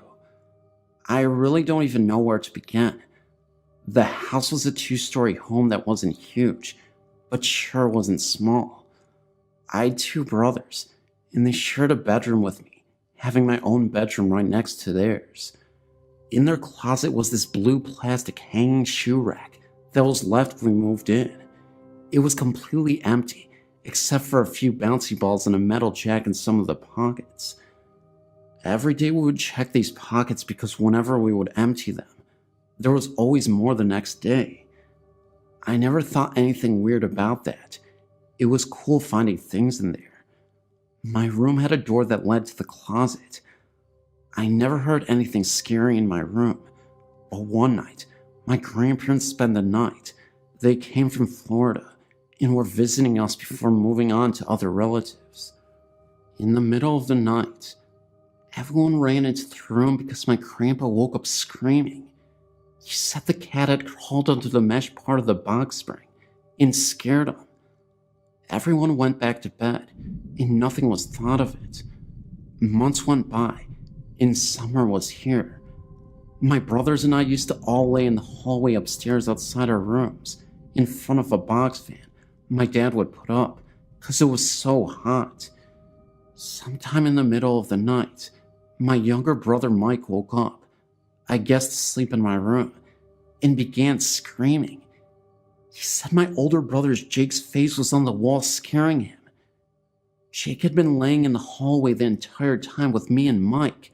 Still, everyone shrugged it off like the other things that had happened and figured he was sleepwalking. I've heard things throughout the night on and off after the last incident, but the last and scariest part of the house that happened to me, and I'm not sure how much time in between this happened, is one night when I was sleeping with my cat. It was sometime in the middle of the night, and for some reason I woke up. My cat also woke up. My cat was tucked under my arm at my side, and all of a sudden, it opened its eyes wide and hissed with its hair standing up on its back. Then it darted out of my room. I didn't understand why the cat acted like this, and seconds later, at the end of my bed was this figure. It was definitely human, but was all white and misty. It had no features or limbs. The only feature I remember is seeing an O-like shaped mouth. It was just standing there, but then looked like it was moving slowly closer. I kicked my feet at it, and nothing happened. I just kicked right through it. I was scared to death and ran into my parents' room and slept there the rest of the night. I thought I heard sounds coming from the drawers in my dad's dresser the rest of the night, but never heard anything or seen anything since.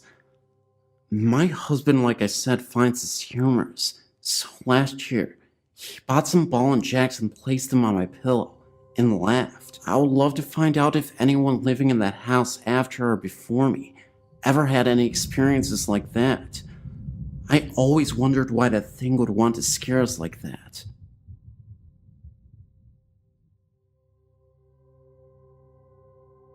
My grandfather was a member of Washington Country Golf Club in Washington County, Pennsylvania. The golf club sits on top of a hill and used to be a very old farmhouse that dates back to the 1800s.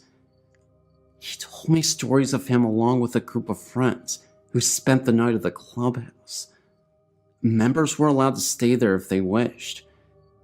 It was said the old farmer who lived in the house lost all of his money and the farm went under. After this all happened, the farmer then decided to end it all. My grandfather said that during the late hours of night, you can hear footsteps walking back and forth upstairs. They went upstairs, and no one was to be found. Even in the ballroom, the lights would be seen turning off and on by themselves, as doors were being opened and closed as well. I myself have been in the clubhouse, which is very old, with wooden stairs and floors. I have even seen the bar going across the staircase, where it said the farmer had done the deed. I've heard this story from other members of the club. Whether this is true for sure or not, I don't know exactly. Another story I've heard takes place in Peters Township in Washington County. I've been told by an old football coach whose family lived in the town all their life, dating back to the 1700s, I believe. He tells a story of an old haunted railroad tunnel close to Hidden Valley Road in the area. It's said that many years ago, when the railroad was a busy place, a man was hooking up two boxcars. The boxcars then rolled together, hitting the man in between the two hookups. The man was cut in half from the two boxcars, and many people say that they have walked the tunnel holding hands across the tunnel very late in the night. They said they have seen a man walking at the other end of the tunnel with an old oil lamp in his hand, swinging back and forth. They even say that a train can be heard off in the distance, but no train even came. The story has been known as Boxcar Willie. I've heard this story from many different people in the past.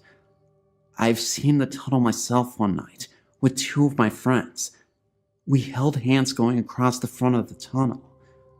We all then saw a very small light at the end of the tunnel. Never went to check it out, but something was there. We all saw this light. It may have been something off in the distance, but I believe it was Boxcar Willie. We all felt something very weird that night. That's why I get the feeling something was out there. My name is John, and this happened when I was 10 or 11 years old, so it would be around 1978 or 79. While I was younger, I was involved with the church, and this happened one Sunday morning while I was setting up for Mass. I was the only one in the building setting up when I heard a loud bang coming from the choir loft at the other end of the building. Curious, I stepped out from where I was and called out hello, and there was no answer, so I figured that the person just didn't hear me and was just doing what they needed to do in getting ready. I was looking up the chair loft to see if I could see the person, and there was no one there, and figured that someone had just fallen down, and the noise just echoed throughout the church. I was just going through the normal, rational ideas to come up with a reason for what I had just heard. Right then and there, I had a feeling that I wasn't alone. Normally, I wouldn't have minded, because I figured that the organist came in early to get ready, but this was different. I had this uneasy feeling that not only was my life in jeopardy, but my soul was. It was a fear that I never felt before, or since. As I was looking up at the chair loft, I couldn't see anyone yet. I could sense that there was something up there. It then appeared to me. It was a shapeless and formless figure, and it was exuding, or giving off this evil that just penetrated through me like sound would at a concert if you were standing too close to the amps. What I felt went way beyond the fight or flight reaction people talk about when faced with a situation like this. I was frozen there, beyond being scared, and my mind didn't process things for a few seconds. Then all of a sudden, I guess my mind snapped back to reality, and I just ran and took off out of the church and stayed there. I then saw the priest come out of the rectory and started going over to the church. I didn't realize how far I ran until I started walking back to the church. I'd ran about 100 to 150 feet from the church when the priest had finally seen me fully dressed to take part in the mass and seen how freaked out I was. He asked me what had happened, so I'd told him what happened and what I'd seen and felt.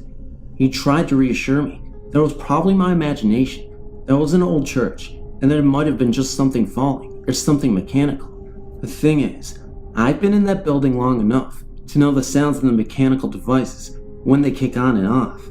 Another thing that I know is that my imagination wouldn't give me that life-threatening feeling of being able to tell me that there was something giving off such evil that reverberated throughout my body. I've always been a skeptical person, even since I was this age, and not only that, I've never let my mind get the better of me. I've never lost my faith in God and His advisory, and I feel that's what this one was. Some kind of evil spirits, or demon, and since that day, whenever I went into that church, I always made sure that there would be someone else there so that I wouldn't have to come across that thing again. Then again, this wouldn't be the first time I've come across something like this. But then again, that's a story for another time. It's because of this situation that I became curious about the paranormal, and yet I still try to rationalize everything. When dealing with a situation like this, I believe that saying if you rule out the probable, all that remains, however improbable, must be possible.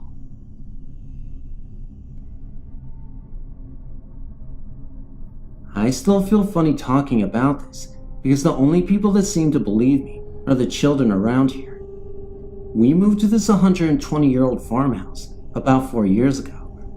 When we first moved here, my youngest son was 3. He would ride his tricycle back and forth from the living room to the kitchen, which at the end was the basement door.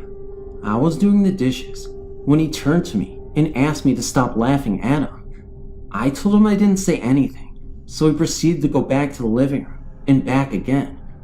When he reached the basement door, he turned to me and said, "Can you hear them, Mommy? They're laughing at me." I left it alone, but I never forgot it.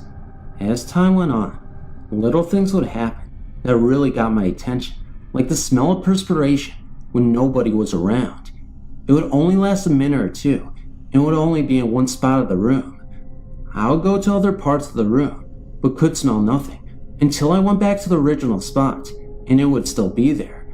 I would also smell it, as if it were just passing by in front of me, and then be gone. This continued for the next year, and then one day, I laid down with my son for a nap. It was about 1 in the afternoon. I would wait until he fell asleep, and then I would get up, but before I could move, our bed started shaking for no reason. It only lasted a couple of minutes. After that, things happened a lot. My 8-year-old started to get smacked on the leg when he was asleep. He would always come downstairs afraid after it would happen. I started getting nudged in my leg at night, like someone was trying to wake me up. I'm a very light sleeper, so I would wake up immediately and look all around my bed and my room, but nobody was there. One night, when I was sleeping, I felt something lay across my legs. I tried to move, but it was so heavy, so I started to kick real hard and crazy, and it went away. Again, nothing was there. My son was 5 when he asked me if I could see the man's work boots standing in my dining room. He would see black things floating by and asked if I saw them. He would describe them like shadows. But the clincher was when we were all sleeping at 4 a.m. in the morning and my dresser started shaking so hard I thought I was going to fall over. I spoke to my pastor's wife about it, and she said they say a prayer every night and then ask the Lord to protect them from any harm or evil. I started to do that with my children as well, and we added it to our prayers, but we also added spirits also, and we've never had another problem since. Occasionally, I do still smell him from time to time, and I do still hear footsteps across the ceiling when nobody is upstairs, but that's no problem. I don't mind. Thanks for giving me a place to tell my story and not feel like I'm crazy.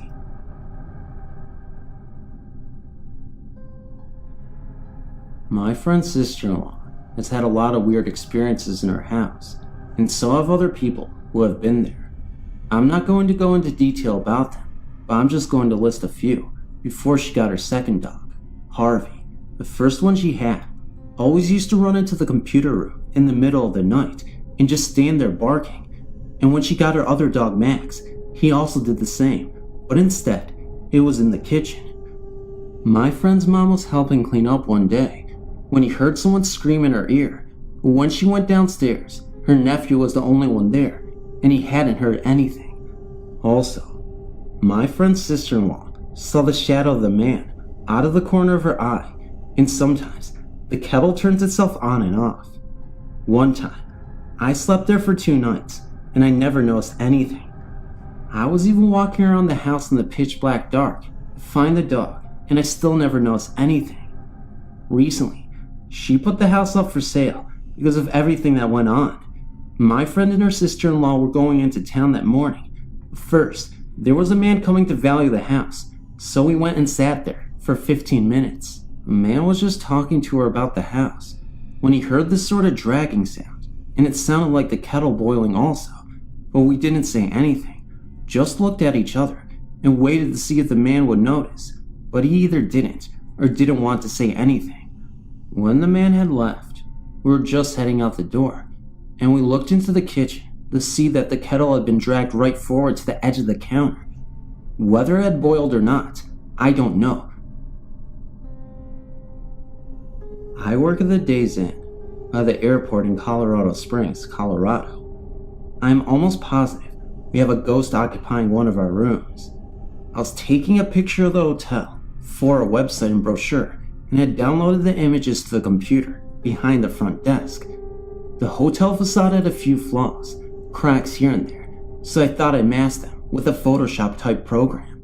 To get a better idea where the flaws were, I made a negative copy of the picture to see what needed to be fixed. I zoomed in on a small crack in the stucco on the 2nd floor, one room over from the lobby area.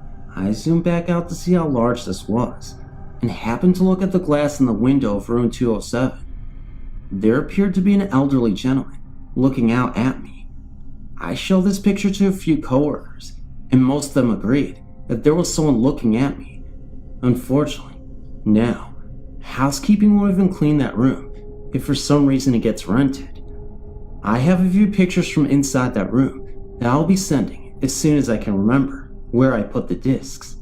One pic is taken from directly outside the door and has an orb. The next is inside the room and has what I can only describe as a floating worm light. I suspect Henry, well, he's got to have a name, just likes it up there because it's peaceful. Few guests have complained about chills or a bumping noise, but nothing more than that.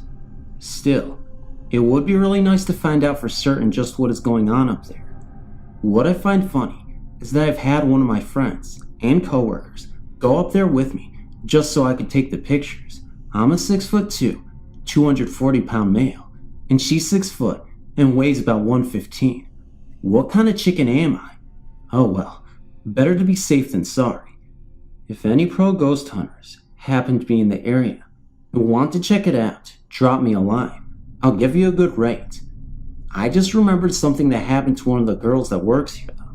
Shortly after I showed her the pictures at 207, she went up there by herself, looked around, and then sat on the bed. The smoke detector was directly above her and fell, giving her a small lump and a big scare. I guess he doesn't like her too much.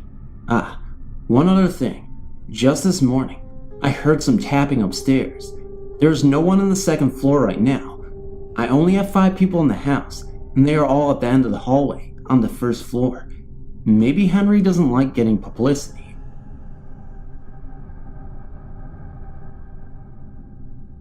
My house is haunted by something, someone.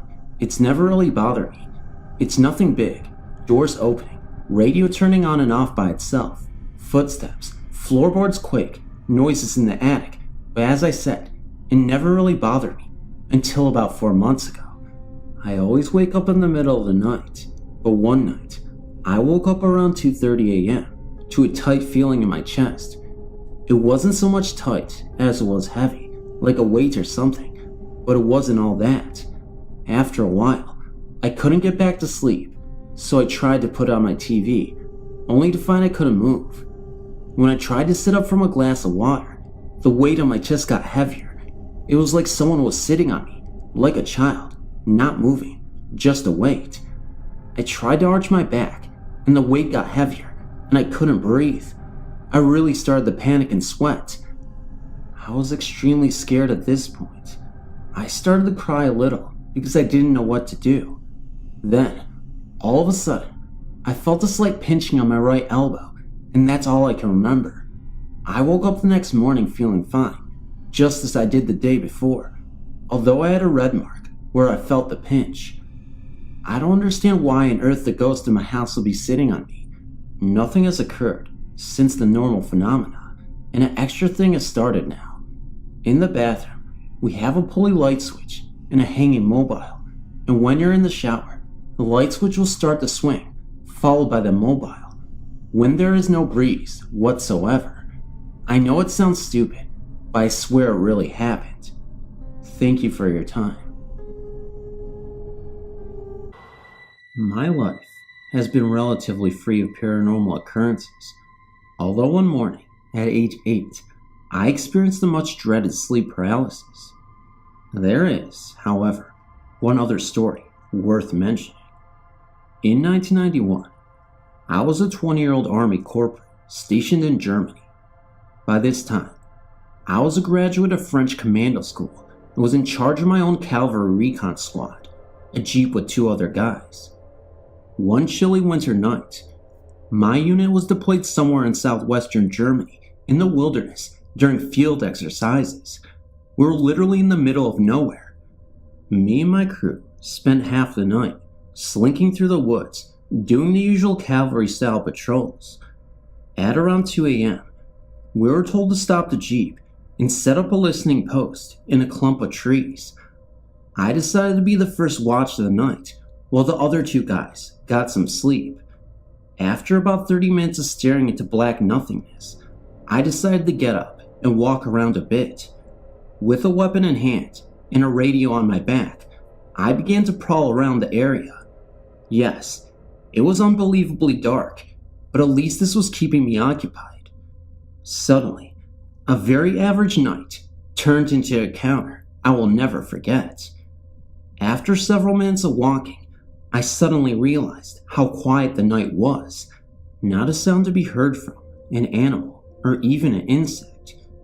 Thinking this was a bit strange, I walked a few more paces before realizing I was right in the middle of a very old deserted village. I pulled out my night vision goggles and noticed that the village consisted of about 7 or 8 old stone houses. Only the walls remained, as the old thatched roofs were long gone. Suddenly, I felt this dark, evil presence like a weight on my shoulders. I knew I was being watched by someone or something, and I knew that I was not welcome in this place. I slowly turned around and began walking back the way I came, with every footstep in the tall, dry grass sounding like a firecracker. It was very slow and painful walking out of this place.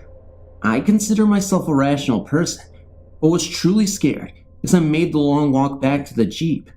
Needless to say, I spent the rest of the night inside the jeep. As you read the stories on the site, it may be hard to appreciate the feelings others have felt if they try to tell their tales. I promise you, the fear and sixth sense we have felt during these tales are the most important part of the story.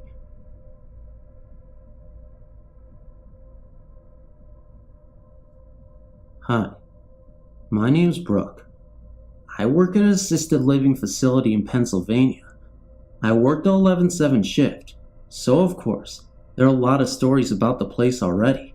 But besides that, I was wondering if the experiences I've had, as insignificant as they may seem or be, could be the activities of ghosts, or just my mind.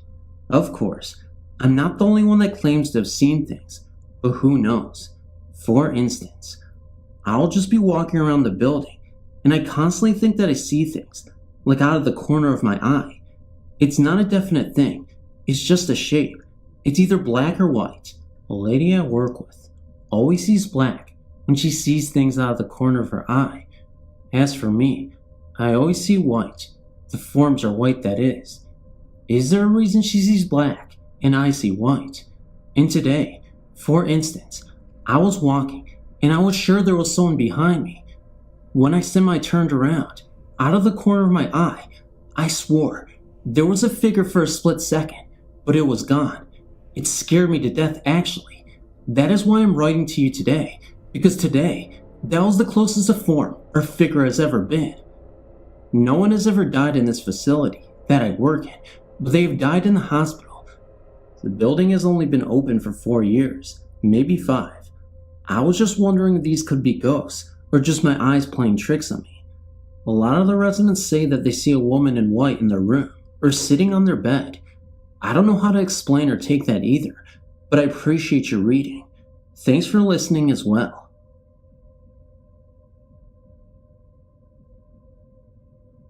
The story I'm about to tell you happened to me directly, and has forever changed my view on the supernatural. I would like to state for the record that I've always been a skeptical person who never believed in anything that couldn't be proven. Before my experience, I didn't believe in ghosts and had never given the topic a second thought. Since that period of time, it has always been on my mind frequently. This is my story. The event in question occurred several years ago at my grandparents' house. I was 19. I'd been out with my friends and returned home around 2 a.m. I retired to my bedroom on the second floor of the house and got into bed. I'd been lying there for 2 or 3 minutes, reflecting on the events of the evening, when suddenly I heard the muffling screaming of a woman coming from the basement. Almost immediately, the screaming began to slowly ascend the stairs, and within a minute had reached the first floor. It continued to ascend the stairs, and 30 seconds later had reached the second floor and was right outside of my room. The screaming was very loud and was clearly that of a woman. My bedroom door was closed, and I could therefore see nothing. The screaming continued outside of my room for approximately 1 minute, and then slowly began to descend the stairs into the basement. When it reached the basement, the screaming ceased, and the house was silent. That is the end of my story. I feel that in order for me to give an objective account of this occurrence, it is important that I detail my own actions and opinions. When I first heard the noise, I recognized that it was coming from the basement, and although it sounded like a woman screaming, I immediately disregarded this as being ridiculous. I started to try and rationalize what I was hearing. However, my analysis ended rather abruptly when I realized that the noise was getting closer. By the time I reached the first floor, it had become quite loud, and being unable to think of any rational explanation for such a noise, I became convinced that the ghost of a woman was ascending the stairs of my grandparents' house. I became completely terrified and quickly sat up in bed, both so that I could hear better and so that I could run, if necessary.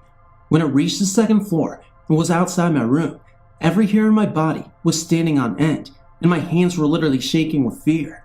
I was too scared to move, and for that reason, remained stationary until it returned to the basement and the noise subsided. I stayed where I was for several minutes, waiting for the noise to return.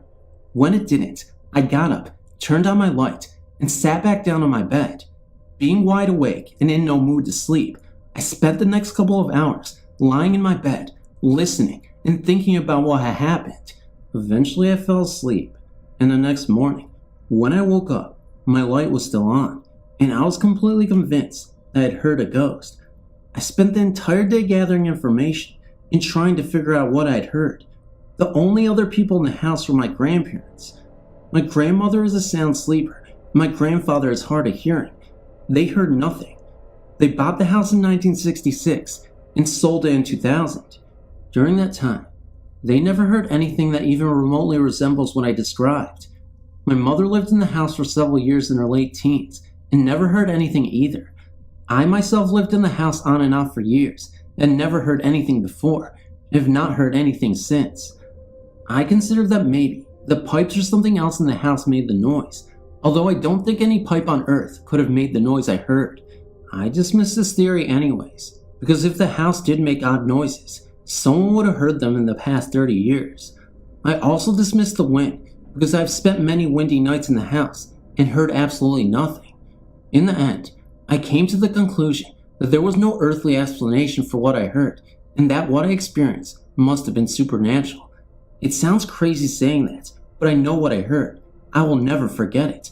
I'm sure it was a ghost. In conclusion, I would just like to state that all of my friends think I was asleep and that the whole thing was a dream. I would like to touch on this briefly. The first thing I would like to say is that I know I was not asleep. Here's my case.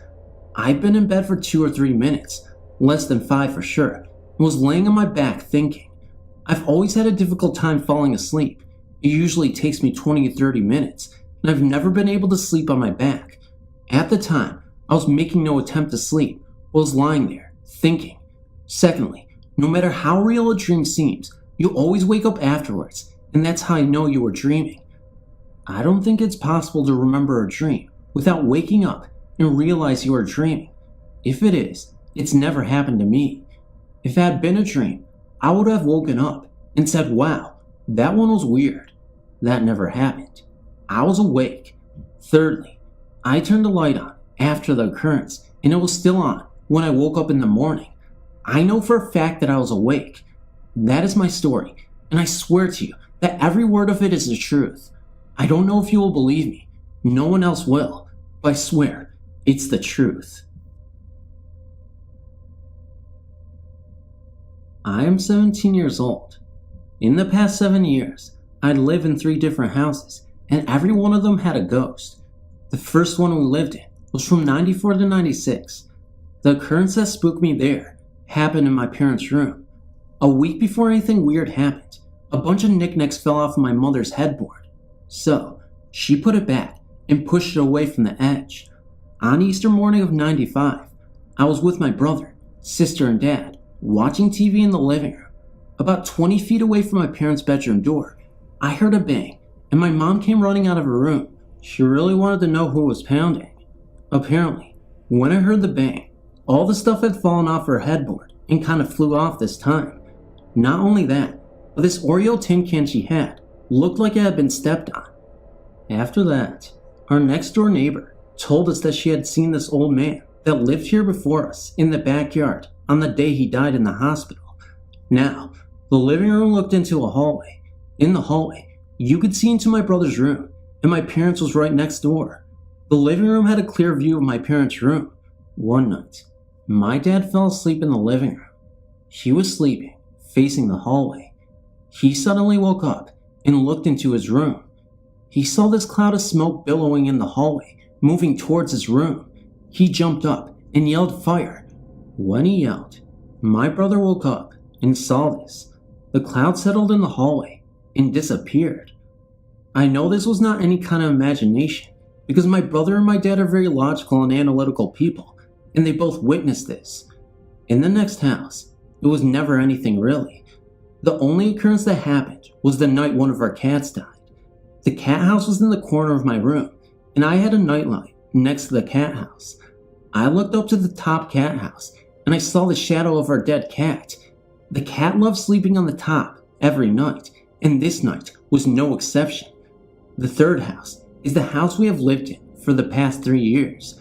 I believe it all started with the woman. My dad wakes up early in the morning to get ready for work. When this happened, my mom would occasionally fall asleep in the living room. There's a door next to the entryway that leads into the back hallway where all the rooms are.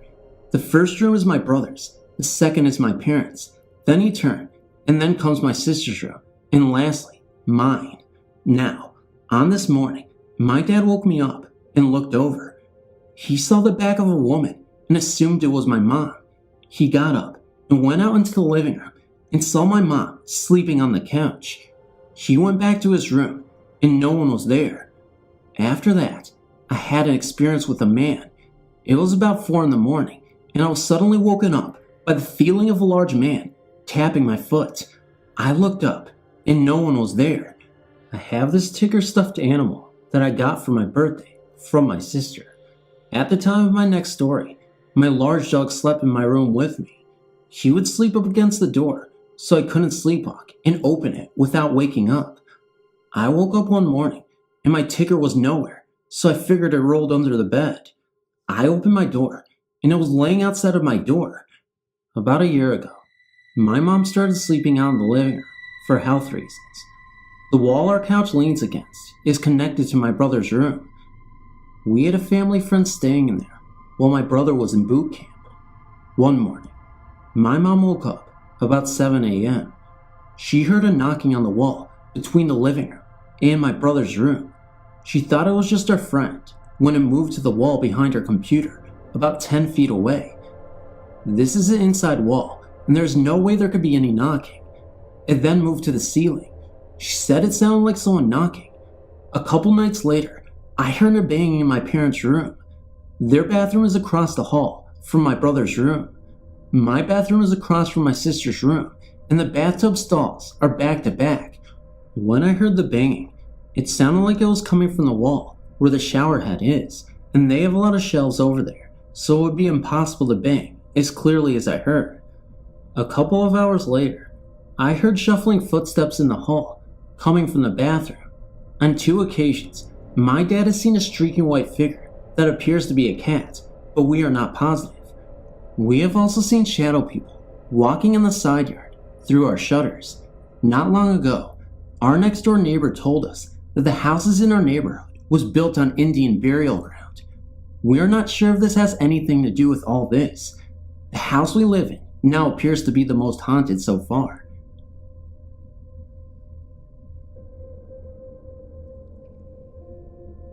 I'm 17 years old, and I used to live in an old house made in 1921 in Haverhill, Massachusetts that I know is haunted. One day, when I was 10, I was in my upstairs bedroom with my 2 sisters coloring. I think that's when it started. We were home alone when we heard the closet at the end of the stairs slide open. Then we heard it slide back. The sliding doors of the closet always made a loud rumbling noise when it was open. When we heard it that day, we didn't get scared at first because we thought my mom had gotten home from work, so we ran downstairs to greet her to find that nobody was home.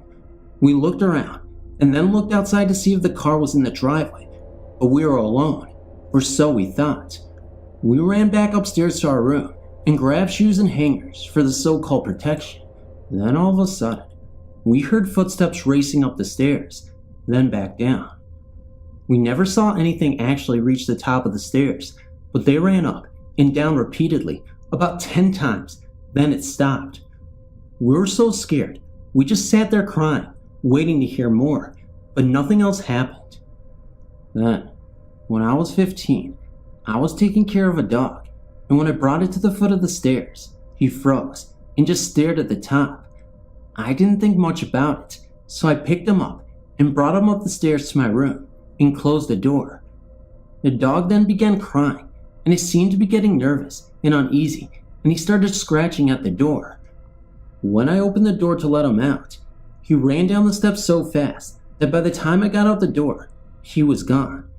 After that, many more things started to happen. I woke one morning to hear something or someone dragging themselves on the rug next to my bed. I was so frozen with fear that I didn't even look to see what it was. The cabinets in our kitchen would open and slam shut by themselves. I could also hear the silverware jiggling and slamming inside the drawers. There are even moments where the computer keyboard would also type by itself. I've also had my foot slapped and have felt something sit on me while I was laying in my bed. There are also too many noises and weird things to explain, and also creepy dreams. So I'm glad to be out of that house. Well, I would like to know if the house has some kind of history or if anybody died there. Last year, after we moved out of the house, our cousins were sleeping over and we were talking about our old house. One of my cousins, who slept over our house a lot, asked why our dad always walked up to our room and why he did it over and over without ever coming into our room. We told him about the day we heard the racing footsteps running up the stairs, and she got so freaked out. My other cousin also said she hated sleeping in our room because she always heard those same footsteps coming up the stairs but never making it to the top before it ran back down again. Now in our present house in Orlando, Florida, weird things have suddenly begun to happen. Noises, shadowy figures, and also short wide figures have appeared.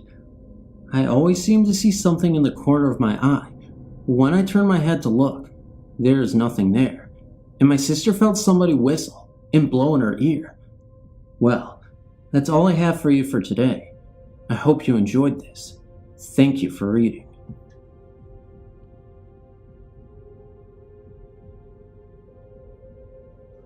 Hello, my name is Nikki, and I'm 14 years old. Unfortunately, I don't remember the details to my story very well, because it happened while I was about 4 or 5 years old. But anyway, my family lived in a large house that was actually quite old. One night, I was asleep in my bedroom on the stairs, and I awoke in the middle of the night. I went straight across the hall to my brother's room and asked him to come downstairs with me because I was scared and wanted to sleep with Mom and Dad. He asked me why I was so scared, and I said I didn't know. So he came down with me. We started down the stairs, and I froze at the sight of what I saw. There was a little boy at the end of the stairs. Now, this could have been my younger brother, but my brother was just a few months old. This little boy had brown hair and was just sitting at the bottom of the stairs. I wasn't scared, so we kept walking. We got into my parents' room, and I was getting ready to climb in their bed, and all the lights in the house came on at once. My dad woke up and checked the circuit breaker, but nothing was wrong, so he went through the house and shut off all the lights. Well, the next night, I saw the same little boy, and the same thing happened again.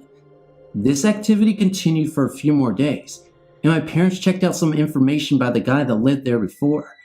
He said a little boy around the age of 5 died because he was very sick. He died in the middle of the night in his sleep, and a few hours before he went to sleep, he turned all the lights in the house on because he was afraid of the dark. I have never seen anything since, even though I've moved several times. I always somehow sense when there is an unknown presence around them. I'll always remember that night.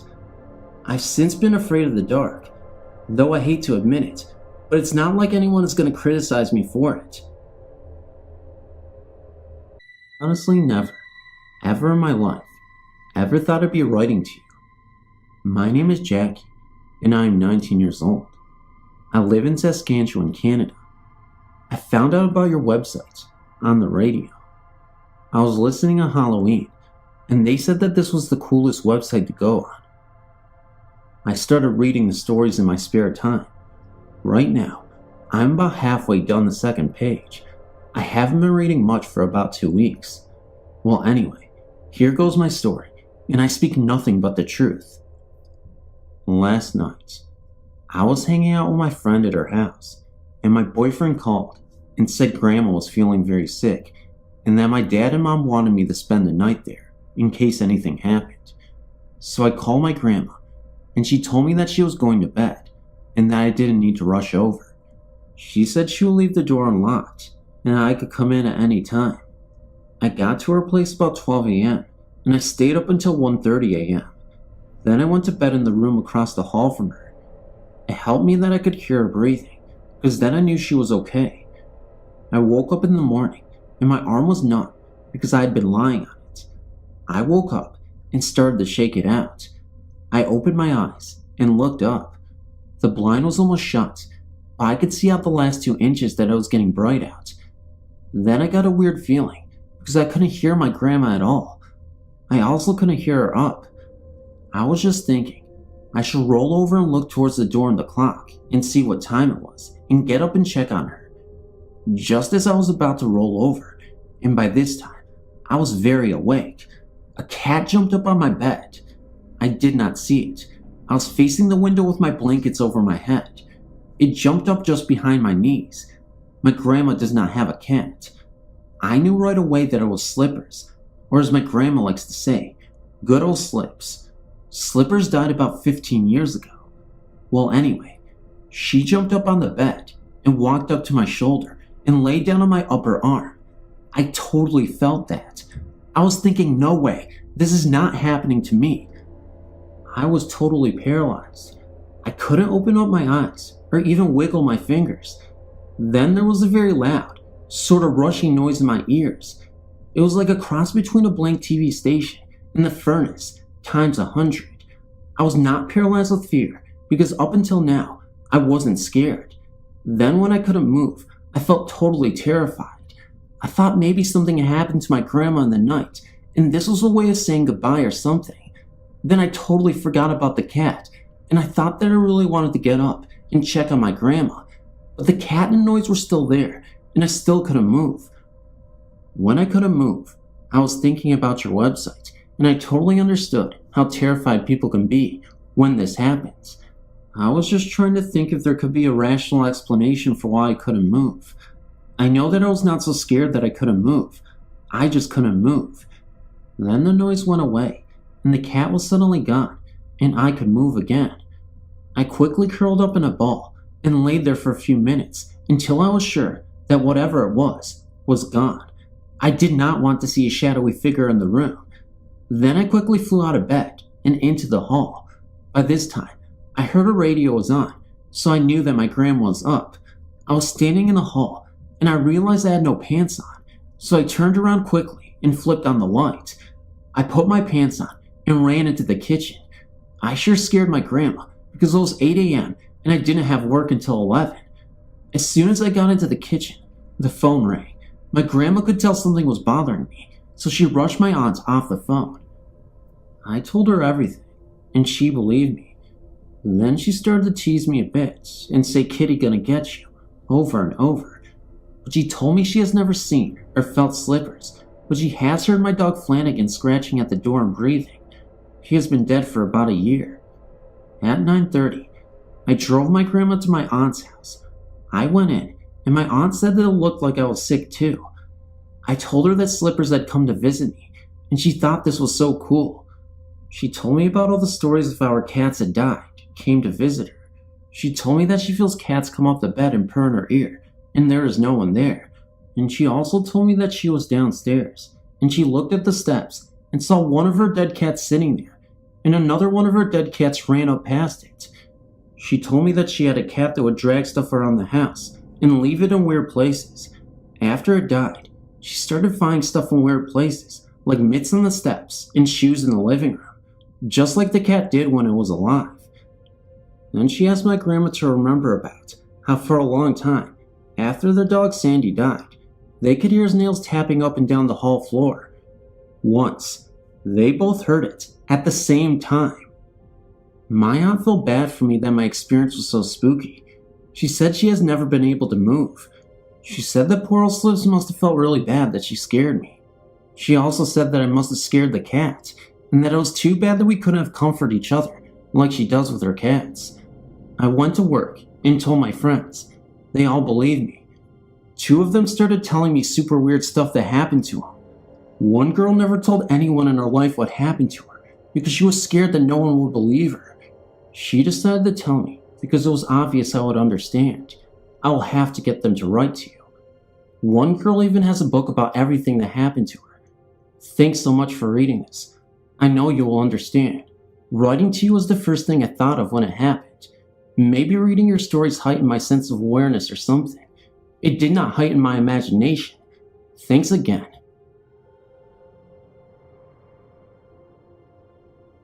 I live in London, Ontario, Canada. I moved into a complex near the beginning of September with a very, very tiny history altogether. The complex itself is fairly new, and as far as I've been able to find out, only has had 1 death, and the house it happened in has no report of any mysterious incidents. With my stay at Unit 40, I've experienced a couple of things that seem quite odd, and I'm not alone. My mom has experienced a few things as well. All that has seemed to happen seemed to be directed towards the entire family, where in contrast to your story, the spirits seem to be focused on you. The things that have happened have not been harmful or even seemingly of evil intentions. If there is a spirit at all, it seems to only want to be recognized as being there. I picked up the feeling of someone being out of place, first I think. It all started with the basement door. Someone will close it tightly and go upstairs or to another part of the house. But whenever someone returned to the door, it would be open only 1.5 inches every time. At the top of the stairs, on the upper floor of the house, there is some sort of a wall that is only about 4 feet in height. Whenever standing there, I would get the odd feeling as if I was standing in someone else's place. Sometimes to the point of feeling nauseous or overwhelmed with an intense throbbing in my muscles. When informing my mom that I felt someone or something was also with us, she sort of shrugged it off. but it wasn't until she told me that the reason for the door opening was that people weren't closing it tightly, that the door opening stopped completely. After that, things that weren't so easily put off started happening. One night, I went downstairs to do the laundry. By our washer and dryer, we have two sinks. One, the closet to the washer, is always filthy. The one next to it is spotless, and out of habit, I took a glance into the sink to make sure nothing was there, and of course, nothing was. Well, before I could even finish putting the laundry on, my dad came to the door. My mom and dad are not divorced, just separated. He stayed for no longer than 30 minutes, seeing as though the other member of the family besides my mother and I, my brother, 10 years old, 11 in March, was not there. When he left, I went back down to finish the laundry. Taking another glance in the sink, I saw, which quite frankly terrified me, a tiny footprint pressed into the dirt. Seeing as no one beside me had been in the basement in the brief 30 minutes I was away, I got quite scared. Trying to think of all the things logically, I kept coming to the question, why? It was most definitely a footprint, slightly smaller than my brother's. The footprint is still in the sink. We're keeping it until we can take a photograph of it. And even if a little kid did it, and I just didn't notice it before, with the bad lighting and all, why the sink? There are no windows in the basement, and the only way to get to the basement is through the house. And with 250-pound Roddies, not too many little kids are happy about going through our house. Another thing that bothered me was that it was only 1 foot. If a little kid did it, how did it get into the sink in the first place? The edge of the sink comes up to my little brother's neck.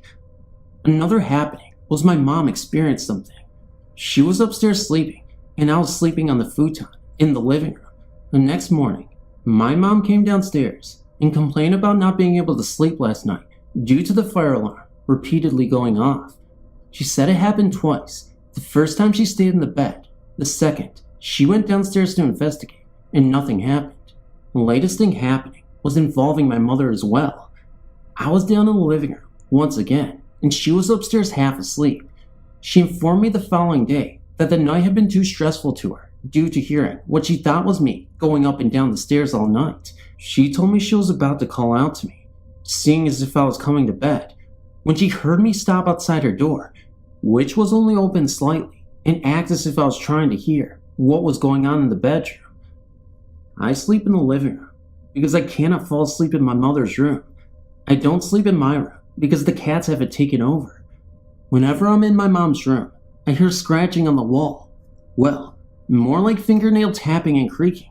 It's so bad and so realistic, I fear turning my head towards the sound, thinking I'll see someone standing there.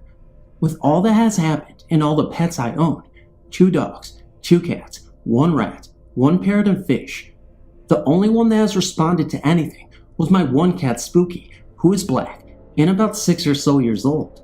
Whenever Spooky is out and about the living room area, she becomes quite agitated. Her emotions are if there is a fly or bug pestering her. The way her back jumps and hair stands on the certain parts of her body is interesting. She growls and hisses, then jumps away from the area. Then she seems to act fine. I'm not sure if there's more to what is happening that I'm not seeing, or if I'm seeing too much into everyday things. However, whenever I put off our experiences, my mind drifts back to the footprint in the sink. My mom and I get the feeling that the spirit, if one, is one of a young girl about the age of 12 or 13. When asking someone that has had a few ghostly experiences of their own, an older woman, she says nobody has had anything happen to them in Unit 40, but one time, one of the previous owners took a picture of a porcelain doll on a couch, and in the photo, the doll was glowing. The most unusual thing about this, though, is that it was like brighter than the flash itself, to the point that the doll was just a blur. But the woman said that the people were just weird themselves, and not to worry about anything.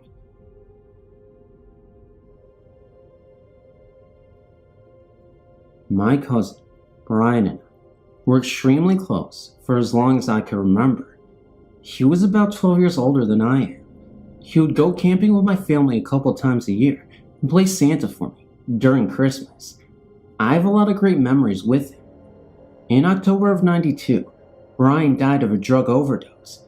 My family suspected that he had been using drugs because he wasn't as involved with family like he had been, stopped going camping and spending Christmas with us so he could play Santa.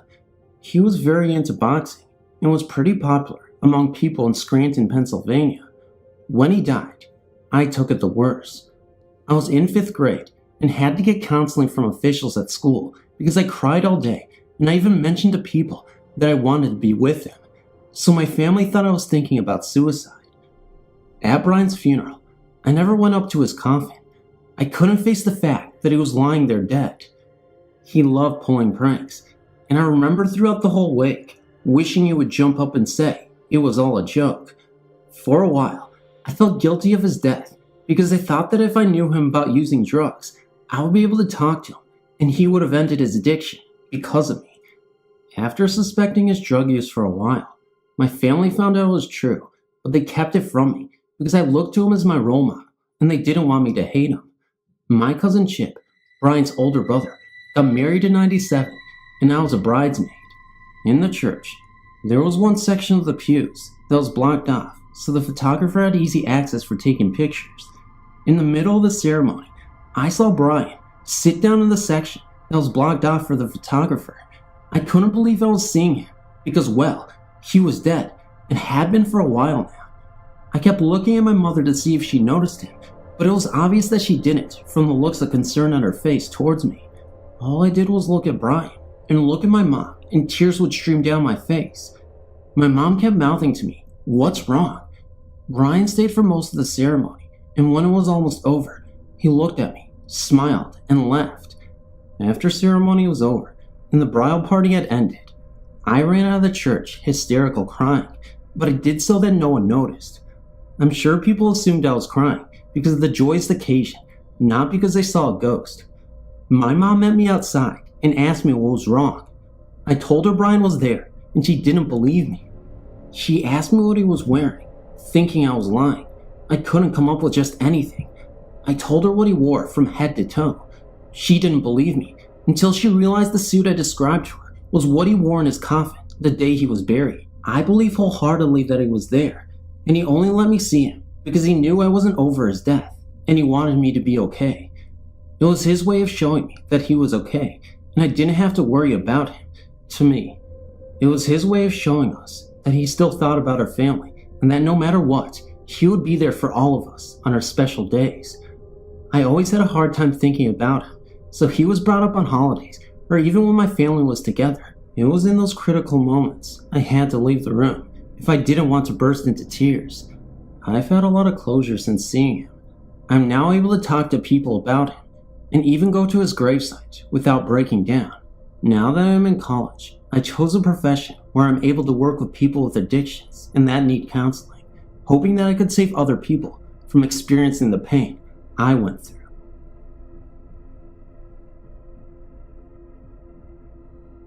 An online friend of mine sent me your site when I told her about the experiences in the home I now live in. I find it so interesting, the work you are doing. I'm always afraid that people will think I'm crazy. I'm 47 years old and live in a home that was built in 1955. So many unusual things happen in the home. Whistling in one bedroom, a strong smell of perfume, and a white shoulder, even in my guest bedroom. The constant thinking someone's coming down the hall, day and night. The whistling is always early in the morning. The most eerie, unusual experience I had was when I was playing the piano. The hymn, Amazing Grace. It was as if someone had opened the back door and was standing in my living room beside me. Even the dog refused to go to the back hall and in the room, something she had never done before. Late, I told the daughter-in-law about the experience. She said that was the doctor's favorite tunes. I also asked her if he whistled a lot. She said, every morning. The house was lived in by he, his first wife, his second wife, and his sister. He died in the master bedroom. The first wife died in the middle bedroom, and the sister-in-law died in my now computer room. Her scent, of course, white shoulders. I moved to this town. The house been on the market for 4 years because of its reputation. Nothing bad happened. In fact, it is rather comforting sometimes, but at times unexpected. The really only bad thing that happened was that one of my Civil War plates, collector's plates, came crashing down while the others were still fine. I guess the doctor really can't stand liking General Grant. Anyway, thanks for letting me share my story.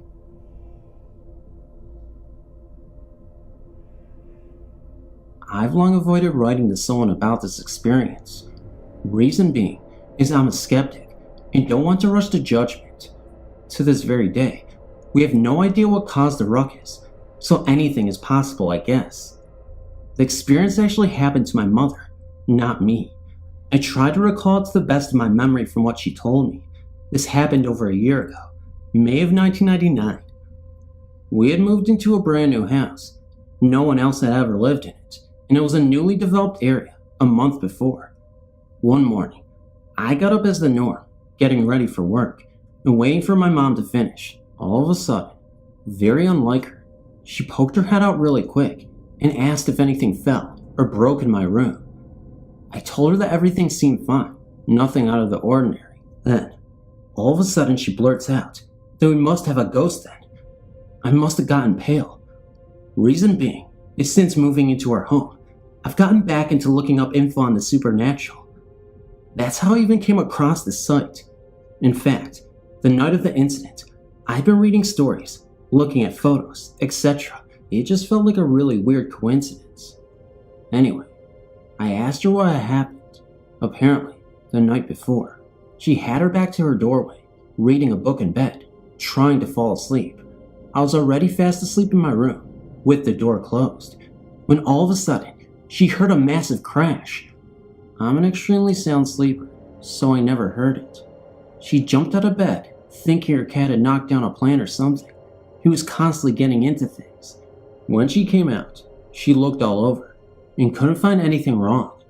Since the weather was nice, I knew she had her window open and asked if maybe it came from outside. She said she had thought of that, but the noise came distinctly from inside the house. She said it didn't sound like it came from the way of the window. We also didn't have anything outside that would have caused the noise. Our garage is full of all sorts of stuff she brought back after father passed on. Grandma was gone a year before him. I thought maybe something crashed in there, which to be honest, would surprise me. We had stuff packed in there as well. She said maybe so, though she was still doubtful on it. But still, the noise was extremely loud, and she remembers that, to this day. Since then, we've been in the garage milling around, and never have come across anything down or destroyed. We never have figured out the source of the noise. We've never had any other experience happen since. I'm still very skeptical as to what happened. I'm going to tell you about a ghost that I'm pretty sure is haunting me. Her name is Nellie Ellen. I've never actually seen Nellie Ellen, but I can really feel her presence. It started when I was about 5 years old. I had one of my friends over, and we were sleeping in a tent under the skylights. My friend woke up at about 2 a.m. in the morning and said she wanted to go home. She was sweating profusely and was very pale. I got scared, and I asked what was the matter. She didn't want to tell me, but I finally dragged it out of her. She said that she'd seen an old lady looking at us through the top of the tent, through the skylights, and she was bloody, holding a broken teacup. We ran to my mom and slept in her bedroom that night. I never saw her though, but my friend really scared me. Over the next 5 years, only small stuff happened. Footsteps down the hall, knocking, etc. When I was 10, I had one of my very good friends over. She woke me up around 2, like my other friend had, and she was crying. The room was so dark, so I turned on the lights. My friend had a bloody nose and was crying really hard now. I asked what happened, and she insisted that she got them all the time, and we called her mother. Her mother came, and we were talking about how my friend was really upset.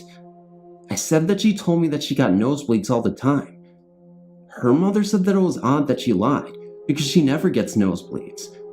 When I went to school, I asked her what really happened, and she said, Nellie Ellen, and we've never been friends since. Years later, odd things began to happen again. I was up late, watching TV, and I heard knocking coming from my window. Nothing was there though, that I could see anyway. The next day, I did some research on my house. I found out that there used to be a woman named Nellie Ellen who owned a tea shop in the bottom of the house. I asked a neighbor about her. My neighbor said that she used to be friends with Nellie Ellen until she went crazy. I was informed that Nellie Ellen would sit on the roof in the late hours of the night with her teacups and talk to herself. One night though, Nellie Ellen accidentally locked herself out of her house and was stuck on the roof in the blistering cold. She tried to get in, but she couldn't, so she had to break a window to get in. But some of the window hit her, and she was so weak from breaking the window in the cold, she was left to die on the roof with the thing she loved the most, her teacups. A few weeks had gone by, and nothing had happened. But one day, my dogs got up and started barking at nothing. They are very protective. They usually can't get up the stairs, but somehow managed to and started barking at the roof. I was sure it was Nellie Ellen. I asked her what she wanted, and the dogs stopped barking. They just stared at the window in the attic. She didn't say anything, so I told her to leave me alone and never come back.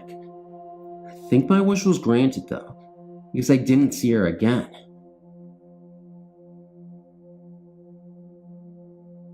The Yellow House on Elm Street in Kansas was home to a restless spirit that had died from illness in the bedroom upstairs. I, as a young girl in high school, chose this room as my own.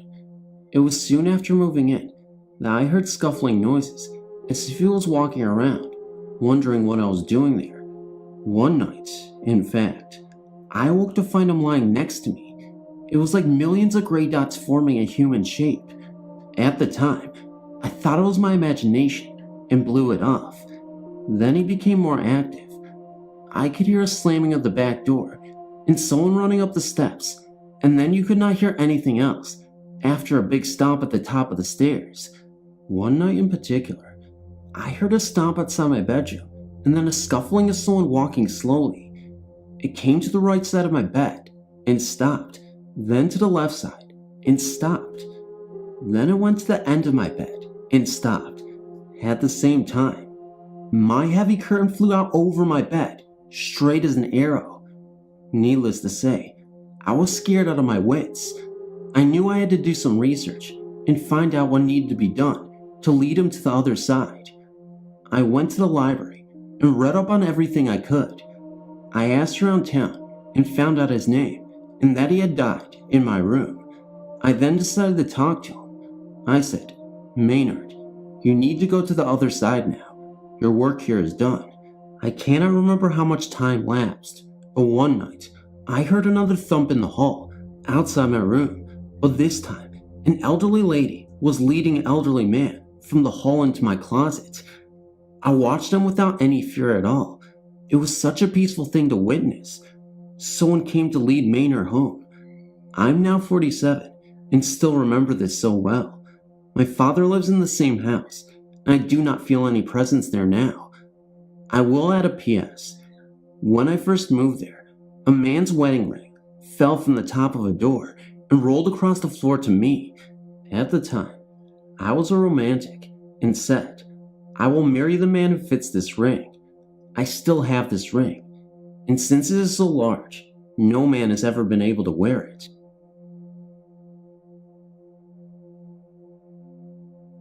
Several years ago, sometime in 1984, I was living in a small town outside of Fort Worth, Texas, by the name of Crowley. At the time, I was in my early 20s, and I had a roommate. His name was Mike. Anyway, one night, Mike and I were sitting around, watching TV, and having a couple of beers. As it got late, and we were getting tired, the strangest thing happened. In the bathroom in the hallway, just a few feet away, we heard what sounded like the toilet flushing. Mike looked at me kind of puzzled and asked me if I heard it too. I kind of laughed and said no. As I switched the light on, I felt my hair stand up. The water in the toilet was still going around. Since we lived in a trailer house, we both just blew it off as poor construction. We continued to sit and have a few more beers when Mike looked at me and said, "Do you smell that?" I sniffed a little and said it smelled like gas. Since the stove in the kitchen directly behind us was the only gas in the house, I immediately stood and turned to look. What I saw absolutely scared the hell out of me. All 4 burners in the stove are on. I finally got up the nerve to turn them off, and we had no problems that night. But that's not the end of the story. Several days later, Mike called me at work. It was around 11 p.m. He asked me if I could come home right now. I could hear the fear in his voice and asked him what was wrong. He said he was lying on the couch when he heard what sounded like kitchen cabinets being slammed closed, and he was very scared. I went home as quickly as possible and found Mike outside waiting, afraid to go into the house. We quietly went inside and found nothing out of the ordinary. I know that this sounds very strange and would be easy to make up. The few people I've had told this to just don't believe it, but I was there and it did happen. The only problem is that for all these years, I've wondered what happened. Was it something paranormal or just ordinary things that go bump in the night? I guess we'll never know for sure.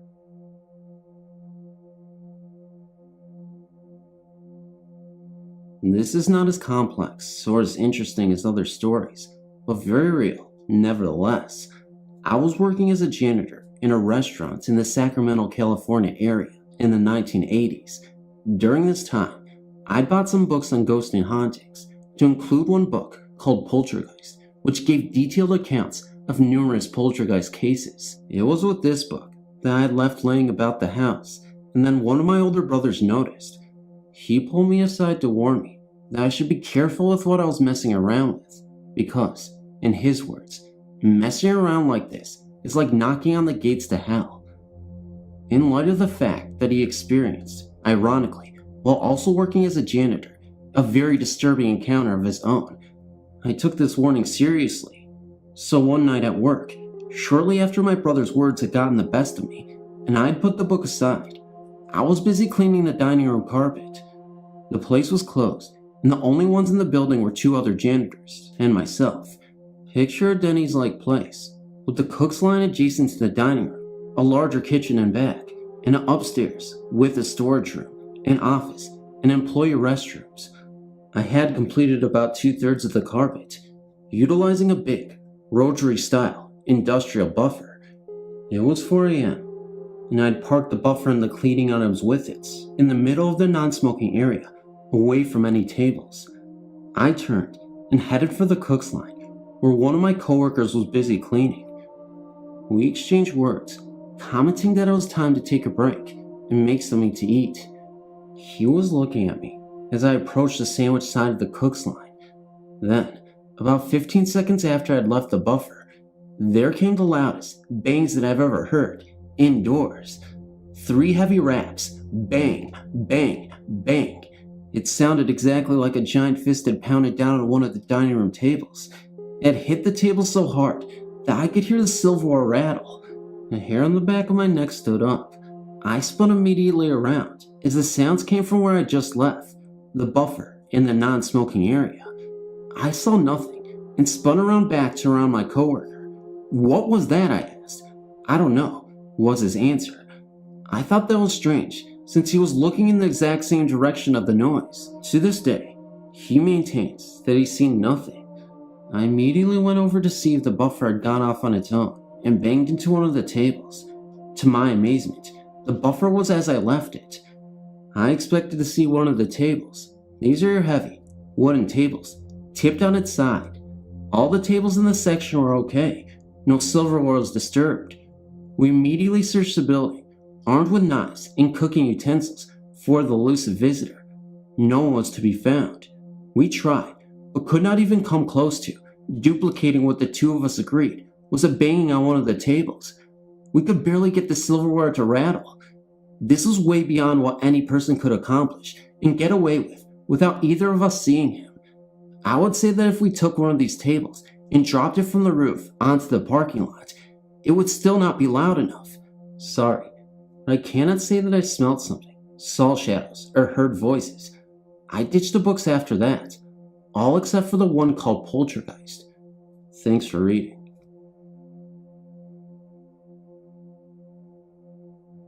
I live in Hawaii, and there are many different types of ghosts here. We even have our own tour of the most haunted places on the island, where I live, Oahu. Every year, my family camps down at the beach for the Labor Day weekend. In 1992, my boyfriend and a close friend of my cousin's joined us for the weekend. The place we camped had a lot of ghost stories. The beach and all around it was said to be haunted. It did not help when that year, a person was found murdered only a short distance from where we were camping. My boyfriend and our close friend had to work and were coming down to the campsite one night. My cousin and I were on the beach relaxing, waiting for them to return. When they got back, we made a fire and sat around talking. All of a sudden, we got onto the subject of ghosts, and my boyfriend started to tell us of what him and Robbie saw while they were coming back.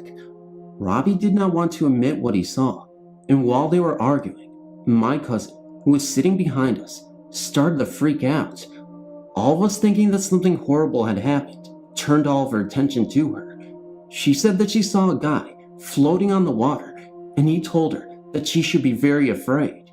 After we had calmed her down, my two cousins and I had to go to the bathroom. Upon returning from the bathroom, we were all talking and did not notice our shadows. I was in the middle of my two cousins. Our shadows had a slight outline because our backs were facing the light. My cousin stopped all of a sudden, and we looked down at our shadows. Next to my cousin stood a shadow of a man. This shadow was lighter than ours and did not have an outline. Nobody was by the bathrooms except for us. I tried not to panic, but both of my cousins ran and left me there for a brief second by myself, and then I started to run. All of us grabbed onto each other, and we did not stop until we met up with the guys and told them what happened. That same ghost haunted us for about a year. Sometimes, still to this day, he will come back on the same night when we first met him.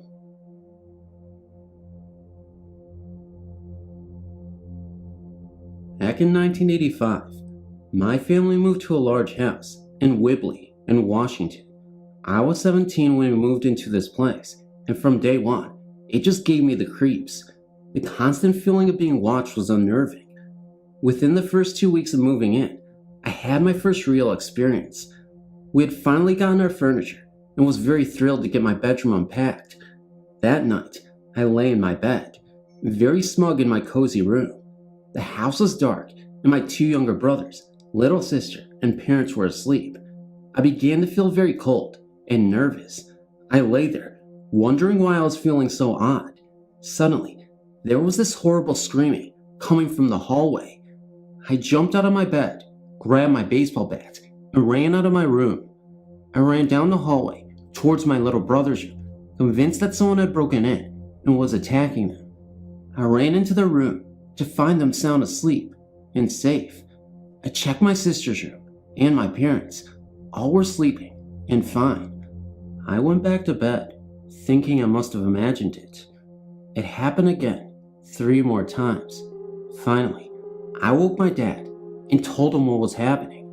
He thought I was nuts. Nothing else happened that night. Of course, sometime later that year, I began to hear scratching sounds. The sounds mostly came from outside my bedroom windows.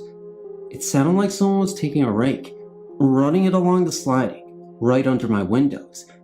I had 3 windows in my room. 1 faced the south, and 2 faced the west. My best friend and I would stand in front of my windows, looking down, trying to figure out who or what was causing this sound. We could actually hear it move from one side of the house to the other, but could see nothing.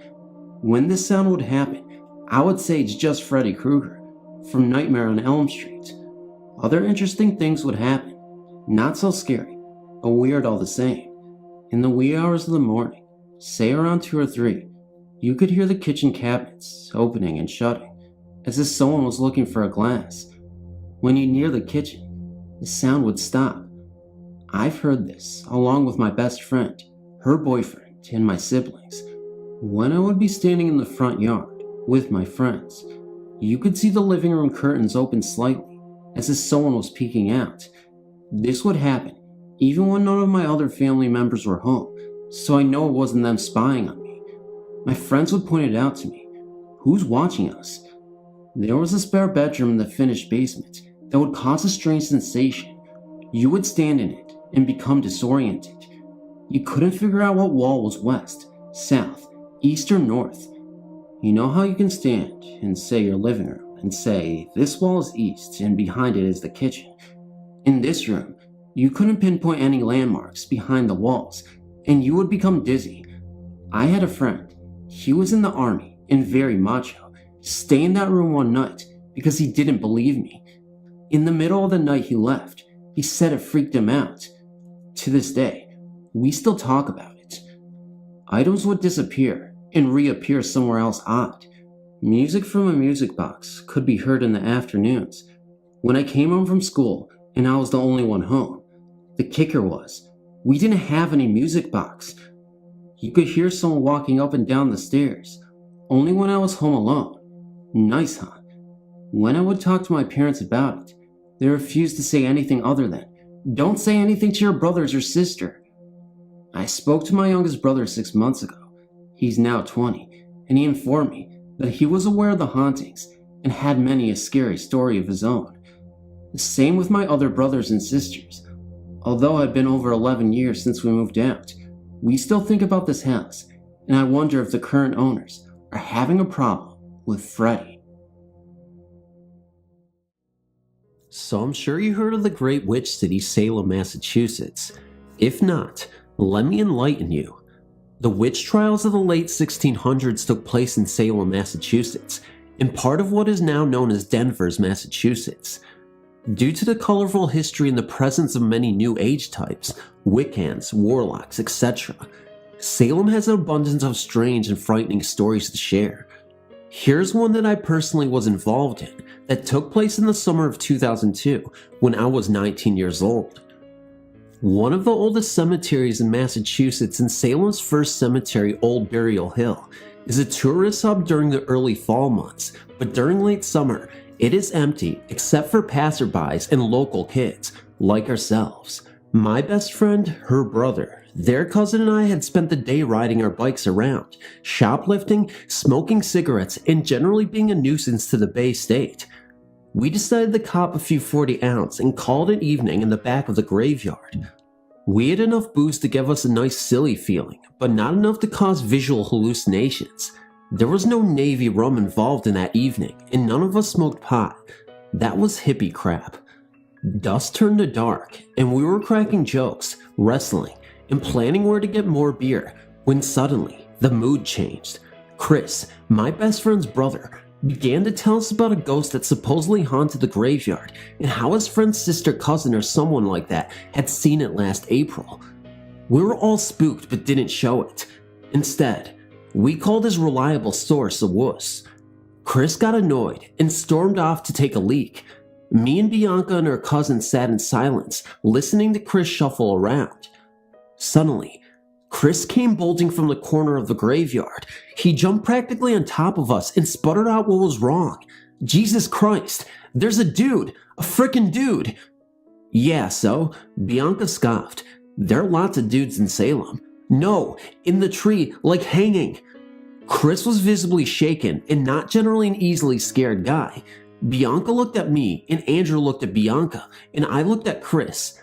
What? Chris began to crawl towards the tree he claimed the man was hanging in and mentioned for us to follow. I don't know why he had to crawl, but we all followed suit. From where we sat, the tree was not really visible because a building was directly behind it, Roosevelt's Pub and Grill. Chris led us to the spot he had gone to relieve himself, and from this angle, the tree was silhouetted against the purplish sky above the harbor. It took me a second to register what I was seeing. There was something on the largest bottom branch swinging. The tree was huge and very old, and by itself scary, but now, sure enough, a figure swung very slightly. I didn't think it was a ghost, and turned to Bianca, who at this point, like her cousin, was frozen terrified with a free hand covering her mouth. Should we call the police? I hissed. Chris answered for her. We don't need the damn police for this man. And something told me he was right. And something told me we should definitely leave. None of us spoke, but we all booked it at once, ran to the iron gate, and went straight to Chris's and Bianca's house. dropping off the shocked and very silent Andrew at his house down the street. We didn't really talk about it for the rest of the night. Instead, we played Uno and crashed in front of the TV. The next day, we went back for our bikes and belongings we had ditched in fear the night before. Andrew's half 40 ounce was gone, and so was Bianca's bike. Gotta love the locals. The paper said nothing of a body. The graveyard was not the site of the witch hangings, and from what I have found out from asking around town, there's never been a reported suicide or hanging in that graveyard. The only known hanging site was Gallows Hill, where the innocent were hung during the trials. Gallows Hill is another whole story for another time, but until then, come visit the quaint and creepy town of Salem, Massachusetts for history and some spooks later. My wife used to work for Oxford Suites in Hayden Island, just off of I-5.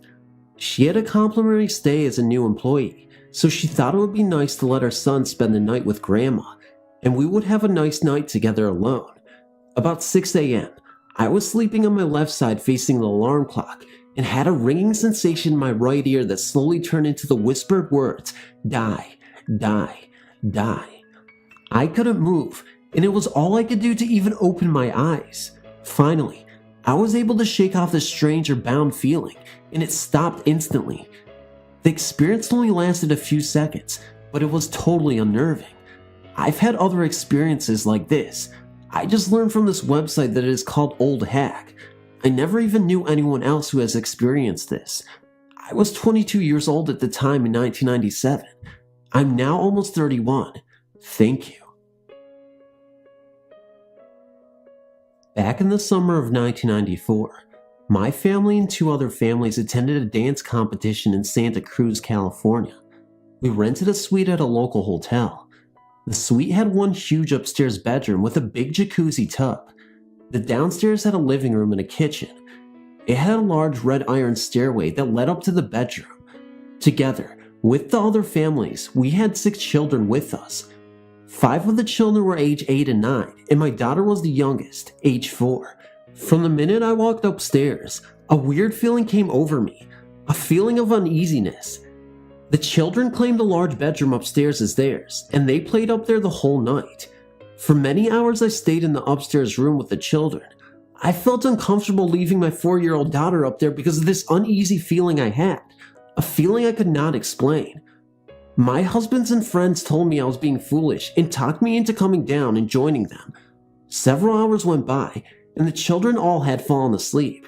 There were 3 of us adults left awake, and we sat on the living room floor talking. We then heard footsteps coming down the stairs. They were extremely loud, and there was no doubt that one of the children had woken up and was coming downstairs. All 3 of us turned to see who it was. In the middle of the staircase stood a small girl, the same exact size as my daughter. I called to her by my daughter's name and asked her if she was okay, or if something was wrong.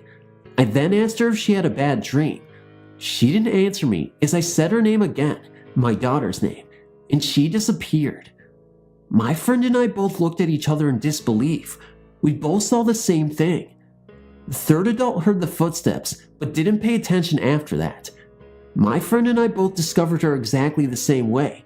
A small girl with long curly hair, wearing an old-fashioned white nightgown. She was turned to the side where you could only see her profile, but you could see the sadness on her face. She was white or transparent in color. The time I was talking to her, I did not even realize that she was a ghost. She seemed so real, but as soon as she disappeared, I could not understand how I did not know she was a ghost while I was talking to her, because being white and transparent, she obviously did not look like a real person. It was a very scary, overwhelming feeling. I quickly woke up my husband and had him check the children. They were all sound asleep. I crawled deep into my sleeping bag, scared to death, and eventually fell asleep. The next day, I contacted the hotel to see if anyone had ever reported a ghost. The worker said he was new and didn't know anything, but he said that Santa Cruz is believed to have many ghosts. I've always been hesitant when telling this story because nobody truly believes me except my friend who also saw it. Most people just kind of laugh or respond with or wow. I've always believed in spirits, but never believed you could actually see them. Well, I'm a true believer now and will never forget this experience. I started doing paranormal investigating about 2.5 years ago and have had tremendous success thus far. I've always been interested in all paranormal avenues, but I never thought I'd be doing this one day. My 7th cemetery outing turned out to be one that I'll never forget. I went out to Forest Home Cemetery in my city of Fitfield, Wisconsin. It goes back to around 1850-ish and is centered in a wooded area, which makes it kind of intimidating to venture into at night. But being the persistent risk taker, I went anyway. I ended up bringing a good friend of mine along, just in case. We started out exploring the front of the cemetery and kind of copped a feel for our surroundings, making sure we were aware of the obstacles in our way, gravestones. After that, we headed out towards the middle of the cemetery, armed with only a camera and a flashlight. Though nothing happened yet, we were pretty nervous anyway. So we went over the entire cemetery taking pictures and hoping to see something strange. We didn't see anything strange that night, but something did happen that scared the hell out of us anyway. I was ready to call it quits for the night, but there was one more area we hadn't quite covered. Now, in this particular cemetery, I don't like going in the very back, not even during the daytime. It just gives me a strange unwelcome feeling. But that night, for some reason, I thought it would be worth it. In retrospect, I wasn't sorry I did. Back to my friend that I brought with me. He asked if we should leave, and I said I thought we should check out the back of the cemetery before we go, and he agreed. So you can understand what we experienced, I'll try and describe what the back looks like. The cemetery itself is pretty big for a small town. There's probably around 1,000 people buried there, and it's set in the woods, as I mentioned before. In the very back there's a road, and on the other side of the road is a huge field. At about 100 to 150 feet into the field starts the tree line. So you would have the field to your left and the road and the cemetery to your right, with the last row of stones right next to it, the road. As we made our way onto the road and walked down, maybe about 5 to 10 feet, all of a sudden, and I still can't fully explain it, there was a very loud growl that seemed to reverberate all around us. I must have jumped at least 3 feet into the air because I literally landed on my friend and just about knocked the flashlight out of his hand. Chris, my friend, had a total shock on his face as he studied the flashlight beam towards where the sound came from, and there was not a single thing, animal, or person to be seen. Just eerie silence. We were stunned and dumbfounded. I managed to stammer out what the hell was that. Chris said he had no idea, but thought we better leave. We both wasted no time in leaving, but upon leaving, both of us were experiencing a tight feeling in our chests, and we both had trouble breathing. It was like being in a bear hug or something, very strange. Also, just before we left, after we had gotten back to the car, we took a tiny rest and gathered our thoughts. Chris had lit a cigarette, which technically is a no-no while ghost hunting, but we could really care less at that point. He took about 3 or 4 puffs of it and then threw it on the gravel road. For whatever reason, we both watched the cigarette fall to the ground, and as it hit, it started spinning and then abruptly stopped. Then, as if flipping off a light switch, the orange burning tip died out. We left that night with a lot to think about, and since then, I've gotten numerous pictures and EVPs from that cemetery and others as well. I'm not as scared of ghosts as I once was, and I consider them to be just like us, only a little different, obviously. I can't wait until summer gets here, and I can go back to doing what I love, hunting ghosts. Okay, this is kind of a long story. It happened when I was on vacation from Chicago, visiting my cousins in California. My cousins have a huge backyard and have a basketball court in it. They also have a treehouse that is complete with electricity, TV, and a PlayStation. So me and one of my cousins named Danny were playing basketball. It was late, and it was beginning to get dark outside. But while we were playing, Danny's brother, Mike, was in the treehouse playing PlayStation. After we balled it up for a while, we heard Mike screaming at us through the treehouse window saying, "Damn it guys, stop shaking the fort." We simply looked at him in confusion because we were at least 30 yards away from him and didn't even touch the legs of the fort. We just continued our game until it became too dark to see. We noticed that Mike had left the fort, so we went in to play some video games. We played a game until we started to feel some shaking. We yelled at whoever was pushing it to stop. It instantly stopped and we continued. About 5 minutes later, it began shaking again.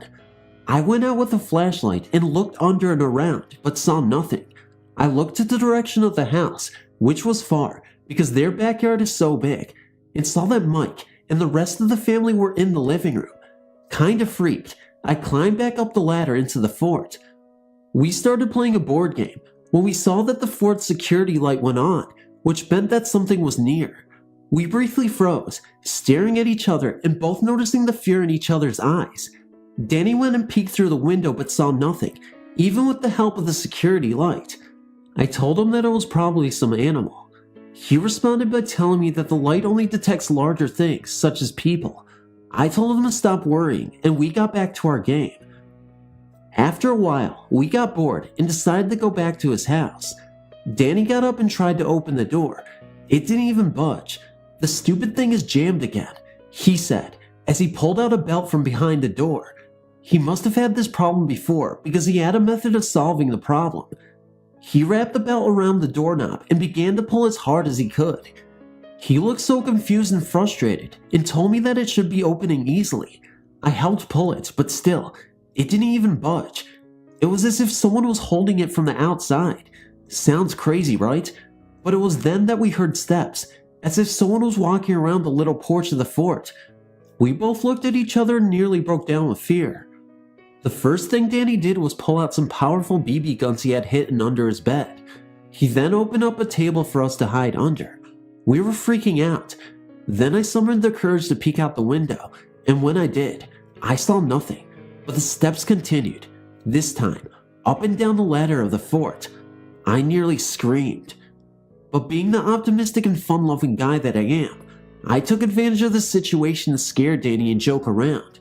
I kept peeking out the window and screaming as if I saw nothing, just to freak Danny out. But then, he retaliated. He grabbed the string hanging down from the window curtains and tugged them as hard as he could, causing the curtains to go up, shooting up and exposing the whole window. We both sat under the table in fear, thinking of what to do. After a few minutes, the security light went on again. We sat in silence, watching the light that reflected through the window and onto the wall of the fort. That's when we heard footsteps coming up the ladder again. We drew our guns, thinking they could do something, and continued watching the light. A few seconds later, for a brief moment, a shadow passed through the light, sending a terrifying chill through our spines. We looked at each other blankly for seconds until I spoke, telling Danny that we have to get out of here. I slowly reached out from under the table and grabbed the string to close the curtains. Once I did, we got up and cleaned everything up so we could be ready to run like hell out the door. But the door still wouldn't open. I knew for sure that something was preventing us from opening it. I then got annoyed and my anger took over my fear. I began pounding on the door, screaming cuss words and saying, "Let us out." After my tantrum of screaming and swearing, the door simply slid open with a single pull. We ran out, shut the door, jumped down, and ran like madmen towards the house. It was later that night that my uncle, Danny's father, told us that the fort was built upon an ancient Indian burial ground. I knew whatever happened that night was for real. So that morning, once it was light out, we managed to force ourselves back into the fort. We began discussing whatever went on that night, and our paranoia caused us to keep looking out the little holes in the curtains. But when I looked, I saw nothing. I can't really explain what it was. It looked like a dark figure, or an orb, but it had the physical structure of a person, arms, legs, and hand. It was crouched down behind a skinny tree. I shot my head back and told him to look. He said he saw it, but then, when I looked again, it was gone. Whatever happened that night caused me to believe in supernatural spirits, and I will never forget it. Thanks for reading. This was around the summer of 1990. My best friend lived about 4 blocks away from where I lived, and I usually walked or rode my bike to his house when we hung out. We were pretty young and pretty wild, and we'd seen our fair share of weird stuff growing up. Long days and late nights of exploring the neighborhood and seeing what kind of trouble we could get into. Growing up in the city, there were some rough neighborhoods around, and I had a very specific route of back streets I took home each night. Still, I knew to always be on my guard and aware of my surroundings, just in case. One night, as I was walking home from my friend's house, I encountered something I could never have prepared for. It was well after midnight, probably closer to 2 a.m., when I was casually strolling down the middle of the street on my way home. There weren't really any cars on the road at that time, so I walked right down the center line of the street. As I said, even though it was quiet and I knew the neighborhood, I always kept my eyes and ears open for signs of trouble. Rival groups of kids who might want to claim the area as turf were always a concern. As I made my way down the road, I began to get the feeling that I wasn't alone. I resisted the urge to stop or even look around, choosing instead to keep walking at an even pace and listen for the sound of someone following me. Footsteps, clothes rustling, or breathing would give it away. I heard nothing, but I couldn't shake that feeling of being followed. I became more and more sure that someone was behind me, and my adrenaline started to build.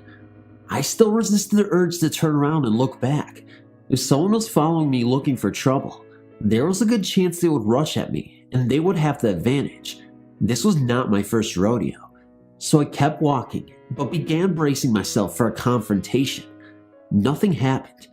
I turned a corner onto a new street and took a chance to quickly look over my shoulder. I was hoping to just see another random person out for a stroll, except there was no one behind me. Maybe they had gone into a house. I kept walking. Moments later, I felt it again. The hair on the back of my neck stood up, and my arms broke out in goosebumps. Someone was following me. I was absolutely sure of it, only now they were clearly trying to stay hidden. Every instinct I had, this was going to be a confrontation, and I braced myself for it. My fight or flight instincts were screaming as I continued walking, trying to appear calm. I felt it getting closer, and now, I thought I could hear movement in the distance behind me. Finally, I decided it was time to turn to confront my follower. I balled up my fist and quickly turned around, ready to act. Again, there was no one there. My eyes searched for signs of movement among the curbside trees and among the handful of cars parked along the street. Nothing moved around the cones of light being cast by the street lamps. Still, I knew someone or something was out there. I stood there for what seemed like forever, determined to wait out the hiding stalker. I couldn't believe they were staying hidden for so long without peeking out to see if I was still there. I thought to myself, what the hell is going on here? After another minute of watching and waiting, I began to wonder if I imagined the whole thing. I was about to turn around and keep walking towards home. Then suddenly, about 50 feet away, I caught the shape of someone running out from behind a car and darting behind a tree. Again, my adrenaline surged, and I was caught between wanting to run for it and being frozen with panic. I kept my eyes fixed on the tree that the shadow ran to, waiting for him to make another move. Nothing happened. The tight knot of apprehension in my stomach began to melt and was replaced with anger. Who the heck was this guy screwing around with me in the middle of the night? Without thinking, I yelled out, "I know you're there, you coward! Step out and face me!" From behind the tree, what I can only describe as a vaguely human-shaped mass leaned out from behind the tree. Apart from its outline, it had no defined features except for a pair of glowing red eyes that flashed in the dim light of the street lamp. "What the hell?" I yelled, stumbling back a step, not understanding what I was seeing.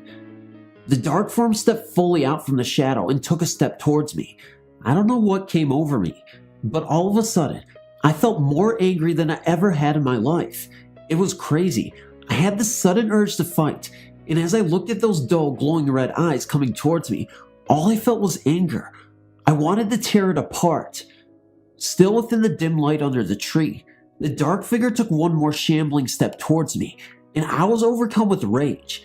Unbelievably, I stepped forward and yelled out, "Come on," challenging it to fight me. But instead of coming closer, the dark form reared up slightly, and I swear if it had a mouth, I knew that mouth would be grinning at me. And then it vanished. It was just gone. The feeling of rage, it was gone as well, faded away. I stood there for several more minutes trying to understand what had just happened. Slowly, I finally turned around and began walking towards home again, only this time, there was no sense of being followed. Nothing weird happened at all for the rest of the journey.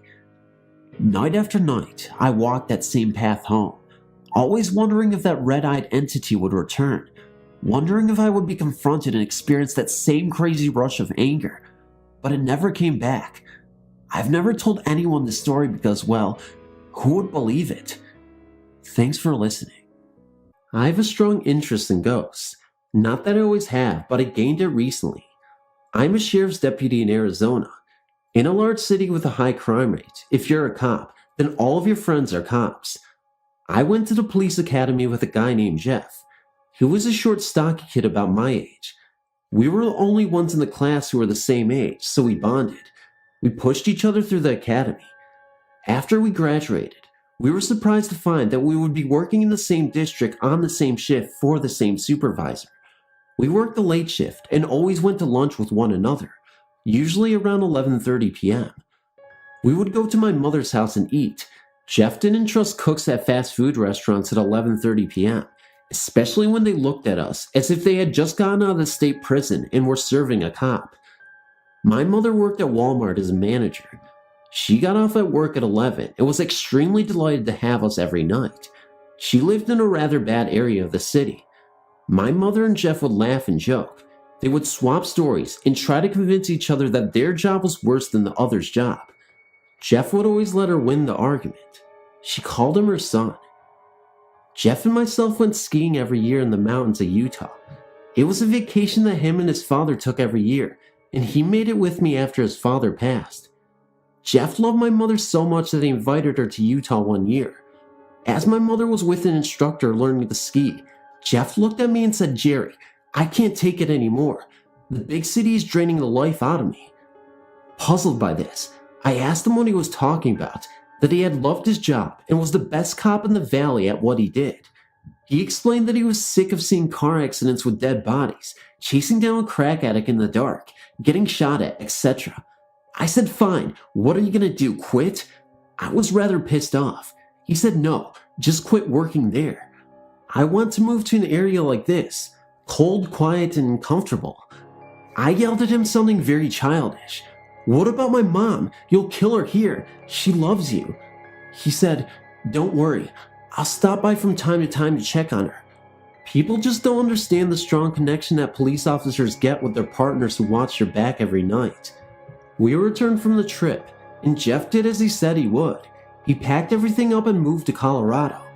Not long after I was transferred to day shift, I told my mother that Jeff had just transferred to the other side of the valley.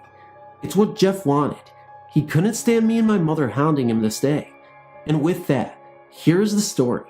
Jeff died about 4 months after arriving in Colorado. Truly how every police officer would want, he saved a little boy that had fallen through the ice in a river. Shortly after retrieving the boy, the ice he was laying on gave way. I never told my mother. She was getting up there in years and would not have been able to stand losing her son. I received a call from my mother in the middle of the night, about 3 weeks after Jeff's funeral. She said, "Jerry, I want you to come over and spend the night. Jeff just ran off a burglar, but I'm still scared out of my mind." I was very confused and asked her to explain. She started the story. My mother was in her living room. She had just gotten off of work. Remember, it's after 11 p.m. She was watching TV and eating her dinner. From the other room, she heard the sound of metal grinding. She got up and went into her bedroom and seen that there was a man at the window with a screwdriver trying to get in. She ran back to the front room and picked up the phone to call 911. There was no dial tone. My mother said at that moment she just panicked. She had remembered that I had told her that burglars who break in to take things usually don't cut the phone line, but burglars who plan on hurting or killing someone do. She started to scream, "Help! Help! Help!" over and over. At that moment, she heard a loud crash and some thumping around. She heard a man's voice scream and then heard someone running away. She stood there, unable to move, not knowing what was going on outside. Bang, bang, bang from the door. Still, my mother didn't move. "Mrs. Smith!" She heard someone call her name from the outside. "Yes, who's there?" she yelled. "It's me, Jeff." She opened the door and seen Jeff standing in a blue uniform. Weird, because we wore brown and tan uniforms. My God, she said, thank God you're here. Did you get him? Nah, but he won't come back, I promise. Come inside and get something to eat. You look tired. No, I need to get back. Okay, she said, but keep an eye on my house for me. I'm calling Jerry to come over. He said no, don't do that. I'll keep an eye out. I raced to my mother's house in a panic. I didn't know whether to be scared or mad at the burglar, or just that my mother had seen someone else. I got to my mother's house and ran in. She was still visibly shaken from the burglar. I sat down next to her. I grabbed her hands and placed them on my cheeks. I started to cry and told my mother Jeff is dead, Mom. He died over 3 months ago. I couldn't stand to tell you. She refused to hear of it. She explained that he was just here about an hour ago. I explained that Jeff did not want her to try and stop him from going to Colorado, so he had forced me to lie. I went on to explain that Jeff had promised me that he would look after her, and he was fulfilling that promise. My mother collapsed and laid on the couch all night crying. I found out that Jeff was in a blue uniform that night because he had been buried in a blue uniform, the color he wore in Colorado. My mother figured at the time he was working something like a special gang unit or something that night. I will never forget Jeff or what he did for my mother when he was alive and even after. It should show how much a promise is concrete in the heart of a respectable man. So every year when the time comes, when Jeff and his dad used to go on their ski trip, I go to his grave and I think about him. I thank him. I thank him for the times he had saved my life, times he saved strangers' lives, and the time he saved my mother's life. May God hold you in his arms. Thank you for reading. Whilst in the army, I've posted too many a place, but nothing like Hammersmith Barracks, Hartford, Germany. Originally a Nazi camp back in the Second World War, the camp has a lot of history to it. The buildings in the actual camp are actually like the ones in the film Buffalo Soldiers, just to give you some idea. I arrived there in September 2004 and thought nothing of the block at first glance, but one thing that would puzzle me was in the basement. There were still the old steel cell doors of when it was still occupied by Nazi Germany. What were such doors needed for? Anyway, as time went on, I started to find out some very interesting facts about the camp itself. Like one, for instance, was the cobblestones, which were very subsided. Why hadn't those been replaced? Well, the reason why was due to the fact that when occupied by the previous owners, they took it upon themselves to bury the dead underneath the road, then brick over the bodies. I kid you not. Anyway, that's just the inside of the history of the camp. There have been various sightings, and people have heard noises, which mostly occur at night. There used to be a small corridor situated on the second floor where the females lived, and in this time, they have reported on numerous occasions of seeing a young girl aged about 8 or 9. One girl states that she would sit on the end of her bed while she slept, and when she awoke, she would find a dark body-like shadow of a young girl with long hair watching her. There were also talks of this ghost when she returned to the UK. On leave for 2 weeks, the room was adjacent to hers, which at the time was occupied by 2 other females, when they started noticing that a dark shadow would enter the room during the nighttime, and things would be moved from one place to another. When the females were moved out of this block and males were moved into this corridor, all the strange things happening occurred stopped. I'm no expert on this matter, but I believe maybe the young girl felt a motherly love or connection to these females. I, on the other hand, was living at the opposite side of the block at the time, when I found myself awoken one night by a noise. When I was fully awake, there was total silence, and immediately thought to myself that I must have been dreaming. I got out of bed to go to the bathroom, which was only down the corridor from my room. Just before entering, I could hear a voice, which seemed as if it was talking to themselves in a foreign language. I entered thinking that maybe someone may have just had a little too much of a drink that night, and I found the bathroom deserted, and the lights were all switched off. I was shocked, and turned the lights on immediately to find a dark shadow moving from one side of the room to the other. It was the strangest thing I had ever seen. Well, I'll tell you now, I did not use that bathroom that night. I decided to go on to a different floor. Shortly after that, I returned back to the UK, and so I did not have to undergo any more midnight hauntings. Thanks for reading.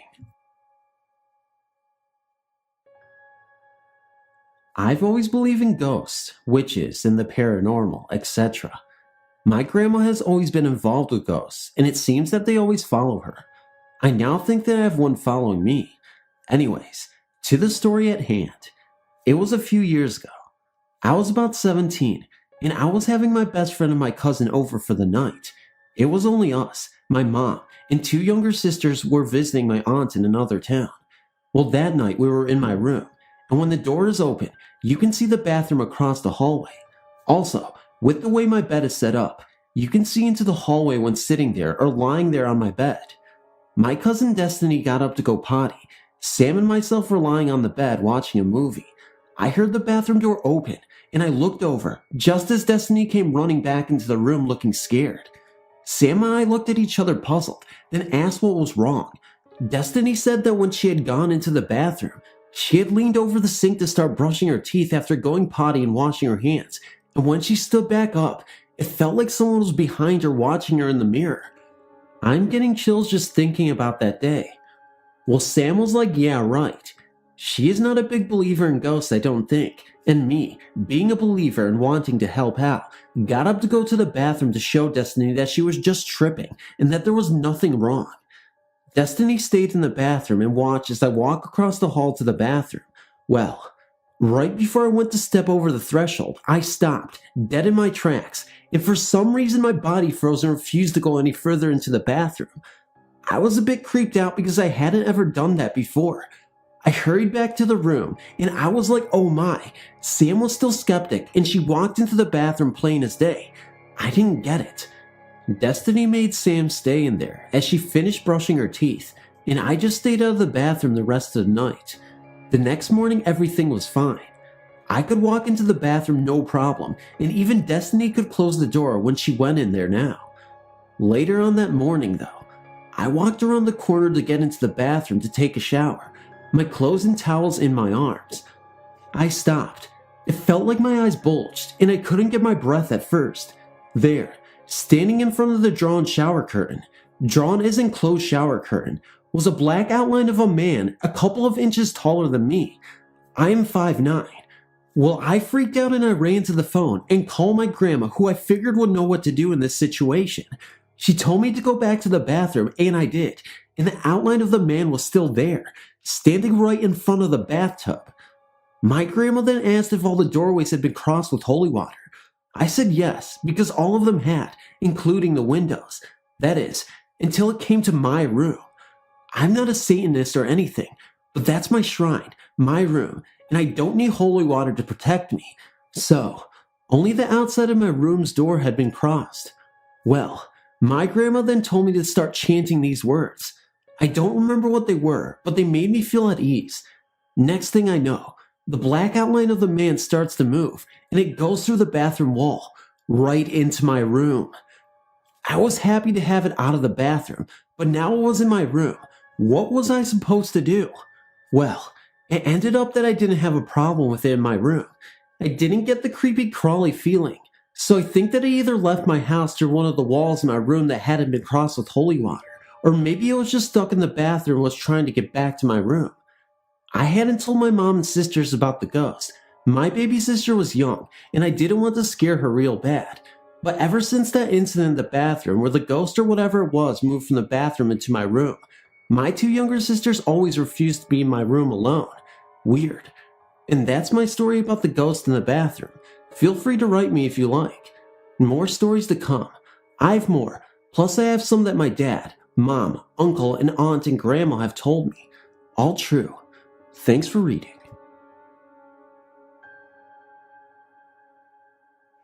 I grew up in an orphanage, having lost both my parents in a car accident when I was 6 years old. This paranormal encounter occurred in my 3rd year of stay at this orphanage.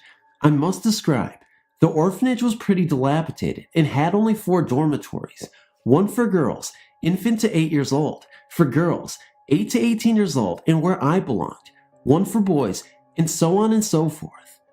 This happened right at midnight when me and 2 of my friends went out of our dormitory to head to the kitchen to grab a glass of water. It was a very chilly night, I must recall, and the 3 of us wore nighties. After we gotten a drink, we hurried upstairs trying to avoid being caught by the caretaker. Just as we were about to enter our dormitory, me and Hannah, I can't really remember if that was her name, knows that Elizabeth was not with us. Out of nowhere, we saw her enter the boys' dorm in top speed. It was like seeing a curtain on a very fast horse. Out of curiosity, we peered into the boys' dorm and found Elizabeth jumping on an empty bed, as if it were a trampoline, while the boys were sound asleep. We called her, but received no answer. Then, in just a snap, she faded into nothing. At that, me and Hannah were scared out of our wits and ran to our dormitory. Once there, we covered ourselves with our sheets, shivering in fear. I can remember I think Hannah was actually crying and praying for the Lord's Prayer at the same time. That morning, when we were off to prepare for our classes, we saw Elizabeth, who was well and smiling. She even greeted us and sat with us in class. Me and Hannah just figured it was all a dream, but we were 9 back then.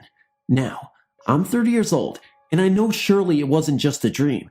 I think it's what paranormal experts call an encounter with a doppelganger, and let me tell you, it was pretty horrifying. Other experiences I had in my 10-year-old stay at the orphanage was the spontaneous on and off activity of the lights in the classrooms, dormitories, libraries, dining halls, etc. Grown-ups talking as if they were having some conference in a flower garden outside the back of the orphanage in the middle of the night, and the beautiful chorals singing of poems, which I believe came from the dining hall, that occurred in different times of the day. I strongly believe that the orphanage was haunted.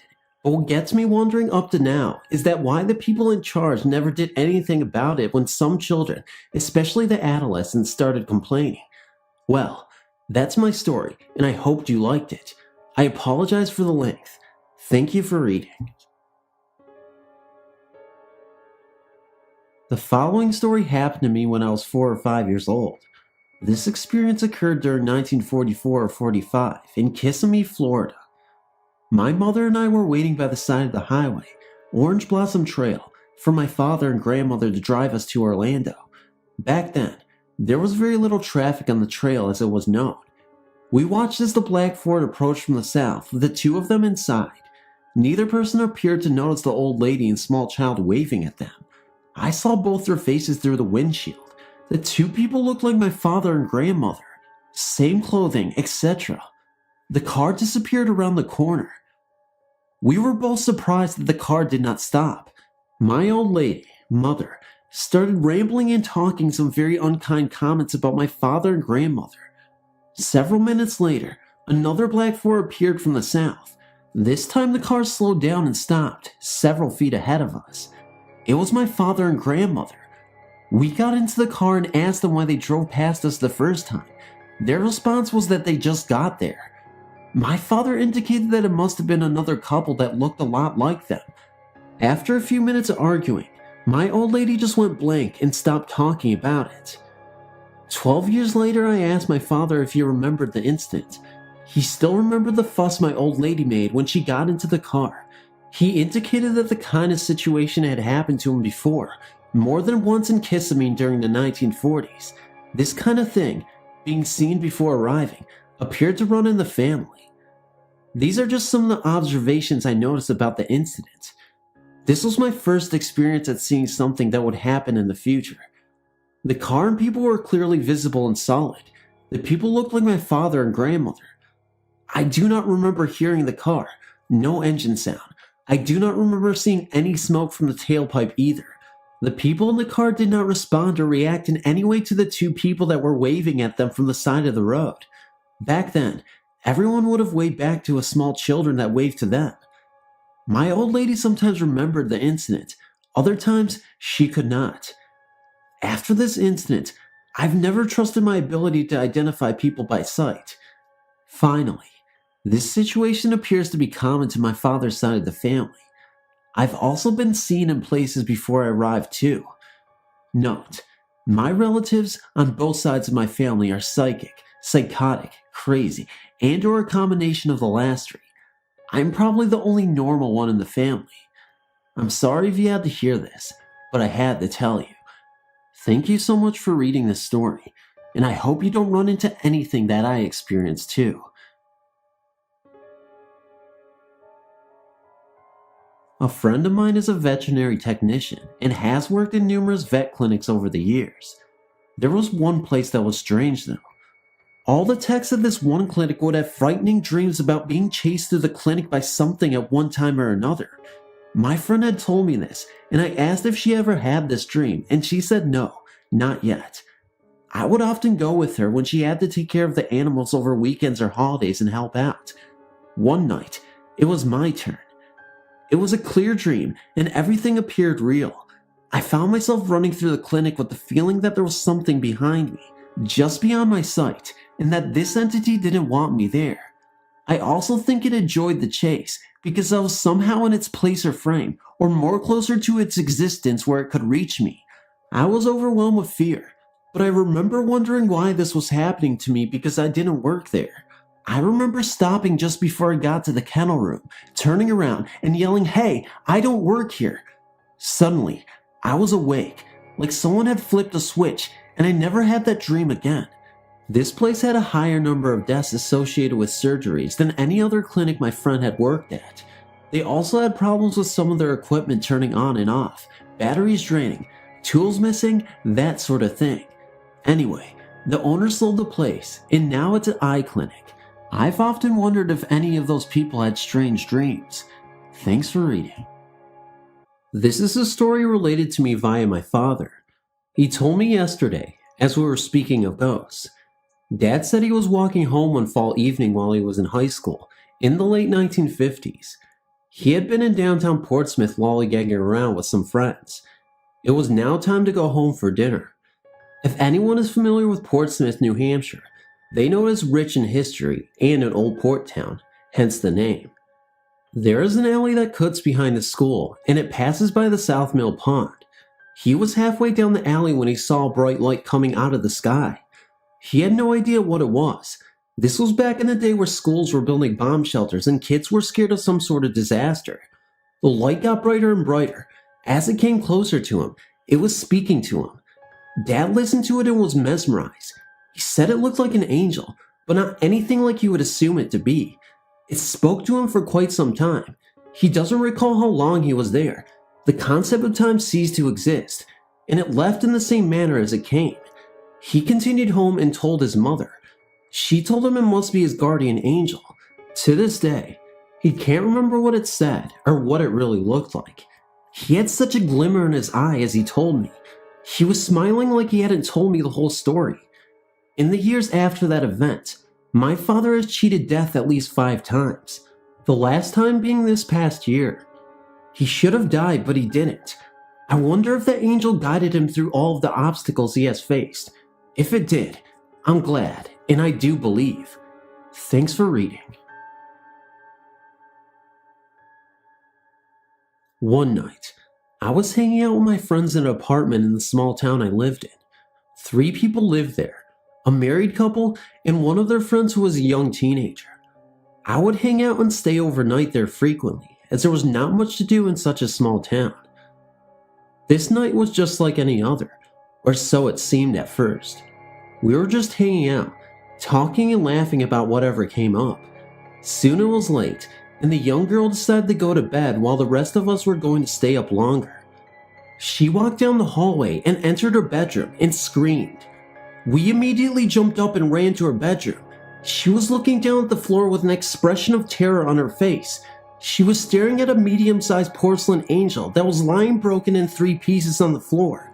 She kept this angel on the top of her Bible on a nightstand. Both the Bible and angel were on the floor.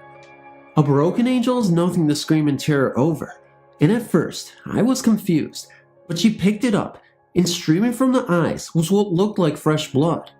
Immediately, I assumed that she was pulling some prank on us. An angel crying tears of blood sounded so generic to me, so unimaginative, that I thought for sure she was trying to get some negative attention. I took the angel pieces from her and said, yeah, right. She swore that she had nothing to do with the broken angel and its tears of blood. I gave her a scrumptious look, then looked closely at the angel's face. The blood looked like fresh nail polish, and I still did not believe that she had nothing to do with it.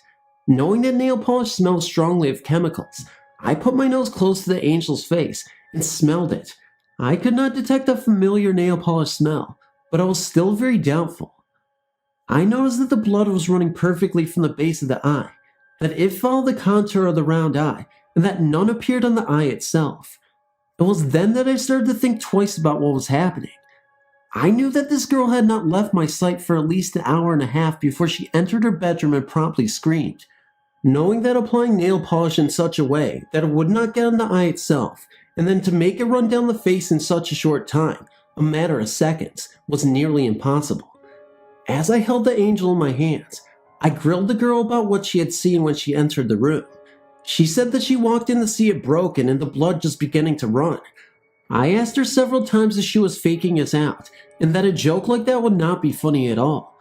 She was clearly shaken and refused to touch the angel again. After asking her many questions, I looked at the angel again. To my complete shock, the bright red had turned darker with a slightly rough surface. I touched it, and it was dry. Nail polish stays smooth and bright even after it dries. This unnerved me, and I scraped the blood with my fingernail and flaked it off. I've seen coagulated blood before many times, and this red stuff was just like it. I gave the girl a look of seriousness as my mind started to swim. We spoke a bit longer, and she said she would like to be alone. I decided to place the angel on top of the entertainment center in the front room. The married couple were standing in the hallway watching me place the angel on the entertainment center. They were extremely doubtful too, even more so than I, because I believe I had made some logical deductions that they had not. I placed the angel gently on top of the center and began to walk towards the married couple. Now, I placed these pieces about a foot from the edge of the entertainment center. This I know, I did it purposely. About halfway to the married couple, I watched their faces turn to an expression of pure astonishment. They pointed behind me, and I looked back at the center. The angel pieces lay on the carpet in front of the entertainment center. I stood staring at the pieces in complete disbelief. The couple approached me and said that they did not see the pieces actually move from the center, but they saw them bounce on the carpet as I walked away. As we stood there, we all got a very eerie feeling that we were not alone. I sat on the couch and got a feeling of malevolence. I sat quietly and felt the presence of a very angry man in the room who was trying to scare me. I spoke out loud and told him I knew what he was up to and that it would not work with me and that he should leave.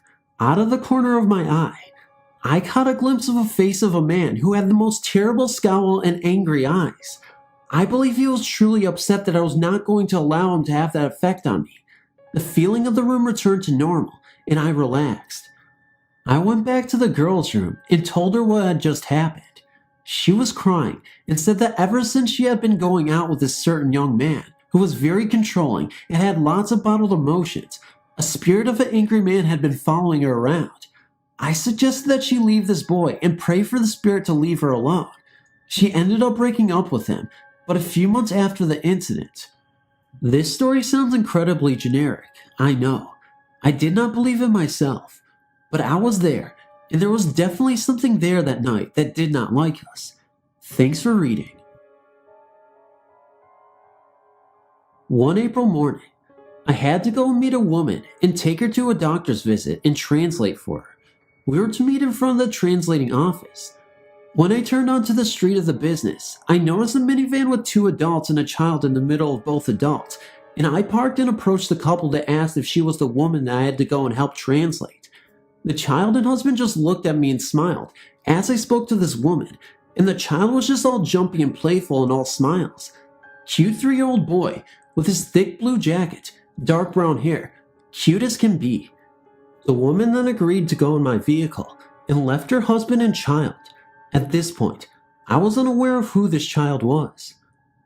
We continued in my vehicle towards the doctor's office, and she started to tell me more about her doctor's visit.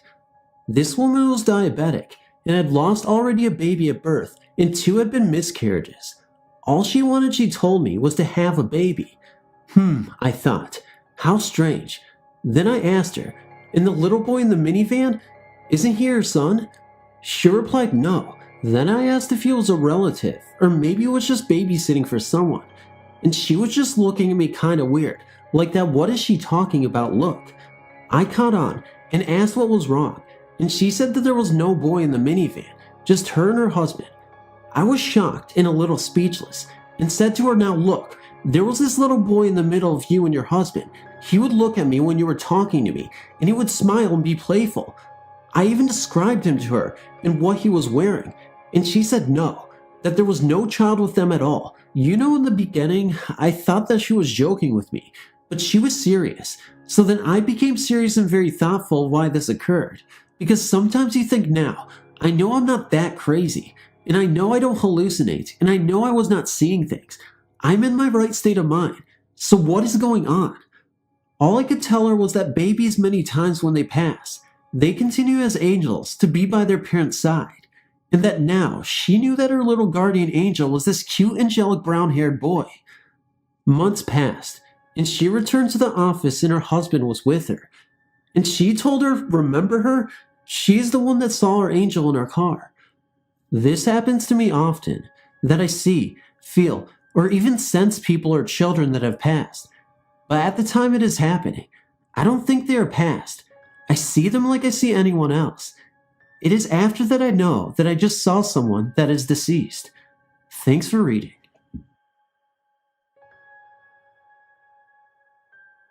Call me crazy, but as a teen, my friends and I loved exploring abandoned properties. There was a house just outside of town about a half-mile off of the city that intrigued me since childhood, and I had to go see it. One afternoon, two of my friends agreed that it would be a great place to check out, so we loaded up and went. It was a typical creepy old farmhouse type place, made of wood that had begun to rot decades ago, dirty, mostly broken windows, rickety porches, 2 stories high, plus an attic. Getting in was no problem. The doors were gone, so we just walked in. There was evidence of other people having been there, as the room we concluded to be, the living room, was full of empty beer cans and potato bag chips. Uninterested in these findings, we made our way into the kitchen.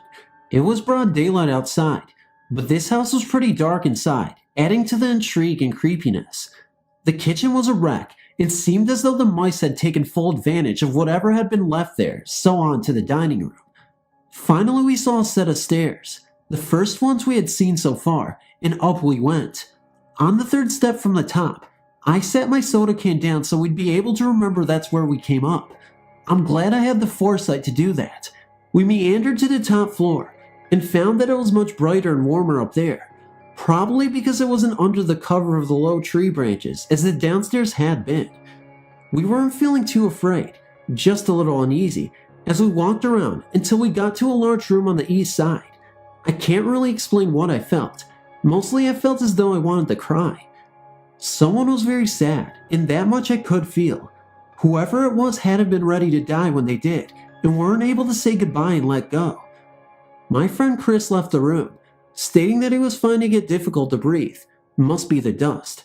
My friend Megan was very pale and shaking, so we decided, okay, it's time to go. We walked around the top floor, looking for stairs to the attic, and never found them. We found a set going down, which we had missed on the first few go-arounds, so down we went. They led to the living room. How was that possible? We walked around the downstairs, peeking at all the little doors for stairs, only to find closets. There wasn't a door to get out of the living room, so we went back upstairs and walked around some more. Finally, Megan spotted the stairs where my soda can was, and we happily bounded down them and back into the dining room. We made our way around the downstairs again just to be sure. The dining room led to the back porch, and the kitchen had the stairs to go up. The kitchen only led to the dining room and the living room. The living room only led to the kitchen and the porches. Okay, so where were the stairs we walked down? This was the same room because the mess on the floor was the same, and the mantle above the fireplace was the same. So what was the deal here? We went back upstairs, and Megan stayed at the top of the stairs, while Chris and I walked around again in search of the mystery steps we had gone down. We never found them. As Chris and I were walking back towards Megan, I heard someone in the large bedroom that made me feel very sad. It sounded like a soft crying, and I felt very bad. I felt that we intruded into this person's life, and it was time we left, so we did. Most places we ever visited, we went back for a second and sometimes third look. However, this place, we didn't. We all felt after we left that maybe whoever was there really just wanted to be left alone, and we never went back together. The oddest thing is that on Easter Day of the following year, I had this unstoppable urge to go to the house and leave flowers on the porch. I got some daffodils and headed out there, only to find my friends Chris and Megan also had come to bring flowers. We all had that urge, and we all headed out there without the others knowing with a big bouquet of fresh daffodils. Something there touched each of us, and I will forever feel a connection to that house in the woods, and whoever that is who lives there in the large room on the east side of the upper floor who seems to like daffodils. Thanks for reading. First, I need to give you some background history. I can see auras. If you don't know what that is, it's the energy a body gives off. There are different colors, and those colors have meanings such as blue and green is relaxed. I started to see auras around the same time I had my experience. I was in 8th grade, at church, the first time I saw an aura. I can't see them as well now. It's been 6 years since I started, and my ability has faded from lack of use. My experience happened the same year, 8th grade, in French class. My teacher was working on the overhead, so she had all the lights off. I was sitting in the back of the class. French didn't excite me much, so I was not really paying attention to what she was saying. Instead, I was playing with the light around her. This is rather hard to explain. Her body was reflecting light from the overhead. I think I could see this because I could see auras. Anyway, I would stare at the light around her and move it to the dark beside her. Kind of like when you would stare at a bright light for a while, and then when you would look away, you still see the light. Well, I could see the outline of her body, and then it would just fade away. I would then look back at my teacher and do this all over again. The point being, I was technically staring at nothing for a while. It was after doing this a couple of times that I noticed something else. It was a thin, blue outline of a person standing opposite my teacher, watching what she was writing on the overhead. I was looking at its side profile, and I could see a perfect outline of a nose, mouth, etc. I could only see it from the waist up because the desks were blocking the rest of my view. I froze when I noticed this thing. I couldn't stop staring. I thought I must be seeing things. When it turned towards me and started to approach me, it didn't walk, but came towards me in a flashing motion, like a strobe light was on. I freaked, all my muscles tensed, and I wanted to bolt, but was too frozen. That's when it stopped approaching me and just laughed at me. This is when it starts to get really weird. The laughter was inside my head, and I know it was not mine. It was cold and evil, and I was about to start crying. The rest of the class, it just watched my teacher and was smiling over my fear. Once class was over, I bolted from the room and told my friend what had happened. Nothing else happened for the rest of the day. When I got home, I told my mom what happened and said I was scared of going back to French class. She said if it happens again, I was to say a prayer and ask for God to protect me. The next day, I went back to school. French was my 3rd period class and math was my 1st. Sitting in math, I was miserable. I couldn't stop thinking about what had happened and I was scared. It was then that I hear the laughter again. My body tensed up again just like last time. That just made it laugh even more. I asked it inside my head, "What do you want?" It told me, and this is happening all inside my head, mind you, to torture you. I know I sound crazy talking with myself, but it was definitely not my voice I heard. It was deep and cold and very evil. I then said, "Fuck you. You have to give me a break." I was only 14 and not very mature yet. Right after I told it off, I got very sick to my stomach. I then apologized and took back my comment. The stomach pains went right away, and it started to laugh hard. It was feeding off of my fear and seemed to be gaining strength from it. As soon as math was over and I had to go to my 2nd period class, I found my friend who I'd talked to yesterday and told him I did not want to go to French class. He said he'd go to counseling center with me. 2nd period went by fine. When French time came, I had to go ask my teacher if it was okay for me to go to a counseling center. Well, as soon as I walked into the classroom, it felt like walking into a cloud of evil. All I wanted to do was get out of there. I started to cry while asking my teacher to leave, and the laughter started again. This time, it was echoing in my head. My poor teacher was trying to write out my slip as fast as possible so I could leave. I went to the counseling center with my friend, and the two of us sat alone in a small computer room. We just sat there. There was nothing else to do. I could feel it in the room somewhere with me, enjoying my pain. Without really thinking about it, I thought to myself, oh God, help me. Right at the instant, I heard a scream, and I could feel that someone else was there. I turned to my friend and told him, then a teacher came in and said we had to go back to class. I didn't know what was happening, but by the time I had walked across the commons to my French class, I was in a box. That's the only way I can explain it. I felt like I was in a box, and it was scratching from the outside to get in. While inside my box, I was feeling safety, good, and peace. I heard a voice that told me over and over, you're safe now. Nothing's going to get you. I couldn't stop smiling. I felt so good. As the day went on, my box got bigger. It grew to the size of the school, and then so big, I couldn't even feel its boundaries, but I knew I was still inside. I talked with the spirit for 2 days. It told me I would always be safe, and it was a messenger from God. I believe it was my guardian angel. Look, I know this story sounds crazy, and I've tried my best to believe I had an overactive imagination, but it was too real to not be true. The voices, the things happening around my classroom, things that are happening in general. I just couldn't fathom what was going on, and I know it's disbelievable, like I said, but still, in my head, I know it was real.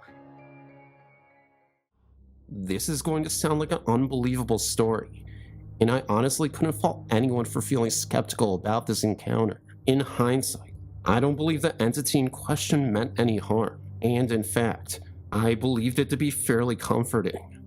Either way, it's the type of story that would make anyone roll their eyes, but I only have my word, and you'll just have to trust me about the veracity of the story. This is something that my brother has been able to confirm, so it wasn't just me who had this experience. At the time, I was about 8 years old when this happened to me. My brother and I were visiting a friend who lived on a farm. I mean, the farm was sprawling, out like it went on for miles, even if in reality, it wasn't as big as we thought as kids. After breakfast, we headed off to the old barn which existed where we, as boys, would attempt to build a go-kart. By building, we mean fix it up a little bit, as it needed some repairs, but only a little bit of minor repairs. About 30 minutes into the repairs, an old man by the name of Johannes approached us and insisted on giving us a hand to help us with the repairs. We didn't remember him saying much, just that he quietly approached us, pointed where he believed there was a problem, and then simply walked away, practically into nothing. I remember that he was dressed as if it was still the 1930s, with either tan or beige overalls. Now, I don't think this man was wearing period clothing. I just think this is the way old folks tend to dress. Very simple, especially farm men. Anyway, we were unable to fix the go-kart, and by the time the man left, we looked and noticed that there was a handprint on the go-kart, like a dirty imprint, like someone was working on the car. We ran back to the farmhouse to reveal our go-kart to my friend's dad. His father commented that we as children, being only 7 and 8, me and my friend, would not in a million years fix a defective go-kart, and that he would go ahead and help us put it together. We ended up mentioning that an old man by the name of Johannes came by and tried to help us with the construction, but wasn't able to do much, and even showed him the handprint on the go-kart. My friend's dad was a little puzzled and a bit unnerved. There was no man by the name of Johannes that lived anywhere on the farm, or even close by. Naturally, he decided to scout around the area, make sure there wasn't anybody suspicious stalking our property and the area around it. My dad's friend had been gone around a half hour and then returned soon, whereas Dad didn't see anyone. We had left the go-kart on the front porch and entered the living room while all this was going on. As we were all sitting around, his parents included, I looked up and noticed this old man's portrait hanging on the wall. This was the man that was wearing these strange tan and beige overalls. I walked over to the father and confirmed to him that the man on the wall was the same man that helped us with the go-kart. As me and my friend agreed that this was the case, his parents laughed and replied that in that picture was his great-great-grandfather, who passed away more than 20 years ago. Clearly my friend's parents didn't believe us, but it really did happen. Now I'm 18 years of age. Until the day when I visit Richard, we talk about that day, and yes, the portrait is still hanging there. In the meantime, they've added 2 new siblings, who are according to them also interacting with old Johannes. So I guess maybe they came around and believed us now.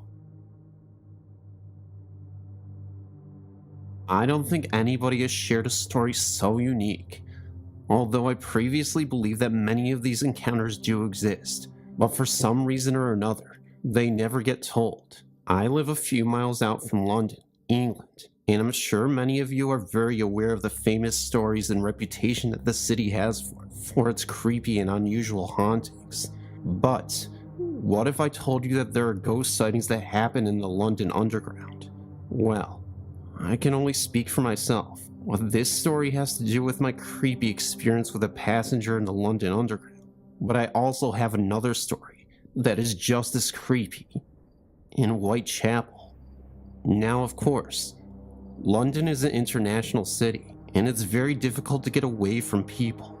It's congested and overpopulated, and so there really isn't an opportunity where you get to be alone, even until late hours of the night. But anyway, I have a deep fascination with Jack the Ripper, and have always wanted to see the area where he committed those crimes. If you aren't aware, Jack the Ripper was an earlier serial killer from London who went after his victims in the Whitechapel district of London, England. This happened in the late 1880s. Unfortunately, this killer's identity to this day has never been identified, and even though we have a better idea of who may be responsible, we still don't truly know who did it. Even though I live fairly close to the area, I never really had a chance to go and explore it, to see it for myself. So I went to decide to explore the area for a bit late at night. That really wasn't my intention, as I had planned on getting there much earlier, but train delays and other homely obligations held me back. Well, I ended up getting there around 8 p.m. at night, in the middle of winter. I was a bit gutted at the fact that I missed the Jack the Ripper tours, which they put together in Whitechapel. I booked a nearby room to stay the night, and decided to just wait the next day for the tours. But while I was there, I wanted to make the most of my night. Well, I decided to have some dinner and proceed walking through the dark and narrow famous alleyways afterwards to sort of explore, but also head back to my rental.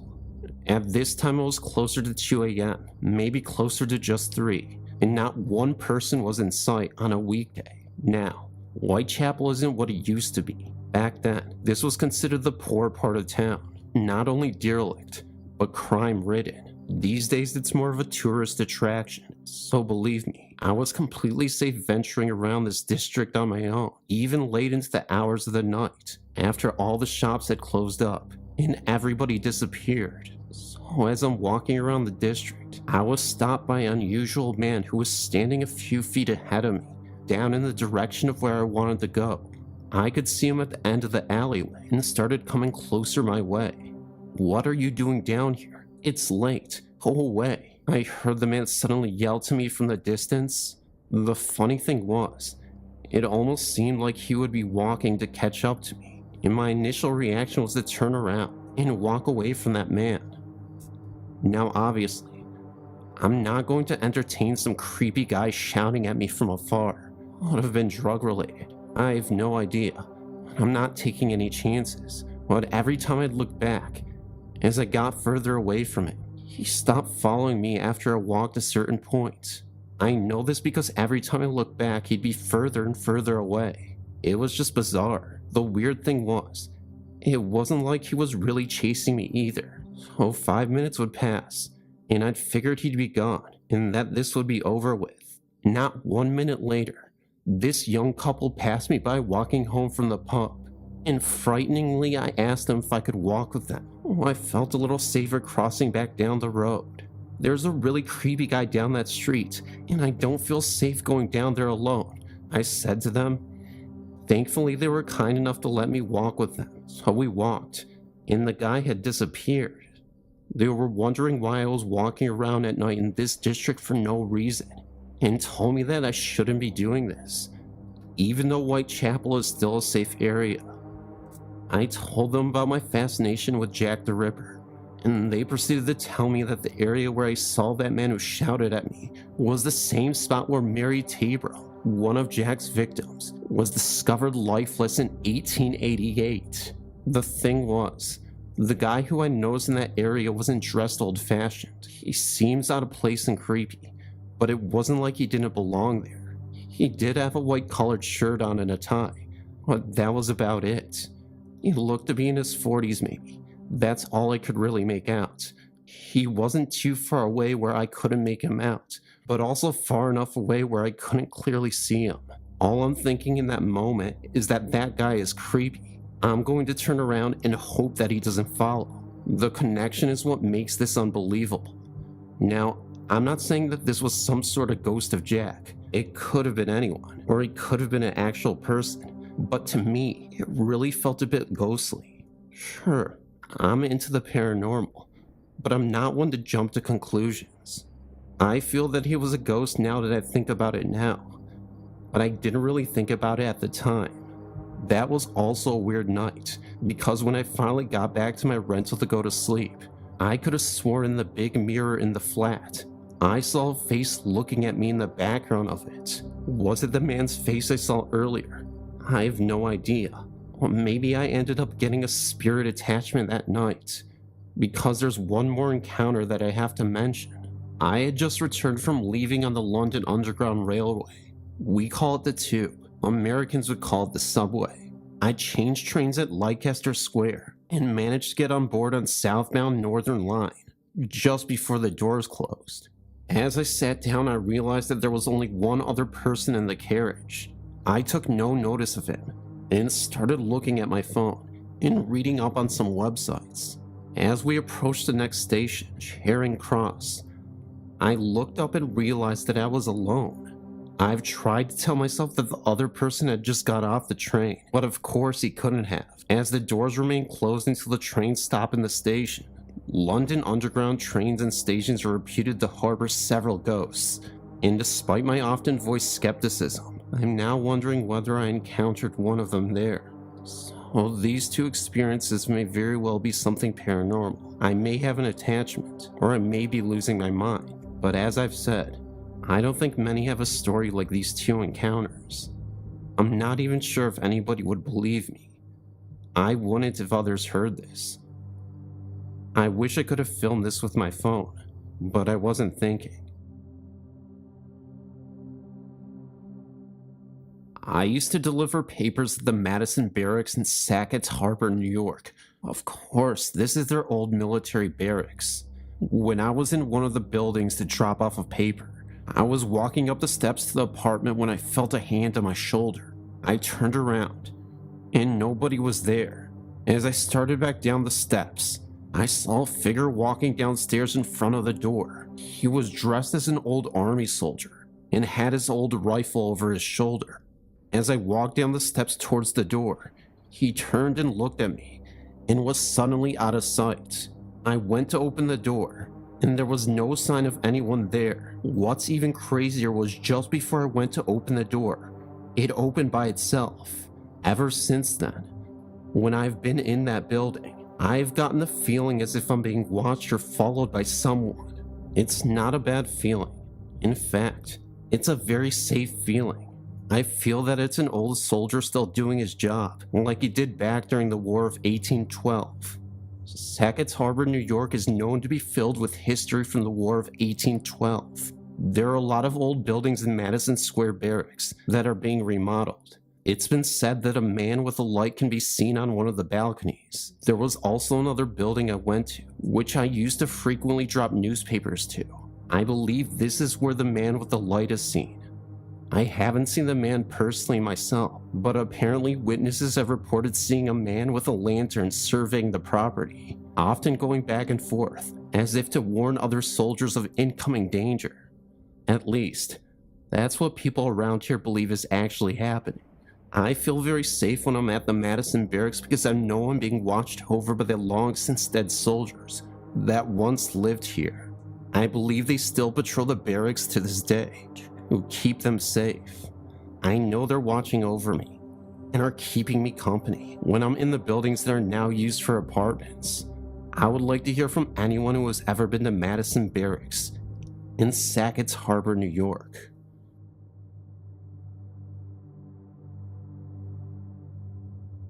Dad was told he had cancer in May of 1999. He had always taken care of my mom. Mom had been sick most of my life.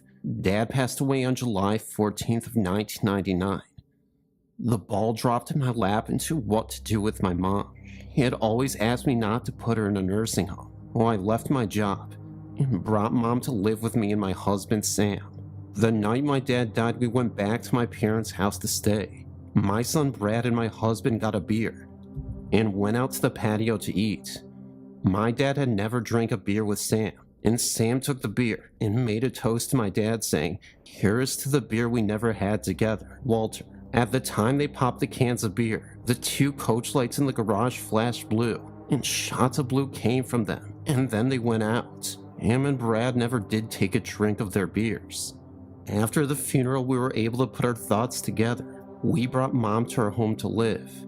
We have a manufactured home, so no one had ever lived in it but us. Things had been so crazy in our lives that I felt I had not been giving my husband attention he needed. I made a bed in front of the TV after Mom was put to bed, and a little soft music.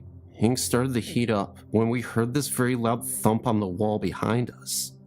At that same time, my mom says in a loud voice, "Did you just see a man coming down the hallway?" Needless to say, the night was over for Sam and I. A week later, Sam and I had been in bed when Sam says, Deb. All I could say was, "I see it." There was a shadow on the side of the bed, and then moved to my side. We couldn't believe what we had just seen. The next morning, my mom says to us, "Did you see your dad last night?" We both said yes. The phone rang, and it was my son who was with a friend down in Southern Illinois. He says to me, "Mom, last night I woke up and Grandpa was standing over me right by my bed."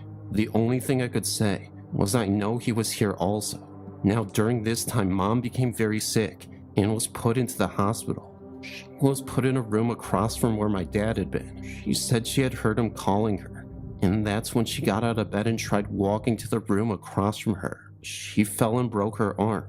I woke up at home to see our ceiling fan lights on and the fan on high speed. The phone rings, and it's the hospital telling me of my mom breaking her arm. Other strange things started to happen, like lights coming on in parts of the house, TV coming on. I think the strangest of all was New Year's Eve 1999. My dad had always been so worried about the year 2000. He was worried, what if Mom wasn't able to get her pills and her insulin shots? Sam had to work and I was watching a show on TV. When the clock struck midnight, the movie I was watching that was in color went to a black and white room with 2 men in it. There was a desk, and both men had the same clothes. One looks at the other and said, "Are you Mr. Wilson?" The other man said yes. My parents' last name was Wilson.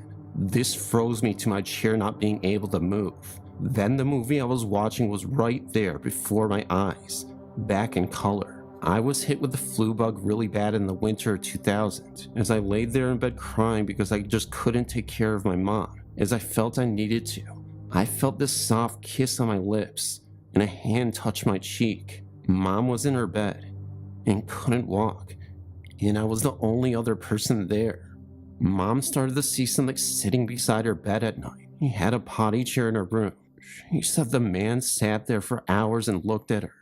One night she screams out the name Sam. Sam. Oh God, he is putting me by my arm.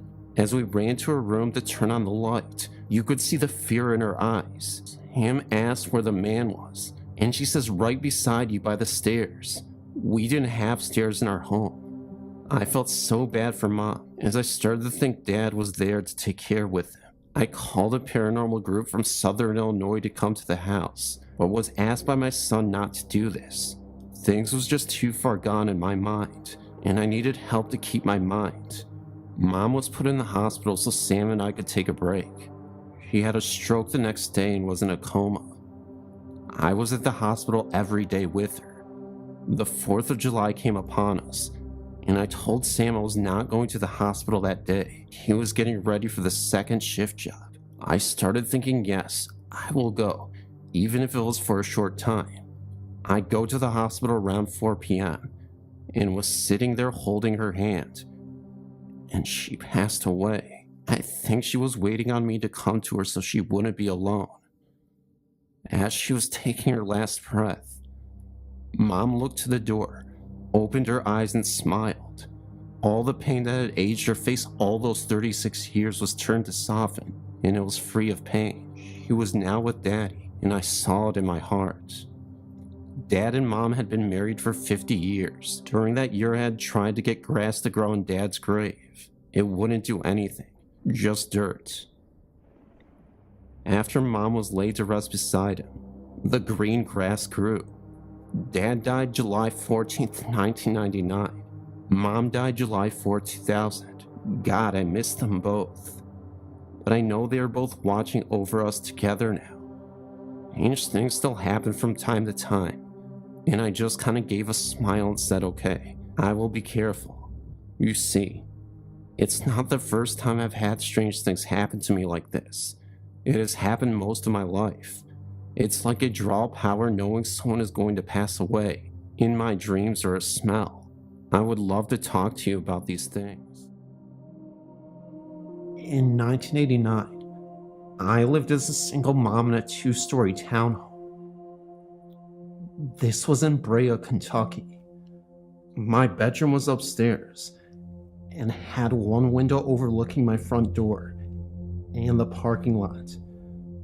David, my next door neighbor who shared his porch with me, one small cement porch with one step up, leading to his door into mine. He was number 7, and I was number 8. One time early between 2 and 3 o'clock, I had just startled myself awake after a disturbing dream. I just finished writing it all down in a dream journal and had turned off my bedside lamp. I lay there in darkness with my bedroom window as a nightlight. A bit of streetlight shone through the slightly elevated shade, and if a car happened to go by, I'd see a quick flash of headlights roam through my bedroom walls. The roads were mostly empty, and it was all stillness outside.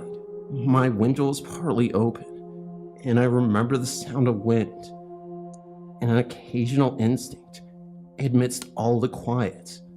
It was summer, or maybe the end of summer, and the fresh air smelled like honeysuckle. As I lay there trying to fall back asleep, I suddenly hear the low growl of a car engine in the parking lot below. It idled for a few minutes, and then turned off. There was silence. Next, the click of a door handle, then the sound of a door creaking open and slamming shut. I heard shoes hitting the pavement. They had loud, distinct heels on them, pacing each step like I would imagine a sharply dressed woman would do. Clop, clop, coming closer to David and my porch. They made a distinct noise, which echoed in the night air. They walked just below my window. I wondered if the person would knock on David's door, or mine. There was a pregnant pause as I listened for the knock. I guessed the knock would be on David's door, as he was a big late-night partier and had frequently night friends. The knock came, but on my door. I heard it loud and bellowing through my open window from right below it, and simultaneously, it echoed through my apartment.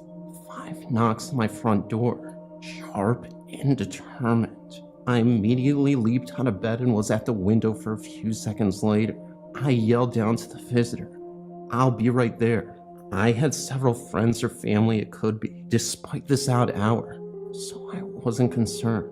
I turned from the window and bounded down my stairs in the dark and sprung open my front door. I opened it part way, and then all the way. Only darkness. Just an empty porch. There was no car in the parking lot, as far as my eyes could see. Wind howled through the trees. It just shrieked past my door, and blew branches across the pavement. I shuddered. Not from cold, but from the lightning bolt of the creepy chills that were traveling like ice down my spinal cord. I shut the door again and then locked it. Then I stood there for a minute or two and checked the lock again. Slowly I moved again, back up the stairs again, taking each step backward, keeping watch on my front door. Then stood there for a minute or two and checked the lock again. I moved slowly back up the stairs again, taking each step up backward, keeping my watch on my front door.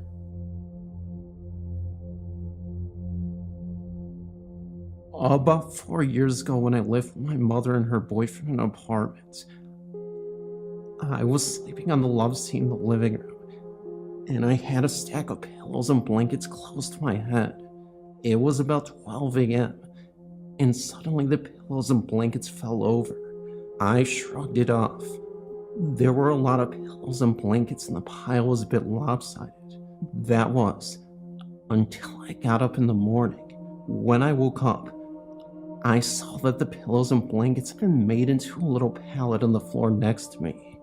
Also, in that apartment, it was about 10 p.m. I was trying to get some sleep, and I saw a lady in one of those button-up high-collar dresses from a long time ago. I was a little bit freaked, but when I saw her, I was so scared, but kinda happy to see her anyway.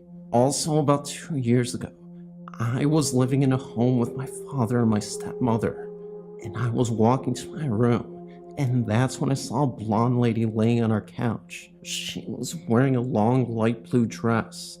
At first I thought it might have been my stepmother. Then I realized that she didn't have a light long blue dress.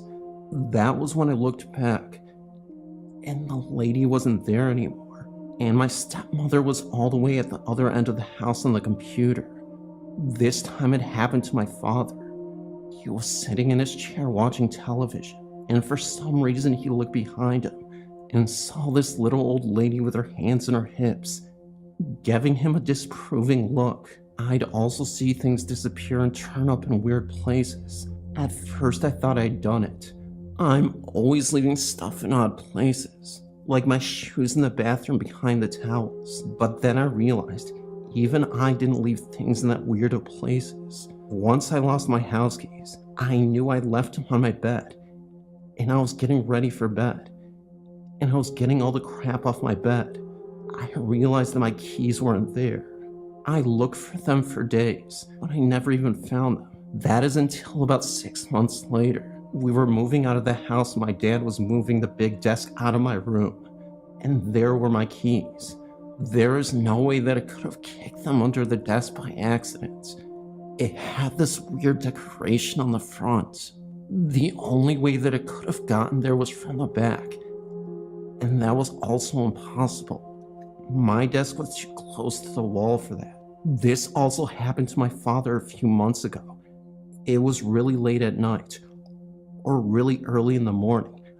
I don't know, but my father woke up, and then he saw his father standing in his room. He called my aunt, and she told him what happened. This happened about 5 months ago to me. I was sitting in the church during the prayer.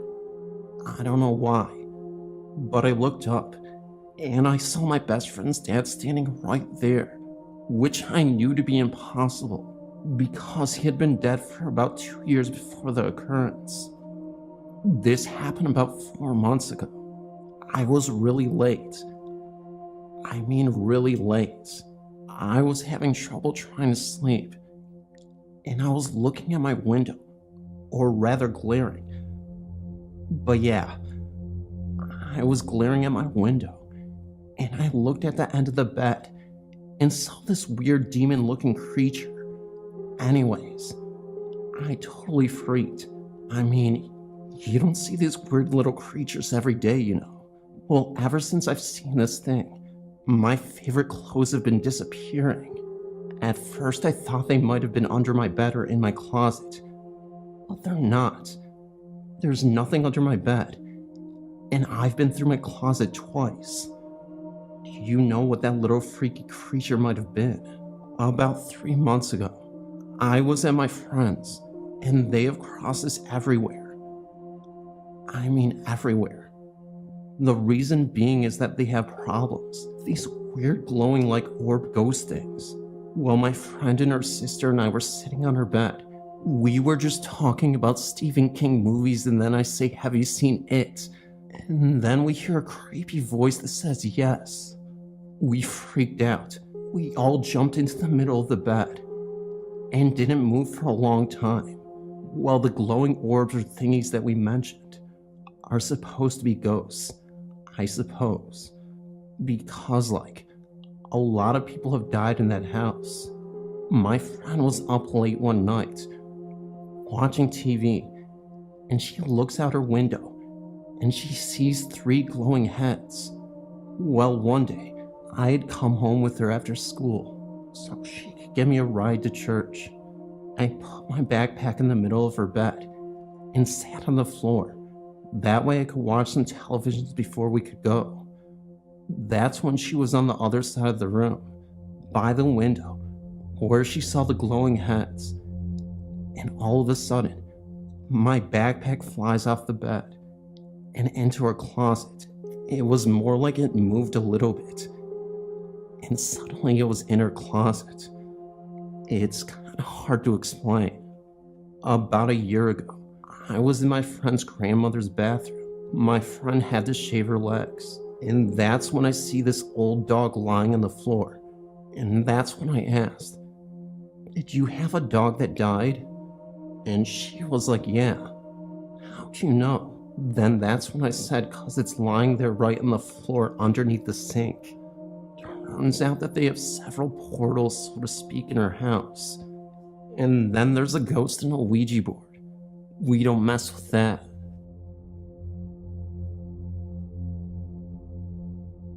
While I was stationed in Germany, I got married to my wife in Denmark. We stayed in a little nice hotel that was built in the 1400s. We stayed a total of 3 nights and never had a problem until the last night. Late in the last night, I was lying in bed with my new wife. We were both facing a wall away from the door. I said something along the lines of, "I'll always keep you safe." And at that moment, an overwhelming fear came over me. At the same time, my wife said, "Why did you just say that?" I had no real reason, but she described to me that she was feeling the same thing I was, and we were able to determine that the source of our unexplained fear was coming from the doorway right behind us. Neither I nor my wife wanted to turn to see if anything was there. When I finally mustered up the courage to look, I was convinced that I was going to be looking directly into the eyes of the devil, but nothing was there. And shortly after the fear subsided, I have jumped out of planes and been to combat twice, but I never felt as scared as I was that night. Our house was built in 1959. To my knowledge, nothing ever bad happened here. The first time we noted anything was in the mid-1970s. We moved here in 1970. Both my husband and I awoke in the night and saw the figure of a man walk across the room at the foot of our bed and disappear. My husband jumped up and turned the light on, and then ran throughout the house looking for the intruder. No one was found. Over the years, we have heard noises coming from the bedroom areas, doors closing when they are all open. Our neighbor has seen the lights on in the middle of the night when we are asleep. A few months ago, I was standing at the bathroom sink mid-morning and saw a man walk by. I thought it was my husband, and when I walked out to see where he went, he wasn't even there. I went back down the hall, and he was still in the master bathroom and had not walked down the hall. One day we were all sitting at the table, and the 4 of us observed a can of Coke move across the table and stop before it fell off the edge. In the basement on the carpet, a spot just became wet, even though I was the only person down there this week. I scrubbed it up, and so far, it has remained dry. We hear the sound of our doggy door being opened and closed. Even though the dog is asleep in front of us, there is far too many incidents to mention. But interestingly enough, our dog never acts like she hears any of these unnatural sounds, even though she barks at humans or dogs, etc. outside.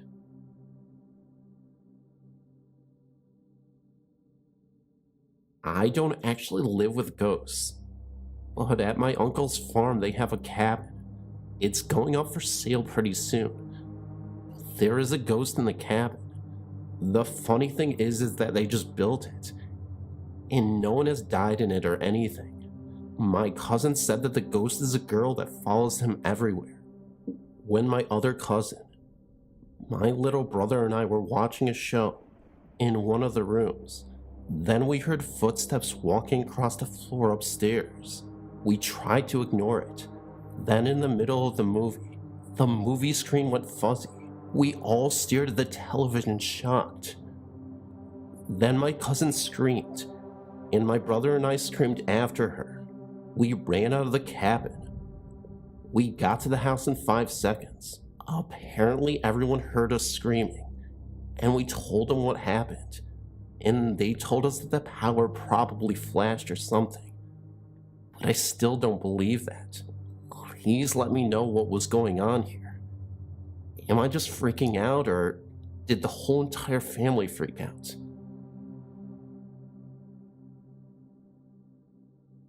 I want to tell you of an experience I had a little over a year ago. I was living in a house on Bassmaster Street in Youngstown, Ohio. I knew the house was haunted by a woman who was subdued by her husband some years before. I was a baby when she passed away.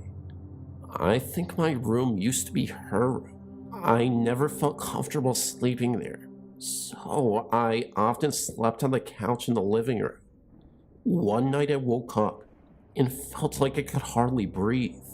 I felt like there was a tremendous weight on me, and I couldn't move or speak except for open my eyes. I opened my eyes and saw a huge black hooded figure at the end of the couch, kinda leaning over like it was looking at me. Mind you, I couldn't see his eyes. Thank God. I instantly slammed my eyes shut and kept trying to scream, but I couldn't.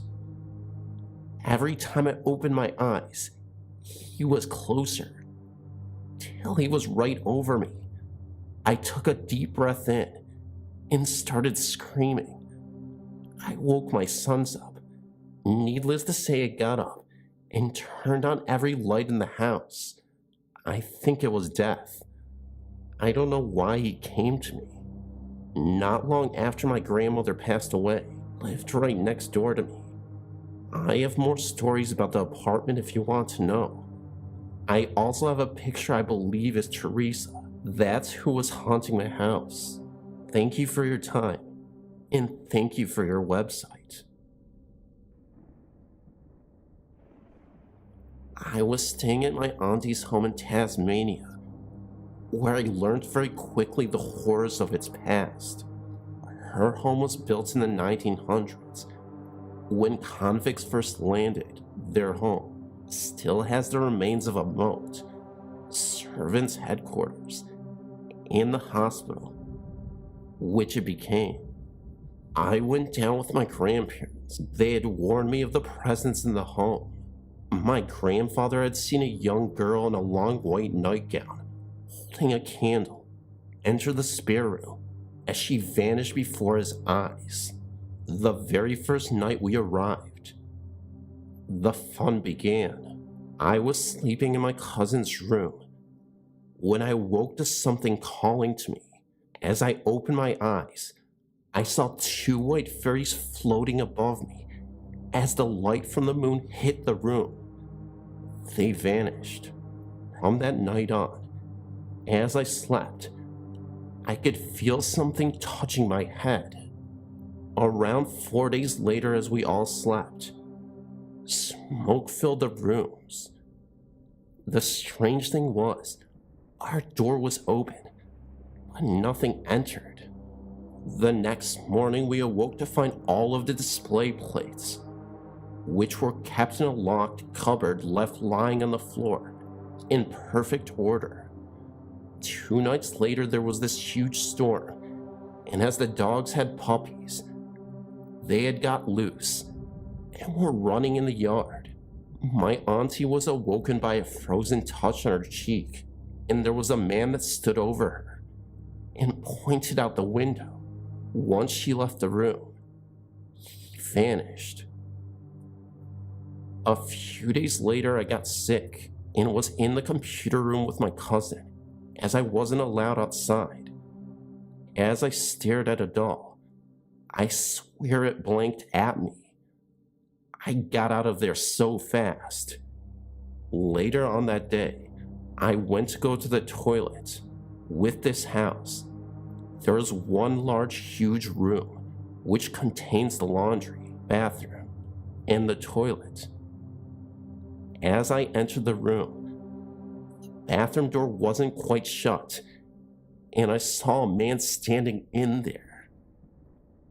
I ran out of the room, and when my grandmother asked who was in the shower, as my cousins were in the room, my uncle and grandfather were out in the back in the shed.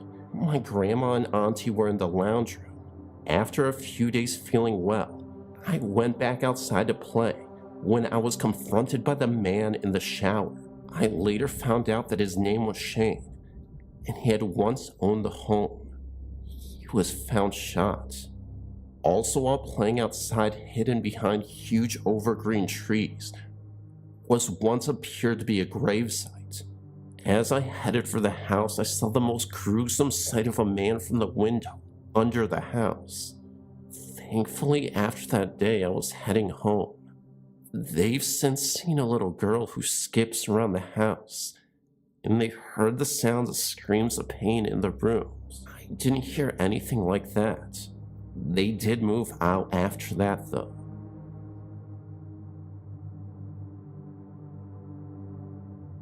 When I was 7 years old, my family purchased a house in the outskirts of Los Angeles. I remember my father bragging to most anyone he knew that he got the house for a steal. I guess it didn't really matter that a stiff wind could probably knock the house on its side. It was that run down. It was a 2-level house with the main rooms being on the first floor, 3 bedrooms on the second floor, and a small fruit cellar below. When we first arrived at the house, I noticed a mailbox with a small stick-on letters that spelled out HORTON. That was the first thing my father intended to change. He pulled out some stick-on letters out of his pocket and proceeded to spell out our last name.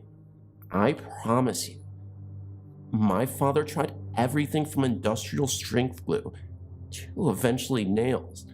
Our letters would just never stay up. At some point, he must have just given up, and we left it as is. As my father was valiantly trying to get those darn letters to stick, my brother and I charged ahead into the house to do some exploring. There are 2 things that stick out in my head from that initial visit. I noticed in the upstairs of the bedrooms, a dartboard hanging on the wall, with a single dart placed in the bullseye. I don't know why, but for some reason, this really disturbed me. Maybe because the entire rest of the house was completely empty. I'm not really sure. And then secondly, I noticed that most of the doors had those old-fashioned skeleton keyholes. I was instantly reminded of the old fairy tales where the wife had tried everything, including peering into a keyhole, much like this one, to get a look into that forbidden room. I bent down, placed my eye to the keyhole, and looked into one of the bedrooms. I think I was curious to know if you could easily see anything by looking into one of those things. And guess what? You can. I remember seeing something, tall and black, scurry across the floor. Something that almost resembled a large dog. My father probably surmised that it was probably some type of animal, or quite possibly a shadow. In any case, I was relieved to find out that this was to be my parents' room. Almost immediately, my father began renovating plans. The entire back end of the house was to be added onto, including a new kitchen and dining room on the main level, 2 new bedrooms on the upper level, and the basement extended below. As the workmen were digging up the ground in the backyard, they uncovered many strange things, including an antique thimble set, childhood toys, coins, an axe handle, photographs, and almost an entire deck of old-made playing cards. As my sister and I sat around thumbing through these new treasures, I happened to glance up just in time to see my eldest sister falling headfirst into the pit that was to be our new basement. To this day, my sister, who is now 40, swears she was pushed violently from behind. In any event, the result from the injury was a broken leg and a few cuts and bruises. We were all warned to be more careful around the construction site. A few days after this incident, I had a chunk of plaster thrown at my head.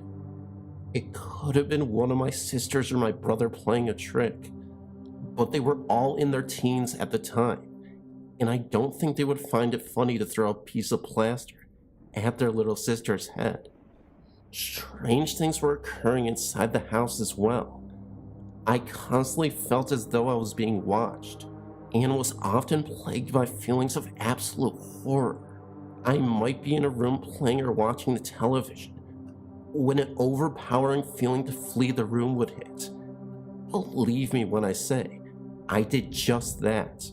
My sisters were constantly at each other's throats over missing items, and sometimes those items would appear right in bizarre spots. Some were never even seen again.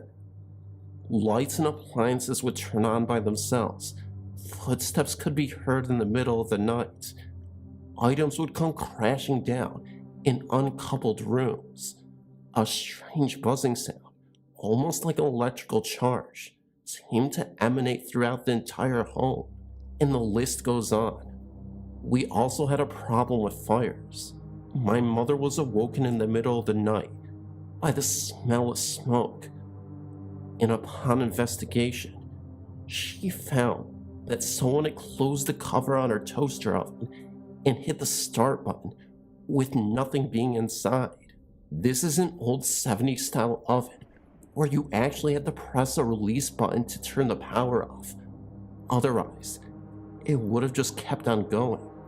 By the time my mother reached the scene, the entire toaster was up in flames, practically burned to a crisp.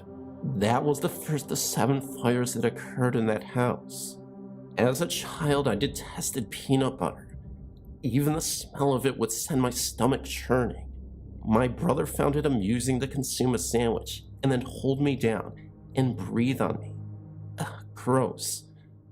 Anyhow, I was sitting in the living room watching the Saturday morning cartoon marathon when my brother walked in fresh from eating a PB&J sandwich. I knew what was coming, and I wasn't in the mood for his games. A constant pounding sound that had kept me awake for half the night, and I was cranky from the lack of sleep. We began to tussle, but were abruptly interrupted from out of nowhere. An insole from a pair of shoes fell on the floor between us. We just stood there and stared at each other for a few seconds, our hands still on each other's shoulders. This insole actually seemed as though it fell straight out of the ceiling. As we were trying to figure out the origin of the peculiar item, we were startled by a loud knock at the front door from our vantage point. We could both see the front door from where we were standing. There stood an old lady with whitish hair, wearing a black shawl. Something about her eyes struck me as odd. They were so dark, it almost appeared as though someone had stuck 2 large black buttons in her eyes. As my brother approached the door, she vanished almost instantaneously, like she had never been there at all. It's not as though she simply turned and walked away. She disappeared into thin air. 1 minute she was there, and the next she was gone. I would be lying if I said we opened the front door to take a look around. We did peer out the window, checking for any signs of where she may have went. We saw nothing on the front yard, nor the driveway. My brother was convinced that we had just seen a witch. When we returned to the living room, a mysterious insole from the shoe was also missing. It's also interesting to note that a fenced-in gate surrounded our entire property. For someone to gain access to the grounds, they would need to be electronically buzzed in. This still puzzles me to this day. My brother, being the inventive boy that he was, liked to build forts. They were mostly constructed of yardsticks and blankets, or whatever else he could get his hands on. When my mother saw us playing in there one day, she forbade it, as she feared I could suffocate myself. Even though I was 7 at the time, I was very small for my age. I reluctantly agreed and scampered off to play in my bedroom. I was playing with some dolls when a little boy walked in. Now, I don't know who or what this little boy was, but to me, he looked like a real person. I honestly thought that he was a friend of my brother's, although he did seem a little bit young to be chumming around with my bro. I remember him asking me if I wanted to play. Being lonely and not having many friends, I quickly agreed and was happy to have a new playmate. He suggested playing in the fort.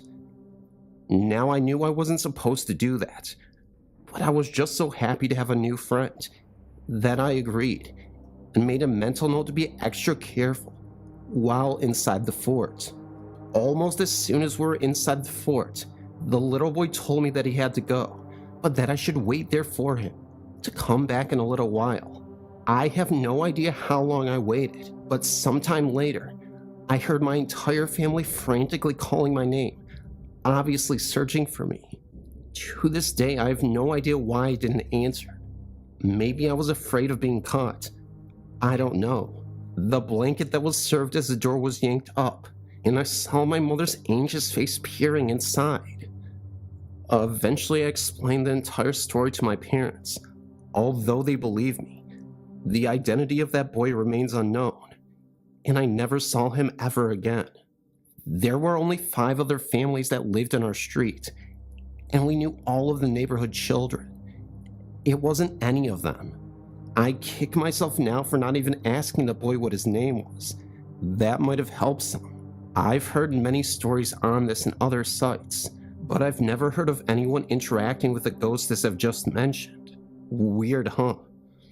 Thinking back on that little boy, the only thing that struck me as being a little bit weird is the way he moved. It was slow, yet fast, and his movements were jerky, if that makes any sense. Also, for a young boy, his voice was very mature and sounded very much like the voice of my father. I know it sounds truly bizarre, but I swear it happened. And even though it's been 20 years since this event took place, I still remember it as though it was yesterday. We stayed in that house for a total of 5 years, and as the years passed, strange things continued to happen. My entire family suffered in one way or another from the haunting. My eldest sister suffered the most, but for the time being, I'll stick to my own stories. For Christmas one year, my aunt had given me a hideous green and orange stuffed clown whose nose would glow red and play a musical melody. At first glance, I hated this thing and quickly stuffed it in some dark recess in my closet. Sometime in the middle of the night, I had awoken, desperately needing to use the restroom. The idea of walking through a darkened hallway at 3 a.m. was not a desirable prospect, but by this point, it was an absolute necessity. I made my way down the stairs and was just about to round the corner into the living room when I heard it. Soft jewelry box music was coming in the general direction of the living room. Peeking my way around the corner, I saw the stuffed Christmas clown propped up in the middle of the couch, its nose glowing in the darkness. I hightailed it back upstairs, wetting myself in the process, and jumped in my bed, shaking like a leaf. It scared me half to death. Nothing scared me more in that house than the spirit who I dubbed the old man. I saw him many times both inside the house and also in the fields behind our house, just kind of standing there, staring intently up at the house. He always wore a brown business type suit and a top hat. I've always had nightmares about him over the years. Most of them would entail me being in a room with my back to the doorway. Instinctively, my back would tense. I would spin around, and he would pounce, charging at me full speed from the other end of the room, sometimes carrying an axe, or sometimes not. One thing that sticks out in these dreams is that he somehow was more vivid and colorful than the rest of his surroundings. He always seems to stand out, if you know what I mean. I always felt that he was standing right behind me on the staircase, ready to give me a good push. Indeed, I did fall down those stairs many, many times, no matter how careful I was. But luckily, I was never seriously injured. I know this sounds crazy, and heck, the whole story sounds crazy, but I think he used to like to hang out in my walk-in closet and hiss so loudly that it almost sounded like a rattlesnake. I think he got a kick out of scaring me, as he liked to turn the lights out on me. When you walked down into the basement, there was only one switch for the entire area situated to the left of the door as you were heading downstairs. Now, I hated to go down there for anything, but it was a must on this day because our fridge had burned out once again, and dying apparitions were a big problem in this house. Seeing as the only other working fridge was in the basement, my mother asked me to go down there to get some necessary items for dinner that evening. I ran down the steps to the refrigerator, grabbed whatever it was I was supposed to get, and bam, the lights went out. I started screaming and ran for the stairs, absolutely certain that he was hot on my trails. As I was finally reaching for the door, I heard it, and I swear I will never forget this. Laughter, but not just any laughter. This laughter literally chilled me to the bone. It was somehow evil and mocking, as if to say, I missed you this time, but next time, you may not be so lucky. Needless to say, I was spooked. I'm not sure who it was who was laughing, but I do know that the laughter was male, and only my mother and I were at home at the time. At some point, a shadow also began to show up on our living room wall. My sister and I were watching a movie one night when I first saw it, and there was no mistaking it. This shadow was definitely of a person, and somehow darker and more opaque than what a regular shadow should be. We moved everything around that room, shaking our hands in front of it, trying to figure out its origin or what it might be causing it, to no avail. That shadow appeared in the same spot every night until we moved from that home, sometimes disappearing for a few hours, only to reappear sometime later. I think the guys also like to mess around with the phone lines. Many times when you would pick up the phone, all you could hear was the static, or there might be a couple of voices in the background, although you could never make out exactly what they were saying. On one occasion, I picked up the phone only to hear ear-shattering static. Before I had enough time to put the receiver back on its cradle, I heard a man say hello in a slightly, very mocking manner, and then that same god-danged laughter. That really scared me. Other people, including my grandmother, reported calling our home, and a strange man would answer. A second later, the phone would start to ring normally, and one of us would eventually answer. This to say, this unnerved me to no end. Once, and only once, I was upstairs in my bedroom listening to the stereo with a girlfriend of mine. On one of those perfect, sunny Southern California afternoons, we were kind of goofing off singing along when a man's voice started to come through the radio. Believe me when I say, this was no radio broadcast. Language was foul and violent, much too obscene to be repeated here. My friend and I just stared at each other, becoming more frightened by the minute. When I finally couldn't take it anymore, I reached over and pulled the plug, thinking that would put an end to the disturbing episode. To my complete astonishment, the radio just kept on playing. Okay, playtime is over. Time to head to my friend's house. I really don't know how to explain this, but somehow we learned to live with these things as a family. I got used to being afraid, expecting things to go missing. I barely glanced if a door slammed on its own, or a light mysteriously came on. I expected to hear my name being called out in the middle of the night, and so on. Was I still scared? Yeah. Deathly terrified might be a better term, but somehow I managed to live with it.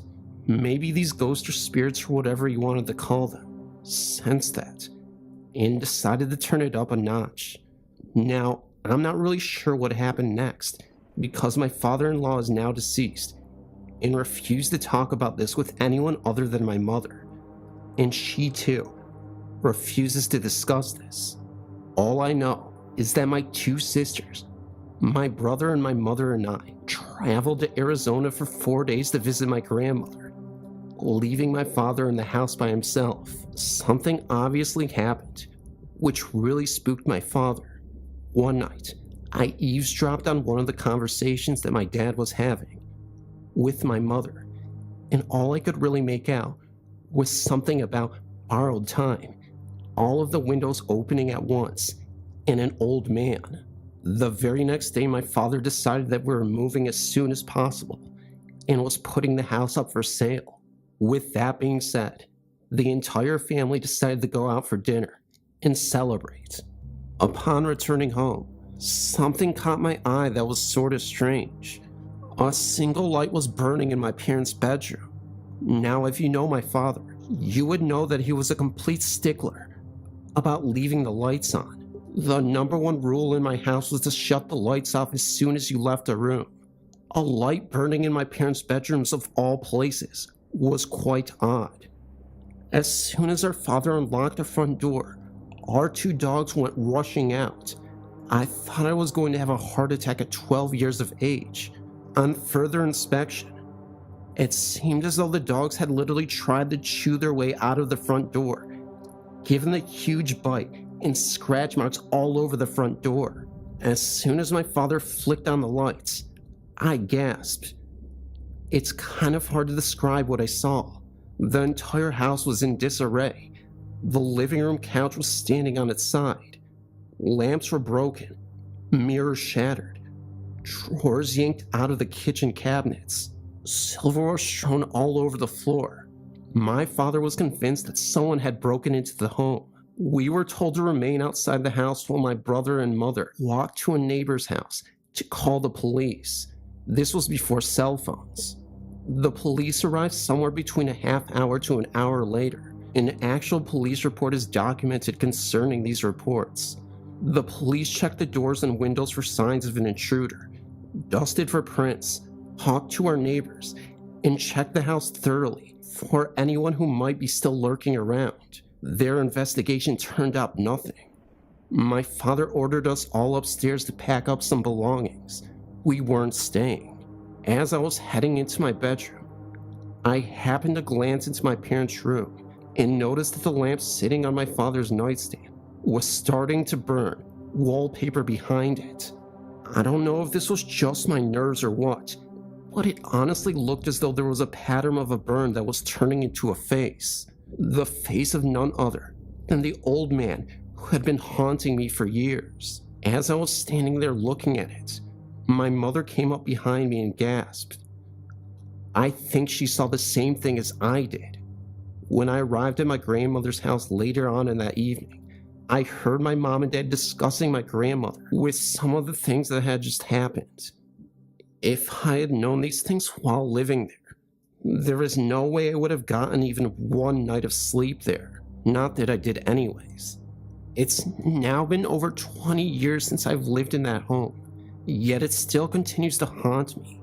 Considering the fact that we lived in the house for just over 5 years, numerous other events took place that I haven't included, but it's hard to fit the 5 years of living into a single submission. The house is still standing, and I occasionally drive by just for kicks.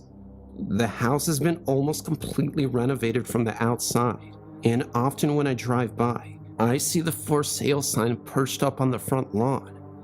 It seems as though no one stays in the house for too long. It's interesting to note that I've never again experienced anything ghostly or otherworldly since leaving that home. That remains my one and only true experience with the other side. Like, share, comment, and subscribe. Thank you for listening to Phantom of Darkness 2024 February compilation. See you in the next video.